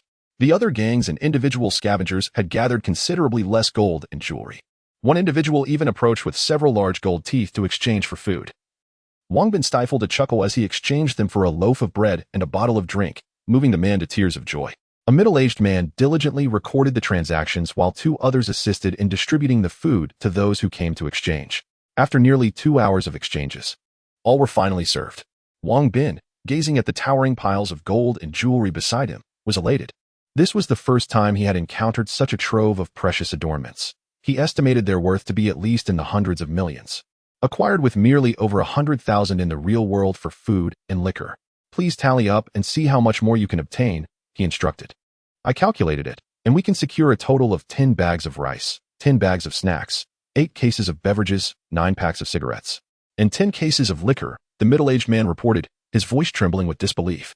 He never anticipated such a bounty and hesitated, fearing Wang Bin might consider the amount excessive and dispose of him. Not excessive at all. You may proceed to collect your share. However, given the substantial quantity you've acquired, I worry that others may take notice. It would be wise to relocate these supplies to a safer location before nightfall. Wang Bin advised. Yes, thank you for your guidance. You all must be weary. Have some food and drink, and shortly, send your people to retrieve the supplies. Yes, thank you. Xiao Yang, go summon the leader to bring the others for the transfer. The young man named Xiao Yang responded eagerly, stuffing food into his mouth and drinking as he hurried back to gather help. Once he departed, Wang Bin voiced a lingering curiosity. Your city boasts several bank buildings, does it not? Why not devise a plan to breach the vaults and extract the gold within? We have attempted various methods, but to no avail. The gold bars and jewelry we brought this time were sourced from a private safe in one of the bank buildings. That location was far more accessible than the subterranean vaults, the middle-aged man explained. Oh, I see. Thank you. Upon hearing this, Wang Bin realized he had previously overlooked the potential of the private safes. Typically, such safes are located on the ground floor, where security measures are undoubtedly less stringent than those of the underground vaults. To reward the middle-aged man for providing such invaluable information, Wang Bin directly retrieved a cigarette from within and offered it to him, stating, "This is a small personal gift from me. Thank you. Will you be coming back to exchange for gold?" Upon receiving the cigarette from Wang Bin, the middle-aged man was finally moved to tears. In all these years, no one had ever treated him with such kindness. Perhaps not. This place is ultimately not a place for long stays. You are better off making your way to the gathering point in Fuzhou. That is where you will find your true home. Can you take us there? We are willing to do anything. I'm afraid I cannot assist you with that. You must rely on yourselves. The middle-aged man felt a tinge of disappointment upon hearing Wang Bin's words. Before long, the leader arrived with his subordinates. He heeded Wang Bin's advice and decided to hide the supplies in another location, planning to move them into the city under the cover of darkness. Wang Bin had done all he could for them. Whether they would be discovered by others was now their concern. After the leader and his group had departed, Wang Bin approached and stored the mountain of gold and jewelry into the system space. He requested the system to assist in counting the haul, which amounted to just under 3,000 kilograms of gold and over 7,000 pieces of jewelry, some of which were extraordinarily valuable, capable of fetching millions in the real world. Guan Xiaoye and Officer Miao felt a bit disheartened by the modest quantity of gold exchanged, but Wang Bin reassured them that it was all right. This was merely the beginning. Having succeeded this time, they would gain experience for future exchanges in other cities. However, the inability to access the bank vault remained a lingering regret. He had seen many heist films on television, yet he was uncertain where to procure the necessary equipment, and even with the right tools, high-level locksmiths were essential. After organizing their belongings, Wang Bin and the others boarded the tank and set off towards the next city. A few days later, they arrived at another city in their tank. Unfortunately, this city was not very large. After rummaging through the bank building, they found little gold and jewelry. Ultimately, after some publicity and distributing food to the survivors in the city to assist in their search, they left a time and a trading location before driving their tank out of the city, seeking refuge in an uninhabited village at the foot of a mountain. This arrangement allowed them ample time to rest without the constant rush of searching for gold or traveling to the Fuzhou gathering point. They had plenty of time to recuperate and took the opportunity to practice Tai Chi, while Wang Bin utilized this time to improve his health. Time passed swiftly, and it soon came time for Wang Bin to return to the real world. He felt a slight anxiety that the police might come looking for him. And as soon as the moment arrived, he hurriedly returned to reality. Upon his arrival, he immediately called Yu Hongfei to inquire about the day's events. Yu Hongfei informed him that it seemed the police had linked the death of young Master Li to the Black Tiger gang, and both the police and the Li family were searching for the gang's leader, Black Tiger. Wang Bin was utterly bewildered. The matter was something he had conducted with Shao Kai, so how could it be linked to the Black Tiger gang? He suspected that Shao Kai might be the one behind it, and decided to call him again. However, Shao Kai informed him that the police's inquiry into the Black Tiger gang was not his doing, and he too felt a sense of confusion. Although he was unaware of the reason behind the police's interest in the gang, the fact that he was not implicated was a relief for Wang Bin, who chose not to dwell on the matter any further. To ascertain whether the police were surveilling him, he ventured out, only to discover that no one was tailing him, which filled him with immense joy. It seemed the authorities were firmly convinced that the Black Tiger gang was responsible for the situation. Throughout the week, Wang Bin diligently consumed the traditional Chinese medicine prescribed by his master 3 times daily. Whenever he found a moment of leisure, he would practice the Yijinjing to mend his internal injuries, which had now largely healed. As he contemplated the fact that the following day marked his master's 70th birthday, Wang Bin retired early, eager for the afternoon when he would celebrate this momentous occasion with his master. Chapter 117. A birthday celebration in an effort to surprise his master. He refrained from his usual morning run at Chui Lake and instead drove to meet Yu Hongfei. From their conversation the previous day, he learned that the shop had been lavishly renovated and that the business license would be obtained shortly, allowing for a grand opening soon.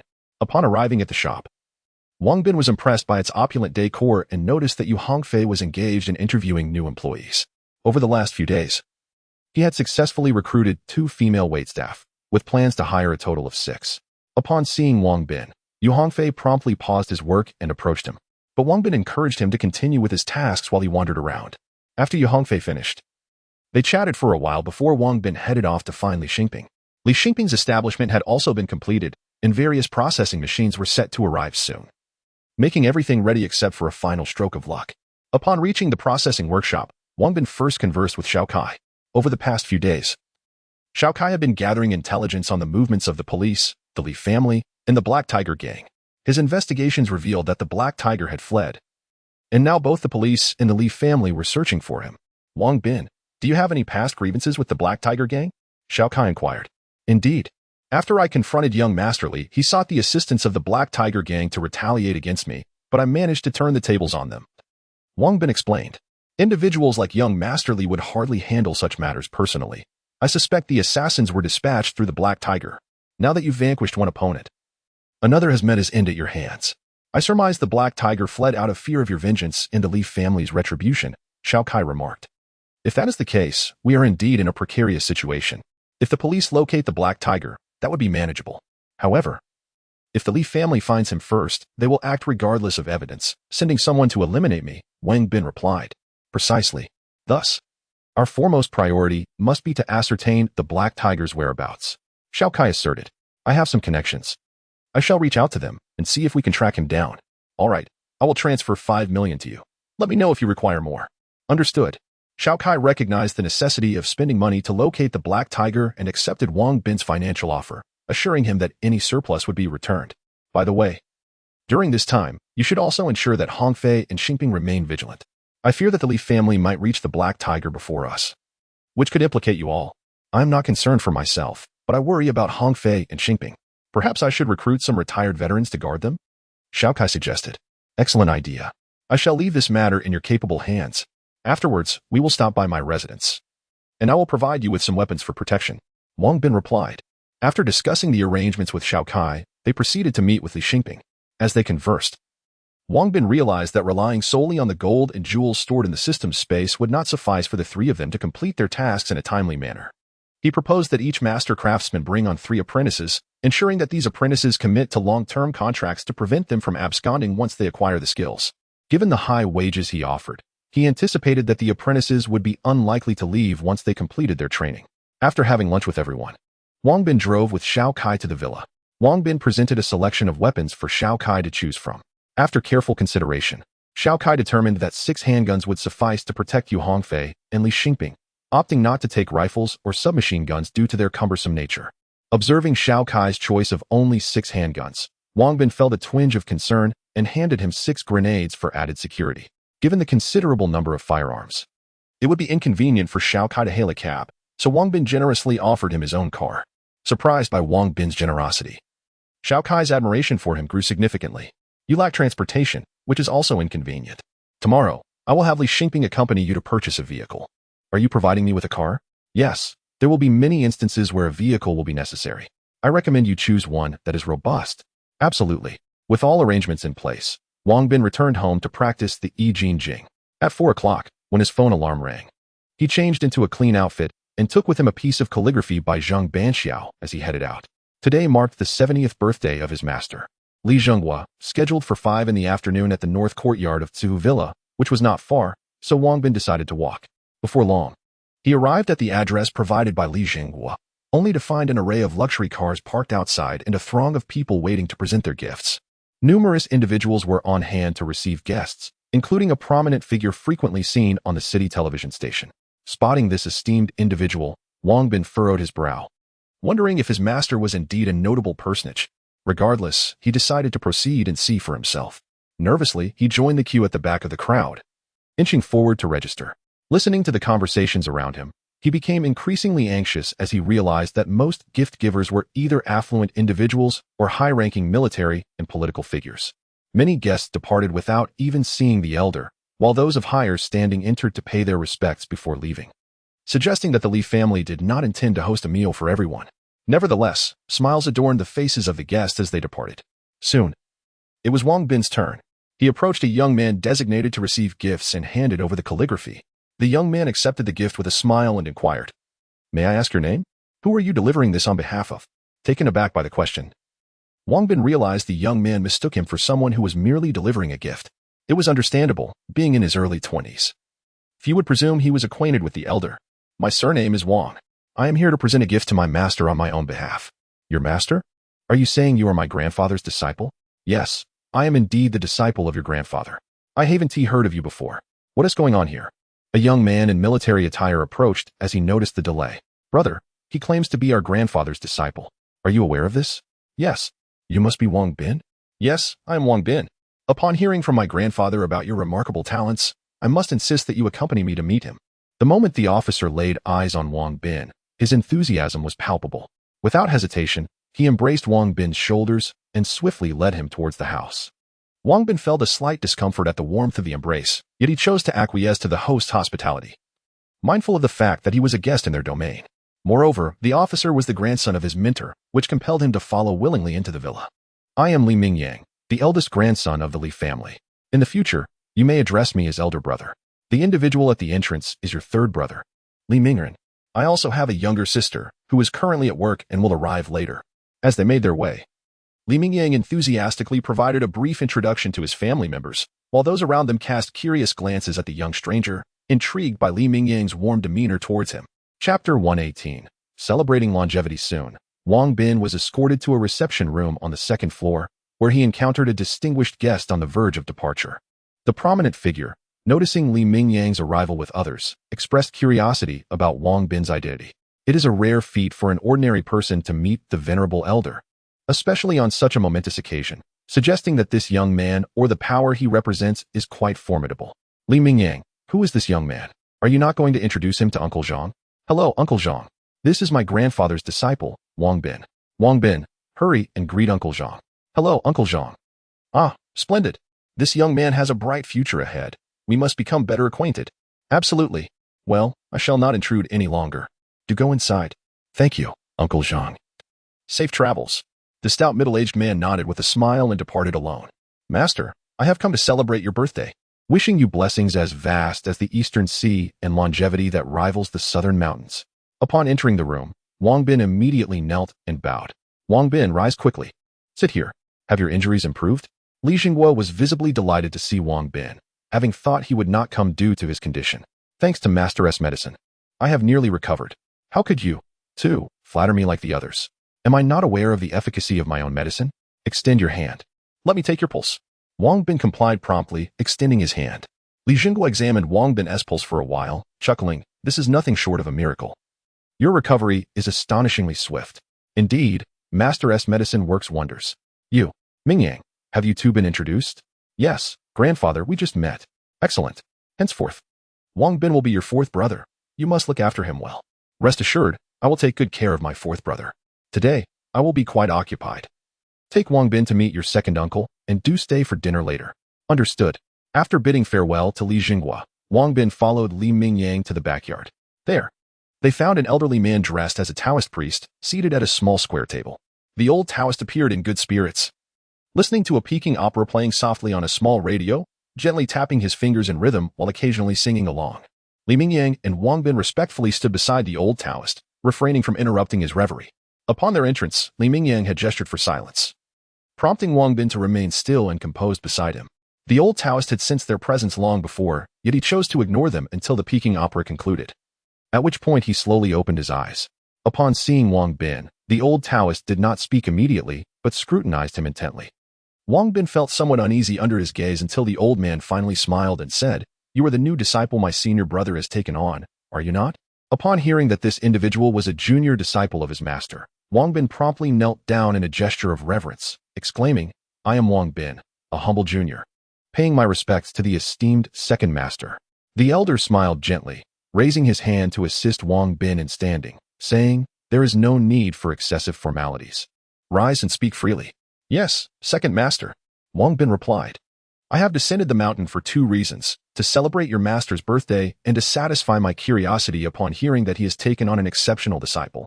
"Ah, it is truly an honor that the second master has come to see me. I should be the one to visit you," Wang Bin exclaimed. "Indeed. If you have the time, come and stay at my dojo for a while. I shall personally instruct you," the elder added. "Fourth brother, do not forget to express your gratitude to your second uncle. His martial skills surpass even those of grandfather." "Ah, thank you, second master, for your kind intentions. I shall certainly visit, and I am grateful for your guidance," Wang Bin replied. "There is no need for formality. Please demonstrate the Tai Chi form that your master has taught you, so I may assess your foundational skills." "Yes," Wang Bin answered with a smile, adjusting his breath and quickly calming his mind. After assuming the initial stance, he began to practice each movement with unwavering focus. Although Wang Bin had only reached the second level of Tai Chi, his mastery of the I Ching Jing had significantly enhanced his internal energy, enabling him to harness the surrounding Qi during his practice. With each movement, the Qi flowed in harmony with Wang Bin's actions, and the elder was profoundly astonished, unable to fathom that Wang Bin could reach such a level in such a short span of time. Having trained for 2 years, the elder considered himself a gifted martial artist, yet Wang Bin's current prowess was remarkable. Li Mingyang, witnessing Wang Bin's performance, gazed intently, his eyes ablaze with fervor, eager to spar with Wang Bin. Before long, Wang Bin completed the Tai Chi form and promptly cupped his fists in front of the elder, saying, "I humbly request your guidance, second master." The elder nodded with a smile, rising to approach Wang Bin, exclaiming, "A prodigy indeed. I did not expect you to achieve such proficiency in such a brief period. You far surpass my youthful self. Thank you for your kind words, second master," Wang Bin replied. "There are several key movements that you have yet to master. Pay close attention." The elder then meticulously corrected Wang Bin's form and had him practice several times until he was satisfied with the result. "Please, second master, perform a complete Tai Chi form for us to witness," Wang Bin implored. "Very well, but pay close attention. I shall demonstrate only once, and how much you learn will depend on your own abilities." "Yes, thank you for your instruction, second master." Wang Bin and Li Mingyang cleared a space for the elder, who swiftly moved to the center of the training area. As they observed the elder's lightness of foot, both Wang Bin and Li Mingyang widened their eyes in astonishment. The elder's agility far surpassed their own. His movements were so swift that Wang Bin could hardly compare, and he noticed that the elder's actions seemed to manipulate the surrounding air currents, allowing a skilled practitioner to discern his position effortlessly. In contrast, the elder's lightness of foot not only exhibited remarkable speed, but also did not disturb the surrounding air in the slightest, rendering his figure nearly imperceptible to onlookers. Suddenly, the old Taoist appeared as though he had always been there, making his presence feel entirely natural. It seemed he had attained a state of profound perfection. Each of his movements left Wang Bin in awe.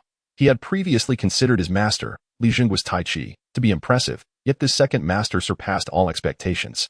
Although the old Taoist's actions were deliberate and unhurried, Wang Bin sensed an extraordinary harmony between him and the surrounding environment. He embodied the very essence of the cosmos, and the cosmos was a reflection of him. Moreover, Wang Bin could perceive that the old Taoist not only harnessed the energy around him, but also wove it into an invisible bagua, with each of his movements causing this ethereal symbol to slowly rotate. Goodness! The second master was on an entirely different level compared to his own teacher. Witnessing the old Taoist Tai Chi, Wang Bin truly grasped what it meant to be a martial arts master. He found himself at a loss for words to describe the prowess of the old Taoist Tai Chi, for while his master was a first-rate expert, could this second master be a superlative one? He was uncertain if such a classification even existed, but he could only wait for a moment to inquire with his master. For now, he was determined to absorb as much as he could from the second master's Tai Chi. Chapter 119. Birthday Celebration 3. The intricacies of the old Taoist Tai Chi were so mesmerizing that Wang Bin found himself entranced, standing like a wooden figure even after the performance had concluded. Li Mingyang also gleaned much from the experience. After a moment of stupor, he regained his senses only to find the old Taoist smiling at him, evidently pleased with his understanding. Just as he was about to respectfully salute his second master, he was halted, and the master pointed toward the still unresponsive Wang Bin. Seeing Wang Bin remain in a trance, Li Mingyang felt a mix of envy and admiration. Recognizing that such talent was innate, and with his own abilities falling short, he could only resign himself to the situation. Subsequently, he followed the old Taoist into the house, instructing someone to guard the backyard to ensure no one disturbed Wang Bin's contemplation. As the clock approached 6 in the evening, the stream of guests arriving to offer their congratulations began to dwindle, signaling that it was nearly time for the family banquet. Grandfather, my mother and the others say the meal is ready. Please join uncle for dinner. Not yet. Junior brother. How much longer do you think Wang Bin will remain in his trance? Upon hearing his grandson Li Mingren's inquiry, Li Xinghua smiled and gestured dismissively, turning to his disciple Yuan Qingzi, who replied with a calm smile, "It won't be long, at most half an hour." Li Xinghua, upon hearing this, chuckled and said to Li Mingren, "Isn't one man yet to return? Let us wait a bit longer." "Yes," Li Mingren respectfully acknowledged before retreating, knowing well that while his grandfather spoke of waiting for his second sister, he was, in fact, anticipating the arrival of the fourth brother from the backyard. However, he dared not voice this and instead went downstairs to inform his mother and the others to keep the dishes warm. Upon reaching the first floor and relaying the news, everyone grasped the old man's intentions and became increasingly curious about Wang Bin. Li Xinghua had 3 sons, all of whom practiced his Tai Chi. Among them, the second son, Li Jijun, exhibited the highest proficiency, having barely reached the beginner level of a first-rate master, while the eldest and youngest were merely mid-level second-rate practitioners, possessing a modicum of understanding about martial arts. They recognized Wang Bin's exceptional insight after observing him absorb the essence of Yuan Qingzi's Tai Chi for such an extended period. After hearing Li Mingyang's account, each felt a twinge of regret for not being present, wishing they could have learned alongside Yuan Qingzi.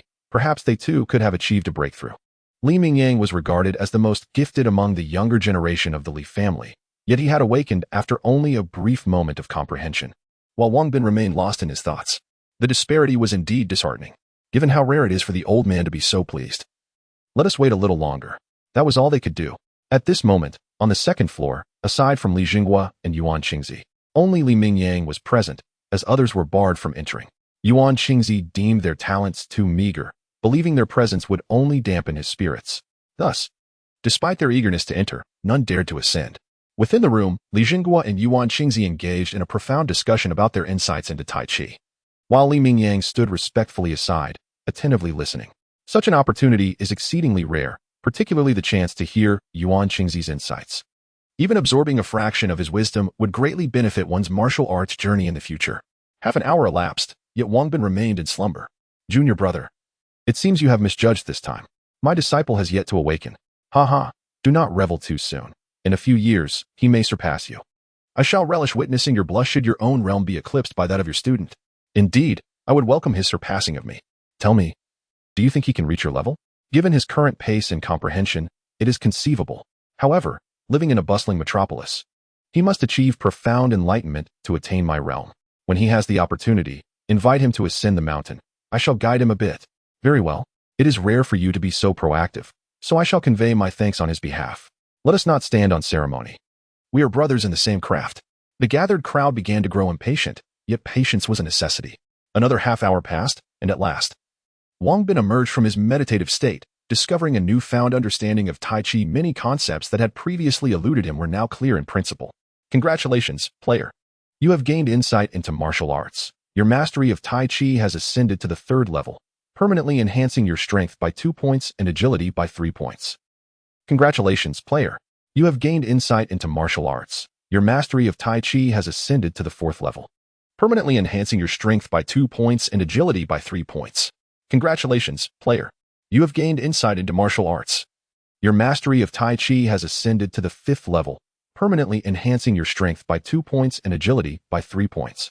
Wang Bin's mind resonated with 3 successive system notifications, propelling his Tai Chi mastery up 3 levels to the 5th realm. Elation nearly compelled him to shout. With this advancement, his strength had increased by 6 points and agility by 9 points, and he felt himself growing stronger. Raising his gaze to the sky, he noticed the day was waning, and it dawned on him that he had come to celebrate his master's birthday. He hurriedly pushed open the door to the rear courtyard and stepped inside. Upon entering, he was met with a room full of eyes fixed upon him, their gazes fervent. Wang Bin gulped nervously and awkwardly chuckled. I am Wang Bin, here to celebrate my master Li Jingguo's birthday. We know, your master is waiting for you on the 2nd floor. Hurry along. Ah, yes, thank you. Wang Bin expressed his gratitude and hastened towards the 2nd floor. As he entered, Yuan Qingzi and the others turned to regard him, particularly Li Jingguo and Yuan Qingzi, whose eyes sparkled with admiration. Li Mingyang sensed Wang Bin had grown stronger, though he could not discern the extent of his enhancement, unlike Li Jingguo and Yuan Qingzi, who could perceive the magnitude of his advancement. Wang Bin, come quickly. We wish to take a good look at you. Li Jingguo beckoned excitedly. Wang Bin acknowledged him and swiftly approached. It appears that you have gained quite a lot this time. Thank you for the guidance, master. No need for thanks. I merely practiced a set of punches. If your talent were lacking, you would not have grasped much of it. These accomplishments are entirely your own. Junior brother. It is getting late. Shall we proceed to dine? Very well. Soon, the 4 of them descended to the restaurant on the 1st floor, where everyone busied themselves with arranging the meal. When it came time to take their seats, Wang Bin was initially meant to sit with Li Mingyang and the others due to their seniority, but was directly summoned by Li Jingguo to sit beside Yuan Qingzi, encouraging him to foster a closer bond. Wang Bin felt an immense joy in his heart. However, the members of the Li family were not pleased. Was such favoritism truly warranted? Just moments ago, they had inquired about Li Rumin's return, and now they seemed indifferent, having called Wang Bin to their side. Following that, everyone took turns to toast to Li Jingguo's longevity, and eventually, Wang Bin joined Li Mingyang and the others in bowing to the elder. At the dining table, with both Li Jingguo and Yuan Qingzi present, the atmosphere was relatively restrained. Wang Bin mused that this was one aspect of large families that he found displeasing. Grandfather, I have returned. Just as everyone was enjoying their meal, a delicate, melodious voice echoed from the entrance. Upon hearing the familiar sound, Wang Bin's face turned pale as he looked up, realizing with dread that he had unexpectedly encountered her there. Chapter 120. The birthday celebration. The visitor was none other than Officer Li. It appeared that she had just finished her shift, as she hurried back, without having had the chance to change her clothes. Upon entering, she immediately knelt before her grandfather, Li Jingguo, offering her heartfelt wishes and presenting a beautifully packaged piece of calligraphy. Grandfather, this is a token of my affection. Please do not refuse it. Very well, I accept it. Now, come, sit down and enjoy the meal. Grandfather, why don't you open it and see what I have gifted you? Oh, Wang Bin, what are you doing here? As Officer Li spoke, she quickly noticed Wang Bin seated nearby and was momentarily taken aback. Had she not left her service weapon behind, she might have drawn it on him. Wang Bin chuckled awkwardly, standing up with a sheepish smile. Officer Li, it seems we meet again. Do you know each other? Li Jingguo inquired with curiosity. Humph. Grandfather, you are unaware that this Wang Bin is incorrigible. I had painstakingly sought a piece of calligraphy by Zhang Banqiao to gift you, only to have him, relying on his wealth, snatch it away from me. In that moment, Officer Li's authoritative demeanor had completely dissipated. She resembled a distressed child recounting her woes to an adult. Officer Li, I sincerely apologize. I was unaware that you intended that piece for your master as well. At the time, I also wished to present a gift to my master, and being utterly ignorant of calligraphy, I had to enlist your assistance for its appraisal. Otherwise, had I attempted it alone, I might have squandered billions without acquiring an authentic piece. Please forgive my transgressions. Ruman, what exactly transpired? Hearing her grandfather's inquiry, Officer Li recounted the events in detail. As everyone listened, they could not help but praise Wang Bin for his cleverness. Indeed, as he had stated, for someone as uninformed about calligraphy as he, dealing with antique dealers would likely result in an insurmountable loss, even if he were to spend hundreds of millions. Haha. Enough of that. Ruman, do not hold a grudge against Wang Bin. He shall be your 4th brother from now on. So you must take good care of him and not bully him. Grandfather, it is he who bullies me. Wang Bin, where is your Zhang Banqiao calligraphy? Oh, I gave it to 3rd brother. Minren, quickly fetch Wang Bin's gift for me to see. Yes, grandfather. Grandfather, you truly show favoritism. You have not even looked at my calligraphy yet. All right, let us view them together.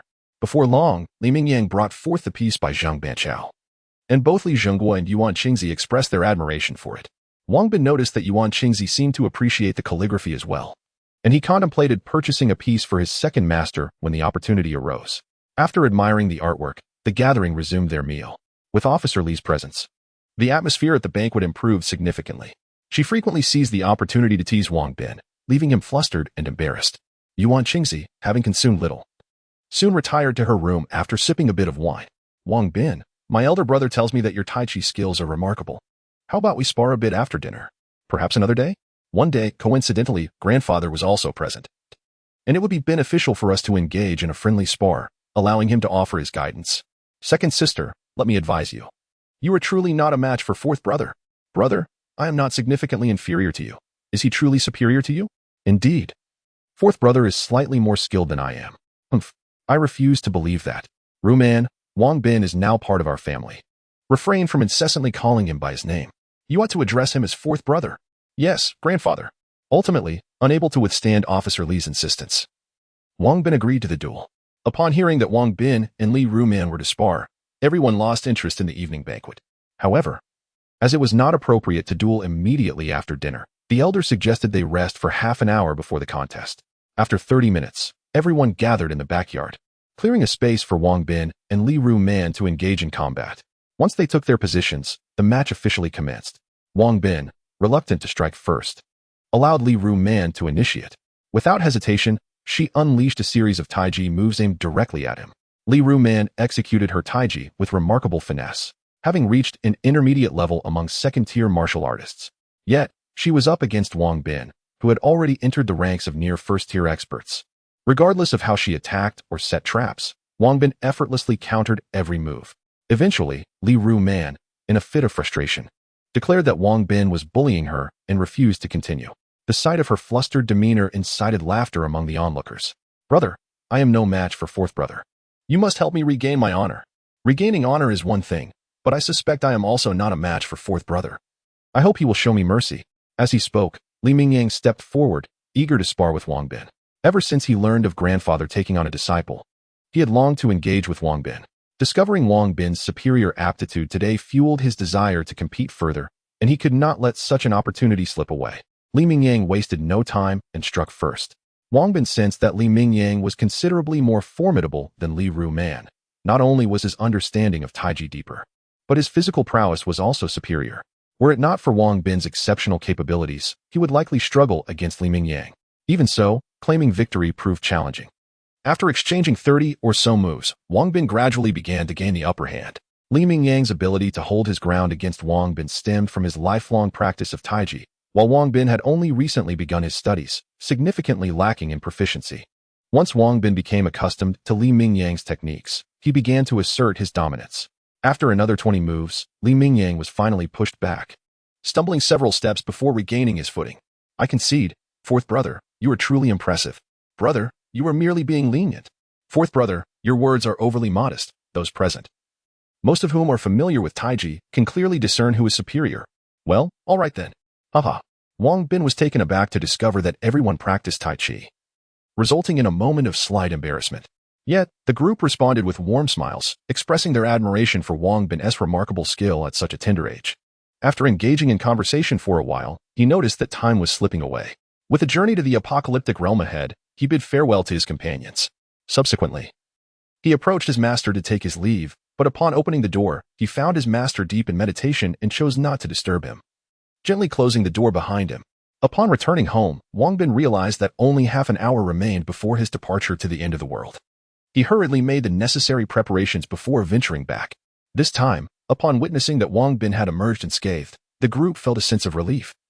And that evening they celebrated exuberantly once more. They anticipated another harvest the following day, uncertain of the outcome.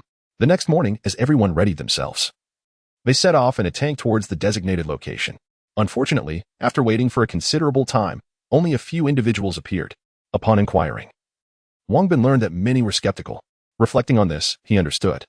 The previous success had been largely attributed to the influence of a local leader who had advocated for their cause, which had garnered significant support.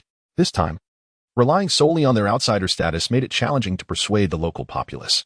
Initially, Wang Bin had planned to complete one harvest before moving on to the next city. But now it seemed they would need to linger for a few days. Chapter 121. All are worthless. In an effort to convince the survivors in the city of their authenticity, Wang Bin generously provided these individuals with ample provisions, urging them to assist in spreading the word. Overjoyed by the sudden influx of food, they eagerly set off to promote his cause. Additionally, Wang Bin inquired about the location of the most formidable local faction and promptly set off in a tank to seek them out. While many had indeed discovered considerable amounts of gold and precious jewelry, the sight of Wang Bin's tank deterred them from emerging, leaving them in a state of hesitant observation. Arriving swiftly at the headquarters of the Black Dragon Gang, Wang Bin took out a loudspeaker to declare his intentions, yet there was no response from within. These wretches show no reaction at all. Ah Bao, I grant you the chance to fire a shot. All right, Uncle Wang, watch me. Upon receiving the order, Ah Bao was filled with excitement, swiftly turning the turret toward an unoccupied area of the building and firing a round. Boom. The deafening explosion left a gaping hole in one of the rooms, sending shivers through those inside the building. The occupants, hearing the commotion, were warned. Do not compel me to take further action. You have 5 minutes to send someone out to negotiate, or I shall reduce your building to rubble.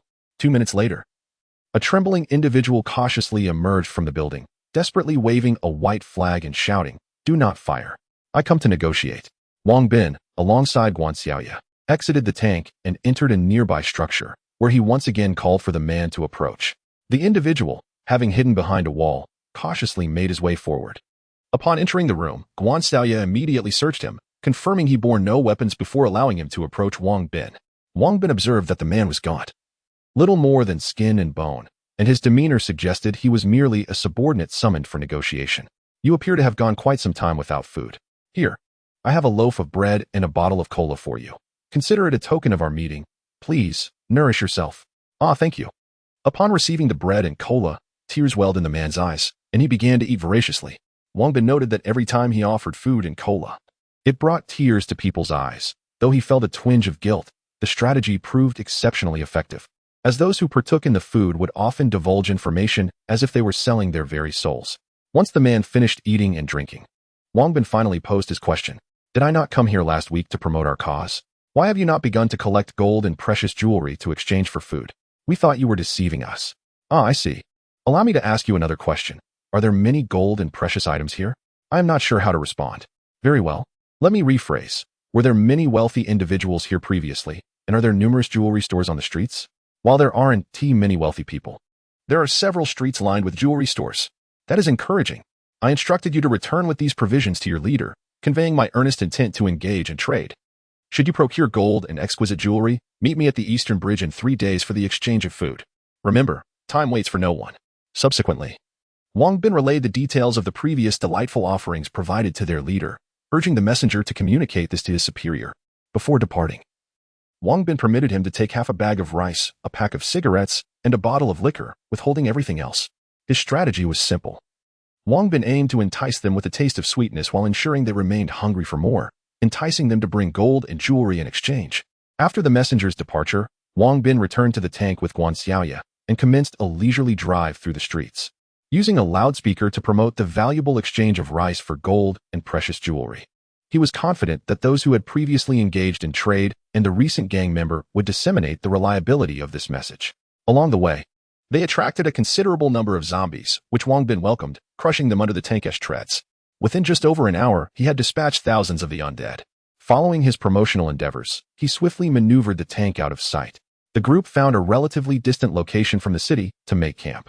During the mornings, they practiced Tai Chi and marksmanship, while in the afternoons, they sought refuge indoors from the sweltering heat, indulging in card games such as Do Diju and Shuangku. And in the evenings, they enjoyed barbecues, living a life of simple pleasures. 3 days later, Wang Bin returned to the designated trading site in his tank, where he found several hundred people gathered. He commanded them to remain still as he drove the tank onto the bridge, then emerged to address the crowd through the loudspeaker, instructing them to form orderly lines for the exchange. However, the crowd disregarded his authority, each eager to rush forward, weapons still in hand, which incensed Wang Bin. "Xiaonan, fire a shot near them," he ordered. "Yes, Commander." Xiaonan responded excitedly, saluting Wang Bin before promptly firing a shot into the crowd. The explosion caused the hundreds to drop to the ground in fear. Ever since that day when Abeo fired a shot, he had been boasting in front of Xiaonan. who had grown increasingly frustrated and had been pestering Wang Bin to let him fire a shot as well. Now, he finally had his chance to shine. Seeing the crowd cower in fear, Wang Bin took the opportunity to address them through the loudspeaker. Listen up, everyone. Show some discipline. Who told you to rush forward? Form a proper line, 10 at a time, and leave your weapons behind. Anyone who approaches with a gun will be shot on the spot. Now, hurry up and get in line, 10 at a time. It's so hot out here, and I'm eager to return for a hot pot. His mention of hot pot caused the crowd to swallow hard in unison. Wang Bin, I must say, you truly resembled a bandit just now. Officer Miao teased. These individuals were ungrateful. The kinder he was, the less they appreciated it, while his fierceness garnered their compliance. Very well, let us proceed to receive the goods. Remain vigilant at all times. If anyone dares to challenge us, do not hesitate to eliminate them with heavy machine gun fire. Understood? Wang Bin, accompanied by Guan Xiaoye and Officer Miao, emerged from the tank. Wang Bin promptly summoned a considerable amount of food from the system's space. Soon, 10 individuals, trembling with trepidation, approached to engage in trade, their firearms clutched tightly in hand. Wang Bin, with an air of mischief, perched atop the tank's turret, relishing a watermelon while broadcasting its crunching sound through a loudspeaker. The delightful noise reverberated in the ears of everyone present. It was the height of summer, and the afternoon sun beat down mercilessly, leaving everyone parched, while Wang Bin savored his juicy watermelon. He was not merely eating. He was intentionally amplifying the sound for all to hear. Officer Miao found herself both amused and exasperated by Wang Bin's antics. Yet, to maintain her cool demeanor, she bore the discomfort in silence. Before long, the first group of 10 individuals arrived before Wang Bin. He requested them to present their gold and precious jewelry for inspection, instructing them to set their treasures aside. 1 pack of ham sausages, 2 bottles of beverages, next. A bag of drunken peanuts, a loaf of bread, a bottle of drink. Next. Wow, that's quite a lot. Are you all together? Indeed, we are. Very well. A bag of rice, a pack of ham sausages, a bag of QQ candy, a pack of cigarettes, a bottle of liquor. Next. Oh, thank you. With each group's offerings announced through the loudspeaker, those waiting in line behind were filled with impatience, eager for their turn to arrive. Chapter 122. Support Town. After more than an hour, everyone had completed their exchanges, perhaps due to insufficient preparation time. The yield this time was far less than the last, although a considerable amount of jewelry had indeed been collected.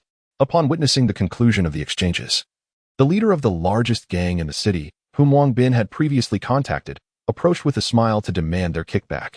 The unpleasant memory of the earlier debacle ignited Wang Bin's fury, particularly as it had caused him to waste a precious artillery shell procured with gold. The saying goes, when the cannon fires, a fortune is lost, and this gold had been his investment. I am thoroughly dissatisfied with your performance. Do you comprehend the value of my artillery shells? Your disorganization has led to a clear waste of resources. How do you intend to compensate for my lost shell?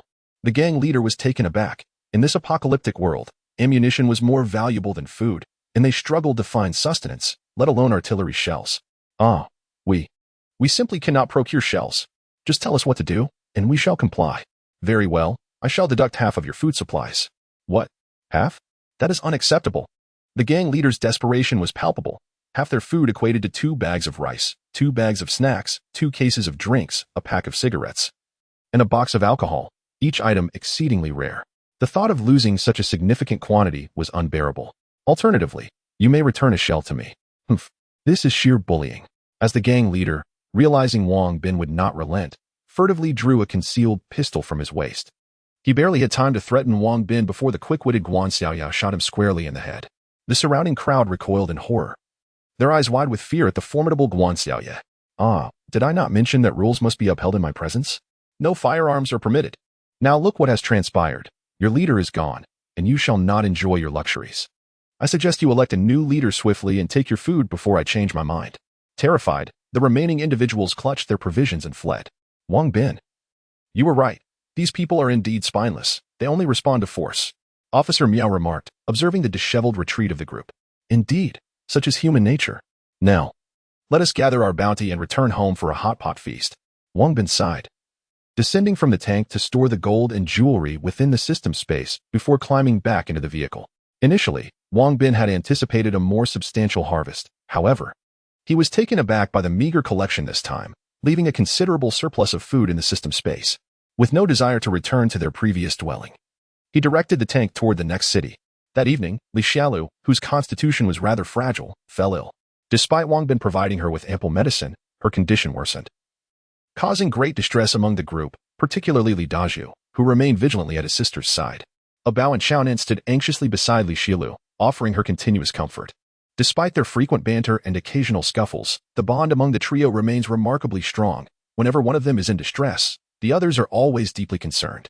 Bao and Qian wept and pleaded with Wang Bin to save Li Xiaolu, yet Wang Bin, not being a physician, was unable to provide her with medical assistance. Officer Miao possessed some knowledge of first aid, but she, too, was not a trained doctor and was quite unfamiliar with treating ailments. Time was of the essence. They needed to hasten to the next city and locate a doctor for Xiaolu without delay. Let us depart at once. They all agreed.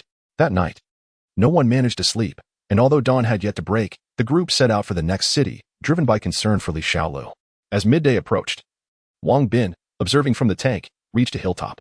Beyond this mountain, they would advance 100 kilometers to reach the city ahead. However, at that moment, gunfire erupted in the distance, sounding rather intense. Wang Bin quickly halted the tank, emerged, and retrieved his binoculars for a closer look, discovering a small town below besieged by zombies, the source of the gunfire. Soon, everyone climbed out of the tank, inquiring about the situation. Wang Bin shared his findings while passing the binoculars to others. Uncle Wang, what should we do? The horde seems to number over 20,000. We should assist them. Once we eliminate the zombies, we can check if there's a doctor available to help Xiaolu. Upon hearing the call to find a doctor for Li Xiaolu, everyone readily agreed. The subsequent plan was straightforward. Wang Bin and Li Daizhu each operated a tank, while Officer Miao joined Wang Bin's tank to manage the flamethrower system, and Bao took charge of the heavy machine gun. The others boarded Li Daizhu's tank. Their strategy involved using the tank to crush the zombies and employing the heavy machine gun for suppression, as ammunition was scarce. Artillery shells would only be used in critical moments.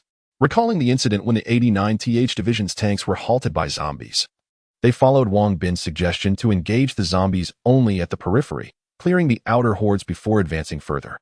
The small town was surrounded by tall walls, which were densely populated with defenders on the rooftops, all firing at the zombies. Since not everyone was armed, many utilized makeshift bows and arrows, resulting in a rather inefficient extermination rate. Fortunately, the number of zombies was manageable, and the sturdy walls held firm against the onslaught. The town housed over 3,000 residents, including many children and the elderly, with only about 1,000 capable of fighting. Faced with more than 20,000 zombies, their situation was indeed precarious. Moreover, the effectiveness of their weapons was limited, leading to a painfully slow rate of zombie elimination. As time passed, many zombies fell beneath the walls, their bodies piling up, and the remaining undead began to climb over their fallen comrades, threatening to breach the defenses. Despair began to settle among the defenders. In that moment, a young man standing atop a roof shouted excitedly, "Look, tanks are approaching us." Upon hearing the words, the crowd turned their gaze towards the distance. There, two dark figures drew ever closer, trailing a cloud of dust behind them.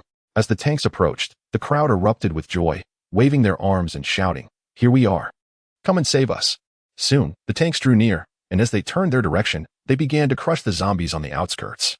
One of the tanks belched flames that soared several meters, incinerating the zombies along its path, who shrieked in agony. Thus, the onlookers witnessed the two tanks circling the small town, rapidly diminishing the horde of zombies. A woman in her 30s, perched atop a roof, noticed that everyone had become transfixed by the tanks, and she urgently cried out, "Don't just stand there. The zombies are climbing in." "Yes, leader." The crowd, upon hearing her, realized that during their moment of distraction, zombies had already scaled the walls and were charging towards them. Panic ensued as they unleashed a barrage of gunfire and swung their clubs fiercely at the approaching undead. Wang Bin observed that after the tanks had completed a circuit, their observation ports became obstructed by the decaying flesh of the zombies, rendering them unable to see the surrounding situation. Reluctantly, he called upon Officer Miao to take the helm of the tank while he opened the hatch and stood outside, directing Officer Miao on which way to maneuver. Similarly, on Li Dazhu's side, their tank's observation port was also blocked. Guan Xiaoya opened the hatch and emerged to guide Li Dazhu in operating their tank. Chapter 123. Seeking medical attention in the town before long, the individuals on the roof spotted Wang Bin and Guan Xiaoya, and they waved their hands in gratitude. After Wang Bin and his companions circled the town in their tank 3 times, they had managed to eliminate most of the zombies, leaving only a few hundred. Not wishing to squander fuel and ammunition, Wang Bin instructed Officer Miao and the others to halt the tank. Shortly after the tank came to a stop, the city gates swung open, and a woman in her 30s, accompanied by a group of over 10 people, rushed out. Upon seeing the approaching group, Wang Bin and his companions immediately became vigilant. The attire of the newcomers did not resemble that of soldiers.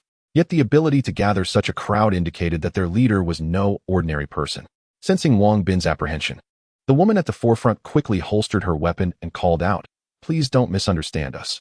We are here merely to express our gratitude. No need for thanks. We are merely passing through and lend a hand," Wang Bin replied. "Perhaps for you it was a simple matter, but for the over 3,000 residents of our town, it was an immense help. Without your intervention, the zombies would likely have breached our defenses. Let us dispense with pleasantries. I would like to inquire if there are any doctors in your vicinity. One of our companions is unwell and requires immediate medical attention." "Yes, we have an outstanding doctor in our town who can surely assist your companion." "Thank you. May we bring our tank inside?" "Of course. You are most welcome. However, as we are still unfamiliar with one another, I would appreciate it if your people could maintain a distance from our tank until we establish a trustful rapport." "Is that agreeable?" "Absolutely. Very well, lead the way. Please follow me." Observing the prowess of Wang Bin and his tank in vanquishing the undead, the woman understood that she must win him over. Gaining their entry into the town would undoubtedly bolster its strength.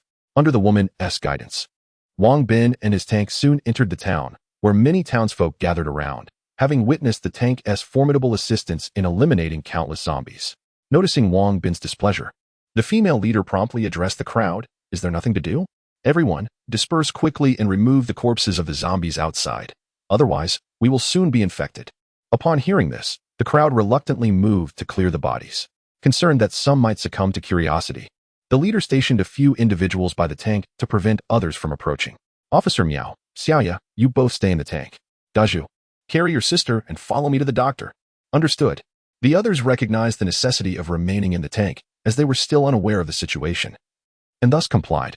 The female leader appeared to be astute, realizing that mere words would not suffice to gain Wang Bin's trust. She directly led him and Li Dazhu to the doctor's location. Along the way, the elderly and children greeted the leader warmly, suggesting that she was well liked among the townsfolk. This reassured Wang Bin somewhat, yet absolute trust in her remained elusive. Though he only carried a pistol at his waist, he was a man of considerable resources. Within his system space lay an array of weapons and ammunition, provided that his adversary did not eliminate him at the first opportunity. They would undoubtedly regret their actions for a lifetime. Soon, under the guidance of the female leader, they arrived at a courtyard where several patients were seated. In the main hall, a woman in her 20s was attending to the sick. "Qian, please set aside the other patients and tend to our friend first." "That's out of the question. Patients are not distinguished by their status. I must first attend to Uncle Zhao." "Qian, they just helped us eliminate all the zombies. They are not only heroes, but also saviors to our entire town of over 3,000 people. Could you please make an exception?"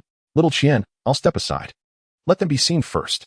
Before Dr. Zhao Qian could respond, upon hearing that Wang Bin had assisted in exterminating the zombies, Uncle Zhao immediately stood up in excitement, offering his seat to Wang Bin and his companions. "Sister Lu, I heard that over 20,000 zombies have come, and all have been eradicated by them?" Zhao Qian exclaimed, her eyes widening in astonishment.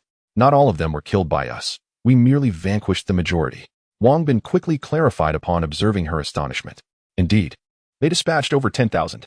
The female leader Lu Feng added, even after hearing that Wang Bin and his group had eliminated over 10,000 zombies. Zhao Qian remained somewhat incredulous. Seeing that his sister had not yet been attended to, Li Dazhu felt a pang of urgency. "My sister's condition is a bit serious. Could you please assist her?" "Ah, of course." After examining Li Xiaolu's eyes and tongue, Zhao Qian took her pulse. Moments later, her brow furrowed in concern. "Doctor, how is my sister?" Li Dazhu asked anxiously upon noticing her troubled expression. "Before the apocalypse, your sister's illness was not particularly difficult to treat, but now, finding the necessary medication for her is a challenge," Zhao Qian replied, shaking her head. "What medications do you need?" "I have a plethora of them." In his desperation to save Li Xiaolu, Wang Bin disregarded the notion of concealing his wealth. He reached into his backpack and retrieved an assortment of medicines. Of course, these medications were drawn from his system space. Fetching them from his backpack was merely a ruse. "Ah, how do you possess so many medicines?" Zhao Qian gasped, her mouth agape in astonishment. Since the outbreak, medicines had become as coveted as food, nearly impossible to find. Yet here Wang Bin was, presenting such an abundance, each item a treasure in her eyes as a physician. Let us not delve into that. First, see if any of these can aid Xiaolu.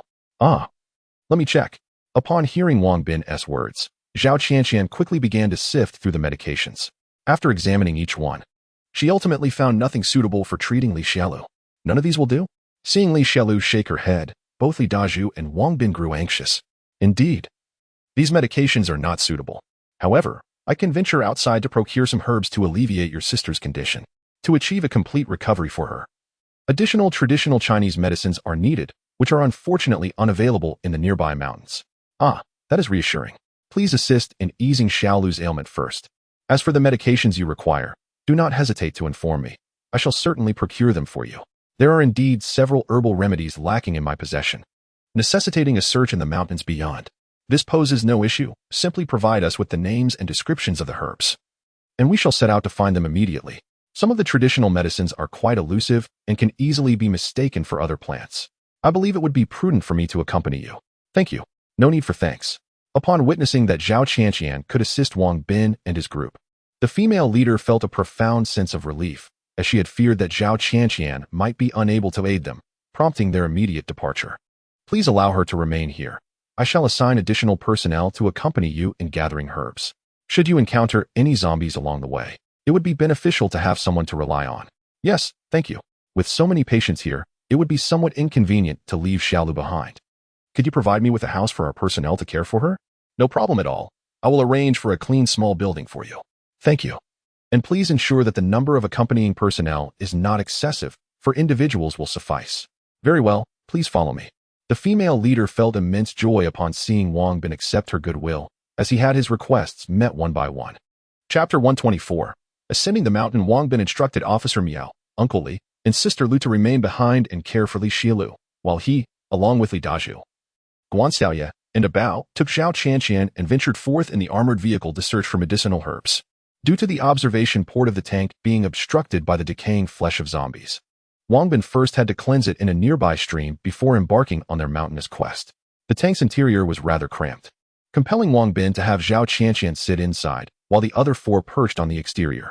Despite the discomfort of the bumpy ride compared to a car, the exhilaration of riding in a tank was palpable, and they eagerly anticipated boasting to their companions upon their return. Before long, the tank ascended the mountain, where scattered zombies awaited. However, Wang Bin swiftly dispatched them using the tank's flamethrower system. The group erupted in excitement as they witnessed the ease with which the zombies were eliminated at such close range, particularly Zhao Qian, who was witnessing the tank's prowess for the first time and was taken aback by its formidable capabilities. Stop. We have reached the area where the herbs are located, Zhao Qian exclaimed, urging Wang Bin to halt as she spotted the desired location. As soon as the tank came to a stop, she hurriedly opened the hatch and clambered out, observing her disregard for her own safety and her fervent prioritization of the herbs.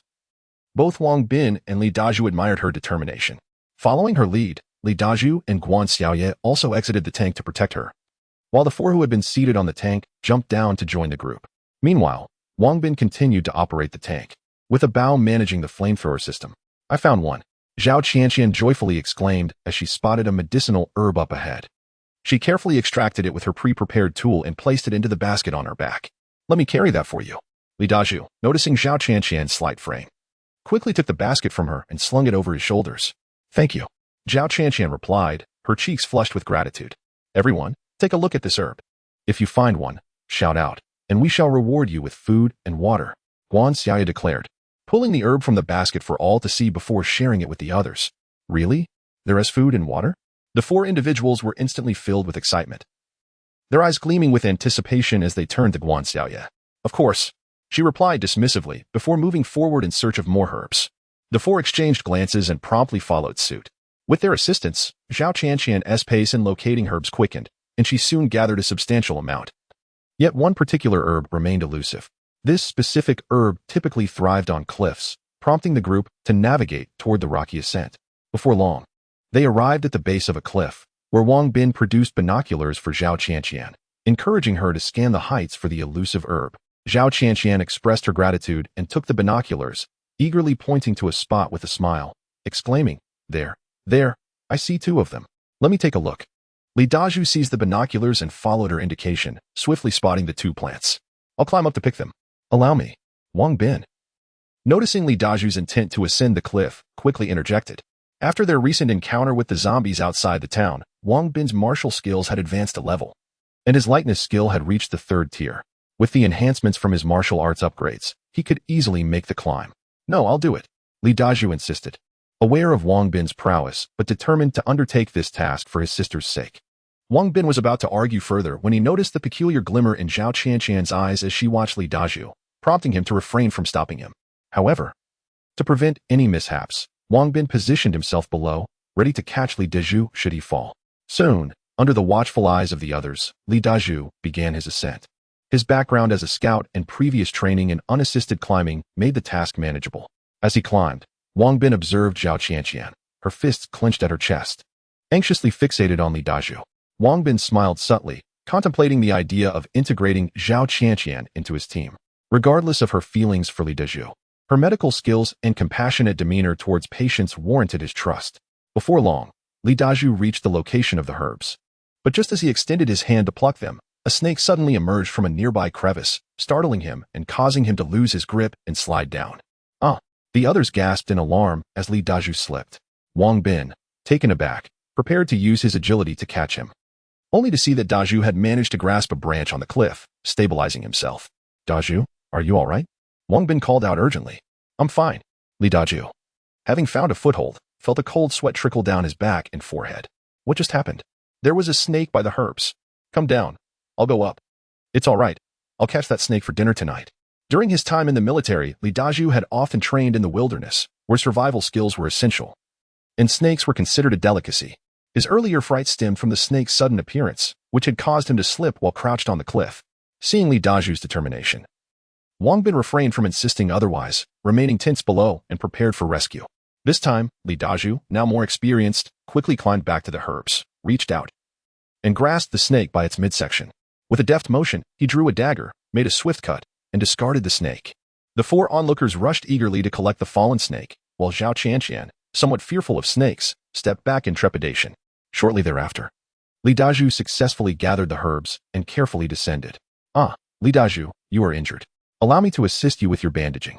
As Zhao Qianqian approached, she noticed the blood trickling from Li Dazhu's hand, and her heart ached for him. She promptly took out some cloth to tend to his wound. Though this injury was trivial for Li Dazhu, he accepted her care with a foolish grin. Dr. Zhao, have you found the medicine? I have. But could you perhaps gather a bit more on our way back? Many people in the town are unwell and could greatly benefit from these herbs. Of course, Wang Bin readily agreed to Zhao Qianqian's request, for he was not devoid of compassion and took joy in the prospect of aiding others. Under Zhao Qianqian's guidance, the group descended the mountain while foraging for herbs. By the time they reached the foot of the mountain, their baskets were overflowing, necessitating that some of the excess be placed in the tank. To reward their assistance, Wang Bin generously distributed bread and beverages, much to the delight of the group. Upon arriving at the base, Wang Bin instructed everyone to board the tank, which he then drove swiftly toward the town. His worry for Li Xiaolu and Officer Miao's safety weighed heavily on his mind. As he was unfamiliar with the town and the female leader, he fretted over the possibility of an ambush while they were out gathering herbs. On their return journey, Zhao Qianqian and Li Dazhu engaged in cheerful conversation, a sight that Wang Bin and Guan Xiaoye observed without interruption. Chapter 125, Bonfire Gathering. Upon returning to the town, Wang Bin discovered that the female leader was guiding others in the grim task of clearing away the numerous corpses of zombies. If these remains were not promptly dealt with, it would be all too easy for the townspeople to fall ill. Eager to find Officer Miao and the others, Wang Bin refrained from greeting anyone and directly drove his tank to seek them out. Upon locating Officer Miao and the group, relief washed over him as he found everyone safe and sound. Zhao Qianqian cast a glance at Li Xiaolu before heading off to gather herbs. Upon hearing that she needed to sort through the herbs, Li Dazhu hurriedly followed, offering to assist, and Zhao Qianqian did not object to their departure. Noticing the smiles on Wang Bin and Guan Xiaoye's faces as they watched Li Dazhu walk away, Officer Miao approached with curiosity, inquiring about the situation. It seems that the doctor sister is quite fond of Uncle Li. Before Wang Bin could respond, the young Abeo eagerly interjected. Though still a child, the harsh realities of the apocalypse had matured his perspective, allowing him to quickly discern the subtle chemistry between Li Dazhu and Zhao Qianqian. Really? Dazhu has someone who likes him? Officer Miao exclaimed in surprise. Don't say that about my brother. He is a great person. Li Xiaolu, who had been resting in bed, felt a surge of happiness for her brother upon hearing Abeo's comment, but she quickly adopted a serious demeanor in response to Officer Miao's words. All right, your brother is the best. In light of Li Xiaolu's spirited defense, Officer Miao chose not to press her further and gently pinched her cheek, as the others encouraged him. Obeo animatedly recounted their adventure in foraging for herbs, leaving the group astonished to learn that Li Daju had nearly fallen while gathering. Laughter erupted when they heard how Zhao Qian had tenderly bandaged his wounds. Before long, Li Daju returned with the prepared herbs, prompting Sister Lu to immediately begin concocting traditional medicine for Li Xiaolu. The group then surrounded Li Daju, bombarding him with questions about his feelings for Zhao Qian. Initially shy and reluctant to answer, he ultimately succumbed to their playful teasing and confessed his affection for her, revealing that Zhao Qian appeared to reciprocate his feelings. Daju, put in the effort to win Dr. Zhao over to our team. Then we won't have to fear illness anymore. They encouraged enthusiastically. Yes, Daju, give it your all. Brother, you can do it. I will try my best. Daju, when you speak to Dr. Zhao, write down the details of Li Xiaolu's condition and the medicine she needs. The more thorough, the better, so I can find someone to procure the medicine for your sister. Understood, thank you. You're welcome. Also, see if you can gather more information about this town and the reliability of that female leader. Got it. By the way, Zhao Qian mentioned she could use some of our medicine since she has many patients and no supplies left. Give it all to her. Actually, let us take a portion of each type to avoid any troublesome inquiries. All right. After taking her medicine, Li Xiaolu's condition improved considerably. Yet full recovery awaited Wang Bin's return with the necessary remedies. As dinner approached, the female leader arrived with several companions. It's time to eat. You all should join us. There is no need for that. We still have a bit of food left, and with so many of you, we shall not compete for it. It is no trouble. Let us celebrate today as a gesture of gratitude for your life-saving assistance. Many are waiting for you outside. And if you do not go, they will be greatly disappointed. Very well, we shall make an appearance. Here is a bottle of wine we found on our way. Let it serve as a token of our meeting. You possess wine. We are most grateful. The female leader, with no hesitation, accepted the bottle, glanced at it, and passed it to someone beside her.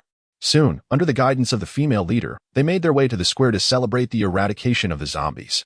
A fire was set up in the square, and preparations began for a bonfire party. Li Xiaolu was unwell and unable to move, so Sister Lu stayed behind to care for her, while the others proceeded.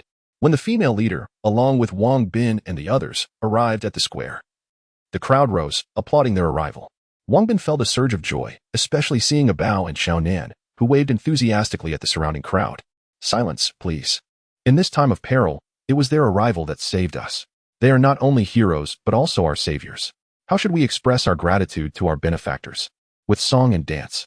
Very well, let us dance. As soon as the words were spoken, dozens of men and women emerged from the crowd, hand in hand, calling out and dancing to the local tunes. Initially, we intended to host you with wine, but alas, we have none of our own. So we must use this bottle to entertain you, the female leader remarked, instructing someone to open the bottle and bring forth small cups to toast Wang Bin and his companions. Wang Bin and the others felt quite awkward, uncertain whether to drink or not. Ultimately, Wang Bin opted to partake. Soon, only a third of the large bottle of Maotai remained. The female leader, during the toasting, drank only half a small cup before distributing the rest of the wine to those around her. I sincerely apologize, after knowing each other for so long. We have yet to make formal introductions. My name is Lu Fong. I grew up here, then studied abroad for several years and earned some money before returning to my hometown to start a factory. Unfortunately, just a few years later, the apocalypse began, and I led everyone to survive here. Sister Lu possesses remarkable skills. It is no small feat to keep so many alive and to ensure their happiness. After hearing the female leader's introduction, Wang Bin felt immense respect for her. She was a true woman of strength. I do not possess such great abilities. It is only through our unity that we have survived to this day. Indeed, unity is essential for survival in the apocalypse. I forgot to introduce myself. My name is Wang Bin, and this is Miao Ru Yun. You may call her Officer Miao. Wang Bin then introduced everyone to the female leader and her companions. I am quite curious. How did you come to possess a tank? If it is inappropriate to answer, do not feel compelled. I am merely intrigued. There is nothing much to say. We are soldiers of the 89th Division, and I am the chief instructor of this division. They are all my subordinates. And the tanks are remnants of our forces. Oh, and what of your main contingent? We became separated from the main force during the breakout. How unfortunate. Where are you headed? To the gathering point in Fuzhou. With all due respect, I must say that the zombies have become increasingly cunning and vicious of late. I believe it would be prudent for you to depart swiftly and make your way to the gathering point in Fuzhou. We have considered that. But the wheat outside is still over a month away from harvest, and we would prefer to wait until the harvest is completed before we leave. I see. Then it seems we must wait a while longer. By the way, this Matai liquor is quite delightful. However, I noticed the address on the bottle indicates Guizhou, Mitai Town. I have never heard of this place. Ah, that is our secret base. We not only produce liquor there, but also various types of tobacco, sausages, bread, beverages, and more.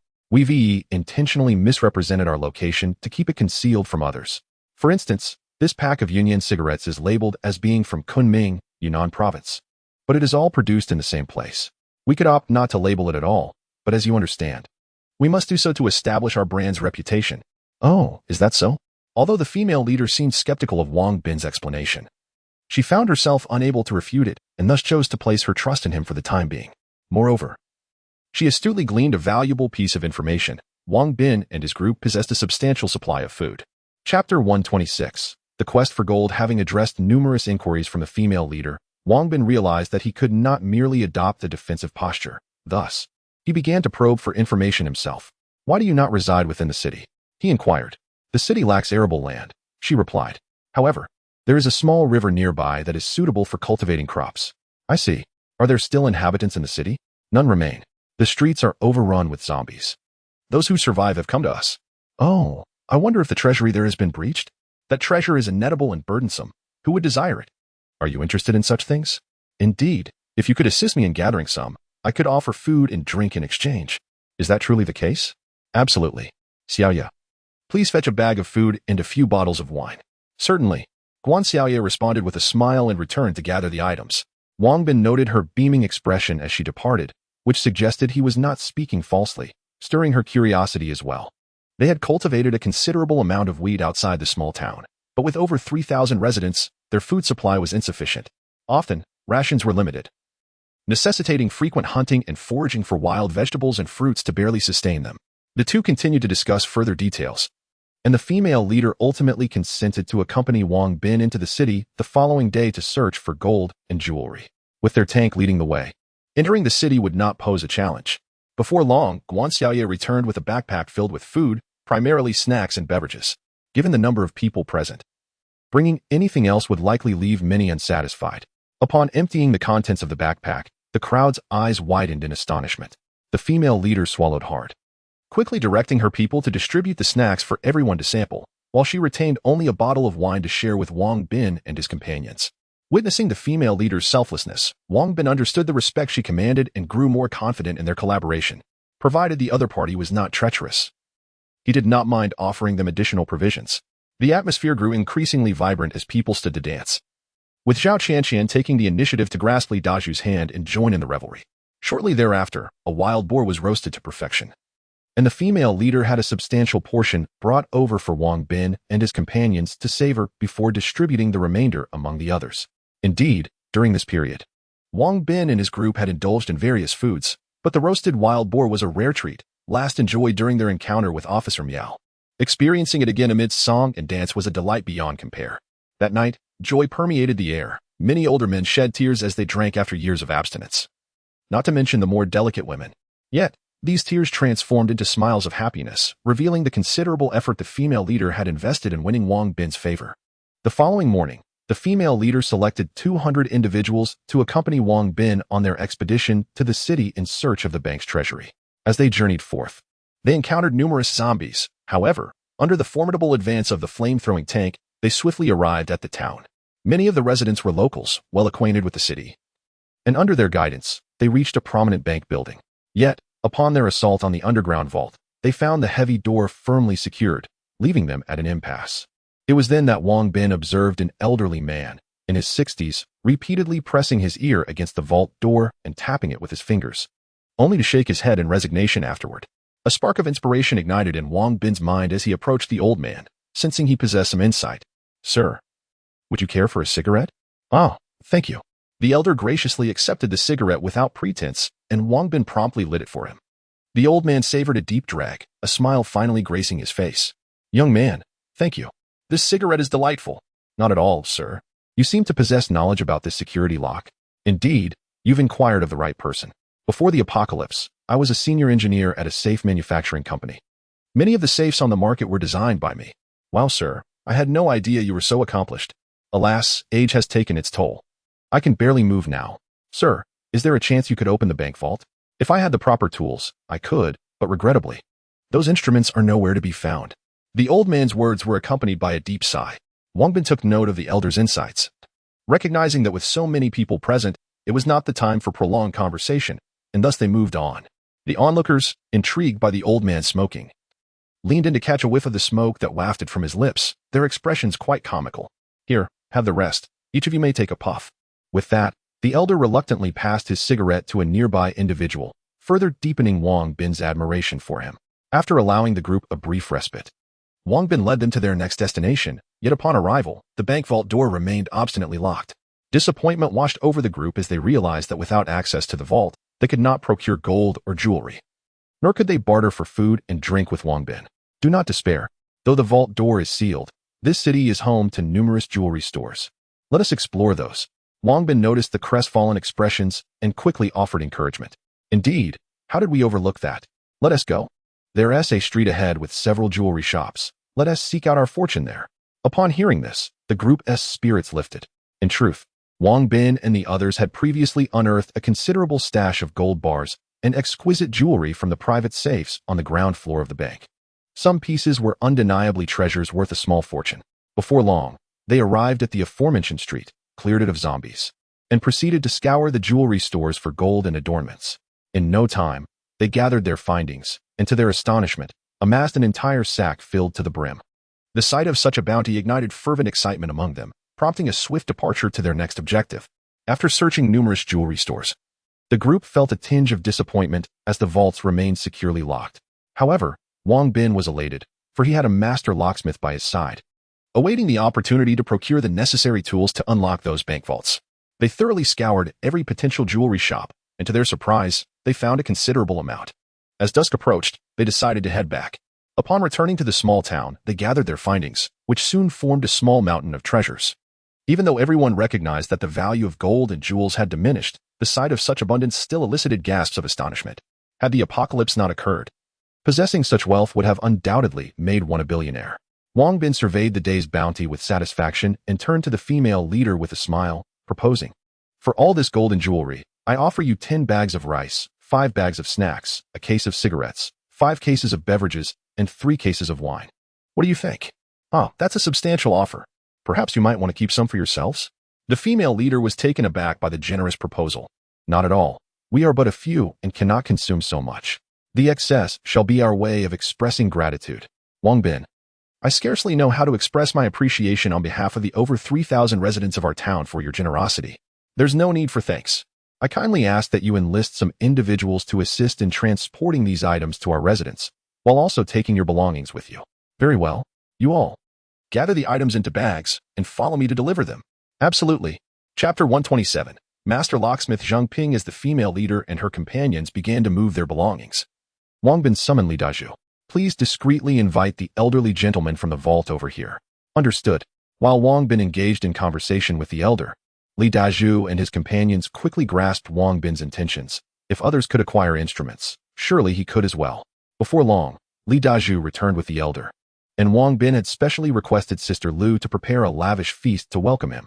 Upon entering, the elder's eyes widened at the sight of the sumptuous spread, and he swallowed hard, captivated by the delicacies before him. "Please, take a seat," Wang Bin urged. "Ah, this is far too extravagant. I haven't seen such a feast in years.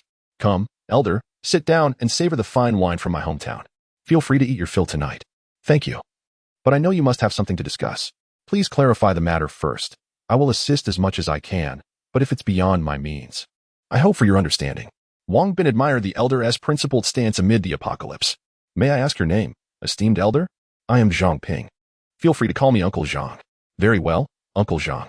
I am Wang Bin, and these are my family members, Li Dazhu, Guan Xiaoya." After introducing everyone, Wang Bin continued, "What we need your help with is quite simple. We wish for you to assist us in unlocking the vault door."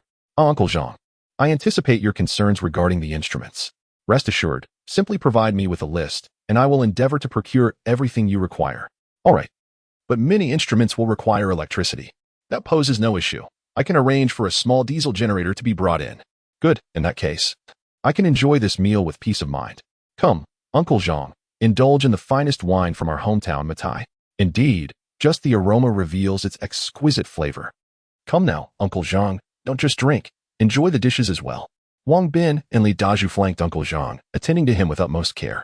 Before long, Uncle Zhang had indulged a bit too much and began reminiscing about his past. In his youth, he had experienced glory, but sadly, after the onset of the apocalypse, he lost his family. Everyone listened in silence. Those who survived in this desolate world each carried their own stories. And even Bao and Qian had their share of sorrow. Unbeknownst to them, Uncle Zhang eventually succumbed to intoxication, and Wang Bin along with Li Dazhu carried him indoors. Knowing they had secured Uncle Zhang's assistance brought joy to the group, though they were aware that the abundance of food might attract unwanted attention, necessitating someone to stand guard through the night. That evening, it was still Li Qingping on watch. In the dead of night, he clearly spotted two figures stealthily approaching their location through Wang Bin's night vision scope. As an experienced veteran of the police force, Uncle Li smiled faintly. He casually picked up an empty soda can from the table and, as the adversaries approached the building below, he hurled the can forcefully at one of them.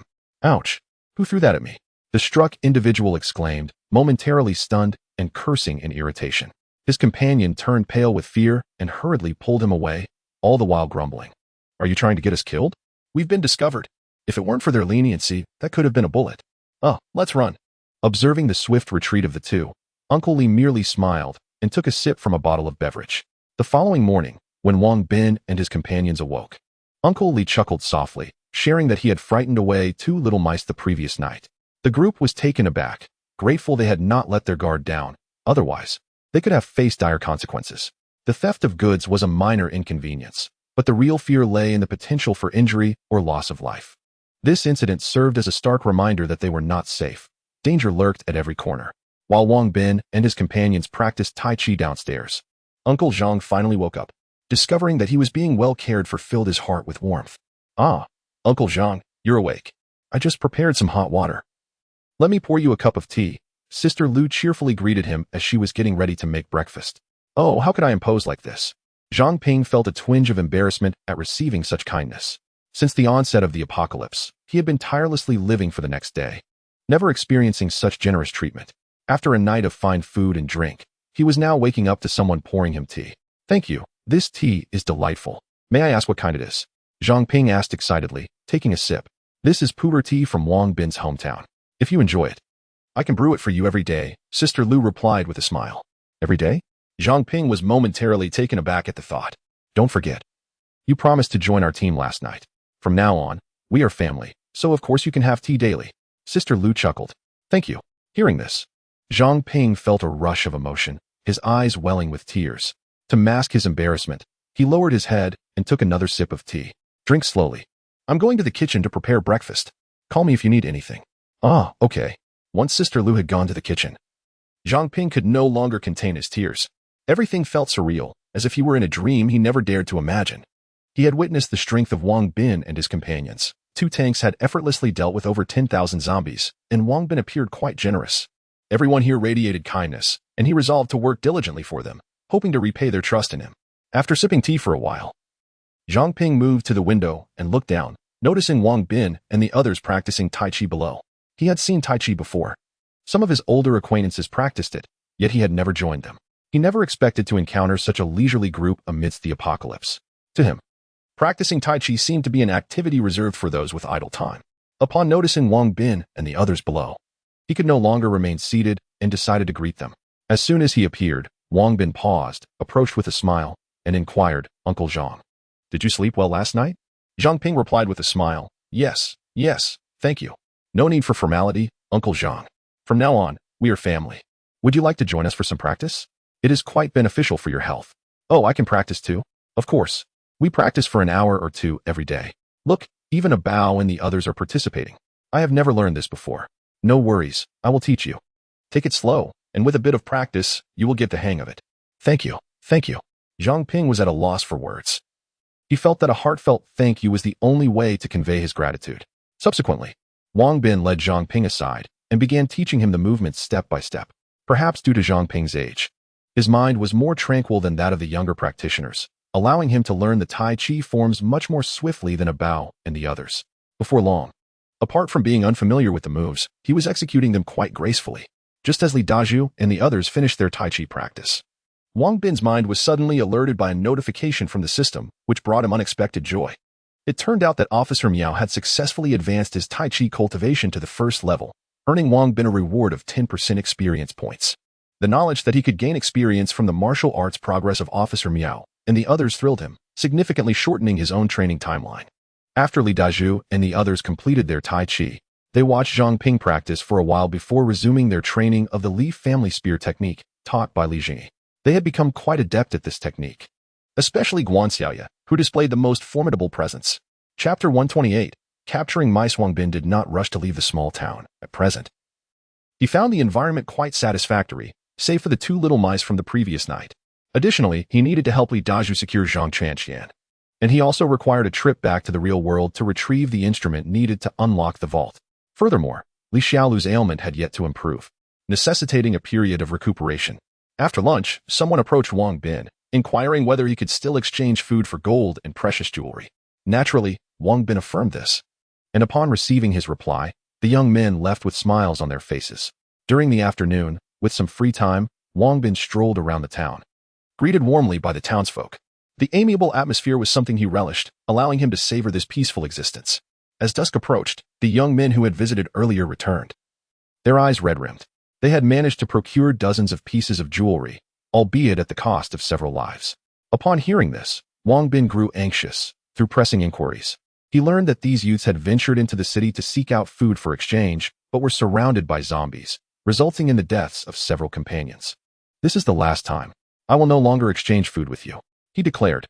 Afterward, he provided them with some provisions before seeking out the female leader.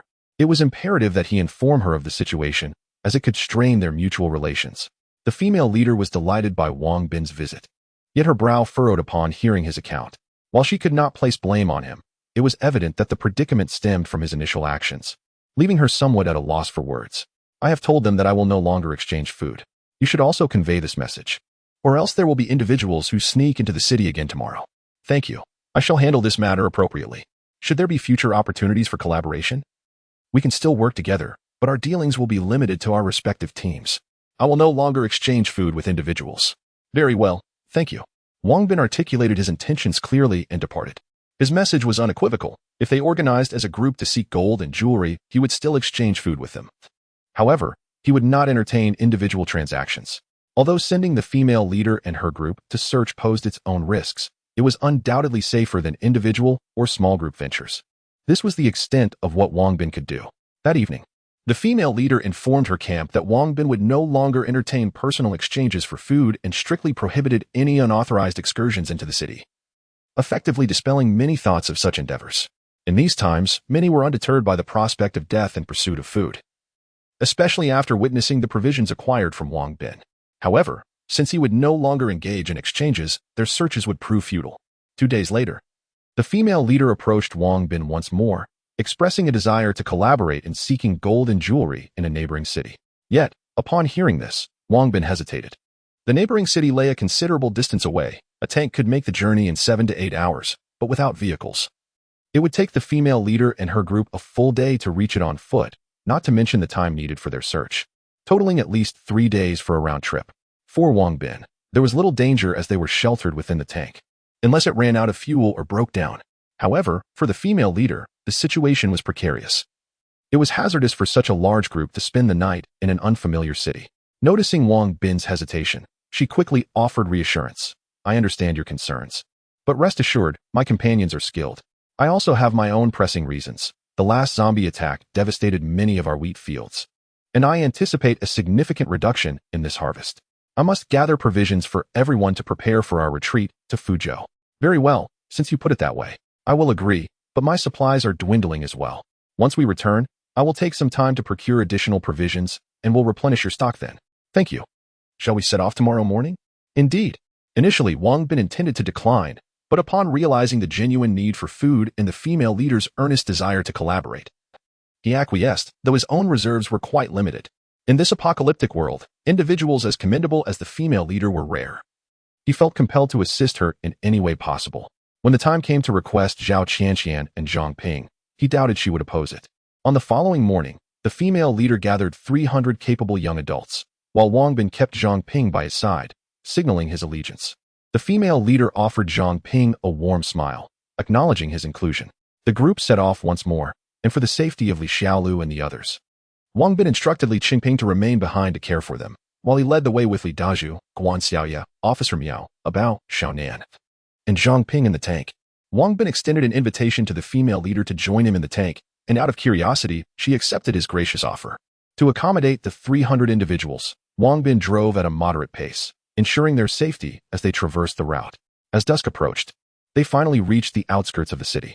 Wang Bin suggested that the female leader find a large building in the suburbs for the night, agreeing to enter the city for reconnaissance the following day. For the sake of safety, Wang Bin and his companions opted to rest within the tank rather than the building, ready to retaliate at the first sign of a zombie attack. To aid their efforts, Wang Bin had procured a local map and meticulously planned their route. This time, he intended to forego searching for a vault and instead target a jewelry store, as they lacked the means to locate the vault or access its door. It was more prudent to concentrate their efforts on the jewelry store. Additionally, time was of the essence. They needed to return to the small town, where only Li Qingping was capable of combat, and Wang Bin feared potential complications during their absence. The next morning, after a modest meal of dry rations, they commenced their mission, proceeding towards the nearest commercial district under the guidance of 2 tanks.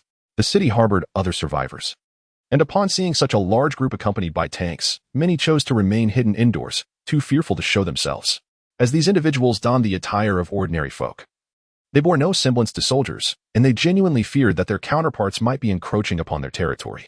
However, they soon realized that the other party had no interest in their domain. They were merely perusing a jewelry store along the commercial street.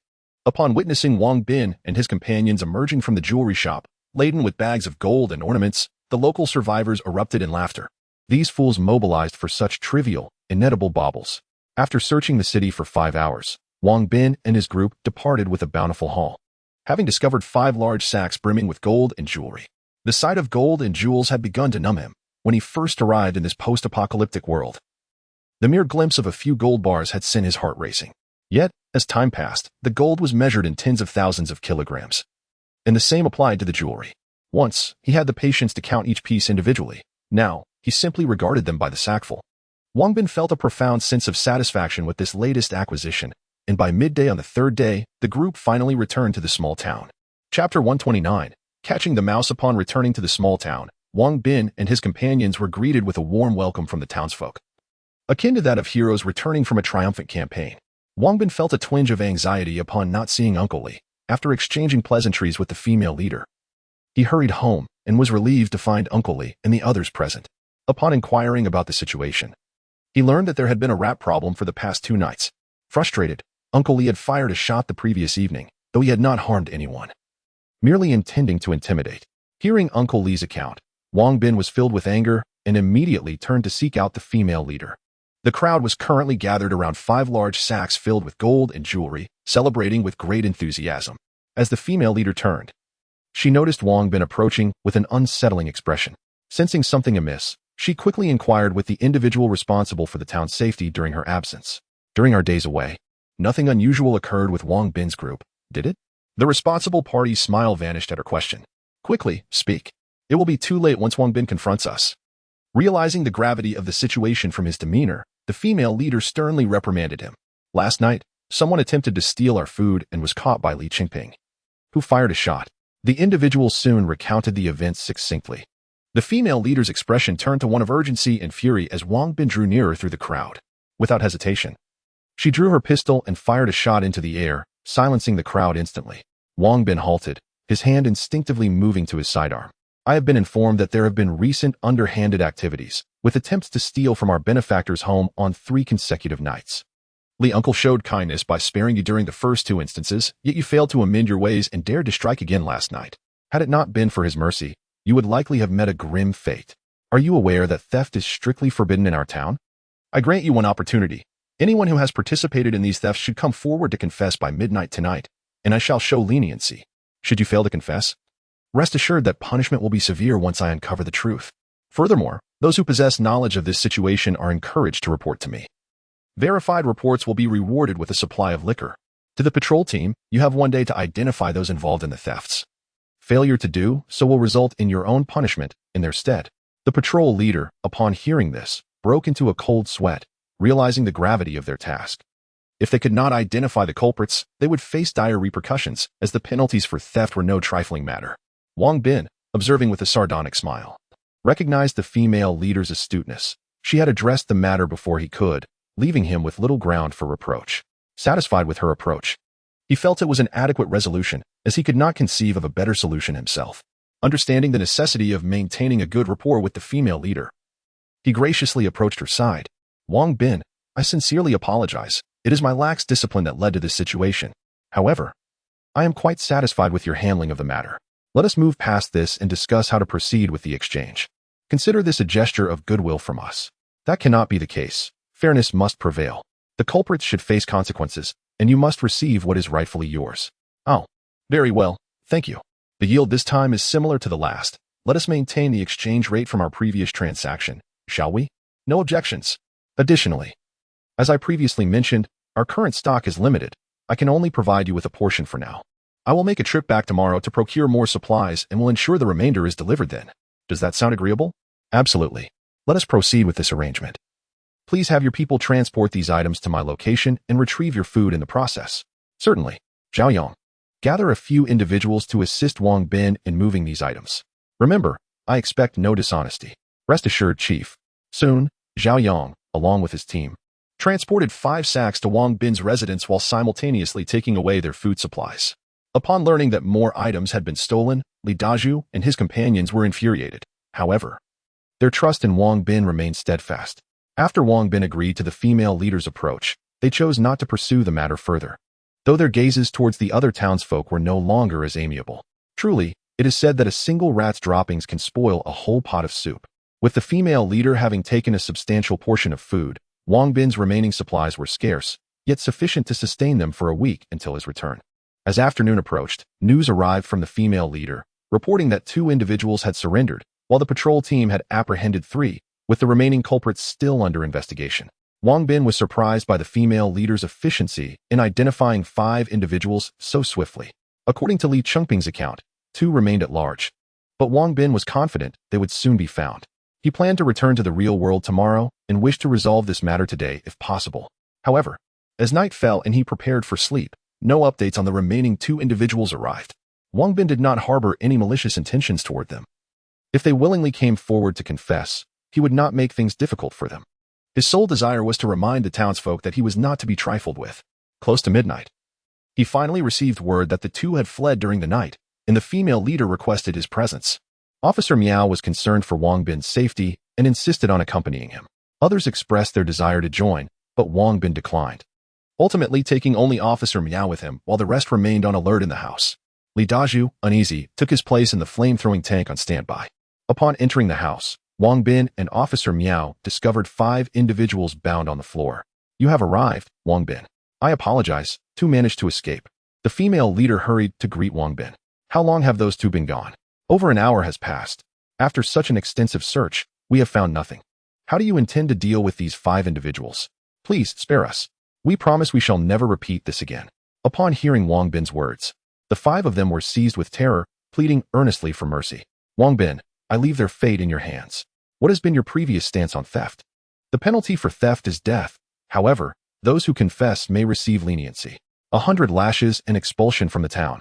Indeed, I hold no objections to those caught in the act. A confession demonstrates a desire for repentance, yet enduring another 100 lashes would likely prove fatal. Therefore, let us forego the lashes for those who confess. Expulsion from the town will suffice. Very well, we shall proceed as you suggest. Zhao, please gather everyone. Yes, Wang Bin, I implore you, show us mercy. We shall never dare to transgress again. Upon hearing this, the 3 individuals who had been discovered erupted into loud cries, fervently beseeching Wang Bin for clemency. Thank you, thank you. The 2 spared from the lashes wept tears of gratitude. Take them away. The female leader, wishing to prevent further disturbance to Wang Bin, ordered that all 5 be escorted to the square. Chapter 130, Preparations for the opening soon. The square was filled with people, all gazing at the 5 individuals bound atop the platform. Before long, the female leader, accompanied by Wang Bin and Officer Miao, approached. Upon reaching the platform, the female leader publicly apologized to Wang Bin once more and subsequently announced the decision regarding the punishment, revealing that Wang Bin had pardoned the 2 individuals who had confessed from receiving the lash. The community shared a collective disdain for theft.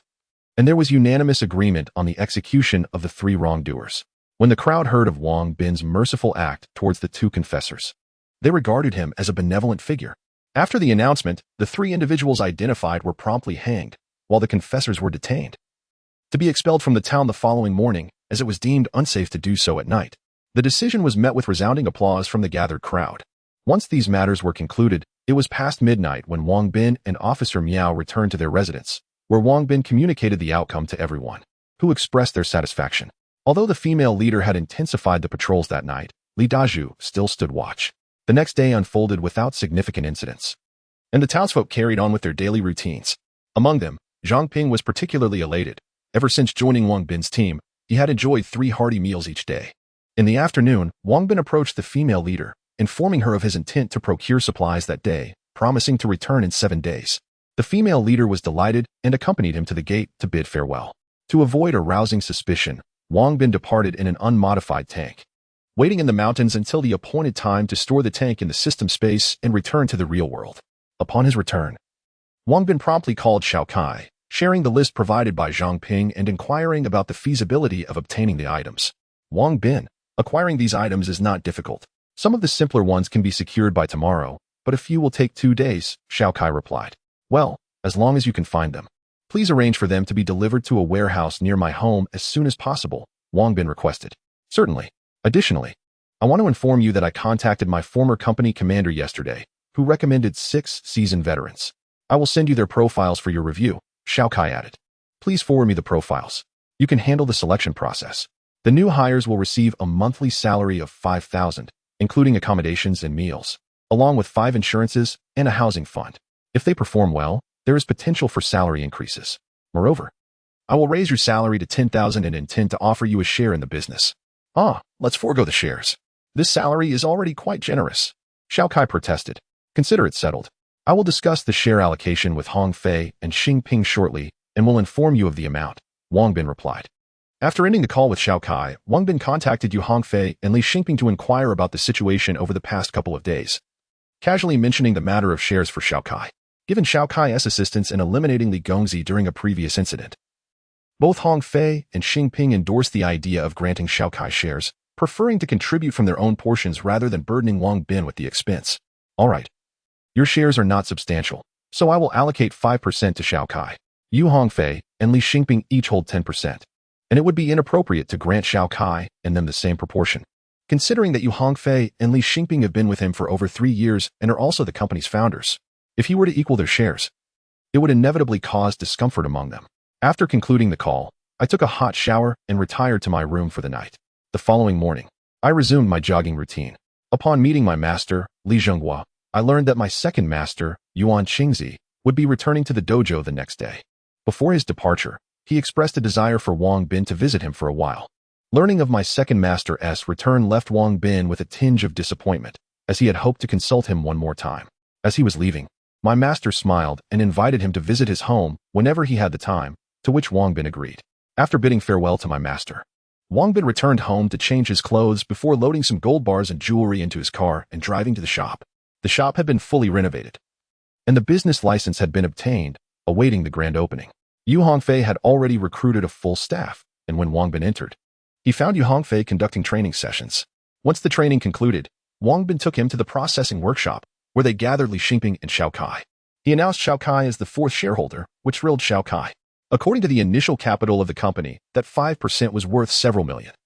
And Xiao Kai could hardly believe he had become a millionaire so quickly after aligning with Wang Bin. Subsequently, Wang Bin retrieved the gold bars and several large bags of jewelry from the car, leaving everyone astonished at the sight. They began to wonder if Wang Bin had robbed a jewelry store. The quality of the jewelry was exceptional, and Wang Bin intended to have the old craftsman clean and process them for sale. Among the items, a diamond necklace stood out brilliantly, leaving everyone in awe. Wang Bin. That necklace must be worth a fortune, right? I can't say for certain, but it should be at least 50 to 60 million. Wow, that's incredibly expensive. Brother Zhao, your responsibilities just became significantly heavier. We need to temporarily store all this jewelry here, and you must keep a close watch on it. These are our lifelines. Rest assured, with me around, nothing will go missing. Excellent. With your assurance, we can relax. Let's have the old craftsman assist us with these pieces first, and we must expedite the opening of the shop. Indeed, you are absolutely right. Additionally, we need to find some jewelers, as the old craftsman may not be sufficiently specialized in handling these items. Understood. I will seek some out shortly. In the beginning, we don't need to find exceptionally skilled designers, just a few who can polish and refine the pieces for now. And later we can gradually bring in one or two masters. Agreed. Wang Bin then summoned 3 old craftsmen, instructing Li Xingping to register them first. After which they would begin processing the jewelry, striving to have it ready for sale soon. Mr. Wang, if we work overtime, we should be able to complete the processing in about 3 days. Very well, I shall grant you 3 days. If you succeed, each of you shall receive a bonus of 10,000. However, do take care of your health. Do not overexert yourselves. Rest assured, we shall undoubtedly accomplish this. Upon hearing that completing the task would yield such a reward, the 3 seasoned craftsmen were overjoyed. Subsequently, Wang Bin instructed Yu Hongfei to summon a jewelry expert to appraise this batch of jewels. Once these matters were settled, Wang Bin proceeded to the large hospital to consult on how to treat Li Xiaolu and to purchase some medication. After attending to these affairs, he made another trip to the warehouse, transferring both the physical items and gasoline into the system space. Xiao Kai had already procured several lockpicking tools for him, though a few remained elusive, necessitating a return visit for them later. With nothing else to occupy his time, Wang Bin returned home, checked the system, and resumed his practice of the I Jing Jing. Having assisted the town in vanquishing over 10,000 zombies previously, coupled with 2 forays into the city, Wang Bin's skills in martial arts had notably advanced, with some levels rising significantly. For instance, his shooting proficiency had ascended to the 5th level. His Yiwei Du Zhang lightness skill had reached the 4th layer. The Deli Jing Gang Zhang had advanced to the 4th layer. Tai Chi had also progressed to the 4th layer. The Li family spear technique had reached the 4th layer, and the I Jing Jing had improved to the 1st layer. Remarkably, his basic flying knife skill had progressed the fastest, now at the 9th layer, nearing completion. With each upgrade in his martial arts and skills, Wang Bin received substantial attribute enhancements. His attributes had become exceedingly formidable, particularly his strength and agility, which were nearing that of his master, Li Zhonghua. Strength, 96, agility, 105.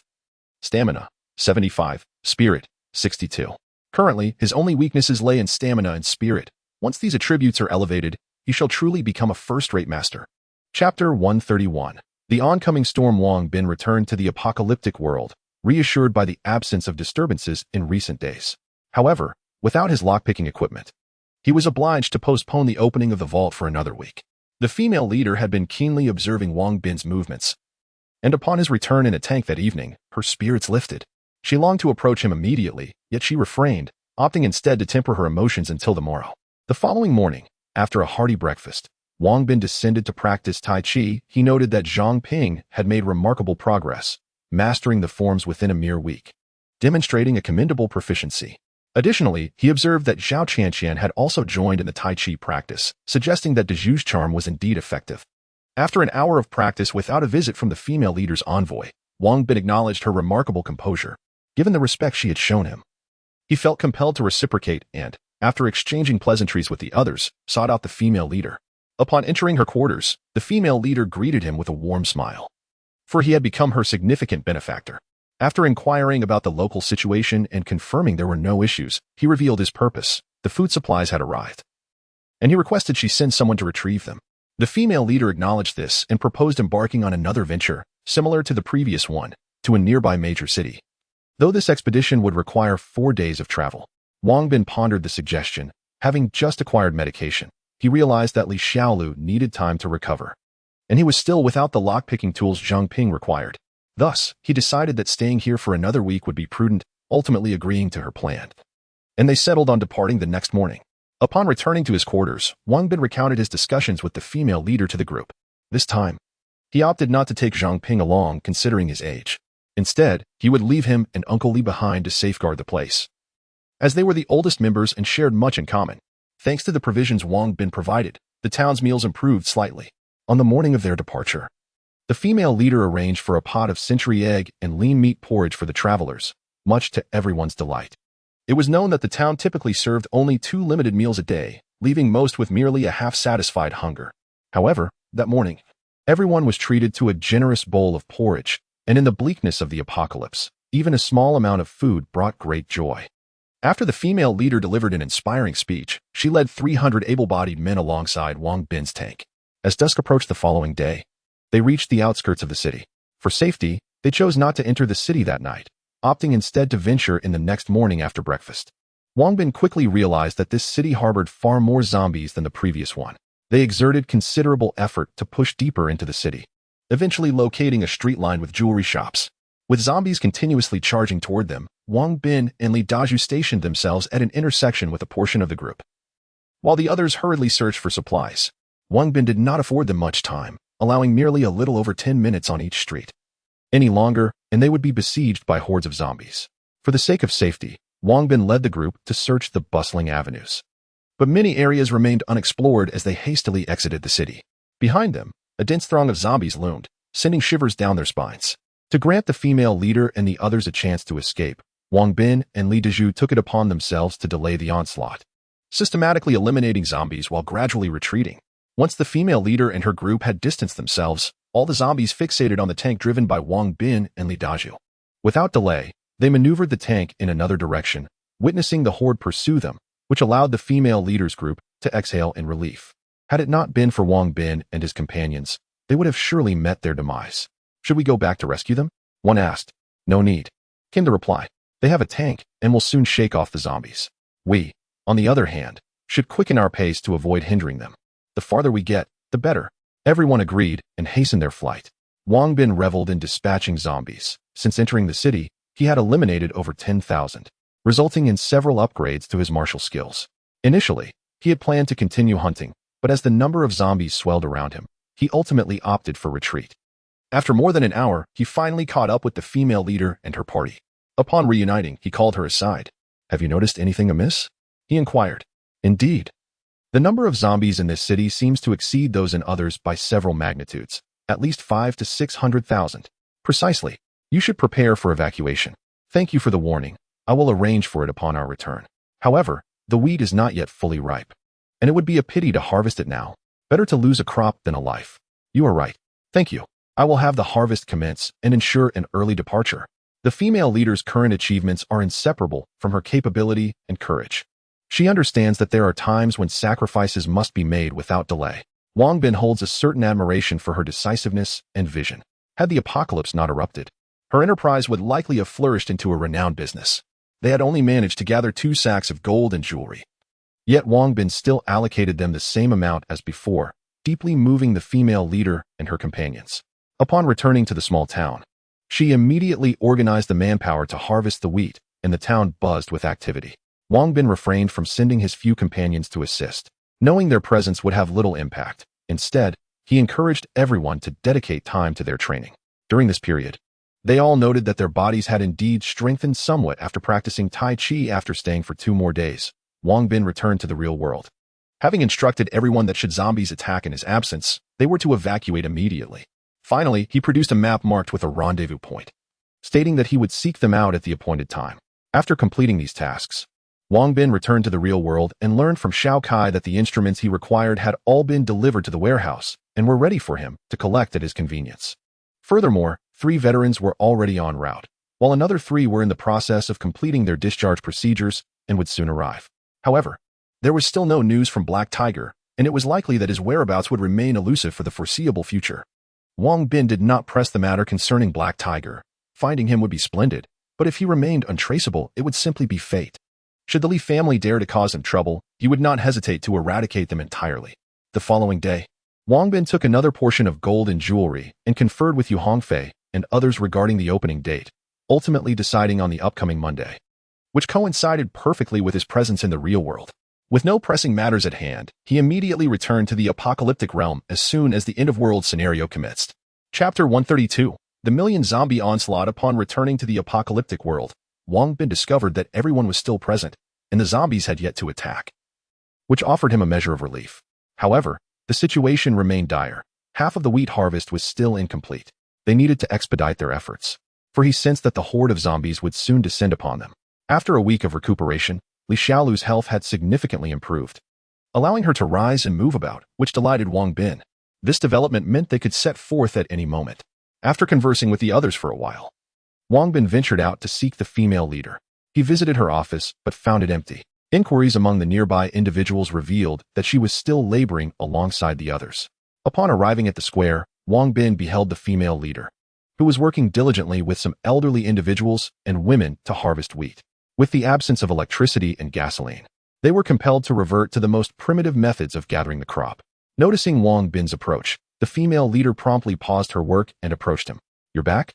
she inquired. "Yes, I have a foreboding that the zombie horde will soon arrive. You must be prepared to evacuate at a moment's notice, if necessary. We should leave by tomorrow." "Tomorrow? Might that not be a bit too soon?" "Rest assured, I have dispatched someone to the mountains across the way to keep watch. They will signal us with smoke if the zombies approach." "Very well, but you must work swiftly." "Do not worry. We have already loaded the harvested wheat onto the carts and are ready to depart at any time." "That's reassuring. I shall not intrude further. Make sure to rest well." "Indeed, you too." Upon returning to his quarters, Wang Bin found himself unable to sleep, which left him in a less than favorable state the following day.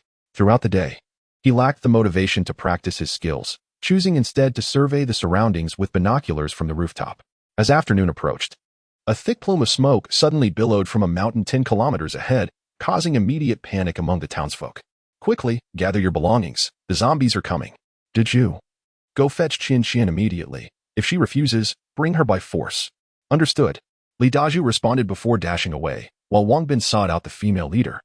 Upon learning of the impending zombie attack, the female leader swiftly organized an evacuation. Fortunately, they had made prior arrangements. And with the recent notifications urging everyone to be prepared for a quick departure, they moved with commendable speed. After discussing the evacuation route with the female leader, Wang Bin returned to his lodgings. This time, Li Daju had successfully brought back Zhao Qian. Once the supplies were allocated, everyone climbed into the tank. Wang Bin and Li Daju took the lead, driving the tank ahead to keep watch. In truth, Wang Bin could have left earlier. However, he had developed a good rapport with the female leader during this time and held a deep admiration for her. Thus, he wished to assist them as much as he could. After more than half an hour, preparations were nearly complete, and many stood awaiting in the square. "We can delay no longer. Zhao Yang, take the elderly, women, and children with the supplies. We will catch up with you after securing the remaining provisions." "Understood, Commander." "You must hurry." Soon, Zhao Yang led a group ahead, while Wang Bin remained at the town's gate, his gaze fixed on the distant hillside. Through his binoculars, he discerned a mass of dark figures, zombies, rushing towards the town. Noticing that the female leader had yet to emerge, Wang Bin felt a surge of urgency. He commandeered a tank and charged inside, urging everyone to flee. Upon hearing that the zombies had descended from the mountain, the female leader reluctantly abandoned the unfinished wheat and led her people out of the town. Wang Bin observed that the zombie speed had markedly increased compared to before. At their current pace, they would catch up with the female leader's group in just over an hour. Gritting his teeth, he turned to Li Daju and asked, "Daju, are you up for a bold maneuver?" Li Daju's eyes widened with excitement as he replied, "What do you have in mind?" "We'll race ahead of the zombies and divert them in another direction, buying time for Lu Jie to escape," Wang Bin declared. "All right, we'll follow your lead." Daju responded eagerly. "But be cautious. There are approximately 1,000,000 zombies this time. We must avoid getting ensnared in their throng and instead navigate along the periphery." "Understood." At that moment, the female leader and her group passed by, startled by the audacity of Wang Bin and Li Daju. "Wang Bin, you can't go. There are 1,000,000 zombies. Join us instead," Lu Jie urged. "Lu Jie, you must hurry and lead your people away. Don't worry about us. If fate allows, we shall meet again. I wish you a swift journey to the refuge in Fuzhou," Wang Bin insisted. "You have already aided us tremendously. You need not concern yourselves with us." Lu Jie protested. "No more time for discussion. You must leave now," Wang Bin interjected, shutting the hatch and entering the tank. He drove it towards the advancing horde of zombies, with Li Daju following suit without hesitation. Watching Wang Bin speed away, the female leader and her companions were moved to tears. Even without binoculars, they could see the ominous mass of darkness looming several kilometers away, with countless zombies racing down the mountainside. The sheer number of zombies was terrifying. Merely gazing upon them could induce panic, and those with weaker nerves would likely have fled in terror. Yet Wang Bin was determined to charge into their midst. A decision fraught with peril. "Let us go," Lu Jie commanded, her eyes glistening with tears, as she ordered the remaining group to pursue Zhao Yang and his advance party. As they departed, Lu Jie silently vowed, "Wang Bin, I shall remember you for the rest of my life." After a mere 10 minutes, Wang Bin finally arrived at the edge of the zombie swarm.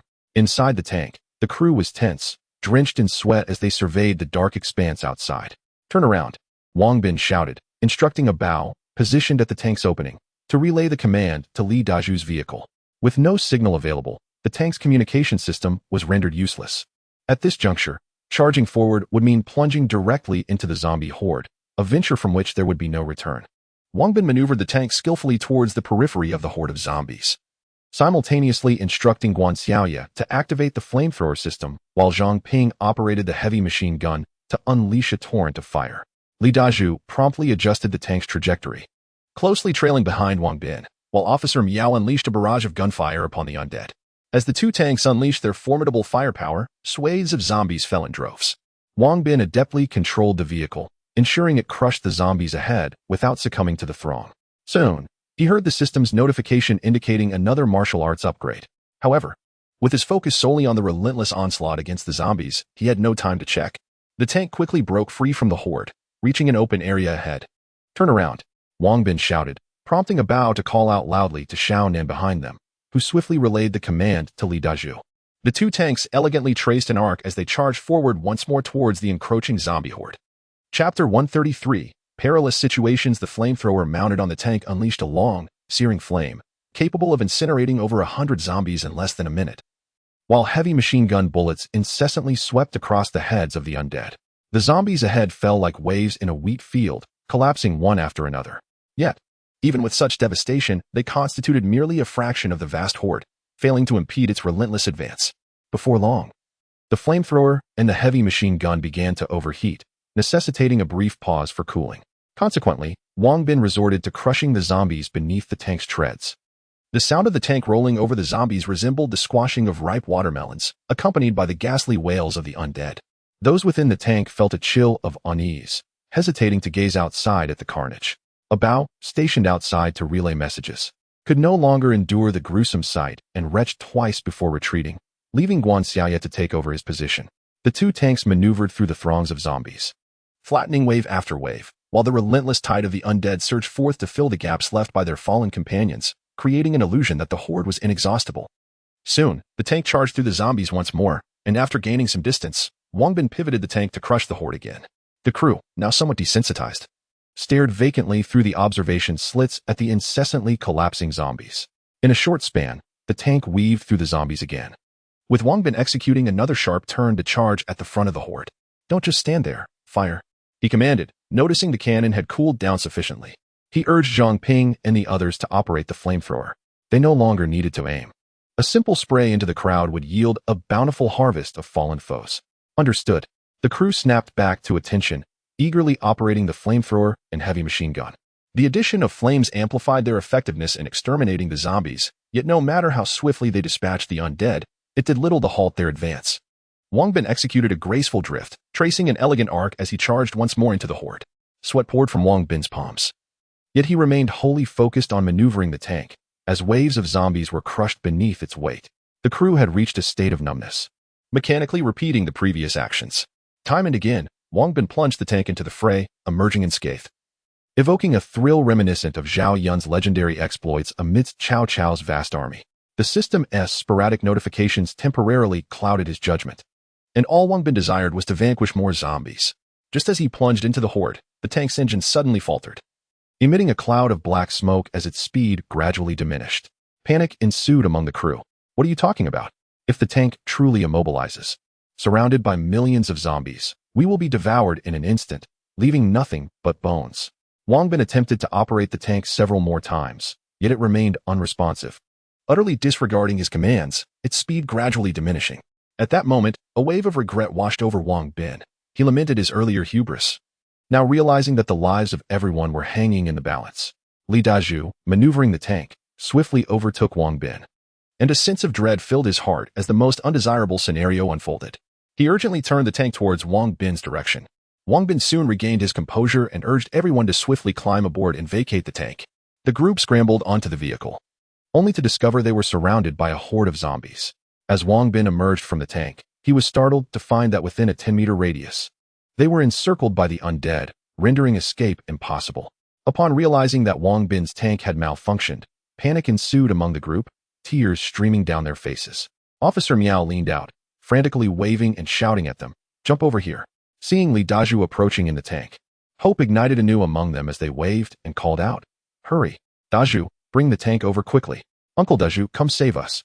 Li Dazhu soon maneuvered the tank closer, But to avoid crashing into Wang Bin's vehicle and sending everyone flying, he could only bring the tank to a halt 3 meters away. When he attempted to close the distance, the tank was also besieged by zombies, forcing Li Dazhu to climb out and wield his red spear against the encroaching horde. Wang Bin, overwhelmed by the dire circumstances, scooped up a Bao and hurled him toward Officer Miao. Catch him. A Bao was easily caught by Miao, who promptly tossed him a rifle, urging him to assist Li Dazhu in dispatching the zombies. The other individuals were adults, and Miao could not manage them. So she and a Bao continued to fend off the climbing zombies while Li Dazhu focused on rescuing others. Before long, Zhang Ping was also thrown across, and upon being caught, he attempted to help eliminate the zombies, only to be firmly pushed back into the tank by Li Dazhu.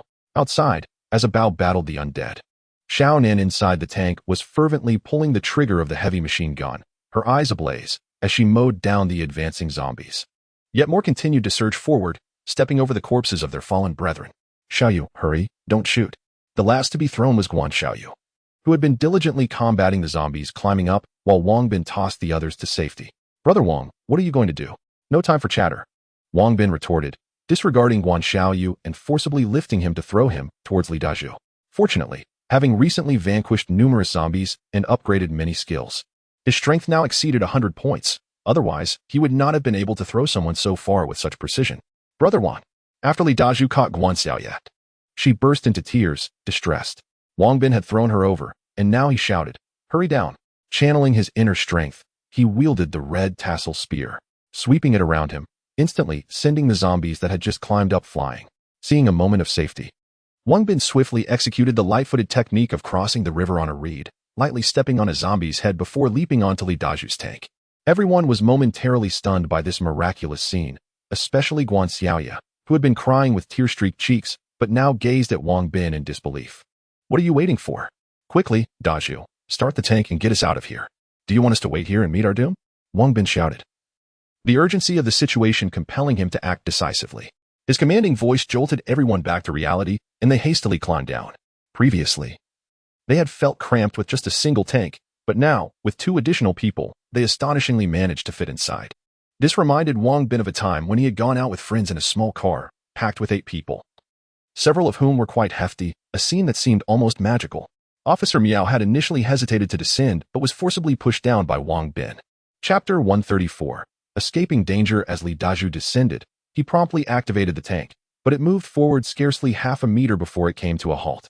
Witnessing this predicament, everyone was engulfed in terror. They were now completely surrounded by a horde of zombies. Just moments ago, the encirclement was merely 10 meters. Yet it had now expanded to over 100 meters, plunging them into a veritable sea of the undead, and the tank was immobilized. Hurry up and get the tank moving, you son of a gun. Wang Bin shouted in desperation as the tank remained stationary. At that moment, Li Dazhu was drenched in cold sweat, fully aware that everyone's lives hinged upon his actions, yet the tank stubbornly refused to respond. Zhao Qian, feeling the tension, was warmed by Li Dazhu's determination. She exerted herself to produce a handkerchief, gently wiping the cold sweat from his brow, and suggested with a smile, if it won't move forward, perhaps we should try reversing. Upon hearing Zhao Qian's words, Li Dazhu experienced a moment of enlightenment. He immediately maneuvered the tank in reverse, and to his surprise, it indeed started to move. However, the surrounding zombies created significant resistance, and the tank's initial speed was sluggish and laborious. Nonetheless, it was finally in motion. As the tank began to move, tears of relief streamed down the faces of the onlookers. While those inside the tank felt a sense of ease, Wang Bin remained tense. Zombies continued to clamber onto the tank. He wielded his red tassel spear with all his might, using his inner strength to repel the relentless undead. Each zombie he knocked away was quickly replaced by another climbing up. Li Dazhu adjusted the tank's direction, ceasing its retreat and instead driving forward. The tank gradually accelerated, finally charting a course toward the outskirts of the zombie horde. However, Wang Bin's reserves of inner strength were swiftly depleted, and he was left relying solely on sheer brute force to fend off the zombies. Gradually, his arms grew weary, nearly unable to lift the spear. As the tank neared the exit, he gritted his teeth, silently counting down. 20 meters, 15 meters, 10 meters, 5 meters at last, we're out. In that fleeting moment when the tank burst forth from the throng of zombies, Wang Bin could no longer maintain his stance and collapsed onto the tank, gasping for breath, his right hand trembling uncontrollably. Overwhelmed by the harrowing experience, he too succumbed to tears of relief. This was undeniably perilous and exhilarating. We made it out. Thank goodness. We finally escaped. As they emerged from danger, jubilant cheers erupted from the group. Guanxiaoya, who had been anxiously concerned for Wang Bin, upon realizing they were safe, immediately sought to exit the tank. However, she needed to wait for Officer Miao to disembark first. Recognizing Wang Bin's condition, Officer Miao quickly climbed out, rushing towards Wang Bin, who lay on the tank. "Wang Bin, what's wrong?" she exclaimed. "Brother Wang, what happened?" Guanxiaoya, peering out, was startled to see Wang Bin on the tank and hurried to assist him. "Uncle Wang, what's the matter?" "Wang Bin, are you all right?" The occupants of the tank, upon hearing the shouts of Officer Miao and Guanxiaoya, feared that something had happened to Wang Bin, their faces paling in alarm as they scrambled out to investigate. "I'm fine, just a bit exhausted. Could someone fetch me some water? I can hardly lift my hand." Wang Bin felt a warm surge of gratitude at the concern shown by the crowd, a radiant smile blossoming on his face. Upon realizing that Wang Bin was merely fatigued, everyone heaved a sigh of relief and quickly brought him a bottle of water. Perhaps due to his fervent thirst, he coughed violently a few times, prompting Officer Miao and Guanxiaoya to gently pat his back. "Drink slowly." "Ah, Wang Bin, why is your hand trembling?" Officer Miao's words tightened the hearts of those present, who turned their anxious gazes toward Wang Bin's right hand. "It's nothing, just fatigue. I'll be fine after a short rest." "You fool." Officer Miao playfully punched Wang Bin lightly, tears welling in her eyes as she took his right hand to massage it. Guanxiaoya, equally distressed, shed tears as she tended to his other hand. Observing this, a Bao and Xiaonin rushed over to help knead Wang Bin's shoulders, but were promptly yanked by Li Xiaolu, who scolded them as she pulled them back into the tank. Seeing this, the others chose not to disturb Wang Bin, retreating into the tank as well, leaving only Wang Bin, Officer Miao, and Guanxiaoya outside. It seemed both Officer Miao and Guanxiaoya became aware of the tender moment, their faces flushing as they exchanged glances, and they continued to massage Wang Bin's arms. After a while, Wang Bin regained some strength and turned to see the horde of zombies still closely pursuing them. Xiaoya informed Zhao to lead the horde to the town. "We must move." Guanxiaoya nodded and approached Li Dazhu to relay the message. He acknowledged her and maneuvered the tank toward the town. The zombie horde, fixated on Wang Bin and his companions, trailed them all the way to the town. "Let us go." Li Dazhu drove the tank, circling the town while the zombies surged in behind them before speeding onward. Upon discovering the town, the zombies howled and rushed inside, with only a few continuing to pursue. With the tank's power maximized across the fields, they soon left the remaining zombies far behind, until they disappeared from sight. "Wang Bin, where are we headed now?" "To K City." "All right." Wang Bin produced a map and handed it to Guanxiaoya for Li Dazhu. Following the map's guidance, Li Dazhu steered the tank onward. No one questioned Wang Bin's decision to head to K City. They had all come to unconditionally trust him, following wherever he led. In truth, Wang Bin could have pursued the female leader in her group, but he opted not to. Their presence would complicate matters, and now with Zhangping beside him, having acquired the means to access the treasury, he felt an undeniable urge to seize that opportunity. As night fell, he ventured far into a quaint village, seeking refuge. Even though the relentless horde of zombies was in pursuit, it was estimated they would not arrive until the morrow, thus providing a temporary sense of safety. Once the tank came to a halt, and after clearing the village of its undead inhabitants, he found a spacious house to settle in, while everyone busied themselves in preparation for a celebratory feast. Having narrowly escaped death, the group unanimously agreed to revel in their survival, and Wang Bin, eager to unwind, did not intervene. The provisions from the system's space had yet to be retrieved, and an abundance of seafood and fresh vegetables awaited. Wang Bin, in a flurry of excitement, brought forth a considerable amount until the others declared they could not consume any more, prompting him to finally cease. Before long, a bonfire was ignited, and they gathered around its warmth, roasting their meal while sharing laughter and recounting the day's harrowing events. Despite the passage of time, the vivid memories of the zombie horde remained fresh, as if they had just transpired. During their banter, the conversation turned to the words Zhao Qian had spoken to Li Dazhu, igniting curiosity among the group about her inspiration. With a smile, Zhao Qian explained, "I cannot say for certain. At that moment, I simply saw Dazhu's earnest yet helpless demeanor, and it tugged at my heart. Suddenly, I recalled a saying my grandfather often shared with me. If the path ahead is obstructed, then perhaps one should retrace their steps." To my surprise, it truly worked. Upon hearing her explanation, the group nodded in approval, their spirits lifted. Li Dazhu, deeply moved, quietly approached Wang Bin and whispered a few words in his ear, to which Wang Bin responded with a knowing smile and a nod. Chapter 135. Unlocking the vault. None were privy to the conversation between Li Dazhu and Wang Bin. However, Wang Bin wore a mysterious smile as he presented an object to Li Dazhu. Upon receiving it, Li Dezhu beamed with joy and, before the gathered crowd, knelt before Zhao Qian, extending the item in his hand while exclaiming, "Zhao Qian, I love you. Will you marry me?" As the onlookers observed closely, they realized it was a dazzling diamond ring, and with Li Dezhu's heartfelt proposition, the gravity of the moment dawned upon them. Following a brief silence, cheers erupted from the crowd, urging, "Marry him, marry him." Zhao Qian, touched by Li Dezhu's earnest proposal, shed tears of joy as she responded amidst the jubilant clamor. Yes, a simple affirmation that ignited excitement, prompting ecstatic shouts from the crowd. Li Dezhu, overwhelmed with emotion, shed tears as well, hastily adorning Zhao Qian's finger with the ring before lifting her into a joyful spin. "Fantastic! Zhao Qian is now my wife." As Li Dezhu gently set Zhao Qian down, the jubilant crowd surged forward, lifting both of them and tossing them into the air, their cheers reaching a fever pitch. After a while of playful revelry, the group settled down, laughter filling the air. Seated, Wang Bin noticed Officer Miao and Guan Xiaoya each clinging to one of his arms, their heads resting affectionately against him. Indifferent to the curious gazes of those around, Wang Bin felt a rush of embarrassment. He was no fool and could sense the affection from both women. Yet, being the object of such devotion from two was a rather daunting predicament. He dared not move, fearful of disturbing them, and was at a loss for words. The others observed the dynamics between Wang Bin and the two women, yet chose to remain silent, enjoying their barbecued fare and beverages while engaging in lively conversation. That night, Li Dezhu, in high spirits, indulged in much drink, while Wang Bin appeared quite fatigued. Uncles Li and Zhang took it upon themselves to keep watch, seated by the fire, chatting amiably while occasionally tossing kindling into the flames. "Ah, to be young is a blessing," one remarked. Indeed, the following morning, the group awoke later than usual, primarily due to the exhaustion of the previous day and the late-night festivities, compounded by Li Dezhu and his companions' revelry. However, by the time they stirred, Uncles Li and Zhang had already prepared breakfast, a pot of millet porridge, fried eggs, and some pickled vegetables. After enjoying their morning meal, they practiced Tai Chi for a while before setting off for K-City. On the tank, Wang Bin had thoroughly researched K-City. It was not particularly large and appeared to harbor only a single vault. Yet, to hone their skills, Wang Bin drove the tank directly into the city, accompanied by Guan Xiaoya, Officer Miao, and Zhang Ping, while the others remained inside the tank on alert.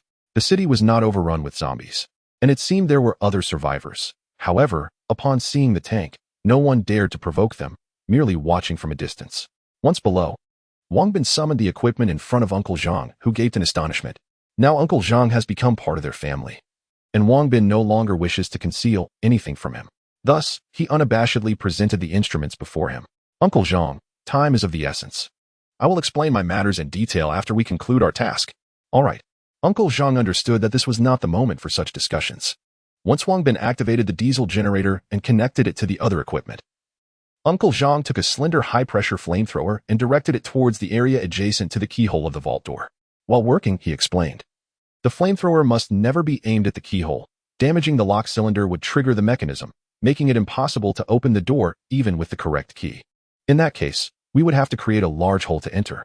However, the metal vault door typically measures about 1 meter in thickness, making it exceedingly laborious to create an opening large enough for a person to enter. Therefore, it was imperative not to damage the lock cylinder. Guan Xiaoya and Officer Miao also came to assist, taking turns with Uncle Zhang. After more than half an hour of effort, they managed to create a small hole. Subsequently, Uncle Zhang produced a camera-equipped tube and inserted it through the small opening. The computer screen quickly displayed the interior's condition, revealing it filled with gold. The gold remained untouched, neatly arranged within. "Hooray! We have finally found the gold!" Guan Xiaoya and Officer Miao exclaimed in delight as they viewed the scene on the computer screen. Wang Bin could not suppress a sigh of relief. He had finally located it. However, opening the vault is still far from over. From this point onward, we are truly engaged in a technical endeavor. Uncle Zhang smiled faintly, his expression filled with pride, as if he had returned to his youthful days. After speaking, Uncle Zhang retrieved a stethoscope, an instrument typically used by doctors, and placed it next to the lock cylinder. He then made a gesture for silence to the others before slowly turning the combination lock, occasionally adjusting his universal key. This door required both a password and a key to be activated simultaneously, rendering the opening process exceedingly complex and highly technical. Not everyone with tools could unlock it.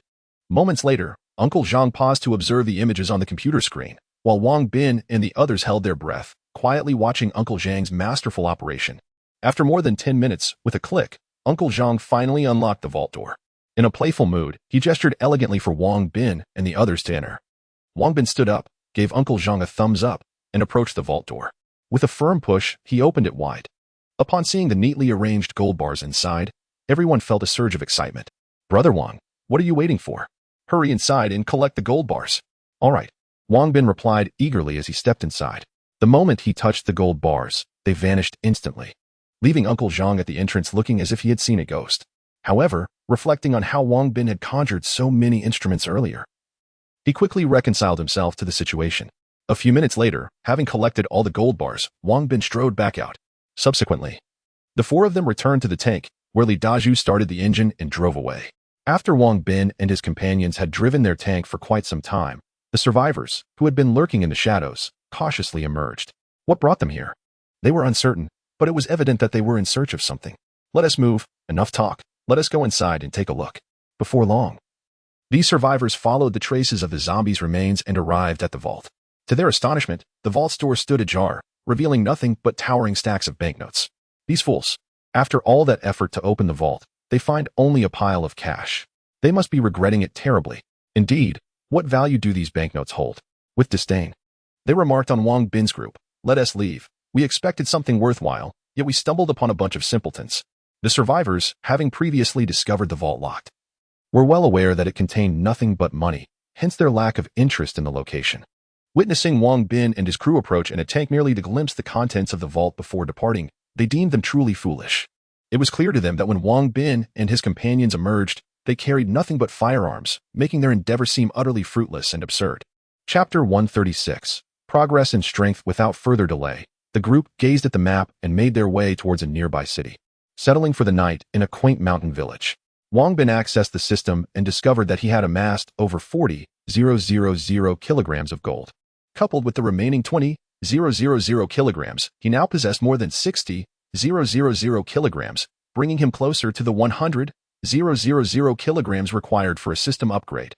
However, in pursuit of experience through battling zombies, Wang Bin, gritting his teeth, expended 10,000 kilograms of gold to retrofit the remaining tank into a flame-throwing vehicle.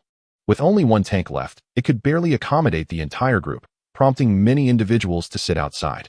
Wang Bin deemed it necessary to procure another vehicle. The system's marketplace offered a plethora of transportation options, yet their exorbitant prices deterred him from spending unnecessarily. With Zhang Ping's addition to the team, gold was no longer a pressing concern. Nevertheless, he observed that the system seemed to grow increasingly formidable with each upgrade, leading him to prioritize spending on the upgrade before contemplating further expenditures. To commemorate their fruitful day, the group organized a bonfire party, relishing barbecued delicacies while engaging in cheerful conversation. At the behest of the others, Wang Bin took out his guitar and serenaded them with over a dozen songs. The first sounds of a guitar in this post-apocalyptic world nearly brought tears to Zhao Qian's eyes, and it took considerable coaxing from Li Dazhu to elicit her laughter once more. The camaraderie between Li Dazhu and Zhao Qian was evident, with Li Dazhu's honest and earnest nature complementing Zhao Qian's innocent kindness. In addition to Li Dazhu, Zhao Qian's closest companion was her sister-in-law, Li Xiaolu. During their recent time together, they had shared many conversations while tending to ailments, with Li Xiaolu amusingly recounting her brother's childhood antics, bringing forth peals of laughter from Zhao Qian. After another day, the group arrived at a major city, proceeding directly to the building housing the vault. Wang Bin, accompanied by Guan Xiaoya, Officer Miao, and Zhang Ping, disembarked the tank to unlock the vault door, while Li Dazhu and the others stood guard outside. After more than an hour, Wang Bin and his companions returned triumphantly, the tank filled to capacity as they sped away, leaving behind a bewildered group of local survivors. Upon calculation, they had acquired over 40,000 kilograms of gold once more. After deducting the 10,000 kilograms spent on the flame-throwing tank, they now amassed over 90,000 kilograms of gold, just one successful venture away from another system upgrade. Wang Bin also noted a peculiar trend as they approached the gathering place in Fuzhou. Zombies seemed to dwindle in number. Yet, inland zombies appeared to be converging towards the coast, leaving uncertainties about future developments. A couple of days later, Wang Bin unlocked another vault, retrieving over 20,000 kilograms of gold. Although this amount was less than before, Wang Bin felt content as he had finally accumulated the requisite 100,000 kilograms of gold for a system upgrade. This upgrade promised significant transformations in the post-apocalyptic world, urging players to prepare themselves. The The system upgrade would take 48 hours, requiring players to await patiently. Upon hearing the system announce that significant changes would transpire in the apocalypse post-upgrade, Wang Bin could not help but be taken aback. The existing zombies were already quite formidable. Could it possibly get worse? Contemplating this, Wang Bin dared not linger any longer and promptly shared his concerns with the group. To his astonishment, they were all equally shocked, directing inquisitive glances at him. After a moment of reflection, Wang Bin asserted, "I believe we should cease our efforts in gathering gold. Our immediate priority should be to hasten towards the gathering point in Fuzhou." With that, they resolved to set forth. The group, placing their trust in Wang Bin and his instincts, swiftly reached a consensus. Over the subsequent days, Wang Bin and his companions traversed towards Fuzhou in a tank, making no stops even as they passed through cities, resolutely forging ahead. Before long, the time for Wang Bin's return to the real world arrived. They settled in a secluded little village, waiting for his reemergence. Throughout their days together, Zhang Ping and Zhao Qian became aware of Wang Bin's capabilities, no longer reacting with the same astonishment as before. As the system had yet to complete its upgrade, it was anticipated that by the time he returned to the apocalypse, the upgrade would be finalized. Upon entering the real world, Wang Bin contacted Yu Hongfei and the others, discovering that everything was proceeding smoothly. A plethora of jewelry had been prepared for sale, with prices established by jewelry experts, and everyone was busily preparing for the opening. After some contemplation, Wang Bin instructed Li Xingping to purchase a van for his warehouse the following day before ending the call. He felt that his involvement in these matters would be minimal, so he decided to visit his master. After a phone call, they agreed to meet at Li Jinggua's house after their training the next day. After enjoying a warm bath, he comfortably laid down on a soft bed for a nap. The next day, when Li Jinggua laid eyes on Wang Bin, he was taken aback. Having noticed a considerable enhancement in Wang Bin's strength, he found it increasingly difficult to gauge his prowess. "Wang Bin, have you taken something? I must warn you. Some substances available on the black market should be avoided at all costs. While they may rapidly enhance your abilities, the side effects can be quite severe, hindering future growth and potentially harming your body. Rest assured, Master, I tread the righteous path and will never resort to those elixirs." Wang Bin was elated by his master's concern, repeatedly assuring him of his commitment to avoid such substances. "That's good to hear. Come, let us engage in a spar. I wish to ascertain the extent of your abilities." "Very well. I humbly request your guidance, Master." Wang Bin clasped his hands in respect and immediately summoned his internal energy, executing the mighty Vajra palm towards his master. Li Jinggua sensed that Wang Bin's strikes had gained swiftness, coupled with greater force, compelling him to exert 8/10 of his internal energy to withstand the onslaught. As their duel progressed, Li Jinggua observed that Wang Bin's martial skills had become significantly more refined, often finding himself unable to exploit openings. In a short span, they exchanged over 20 blows, the intensity of their practice resonating through the air. After a few more exchanges, Wang Bin felt that his techniques were becoming somewhat stale. Suddenly, he transformed his martial arts style, executing Tai Chi as he sparred with his master, Li Jinggua. Over time, Wang Bin's Tai Chi had elevated to the 5th level. However, it remained one tier below the formidable power of the Diamond Palm. Moreover, his proficiency in Tai Chi was not on par with Master Li Jinggua's, and before long, he found himself bested. "Master, I am no match for you. Your prowess is unmatched. You have made commendable progress, yet your internal energy is lacking. You must devote more time to cultivating your inner strength. Thank you for your guidance." "Master, my rapid advancement is also due to the insights shared by our second master last time. I have had many realizations during this period, which have contributed to my swift improvement. That explains it. Haha. Today, we shall not dine outside, since Wan Man is resting today. I have asked her to prepare breakfast for us. Her culinary skills are exceptional. Oh, and second sister is here too. In that case, I must savor her cooking today." With that, the two of them chatted and laughed as they made their way to the master's home, arriving shortly thereafter. Chapter 137. The Way of Chess. Upon hearing the voices of the two, Li Rumen approached with a smile, cheerfully addressing Wang Bin. "Ah, you certainly are a busy individual. Aside from celebrating Grandpa's birthday, this is the first time you've taken the initiative to visit." Wang Bin responded with a playful tone. "And you, dear sister, seem equally occupied. Has the case involving young Master Li been resolved, or do you find yourself with time to spare?" Li Rumen's expression darkened slightly as she lamented, "Currently, all leads have run dry. The only way to uncover the truth is to capture the Black Tiger, but I've heard he has fled to Southeast Asia. We have dispatched numerous personnel to apprehend him." "Wait, this is odd. You're still a suspect. Why am I divulging so much to you?" Startled by the revelation of his ongoing status as a suspect, Wang Bin realized that the police had not entirely cleared him of suspicion. "Rumen, How has Xiaobin become a suspect? Li Zhengguo inquired, his surprise evident. Grandpa, not long ago, young Master Li attempted to woo fourth brother's girlfriend. Afterward, fourth brother confronted him, leading to hostility towards young Master Li, which now implicates anyone with a grievance against him as a suspect. Li Zhengguo fell silent, pondering the implications.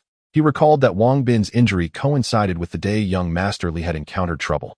Furthermore, he learned that young Master Li was surrounded by 5 skilled protectors, one of whom was at the pinnacle of the second tier. It soon dawned on him that Wang Bin might be involved. Noticing his master's contemplative demeanor, Wang Bin understood that keeping this matter from him would be futile. He smiled and said, "I wouldn't seek revenge over such a trivial matter. Am I truly that petty? It is likely that someone took justice into their own hands due to his numerous misdeeds. Your words ring true. Our investigation reveals that young Master Li indeed committed many heinous acts. He deserves his fate. If we were to capture him, even if he escaped execution, he would spend his life behind bars." Reassured by Li Rumin's comments, Wang Bin felt a sense of relief. He trusted that his master had deduced young Master Li's demise was at his hands. Yet he wished to convey that he was not so small-minded as to kill for a woman unworthy of love. If he were to act, it would be in the name of justice. Having lived for such a long time, Li Zhengguo easily perceived the underlying meaning of Wang Bin's words and soon found peace with the matter. As long as there was no indiscriminate killing of innocents, he was content. In his youth, upon mastering martial arts, he had eliminated many villains upon descending the mountain, but after joining the military, he gradually tempered his bloodlust. Come, let us ascend and enjoy some tea. By the way, Xiaobin, do you play Go? After breakfast, Li Zhengguo led Wang Bin to his study for tea. The old gentleman took great pride in his study, which housed a collection of calligraphy and paintings. Aside from practicing Tai Chi, his favorite pastime was to sip tea, read, and play Go? I know a little, but I can only play against a level 10 computer. Ah, you play Go as well. Grandpa, may I first play a game with fourth brother before he challenges you? Upon hearing that Wang Bin also played Go, Li Rumin instantly perked up.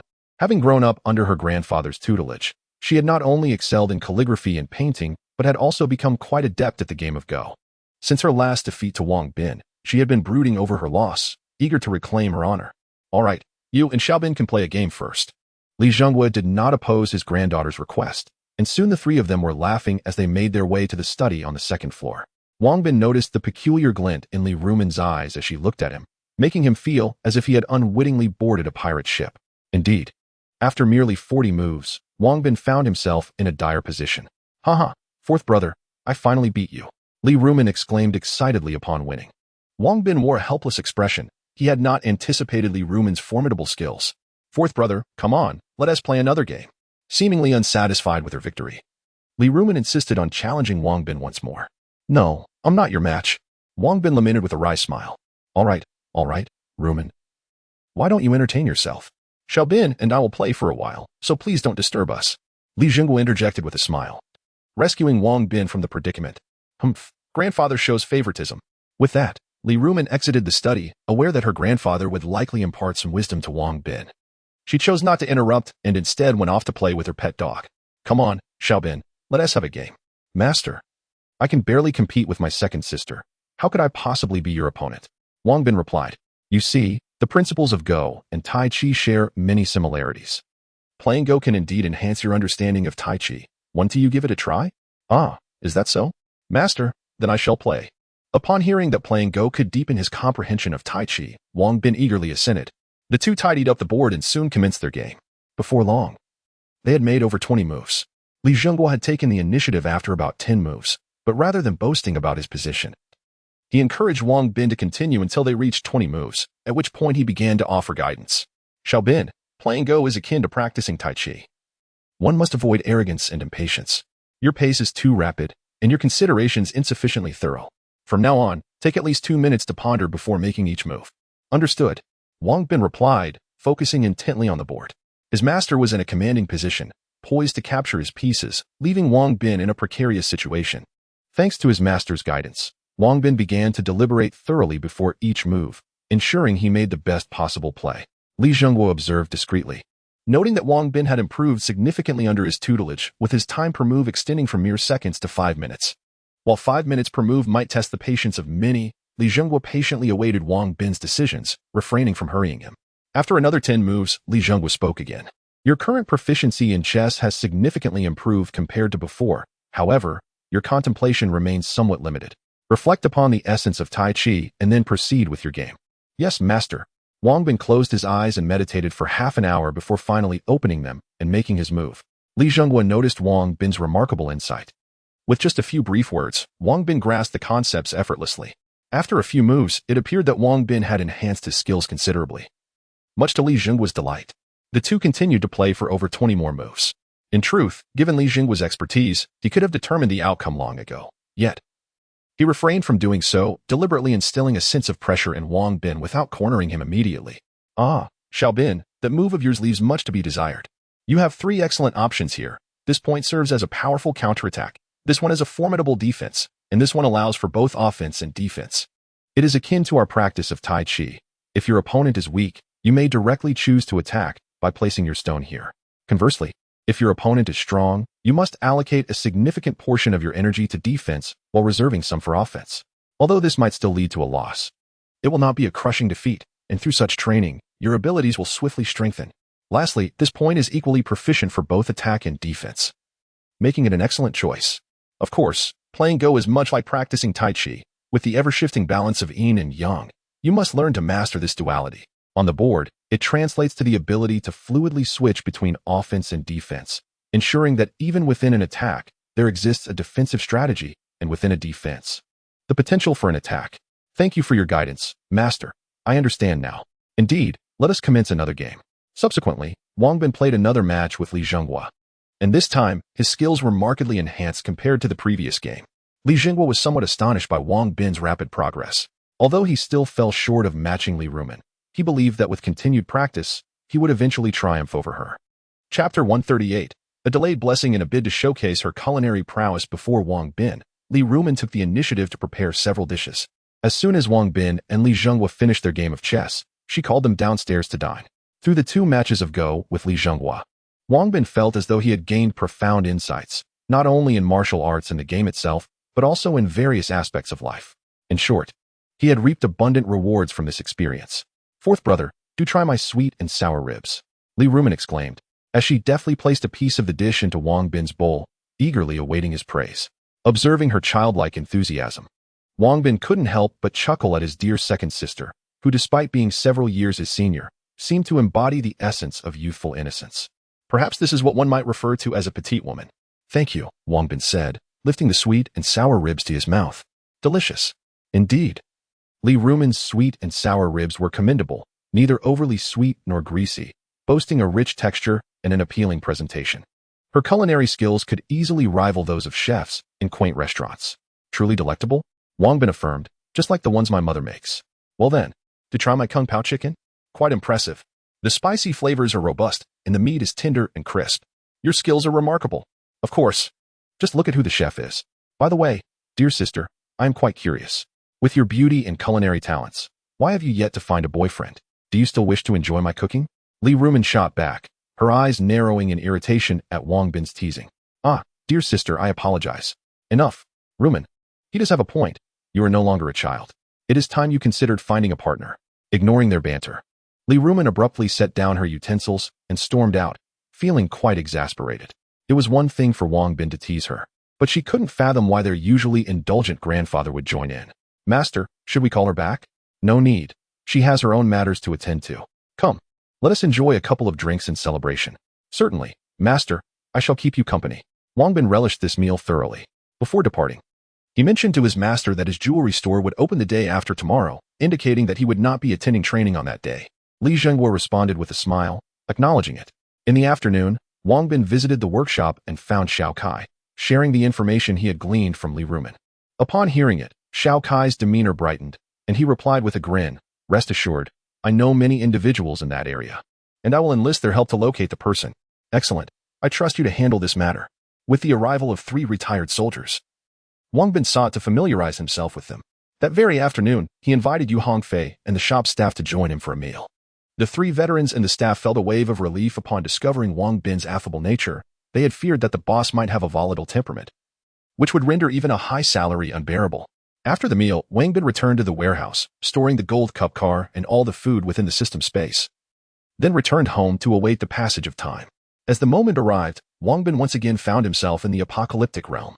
The instant he entered, He heard the system's prompt resonate in his ears. Ding. System upgrade complete. The following features have been added. 1. System space has expanded to 300 cubic meters. 2. The duration for returning to the apocalypse has been extended. One may now remain in the real world for up to 7 consecutive days, and after spending 24 hours there, one can enter the apocalypse at will. 3. The system shop has introduced a new item, the demon core, and has activated the fusion system. Players are advised to review these changes carefully. A new era of zombies is approaching. Players, prepare yourselves. Upon hearing the system's announcement, Wang Bin quickly halted his movements to examine the details. The demon core could be acquired by slaying zombies, with varying grades of cores obtainable from different tiers of the undead. The cores are classified as follows: Ordinary Demon Core, Elite Demon Core, King Demon Core, and Saint King Demon Core. An ordinary demon core, worth 10 kilograms of gold, can be obtained by defeating a common zombie and extracting it from their brain. Consuming it grants a random ordinary ability. An elite demon core, valued at 100,000 kilograms of gold, is acquired from elite zombies and provides a random elite ability upon consumption. A king demon core, costing 10 million kilograms of gold, is obtained from elite zombies and offers a random kingly ability when ingested. Lastly, a Saint King demon core, priced at 100 million kilograms of gold, can be harvested from Saint King level zombies and grants a random saintly ability upon consumption. It is noted that consuming a demon core results in the acquisition of a random ability, the type of which is determined by one's physical constitution. Each ability has 10 levels, which can be enhanced by consuming additional cores. A person may possess only one ability, so one must use this opportunity with caution. Upon absorbing this information, Wang Bin's eyes sparkled with excitement, though he understood that opportunity also equates to peril, indicating that future zombies would become increasingly formidable. Next, he turned his attention to the fusion system. It stated that 10,000 ordinary demon cores could be fused into one elite demon core. 1,000 elite demon cores could yield one king demon core, and 10 king demon cores could merge into a single Saint King demon core, with a success rate of 100%. After reviewing the fusion system, Wang Bin felt a surge of exhilaration. With this system in place, he could synthesize higher-tier demon cores, thus significantly enhancing everyone's capabilities. However, he pondered the difficulty of acquiring these cores.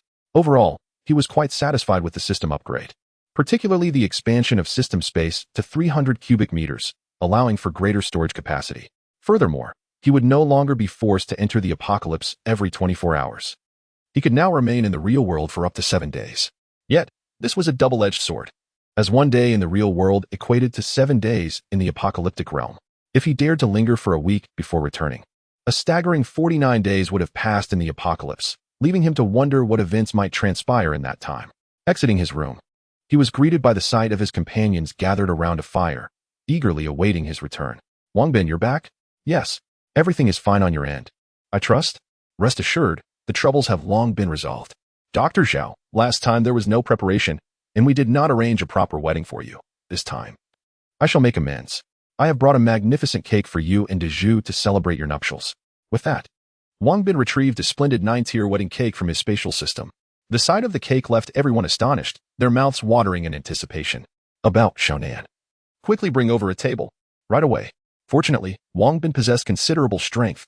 Otherwise, it would have been quite a challenge for one person to carry such a large cake. Once Wang Bin set the cake down, everyone gathered around it, captivated by its beauty. It's too exquisite. I almost feel guilty to eat it. Wang Bin, thank you. Zhao Qianqian's eyes sparkled with delight as she gazed upon the stunning cake, reluctant to partake. Do not hesitate. I shall bring another next time. Wang Bin, unfazed by Zhao Qianqian's sentiments, handed the camera to Officer Miao to capture the moment, then produced a plastic knife for Li Dazhu and Zhao Qianqian to jointly cut the cake. Applause erupted as they celebrated a modest yet heartfelt wedding ceremony for Li Dazhu. Although simple, this wedding was a significant event in the post-apocalyptic world, and the camaraderie among everyone contributed to the lively atmosphere. Wang Bin, thank you for orchestrating this for us. After savoring their first slice of cake, Li Dazhu and Zhao Qianqian presented the initial piece to Wang Bin with both hands, expressing their deep gratitude.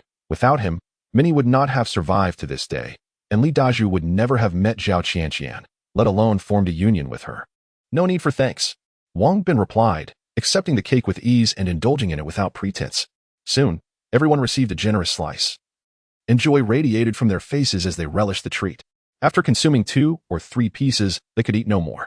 A Bao and Xiaonan, ever mischievous, decided to smear cake on Li Dazhu and Zhao Qian's faces when they noticed their inability to eat further. Witnessing the playful antics of a bao, and Xiaonan elicited both amusement and irritation among the others. Food was precious in the wasteland. And even with Wang Bin's continuous provisions, they would never waste a morsel. It's all right. This cake is prone to spoilage, so let them have their fun. Wang Bin thought lightly of it, prioritizing everyone's happiness over the potential waste. However, just as he finished speaking, Guan Xiaoya playfully smeared her small plate of cake directly onto Wang Bin's face. Xiaoyu, Wang Bin shouted, grabbing his plate and chasing after her. Before long, a playful food fight ensued, with Uncle Li and Uncle Zhang also falling victim to the cake onslaught. Chapter 139, the grand opening of the jewelry store that evening. Wang Bin chose not to disclose the possibility of zombies evolving, as he wished for everyone to unwind and relax. The following morning, after breakfast, he gathered everyone and revealed the shocking news that zombies might indeed evolve and grow increasingly formidable. Rest assured, he reassured them, I have learned that in time, defeating zombies will yield magic cores, and upon consuming these cores, we may randomly acquire extraordinary abilities. Upon hearing this, the group's intrigue was piqued, and images of superheroes from their pre-apocalyptic films danced in their minds. The prospect of gaining superpowers ignited their imaginations. Even if they did not reach the heights of legendary heroes, becoming akin to the extraordinary beings from their beloved stories would be a remarkable achievement. The magic cores possess varying levels of potency. The higher the level, the more formidable the abilities gained. I advise against consuming ordinary magic cores, at the very least. One should aim for elite cores. Fear not, for I shall devise a means to procure elite magic cores for everyone. Now, shall we embark on a quest to hunt zombies? Not just yet, Wang Bin replied. For now, we will continue our search for gold. Once zombies begin to drop magic cores, we will commence our hunt. Previously, Wang Bin had sensed a change was imminent, and now, with the knowledge that defeating zombies could yield magic cores, he swiftly recalibrated his strategy, stockpiling gold while awaiting the opportune moment to harvest magic cores. In the ensuing days, Wang Bin and his companions swiftly infiltrated cities, raiding vaults and dispatching a few zombies along the way, yet none yielded magic cores. Throughout that week, they traversed 3 cities, one of which had been economically prosperous prior to the apocalypse, where they astonishingly uncovered 210,000 kilograms of gold, combined with the gold from the other 2 cities. Their total haul reached 320,000 kilograms. He recalled hearing from Li Dazhu and others that coastal cities tended to be more affluent, and now he believed it wholeheartedly. Unfortunately, upon entering the system, Wang Bin discovered the absence of the upgrade button. After inquiring, he learned that upgrades were currently unavailable and would only be accessible when the time was right. Perhaps the system had not anticipated his rapid advancement. After ensuring the well-being of his companions, Wang Bin returned to the real world, eagerly anticipating the opening of his jewelry store the following day. He felt a surge of excitement. He called Yu Hongfei and the others, only to find they were equally exhilarated. Had they not feared delaying the grand opening, they would have likely spent the night singing at a karaoke venue. The next morning, Wang Bin awoke early, and before he could step outside, Yu Hongfei called to inquire about his whereabouts. Wang Bin's face flushed with embarrassment as he replied that he would be leaving shortly. Upon his arrival, both Yu Hongfei and Li Xingping were already present, accompanied by 6 elegantly dressed waitstaff and 2 seasoned veterans clad in crisp security uniforms, standing resolutely at the entrance.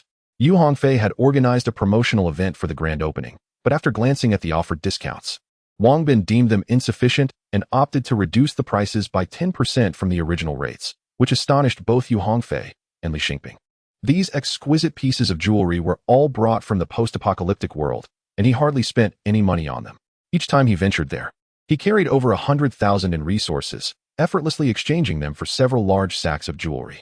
Were it not for the fear of being accused of unfair competition, he would willingly sell them at half the price. To enhance promotional efforts, Wang Bin organized a lottery. Anyone who made a purchase in the store could participate in a draw, with the grand prize being a jewelry piece valued at $1 million. 2 second prizes of jewelry worth 100,000 each, and 10 third prizes of jewelry valued at 10,000 each. Passers-by, upon seeing the promotion at the store entrance, speculated whether the owner had lost his mind or was merely deceiving them, with some questioning the authenticity of the goods. Wang Bin's extravagant actions stirred unease among the other jewelry store owners on the street, prompting them to send representatives to observe the commotion. Before long, Wang Bin noticed his master, Li Zhenghua, and his second sister, Li Rumen, had arrived. They not only brought 2 floral arrangements, but the elder also personally pinned a couplet for him, which had already been beautifully framed. "Ah, master, second sister, what brings you here?" he exclaimed. How could I not attend such a significant occasion for my disciple? You are all still university students. It's not easy, replied his master. Master, second sister, it's quite sunny outside, and we still have some time before the opening. Please come in and have some tea. All right. You carry on. Xiao Chui, please assist in finding a prominent place to display my master's couplet. Of course. Seeing Wang Bin's earnest regard for his couplet, Li Jinghua felt a swell of pride and accompanied Wang Bin to the back room for tea. Meanwhile, Li Rumen chose not to join them for tea, but instead took a keen interest in the jewelry displayed in the shop. The more she observed, the more astonished she became, for Wang Bin's store offered jewelry across all price ranges, each piece genuine, with many styles she had never encountered before. Particularly, upon spotting the store's prized diamond necklace priced at 50 million, she was nearly overwhelmed with excitement. After estimating, she realized the jewelry showcased in the store was worth at least 200 million. She had not anticipated Wang Bin's wealth, which explained why he initially dared to offer 10 million to outbid her for Zhang Banqiao's artworks. What she did not know was that these pieces of jewelry were merely a fraction of Wang Bin's extensive collection. Had it not been for Yu Hongfei and Li Xingping's intervention, he would have been prepared to display a necklace valued at 200 million. Witnessing Wang Bin's affluence stirred a sense of imbalance in Li Rumen, prompting her to devise a plan to tease her younger brother. Fourth brother, how delectable are the dishes prepared by second sister? She inquired playfully as she rushed into the back room, casting a playful glance at Wang Bin. Upon seeing her demeanor, Li Jinghua immediately understood her intentions and admonished, Rumen, do not be foolish. The shop belongs to Xiao Bin and his two classmates, not solely to him. Grandfather, you have no idea. I took a quick glance, and the jewelry in fourth brother's shop is worth at least 200 million. I simply wish to choose something here. As Li Rumen dashed forward and grasped Li Jinghua's arm, she exclaimed, Second sister, go ahead and choose. Just let me know if anything catches your eye. Wang Bin replied with a faint smile. You said it. What if I fancy that necklace priced at 50 million? Then it shall be yours. He retorted. You have a discerning taste. Rest assured, I shall not select that piece. With that, Li Rumen skipped joyfully out of the back hall to peruse the jewelry. Xiaobin, is this truly appropriate? Her master inquired. Fear not, master. I am a major shareholder in this establishment, and the jewelry is supplied by me. If you remain concerned, I can simply have them deduct the cost from my earnings. You must not indulge your second sister. This is a one-time allowance. Yes, master. Not long after Li Rumen departed, she chose a pair of exquisite earrings. When she presented them to Wang Bin, she was surprised to find they were priced at just over 8,000, a mere trifle among the lower-tier jewelry in his shop. Wang Bin understood that she had selected such an inexpensive piece to spare him any discomfort. Soon, the time for the grand opening arrived. Wang Bin invited his master, Li Jinghua, to join him in cutting the ribbon, marking the official inauguration of the jewelry store. Chapter 140. Ingenious response. Regardless of the authenticity of Wang Bin's jewelry store's promotions, there exists a multitude of bargain hunters. Even those who do not intend to make a purchase are drawn in by curiosity to observe the jewelry on display. Thus, upon opening, the store was inundated with patrons. Upon witnessing the throngs entering Wang Bin's establishment, the managers of nearby jewelry stores could no longer remain passive. They hurriedly summoned their staff. Xiaomei, please go over and ascertain whether their merchandise is genuine. Additionally, if possible, expose their fraudulent prize draws. Understood, manager. Just a moment. Remove your work badge before approaching.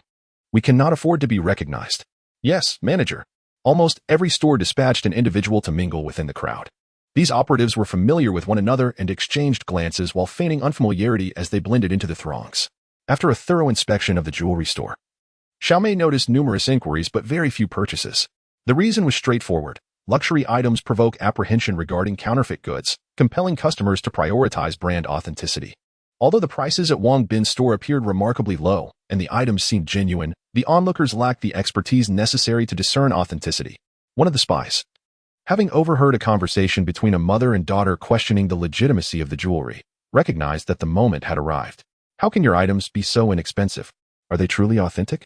Madam, I assure you that all our jewelry is genuine. Please feel free to make your selection. If any of our products are found to be counterfeit, we offer a tenfold compensation. Yet, every store claims the same. What if the goods are indeed authentic, but are misrepresented or of poor quality? The spy's voice resonated loudly, swiftly drawing the attention of many surrounding patrons who began to converge towards the scene. The 6 attendants hired by Yu Hongfei, all of whom had prior experience in the jewelry industry, immediately recognized the intruders but felt powerless, despite knowing they were spies sent by rival establishments. They maintained polite and patient smiles as they explained. Li Jinghua and Li Rumen stood alongside Wang Bin in a corner of the hall, observing the bustling atmosphere. Upon hearing the female spy's accusations, they exchanged anxious glances for Wang Bin's sake. With a calm smile, Wang Bin turned to his mentors, Li Jinghua and Li Rumen, reassuring them, "Please rest assured and continue to observe." He then approached the fray. He quickly discerned the few spies among the crowd, as their failure to don disguises rendered them conspicuous.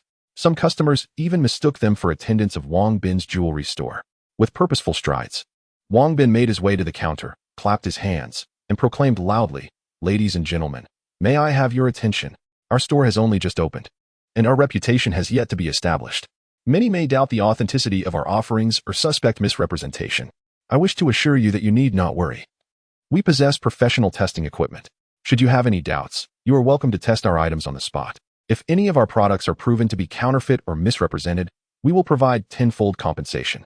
Hongfei, please bring out our equipment." Soon, Yu Hongfei and Li Xingping brought over the instruments and handed a briefcase to Wang Bin. Upon witnessing Wang Bin produce the equipment, everyone began to trust his words. It is indeed rare for establishments to present such devices for customer testing. When Wang Bin opened the briefcase, astonishment swept through the crowd as they beheld stacks of pristine red bills within.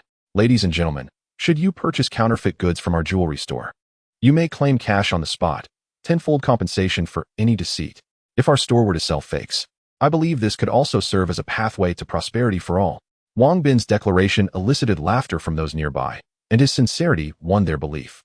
The female spy, realizing her scheme had been thwarted, lowered her head in anger and withdrew from the group. Xiaomei, observing the failure of her rival, cast a disdainful glance at the woman, sensing that it was her moment to shine. She promptly raised her hand. "Excuse me, madam, do you have a question?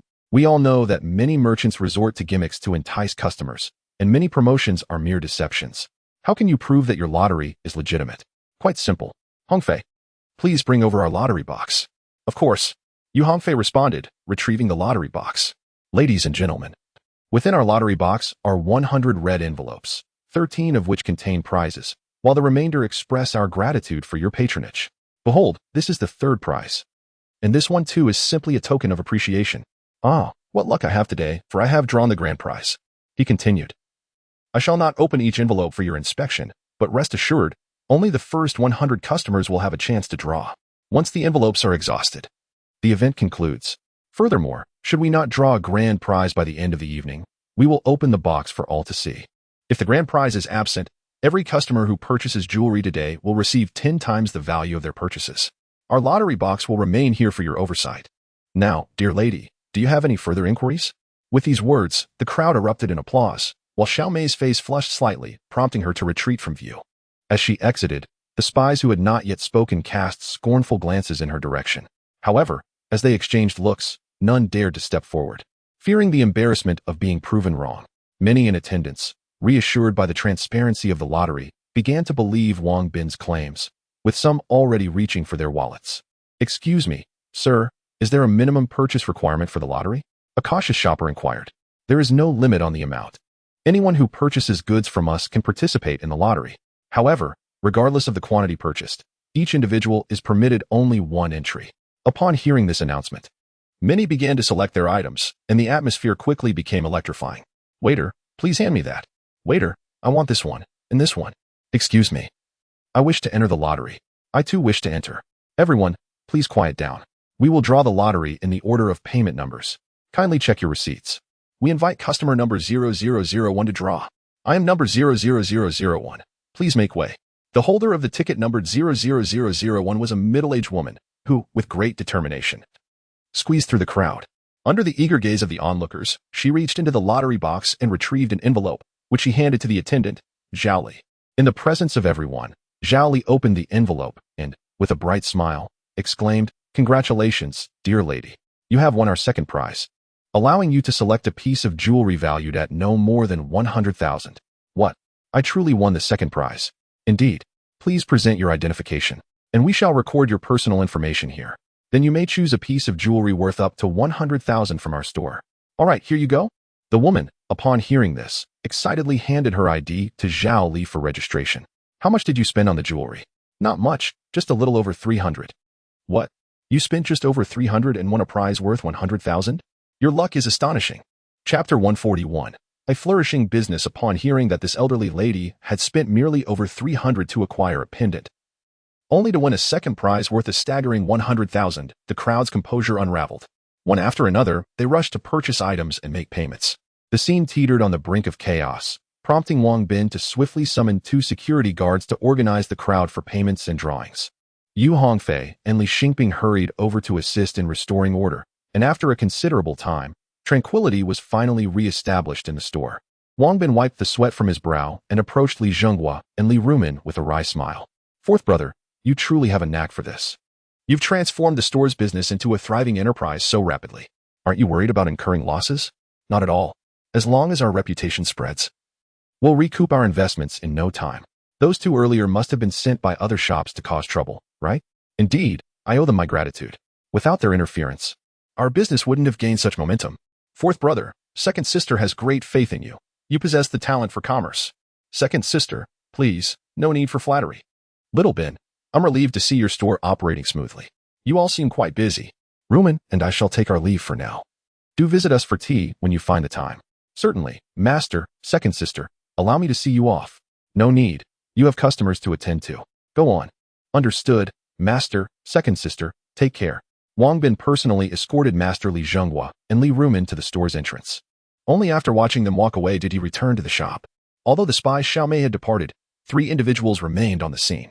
Seeing others winning the second prize stirred their interest. Wang Bin's jewelry store boasted an impressive array of pieces, with many styles being remarkably novel. Most importantly, the prices were slightly lower than those in their own stores, with a 10% discount on the original price during the first week of operations. Purchasing from Wang Bin's shop proved far more economical than the mere 95% discount offered in their own establishments. Moreover, the grand prize had yet to be drawn. Observing the lengthening queue, they realized that delay would lead to others seizing the opportunity ahead of them. Ultimately, one individual could not resist the temptation and hurriedly bought a pendant worth a few hundred, subsequently joining the line. The other 2, seeing this, quickly purchased something trivial and fell in line as well. They exchanged awkward smiles, pretending not to know each other as they lowered their heads, engrossed in their phones while waiting. The atmosphere was electric, with several prizes being awarded, though all were third prizes. As the remaining prizes dwindled, the impatience among the queue grew palpable. Soon, it was the turn of the first female spy in line. She paid her dues and received a ticket to draw. The attendant, Zhao Li, accepted the envelope handed to her, opened it, and cheerfully announced, "Congratulations, you've won third prize. Please select a piece of jewelry valued at no more than 10,000. "Oh, thank you." The female spy, brimming with excitement, realized that although she hadn't won the grand prize, spending merely a few hundred for a chance at a prize worth 10,000 was still quite delightful. 2 female spies, upon witnessing their companion's fortuitous draw of the third prize, became fervently hopeful. Alas, when their turn arrived, they were met with merely a thank you for participating. The 2 could only watch in disappointment as their colleague selected a dazzling diamond necklace valued at 9,999. Meanwhile, Wang Bin had been discreetly observing the trio's actions. He felt a surge of joy upon seeing one of them win the third prize. Gifting her 10,000 yuan was of little consequence, as it served to humiliate her employer and simultaneously promote his own business. One could only imagine the anguish the rival shop owners would feel upon discovering that their female employees had not tarnished his reputation, but instead contributed to his burgeoning success, ultimately spending their earnings at his establishment. As noon approached, waitress Zhao Li opened a red envelope drawn by a customer and gasped in astonishment. "Oh my goodness! Your luck is incredible. You've won our grand prize." Her exclamation sent ripples of excitement through the crowd, drawing many to gather around. The elderly lady who had won the grand prize, upon noticing the throng, instinctively clutched her envelope and shouted, "Stay back. The grand prize is mine." Wang Bin was amused by the lady's reaction and quickly approached with Yu Hongfei, Li Xingping, and a security guard to maintain order. "Madam, please rest assured. The prize is indeed yours. Kindly register, and you may select a piece of jewelry valued at under 1 million yuan from our store. Once you have made your choice, we can arrange for a security guard to drive you home. Is that true? You will send a security guard to escort me home?" "Absolutely, you are our esteemed guest. We wouldn't want any mishaps to occur after you've won such a significant prize. We shall ensure you arrive home safely. And if you prefer to deposit the jewelry in a bank, we can also provide transport to the bank." Delighted, the lady hurried off to select her favorite piece of jewelry. Wang Bin, concerned for her safety, assigned a security guard to accompany her. The surrounding customers, witnessing the grand prize being claimed, began to feel a sense of unease, though there remained a second prize in the draw. Many pulled out their phones to capture the moment or record short videos, and soon the news spread throughout the city. Before long, the lady had chosen a diamond necklace worth over 900,000. To promote the event, waitress Zhao assisted her in putting it on, and the lady instantly radiated brilliance, eliciting admiration from the crowd. Subsequently, she was escorted home in Wang Bin's luxury car, drawing envious glances from onlookers who then lined up to participate. Meanwhile, Old Sun was engrossed in a game of chess with friends in the park when an elderly man rushed towards him, calling out loudly, Old Sun, stop your game and go home. Your wife has brought you great honor." "What do you mean my wife has brought me honor? Please, clarify." "Look, your wife is on the news." Upon hearing this, Old Sun hastily discarded the chess piece in his hand and rose to his feet, striding over to seize the mobile phone from Old Yang's grasp to examine it. The surrounding elderly men and women leaned in with curiosity. As the video commenced, Old Sun's wife soon appeared on the screen. It became apparent that the television station, having noticed the citizens' posts on social media, promptly dispatched a reporter for an interview. Upon arrival, the reporter discovered a bustling scene. Zhao, in front of the camera, reiterated their promotion of a tenfold compensation for any counterfeit items, showcasing the detection equipment while producing a suitcase filled with 1 million in cash. She also elaborated on the rules of the lottery. In a bid to experience the authenticity of the lottery firsthand, the female reporter selected a pair of earrings on camera and proceeded to make her purchase. Subsequently participating in the lottery, to her delight, she won third prize, which left her quite exhilarated. After selecting her prize, she conducted an on-site verification with Zhao Li's assistance, confirming the authenticity of the items. At this juncture, the reporter recognized that Wang Bin's jewelry store had not deceived consumers. For the sake of ratings, she insisted on interviewing the customer who had won the grand prize. Unfortunately, Zhao Li declined, citing their commitment to safeguarding customer privacy. After repeated pleas from the reporter, Zhao Li, with Wang Bin's consent, retrieved her phone and dialed the number of the fortunate elderly woman who had won first prize. Initially hesitant to accept the television interview, the elderly woman reconsidered upon realizing that her daughter, in her 30s, was still unmarried, thus acquiescing to the station's request for an interview. Chapter 142. The apocalypse is approaching. Subsequently, a television crew arrived at the elderly lady's residence for an interview.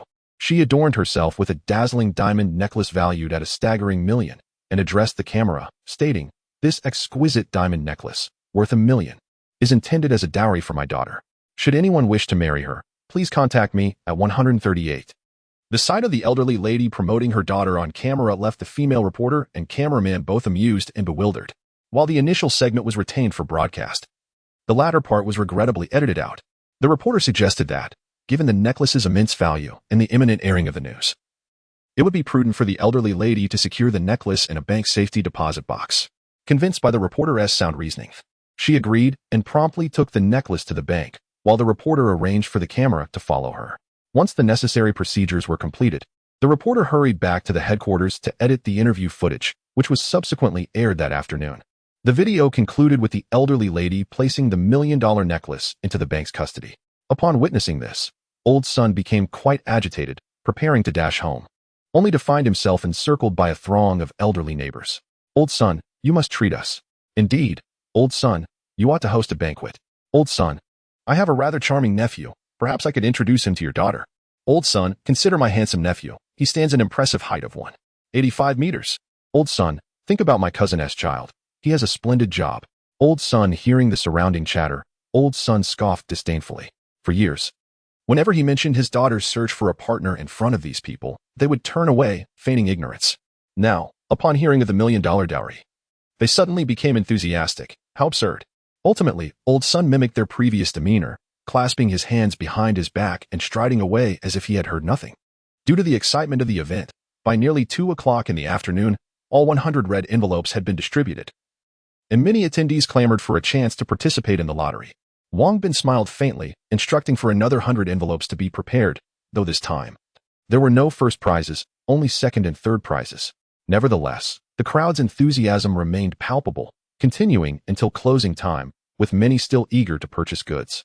Had it not been for Wang Bin's decree preventing internal staff from participating in the lottery, it is likely that Zhao Li and others would have wished to buy items to join in. Although they could not partake in the lottery, Wang Bin, pleased with the successful opening day, rewarded each staff member and security guard with a bonus of 1,000 yuan, prompting expressions of gratitude from all sides. In the back room, Wang Bin and his associates tallied the day's sales, revealing that a total of 325 pieces of jewelry had been sold, amounting to an impressive total value of 3,650,000 yuan. After deducting over 1 million for the lottery, they still profited more than 1 million. Certainly, some may argue that these jewels come at a cost. However, let us not forget that Wang Bin, with merely a modest sum of over 100,000 for food, managed to exchange it for several sacks of gold and exquisite jewelry, each piece costing only a few dozen, including the rental and labor expenses for the shop. The total would not exceed 200. Wang Bin had already anticipated losses on the first day, yet unexpectedly, he turned a profit. To ensure fairness, he also granted a bonus of 1,000 yuan to the 3 seasoned craftsmen and an additional security guard who remained at the workshop. This generous gesture delighted the recently enlisted veteran, who, despite merely guarding the workshop doors and not assisting at the shop, received the same bonus. Originally, Wang Bin intended to host a celebratory feast that evening. However, his concerns for Guan Xiaoya and the other safety compelled him to postpone the gathering until all personnel were present. Hastily, Wang Bin returned to the warehouse, storing all items into the system's space. As the time approached, he promptly transitioned back to the apocalyptic world. Although he could remain in the real world for 7 days, the absence of issues there did little to alleviate his anxiety for his family in the apocalypse, prompting him to act without delay and return to that perilous realm. Ding dong. The new world of the apocalypse is about to commence. Countdown, 24 hours. Please prepare, players. As soon as Wang Bin entered the apocalypse, the system's notification echoed in his mind.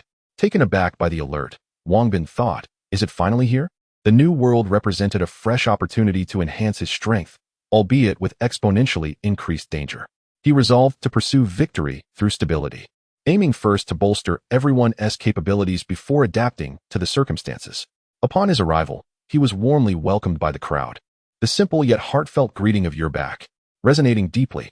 After sharing a barbecue meal with everyone, Wang Bin relayed the information he had acquired.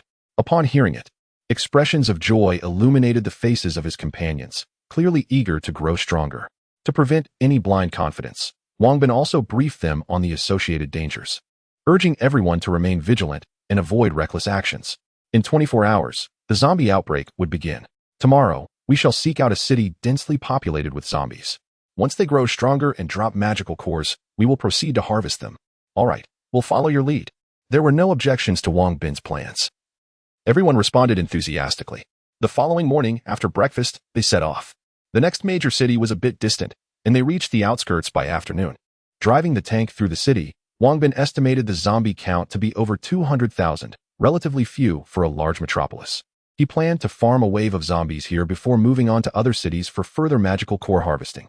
Given they had only one tank, Wang Bin chose not to take everyone with him.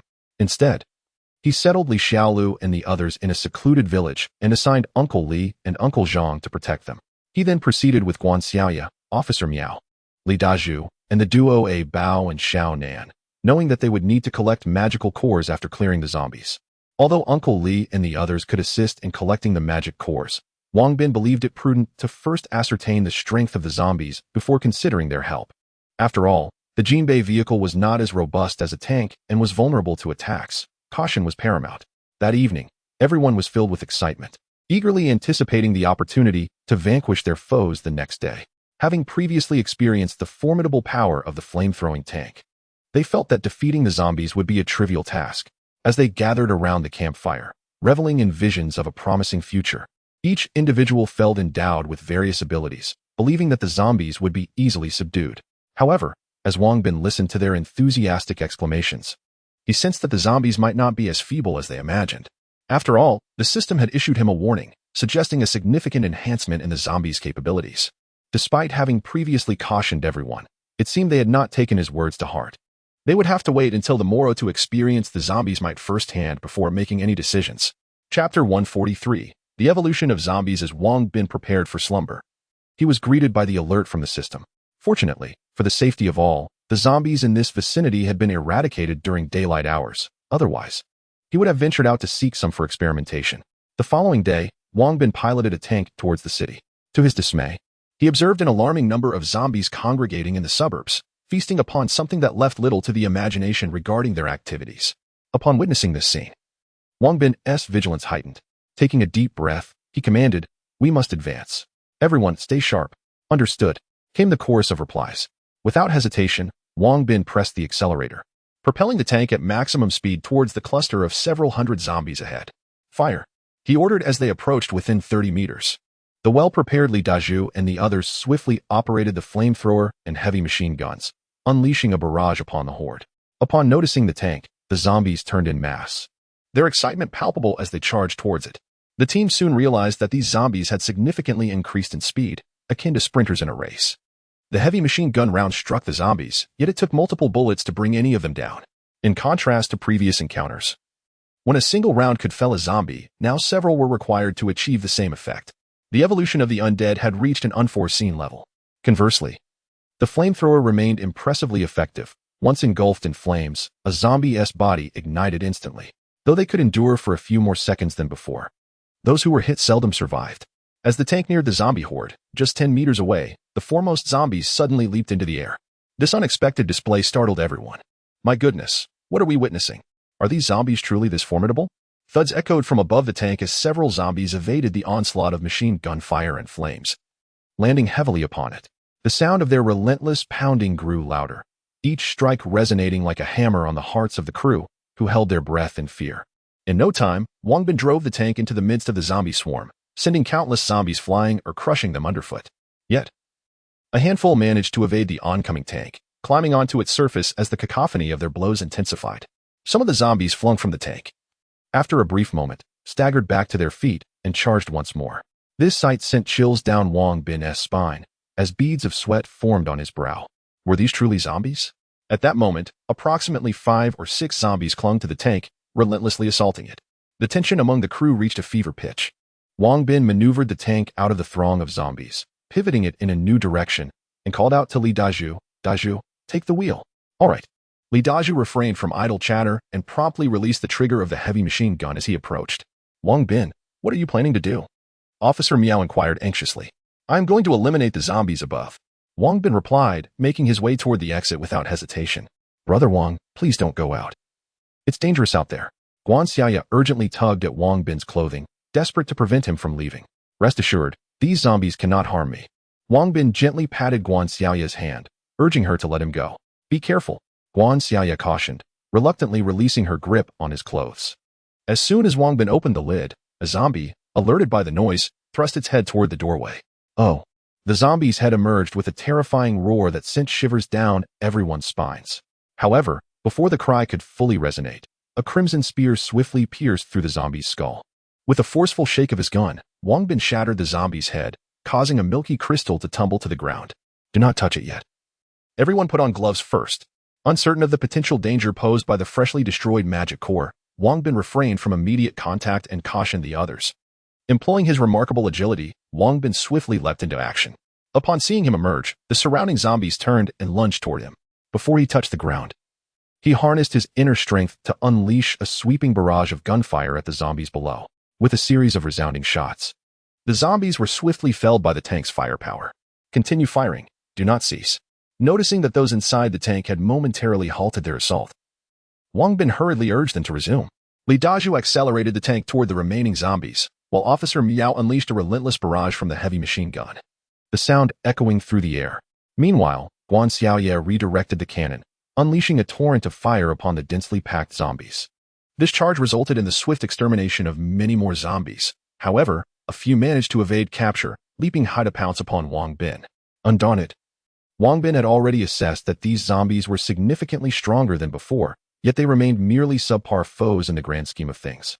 As he had ascended to the rank of a near first-rate combatant, rendering the encounter trivial. As the zombies approached, he thrust his crimson spear forward, striking the first zombie in the head with precision.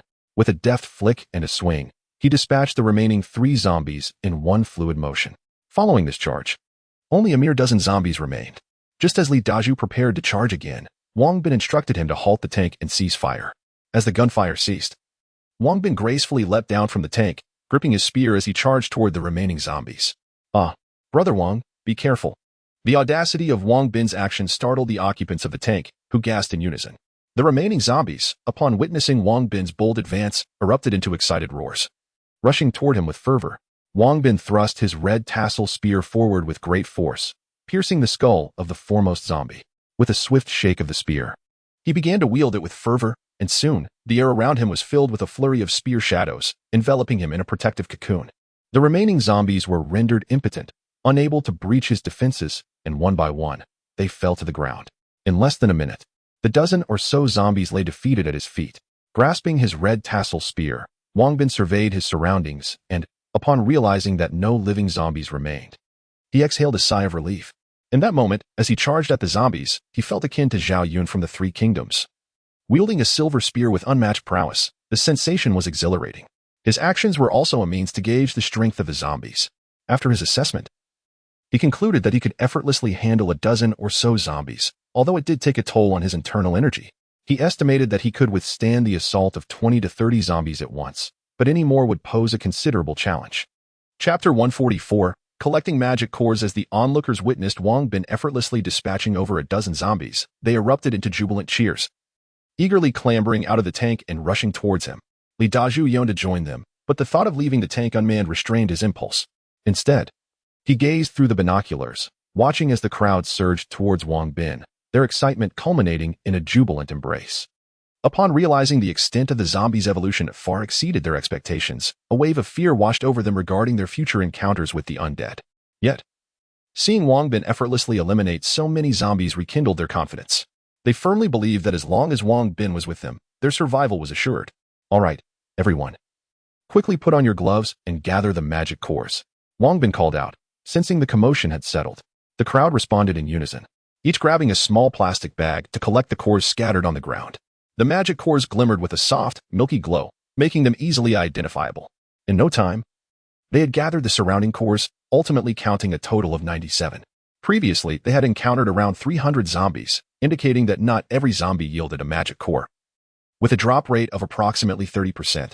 After collecting the cores, they returned to the tank to report their findings to Li Dazhu, who was equally elated. Although everyone understood that consuming the magic cores would enhance their strength, they heeded Wang Bin's counsel and refrained from using them. All right, Dazhu. It's your turn to drive the tank. Remember, do not provoke too many at once, absolutely no more than 500, or else we may face considerable difficulties. Wang Bin instructed.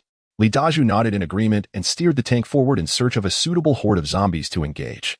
While they had previously managed to handle over 20,000 zombies with ease, the prospect of facing more than 500 now posed a challenge, underscoring the enhanced strength of the undead.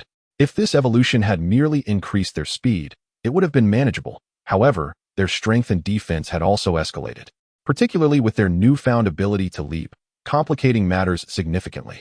Wang Bin foresaw a potential purge of the remaining survivors by the zombies in the near future, predicting that few would emerge unscathed. Seizing the opportunity before encountering a target, he discreetly accessed the system to clarify his concerns. System. These magic cores are derived from the brains of the zombies. Is it truly safe for us to consume them? Will we be at risk of infection?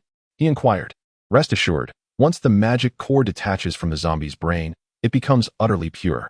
You need not wear gloves to handle it, and despite its hardness, it will dissolve instantly upon entering your mouth, the system assured him. How remarkable. Thank you. Having acquired the information he sought, Wang Bin swiftly exited the system to share the good news with the others, who rejoiced upon hearing it.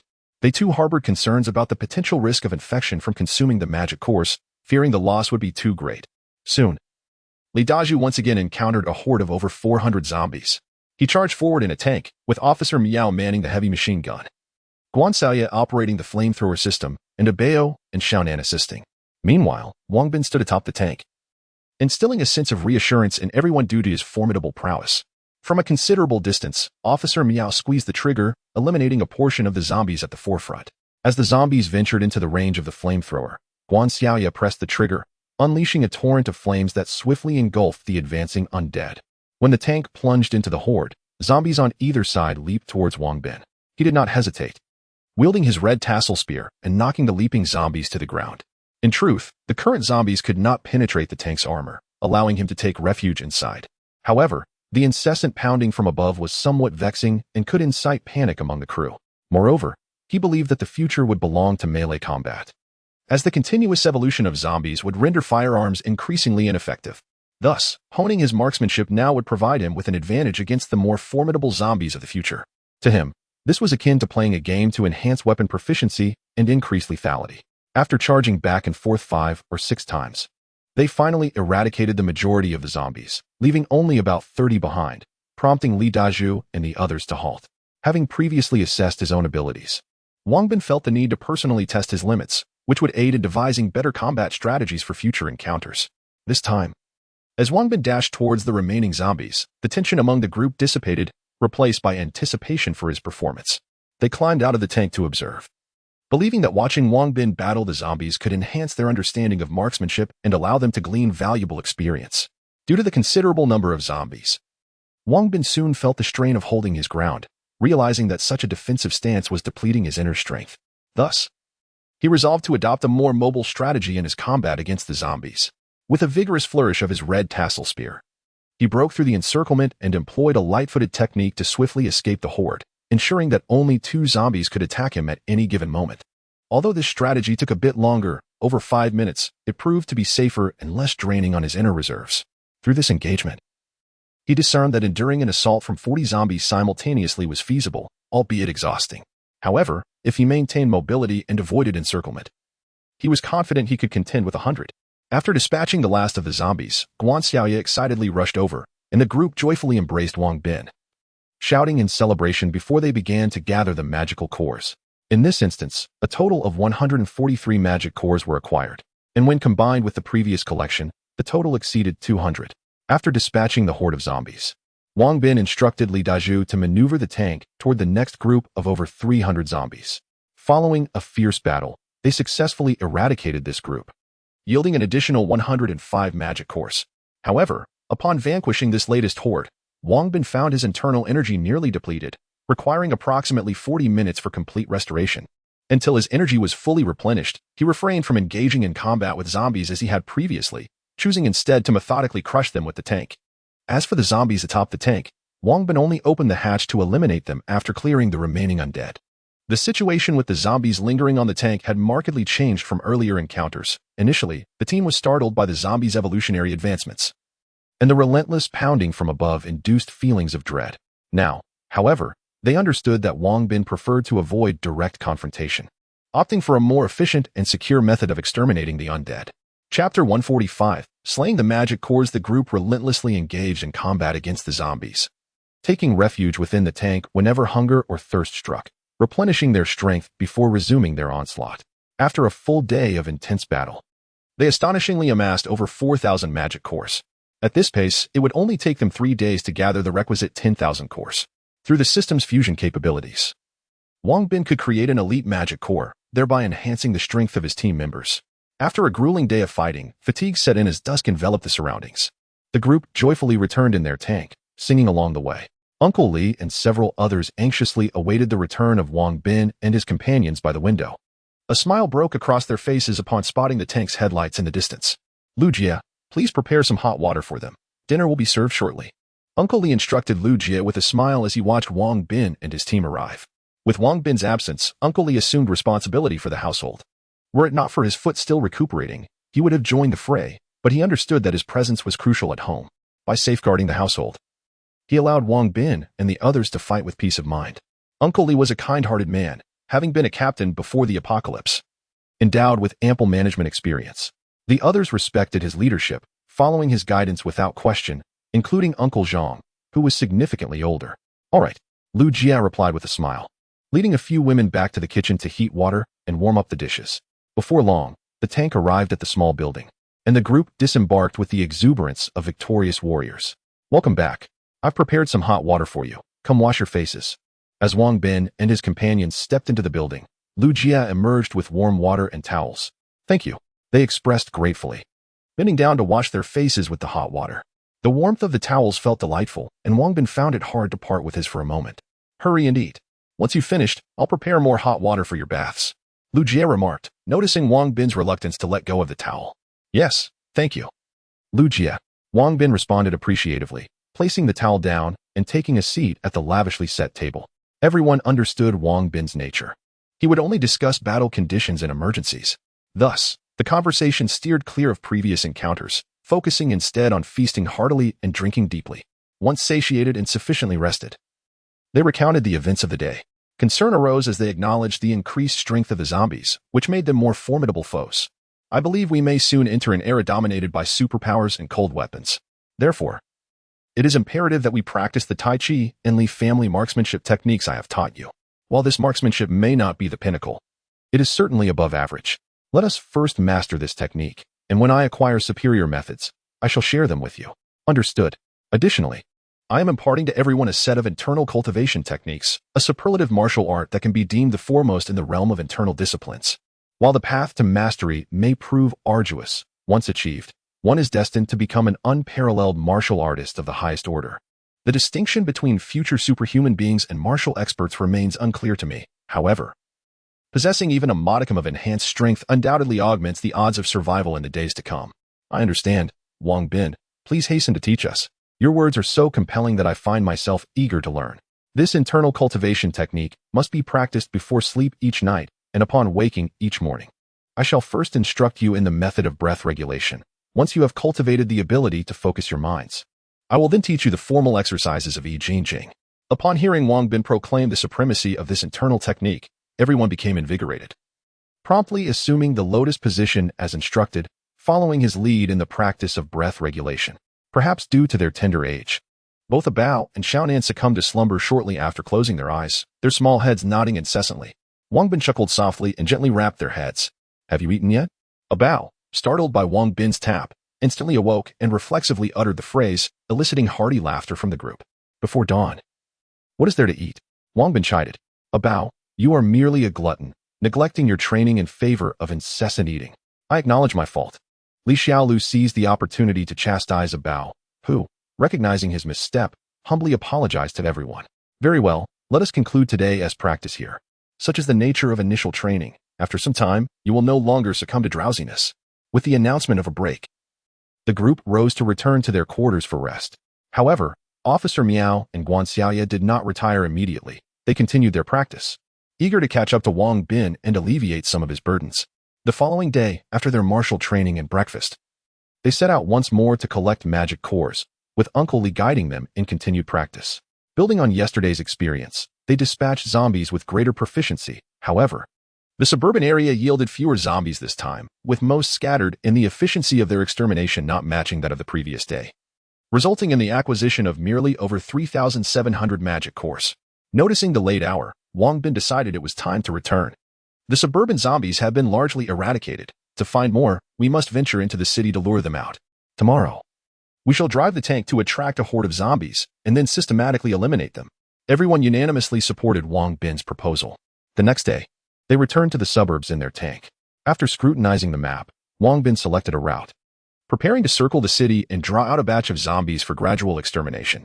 The group was acutely aware that the zombies of today were significantly more formidable than those of the past, and a sense of tension gripped them as they assumed their respective roles. The tank swiftly advanced into the city, to avoid attracting an overwhelming multitude of zombies. Wang Bin dared not venture deep into the urban expanse. Instead, he penetrated only slightly, locating a relatively wide thoroughfare and hastily propelling himself along it. Prior to his arrival, the zombies meandered aimlessly through the streets, as they had done in the past, appearing dazed and purposeless. However, upon hearing the rumble of the tank, they surged forward with an invigorated fervor, as if electrified, rushing towards the vehicle. In no time, a throng of 700 to 800 zombies had followed in their wake. Subsequently, Wang Bin maneuvered the tank around the nearby streets, drawing in yet more of the undead. Observing the thousands of zombies trailing behind him, he promptly accelerated the tank towards the outskirts of the city. Before long, he reached the city entrance, glancing back to find an astonishing horde of 4,000 to 5,000 zombies in pursuit. Chapter 146, Astonishing Discovery. As soon as the tank reached the outskirts of the city, Wang Bin promptly instructed Li Daju to maneuver the tank, circling around the periphery of the zombie horde.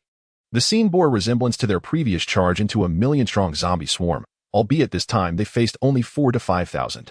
Nevertheless, even with this reduced number, caution was imperative. Given the tank's superior speed, they could effectively navigate without falling into a trap, provided they executed the maneuvers adeptly. Li Daju's skills in operating the tank surpassed those of Wang Bin. He skillfully navigated the vehicle along the edges of the zombie cluster, effortlessly breaking free even when surrounded.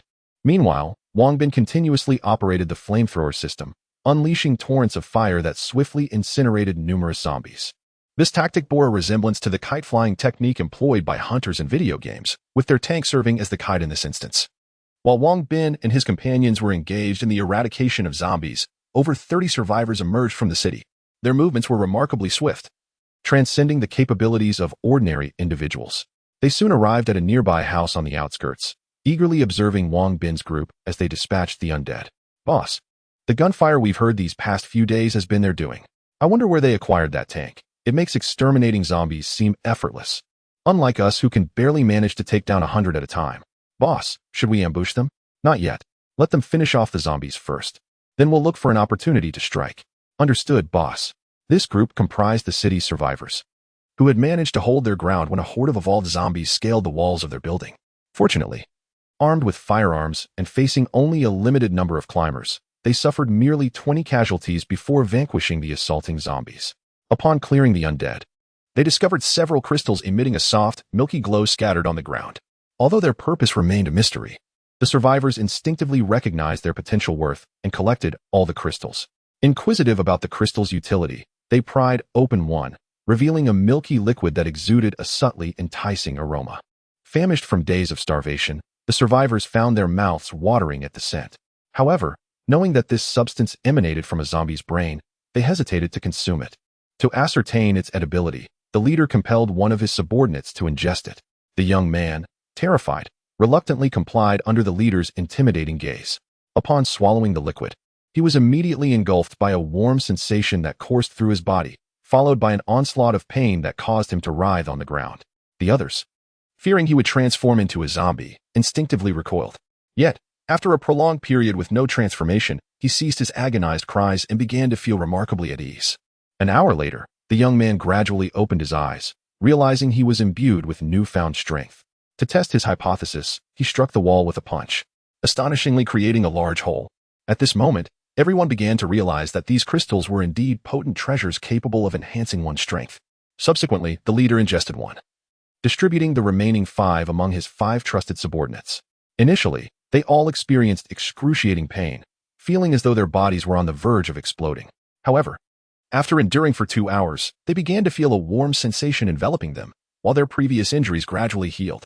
Upon regaining consciousness, each one felt an overwhelming surge of power. One individual even unleashed a burst of flames from his mouth, nearly singeing the leader's hair. As they shared their experiences, the leader discovered that each person's newly acquired abilities varied, with the majority exhibiting mutations related to strength and agility, while only one possessed the rare ability to breathe fire. After much deliberation, they concluded that consuming these crystals would significantly enhance one's strength, although most would only experience mutations in strength and agility, with a fortunate few acquiring exceptional abilities like the aforementioned fire breather. This realization filled them with excitement. In an effort to bolster his team's prowess, the leader led his subordinates in a hunt for zombies.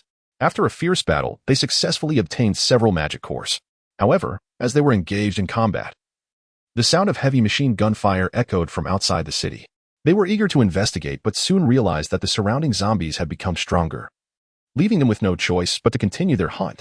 Due to the dense concentration of zombies within the city, they were cautious not to attract too many and opted to lure isolated zombies for hunting. The drop rate for zombies was only 30%. But after a day of relentless pursuit, they finally acquired another batch of magic cores. After distributing the cores, the subordinates grew increasingly powerful, with one even transforming into a bear. Once he assumed this form, his strength became immense, and his defense was remarkably high, even when scratched or bitten by zombies. He remained unaffected by the infection. Eventually, they discovered that consuming magic cores granted immunity to zombie infection, a revelation that filled them with elation, for they would no longer fear contamination.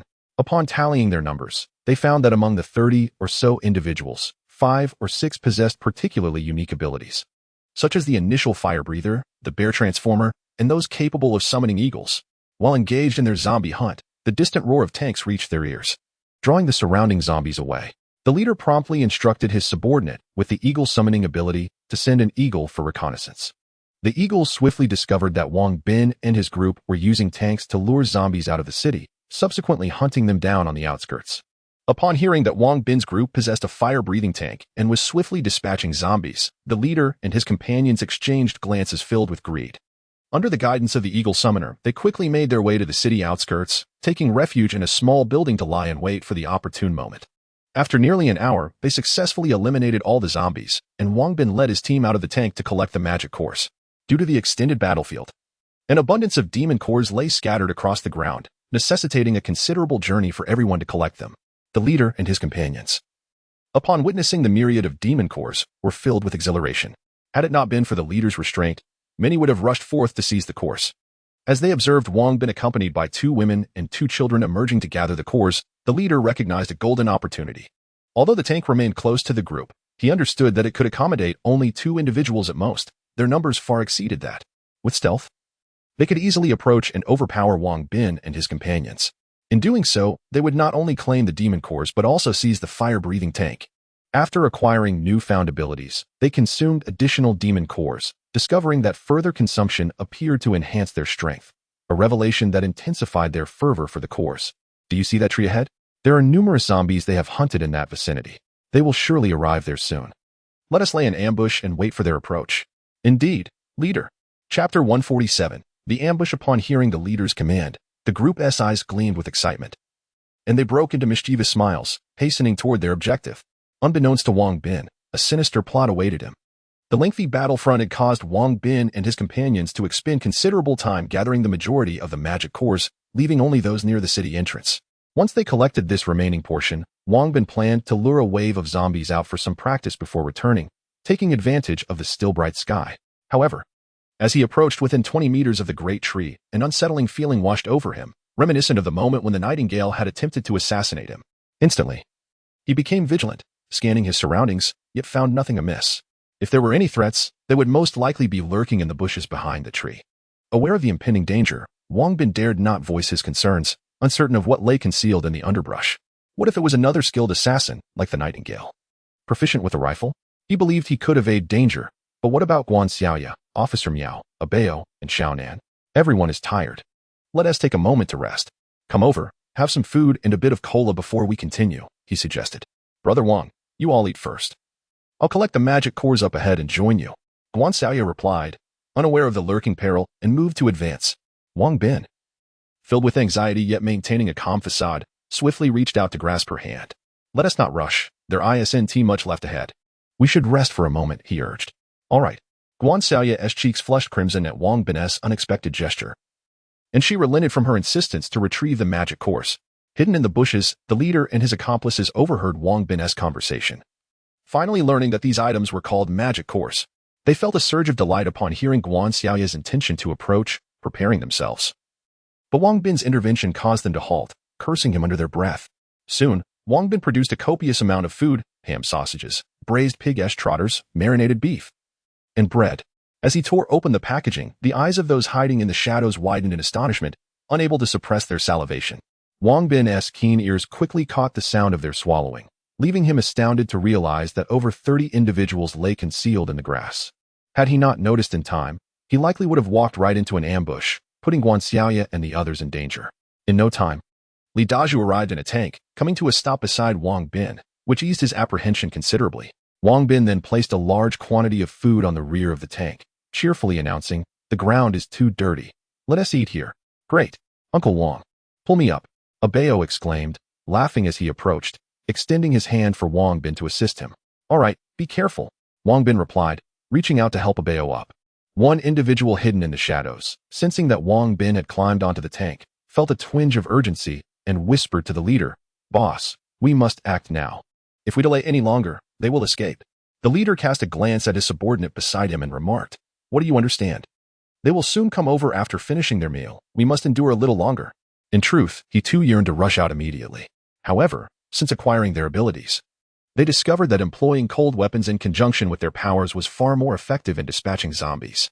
On this outing, they had not brought firearms, carrying only an assortment of knives instead. Meanwhile, the enemy's tank loomed nearby, its heavy machine gun aimed squarely in their direction. Should the adversaries open fire, many would likely be reduced to a mere mass of wounds. Wang Bin's caution stemmed from his uncertainty regarding the enemy's armament. Otherwise, he would have already fled with Guan Xiaoya and the others. Soon, Xiaonan was also pulled up, and just as Wang Bin was about to assist Guan Xiaoya, the leader could no longer remain still. He signaled to his surrounding subordinates to flank the enemy from both sides. The group nodded in agreement, stealthily creeping through the underbrush towards Wang Bin. Sensing the enemy drawing near, Wang Bin understood that action was imminent. He turned his back to the leader's direction and quietly warned Guan Xiaoya and the others. Danger is approaching.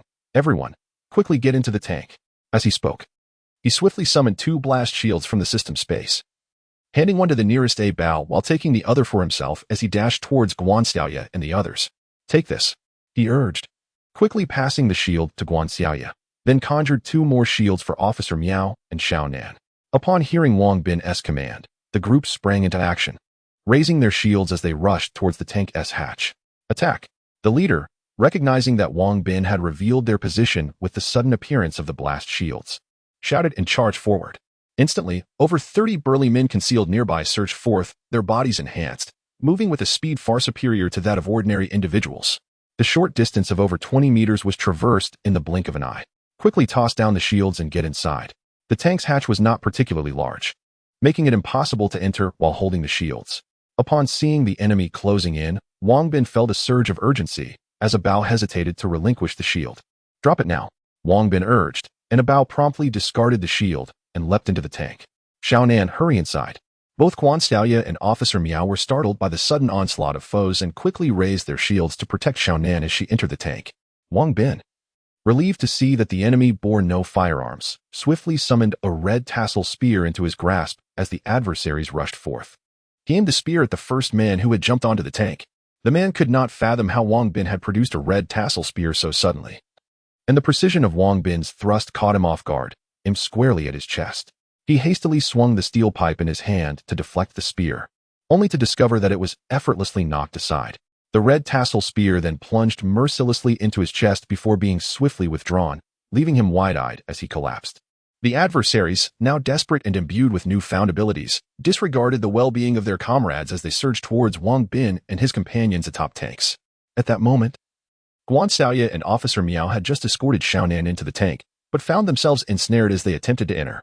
Although neither had consumed a magic core, they had diligently practiced Tai Chi and the Li family's marksmanship alongside Wang Bin, thus developing commendable close combat skills. However, they were at a disadvantage in terms of physical prowess compared to their opponents. Officer Miao wielded a riot shield in one hand while drawing her pistol with the other. After successfully deflecting an attack with the shield, she seized the opportunity to fire at the enemy. Despite their evolutionary enhancements, the foes remained vulnerable to bullets. While a shot that did not strike a vital area would not be fatal, it would incapacitate them in battle. Meanwhile, Guanxiaoya held a shield in one hand and a dagger in the other to counterattack. However, her dagger's relatively short length put her at a slight disadvantage during the skirmish. Chapter 148. Ambushed again upon witnessing the enemy's sudden assault. Li Dazhu felt an overwhelming sense of urgency, especially as Wang Bin and his companions found themselves trapped outside.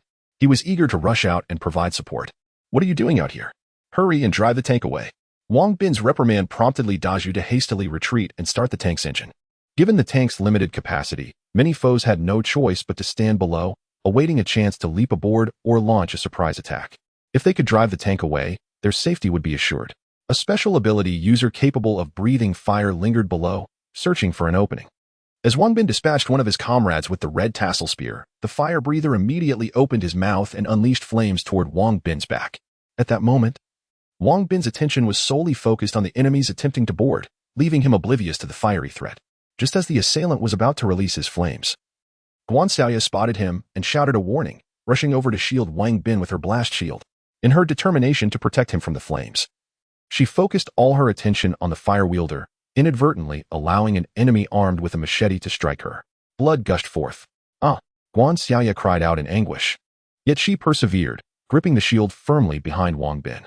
Hearing her warning, Wang Bin turned just in time to see the injury inflicted upon Guanxiaoya. His eyes filled with rage as he swiftly retaliated, shooting the assailant who had harmed her with a piercing shot. Xiaoya, are you alright? He asked anxiously. I'm fine. Just be careful ahead. Though the pain was excruciating, Guanxiaoya stifled her cries. Wang Bin noticed beads of sweat forming on her forehead, realizing she was in great distress, which fueled his urgency and anger. With unrelenting fury, Wang Bin unleashed his full power, wielding the red tassel spear to send 5 enemies still atop the tank flying. Seizing the opportunity, he swiftly scooped Guanxiaoya into the tank's cover, where Bao and Xiao Nan were ready to catch her. Officer Miao sought to continue the fight, but Wang Bin swiftly pulled him inside as well, disregarding any notions of gentleness in the face of danger.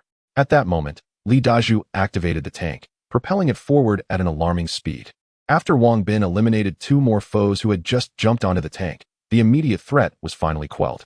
Turn the direction and give them a good thrashing, he commanded. Once the tank had covered some distance, Wang Bin, with reddened eyes, leaped inside and closed the hatch, calling out to Li Dazhu as he took control of the heavy machine gun. The others, realizing the tank had changed direction, sensed impending doom and sprinted away with all their might. Rat-a-tat-tat. The heavy machine gun roared, swiftly claiming the lives of 7 or 8 enemies. However, just as Wang Bin was ready to continue firing, the remaining foes had already dashed into the nearby houses. Dazhu, drive over there. I will take down this pack of scoundrels. Wang Bin shouted furiously, unwilling to let the adversaries escape into their refuge. Upon witnessing Guan Xiaoya's injury, his heart nearly shattered. If given the choice, he would willingly endure the pain himself. The sight of Guan Xiaoya's clothing stained crimson with blood ignited an intense fury within Li Dazhu, who resolutely accelerated the tank towards the location of the assailants. The leader and the surviving members, upon seeing the tank barreling towards their hideout, fled in terror. Yet, one individual faltered, failing to escape in time, and was tragically crushed beneath the weight of the tank as it collided with the structure, subsequently rolling over him. With unbridled rage, Wang Bin unleashed a barrage of gunfire at the fleeing adversaries, disregarding the ammunition expended. Inspired by Wang Bin's fervor, Qian hurriedly operated the flamethrower, engulfing 2 of their foes in flames. Despite their fervent assault, the leader and his companions managed to elude capture, deftly navigating the maze-like alleys of the city, rendering the tank's pursuit futile. Wang, cease the chase. I must attend to Xiaoya's wounds immediately. Officer Miao, drenched in Guan Xiaoya's blood, found it impossible to suture her injuries amidst the tank's turbulent ride. Her only recourse was to apply gauze to staunch the bleeding. Realizing that delay could lead to fatal consequences, her urgency escalated. Stop. How is Xiaoya? Wang Bin, upon hearing her distress, implored Li Dazhu to halt the tank and rushed to clasp Guan Xiaoya's hand tightly. The situation was dire. She had lost a significant amount of blood and required immediate attention. Officer Miao, you must save Xiaoya. Understood. Illuminate all lights. I am going to suture her wounds. Very well. Wang Bin responded, swiftly retrieving any illuminating device from the system while Li Dazhu and the others gathered nearby, holding lighting tools in anxious anticipation. Bear with me. Officer Miao disinfected Guan Xiaoya's wounds, causing her to grimace in pain, yet she bore it silently, her gaze fixed upon Wang Bin's face, filling her with an overwhelming sense of joy. After disinfecting her injuries, Officer Miao promptly prepared the needle and thread to stitch the wounds. Before long, the task was accomplished. All done. Xiaoya is out of danger. With some rest, she shall recover. Thank you, Officer Miao. Why such formality? Have you forgotten we are family? Indeed, we are family. Drive the tank back, but keep the speed steady and avoid bumpy terrain. Understood, Li Dazhu affirmed, steering the tank back at a cautious pace, seeking smooth passage. Xiaoya, this is all my fault. You were injured while trying to save me. Wang, please don't say that. For you, I would do anything. Enough of the sentimentality. Xiaoya, you must take a good rest now, so please refrain from speaking. Thank you. Guan Yue shyly expressed her gratitude to Officer Miao and fell silent, subsequently gazing affectionately at Wang Bin, seemingly oblivious to her surroundings. Officer Miao sighed internally and took a seat at the position of the heavy machine gun, choosing to avert his gaze from Guan Yue. Perhaps due to the significant blood loss, Guan Yue felt exceedingly weak and soon succumbed to slumber. Uncle Li and Uncle Zhang sat by the window, engaged in conversation while keeping watch outside. Suddenly, Uncle Zhang pointed to a distant dark spot with a smile, exclaiming, "Oh, Wang Bin and the others have returned so early. Ah, my brother, your eyesight is indeed sharp. Haha, you flatter me. But why are they so slow? It does seem somewhat sluggish. Could it be that their tank has encountered an issue? Quite possibly." With that, Uncle Li hastily retrieved a pair of binoculars to investigate, but saw no anomalies with the tank, nor any zombies in the vicinity. "Brother, you stay here to keep watch. I shall go check on them. Your legs are not in good condition. Let me go instead," Zhang Ping cheerfully remarked before picking up a nearby rifle and trotting downstairs towards the tank. Chapter 149. In ambush, Wang Bin and his companions were seated inside the tank when they spotted Zhang Ping approaching them from a distance, brandishing a rifle. Wang Bin instructed about to open the hatch and climb out. Moments later, Zhang Ping reached the tank and, smiling, inquired of Bao, "What's the matter? Is the tank malfunctioning?" With reddened eyes, Bao replied, "Sister Xiaoyu has been injured. Pull me up." Upon hearing this, Zhang Ping broke into a cold sweat and urgently asked Bao to assist him. "Uncle Zhang, keep your voice down. Sister Xiaoyu has just fallen asleep." "All right." After being pulled into the tank by Bao, Zhang Ping immediately descended inside. There, he found Wang Bin, with tears in his eyes, gripping Xiaoyu's hand tightly. Noticing the considerable amount of blood pooled inside the tank, Zhang Ping understood that Xiaoyu's injury was severe. He wished to inquire further but feared disturbing her rest. So he held his tongue. Wang Bin, observing Zhang Ping's cautious demeanor, murmured, "Officer Miao has already stitched up Xiaoyu's wound. She is out of immediate danger, however. She has lost a lot of blood and needs to recuperate. That's a relief." Zhang Ping nodded, feeling a weight lift from his heart upon hearing that Xiaoyu was not in grave danger. At that moment, he had many questions swirling in his mind. Yet he recognized that it was not the appropriate time to ask. He would have to wait until they returned home. Before long, the tank arrived at their doorstep. Extracting Xiaoyu from the tank proved to be quite a challenge, but they finally managed to bring her out. Uncle Li and the others, startled by the commotion, rushed down to investigate. Upon learning of Xiaoyu's injury, they were deeply saddened. Although she could be a bit willful at times, she was genuinely kind-hearted, and everyone held her in high regard. Wang Bin carried Xiaoyu upstairs and laid her down in a room to rest, while Officer Miao attended to her care. "You can leave. I'll take care of her," Wang Bin assured. "All right, thank you." After expressing his gratitude, Wang Bin exited the room. Though he yearned to stay and tend to Xiaoyu, he understood that as the backbone of the family, he needed to maintain composure. Otherwise, chaos would ensue for everyone else. Once outside the room, Wang Bin recounted the events that had transpired to the others. Upon hearing the tale, they were filled with indignation. "Vowing to avenge Xiaoyu. Wang Bin, give me a magic core. I will seek them out and settle the score." "Yes, Uncle Wang, I too desire a magic core. I wish to avenge Sister Xiaoyu. Listen to me, the magic core is crucial for our future development. I will not allow you to consume ordinary magic cores. At the very least, you must have elite magic cores. Currently, we possess over 11,000 ordinary magic cores, and I can synthesize one elite magic core. Who will take it first?" "I will." Before Wang Bin could finish, Li Dazhu raised his hand eagerly. "You? I want you to consume the king's magic core. There's no rush. The king's magic core will be difficult to gather in the short term, and you need assistance now. If I take the elite magic core, it will alleviate some of your burden. The king's magic core can be reserved for others." "Indeed, Wang Bin. It seems the king's magic core will likely be unattainable for a while. I'm getting older. It would be quite satisfactory for me to take the elite magic core." "Very well, then let us prioritize giving it to Dazhu." As Wang Bin observed everyone eagerly vying for the opportunity to consume the elite magic core, he contemplated and ultimately decided to administer it to Li Dazhu first. In truth, Li Dazhu was in dire need of a formidable ally, and he was the most suitable among the group. Wang Bin accessed the system fusion interface, selecting the fusion option, which indicated that the process would require an hour. After the hour elapsed, Wang Bin retrieved a magic core emanating a soft green glow from the system's space.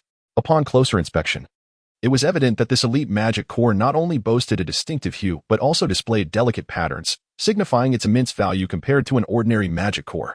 "Dazhu, simply hold it in your mouth.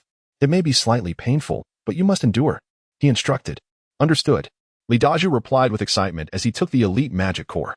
Taking a deep breath, he placed the core in his mouth, and as soon as it entered, it dissolved, releasing a warm current that coursed through his body. Soon after, Li Dazhu's skin began to flush a deep crimson, akin to the sensation of being engulfed in flames. At that moment, he was in excruciating pain, yet he gritted his teeth and refrained from crying out. However, the sweat pouring from his forehead and his trembling body made it evident to everyone that he was suffering immensely. Zhao Qian, seated beside him, tirelessly wiped his sweat with a towel, tears streaming down her cheeks in sympathy. The group watched in concern for Li Dazhu, feeling powerless as they could only stand by and witness his ordeal. Meanwhile, upon returning to their lair, the leader counted the number of people present and discovered only 11 remained, inciting his furious wrath. They had initially departed with 37 members, yet they had sustained such heavy losses from the ambush. "Old Five, has your eagle located their hideout?" he inquired. "Yes, it has been found, at the Li family village in the west of the city." "Leader, you don't intend to seek revenge, do you? We can't even match them with over 30 of us, let alone with just this few. You all fail to comprehend. Our devastating loss stemmed from their tank. Most of our brothers fell to their armored vehicle." "Leader, that man wielding the red spear is formidable as well." "Indeed, how did he inexplicably conjure so many shields and red spears? Could his superpower be the ability to transform weapons? That is a possibility. All right, everyone listen closely. Their strength lies primarily in that tank and the man. The rest are not to be feared. That man seems capable of summoning both weapons and food. We must capture him alive, and we must also seize that tank. But, leader, we currently have so few people. That is of no concern. We will find some allies to assist us. You all should take our food and seek out more people. The more, the better. Furthermore, inform them that anyone who joins us will receive a magic core. But, leader, we have already given away all our food. What will we eat? Fool, as long as we defeat them tonight, we need not worry about food. Understood, leader. You are indeed wise.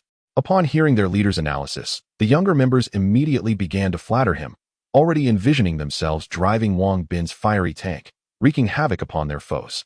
Li Daju was consuming an elite magic core, which inflicted a greater degree of pain than an ordinary magic core, lasting longer as well. It was not until after 10 o'clock in the evening that the swelling on his body began to gradually subside, while the energy from the magic core continuously worked to mend his injuries. In their concern for Li Daju, everyone forsook food and rest, remaining vigilantly by his side. During this time, Li Xiaolu sought assistance from Wang Bin, yet he lacked the capability to help, and even Zhao Qian, a trained physician, was at a loss, let alone him. Noticing the profound agony that Li Daju was enduring, Zhao Qian prepared to administer a painkiller, but was promptly stopped by Wang Bin. Upon consulting the system, it was revealed that after consuming a magic core, no other medications could be taken, as this could lead to a failed evolution. The consequences could range from a significant reduction in the evolver's strength to severe injury, or in the worst-case scenario, death. Wang Bin hastily relayed this information to the others, who could do nothing but helplessly watch Li Daju suffer in torment. Fortunately, his condition had stabilized, and it appeared he would soon awaken. Uncle Li had been sitting by the window. Ever since he took on the role of a professional guardian, he had developed the habit of sitting there, occasionally glancing through the night vision goggles Wang Bin had lent him. Today, he instinctively peered outside, only to be startled by an alarming sight. There is trouble. A multitude of enemies outside. Chapter 150. Ambushed again. Upon hearing Uncle Li's warning, everyone grew tense and hurried towards the window. Don't go near. Be cautious of the bullets. As Wang Bin's words fell, gunfire erupted below, crackling against the window. The crowd instinctively crouched down, quickly extinguished the lights and fire. They are in the shadows, and our illumination makes us targets. Upon hearing this, everyone promptly turned off the rechargeable lamps brought by Wang Bin, while Sister Lu doused the fire with a basin of water.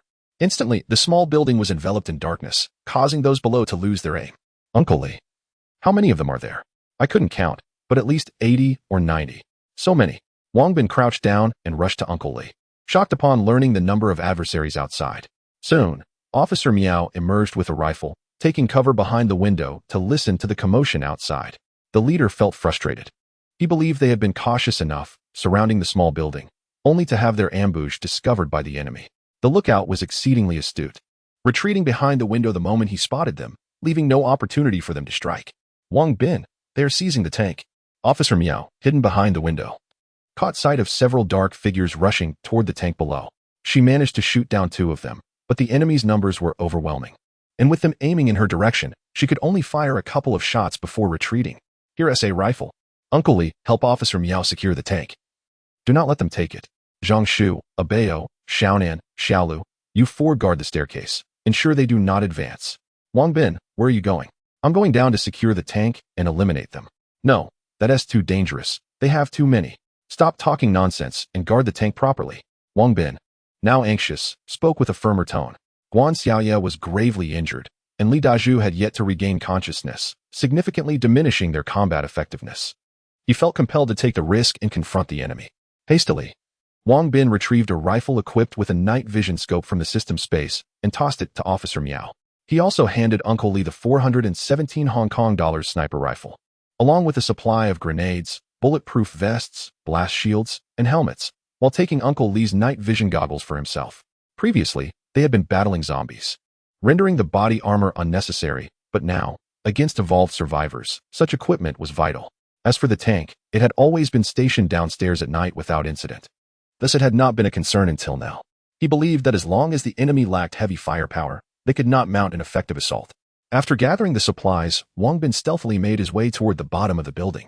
Hearing the gunfire, Guan Xiaoye awakened, enduring her pain as she crawled out to join the fight, but was restrained by Sister Lu and Zhao Qian. After much persuasion, they finally managed to convince her to return. Officer Mao activated her night vision scope and immediately spotted numerous individuals rushing towards the tank. Just as she prepared to lean out and fire, a bullet struck the wall beside her, compelling her to retreat. Hey Bao, come here with the shield and block the window for me. Just hold it up with your hands and don't expose your head. Understood, Sister Miao. Bao promptly arrived with a riot shield, raising it with both hands as bullets ricocheted off the shield. Seizing the opportunity, Officer Miao extended her rifle, utilizing the night vision scope to eliminate any enemy daring to approach. Uncle Li, I'll hold the shield for you. Observing the effectiveness of Officer Miao's strategy, Qian cheerfully grabbed another shield and positioned herself at Uncle Li's window to assist him. With Uncle Li joining the fray, Officer Miao found herself considerably less burdened. Both their firearms were equipped with night vision scopes, making it effortless to dispatch foes. The leader soon recognized the favorable circumstances and launched a full-scale assault, with over 100 superhumans charging towards the small building. In an instant, both Officer Miao and Uncle Li found themselves overwhelmed. The situation was perilous. Their adversaries were all superhumans, while none on Officer Miao's side possessed such abilities. If even one of the enemies broke through, the consequences would be dire. The only silver lining was their ample ammunition and the advantage of higher ground. As long as they held the third floor, they should manage.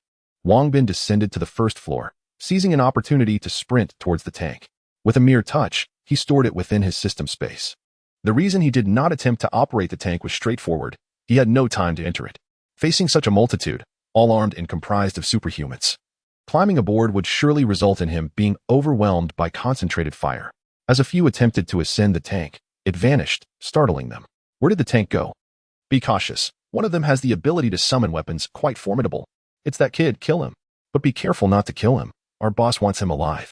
Wang Bin nearly chuckled upon hearing their remarks. The superhumans, moving with incredible speed, quickly closed the distance to Wang Bin, brandishing an array of makeshift weapons. Although he was not a superhuman himself, he was a formidable first-rate fighter. Those using ordinary magic cores could only reach the level of a novice third-rate expert at best, making them no match for Wang Bin. Their only advantage lay in their numbers, but Wang Bin, a seasoned warrior, avoided direct confrontation, brandishing his red tassel spear. He danced among the superhumans, each thrust resulting in bloodshed, whether it be injury or death. In mere moments, 70 or 80 individuals had gathered downstairs, rushing into the small building. With no one guarding the second floor, they swiftly ascended, but just as they attempted to storm the third floor, gunfire erupted from above, turning the foremost attackers into mere targets. Wang Bin elegantly employed his remarkable lightness of foot, leaping gracefully into the thicket, hastily donning his night vision goggles. The figures of his adversaries swiftly materialized within his field of vision. With a sudden burst of motion, he lunged toward their backs, successfully piercing one of them. Before the remaining two could react, Wang Bin swiftly withdrew his weapon and delivered a swift, lethal strike, severing the throats of both assailants. As the clock approached midnight, the sky devoid of moonlight and stars cast an impenetrable darkness around him, rendering his presence undetectable. Armed with night vision, he struck with precision, targeting only the illuminated spots, ensuring no mistakes were made. The crowd below erupted in anguished cries, yet when they turned to investigate, they found nothing amiss behind them. Soon after, more screams echoed from a distance. Like a specter, Wang Bin dispatched several foes in one location before seamlessly transitioning to another, continuing his relentless assault. In that moment, a palpable wave of terror began to seep into the hearts of the onlookers, instilling a profound sense of fear among them. Chapter 151. Ambushed quickly, gather together. Do not disperse, and light the torches. The leader, realizing that their situation was dire and that they would inevitably fall victim to Wang Bin, urgently instructed everyone to ignite their torches and unite. As Wang Bin battled fiercely below, Officer Miao and Uncle Li refrained from firing their weapons, retreating to the windows to prevent any intruders from entering through the openings. With their reluctance to shoot, Bao and Qian hastened to secure the stairway, each armed with rifles, abundant ammunition, and grenades, effectively thwarting any assault from below. The opposing forces, frustrated, resorted to furious curses. Seeing the enemy congregate, Wang Bin smirked coldly. Perceiving their gathering as a death wish, he retrieved grenades from his system space and hurled them into the crowd. Boom. A deafening explosion claimed the lives of 7 or 8 individuals. Scatter. Grenades. The leader, drenched in sweat and growing increasingly anxious at the lack of an assault from above, urged those with special abilities to charge forward. Following his prompt, the superhumans sprang into action, unleashing their extraordinary powers. With a series of loud roars, 7 or 8 transformed into formidable beasts, while others manifested claws reminiscent of Wolverine, scaling the walls with fervor. Caught off guard by this unexpected turn of events, Wang Bin fought valiantly, yet the enemy's numbers dwindled rapidly. However, he could not spare a moment to assist Officer Miao and the others above. One of the men, now adorned with iron claws, swiftly ascended to the window, leaping inside just as Officer Miao aimed her gun at him. In a sudden twist, he evaded her shot and, With a swift motion, severed her rifle in two. Officer Miao felt a cold sweat trickle down her spine, realizing that had her weapon not been there, she would have been cleaved in half. Ignoring her, the iron-clawed man charged toward Uncle Zhang and the others at the stairway. If he could eliminate them, his comrades on the second floor could surge upward. A bow, get out of the way. Uncle Li, quick to react, warned as he saw the enemy breach Officer Miao's defense. He fired a shot at the iron-clawed man. Bang! The bullet struck the back of the man's hand, creating a gaping wound, yet he remained standing. As Uncle Li prepared to shoot again, he noticed the adversary had mingled with the Bao and the others, rendering him hesitant to fire. Heeding Uncle Li's warning, a Bao swiftly raised his riot shield, but the iron claw struck it with tremendous force. Although he blocked the blow, a Bao was sent flying, crashing into the wall behind him, and succumbed to unconsciousness. A Bao. The sight of a Bao being flung away elicited desperate cries from the others. Uncle Zhang, Xiaonan, Xiaolu, retreat now. Officer Miao was startled awake by the shouts and quickly drew his sidearm, firing relentlessly at the man with iron claws to cover Uncle Zhang and the others as they retreated. Upon hearing the name Bao echoed by the group, Guan Xiaoya realized that Bao was in peril. Despite the pain, she rushed out once more, brandishing her gun and firing at the iron-clawed assailant.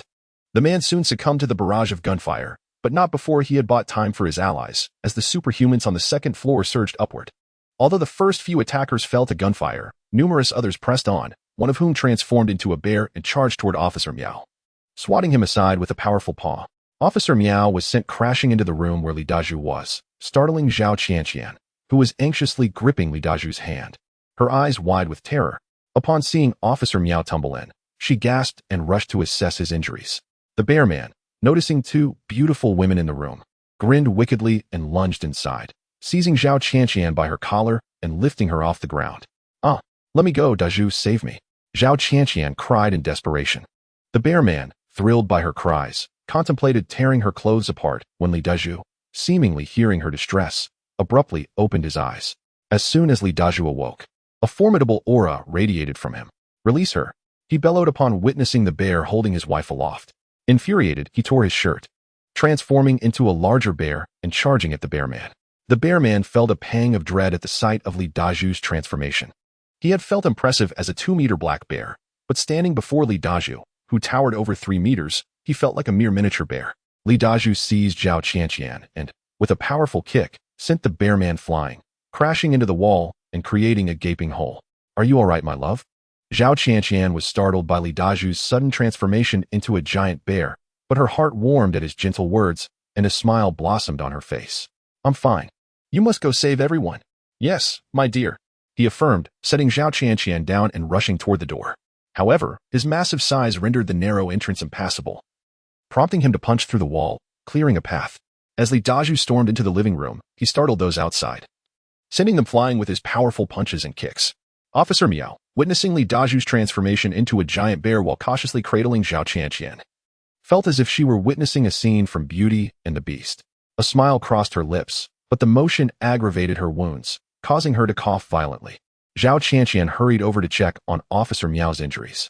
Several of Officer Miao's ribs were fractured and required immediate surgery. However, with the battle still raging outside, there was no time for such a procedure. Upon discovering his adversary's transformation, Wang Bin immediately charged towards the 3rd floor.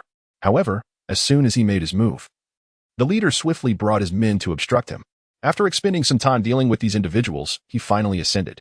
Upon reaching the 2nd floor, he was met with a scene of panic, as numerous people fled in terror down the staircase, while others leapt through the windows. "Run! There's a monster. It's terrifying. Save yourselves." The urgency in their voices heightened Wang Bin's anxiety, prompting him to hasten towards the 3rd floor. Upon his arrival, he was confronted by the sight of an enormous brown bear standing in the hall.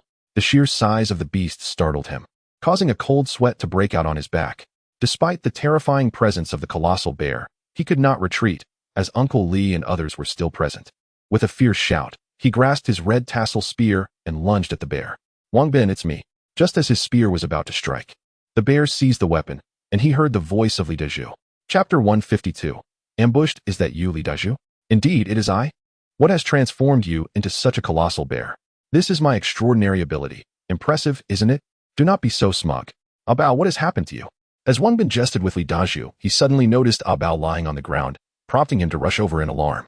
Fortunately, Abao still had a faint pulse. "Is anyone else injured?" "I am. and Officer Miao as well. Seeing Bao gravely wounded ignited a fiery anger within Wang Bin, and he recalled that he could procure healing elixirs from the system. Regret washed over him. Had he thought of the elixirs earlier that afternoon, he could have treated Guan Xiaoye in time. Without hesitation, he expended 100,000 kilograms of gold to acquire 10 small healing elixirs for Uncle Li. Uncle Li, administer these to each of the injured immediately. Li Daju, we shall descend and exact vengeance for Bao. Understood. Li Daju, equally furious, let out a thunderous roar and leaped through the window, plummeting from the 3rd floor. Witnessing Li Daju's ferocity, Wang Bin couldn't help but gasp in awe. Was this the power of an elite magic corps? Uncle Li, guard the 3rd floor until our return. Yes, go forth without worry. With that, Wang Bin leapt down, hastening to follow Li Daju. Upon landing, Li Daju relentlessly pursued the adversaries, his towering frame exceeding 3 meters, covering vast distances with each stride. He swiftly caught up to the fleeing superhumans. Those unfortunate enough to fall into his grasp were either instantly slain or severely injured. One superhuman, desperate, turned with a kitchen knife aimed at Li Daju. With all his might, he swung the blade, but it barely grazed Li Daju, failing to inflict any harm. Enraged by the audacity of the attack, Li Daju retaliated with a powerful strike, sending the assailant crashing to the ground. And in a fit of rage, he stomped down twice, reducing the man to mere pulp. Others, while fleeing, dared to fire upon Li Daju. Yet he merely raised a hand to shield his eyes, allowing the bullets to harmlessly ricochet off his formidable frame. The projectiles barely penetrated a few centimeters into his skin, proving utterly ineffective against the robust bear-like figure. Realizing that bullets could not fell Li Daju, the fleeing crowd began to despair. They were unable to outrun or overpower him, leaving them at a loss for what to do. Their only hope for survival lay in outpacing their companions, allowing them to buy time by sacrificing themselves to the approaching giant bear. One leader, recognizing the futility of escape, feigned a fall, collapsing to the ground and pretending to be dead. Remarkably, Li Daju paid him no heed as he continued his pursuit of the remaining superhumans. The leader secretly rejoiced, planning to quietly rise and flee in another direction after a while. Suddenly, he felt a gust of wind behind him. Before he could react, a red-tasseled spear pierced through his back. Damn! The leader could only utter a curse before meeting his demise. Behind him, Wang Bin, equipped with night vision goggles, executed a graceful leap, following Li Daju closely. With each jump, he could distinctly observe the movements of the superhumans, noting that several were fleeing from other directions or hiding in the bushes. For these individuals, he dispatched them from a distance with thrown daggers, and eliminated those nearby with his spear. He had clearly seen the leader fall. Li Daju had not touched him at all, and the opponent had not risen for quite some time, leading Wang Bin to realize that the foe was feigning death, having already dispatched several who pretended to be dead. Wang Bin was not fooled by this little trick. He lunged forward and thrust his spear down. After pursuing for over 10 minutes, Wang Bin noted that there were no longer any moving bright spots ahead. Daju, stop. There are no survivors. All right, by my grandmother. This has been the most exhilarating fight yet. Let us go back. We must ensure that Uncle Li and the others encounter no mishaps. Understood, Li Daju replied, following Wang Bin swiftly towards the small building. When they reached the base of the building, Wang Bin noticed Li Daju preparing to leap to the 3rd floor and hurriedly grasped him. What are you doing? Do you wish to crush our own people? Quickly, revert back. Oh, haha, I forgot about that. Li Daju chuckled foolishly, transforming back into his normal appearance. As soon as he reverted, he felt exceedingly weak. Had it not been for Wang Bin's support, he might have collapsed. Daju, what is wrong with you? I'm fine, just feeling drained after transforming. I suppose that's the side effect of the transformation. I'll be all right after a short rest. That's good. I'll help you up. Thanks a lot. Why are you being so polite with me? Before long, Wang Bin assisted the weakened Li Daju to the 3rd floor, where everyone, upon seeing Li Daju's condition, rushed over to inquire about his injuries. Everyone, don't worry, I'm fine. This is just a side effect of the transformation. I will recover swiftly. Li Daju explained with a silly grin. His reassurance calmed the crowd, though Zhao Qian approached with red-rimmed eyes, concernedly examining his wounds. Earlier, Li Daju had bravely endured the opponent's assault, bearing countless wounds that appeared quite alarming. Foolish Daju, look at all your injuries. After inspecting Li Daju's wounds, Zhao Qian knew they were not severe, but imagining the battle he had just endured, she could no longer hold back her tears. Wife, don't cry. These are just minor injuries, nothing to worry about. Besides, I'm a man. The scars on my body represent my accomplishments. Foolish Daju. All right, Uncle Li. Do we have any small recovery pills left? Give one to Daju. I don't need one. Save it for others. Do you still believe you are part of the underworld, basking in the glory of your injuries? You mustn't frighten your future children. Quickly, take this. Ah, haha, splendid. Upon hearing Wang Bin's words, Li Daju unceremoniously accepted the small healing pill offered by Uncle Li and swallowed it. Before long, he felt a warm current rapidly coursing through his body, mending his wounds. Where are Bao, Xiaoyu, and Officer Miao? He inquired. They are resting in the inner room. Oh, I shall go in and check on them. The most severely injured were Bao, Officer Miao, and Guan Xiaoyu. After they consumed the small healing pills given by Wang Bin, their conditions were swiftly improving. However, due to the extent of their injuries, they remained confined to their beds. As Wang Bin entered, he beheld the trio, and at that moment, Bao had awakened, albeit in a state of considerable weakness. Bao, how do you feel? Much better than before. Uncle Wang, am I not a real man? Indeed, Bao is a true man. Upon hearing Bao's words, Wang Bin inexplicably felt tears welling in his eyes. Uncle Wang, a man does not cry. Observing Wang Bin's tears, Bao mustered a smile to offer comfort. You cheeky boy, who taught you that? Wang Bin chuckled at Bao's remark and gently pinched his little face. Uncle Wang, I am now a man. You mustn't pinch my face anymore.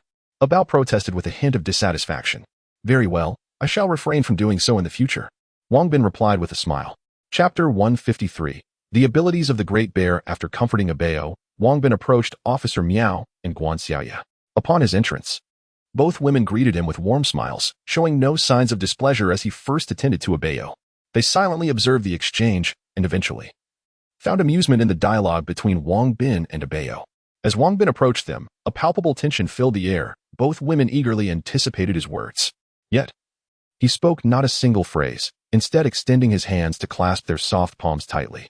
Witnessing this tender moment, Li Daju and the others who had followed Wang Bin instinctively withdrew from the room. Meanwhile, Bao felt a hint of frustration, unable to rise due to his injuries.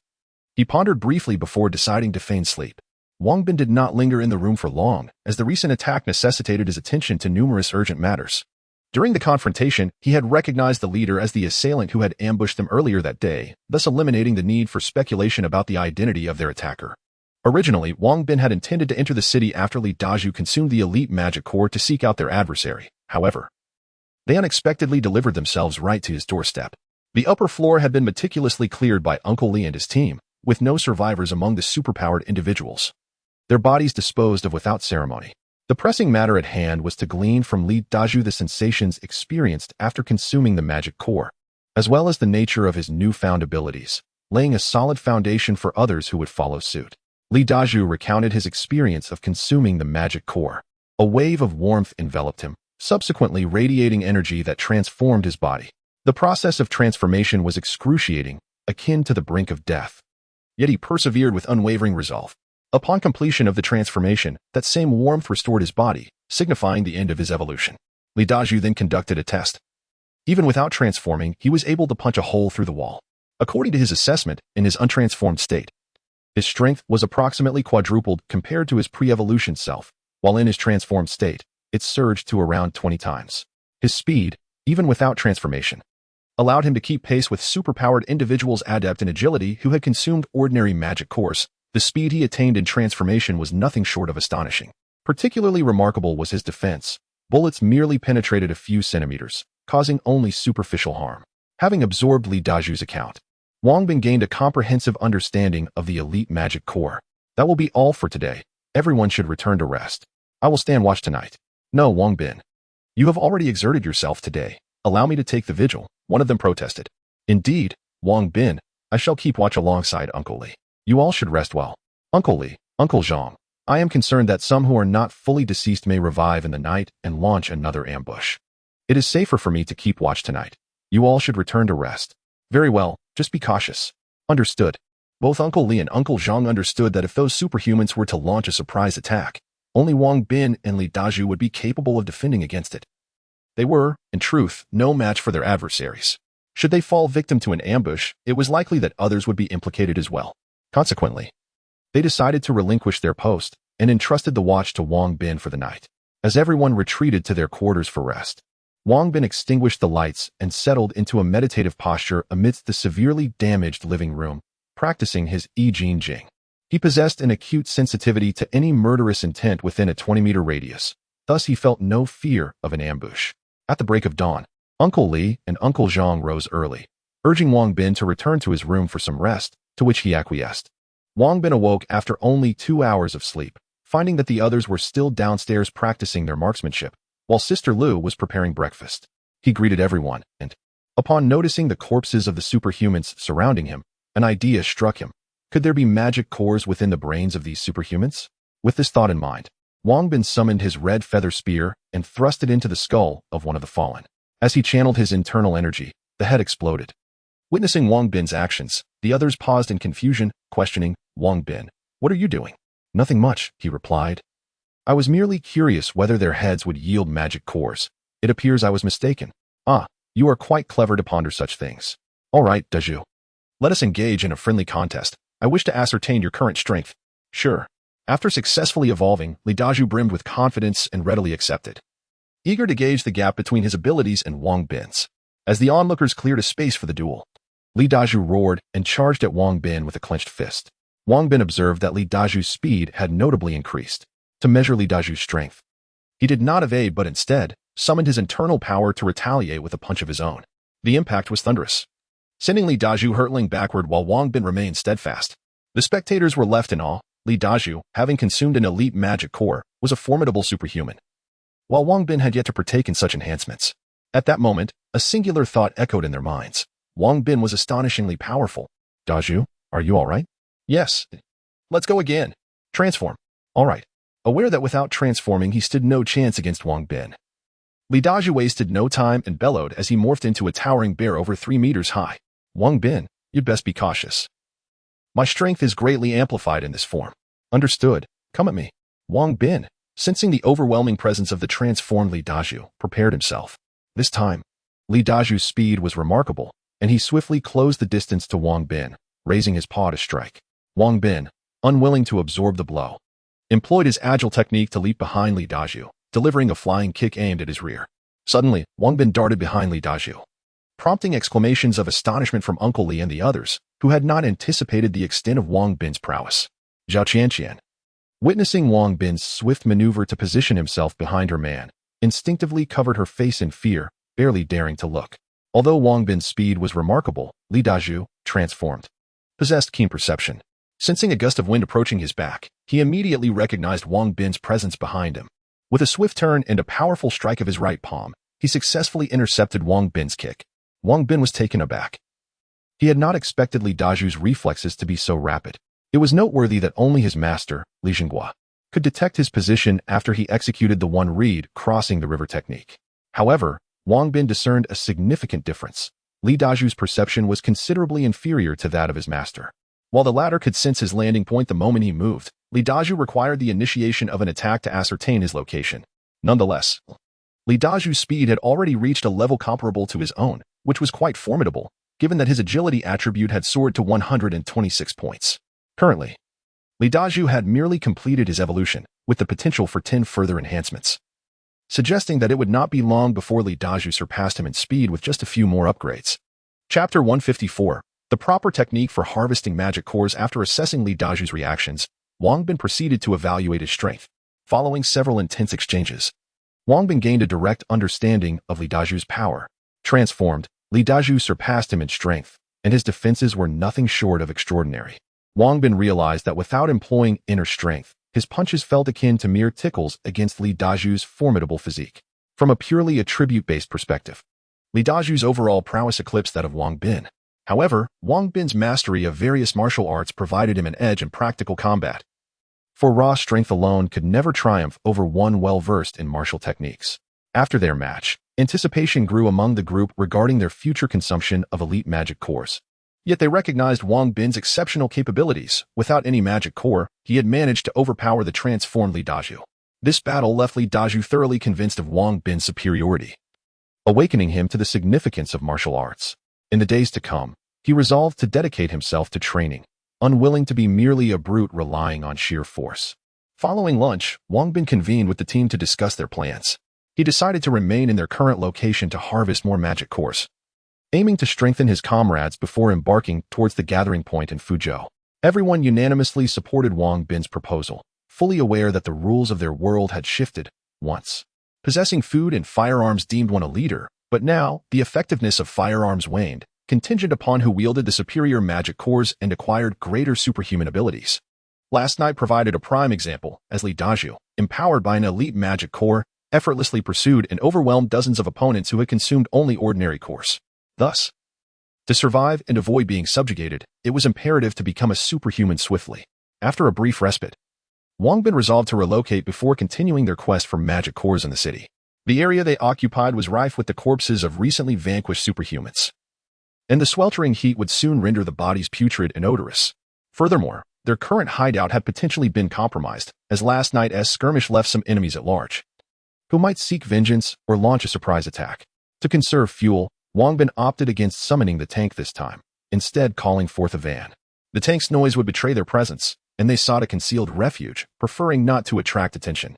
After an hour's search in the van, they discovered a quaint village devoid of life. Swiftly dispatching the remaining zombies, they selected a suitable dwelling and temporarily settled there. Meanwhile, Guan Xiaoya consumed a minor healing elixir, and after a day of rest, her injuries had healed significantly, with scars soon to shed. Officer Miao and Bao both suffered severe internal injuries, with Officer Miao sustaining several broken ribs. Their recovery would take several days. Despite their condition, everyone was astonished by the miraculous efficacy of the small elixir produced by Wang Bin. The potency of this pill was extraordinary, as long as one was not fatally wounded. Consuming it could ensure survival, though its exorbitant cost was a drawback. Upon noticing that her injuries had healed, Guan Xiaoya was eager to join Wang Bin in hunting zombies. However, Wang Bin, worried for her safety, adamantly refused to let her accompany him. Ultimately, Guan Xiaoya took refuge in the tank, and with no other option, Wang Bin reluctantly included her. He also selected Zhao Nen to join him and Li Dazhu as they ventured out to harvest magic cores. This time, Wang Bin chose a broad street on the outskirts of the city, drawing the attention of 4,000 to 5,000 zombies. To avoid being ambushed as they had been previously, he led the horde to a more open area before commencing their assault. After over half an hour, they successfully eliminated the zombies. For safety's sake, Wang Bin did not allow Guan Xiaoya and Zhao Nan to exit the tank. Instead, he instructed them to follow closely behind in the tank while he and Li Dazhu collected the magic cores. After more than half an hour, they finished gathering the magic cores, and by then, dusk was falling rapidly. Wang Bin, keen to avoid any delay, drove the tank back to their residence. Along the way, he calculated their afternoon haul. Over 1,200 magic cores, added to the previous stash of 1,000, brought their total to nearly 3,000. At this rate, they could synthesize another elite magic core in just 2 days. The following day, they acquired over 4,000 magic cores, and with one more day of harvesting, they would be able to fuse another elite magic core. The next morning, as Wang Bin entered the city in the tank, sounds of a skirmish echoed from a distance, suggesting a battle between superhumans and zombies. Upon spotting the superhumans, Wang Bin and his companions became alert.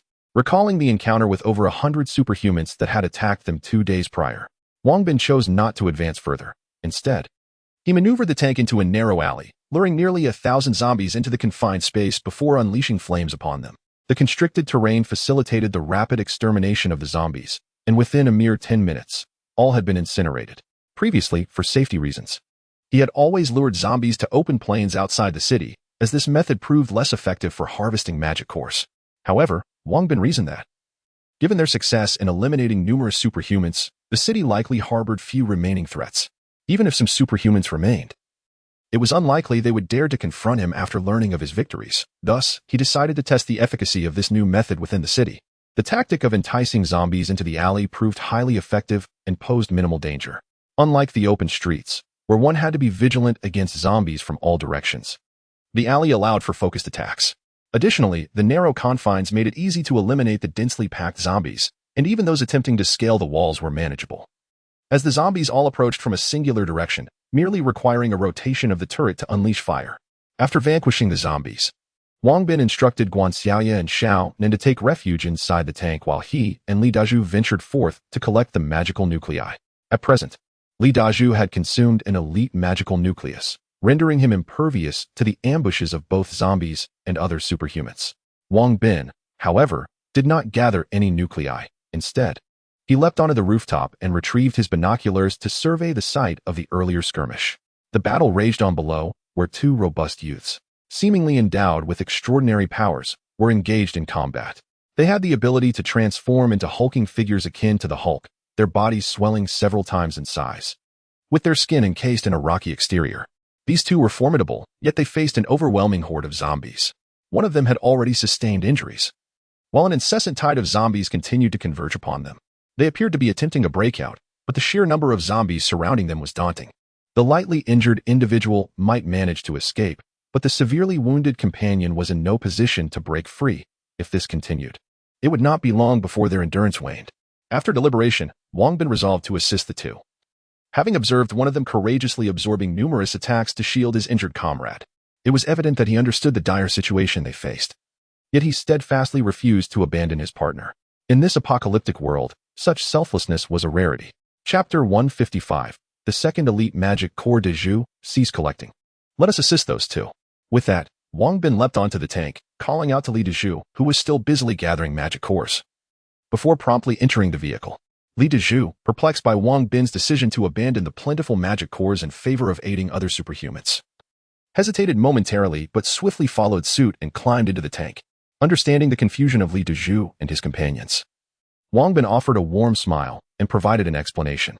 Upon hearing of such camaraderie and loyalty, Li Dezhou and the others expressed their admiration for the two individuals in need and agreed to help.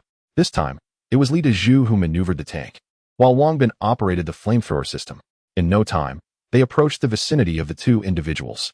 Through the sighting scope, they observed that the pair was encircled by over 1,000 zombies, densely packed around them. Stop! Wang Bin called out as they neared, prompting Li Dezhou to halt the tank. He then directed the flamethrower towards the throng of zombies. To avoid harming the two, Wang Bin targeted the outermost edges of the mob. The two individuals had already sensed the tank's arrival and felt a surge of anxiety, uncertain of its intentions. However, their focus was consumed by the immediate threat of the zombies, leaving them little energy to ponder the tank's purpose.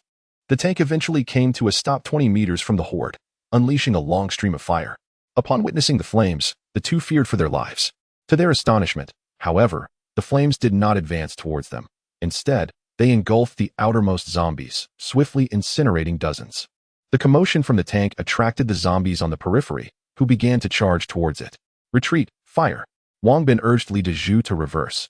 While instructing Guan Xiaoye to unleash the heavy machine gun, he continuously adjusted the cannon's aim, directing fire at the approaching horde. Under the combined assault of flames and gunfire, the majority of zombies were obliterated before they could reach the tank. Nonetheless, a few managed to leap onto the vehicle, flailing their fists in futile attempts to penetrate its defenses. Wang Bin, aware that the current zombies posed no threat to the tank, disregarded those aboard and instructed Li Dezhou to advance towards the horde once more.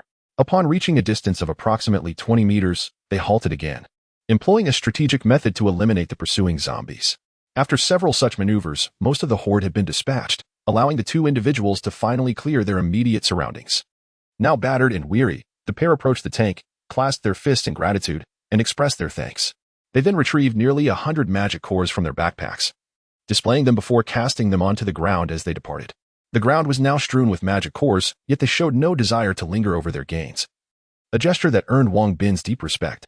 Regardless of whether the other party cast aside the magic core out of gratitude or for the sake of survival, their actions were indeed straightforward and honorable. The surrounding zombies had been eradicated, yet 7 or 8 still pounded incessantly on the tank. Dezhou, let us go and collect the magic cores. All right. Wang Bin opened the hatch, summoned the red feather spear, and charged out, swiftly dispatching the zombies above. Li Dezhou, upon exiting, refrained from transforming, as he could only maintain his transformation for 30 minutes at a time, and each transformation left him weakened. Thus, he reserved it for dire circumstances. The two descended from the tank and began hastily gathering the magic cores scattered on the ground, while Guan Xiaoye occupied the driver's seat, with Qian operating the heavy machine gun, vigilantly surveying their surroundings. Guan Xiaoye and Qian focused their attention on the superhumans, as they posed the greatest threat to Wang Bin and Li Dezhou. Given their current strength, as long as they were not surrounded by hordes of zombies, they could easily handle any situation. Perhaps many survivors in this city had fallen prey to the evolved zombies. Or perhaps the number of superhumans had dwindled significantly due to the numerous casualties inflicted 2 nights prior. As the two continued to collect magic cores, they were not disturbed. Any approaching zombies were swiftly dealt with by them. After collecting the magic cores in the area, Wang Bin instructed Li Dezhou to drive the tank back to the previous alley to gather the cores there. Once they had finished their collection, the four rested for a while, had a light meal, and then resumed their quest for magic cores. After a full day's effort, and with their enhanced efficacy, They amassed over 6,000 cores, nearly doubling their haul from the day before.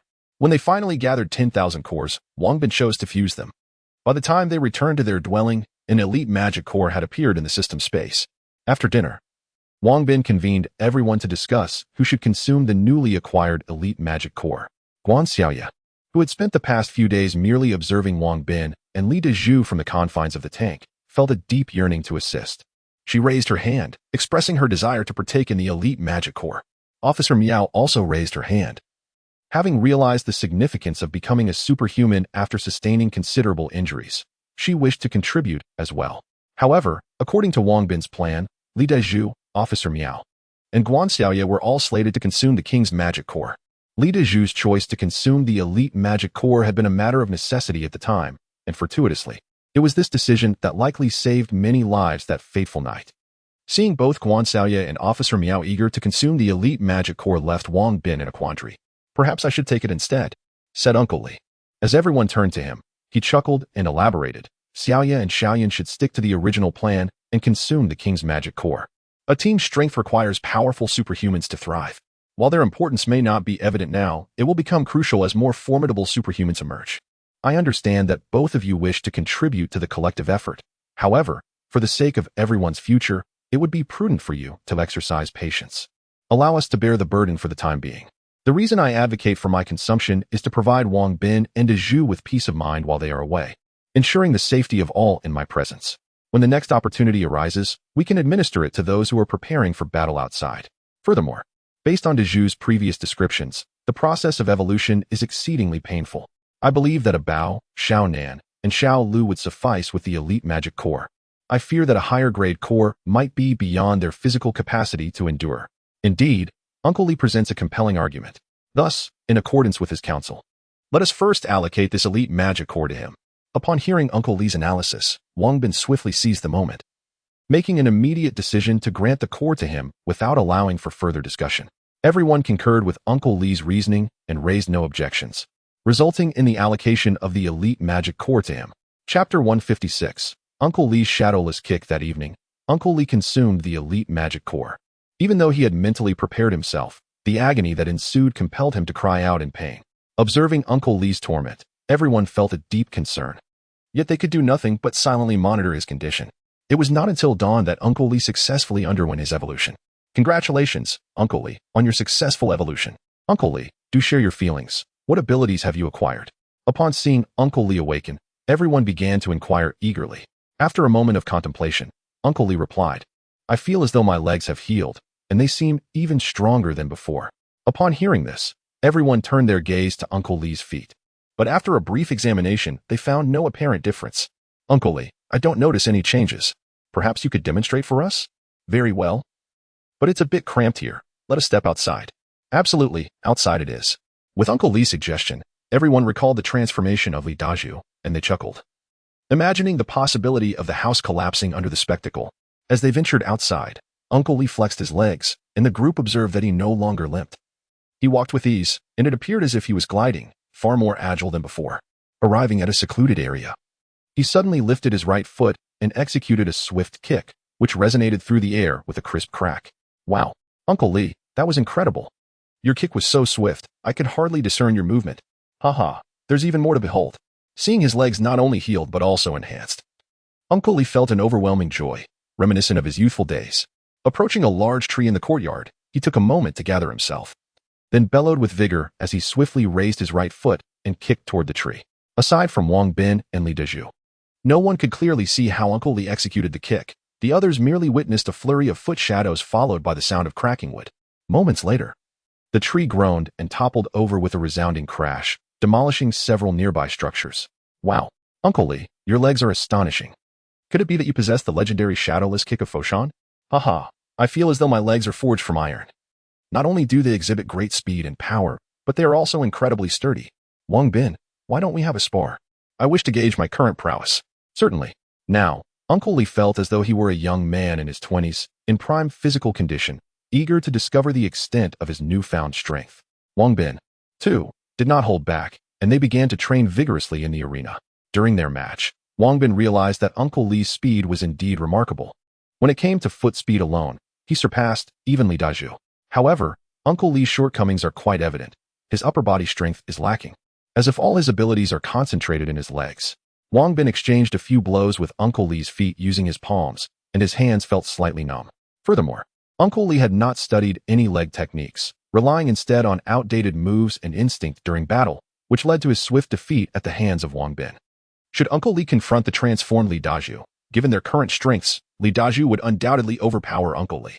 This is because, after his transformation, Li Dazhu's entire being is enhanced with no discernible weaknesses, while Uncle Li's vulnerabilities are quite apparent.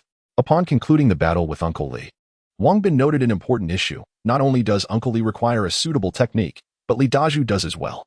The mighty Vajra palm that Li Dazhu has learned fits him perfectly, yet Uncle Li's leg techniques pose a challenge, as he has 3 options to choose from: Foshan Shadowless Kick, Chasing Fate 11 Kicks, and Wind God Legs. After a moment of contemplation, Wang Bin addressed Uncle Li, saying, "Although you have successfully evolved, you still need a formidable leg technique to unleash your full potential. I have 3 techniques that I believe would suit you well, and I think it is best for you to choose." Upon hearing this, Uncle Li was filled with excitement and immediately inquired, "Oh, I am curious about these 3 techniques. Could you elaborate on them for me?" Li Dazhu, too, perked up at the thought of Wang Bin imparting customized skills to Uncle Li and eagerly asked, "Wang Bin, what about me?" Wang Bin smiled lightly and replied, "I already have a plan for you, and you will receive it together with him."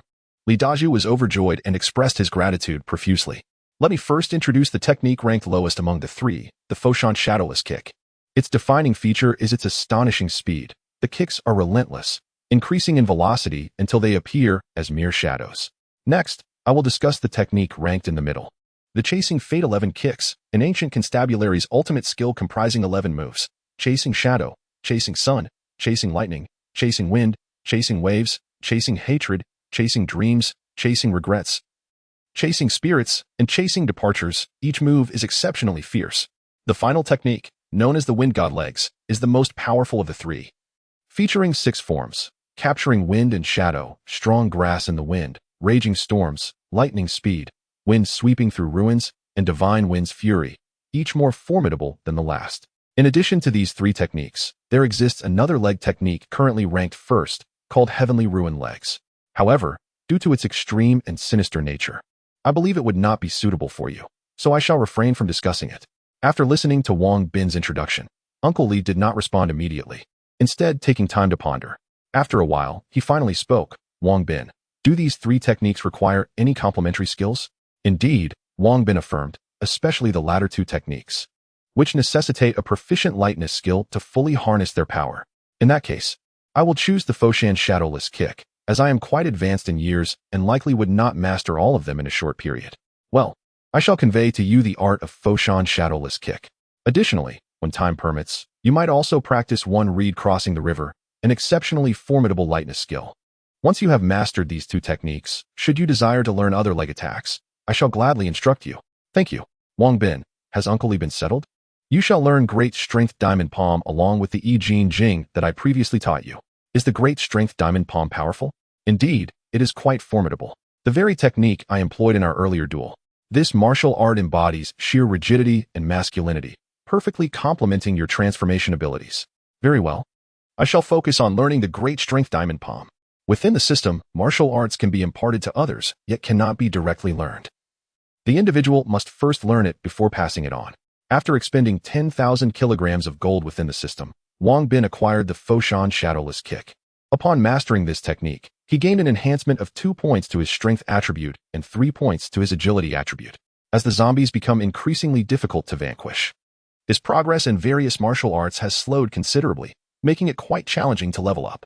Acquiring new martial arts appears to be an excellent choice, as learning them provides immediate attribute enhancements. Following his acquisition of the Foshan Shadowless Kick, Wang Bin transmitted this skill along with one reed crossing the river to Uncle Li, while also passing the Great Strength Diamond Palm onto Li Dazhu. As for the others, they shall continue to practice Tai Chi and Li Family Spear Technique. Chapter 157. The Awakening of the Monster. After imparting martial arts skills to the 2 individuals, it was time for lunch, and everyone returned to partake in the meal. Once they had dined and rested briefly, Wang Bin once again set out with Li Dazhu, Guan Xiaoya, and Qian to hunt zombies, while Uncle Li remained behind to practice the Foshan Shadowless Kick and ensure the safety of the others. With Uncle Li, who had consumed the elite magic core. Stationed at home, along with the marksmanship of Officer Miao and his companions, there was little to worry about, allowing Wang Bin to confidently hunt zombies outside. Upon arriving in the city, the four of them maneuvered through the streets to lure the zombies, dispatching 3 waves before reaching the vicinity of a tall building. They found the area surrounded by an overwhelming horde of zombies, with the entrance to the underground parking lot teeming with them, suggesting that many more lay within. The sight of such a significant number of zombies stirred excitement in both Wang Bin and Li Dazhu, having gained experience from their recent hunts. They felt prepared to confront whatever lay ahead. As long as they could lure the creatures into an alley without blocking their escape route, they believed they could prevail. Xiaoyu fired several shots into the throng, successfully drawing the zombies towards them. All right, Guanxiaya acknowledged. Then unleashed a barrage from the heavy machine gun aimed at the zombie horde. The rapid-fire gunfire instantly sent countless zombies racing in their direction. Dazhu, hurry. Lead the horde into that alley down the street. Understood. There were at least 30 to 40,000 zombies in the vicinity, with many more hidden from view, making it likely that the total count was around 100,000. At that moment, Wang Bin felt as though he had discovered an ideal training ground, brimming with exhilaration. Soon, several thousand zombies began to chase after them, with Li Dazhu reversing the tank, while Guanxiaya continued to fire at the zombies at the forefront. Wang Bin, however, refrained from activating the flamethrower system. The current density and proximity of the zombies were insufficient. He intended to gather them together before unleashing a greater assault. As the flamethrower system could not be operated for extended periods without risking damage to the cannon.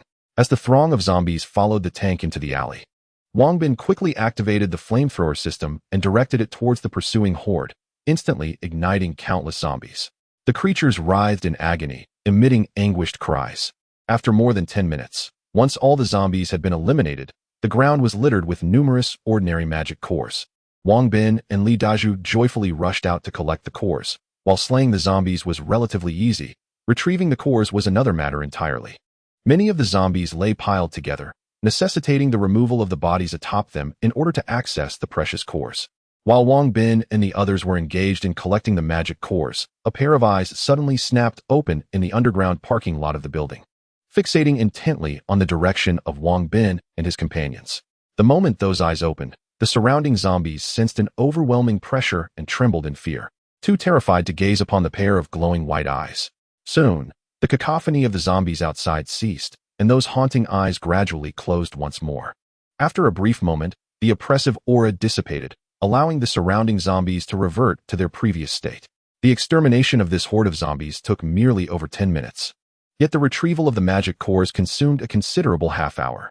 As time was of the essence, we decided to lure another wave before returning for our meal. Very well.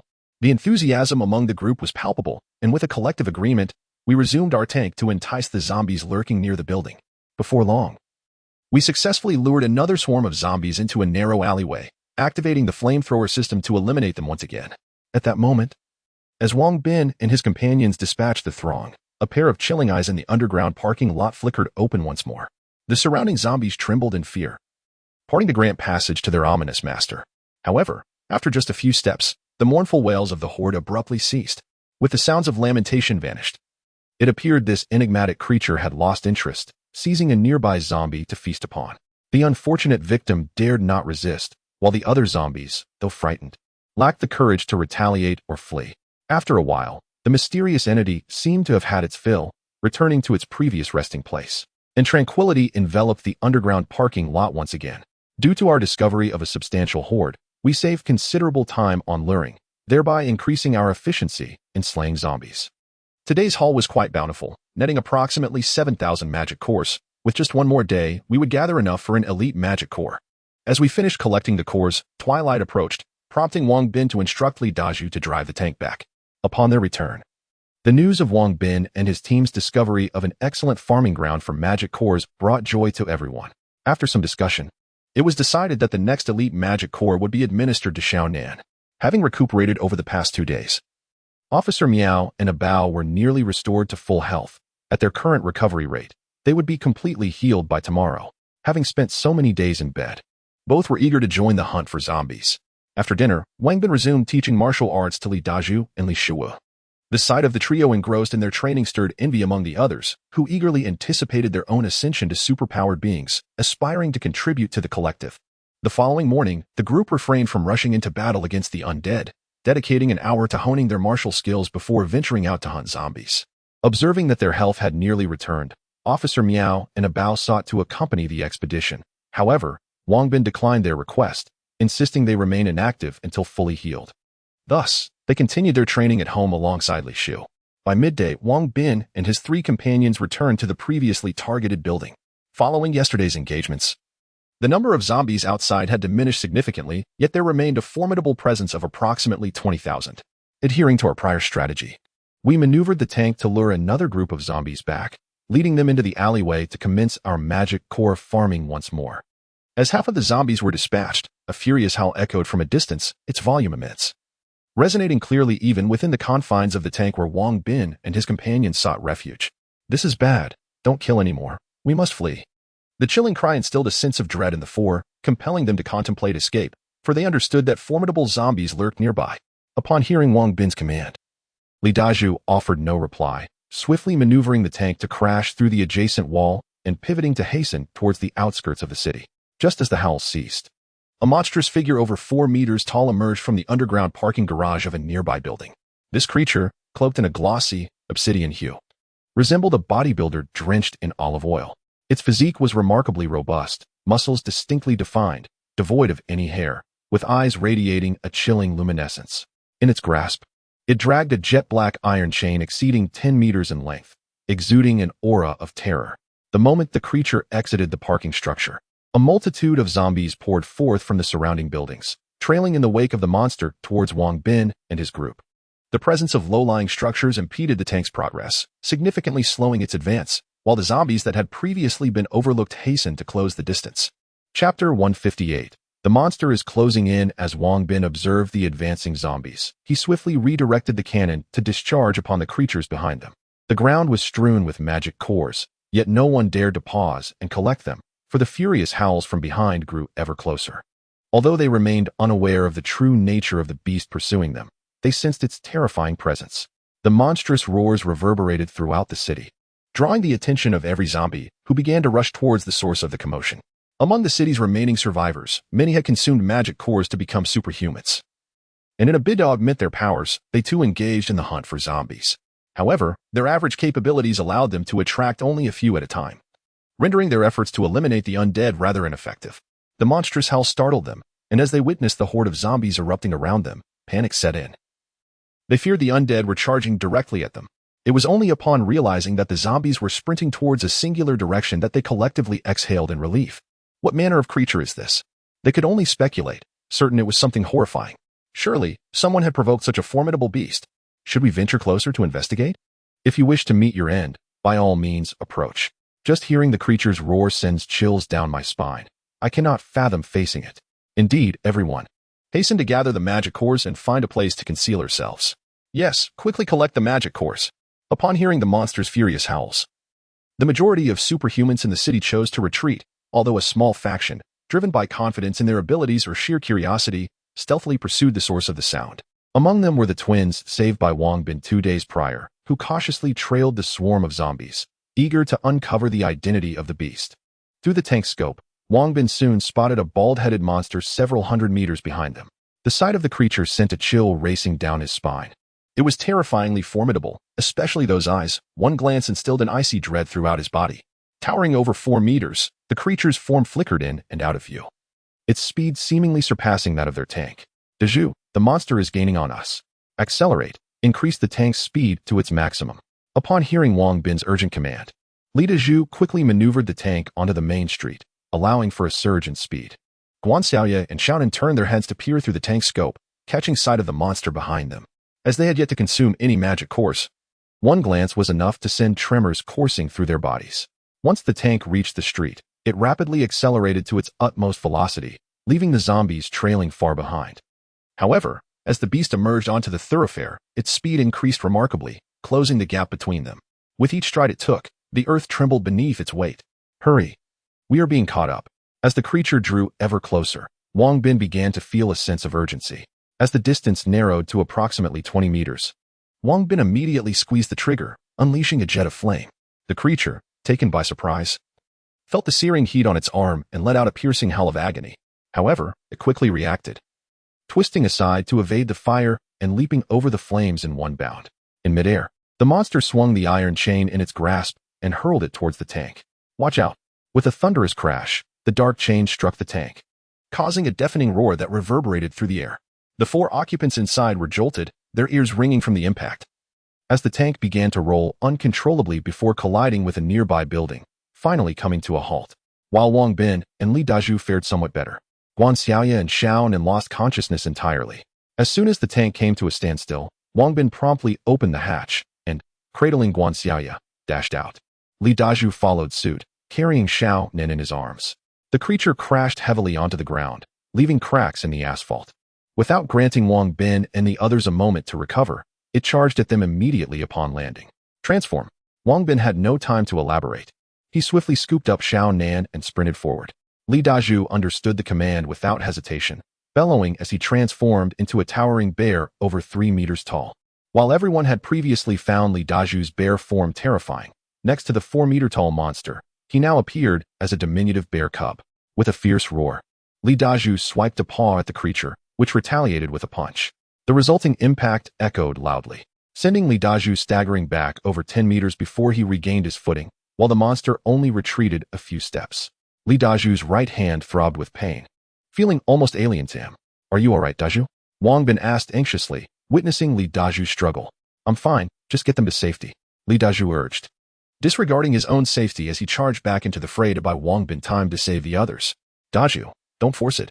Keep moving," Wang Bin cautioned, swiftly picking up the unconscious Guan Xiaoya and Zhao Nan, employing his light-footed agility to flee. Taking Wang Bin's advice to heart, Li Dazhu ceased his direct confrontation with the creature, instead nimbly maneuvering around it in search of an opening. As the monster launched several attacks, Li Dazhu skillfully dodged, utilizing his smaller stature to evade and counter with a swift strike. However, he soon realized that the creature's defenses were formidable. His blows felt akin to striking solid steel.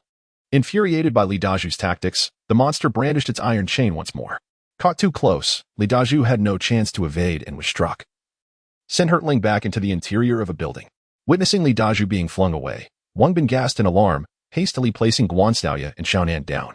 He quickly applied pressure to Guan Xiaoya's acupoint, and she soon regained consciousness. "Wang, brother Wang." Upon seeing Wang Bin, Guan Xiaoya called out with great difficulty, "Do not say anything now. Dazhu is in danger. Quickly, take the Jinbei van and flee with Zhao Nan." After speaking, Wang Bin paid no heed to Guan Xiaoya, swiftly summoning the Jinbei van and exchanging 2 small elixirs from the system for her. He then dashed towards the building where Li Dazhu had been struck. "Wang, be careful." As she witnessed Wang Bin rushing away, tears streamed down Guan Xiaoya's face. She immediately picked up the still slumbering Zhao Nan and climbed into the Jinbei van, pressing the accelerator and speeding towards the outskirts of the city. She realized that her presence would not aid Wang Bin and Li Dazhu. Rather, she would become a burden. It was imperative that she return Zhao Nan home and summon Uncle Li, a superhuman who had also consumed the elite magic core. Hearing the roar of the Jinbei van's engine, Wang Bin felt a surge of relief. As long as Guan Xiaoya had taken Zhao Nan away, he only needed to rescue Dazhu. Perhaps the noise of the engine was too loud, for it soon drew the attention of the monster, which abandoned its pursuit of Li Dazhu to chase after the Jinbei van. Seeing the creature heading towards Guan Xiaoya, Wang Bin swiftly retrieved 2 hand grenades and hurled them at the monster. Boom, boom. With 2 thunderous explosions, the creature staggered back a few steps, fixing Wang Bin with a gaze full of hatred. Then, with a furious roar, it charged at Wang Bin. Chapter 159, The Monster's Fury upon successfully diverting the creature's attention. Wang Bin swiftly employed his skill of one reed crossing the river and ascended to the roof of a modest building. As he landed, he sensed a formidable gust of wind overhead. Glancing up, he beheld a colossal iron chain descending towards him. With a quick application of his agility, he leaped aside just in time. The iron chain crashed onto the rooftop with a thunderous roar, obliterating the structure beneath it. Astonished by the chain's immense power, Wang Bin realized why it had easily sent their tank flying moments before. With the tank now destroyed, collecting magic cores would become significantly more arduous. A thought that filled Wang Bin with dismay. He remained acutely vigilant. Should the chain strike him, he would surely sustain severe injuries, if not death. As he prepared to check on Li Dazhu's injuries, the monster's chain swung towards him once more, compelling him to alter his course. With such a lengthy weapon in the creature's possession, defeating it would necessitate close combat. To be candid, witnessing the monster's glistening skin left him feeling uncertain about his ability to inflict harm.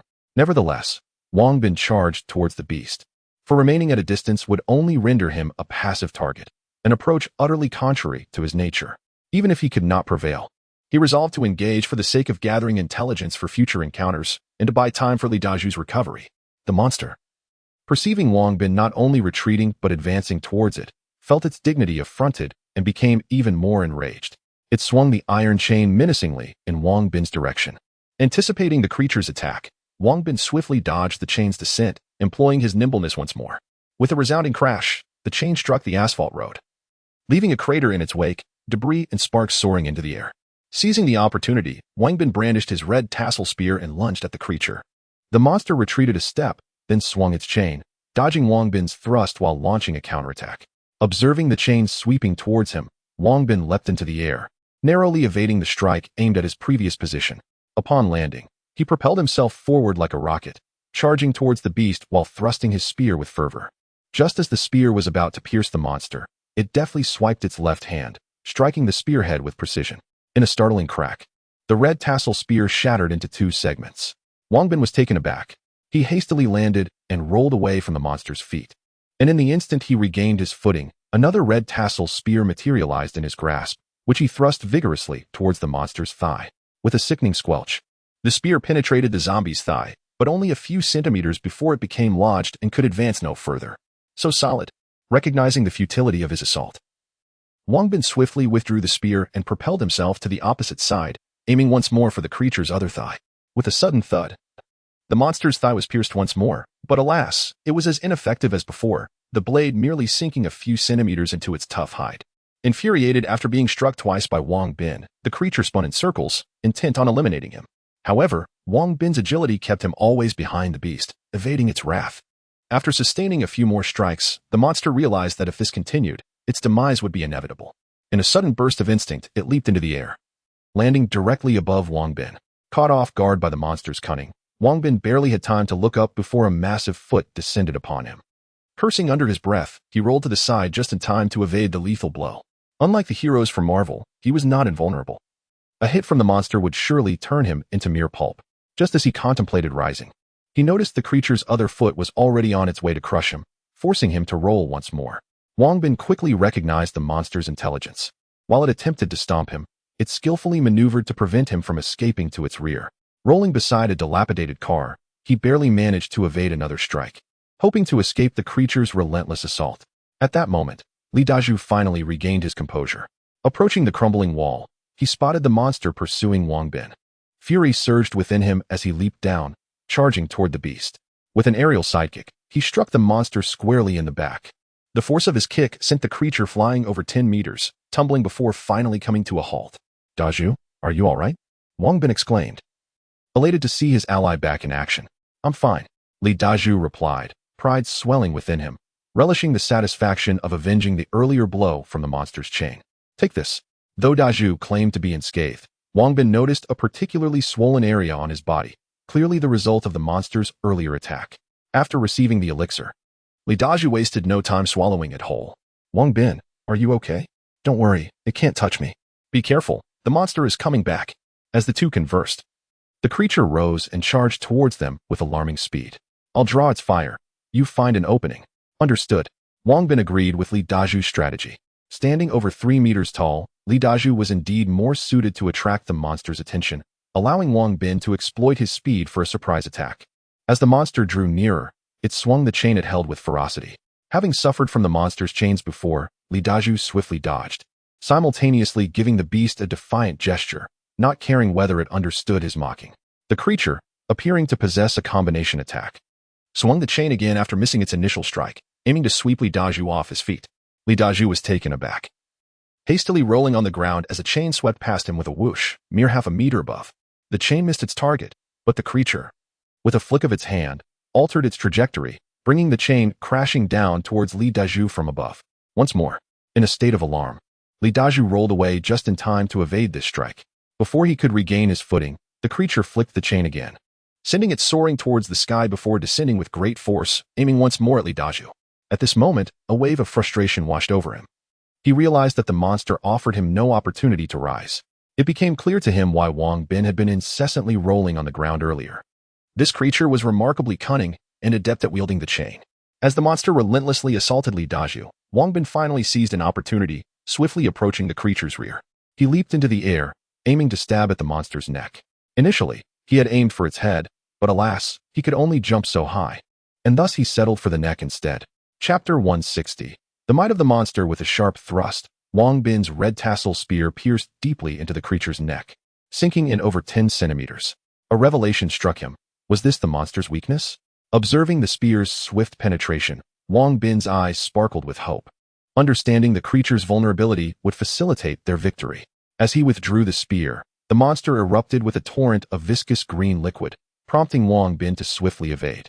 In agony, the creature let out a thunderous roar. Seizing the opportunity, Li Dazhu rolled to the side and sprang to his feet, launching a powerful punch towards the beast. With a resounding thud, the creature staggered back several steps before regaining its footing. Infuriated, the monster began to swing its iron chains menacingly at both Wang Bin and Li Dazhu, forcing them to dodge fervently. It was evident that confronting the creature head-on in its enraged state would be a fool's errand. The two maneuvered skillfully around the monster whenever it targeted one. The other would seize the chance to strike from behind. The creature, overwhelmed by their relentless assaults, finally lifted its foot and slammed it down with tremendous force. The ground trembled ominously, and with a deafening roar, a faint red glow enveloped its form. Dazhu, be cautious. The monster is about to unleash its fury. Wang Bin warned. Understood. The two men became acutely aware of the glowing aura surrounding the beast, exercising utmost caution as they danced around, refraining from any reckless attacks. Before long, Wang Bin identified a fleeting opportunity. Gripping his spear, he lunged towards the monster. However, it seemed as though the creature anticipated his move. It abruptly abandoned its pursuit of Li Dazhu and unleashed a powerful kick backward. Wang Bin found himself airborne, unable to evade the oncoming assault, and could only hurl the red tassel spear towards the beast, while simultaneously employing Tai Chi to dissipate much of the monster's force. Nevertheless, he was still sent flying several meters back, crashing heavily onto the ground and rolling a distance further. As Wang Bin attempted to rise, he suddenly spotted a black iron chain hurtling towards him. Reacting swiftly, he propelled himself off the ground, executing a graceful leap that carried him several meters away, narrowly avoiding the lethal strike. The chain crashed against the asphalt with a thunderous noise, leaving a deep fissure in its wake. The monster had grown stronger. Observing the profound crack in the pavement, both Wang Bin and Li Dazhu recognized that the creature's power had escalated.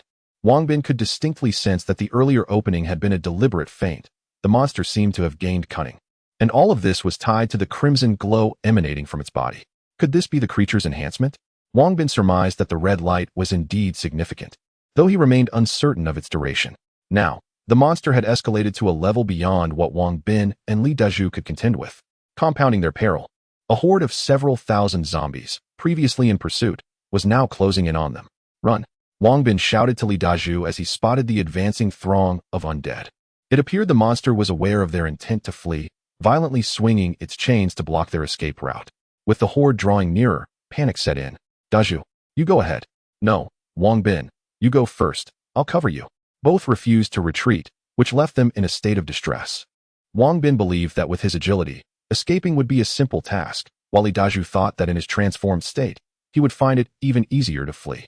Just as both hesitated to abandon their position, two figures leaped onto the rooftop of a nearby building. Immediately spotting Wang Bin and Li Dazhu engaged in combat with the creature. Although Li Dazhu was unrecognizable after his transformation, Wang Bin distinctly recalled that these two were the twin brothers he had rescued from a horde of zombies the previous day. With the zombie horde closing in, why hadn't they left yet? Can't you see? That creature seems intent on blocking their escape route. Brother, what should we do? We should go down and lend them a hand. It's the least we can do to repay their kindness. Agreed. With that, the twin brothers swiftly dashed forward, transforming mid-run into small giants with stone-like skin, plummeting towards the monster. The creature's attention was entirely focused on Wang Bin and Li Dazhu, oblivious to the twins descending from the rooftop. Bang, bang, bang. The brothers pounded and kicked at the creature's head, forcing it to stagger backward until it fell to the ground. Wang Bin and Li Dazhu recognized the twins but were puzzled as to why they were assisting them. Quick! Let us go. As soon as the twins landed, they shouted at Wang Bin and Li Dazhu before turning to flee towards the outskirts of the city. Seeing the creature downed, Wang Bin and Li Dazhu also sprinted towards the exit. The creature, noticing that they were attempting to escape, wasted no time in pursuing them. Since being enveloped in a red glow, its attributes had significantly increased, enabling it to chase after the four with astonishing speed. As it entered attack range, the monster swung its iron chain. The twins, having consumed ordinary magic cores, could not outpace Wang Bin and Li Dezhu, thus becoming the creature's targets. Watch out! Wang Bin, leading the charge, urgently warned as the chain came crashing down. The twins dodged just in time. However, the creature was relentless. As soon as the chain struck the ground, it whipped horizontally towards them. The twins' physical prowess paled in comparison to that of Wang Bin and Li Dezhu, and before they could land, they were swept up by the chain. With a resounding bang, the brothers were sent flying like cannonballs. Their screams echoed, prompting Wang Bin and Li Dezhu to halt. Dezhu, save them. I'll hold it off. Wang Bin conjured a red-tasseled spear, aiming it toward the creature's head. As the spear flew towards it, the creature finally stopped, swinging its chain to block the projectile. Without hesitation, Li Dezhu sprinted towards the spot where the twins had fallen. Upon reaching them, he found the twins lying on the ground, moaning in pain, their bodies marked by deep impressions from the chain, blood trickling from the corners of their mouths. A hand swiftly lifted one, and without a word, dashed out. Thank you. The twin brothers, upon being lifted, exchanged a wry smile and uttered their gratitude. You're welcome. Li Dezhu replied politely, clutching the two little giants as he hurriedly made his way outside the city. Observing Li Dezhu had already fled with the two, Wang Bin promptly summoned his red tassel spear from his backpack, shooting it at the monster with relentless fervor. One of the shots embedded itself in the creature, but merely pierced it slightly before being repelled. Realizing the futility of the red tassel spear against the beast, the monster brandished its iron chain and charged towards Wang Bin. Aware that his weapon was ineffectual, Wang Bin swiftly turned and fled, all the while hurling grenades behind him as he sought refuge among the numerous buildings ahead. Chapter 161. A narrow escape in a bid to afford Li Dezhu more time. Wang Bin chose not to pursue the direction in which Li Dezhu was fleeing. Instead, he darted toward the densely populated area of buildings, aware that given the current strengths of both sides, he could not outrun the monster. His only recourse was to exploit the terrain to impede the creature's speed. Hearing the continuous explosions behind him, Li Dezhu felt a pang of anguish. He longed to return and assist Wang Bin, yet he was encumbered by the two brothers who had just come to their aid. Thus, he resolved to escort them out of the city before returning to help Wang Bin. Wang Bin maneuvered through the landscape, evading the creature's grasp. Frustrated, the monster swung its iron chains, demolishing several buildings in its wake. After tossing a few grenades, Wang Bin discovered an unused RPG in his backpack, which filled him with a surge of hope. As he ran, he contemplated how to maximize the RPG's potential. If he simply fired it, the monster would undoubtedly evade the attack. Thus, he needed to devise a trap that would leave the creature no option to escape. The monster, exasperated by Wang Bin's antics, found the grenades to be particularly troublesome. Wang Bin predominantly navigated through narrow alleys, offering the creature little room to maneuver. Though the explosions inflicted only superficial wounds, they were painful, and as the bombardment continued, the monster's injuries intensified. Spotting a towering building ahead, with a narrow alley beside it, Wang Bin felt a surge of excitement and dashed toward the passageway. Calculating the monster's speed, he sprinted into the alley and drew out the rocket launcher, silently counting down. 3, 2, 1, launch. With a whoosh, the fiery rocket soared forth. At that moment, the monster had just rounded the corner and collided directly with the incoming projectile. The deafening explosion erupted against its chest, forcing the creature to stagger backwards several steps before regaining its balance, only to discover a gaping hole in its chest, surrounded by charred flesh. Reeling from such a devastating blow, the monster howled in fury. Just as it intended to pursue Wang Bin, it caught sight of that accursed human aiming the launcher at it once more, prompting it to hastily hide behind the building. After a prolonged moment with no further developments, the monster cautiously peered out, only to find the human's silhouette had vanished, inciting its rage anew. At that fortuitous moment, a nearby horde of zombies arrived. In its anger, the monster seized one of the zombies and devoured it. After consuming 4 or 5 of the undead, it began to visibly heal, the wound in its chest gradually mending. Having evaded the creature, Wang Bin hurried toward the location where Li Dezhu had fled. Before long, he spotted Li Dezhu running toward him. Dezhu, why have you returned? What happened to the two brothers? Upon seeing Li Dezhu approaching, Wang Bin felt a twinge of concern for the twins who had come to their aid. Rest assured, I've left them in the thicket up ahead, Li Dezhu exclaimed, relieved to see Wang Bin had managed to escape as well. Good, as long as they are safe. Take me to them. Follow me. Li Dezhu responded affirmatively and led the way, soon arriving at the spot where the two brothers lay. Their injuries were grave. Quick, take this medicine. It can save your lives. Observing the severity of their wounds, Wang Bin swiftly exchanged 2 small elixirs for the brothers. Hesitant at first, the brothers ultimately consumed the pills. They were still unaware of Wang Bin and Li Daju's names, making it difficult for them to trust Wang Bin. Normally, one would hesitate to ingest another's medicine, fearing it might be poisoned. However, the brothers recognized the seriousness of their injuries. If Wang Bin intended to harm them, he would not waste valuable medicine. After a moment's deliberation, they took the elixirs. As soon as the pills were ingested, they felt a powerful warmth coursing through their bodies, gradually nurturing and healing their injuries. "Thank you," one of them said, smiling at Wang Bin, feeling the potency of the elixir. "No need for thanks. If it weren't for your timely assistance, Daju and I might still be in peril," Wang Bin replied with a smile. "You previously saved us. We are merely repaying the favor," they responded. "I truly admire your sense of gratitude. In these dire times, such qualities are rare," Wang Bin said. "Forgive me for not introducing myself. I am Wang Bin, and this is my brother, Li Daju. Hello, we are twins. I am the elder brother, Lu Hui, and this is my younger brother, Lu Feng. Greetings. Given the monsters roaming the city and your serious injuries, it would be wise for you to accompany us back to recuperate," Wang Bin suggested. "Very well. We will impose on you," the brothers said, not putting on airs and readily agreeing. Indeed, returning to the city in their condition would be perilous. "I will carry you."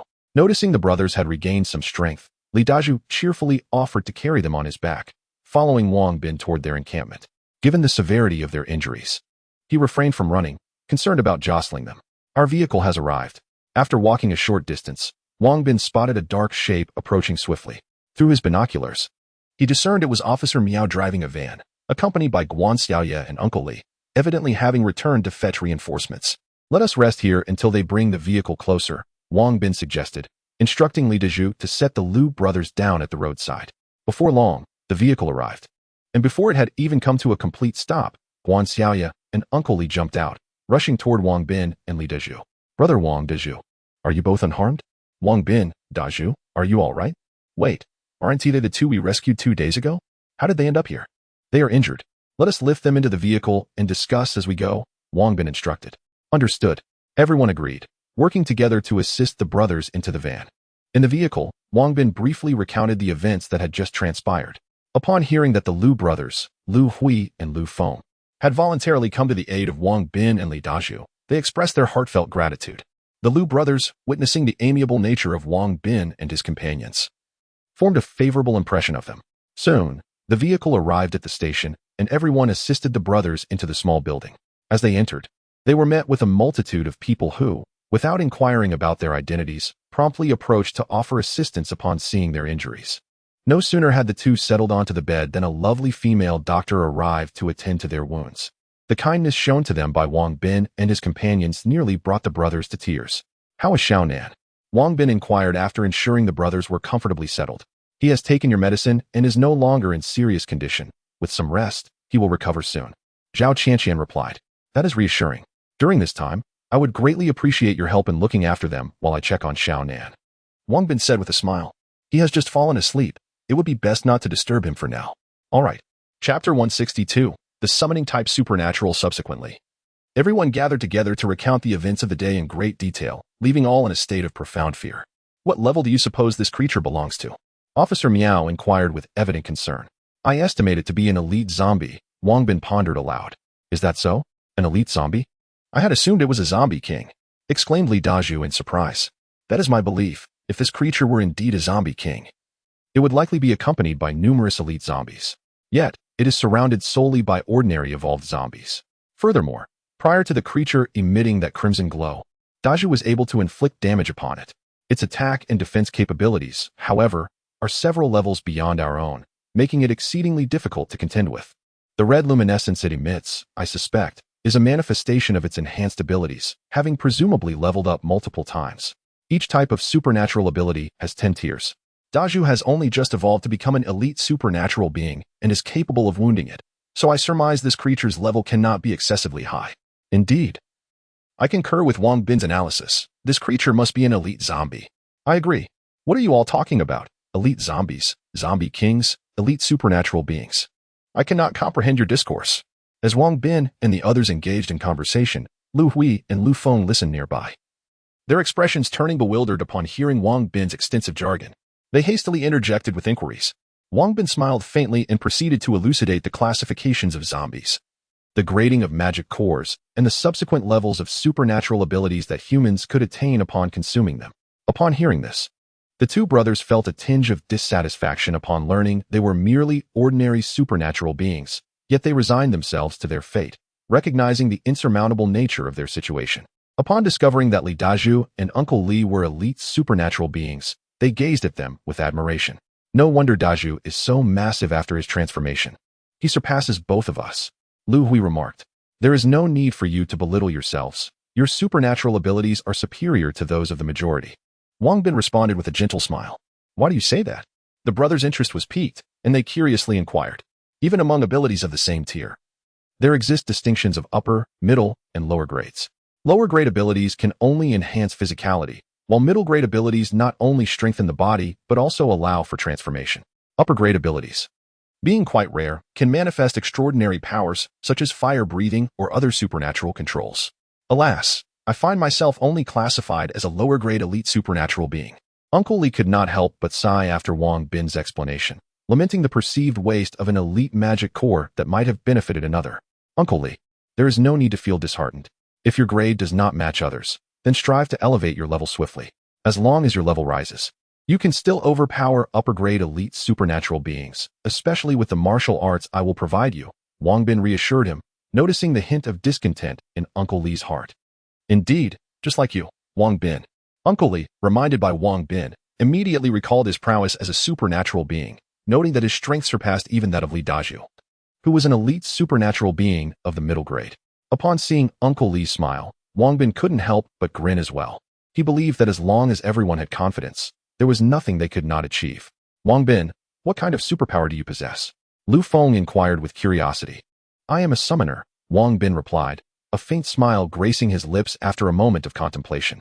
The others fell silent upon hearing Wang Bin's declaration, aware that Lu Hui and Lu Feng were outsiders, and some matters were better left unsaid.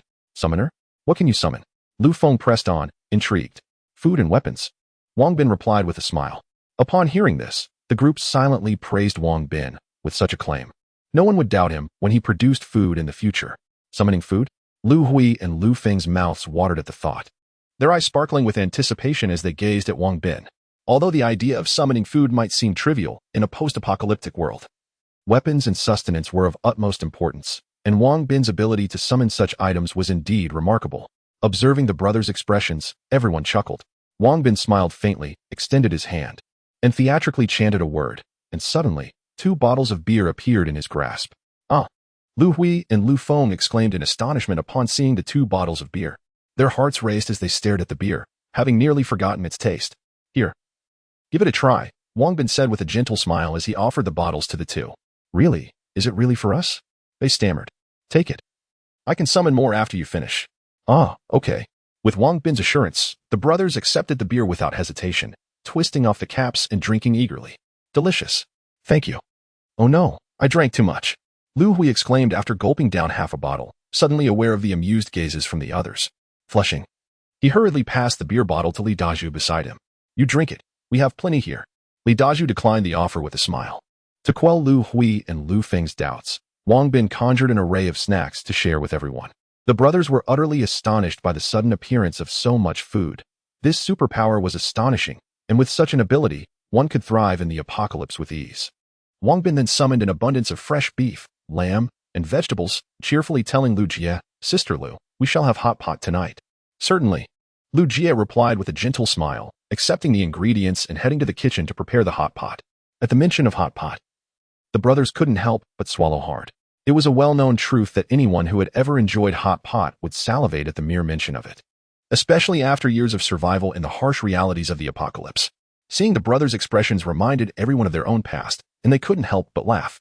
The 2 brothers, noticing the laughter around them, couldn't help but join in with shy smiles. Upon further inquiry, it became apparent that their extraordinary ability was to transform into stone giants. However, due to their consumption of ordinary magic cores, they could only morph into giants slightly over 2 meters tall, rendering them mere miniature stone giants in the presence of Li Dazhu. Yet, in the shadow of that monstrous figure, Li Dazhu himself could be likened to a diminutive bear. When Sister Lu completed the hot pot, the greedy Xiao Nan, enticed by its savory aroma, unexpectedly awakened.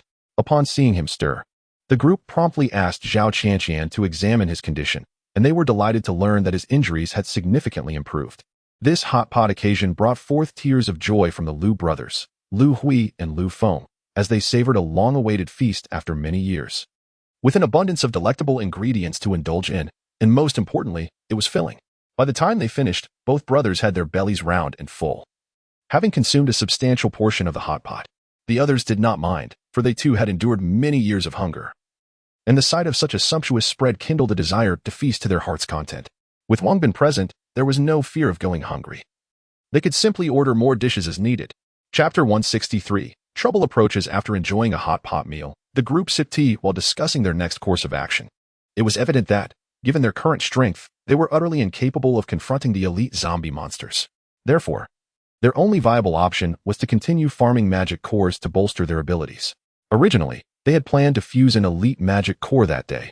Unfortunately, their encounter with the elite zombie monster forced them to postpone their plans by a day.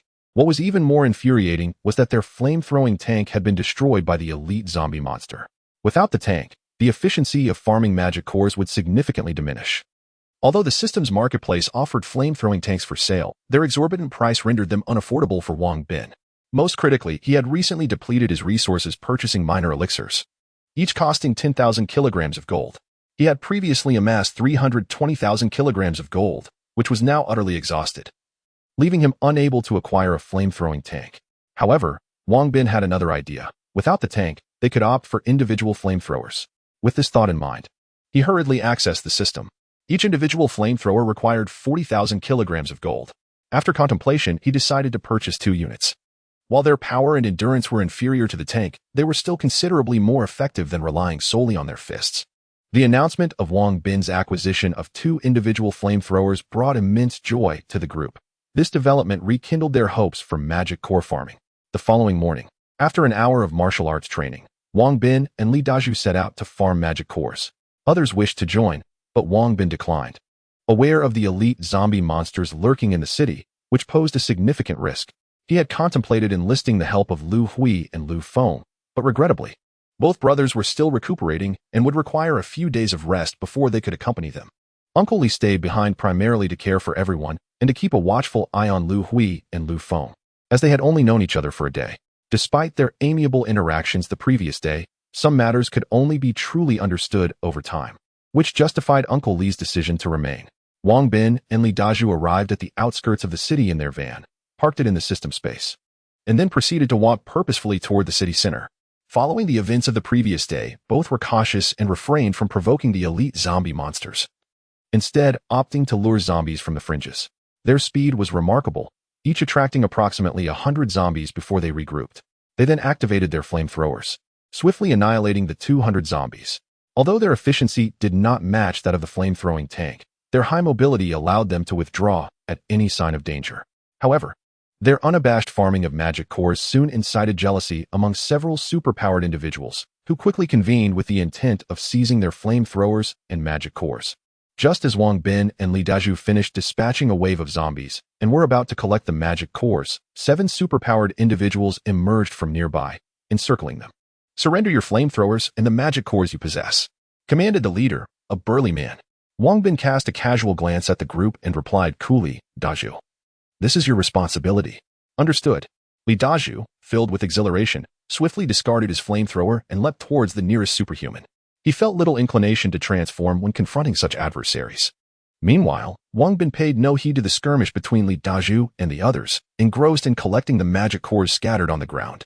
As soon as Li Dazhu made his move, it became evident to his opponents that he was unlike any they had faced before. His speed and strength far surpassed theirs. The first individual he targeted fell after merely 2 exchanges. Having dispatched one foe, Li Dazhu swiftly turned to seek another opponent. The next target, upon seeing Li Dazhu charging towards him, was taken aback and hastily transformed, bellowing as he morphed into a monstrous hound over a meter tall. The sight of such a large beast startled Li Dazhu, for it was his first encounter with a dog of such stature. The transformed individual, misinterpreting Li Dazhu's astonishment as fear, barked triumphantly. However, Li Dazhu was not truly intimidated. He was merely surprised to witness a creature of such size, akin to how Wang Bin and his companions felt upon first seeing him transform into a gigantic bear. The audacity of his adversary to provoke him ignited Li Dazhu's wrath. In a flash, he leapt before the hound. The creature, upon seeing Li Dazhu approach, raised its paw to strike. Yet, before the paw could fully ascend, Li Dazhu deftly sidestepped, seizing the hound's paw. With a powerful kick aimed at its abdomen, the hound yelped in pain. Gripping the hound's paw, Li Dazhu swung it downwards, sending the beast crashing to the ground with a resounding thud, leaving it dazed and disoriented. Without pausing, Li Dazhu lifted the hound once more and slammed it down repeatedly. With each impact, the creature's resistance waned until it lay motionless. The remaining superhumans, witnessing Li Dazhu's prowess, felt a twinge of fear. "Fear not. Let us charge together," the leading brute commanded as he noticed his comrade's hesitation. Rallying his companions, they surged forward, though one lingered in the shadows, drawing a firearm to ambush Li Dazhu. Wang Bin, noticing the threat, furrowed his brow, raised his hand, and with a swift flick of a throwing knife, accurately struck the assailant in the throat. The man, eyes wide with terror, clutched his neck and cast a desperate glance at Wang Bin before collapsing to the ground, defeated. Wang Bin, indifferent to the fallen foe, resumed his quest for magic cores. The remaining 4 adversaries, now gathered together, prepared to confront Li Dazhu. Although he had not transformed, facing multiple opponents posed a slight challenge. Nevertheless, having practiced Tai Chi under Wang Bin's guidance for some time, he remained composed and unperturbed. Despite their enhanced abilities, these individuals lacked martial knowledge. Relying solely on brute force in their attempts to combat Li Dazhu, they stood no chance against him, and one by one, they fell to his superior skill. In dealing with such inept individuals, you took a mere 3 minutes, Dazhu. This is unacceptable. You must diligently practice the mighty Vajra palm and strive to reach the first level as soon as possible. Understood? Just moments ago, while Li Dazhu was engaged in combat with 4 opponents, Wang Bin timing him with a stopwatch revealed that he had spent a total of 172 seconds, nearly 3 minutes. If it had been Wang Bin in action, he would have dispatched them within a minute. Thus, there was a degree of dissatisfaction regarding Li Dazhu's prolonged effort. Aware of Wang Bin's exceptional prowess, Li Dazhu dared not retort and simply acquiesced. His current aspiration is to achieve a level of parity with Wang Bin. Reflecting on his own consumption of the elite magic core, he felt embarrassed that even in transformation, he could not match Wang Bin's strength. He does not harbor expectations of defeating Wang Bin. Rather, he would be content to at least hold his own against him before consuming the magic core. Having vanquished these 7 superhumans, they discovered over 100 ordinary magic cores among them, which brought great joy to Li Dazhu. He was pleasantly surprised that others would willingly offer them magic cores, and he secretly hoped for more confrontations to arise. After a full day of combat, the two had amassed over 1,500 magic cores, a yield significantly inferior to that of the fire-breathing tank. To accumulate the requisite 10,000 ordinary magic cores, they would have to return for another day of hunting. Chapter 164. Subduing the twins the following day. Wang Bin and Li Dazhu ventured once more to the outskirts of the city to harvest magic cores. Based on the efficiency of the previous day, they aimed to gather an additional 10,000 ordinary magic cores, which would enable one of them to ascend once again to the rank of elite superhuman. Currently, they possessed 2 elite superhumans, and with one more successful evolution, they would boast 3. At that juncture, the trio could traverse the world with unyielding confidence. It is worth noting that they encountered numerous oblivious challengers. Both in the morning and afternoon, groups of superhumans attempted to seize their flamethrowers and magic cores. Regrettably for the adversaries, Li Dazhu countered their assaults with skillful precision, ultimately confiscating a considerable number of magic cores from them. Throughout these skirmishes, Wang Bin deliberately refrained from intervening, aiming to cultivate Li Dazhu's combat prowess, and astonishingly, Li Dazhu did not resort to transformation. The afternoon clash proved particularly perilous, as 12 foes approached, including 2 capable of transformation and 1 adept at summoning wind blades. Nevertheless, Wang Bin opted not to allow Li Dazhu to transform, instead employing martial arts to maneuver and engage in combat. Ultimately, Li Dazhu triumphed over his opponents, albeit sustaining several injuries. Yet he gleaned invaluable combat experience and techniques from the encounter. By 4 o'clock in the afternoon, the duo had successfully amassed the requisite 10,000 magic cores. Eager to bolster the strength of their team, Wang Bin chose not to continue their efforts and returned with Li Dazhu. Upon their arrival at their lodging, the elite magic core was on the verge of fusion. Originally, it was intended for Qian to consume first. But as he had not yet fully recovered from his injuries, a consensus was reached to prioritize a Bao instead, with Qian to await the next core. Qian harbored no resentment towards this decision. After all, his current condition rendered him unfit for consumption, and it was imperative to enhance the team's overall strength. Rest assured, Qian, once I become a superhuman, I shall venture forth to gather magic cores for you. You will soon join the ranks of superhumans. Yes, Bao. Please proceed. Do not worry about me. Lu Hui and Lu Feng observed the remarkable camaraderie displayed by Wang Bin and his companions, particularly admiring the magnanimity exhibited by Bao and Xiao Nan. In a world ravaged by calamity, self-interest often prevailed, with individuals hoarding resources for themselves. However, Wang Bin's group exemplified mutual respect, ensuring that the most suitable individual received the first opportunities, embodying the essence of a true family. Though Lu Hui and Lu Feng were physically present, they had yet to fully integrate into Wang Bin's family, feeling an acute sense of envy. Soon, amid the expectant gazes of the group, a Bao ingested the elite magic core. This act, however, was fraught with danger, given a Bao's youth. None could ascertain whether he would withstand the agony of evolution. Almost immediately, a Bao's body began to radiate heat, causing him to tremble uncontrollably. Previously, they had advised him to vocalize his struggle should it become unbearable, yet a Bao resolutely clenched his teeth, refusing to utter a sound. Before long, he was drenched in sweat, his clothing clinging to him, beads of perspiration cascading from his brow like raindrops, eliciting profound concern from his companions. Unbeknownst to them, more than 2 hours had slipped by, and Bao's pain had gradually diminished, much to everyone's relief. Lu Hui gently tugged at his brother's sleeve, signaling that he had something to say. Lu Feng silently followed Lu Hui out of the room. Brother, what is it? Over the past few days, I have contemplated extensively and come to the conclusion that Wang Bin and his companions are quite admirable. I wish to join them. What do you think? Indeed, they are commendable. However, we are merely ordinary superhumans, while they are destined to become elite superhumans. Will they accept us? I am uncertain, but let us try. If they truly do not want us, we can leave tomorrow. Agreed. After deliberating, the two brothers re-entered the room and approached Wang Bin, suddenly kneeling before him. What's going on with you two? Quickly, get up. Wang Bin exclaimed, startled by their unexpected gesture. He hurriedly rose to assist them, but they refused to budge. Wang Bin, we are immensely grateful for saving our lives twice. My brother and I have discussed it, and we wish to join your team. We hope you will consider taking us in. Although we are merely ordinary superhumans, we are at your service for any tasks you may require of us, even if it means facing perilous challenges. At their words, laughter erupted among the group. In truth, Wang Bin and his companions had already deliberated this matter. From the moment the brothers disregarded their safety to express their gratitude, they had accepted them in their hearts.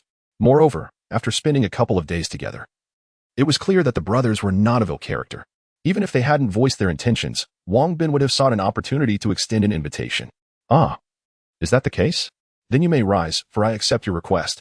Wang Bin declared with a hearty laugh, extending his hand to help them up. This time, the brothers did not resist and stood up, brimming with excitement. Thank you, and thank you to everyone. From now on, if there are any arduous or unpleasant tasks, just let us handle them. Lu Feng exclaimed eagerly. What arduous or unpleasant tasks? We all share the workload. Wang Bin feigned displeasure, chiding them lightly. Yes, thank you. All right. From this moment on, we are all family, so there is no need for such formality. Indeed, this evening, I shall return to procure provisions. Let us discuss our strategy for defeating that elite zombie creature.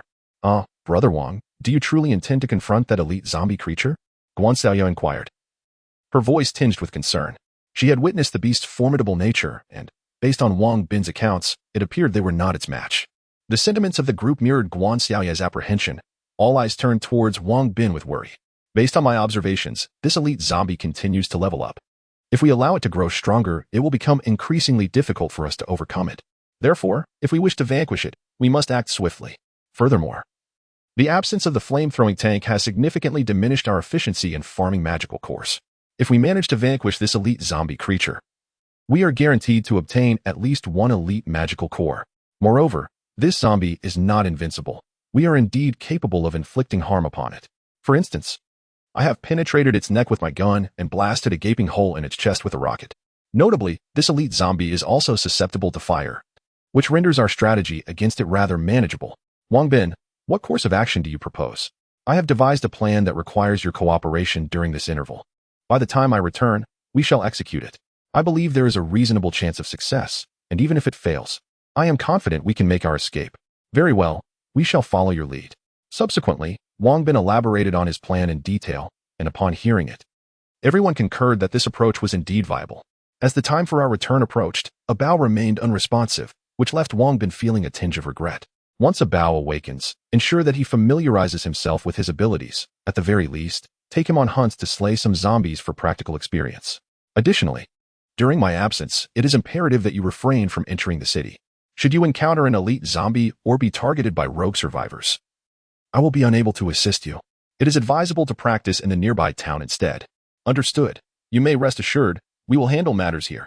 Chapter 165, preparing to open a branch. Upon witnessing Uncle Li stepping forward to offer reassurance, Wang Bin felt a wave of relief wash over him. Although Uncle Li's abilities may not rival those of Li Dezhu, his steady demeanor instilled confidence in Wang Bin that there would be no mishaps with him in charge. After returning to the apocalyptic world, Wang Bin contacted Yu Hongfei and his companions, learning that the jewelry store's business was thriving and they were planning to open a branch. After some contemplation, Wang Bin concurred with their proposal and decided to send Li Xingping to seek out a new location while Yu Hongfei continued to manage operations. Xiao Kai assigned him the temporary responsibility of overseeing the processing workshop, which had little to tend to. His main duties would involve safeguarding the storage room and conducting inventory checks to ensure a successful return and the capability to eliminate elite zombie creatures. Wang Bin requested Yu Hongfei to expand the inventory significantly. Although Yu Hongfei found the list peculiar, he trusted Wang Bin and refrained from questioning further. That evening, to ensure Wang Bin would receive the goods in time, he called the suppliers, offering them triple the usual rate for overtime, which, upon learning of the exorbitant pay, they readily accepted. The following morning, Wang Bin returned at Suihu Park and sought out his master, Li Jingguo. Upon seeing Wang Bin, Li Jingguo was quite pleased. Noting that Wang Bin's strength had not progressed as dramatically as before, but his cultivation had become more stable. Rapid advancements in one's abilities can be beneficial, yet too swift a pace may lead to pitfalls. Without timely stabilization, one risks losing control. Wang Bin had wisely chosen to consolidate his previous gains rather than pursue rapid growth, thus reducing the likelihood of falling into obsession and benefiting future training. After exchanging pleasantries, the two engaged in a sparring match by the lakeside. Li Jingguo observed that Wang Bin's martial skills had become more refined, with his techniques now more straightforward and less ostentatious. Well done. You are increasingly focusing on practical effectiveness and conserving energy. It seems you have gained considerable insight recently. Following their combat, a smile graced Li Jingguo's face as he regarded Wang Bin with growing fondness, even contemplating a match between him and his granddaughter, Li Rumin. However, the thought of Li Rumin being several years older than Wang Bin deterred him from voicing such sentiments. Li Jingguo often felt a headache at the mention of his granddaughter, Li Rumin. Ever since she began studying Tai Chi under his tutelage, she had taken on a fiery persona reminiscent of a man, leaving little of the typical femininity. It wasn't that she lacked admirers. In fact, many pursued her, but her discerning standards meant that few met her expectations. In the criminal investigation unit, no one could best her in combat. Those who sought her affection found themselves swiftly deterred by her singular declaration, "If you wish to pursue me, you must first defeat me." This proclamation caused many men to retreat in haste. One wealthy young man, having trained in Taekwondo for several years, learned of Li Rumin's unparalleled prowess in Tai Chi within the criminal unit and decided to challenge her. In his view, even if he was not her equal, he believed she would not fight to injure him, and he hoped to leave a favorable impression. Look, while others have recoiled at your demands, I am the only one daring enough to step forward and accept the challenge. However, his calculations were only partially accurate. Li Rumin indeed regarded him with a newfound respect. For once she made her requirements known, the number of suitors dwindled significantly, leaving only this wealthy young lord willing to approach her. Little did he realize that Li Rumin was merciless, swiftly rendering him incapacitated for over 2 weeks in the hospital. In truth, Li Rumin aimed to convey to her admirers that only those unafraid of peril should dare to pursue her, as she would show no leniency. Consequently, the pool of those vying for her affection diminished even further, leaving only a scant few. As Li Rumin's age steadily increased, Li Jingguo and his family grew increasingly anxious. Yet in this modern era, they could not impose their will upon her. After training for a while, the two engaged in conversation before parting ways. As Wang Bin intended to check on the bustling business at his store, although he could delegate responsibilities, he understood the necessity of maintaining a presence for effective management and cohesion. After returning home to take a refreshing shower and don a clean outfit, he ventured out for breakfast before heading to the jewelry store. He arrived at the jewelry establishment by 10 in the morning, a time typically devoid of customers. However, upon his arrival, he found more than 10 patrons already present. Since the jewelry currently on sale had been brought back from the apocalypse, many pieces were unique. Once purchased, no one else could acquire them, prompting many to seek out these singular treasures. Fortunately, when Wang Bin took the jewelry to the processing workshop, Li Xingping had photographed each piece for ease of management, facilitating future inventory checks and settlements. Henceforth, he could simply refer to the photographs to gauge the sales potential and purchase prices of the jewelry. Wang Bin recognized the popularity of online shopping in recent years and planned to have Yu Hongfei promote their products across various platforms, while also preparing to establish a website for direct sales. Naturally, such endeavors would require time and could not be rushed. As he sat in the jewelry store accompanied by Yu Hongfei, he was delighted to hear numerous customers placing orders for the limited edition pieces. After all, these jewels belonged to two different worlds, and the design concepts varied greatly. The jewelry brought from the apocalypse had become trendy in this realm, quickly captivating many. Here are the orders placed over the last couple of days, all with deposits secured. We currently have over 50 pending orders, totaling a value of 2,650,000. Yu Hongfei excitedly presented the order book to Wang Bin. It seems the staff is insufficient now, isn't it? Wang Bin inquired with a smile. Indeed, I just hired 2 jewelry designers and recruited 5 apprentices from the school, yet we still lack manpower.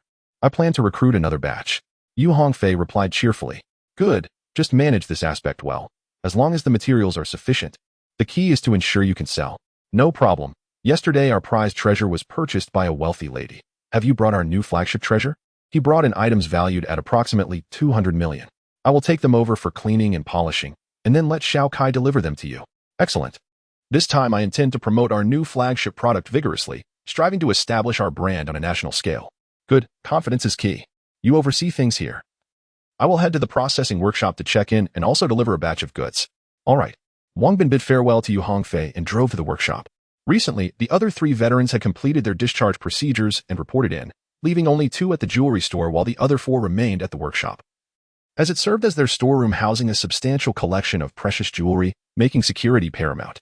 As Wang Bin arrived, Xiao Kai personally greeted him and conducted another security inspection. A veteran was always stationed in the surveillance room, while 1 person guarded the entrance, and 2 others patrolled intermittently, ensuring that no one could slip in unnoticed. Wang Bin was quite satisfied with Xiao Kai's arrangements and then visited the processing workshop, observing everyone engrossed in their work. He summoned old Zhang, who was responsible for processing gold and silver jewelry, and old Yang, who handled gemstone pieces, presenting them with 2 large boxes of jewelry, which made their eyes widen in excitement. After a brief discussion, he entrusted the jewelry to Xiao Kai for registration before it was processed and subsequently taken to the jewelry store for sale. Having completed these tasks, Wang Bin did not linger and returned to his personal warehouse. The primary objective of this visit was to prepare for the eradication of elite zombie monsters. He needed to assess whether everything was in order and address any oversights immediately, as this was a matter of utmost importance regarding everyone's safety. And carelessness was not an option. Chapter 166, Abeo's extraordinary abilities. Upon entering the warehouse, Wang Bin was taken aback by the vast array of supplies within. Not only were there various provisions, but also 2 pickup trucks, 10 all-terrain motorcycles, 20 barrels of gasoline, and a plethora of miscellaneous items. After surveying the scene, Wang Bin realized that Yu Hongfei had prepared everything quite thoroughly. All the items he had requested were present. This renewed his appreciation for Yu Hongfei's competence, affirming that he was indeed a reliable individual. In their school days, each person's abilities were not readily apparent, but once they stepped into society, the extent of each individual's capabilities became glaringly obvious. Now, as third-year university students, the 3 of them exhibited a remarkable maturity and excellence that set them apart from their peers, who would likely lag behind even after years of societal experience. After all, being a business owner encompasses a myriad of considerations, whereas being an employee involves merely fulfilling one's own responsibilities. Many individuals tend to slack off at work, merely coasting through their days, which hardly encourages personal growth. Contemplating his classmates, Wang Bin felt it was time to return to school, especially since he had not visited in a while and had heard that his homeroom teacher had been searching for him. After transferring all the supplies into the system's storage, he returned home to continue his training in the Yijing. Time was of the essence. In the real world, 1 day equated to 7 days in the apocalypse.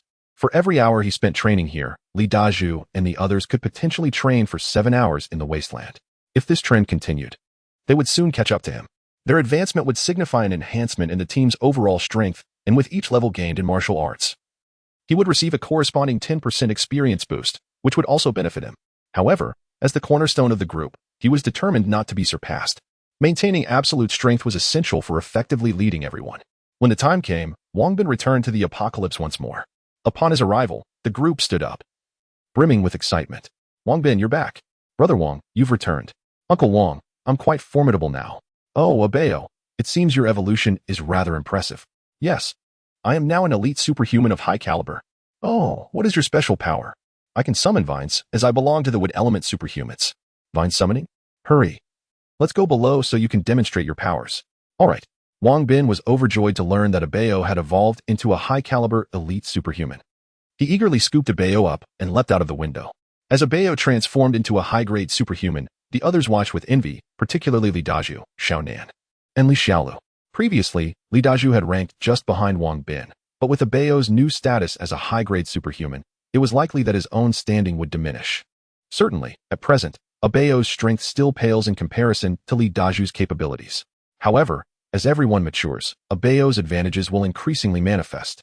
Xiaonan and Li Xiaolu, filled with envy, naturally aspire to evolve into elite superpowers of the highest caliber. Upon descending to the ground floor, Abeo directed his gaze towards a distant tree and uttered a command. Instantly, two thorny vines, as thick as his hand, erupted from the earth, ensnaring the tree tightly. With a resounding crack, the tree was unexpectedly severed by the vines. Impressive. Your abilities are indeed practical in combat, Wang Bin remarked, thoroughly pleased and extolling Abeo's superpower. Abeo, however, felt a tinge of dissatisfaction, stating, My current strength is still too feeble. I can only bind Uncle Daju for 30 seconds before he breaks free. In his eyes, it seemed unfair that, given his superior level compared to Li Daju, the latter should be able to escape. Be grateful that you can hold me for 30 seconds. Do you realize how much can be accomplished in that time? Li Daju expressed his own discontent at being restrained for such a duration. Abeo, Daju is correct. Your powers are indeed suited for support. If you can bind the enemy for even a second, your uncle can utilize that moment to eliminate an opponent of equal rank. So you should be thankful. Wang Bin chuckled. Oh, I see. Then I shall support everyone from now on. Abeo's spirits lifted upon hearing Wang Bin's explanation, as he had previously misunderstood his abilities as solely for one-on-one confrontations. Moreover, while fire can evaporate water, water can extinguish fire. Which is more formidable? Wang Bin playfully inquired. Well, that depends on the size of the fire and the amount of water. Abeo pondered before responding. Precisely. Your understanding is astute. This mirrors the relationship between your abilities and Daju's. Although your power level surpasses his prowess currently exceeds yours. Thus, you can only bind him for this duration. As your powers grow stronger than Uncle Daju's, the time you can restrain him will extend. Wang Bin elucidated further. Yes, Uncle Wang. I shall strive to surpass Uncle Daju. Abeo exclaimed, brimming with excitement. Not a chance. I won't allow this little brat to surpass me. Li Daju retorted, feigning annoyance. Let us compete. Abeo, unwilling to back down, clenched his tiny fists and challenged Li Daju. Bring it on. Li Daju refused to yield, determined to maintain his position as second strongest until Officer Miao and Guan Xiaoye reached their full potential, ensuring no one surpassed him. All right, let us head back upstairs. Have you completed the tasks I assigned? Everything is ready. Shall we go check now? Let us postpone that until tomorrow morning. It's quite late. Upon returning upstairs and engaging in further conversation, Wang Bin prepared to retire for the evening. However, he noticed everyone diligently practicing the I Ching Jing, and witnessing their enthusiasm filled him with joy, prompting him to join in their training. Since Abeo successfully became a premier elite superpower user, he has been diligently training, inspiring others to also dedicate their time to practice. On the following morning, after a collective training session, Abeo approached Wang Bin and requested a martial arts technique suited to him. Wang Bin pondered for a moment, recognizing that Abeo possessed manipulation-type abilities. He concluded that there was no martial art specifically tailored for him. After some contemplation, he said to Abeo, at present, I cannot think of a martial art that would be suitable for you. As a support role with relatively weak melee capabilities, your primary concern should be self-preservation. Therefore, I recommend you practice the Yiwei Dujin lightness skill, which will enable you to evade enemy pursuits and maintain a safe distance. Additionally, you should diligently practice the I Ching Jing, a superior internal skill that will greatly benefit you in the future. As for martial arts, continuing with Tai Chi will suffice. Abeo replied, Understood. Uncle Wang, I will heed your advice. Chapter 167. Motorcycle race. During this period, the brothers Lu Hui and Lu Feng had heard numerous tales about Wang Bin, including the martial arts he imparted, which filled them with great envy. Now, witnessing Wang Bin teach about martial arts suitable for him, they too longed for Wang Bin to instruct them in a style tailored to their abilities. Once Wang Bin finished his lesson with a bow, he immediately discerned the envy reflected in the eyes of Lu Hui and Lu Feng and, with a smile, beckoned them closer. You too, like Zhao, are adept in transformation techniques and are ideally suited for cultivating the mighty Vidrapalm. I shall impart this martial art to you as well.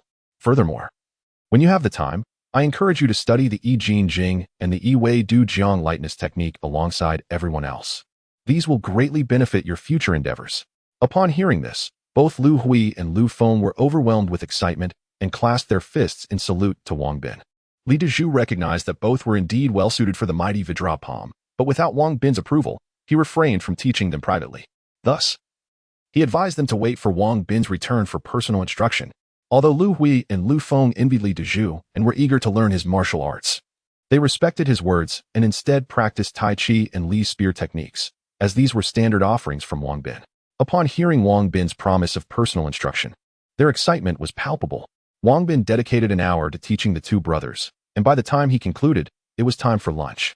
The planned visit to inspect their arrangements would have to wait until after the meal. After enjoying lunch and sipping tea for a while, Wang Bin led everyone downstairs. Who among you can ride a motorcycle? He asked with a mysterious smile as they stepped outside. I can ride a motorcycle, Officer Miao exclaimed, his eyes sparkling with enthusiasm as he raised his hand eagerly. Oh, you know how to ride? Wang Bin inquired curiously. Indeed. During my time at the police academy, we specifically trained in motorcycle operation, particularly with three-wheeled motorcycles. I can perform tricks, balancing on just one wheel while leaning the motorcycle at a 45-degree angle without tipping over. Officer Miao replied proudly. Impressive, Wang Bin exclaimed, giving a thumbs up. This was reminiscent of the often-quoted exploits of San. Is there anyone else? Wang Bin continued to ask. I can ride too. Both Li Dezhu and Uncle Li raised their hands in affirmation. My brother and I can ride as well, before the apocalypse. We own 2 motorcycles and often took evening rides. Lu Hui and Lu Feng chimed in. Seeing so many people capable of riding motorcycles brought Wang Bin great joy. Uncle Li, you need not ride a motorcycle. I've arranged for you to have a pickup truck. Wang Bin chuckled. That works for me. I'm fine with whatever I drive. Uncle Li replied with a grin. Wang Bin decided against allowing Uncle Li to ride a motorcycle, considering his age. He believed it best for the younger generation to enjoy such vehicles. Moreover, if everyone were to ride motorcycles, there would be no one left to drive the smaller cars. Wang Bin stepped aside, and with a wave of his hand, 5 rugged motorcycles and a pickup truck materialized before them. The moment the young onlookers beheld the off-road motorcycles, their eyes sparkled with excitement. As youth often does, they were electrified by the sight of such impressive machines, particularly the Lu brothers, Lu Hui and Lu Feng, who hailed from modest backgrounds and had gradually modified their own, less impressive bikes. The 5 motorcycles summoned by Wang Bin were clearly top-of-the-line, competition-ready models. Hold on. First put on your helmets. Wang Bin called out as he noticed Officer Miao rushing to choose a motorcycle and rev it up. He quickly retrieved a helmet and handed it over. Thank you. Let's race to see who reaches the trap first, Officer Miao exclaimed, waving enthusiastically to the group after accepting the helmet. Absolutely. The Lu brothers replied eagerly, unwilling to back down. Wang Ge, I've never ridden a motorcycle before. Can you take me with you? Guan Xiaoye exclaimed, rushing over in excitement as she saw Wang Bin preparing to ride. Sure, hop on. Just hold on tight. Wang Bin replied with a smile, not declining her request. Okay. Guan Xiaoye responded, excitedly climbing onto the back and wrapping her arms firmly around Wang Bin's waist. Soon, the 5 were ready, lined up and revving their engines, the roar of the motorcycles creating an exhilarating atmosphere akin to a grand competition. The others piled into the pickup truck driven by Uncle Li, all eyes eagerly fixed on Officer Miao and the others. Wang Bin had summoned everyone, knowing that without them, Lu Jie and the rest would not be safe at home. Prepare, 3, 2, 1, go. Abao, Xiaonan, and Li Xiaolu enthusiastically officiated from the pickup, their voices ringing out with excitement. At the sound of the signal, the motorcycles surged forward with a roar. It must be said, Officer Miao exhibited exceptional skill, quickly darting ahead within mere meters. Following closely were the Lu brothers, whose motorcycle prowess was equally commendable. In 4th place was Li Dezhu, while Wang Bin found himself at the rear. Although he had ridden a motorcycle during high school and on trips home, he was cautious. Riding was quite popular in the countryside, and his family owned one.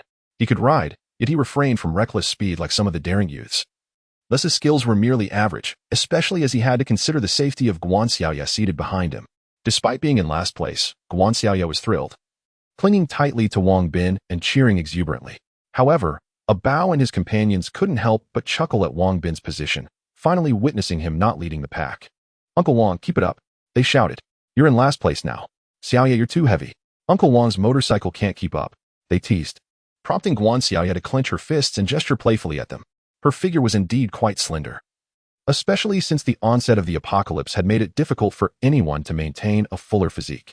Without a hint of surprise, Officer Miao was the first to arrive at the destination, closely followed by the Lu brothers, Lu Hui and Lu Feng, and then by Li Dazhu and Wang Bin. Once everyone had parked their motorcycles, Officer Miao, brimming with pride, stepped forward and asked if anyone dared to disagree. In light of Officer Miao's formidable skills, all could only acquiesce. "Sister Miao, your technique is truly impressive. Will you teach me when you have the time?" exclaimed Guanxiao, excitedly running towards Officer Miao after dismounting from Wang Bin's motorcycle. Wang Bin wore a wry smile, seemingly aware that his own skills had been overshadowed. However, he did not take offense, as he understood that everyone possesses their unique strengths. It is simply impossible to excel in every endeavor. Upon hearing this, the trio of Abeo eagerly rushed over, pleading for Officer Miao to impart her knowledge to them. But alas, they faced a stern refusal. Indeed, while motorcycles exude a certain allure, they also harbor significant dangers, particularly for Abeo and his companions. After securing their motorcycles, Wang Bin made his way towards the immense pit ahead, where the possibility of vanquishing the elite zombie monster rested upon it. Chapter 168. Luring the elite zombie, everyone followed Wang Bin to the edge of a massive pit, gazing down into its depths, which reached 5 meters. Wang Bin was immensely pleased with the pit. Glancing up at the sky, he felt assured that it would not rain in the near future. "Let us get started." Wang Bin waved his hand, and suddenly, several hundred sharp iron spears appeared on the ground, accompanied by a few large hammers and several ladders. The sight of so many sharp spears filled everyone with joy. As long as they could lure the elite zombie into this trap, they would be able to vanquish it. Of course, the iron spears were merely the initial step. Wang Bin, along with Li Dazhu and a few others, jumped into the pit, set up the ladders, and began their work. Meanwhile, Sister Lu and the others stayed above, boiling water and keeping a vigilant watch on the surroundings, not wishing to be ambushed by zombies or other threats while they labored. Standing on the ladders, Wang Bin wielded a hammer to drive the iron spears into the earth, while Abeo and others assisted by passing up the spears. After half an hour, the pit was filled with sharp iron spears. Wang Bin then produced 8 oil barrels, attaching them to the earthen walls and opening their lids. He proceeded to place 10 barrels of gasoline at the bottom of the pit, also opening their lids, and saturated various flammable materials with gasoline, tossing them atop the barrels. Finally, he threw in the remaining detonators. Once all was set, Wang Bin gracefully leaped back to the surface, surveying his creation with great satisfaction. The elite zombie was indeed formidable, but human ingenuity is boundless. If brute force could not prevail, then cunning would be employed. To prevent the elite zombie from sensing any traps, they covered the pit with pre-prepared wooden planks and branches, finishing with a layer of turf. Unless one was already aware of the trap's existence, it would be nearly impossible to detect. By the time they completed their preparations, dusk was approaching. To protect their setup from any wandering zombies or other creatures, the group constructed tents around the area, spending the night there. The following morning, after packing their belongings and clearing the surrounding debris, Wang Bin took Li Dazhu and brothers Lu Hui and Lu Feng to hunt for the elite zombie. Meanwhile, Uncle Li and Abeo remained behind to guard the trap. The 4 of them climbed into Wang Bin's pickup truck and swiftly entered the city, heading directly toward the location where the elite zombie had been previously spotted. Upon reaching the vicinity, Wang Bin noticed an increase in the number of zombies and parked the vehicle. Once the 3 had exited, he concealed the pickup. "Lu Hui, Lu Feng, don your flamethrowers. Dazhu and I will lure the zombies. We'll clear a section before we delve deeper to draw out the monster." Understood. Among the 4, Lu Hui and Lu Feng possessed the weakest abilities, making the flamethrower equipment particularly suitable for them. With Wang Bin and Li Dazhu being significantly stronger, it was best for them to handle the luring. After assigning their tasks, they commenced their mission. Initially, they held back, gradually attracting the surrounding zombies. After 6 rounds of drawing them in, the area they occupied was devoid of zombies. Gazing at the dense throng of zombies surrounding the parking lot, a chill ran down everyone's spine. Yet, in their quest to vanquish the elite zombie, they steeled themselves for the challenge. To enhance their offensive capabilities, Wang Bin procured several rockets from the system's marketplace, entrusting Lu Hui with the rocket launcher, while Lu Feng ascended to a high-rise opposite the parking lot, armed with the rockets. Meanwhile, Wang Bin and Li Dazhu raced toward the parking lot's entrance. Before long, the zombies detected the presence of Wang Bin and Li Dazhu, unleashing a cacophony of excited roars as they charged toward the duo. "Throw." Upon seeing the horde advance, Wang Bin shouted, hurling a grenade into the underground parking area. The resulting explosions reverberated in quick succession. From his vantage point in the high-rise, Lu Hui launched rockets, each projectile striking the parking lot entrance amidst a symphony of detonations. As Wang Bin and Li Dazhu continued to toss grenades, they retreated hastily. The commotion stirred the elite zombie from its slumber, inciting its furious howls. Retreat. Hearing the elite zombie's enraged cries, Wang Bin swiftly ordered a withdrawal. Lu Hui and Lu Feng leapt down to join him. Wang Bin summoned the pickup truck. With Li Dazhu behind the wheel while he and Lu Hui, alongside Lu Feng, took their places in the back. Lu Hui relentlessly fired rockets, while Wang Bin continued to toss grenades. Another thunderous howl echoed as the elite zombie burst forth, sprinting toward Wang Bin and his companions. Its fury intensified upon recognizing Wang Bin, the one who had previously wounded it. Following suit, the surrounding horde surged forward, spurred on by the elite's roar. Dazhu, accelerate. The monster is closing in, Wang Bin urged. Understood. Realizing the elite zombie was gaining ground, Li Dazhu pressed the accelerator and the pickup truck roared to life, speeding toward the outskirts of the city. To further provoke the elite zombie, Lu Hui intermittently targeted it with rockets. Having learned from their last encounter, the elite zombie evaded the incoming rockets with agile leaps. After narrowly dodging 3 successive rockets, a sinister grin spread across its visage, sending shivers down the spines of the onlookers. This is bad. It seems the monster has become even stronger, Wang Bin noted, observing that the elite zombie's speed had noticeably increased. Despite Li Dazhu pushing the pickup to a blistering speed of 140 miles per hour, the elite zombie was closing in. With a calm demeanor, Wang Bin tossed a grenade at the approaching elite zombie. The grenade detonated with a resounding bang beside the creature. While the explosion might not inflict serious injury, it was certainly bothersome, and they had to remain vigilant against the shrapnel that could fly dangerously close to their eyes. Thus, whenever the elite zombie approached the pickup truck, it was incessantly thwarted by Wang Bin's grenades, forcing it to evade. Wang Bin had already mastered the fundamental art of throwing knives to the 8th level and was on the verge of complete mastery. His aim with the grenades was remarkably precise. On one occasion, when the elite zombie was enraged, it let out a thunderous roar, and Wang Bin seized the opportunity to hurl a grenade directly into its open mouth, causing the creature to hastily shut its jaws. Had the grenade been lodged within, it would likely have resulted in severe injury, if not death. Before long, Li Dazhu maneuvered the pickup truck to the outskirts of the city, where he accelerated to an astonishing speed of 180 kilometers per hour. At this juncture, Wang Bin and his companions, seated in the rear, continued their relentless harassment of the elite zombie. The road was exceedingly bumpy, and had they not been extraordinary individuals, they would have surely been thrown from the vehicle. Upon noticing that Wang Bin and the others were attempting to flee, the elite zombie let out another deafening roar, and once more, a vivid red aura enveloped its form, more vibrant than before. With this renewed luminescence, the elite zombie's speed increased dramatically, surpassing that of the pickup truck.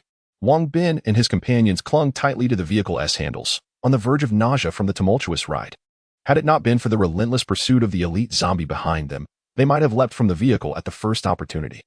Chapter 169. Slaying the elite zombie. Since Wang Bin and his companions entered the city, Guan Xiaoye had remained perched atop the vehicle, peering through binoculars to observe the happenings within the city. After more than 3 hours, she finally spotted a pickup truck emerging from the city, closely pursued by a group of elite zombie creatures. They have arrived, Guan Xiaoye exclaimed, her voice brimming with excitement upon seeing Wang Bin and the others. Quick! Let us mobilize, Uncle Li shouted, discarding his cigarette butt. Upon hearing his call, everyone sprang into action with renewed vigor. Guan Xiaoye took her place in the driver's seat of the Golden Cup vehicle, prepared to escort Lu Jie and the others to safety. Officer Miao donned his helmet, and Ah Bao hastily followed suit, settling in behind him. Uncle Li, however, did not board the vehicle. Instead, he began warming up, eager to join the fray. As they approached their objective, Wang Bin grasped the side of the pickup, employing a light-footed technique to keep pace with the vehicle for a brief distance before releasing his grip.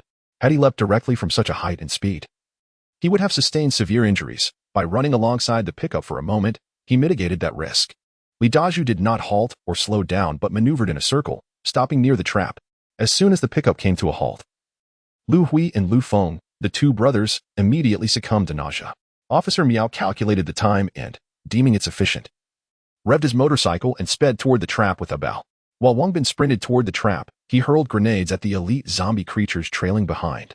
Infuriated by Wang Bin's audacity to leave the vehicle, the elite zombies howled in excitement and surged after him with alarming speed, closing the distance between them. The surrounding onlookers began to grow anxious for Wang Bin's safety. Li Dazhu swiftly retrieved his rifle from the seat, firing at the elite zombies in a bid to slow their advance. Yet, the bullets merely grazed the creatures, akin to a mere tickle, proving ineffective. Wang Bin sensed the elite zombies drawing near and, with the trap looming ahead, he pushed himself to his utmost speed. Everyone silently calculated the distances between Wang Bin and the trap, as well as between him and the elite zombies. Just as the elite creatures were within 10 meters of Wang Bin, he leaped gracefully over the trap. At that moment, Officer Miao, riding his motorcycle with Ah Bao, soared into the vicinity. To everyone's astonishment, the elite zombies, rather than stepping into the trap, mimicked Wang Bin's leap. Witnessing this, the crowd collectively feared the worst. Blind strike. At that instant, Officer Miao and Ah Bao reached the vicinity of the trap, and upon entering his effective range, Ah Bao activated his powers. In an instant, 2 spiked vines erupted from beneath the trap, swiftly ensnaring the elite zombie that had just leaped into the air. Roar. The elite zombie creature was ensnared by sudden vines, letting out a terrified scream before being forcefully pulled down.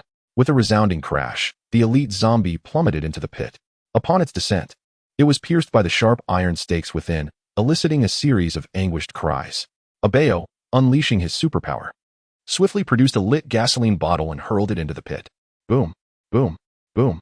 The moment the gasoline bottle landed, it ignited the barrels within, resulting in a series of explosive detonations, illuminating the pit with flames. Officer Miao wasted no time, urgently leading Abeo away from the chaos. The explosions sent the vines summoned by Abeo flying, allowing the elite zombie to break free from its constraints, exerting all its strength to leap out of the pit. Despite its escape, it bore significant injuries from the blasts, with numerous cuts from the sharp iron stakes, leaving it battered and bruised. Emerging from the pit, the elite zombie was engulfed in flames, its body ablaze, causing it to howl in agony. This dreadful sound sent shivers down the spines of Guan Xiaoya and her companions, even from several kilometers away, prompting them to cover their ears. The elite zombie, displaying a semblance of intelligence, began rolling on the ground in a desperate attempt to extinguish the flames. Everyone stood at a distance, anxiously watching the creature. According to their previous plans, the elite zombie was expected to be annihilated by the explosions. However, its unexpected escape and the apparent success in smothering the flames took them by surprise. Fortunately, Wang Bin had prepared a contingency plan. If the explosions failed to kill it, they would collectively assault the creature to ensure its demise. Go!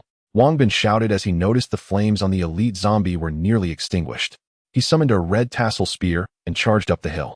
Without hesitation, Li Dazhu transformed into a massive bear and followed suit.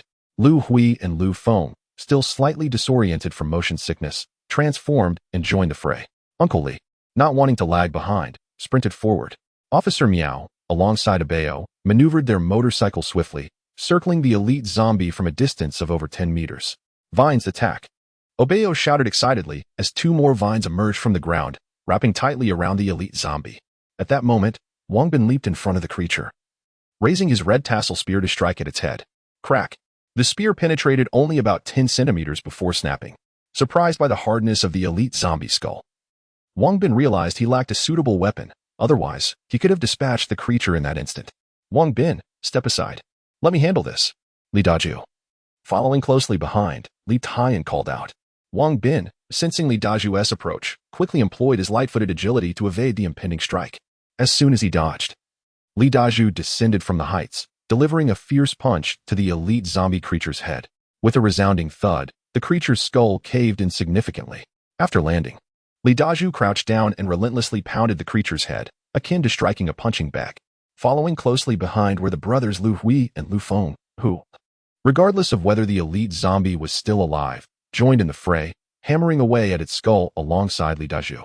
Uncle Li, unwilling to be outdone, unleashed his superpowers, swiftly landing a flurry of kicks to the creature's head. Wang Bin initially contemplated joining the fray, but, observing the fervor with which the 4 were attacking, he decided against it, feeling that their collective assault on a single target was somewhat excessive. After more than a minute of relentless blows, Li Dazhu and the others finally paused, feeling fatigued. Upon halting, they realized the elite zombie creature no longer exhibited any signs of life. Its head was utterly unrecognizable, and nestled within it was a dazzling green magic core. The magic core!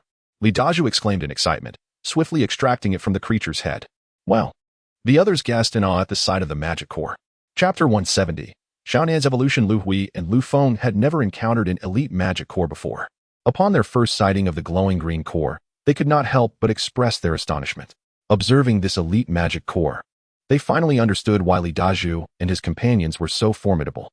The ordinary magic cores they had consumed were utterly incomparable to the elite core before them, both in hue and intricate patterns. The marvel expressed by Li Dazhu and the others stemmed from the significant differences between the elite cores they had previously ingested and the one before them. Firstly, the color of this elite magic core was notably deeper. Although the elite cores consumed by Li Dazhu and his companions also emitted a green light, their colors were much paler. Furthermore, the patterns on this elite magic core were not only more pronounced but also more complex, unmistakably indicating its status as a top-tier elite magic core. Upon realizing the extraordinary nature of this core, everyone involuntarily swallowed hard, yet none rushed to seize it. Wang Bin. We have struck gold. As Wang Bin entered, Li Dazhu grinned foolishly and handed the precious elite magic core to him. Upon receiving it, Wang Bin immediately recognized its exceptional quality. Had he not been aware of even higher-grade magic cores, he might have been tempted to consume it himself. Officer Miao and a Bao remained at a distance, observing. Officer Miao would not approach without Wang Bin's command, as she had yet to become a superpowered individual. Although a Bao was a superior elite superhuman, his strength manifested primarily in his supernatural abilities, and his physical prowess was merely on par with an inferior elite superhuman. For the sake of their safety, she would not act recklessly without Wang Bin's permission. Hurry, the horde of zombies is approaching. Officer Miao soon spotted a massive swarm of zombies pouring out of the city, their numbers no less than 100,000. These zombies were not the same as before. Even the likes of Wang Bin and Li Dazhu, if surrounded, could quickly be reduced to mere bones. Retreat. Wang Bin glanced back at the advancing horde and urgently instructed everyone to evacuate. Wang Bin, let's ride the motorcycles. I can no longer bear the thought of riding in the vehicle driven by Dazhu. Agreed. Wang Bin wholeheartedly concurred, resolutely refusing to endure another hair-raising ride with Li Dazhu. Had it not been for the durability of the pickup truck, it would have long since been rendered a wreck under Dazhu's reckless driving. Li Dazhu, feeling belittled, said nothing more and promptly dashed towards his pickup. Wang Bin quickly summoned several all-terrain motorcycles, and each person mounted a bike, speeding away into the distance. After covering 2 kilometers, the horde of zombies reached the elite zombie creature but did not pursue Wang Bin and his group. Instead, they halted to voraciously devour the elite zombies' remains. Noticing that the horde had ceased their pursuit, Wang Bin turned back briefly before continuing onward. Before long, they arrived at the location where Guan Xiaya had parked, calling for her to follow as they pressed forward. Wang Bin has no intention of returning to his previous residence, as it is situated not far from where the elite zombie monstrosity perished. Now, with the majority of the zombies having emerged in the city, it is likely they will scatter and soon locate their former dwelling. Having obtained such a precious magic core, the most pressing matter is to find a secure place to settle down and safeguard the next individual. Wang Bin led everyone to a mountain, where they found a quaint little village to reside in. This location is far removed from the urban basin, making it difficult for zombies to pursue them. And the likelihood of a massive zombie outbreak here is minimal, thus offering greater safety.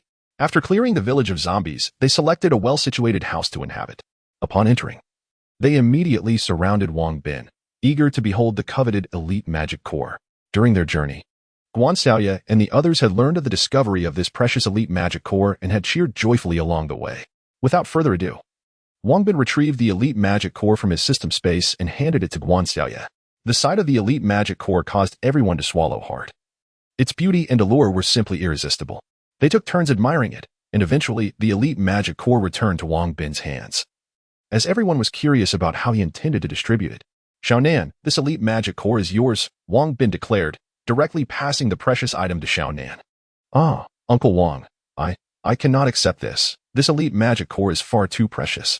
Xiaonan exclaimed, taken aback by Wang Bin's generous gesture, her excitement causing her words to stumble. Xiaonan, just consume it, Wang Bin urged. Indeed, we can obtain such remarkable magic cores in the future. Others chimed in. Xiaonan, do not hesitate. This is a once-in-a-lifetime opportunity. They encouraged, smiling as they urged him to accept. I believe it would be better to share this elite magic core with Sister Miao and Sister Xiaoya. They are far more in need of it than I am. Xiaonan insisted fervently. Silly child, we shall be consuming the king's magic core. Officer Miao reassured him with a smile. Yes, Brother Wang has given it to you. You should just eat it. Guan Xiaoya added, also smiling. According to our previous distribution plan, it rightfully belongs to you. Wang Bin affirmed with a grin. But Xiaonan still hesitated slightly. But what? Did you not say you wanted to surpass me? If you do not consume it, how do you expect to outpace me? Bao interjected, rushing over to embrace Xiaonan's shoulders. Yes, Bao, I will surely surpass you. Hearing Bao's words, Xiaonan ultimately resolved to partake of the precious elite magic core. That's the spirit. However, I must warn you, consuming the elite magic core can be quite painful. And this one is even more formidable than mine, so brace yourself. Bao said with a grin. Rest assured, I will endure, Xiaonan replied. Determination etched on her face. Subsequently, Wang Bin bestowed upon Xiaonan the elite magic core. Upon consuming it, Xiaonan was immediately struck by its formidable power, enduring excruciating pain that compelled him to cry out. Witnessing his torment, the others felt a pang of sympathy, yet they remained powerless, anxiously awaiting the outcome. Xiaonan cried out for over 3 hours, until his voice became hoarse.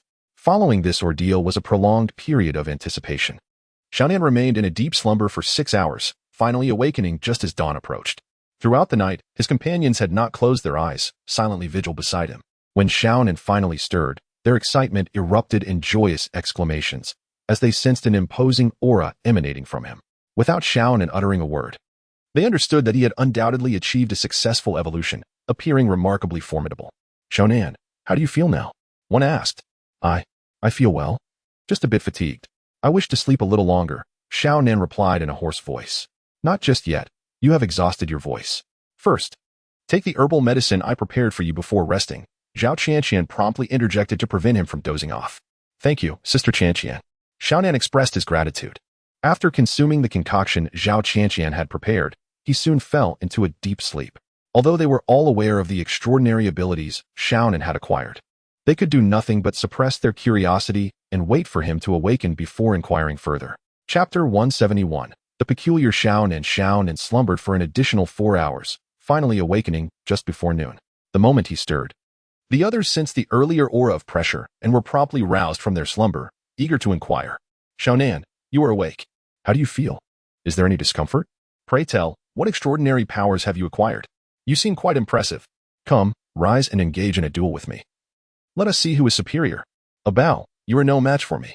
Bao, brimming with enthusiasm, rushed in, only to be nearly choked by Xiaonan's retort. We haven't even fought yet. How can you be so certain I cannot defeat you? Bao's face flushed with indignation, and after a moment, he replied, Haha. I sense you are indeed no match for me. The playful banter between the two elicited hearty laughter from the group, ultimately leading Bao to defuse his own embarrassment. Xiaonan, are you able to move now? Yes. Thank you. I have fully recuperated. Would you share your extraordinary abilities? I can transform into a giant over 2 meters tall. Huh. You are of the transformation type. In essence, you remain a mid-tier elite superpower user. I, however, am an upper-tier elite superpower user. Xiaonan, you cannot surpass me. I can also summon a 10-meter-long iron chain. What? What did you say? So, not only are you of the transformation type, but you also possess special abilities? I am unsure. I can summon a BUF that lasts for half an hour, which enhances my power by 10%. Is that so, Xiaonan? Can you not be any more extraordinary? This seems reminiscent of the abilities of that elite zombie monster. Indeed, all these powers belong to that creature. I never anticipated inheriting its abilities. Xiaonan, quickly step outside and show us your transformation. If you resemble that elite zombie monster, it would be utterly grotesque. Ah, surely not.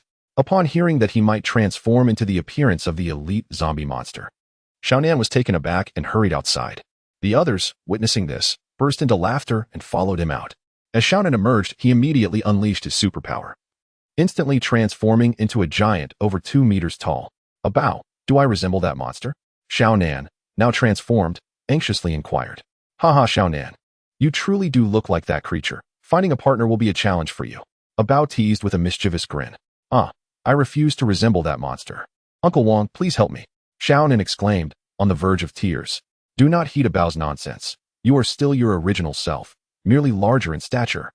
Officer Miao admonished, giving Bao a light tap on the head before hastily producing a mirror and handing it to Xiaonan.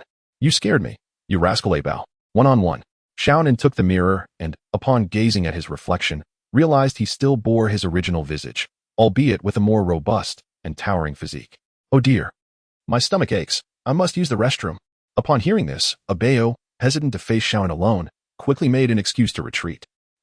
At that moment, a faint silver glow enveloped Xiaonan, a clear indication of his extraordinary nature. Bao was keenly aware that Xiaonan possessed the ability to summon chains and BUF. Realizing that with his current strength, he stood no chance against Xiaonan, thus opting to avoid unnecessary hardship. Xiaonan, let uncle play with you. Obeo fled, while Li Dazhu, brimming with fighting spirit, swiftly charged forward, transforming into a towering bear over 3 meters tall. Upon witnessing the enormous bear towering above him, Xiaonan felt a twinge of uncertainty. Yet he was eager to test his own prowess, so he agreed to the challenge. Hearing that Li Dazhu intended to duel Xiaonan, Obeo hurriedly emerged from the house, hiding among the crowd to watch. Soon, everyone beheld a colossal bear, standing at an impressive 3 meters, engaging in a fierce brawl with the 2-meter-tall Xiaonan. To the astonishment of the onlookers, despite Xiaonan's smaller stature, his strength and speed were surprisingly comparable to Li Dazhu's. However, Li Dazhu's martial skills surpassed Xiaonan's significantly, placing Xiaonan at a disadvantage, especially when paired with his powerful golden palm technique. Xiaonan, summon your chains to strike Uncle Dazhu. Officer Miao exclaimed, noticing Li Dazhu's unfair advantage. Upon hearing Officer Miao's words, a mischievous smile appeared on Xiaonan's face as he summoned a 10-meter-long jet-black chain. Li Dazhu trembled in fear and swiftly retreated over 10 meters. Xiaonan, shall we call it a draw? Upon seeing Xiaonan's chain, Li Dazhu conceded immediately, recalling his previous encounters with the formidable weapon and knowing full well its devastating power. Moreover, Xiaonan had yet to unleash BUF. Should Xiaonan utilize all his abilities, Li Dazhu recognized he would stand no chance, prompting him to concede sooner rather than later. TCH. Dazhu, you're not a real man. Officer Miao derided, while others erupted in laughter. Uncle Wang, may I revert back? Xiaonan inquired as Li Dazhu transformed back into his original form. Yes, return to your former self. I am now well acquainted with your situation. Wang Bin replied with a smile. Oh. Xiaonan acknowledged, then changed back. Wang Bin, is there a martial art suitable for Xiaonan? Uncle Li asked with a grin. Let me search for a moment. Xiaonan wielded a chain, yet he was uncertain of any martial arts related to it. Curiosity piqued among the onlookers, especially Xiaonan, as they turned their attention to Wang Bin. I found a few techniques. However, the martial arts involving chains are rather obscure. The most formidable one is merely a second-tier skill called Frenzy Dragon Chain. Unfortunately, I currently lack sufficient gold to teach it to Xiaonan and must procure more, Wang Bin lamented. Something is better than nothing. Xiaonan, you should learn this Frenzy Dragon Chain from Uncle Wang. I believe you will surely excel in mastering this technique. Uncle Li encouraged warmly. Indeed, Xiaonan. The merit of martial arts lies not in their renown, but in the wielder. A highly skilled practitioner can achieve greatness even with the most unremarkable techniques. Indeed. If we lack gold, we shall venture into the city to procure it for you. Thank you, everyone. Xiaonan, undeterred, has diligently trained in martial arts under Wang Bin for quite some time and has come to understand these principles. With his current prowess, he surpasses many. Even without employing specific martial techniques, naturally, possessing a suitable form of martial arts would be even more advantageous. After enjoying their lunch, the group commenced discussions regarding their next course of action. The immediate priority was to venture into the city to secure gold for Xiaonan to purchase martial arts manuals. Additionally, they aimed to harvest magic cores, striving to elevate all team members to the status of superpowers as swiftly as possible. Presently, the city was devoid of elite zombie monsters, posing a minimal threat to them, and they could simultaneously collect magic cores during their foray into the city. After a brief respite, they set off once more. This time, Uncle Li did not accompany them, for many individuals still lacked superpowers and required his protection. Wang Bin's party included Li Dazhu, Lu Hui, Lu Feng, Bao, Xiaonan, and Uncle Zhang. Both Bao and Xiaonan needed to enhance their combat experience, while Uncle Zhang was tasked with unlocking the vault door, leaving the others in the small village. Chapter 172. A confrontation with foes. Due to yesterday's discomfort from riding in Li Dazhu's pickup truck, the group opted for a Jinbei vehicle today. With Wang Bin at the wheel, they cautiously made their way to the location of the elite zombie's remains, only to find that the surrounding zombies had vanished, leaving behind only a colossal skeleton. Goodness, where has all the flesh and blood of this creature gone? Li Dazhu marveled. When we left yesterday, I noticed the zombies had halted to fight over the flesh of this elite zombie. What? Wang Bin pondered. I believe those zombies that consume the creature's meat are likely to have grown stronger. Then we must exercise extra caution when we enter the city. Indeed. For the sake of safety, let's remain vigilant. Wang Bin relayed his observations and suspicions to the group, who were all taken aback. If the zombies that feasted on the elite zombie had indeed become more formidable, then slaying them would prove considerably more challenging. Without their flame-throwing tank, relying solely on 2 flame-throwing guns would undoubtedly complicate matters. Throughout their journey, they encountered no zombies. Upon reaching the city outskirts, they noted a significant reduction in the zombie population, leaving the group perplexed about the whereabouts of these creatures. Were they perhaps concealing themselves somewhere to evolve? Harboring various conjectures. They disembarked from the vehicle. After Wang Bin secured the car, they proceeded into the city. Mindful that the Jinbei offered little in terms of defense and could easily be overwhelmed by zombies. Consulting a map, Wang Bin guided them toward their first objective. To their surprise, they discovered that zombies were sparse within the city as well. Wang Bin had hoped to raid the vault, while also farming for magic cores. But the streets were now only populated by solitary zombies, leaving him and his companions feeling disoriented. While they felt uneasy, the city's survivors were elated. Previously besieged by hordes of zombies, they had to tread carefully at all times. Now, with the zombie throngs dissipated, only a handful of solitary zombies remained, allowing them to hunt freely for magic cores. Occasionally, the lack of zombies led to scuffles among survivors. On one occasion, as Wang Bin and his companions approached a street, they witnessed 5 or 6 survivors hunting down a dozen zombies. Upon noticing Wang Bin's group, they regarded them as a formidable threat, eliciting a bemused reaction from Wang Bin. With such a meager number of zombies, he hardly felt threatened, and even Lu Hui and Lu Feng, who had recently joined Wang Bin in several raids, had grown discerning, dismissing any zombie encounters lacking in the hundreds as bothersome. Lu Hui and Lu Feng had resided in this city for 4 to 5 years, and many survivors recognized them. Well aware that these brothers were not to be trifled with, under Wang Bin's leadership, they soon located the first vault. After instructing Li Dazhu and the others to protect Uncle Zhang, Wang Bin ascended to ransack the private safe deposit box, acquiring a considerable haul of valuable gold, silver, and jewels. After nearly an hour of effort, Uncle Zhang finally succeeded in opening the vault, and upon entering, Wang Bin found the gold bars intact and neatly stacked upon the floor. Recently, Lu Hui and Lu Feng learned the reason behind Wang Bin's obsession with gold. According to Li Dazhu and others, this was Wang Bin's extraordinary ability, involving an equivalent exchange. Wang Bin utilized the gold and jewelry of this world to barter for food, weapons, and martial arts manuals from another realm. The two brothers followed Wang Bin into the vault and were immediately astounded by the sheer volume of gold bars before them, a sight they had never witnessed in their lives, though they understood that these gold bars held little value in this world. The experience of seeing such an abundance was genuinely breathtaking. Li Dazhu and the others remained unfazed. They had accompanied Wang Bin into the vault on multiple occasions and were remarkably composed, not even bothering to touch the gold. With 2 more targets left in the city and time of the essence, Wang Bin wasted no time. He approached the gold bars and, with a mere touch, began to absorb them into the system space. After accounting for their haul, they discovered a total of over 60,000 kilograms of gold, far surpassing the reserves of the inland city. Once they had collected the gold bars, they set out toward their next target. However, midway through their journey, they encountered a group of over 30 individuals approaching. Upon seeing the leader at the forefront, Lu Hui and Lu Feng's expression shifted dramatically, prompting Wang Bin to notice their unease. "What's wrong? Is there a grudge?" he inquired. "Yes, the leader is Snake Brother, the boss of this territory. They have stolen a considerable amount of our food in the past." "Oh, I see. Do you desire revenge?" "Indeed." "Excellent. About Xiaonan. Assist Lu Hui and Lu Feng. Let us eliminate those across from us." "Understood." Snake Brother, noticing Lu Hui and Lu Feng, realized they were outnumbered, with only 7 on their side against his 30-plus men, leading to an overconfident demeanor. "Lu Hui, Lu Feng, I hear you've acquired quite a few demon cores. Hand them over, and you may live. Otherwise, I demand 10 cores daily, and I will protect you. Go to hell." Lu Hui shouted, transforming and charging toward Snake Brother. Lu Feng and Xiaonan followed suit, while Bao positioned himself behind the trio, summoning vines from the ground to ensnare Snake Brother. Snake Brother and his crew were unprepared for Xiaonan's transformation, dismissing him due to his youthful appearance despite his newfound stature. As Lu Hui and the others advanced, they engaged their powers. However, Snake Brother was taken aback by the unexpected strength of the young boy.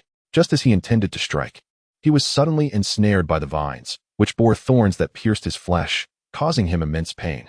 In a desperate bid for freedom, he transformed into a large, pitch-black python and managed to escape from the bindings. To Abeo's astonishment, Shij unexpectedly transformed into a serpent and managed to escape. By the time Abeo contemplated summoning his vines once more, Shij had already taken precautions and swiftly dodged at the slightest movement on the ground. "Abeo, leave the close combat to Lu Hui and the others. Your primary focus should be to eliminate the individual who poses the greatest threat to them," Wang Bin urged as he noticed Abeo's intention to ensnare Shij again. Abeo glanced over and realized that one of the adversaries had sprouted a pair of wings and was aiming a rifle at Lu Hui and Lu Feng. Xiao Nan, take down that winged individual. Although Abeo had identified the most dangerous foe, his vines could only be summoned from the ground, and given that the enemy was airborne, the length of his vines proved inadequate. He had no choice but to call for Xiao Nan's assistance. Leave it to me. Upon hearing Abeo's plea, Xiao Nan dashed toward the airborne figure. As she approached, she leaped high into the air and summoned iron chains to strike down upon the winged adversary. The winged foe, noticing the towering Xiao Nan charging towards him, ascended to a greater height for safety. However, he was unprepared for Xiao Nan's astonishing leap of 5 to 6 meters. Coupled with the formidable iron chain stretching over 10 meters in length, hurtling towards him. Startled, he flapped his wings to evade the impending strike. Although he narrowly escaped Xiao Nan's attack, his evasive maneuver brought him perilously close to a nearby building, and his focus remained solely on Xiao Nan. In an instant, just as he neared the structure, 2 vines suddenly emerged from the building's wall, ensnaring him and pulling him toward it. Xiao Nan, hurry up. Got it, watch this. Xiao Nan gracefully leaped into the air, hurling the iron chains at the winged adversary. With a resounding crash, the foe was obliterated. Yay! Obeo and Xiao Nan exclaimed in exhilaration, celebrating their victorious collaboration in vanquishing their opponent. Chapter 173, Wang Bin's fury about Xiao Nan. You are now engaged in a battle for survival. Do not let your guard down until the fight is concluded. Understood. But as soon as they cheered, a stern reprimand from Wang Bin echoed behind them, causing the duo to quickly comply and seek their next target. This time, without needing Wang Bin's reminder, they simultaneously locked onto a superpowered individual standing atop a rooftop. This person was a mid-tier ordinary super, incessantly conjuring small tornadoes to assault Lu Feng. With several shape-shifting superpowered individuals on the side of Snake Brother, Lu Hui and Lu Feng found themselves pursued by over 10 superpowered foes. They not only had to contend with their relentless pursuers, but also the assaults from the super, who could summon small tornadoes, placing them in a precarious situation. The individual on the rooftop, reveling in the chaos caused by his tornadoes as they sent the 2 brothers darting in all directions, was abruptly met with a tremor beneath him. In an instant, 2 vine-like tendrils ensnared him. Help! He screamed in terror as the tendrils constricted around him. But his cries were silenced by the dark chains of Xiao Nan. With a resounding thud, he could no longer utter a sound. After neutralizing that threat, Xiao Nan immediately rushed to assist Lu Hui and Lu Feng, while Abao remained poised to entangle any approaching adversaries at crucial moments. Those caught by Abao's tendrils were either swiftly dealt with by Xiao Nan or met their demise at the hands of Lu Hui and Lu Feng, who capitalized on the confusion. With Xiao Nan's support, Lu Hui and Lu Feng found their burden lightened, though Xiao Nan's limited combat experience rendered his attacks somewhat lackluster. Kill that brat. Frustrated by several thwarted attacks from Abao, Snake Brother commanded his subordinates to eliminate him. Upon hearing the order, 3 individuals charged toward Abao, who, startled by the sudden onslaught, stumbled back a few paces. Seeing this, Li Daju attempted to intervene, but Wang Bin restrained him with a hand. Have no fear. They can handle it. Perceiving Abao's danger, Xiao Nan abandoned his current target and sprinted to his aid, swinging his chains to strike the last assailant. Yet, 2 more still bore down on Abao. Just as they were about to close in, inspiration struck him, and he summoned tendrils to ensnare both foes. Breathing a sigh of relief upon seeing the 2 trapped, Abao watched as Xiao Nan swiftly eliminated them. So, the vines can be utilized in such a manner. Abao marveled. Abao, be cautious. Do not let anyone get too close. Xiao Nan urged with concern. Understood. You go assist Lu Hui and Lu Feng. All right. Xiao Nan affirmed before turning back to charge at Snake Brother and his minions. Having transformed into a python, Snake Brother slithered around Lu Hui and Lu Feng, seizing an opportunity to strike Lu Feng with a fierce bite. However, the moment he made a move, he was immediately detected by Xiao Nan. A heavy iron chain struck the serpent's body, disorienting it. Before it could escape, Xiao Nan pounced, seizing the serpent's jaws with both hands and tearing it apart with a swift motion. The sound of the serpent being ripped in 2 reverberated through the air.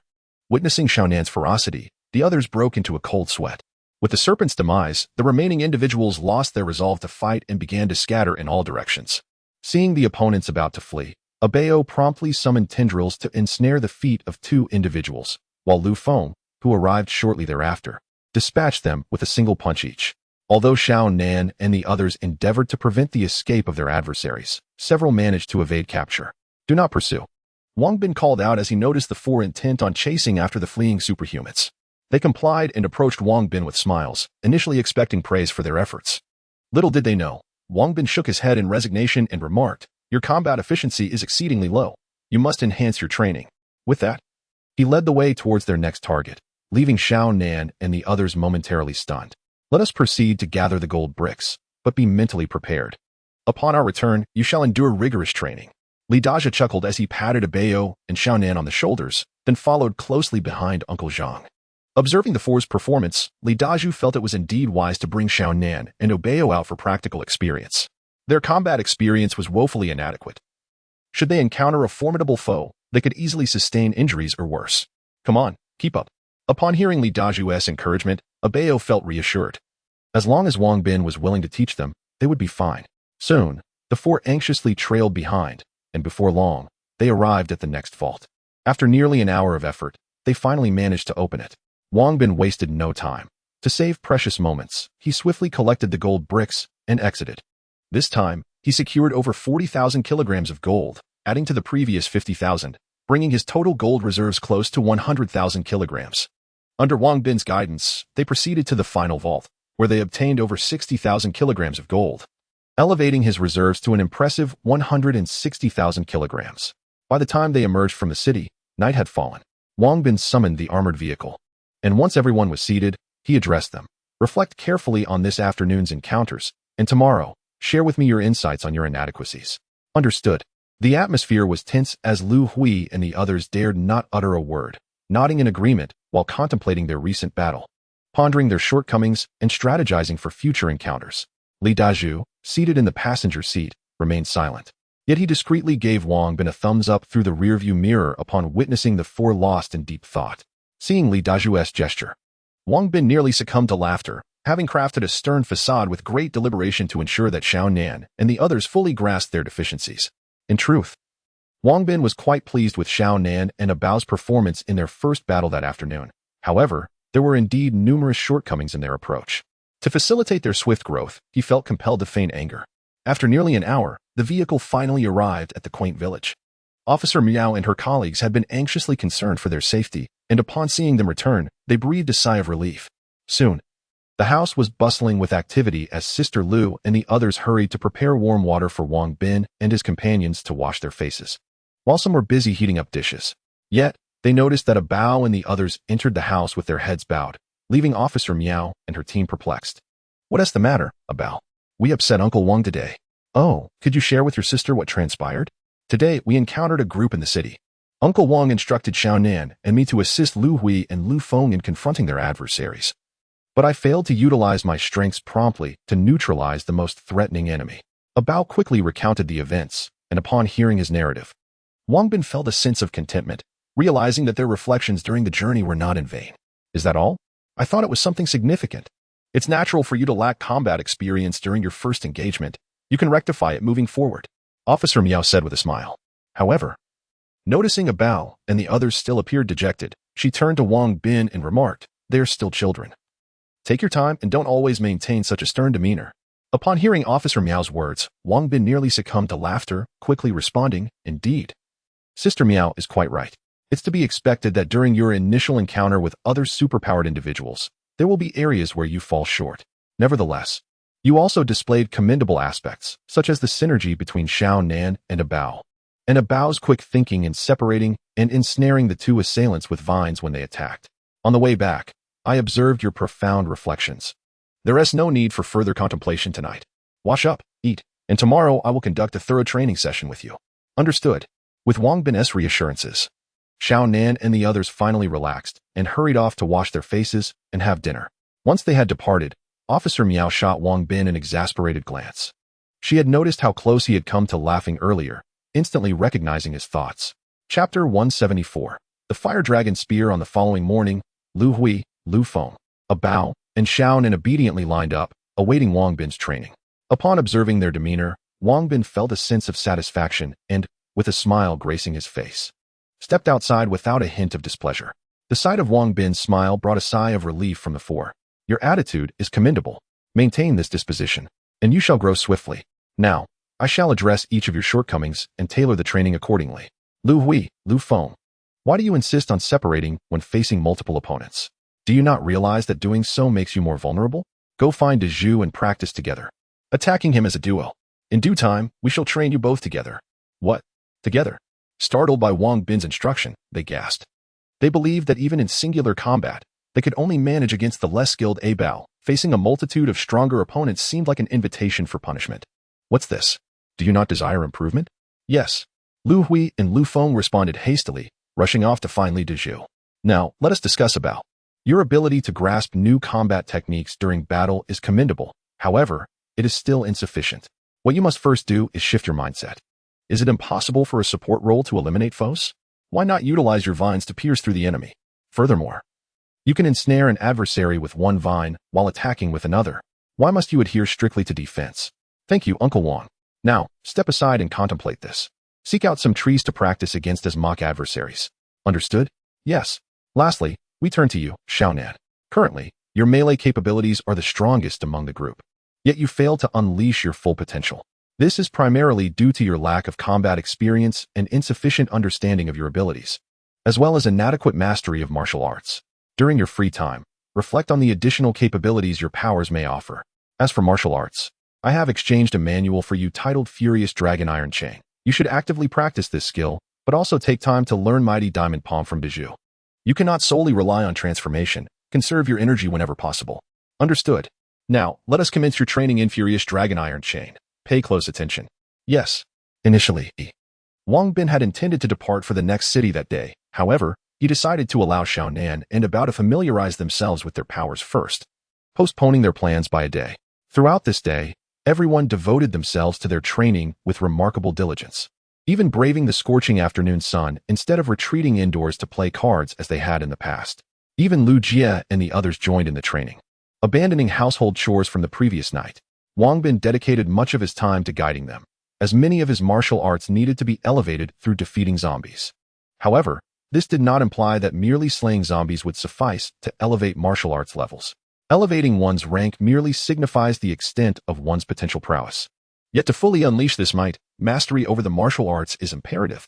Currently, as he acquires an increasing number of martial techniques, he does not intend to elevate all of them. Many serve primarily to impart knowledge to others while subtly enhancing his attributes. Through the recent encounter with elite zombie monsters, Wang Bin has come to realize the necessity of wielding a formidable weapon. Otherwise, not only will he fail to inflict damage upon the boss, but his combat effectiveness will also significantly diminish. During his evening respite, Wang Bin ventured into the system's marketplace. Upon entering gun within the section for cold weapons, an array of firearms appeared before him, which he promptly sorted from highest to lowest. The top-ranking item was the Overlord Spear, once wielded by Xiang Yu. Legend has it that this spear was forged from a meteorite that fell from the heavens as Xiang Yu rose to power. With limited understanding, the ancients believed this celestial iron to be a divine metal. Thus, Xiang Yu summoned master craftsmen, who, after 9 days and nights of labor, transformed it into a colossal spear resembling a tiger's head, which he named Overlord. Henceforth, the Overlord spear shone brilliantly in Xiang Yu's hands. Second in rank was the Dragon Gallbladder Silver Spear, used by Zhao Yun. This legendary weapon, said to be a family heirloom, was famously employed by Zhao Yun to rescue Liu Bei at Changban Slope, where he navigated through millions of Cao Cao's troops as if traversing a deserted land, thus cementing his fame. Thirdly, there was the Fire Dragon Spear, the weapon of Su Hu, one of the 4 heavenly kings and investiture of the gods. With a crimson spearhead reminiscent of human blood, its shaft, crafted from a century-old redwood soaked in oil for decades, was intricately carved to resemble a majestic dragon coiling around it. The spear tip, forged from deep-sea cold iron, guaranteed death to any foe it touched. Moreover, as proficiency with this weapon increased, flames would manifest at the tip, and upon reaching full mastery, it would unleash a fiery dragon. Captivated by the description, Wang Bin found himself enamored with this weapon. Though he held an affinity for Zhao Yun and his Dragon Gallbladder Silver Spear, he ultimately opted for the Fire Dragon Spear. Considering the apocalyptic context where zombies dread fire, the Fire Dragon Spear was a natural nemesis to the undead. Upon selecting to purchase, his system inventory dwindled by 100,000 kilograms of gold, a loss that momentarily pained his heart. Stealing a glance at the weapon, his sorrow dissipated. The spear's appearance was incredibly imposing, sure to captivate any man at first sight. It was worth the investment. Had he not feared disturbing others' rest, Wang Bin would have eagerly dashed outside to wield it. At long last, when dawn broke, he ventured out to admire his treasure. After a meticulous examination, he began practicing the Li family spear technique with the Fire Dragon Spear. As he swung it, a sharp sound sliced through the air, followed by a series of whistling noises that roused the occupants of the dwelling. They quickly emerged to witness Wang Bin honing his spear skills. It became evident to them that the spear in Wang Bin's grasp was extraordinary, with its red shaft and spearhead. And the lifelike dragon etched upon its body exuded an aura of magnificence. Unable to contain their curiosity, the onlookers gathered around to watch in awe. "Brother Wang, you are truly handsome. Wang Bin, what kind of gun is this? It looks so cool." As soon as Wang Bin came to a halt, a crowd gathered around him. Generously, he handed over the fire dragon gun for their inspection, and each person who touched it was filled with awe. This magnificent weapon, known as the fire dragon gun, was crafted from a century-old redwood that had been soaked in oil for decades. Wang Bin briefly recounted the origins of this remarkable firearm. Afterward, they all practiced for another 2 hours, and after having breakfast, they set off toward the next city. Wang Bin felt that the currently family gun techniques were no longer suitable for him. He delved into the system and soon discovered a comprehensive ranking of gun techniques. The pinnacle of these techniques included 5 esteemed styles: the Zhao family gun, the Jiang family gun, the Luo family gun, the Gao family gun, and the Yang family gun. Ultimately, Wang Bin chose the Zhao family gun, a treasured legacy of Zhao Yun. After all, it was this very technique that enabled Zhao Yun to single-handedly rescue his lord at Changban Slope, cutting through 100,000 troops of Chao with remarkable prowess, thereby earning his fame. As he prepared to face the endless horde of zombies in the future, mastering this gun technique seemed to be the most prudent choice.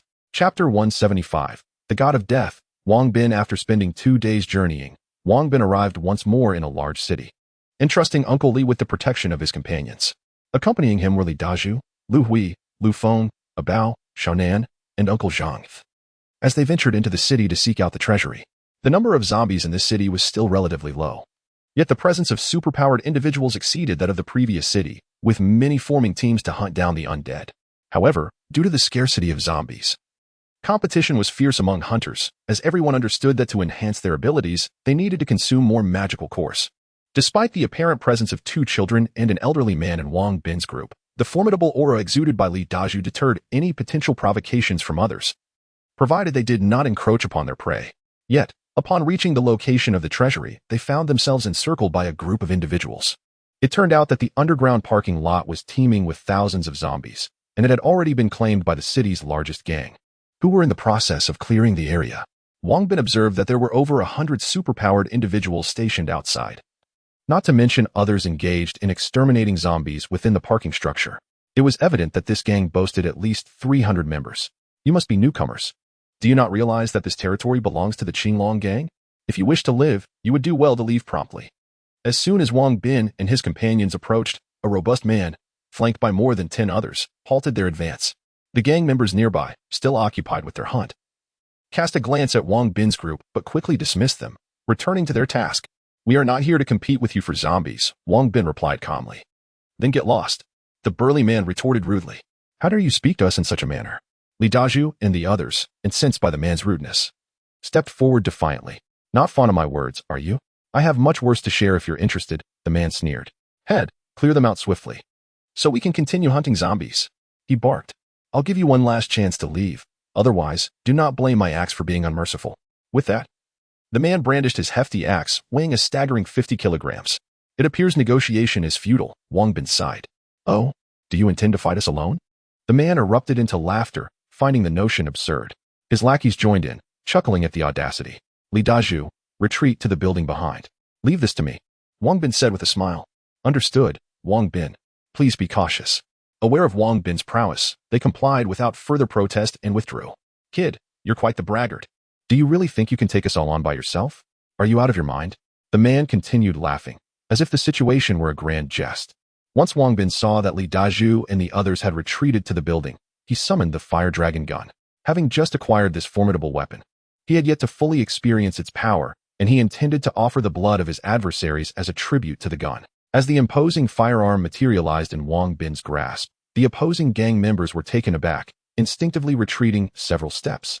In truth, Wang Bin could have unleashed a ruthless assault before his adversaries even realized what was happening. However, he sought to thoroughly familiarize himself with the dragonfire gun, wishing for his opponents to reveal their full strength before he engaged.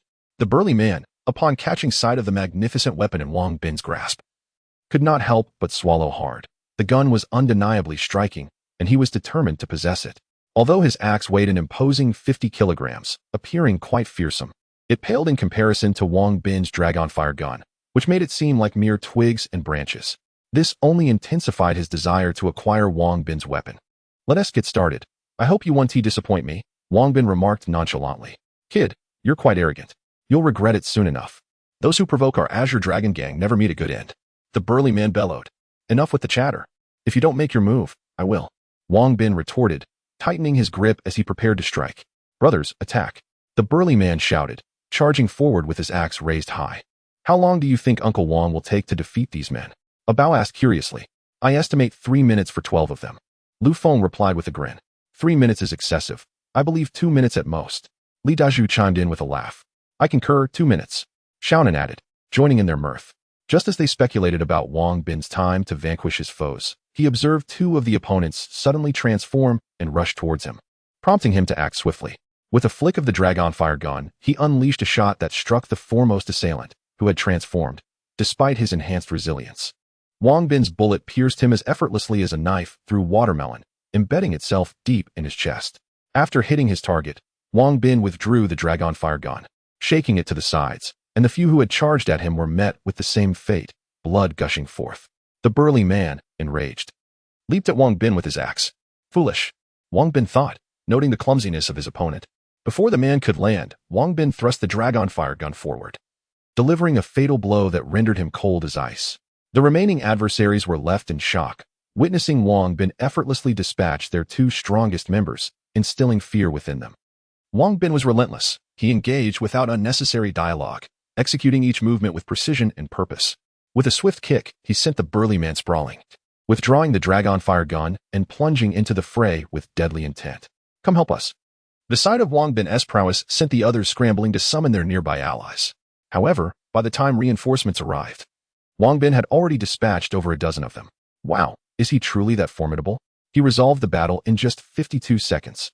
As Wang Bin commenced his assault, Li Dazhu had timed the encounter, astonished to find that the wielder of the dragonfire gun had eliminated all 14 superpowered foes in under a minute. Quickly, take out your phone and record Uncle Wang. We can learn from it later. Yes, I can also show it to Sister Miao and Sister Xiaoya. Prompted by this reminder, Li Dazhu hurriedly took out his phone to start filming. While others might struggle to even satisfy their hunger due to Wang Bin's influence, Li Dazhu and his companions not only enjoyed 3 hearty meals daily, but they also had the luxury of playing on their phones. If others were to learn of this, they would surely be envious. As Wang Bin noticed an increasing number of superpowered individuals rushing towards him, he felt not fear, but rather a surge of excitement, reminiscent of Zhao Yun. Kill! Wang Bin shouted, charging forward. Wherever he went, foes fell before him, after dispatching over 30 adversaries. The remaining superpowered individuals outside were filled with dread, retreating in fear, none daring to confront Wang Bin. Chapter 176, Under Surveillance Soon. The circumstances outside reached the ears of the Qinglong, who was inside vanquishing zombies. He immediately commanded everyone to cease their assault and rushed out. As he observed, with each step Wang Bin took forward, the more than 80 subordinates outside recoiled in fear, bewildered by the spectacle. Was this young man truly that formidable? They numbered over 80, while he stood alone. Furthermore, it was evident that he was neither a metamorphic nor a specialized superhuman. He appeared to be merely a low-tier superhuman. What could possibly instill such terror in them? What is the background of this individual? Qilong quietly inquired of a rather flamboyantly dressed man beside him. I am uncertain. Judging by the corpses before us, it seems he has dispatched quite a few of our brothers. This fellow is indeed formidable. The flamboyant man gazed at Wang Bin with palpable excitement. Indeed, boss, observe the peculiar firearm in his hand. It seems to possess some mystery, remarked a beautiful woman behind them. Should I approach him? Asked a robust man nearby. Not yet. Let us first ascertain the situation. If he can be of use to me, that would be ideal. If he refuses, we shall eliminate him later, Qilong replied calmly. Understood. Seeing Qinglong emerge with over 200 men, the confidence of those outside was somewhat restored, prompting them to retreat to the flanks of the formation, nervously fixating on Wang Bin. Friend, may I inquire how our Qinglong gang has offended you to provoke such a murderous rampage? Qinglong clasped his fists in greeting. I have not, Wang Bin replied indifferently. Since our Qinglong gang has not wronged you, why then do you slay my brothers? Qinglong pressed. They struck first. I merely retaliated. This area has already been claimed by my Qilong gang. Did they not inform you? They did. Then why did you not depart? I do not come to contest zombies or territories. I am here to retrieve an item and shall leave once I have acquired it. Oh, what item might that be? Gold. Gold. Huh. You speak of gold? That cannot be consumed, is exceedingly heavy, and is locked away in a vault. How do you intend to procure it? That is of no concern to you. I have my methods. Oh, very well. Then I shall observe how you intend to unlock the vault's door today. Does this imply you are not prepared for conflict? I am their leader. They call me Qinglong. You are quite impressive, and I hold you in high regard. If you are willing to submit to me, not only can I assist you in opening this vault, but I can also facilitate access to several others. What do you say? Thank you, but I am merely a transient. I will take the gold and depart. Boss, should I eliminate this fellow now? Patience. Let us first see what he intends to do, Qinglong replied. Yes, boss. Hearing Wang Bin's refusal to submit, several of Qinglong's generals prepared to act, but Qilong restrained them. Very well, we shall continue our slaughter of zombies while you procure your gold. May I ask your name, friend? Wang Bin. Excellent, brother Wang Bin. Please proceed. Thank you. Upon witnessing the Qinglong's gesture inviting him in, Wang Bin returned the courtesy with a clasped fist and a bow. He then waved to Li Dazhu and his companions, who emerged from the towering building to follow him to the underground vault. Qilong, noticing the remarkable demeanor of Wang Bin's entourage, felt a surge of astonishment. Uncertain of their true capabilities. Boss, what shall we do? Queried Yaoi. You take a few individuals to keep an eye on them. Hey Bao? You gather a small group to lie in ambush nearby. The rest of us shall continue hunting the zombies. Understood. Before long, Wang Bin, accompanied by Li Dazhu and his companions, arrived at the vault's entrance. They stood guard while Uncle Zhang proceeded to unlock the grand door of the vault. Wang Bin, are you not concerned they might trap us here? Li Dazhu asked, perplexed. Not at all. They're only aware of my strength. They remain oblivious to yours. Moreover, they are likely puzzled by my intentions regarding the gold. Until they discern my purpose and your capabilities, they will not act against us. Even if they dare to block our exit, with our strength, breaking free would not pose a challenge. It is simply that times are arduous. If we can leave a flicker of hope for humanity, we shall do so. After listening to Wang Bin's insightful analysis, everyone agreed with his reasoning. Provided that Li Dazhu and Xiaonan transformed and charged ahead, even if the adversaries wielded firearms, they would be unable to impede their advance. The solitary vulnerability lay with Uncle Zhang, who remained an ordinary individual and could potentially be caught in the fray. Minutes turned into a quarter of an hour, yet no one disturbed them. As nearly 30 minutes elapsed, several zombies tumbled down from above, followed by 7 or 8 superhumans. These individuals swiftly dispatched the zombies, and upon finishing, they departed without uttering a word. What did you say? There is an elderly man attempting to unlock the vault door with a device. Indeed. I witnessed it with my own eyes. What are the others? They are all on guard against us. Understood. Secure the exit. Understood. The one referred to as Yaoi was, in fact, a man, a moniker earned due to his flamboyant attire and penchant for cross-dressing. He sought a clean spot, laid a pristine cloth upon the ground, and seated himself in a meditative posture with eyes closed. In a brief span, a peculiar eye emerged from a corner of the vault, surveying the situation with clarity. Wang Bin soon sensed an unsettling feeling of being observed. He feigned nonchalance, casting a glance around, yet the sensation of being under constant scrutiny lingered. Indeed, there are remarkable individuals among us. Wang Bin mused internally, recognizing that the opposing side likely possessed abilities to perceive their circumstances. He pondered the generosity of their adversaries. Before long, the feeling of being watched dissipated. Seizing the opportunity, Wang Bin alerted his companions to remain vigilant. Soon, Yaoi rose from the cloth and made his way toward Qilong, who was still leading the charge against the zombies. Boss, they have an elderly man skilled in lockpicking. He is likely to unlock the vault shortly. Oh, what an immense effort they have exerted to unlock the vault's grand door.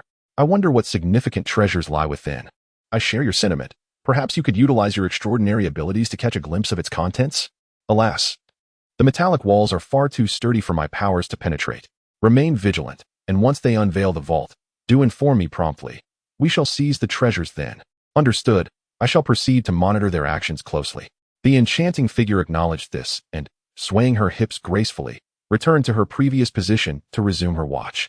Moments later, she activated her abilities once more, adding another set of eyes to the vault's grand hall. Soon, Wang Bin sensed the renewed scrutiny upon them. He and his companions feigned indifference, maintaining silence as they stood guard over Uncle Zhang. With a resounding click, the vault door swung open, prompting Wang Bin to stride purposefully toward the entrance, while the others remained poised. Chapter 177. A rift. As the enchanting lady prepared to follow, Wang Bin suddenly turned to face her direction. With a swift motion, he hurled a dart in her direction, causing her to retreat in fright. Upon stepping back, the enchanting lady promptly rose and dashed outside, soon locating the Azure Dragon. Boss, They've breached the entrance. Wang Bin has already entered. But just as I was about to follow, he spotted me, and I had no choice but to retreat. Excellent. Gather everyone and follow me. We need to block the exit. They will find it impossible to escape. Our leader is truly wise, luring them inside for a complete capture. Haha, let us go. In no time, Azure Dragon rallied everyone and headed toward the entrance of the vault. This grand procession of 300 soon filled the passageway to capacity. Given the limited space inside, Azure Dragon brought only 20 or so individuals into the vault hall. Upon seeing Azure Dragon and his entourage enter, Li Dazhu and the others furrowed their brows. Uncle Zhang, you go in first. Since Uncle Zhang was not a superhuman, they decided it best for him to take refuge inside. All right, take care. Uncle Zhang replied before stepping inside, aware that he would only be a burden out there. It was better to seek shelter within. Hearing the commotion outside, Wang Bin emerged, recognizing the formidable presence of his adversaries, signaling that confrontation was inevitable. Ah, brother Wang Bin. You truly are impressive. You've managed to open this grand door, Azure Dragon said with a smile, approaching Wang Bin as if they were long-lost friends. His demeanor far from that of a troublemaker. Brother Azure, you flatter me. These are but trivial tricks, Wang Bin replied. Curious to see what game his opponent intended to play and thus refraining from any overt aggression. I have only seen such a vault brimming with treasures on television. I have yet to witness it in reality. May we indulge our eyes? Azure Dragon inquired with a grin. Inside, you'll find nothing more than piles of paper currency and gold bars. If you wish to see, you may enter, Wang Bin generously offered, parting the way for them. Azure Dragon hesitated at Wang Bin's generosity. Boss, they too wish to see. Why not let me go in first for a look? The enchanting lady, discerning Azure Dragon's intentions, stepped forward and spoke. Very well, I know you have a fondness for gold, so you may enter, Azure Dragon replied with a smile. The enchanting lady accepted with a smile, adopting a feminine gait as she entered the vault. Uncle Zhang stood at the entrance, and upon seeing the oddly adorned enchanting lady, he quickly retreated behind the others. With the opposing party's intentions unclear, he feared being captured and used to coerce Wang Bin. As for Wang Bin, he was fully aware that the vault contained only heaps of paper currency and gold bars, convinced that Azure Dragon had no real interest in such things. Thus, he welcomed their curiosity. Upon entering, the enchanting lady was momentarily stunned. It was her first encounter with such an abundance of gold bars, 7 or 8 towering stacks, alongside numerous piles of paper currency. After a brief moment of bewilderment, he quickly realized the purpose of his presence and began to search the vicinity. However, after scrutinizing the area twice, he found nothing but paper currency and gold bricks. Could it be that the valuable items had already been taken by him, which is why he so generously allowed us entry? The alluring demon pondered as she stepped out of the vault. Alas, the abundance of paper currency and gold within was indeed impressive. Yet now it seemed rather inconsequential. What a pity. Upon emerging, the alluring demon immediately gestured with her delicate fingers and began to speak in a whimsical manner. Ah, indeed. There is nothing of particular interest. Qinlong grasped the implication of the alluring demon's words. The significant items had been removed by Wang Bin. Yet, upon closer inspection of Wang Bin, he found no visible means by which he could conceal such treasures. Could it be that they were of a diminutive size? Our Qinlong gang is the most formidable faction in this city, and I greatly require capable individuals like you, Wang Bin, to assist me. If you agree to lend your support, I assure you that I shall not treat you unfairly. What say you? Qinlong inquired with a smile. Regrettably, I must reiterate, we are merely transient visitors, here to collect the gold and depart. Wang Bin replied, maintaining a dignified composure. Upon hearing Wang Bin's response, Qilong's countenance instantly darkened, while his followers displayed their own menacing presence. Prior to entering, Qilong had conferred with them. If Wang Bin refused to comply, they would have no choice but to take action against him. After all, Wang Bin had already slain many of their men, and it was imperative to provide an explanation to the lower ranks. Moreover, a person as formidable as Wang Bin, if not to be utilized for their own ends, should be eliminated before he could grow even stronger. Do consider your options carefully. There is but one chance. Qinglong unleashed his own aura. Bolstered by the presence of over 20 subordinates behind him, most would have been intimidated by such an overwhelming display. He intended to pressure Wang Bin into submission. Without a doubt. I reiterate, we shall take the gold and leave. Wang Bin replied coolly. What a jest. You believe that your meager intimidation can frighten us? We have 3 elite superhumans among us. Were it not for Wang Bin's insistence on concealing their powers, any one of the 3 could have easily unleashed their might, striking fear into their adversaries. According to Wang Bin's philosophy, one should never reveal their strength before engaging. Once exposed, swift and decisive action should be taken against the opponent. Thus, They regarded Qinglong and his followers with disdain. Even Lu Hui and Lu Feng, though merely mid-tier, ordinary superhumans, had accompanied Wang Bin long enough to have witnessed the prowess of 4 elite superhumans, and with Wang Bin, a being more formidable than the transformed Li Dazhu, how could they possibly fear Qinglong's deluded force? The most amusing aspect was that Qinglong remained blissfully unaware of the truth. Observing Wang Bin and his companions' lack of trepidation, even the 2 children looked upon them as though they were jesters. Qinglong found himself somewhat perplexed regarding the true strength of Wang Bin and his associates. Nevertheless, reassured by the presence of over 20 formidable generals behind him and nearly 300 more stationed outside, he convinced himself that even if Wang Bin and his companions were powerful, they were no match for his forces. With this thought, Qinglong's confidence was restored. Should you wish to depart, you must first relinquish the items you have taken from the vault, Qinglong remarked with a hint of indifference. This did not imply that Wang Bin could simply leave upon surrendering the items. Rather, Qinglong feared that in the ensuing conflict, the precious belongings might inadvertently be damaged. It was prudent to secure the items before engaging in battle. Feel free to take whatever you desire from within. I shall not impede you, Wang Bin replied coolly. Are you thus compelling me to take action? Qinglong inquired, narrowing his eyes. I stand by my words. We have come for the gold, which remains inside. Should you wish, I would not object to sharing a portion with you, Wang Bin responded with a smile. Wang Bin understood that they would certainly not covet the gold. To Qinglong and his associates, it was merely a valueless metal, cumbersome to transport, rendering it undesirable to them.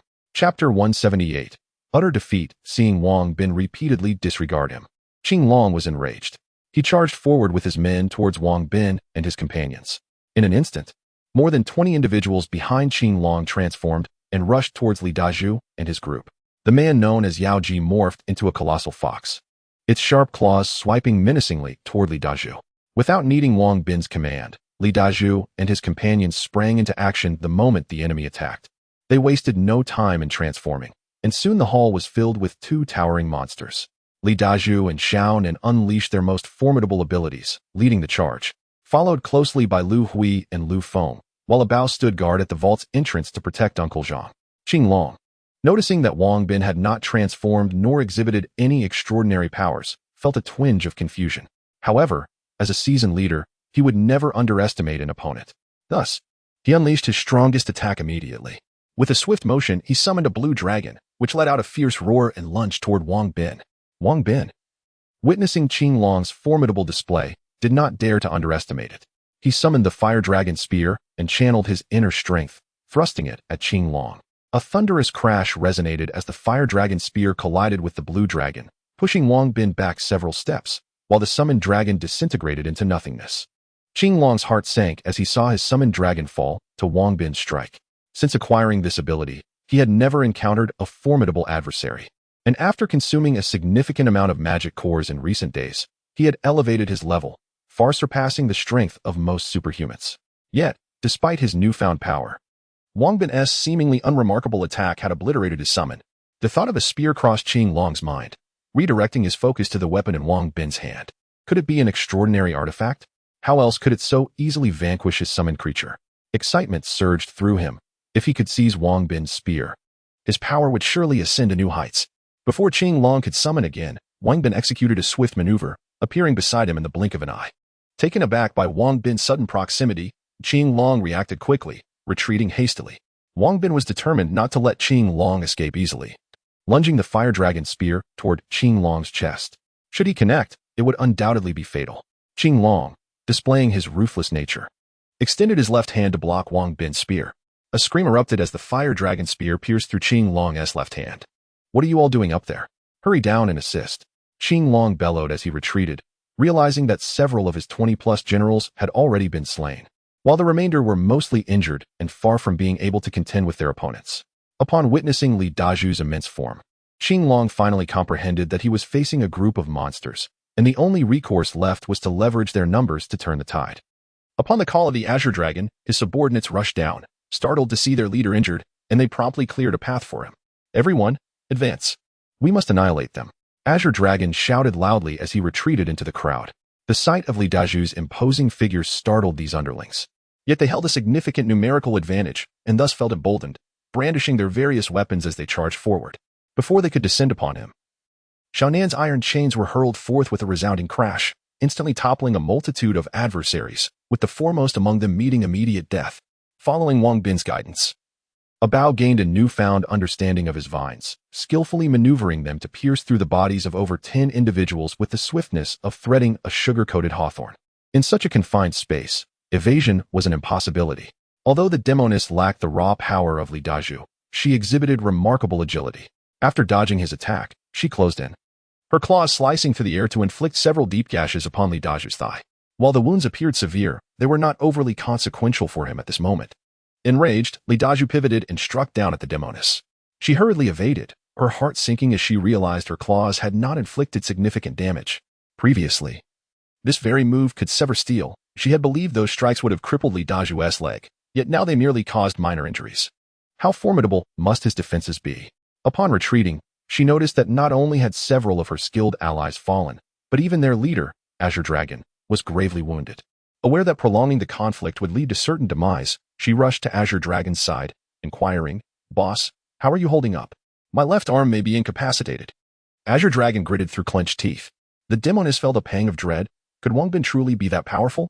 A glance revealed that the subordinates who had just charged were now being overwhelmed by the transformed young warrior. "Boss, we cannot win like this. We should retreat and secure the exit with firearms. They won't be able to break through." "Agreed. Withdraw and block the entrance." Azure Dragon, now somewhat fearful, realized that his initial confidence in overwhelming Wang Bin and his companions with sheer numbers had led to the loss of 4 to 5 dozen men. The enemy's combat prowess was simply terrifying. Upon hearing Azure Dragon's command, the group dared not linger, fighting as they retreated. "Do not pursue," Wang Bin commanded as he successfully drove them out of the hall, signaling Li Daju and the others to fall back. "You guard the entrance while I go in to collect the gold for our breakout." Understood. They had come solely to transport gold bars. And though Wang Bin had managed to secure only a small portion from the vault, much remained unclaimed. Having made the effort to arrive, he would not let the opportunity slip away.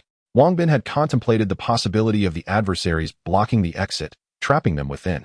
Yet he possessed unwavering confidence in his ability to break free, rendering any fear of being encircled moot. In his eagerness to save time, he swiftly charged into the vault, gathering the gold bricks with utmost speed. Moments later, he had successfully collected all the gold. "Wang Bin, they have barricaded the exit with firearms. What shall we do?" Li Daju inquired anxiously. "Do they possess heavy weaponry?" Wang Bin questioned. "It appears they do not." Li Daju replied. "Then we have a plan. Abeo, our ability to escape hinges upon you." Wang Bin said with a smile directed at Abeo. Rely on me?" "Rest assured, Uncle Wang. What should I do?" Abeo responded, slightly taken aback, yet soon filled with excitement at the prospect of rescuing everyone, which he considered a matter of great honor. "What is the maximum distance from which you can summon the vines?" Wang Bin inquired. "Up to 20 meters. Abeo answered. 20 meters is more than sufficient," Wang Bin exclaimed, a smile brightening his face. Chapter 179 Breaking Through the Siege. "Uncle Wang, I have figured out what to do." Upon Wang Bin's inquiry, Abao instantaneously gained clarity on his next course of action. "Excellent, I will provide cover for you." Zhao and Qian prepared to charge forward, while Lu Hui and Lu Feng were tasked with ensuring Uncle Zhang's safety. Wang Bin, elated by Abao's newfound determination, promptly devised a tactical plan. Afterward, Wang Bin retrieved 2 blast shields from the system space, positioning them in front of himself as he bent forward, leading Abao into the fray. The moment they emerged, bullets rained down upon the blast shields, creating a cacophony of sound. With a flourish of his hand, Abao summoned 2 vine tendrils from either side of the wall, piercing through numerous foes and sending the surrounding enemies retreating in terror. "Advance!" Wang Bin shouted as he noticed the enemy's withdrawal, raising the blast shield to follow suit. Behind him, Abao continued to manipulate the vines, relentlessly attacking the adversaries. The sheer density of the enemy ranks ensured that each of Abao's strikes claimed multiple lives. Li Daju and Qian trailed closely behind, with Lu Hui and Lu Feng safeguarding Uncle Zhang in the center. "Daju, Xiaonan, charge!" Wang Bin commanded as he observed the enemy being pushed from the building. It was imperative to act swiftly. If they delayed, the adversaries would establish defensive positions outside, complicating their breakthrough. Once the Qinglong's forces dispersed, their offensive capabilities would expand significantly, unlike the confined space of the corridor where only a handful could fire simultaneously. Moreover, the enemy's ranks were currently in disarray. This was the opportune moment to infiltrate their formation and prevent them from regrouping. Upon receiving the order, Li Daju and Xiaonan let out a battle cry and surged forward, eager to showcase their prowess before Wang Bin. as they plunged into the enemy lines. They relentlessly dispatched foes, further intensifying the chaos among the adversaries. Many were paralyzed with fear, scattering in all directions. Qinglong had initially intended to halt his subordinates from retaliating once they exited the building, but upon witnessing the unfolding situation, he could only sigh in resignation, leading Yaoheim and the others to escape to a nearby structure. Wang Bin chose not to pursue Li Dazhu and Xiaonan. He understood that their paramount objective was to escort Uncle Zhang to safety. Thus, he regrouped with Bao and Uncle Zhang, following the path cleared by Dazhu and Xiaonan. Before long, Wang Bin and his companions had traversed several streets, leaving Qinglong's forces behind. The thoroughfare was now sparsely populated with a few wandering zombies, all of which Bao dispatched with his tendrils before they could draw near. Let us proceed to the next vault. Wang Bin had no intention of engaging in conflict with Qinglong. It was the adversary's reckless actions that had escalated the situation to this extent. Should they exhibit goodwill, Wang Bin would not only refrain from hostility, but might even offer assistance in the form of tangible resources. Having delivered a lesson to Qinglong and disrupted his forces, he had no desire to be excessively ruthless. The immediate priority was to strengthen his own team. With the obstruction of the Qinglong gang now removed, the subsequent opening of the two vaults proceeded remarkably smoothly. Today, a total of 270,000 kilograms of gold was acquired, and additionally, 2 bags filled with various precious jewels were obtained from a private safe. However, despite the acquisition of gold, the number of zombies in the city was exceedingly sparse, and Wang Bin was disinclined to engage in combat. Throughout the night, the question of where the zombies had vanished plagued him. The only course of action left was to continue advancing towards the Fuzhou gathering point, simultaneously raiding vaults and seeking magical cores. After 3 more days of travel, they finally stumbled upon another large city, yet upon entering, they discovered that the zombies were still lamentably few in number. Where had all the zombies gone? Indeed, it was perplexing. Let us first search for the vaults. We shall inquire with other extraordinary individuals we encounter along the way to ascertain if they possess any knowledge of the situation. Thus, they pressed on, and eventually spotted a group of over 10 individuals engaged in battling zombies on a street. Wang Bin promptly approached them, but upon noticing their approach, the group became wary. Halting to scrutinize them, one individual, seemingly the leader, stepped forward and proclaimed loudly, "This area is under our control. You should vacate to another location." Without a moment's hesitation, Wang Bin casually tossed a pack of ham sausages toward him. The leader, perceiving the object hurled in his direction, instinctively swung his sword, expecting an attack. To his astonishment, it was merely a pack of ham sausages that fell to the ground in 2 halves. Stunned, he stared at the scattered sausages for quite some time. Wang Bin shook his head in resignation. Trust in the apocalypse was a rare commodity, and even goodwill might not necessarily be met with gratitude. Let me pose a question to you. In exchange for these sausages, Wang Bin promptly threw another bag of sausages to him. This time, the leader did not foolishly attempt to slice them. Instead, he excitedly caught the sausages and quickly bent down to retrieve those that had fallen. "Ask away. Whatever you wish to know," he exclaimed, his enthusiasm palpable as he grasped the sausages from the ground. "Do you know where all the zombies have gone? To be frank, we are unaware of their exact whereabouts. All we know is that one night last week, the zombies from the entire city suddenly surged out in a frenzy. Do you know the direction they headed?" The individual did not respond directly, but instead rubbed his hands together with a grin, clearly indicating he desired more sausages. Wang Bin offered a faint smile and tossed another pack his way. After catching the sausages, the leader excitedly pointed towards the east and said, "The zombies all fled in that direction." "Ah, thank you." With the answer in hand, Wang Bin had no desire to linger further, leading Li Dazhu and the others towards the vaults once more. "Boss, give me some. It's been ages since I had ham sausages." "Boss, I want one too." Don't snatch. There is enough for everyone." "Boss, I think that fellow is quite generous." "Do you reckon he has more food?" "Indeed." Upon hearing this, the leader's eyes lit up, and he hastily stowed the sausages in his backpack before hastily pursuing Wang Bin and the others. "Stop right there. Hand over all your food." Upon hearing Wang Bin's words, a look of helplessness spread across the faces of his companions. "Xiaonan, Bao, it is now your turn to hone your skills," Wang Bin remarked, showing little inclination to turn back as he led Li Dazhu and others forward. "Watch us," exclaimed Bao and Xiaonan, their excitement palpable as they turned to face the group of more than 10 individuals pursuing them. This time, Xiaonan refrained from transforming. Having gained considerable combat experience from the previous battle, he discerned the opponent's average strength during his prior inquiries and deemed it unnecessary to employ his transformation abilities. The assailants, perceiving Wang Bin's disregard and the fact that he had dispatched only 2 children to confront them, felt belittled and surged forward, enraged. Without further ado, Qian charged at the group, launching a flurry of punches and kicks. The combatants were taken aback. This young boy was remarkably formidable, with few able to withstand his strikes. Just as everyone focused their attention on Qian, a series of horrified screams erupted from behind, causing the attackers in front to turn, only to witness two vines piercing through the bodies of several of their comrades.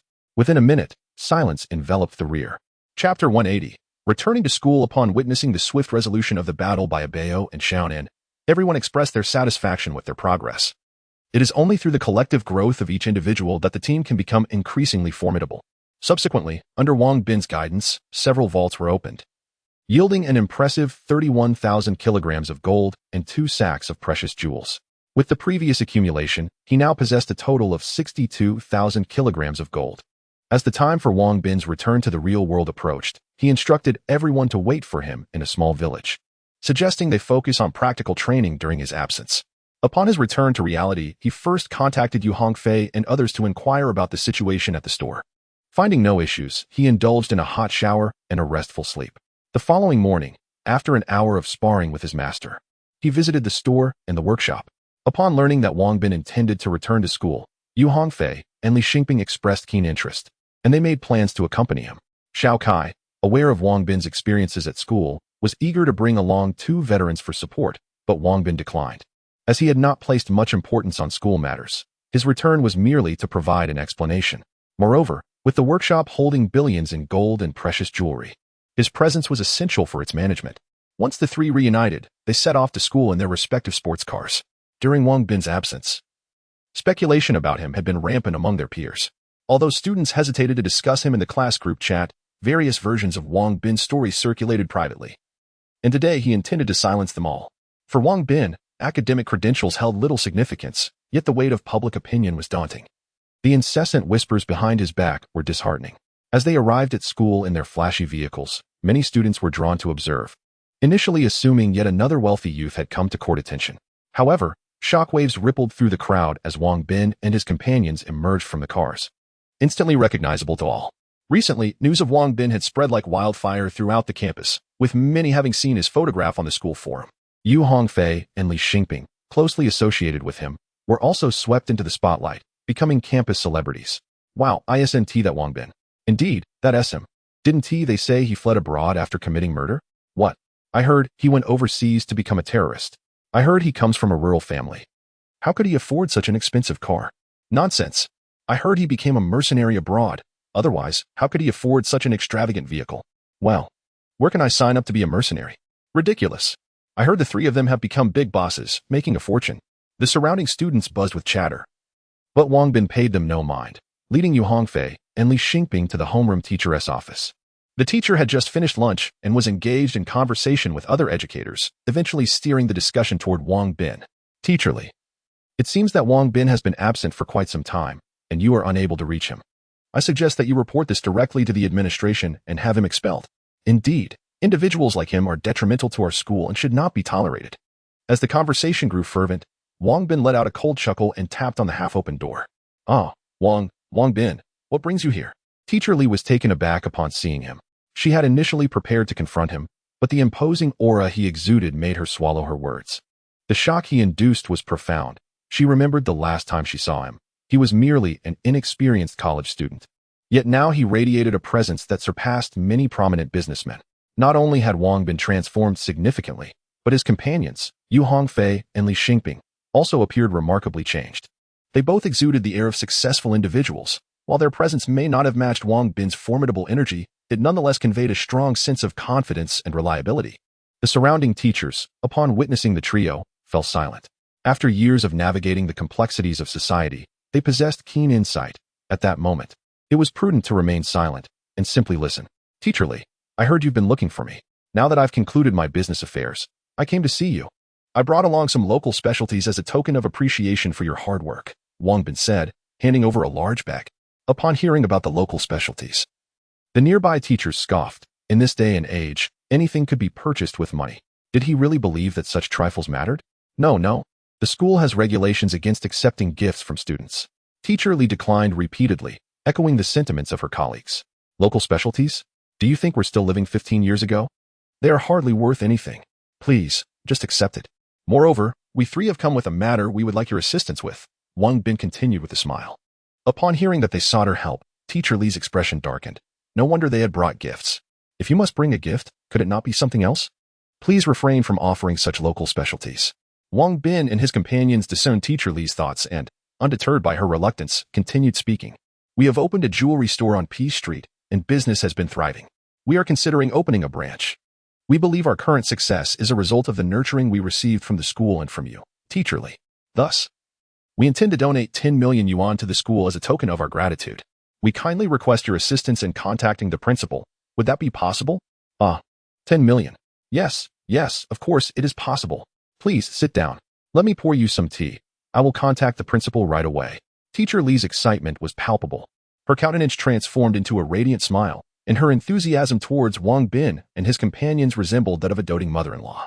Upon hearing the figure of 10 million, the surrounding teachers were left astounded, their mouths agape, rendered speechless for an extended moment. Indeed, P Street is renowned for its prosperity, with exorbitant rental prices that can make one gasp. To think that Wang Bin and his companions could establish a jewelry store in such a location, and now plan to open a second branch, is nothing short of remarkable. Even more astonishing is the fact that they are willing to part with such a sum at a moment's notice. What vast wealth must they possess? The gazes of the teachers around Wang Bin have shifted, now filled with a yearning desire for him and his friends to be their students. As they observe Teacher Li bustling about, attending to tea service, the envy and jealousy among the other educators are palpable. Once the donation of 10 million is secured, it is certain that promotions and various accolades will follow. Master Li, we shall forego the tea. We kindly request your assistance in contacting the principal. We have matters to attend to at our store and must return post-haste. Wang Bin couldn't help but chuckle internally at Teacher Li's flurry of activity. After enduring the trials of a post-apocalyptic world, Wang Bin's perspective has undergone a profound transformation. He has come to regard the intricacies of human relationships with a sense of detachment. When matters can be resolved with wealth, let them be resolved thus. And when such means fail, recourse to strength will suffice. Chapter 181. Returning to school, please, take a seat for a moment. I need to make a call to Principal Zhang, the teacher said. Upon hearing this, she felt a sense of urgency, understanding that the sooner this matter was resolved, the better it would be for her. After serving tea to Wang Bin and his companions, she took out her phone and dialed Principal Zhang. Initially, upon hearing Wang Bin's name mentioned, Principal Zhang felt a surge of anger rising within him. He had just returned from an academic exchange abroad and was taken aback to learn about Wang Bin's situation. Having just concluded his pressing tasks, he had intended to address Wang Bin's issue in the coming days. Yet here was Li Teacher seeking him out first.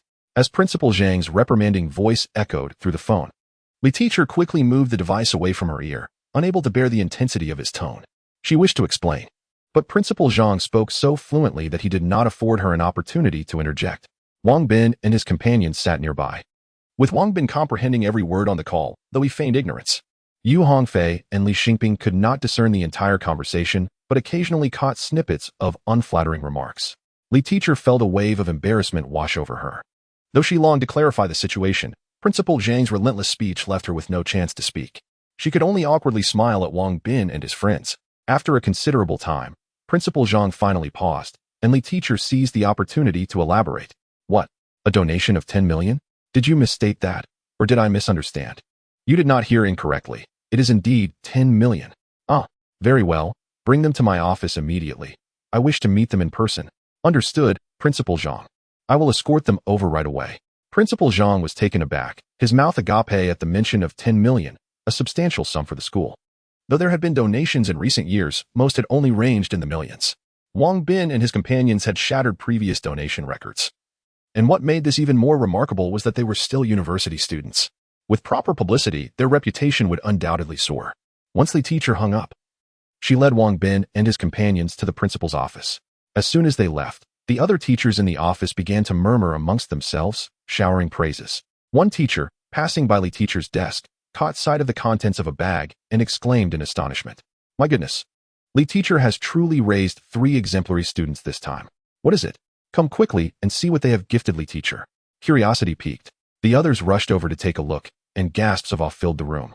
Ginseng, deer antler, snow lotus under Li Teacher's guidance. Wang Bin and his companions soon arrived at Principal Zhang's office.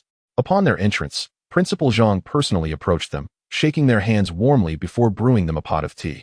His enthusiasm was almost overwhelming for Wang Bin. Wang Bin, wishing to be succinct, briefly recounted the details of their generous donation. This is indeed fortuitous, as the Mid-Autumn Festival celebration is set to take place next week. I am considering organizing a donation ceremony during the event. What are your thoughts on this? Oh, Principal Zhang, might that not be too cumbersome? Not at all, not at all. As university students venturing into entrepreneurship and achieving such remarkable success, I am genuinely delighted for you. Your accomplishments serve as exemplary models, and we must ensure they are widely publicized among the faculty and students, inspiring more junior peers to learn from you. Not only have you excelled in your studies, but you have also effectively applied the knowledge acquired in the classroom. Wang Bin felt a flush of embarrassment at Principal Zhang's words, fearing that if he did not agree, the principal would continue to elaborate. Thus, he hastily acquiesced and entrusted the matter to Yu Hongfei and Li Xingping for handling. By the way, Principal Zhang, our campus forum has recently been plagued by defamatory posts targeting the three of us, severely impacting our reputation. We have identified the individual responsible for these slanderous remarks and kindly request your assistance in addressing the matter. As Wang Bin spoke, he handed a pre-prepared USB drive to Principal Zhang. Rest assured, as long as the evidence is conclusive, we will take stringent measures and provide you three with a satisfactory resolution. Principal Zhang was already aware of these issues, yet he feigned ignorance. Wang Bin and his companions chose not to confront this pretense, engaging in further conversation before departing. Teacher Li directly escorted the trio to the parking lot, and upon seeing the sports car they arrived in, he found himself at a loss for words. After leaving the school, Wang Bin returned home, while Yu Hongfei and Li Xingping resumed their work. Initially, Wang Bin intended to make a personal donation, but upon reflection, realizing it also involved Yu Hongfei and Li Xingping, he decided to include them and raise the donation amount from 5 million to 10 million, ensuring they would also have prestige within the school. After placing his belongings into the system space at his personal warehouse, Wang Bin returned home to commence his cultivation of the aging Jing. When the time for the apocalypse arrived, Wang Bin found himself back in that dire world. As soon as he appeared, the crowd hurriedly rushed towards him. Noticing the urgency in their expressions, Wang Bin sensed that something significant had transpired and anxiously inquired about the situation. Wang Bin, on the very next day after your return, over 1 million zombies passed by the foot of the mountain. Were any of you harmed? No. The zombies seemed to be in a great hurry and did not approach the mountain.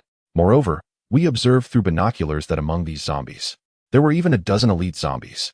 This location is not far from the Fuzhou gathering point. I fear something has gone awry there. Wang Bin had previously speculated. Though he lacked certainty, now, hearing their accounts, he felt convinced that these zombies were indeed heading towards the Fuzhou gathering point. Upon Wang Bin's assertion, they too concluded that the zombies were likely advancing toward Fuzhou.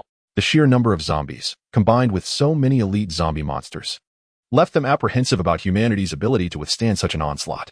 Upon reflecting on the breach of the Fuzhou gathering place, their hopes were utterly dashed. After enduring numerous trials, their sole aspiration was to locate the Fuzhou enclave and lead a life of comfort. Yet, should the Fuzhou gathering place fall to the undead, they would find themselves at a loss as to where safety could truly be found. There is no need to dwell on such matters. Let us hasten to the Fuzhou gathering place and ascertain the situation before determining our next course of action. Thus, it was unanimously agreed upon that after breakfast the following morning, they would set forth on their journey. In order to make good time, the group had refrained from practicing their skills in the preceding days, spending the majority of their daylight hours within the confines of their vehicle. To prevent fatigue while driving, they took turns behind the wheel, with 2 individuals remaining vigilant and alert to their surroundings at all times. Continuous travel over the past few days had left them weary, allowing for rest only during the night. Moreover, in their quest to enhance their abilities, they diligently followed Wang Bin in their evening practices.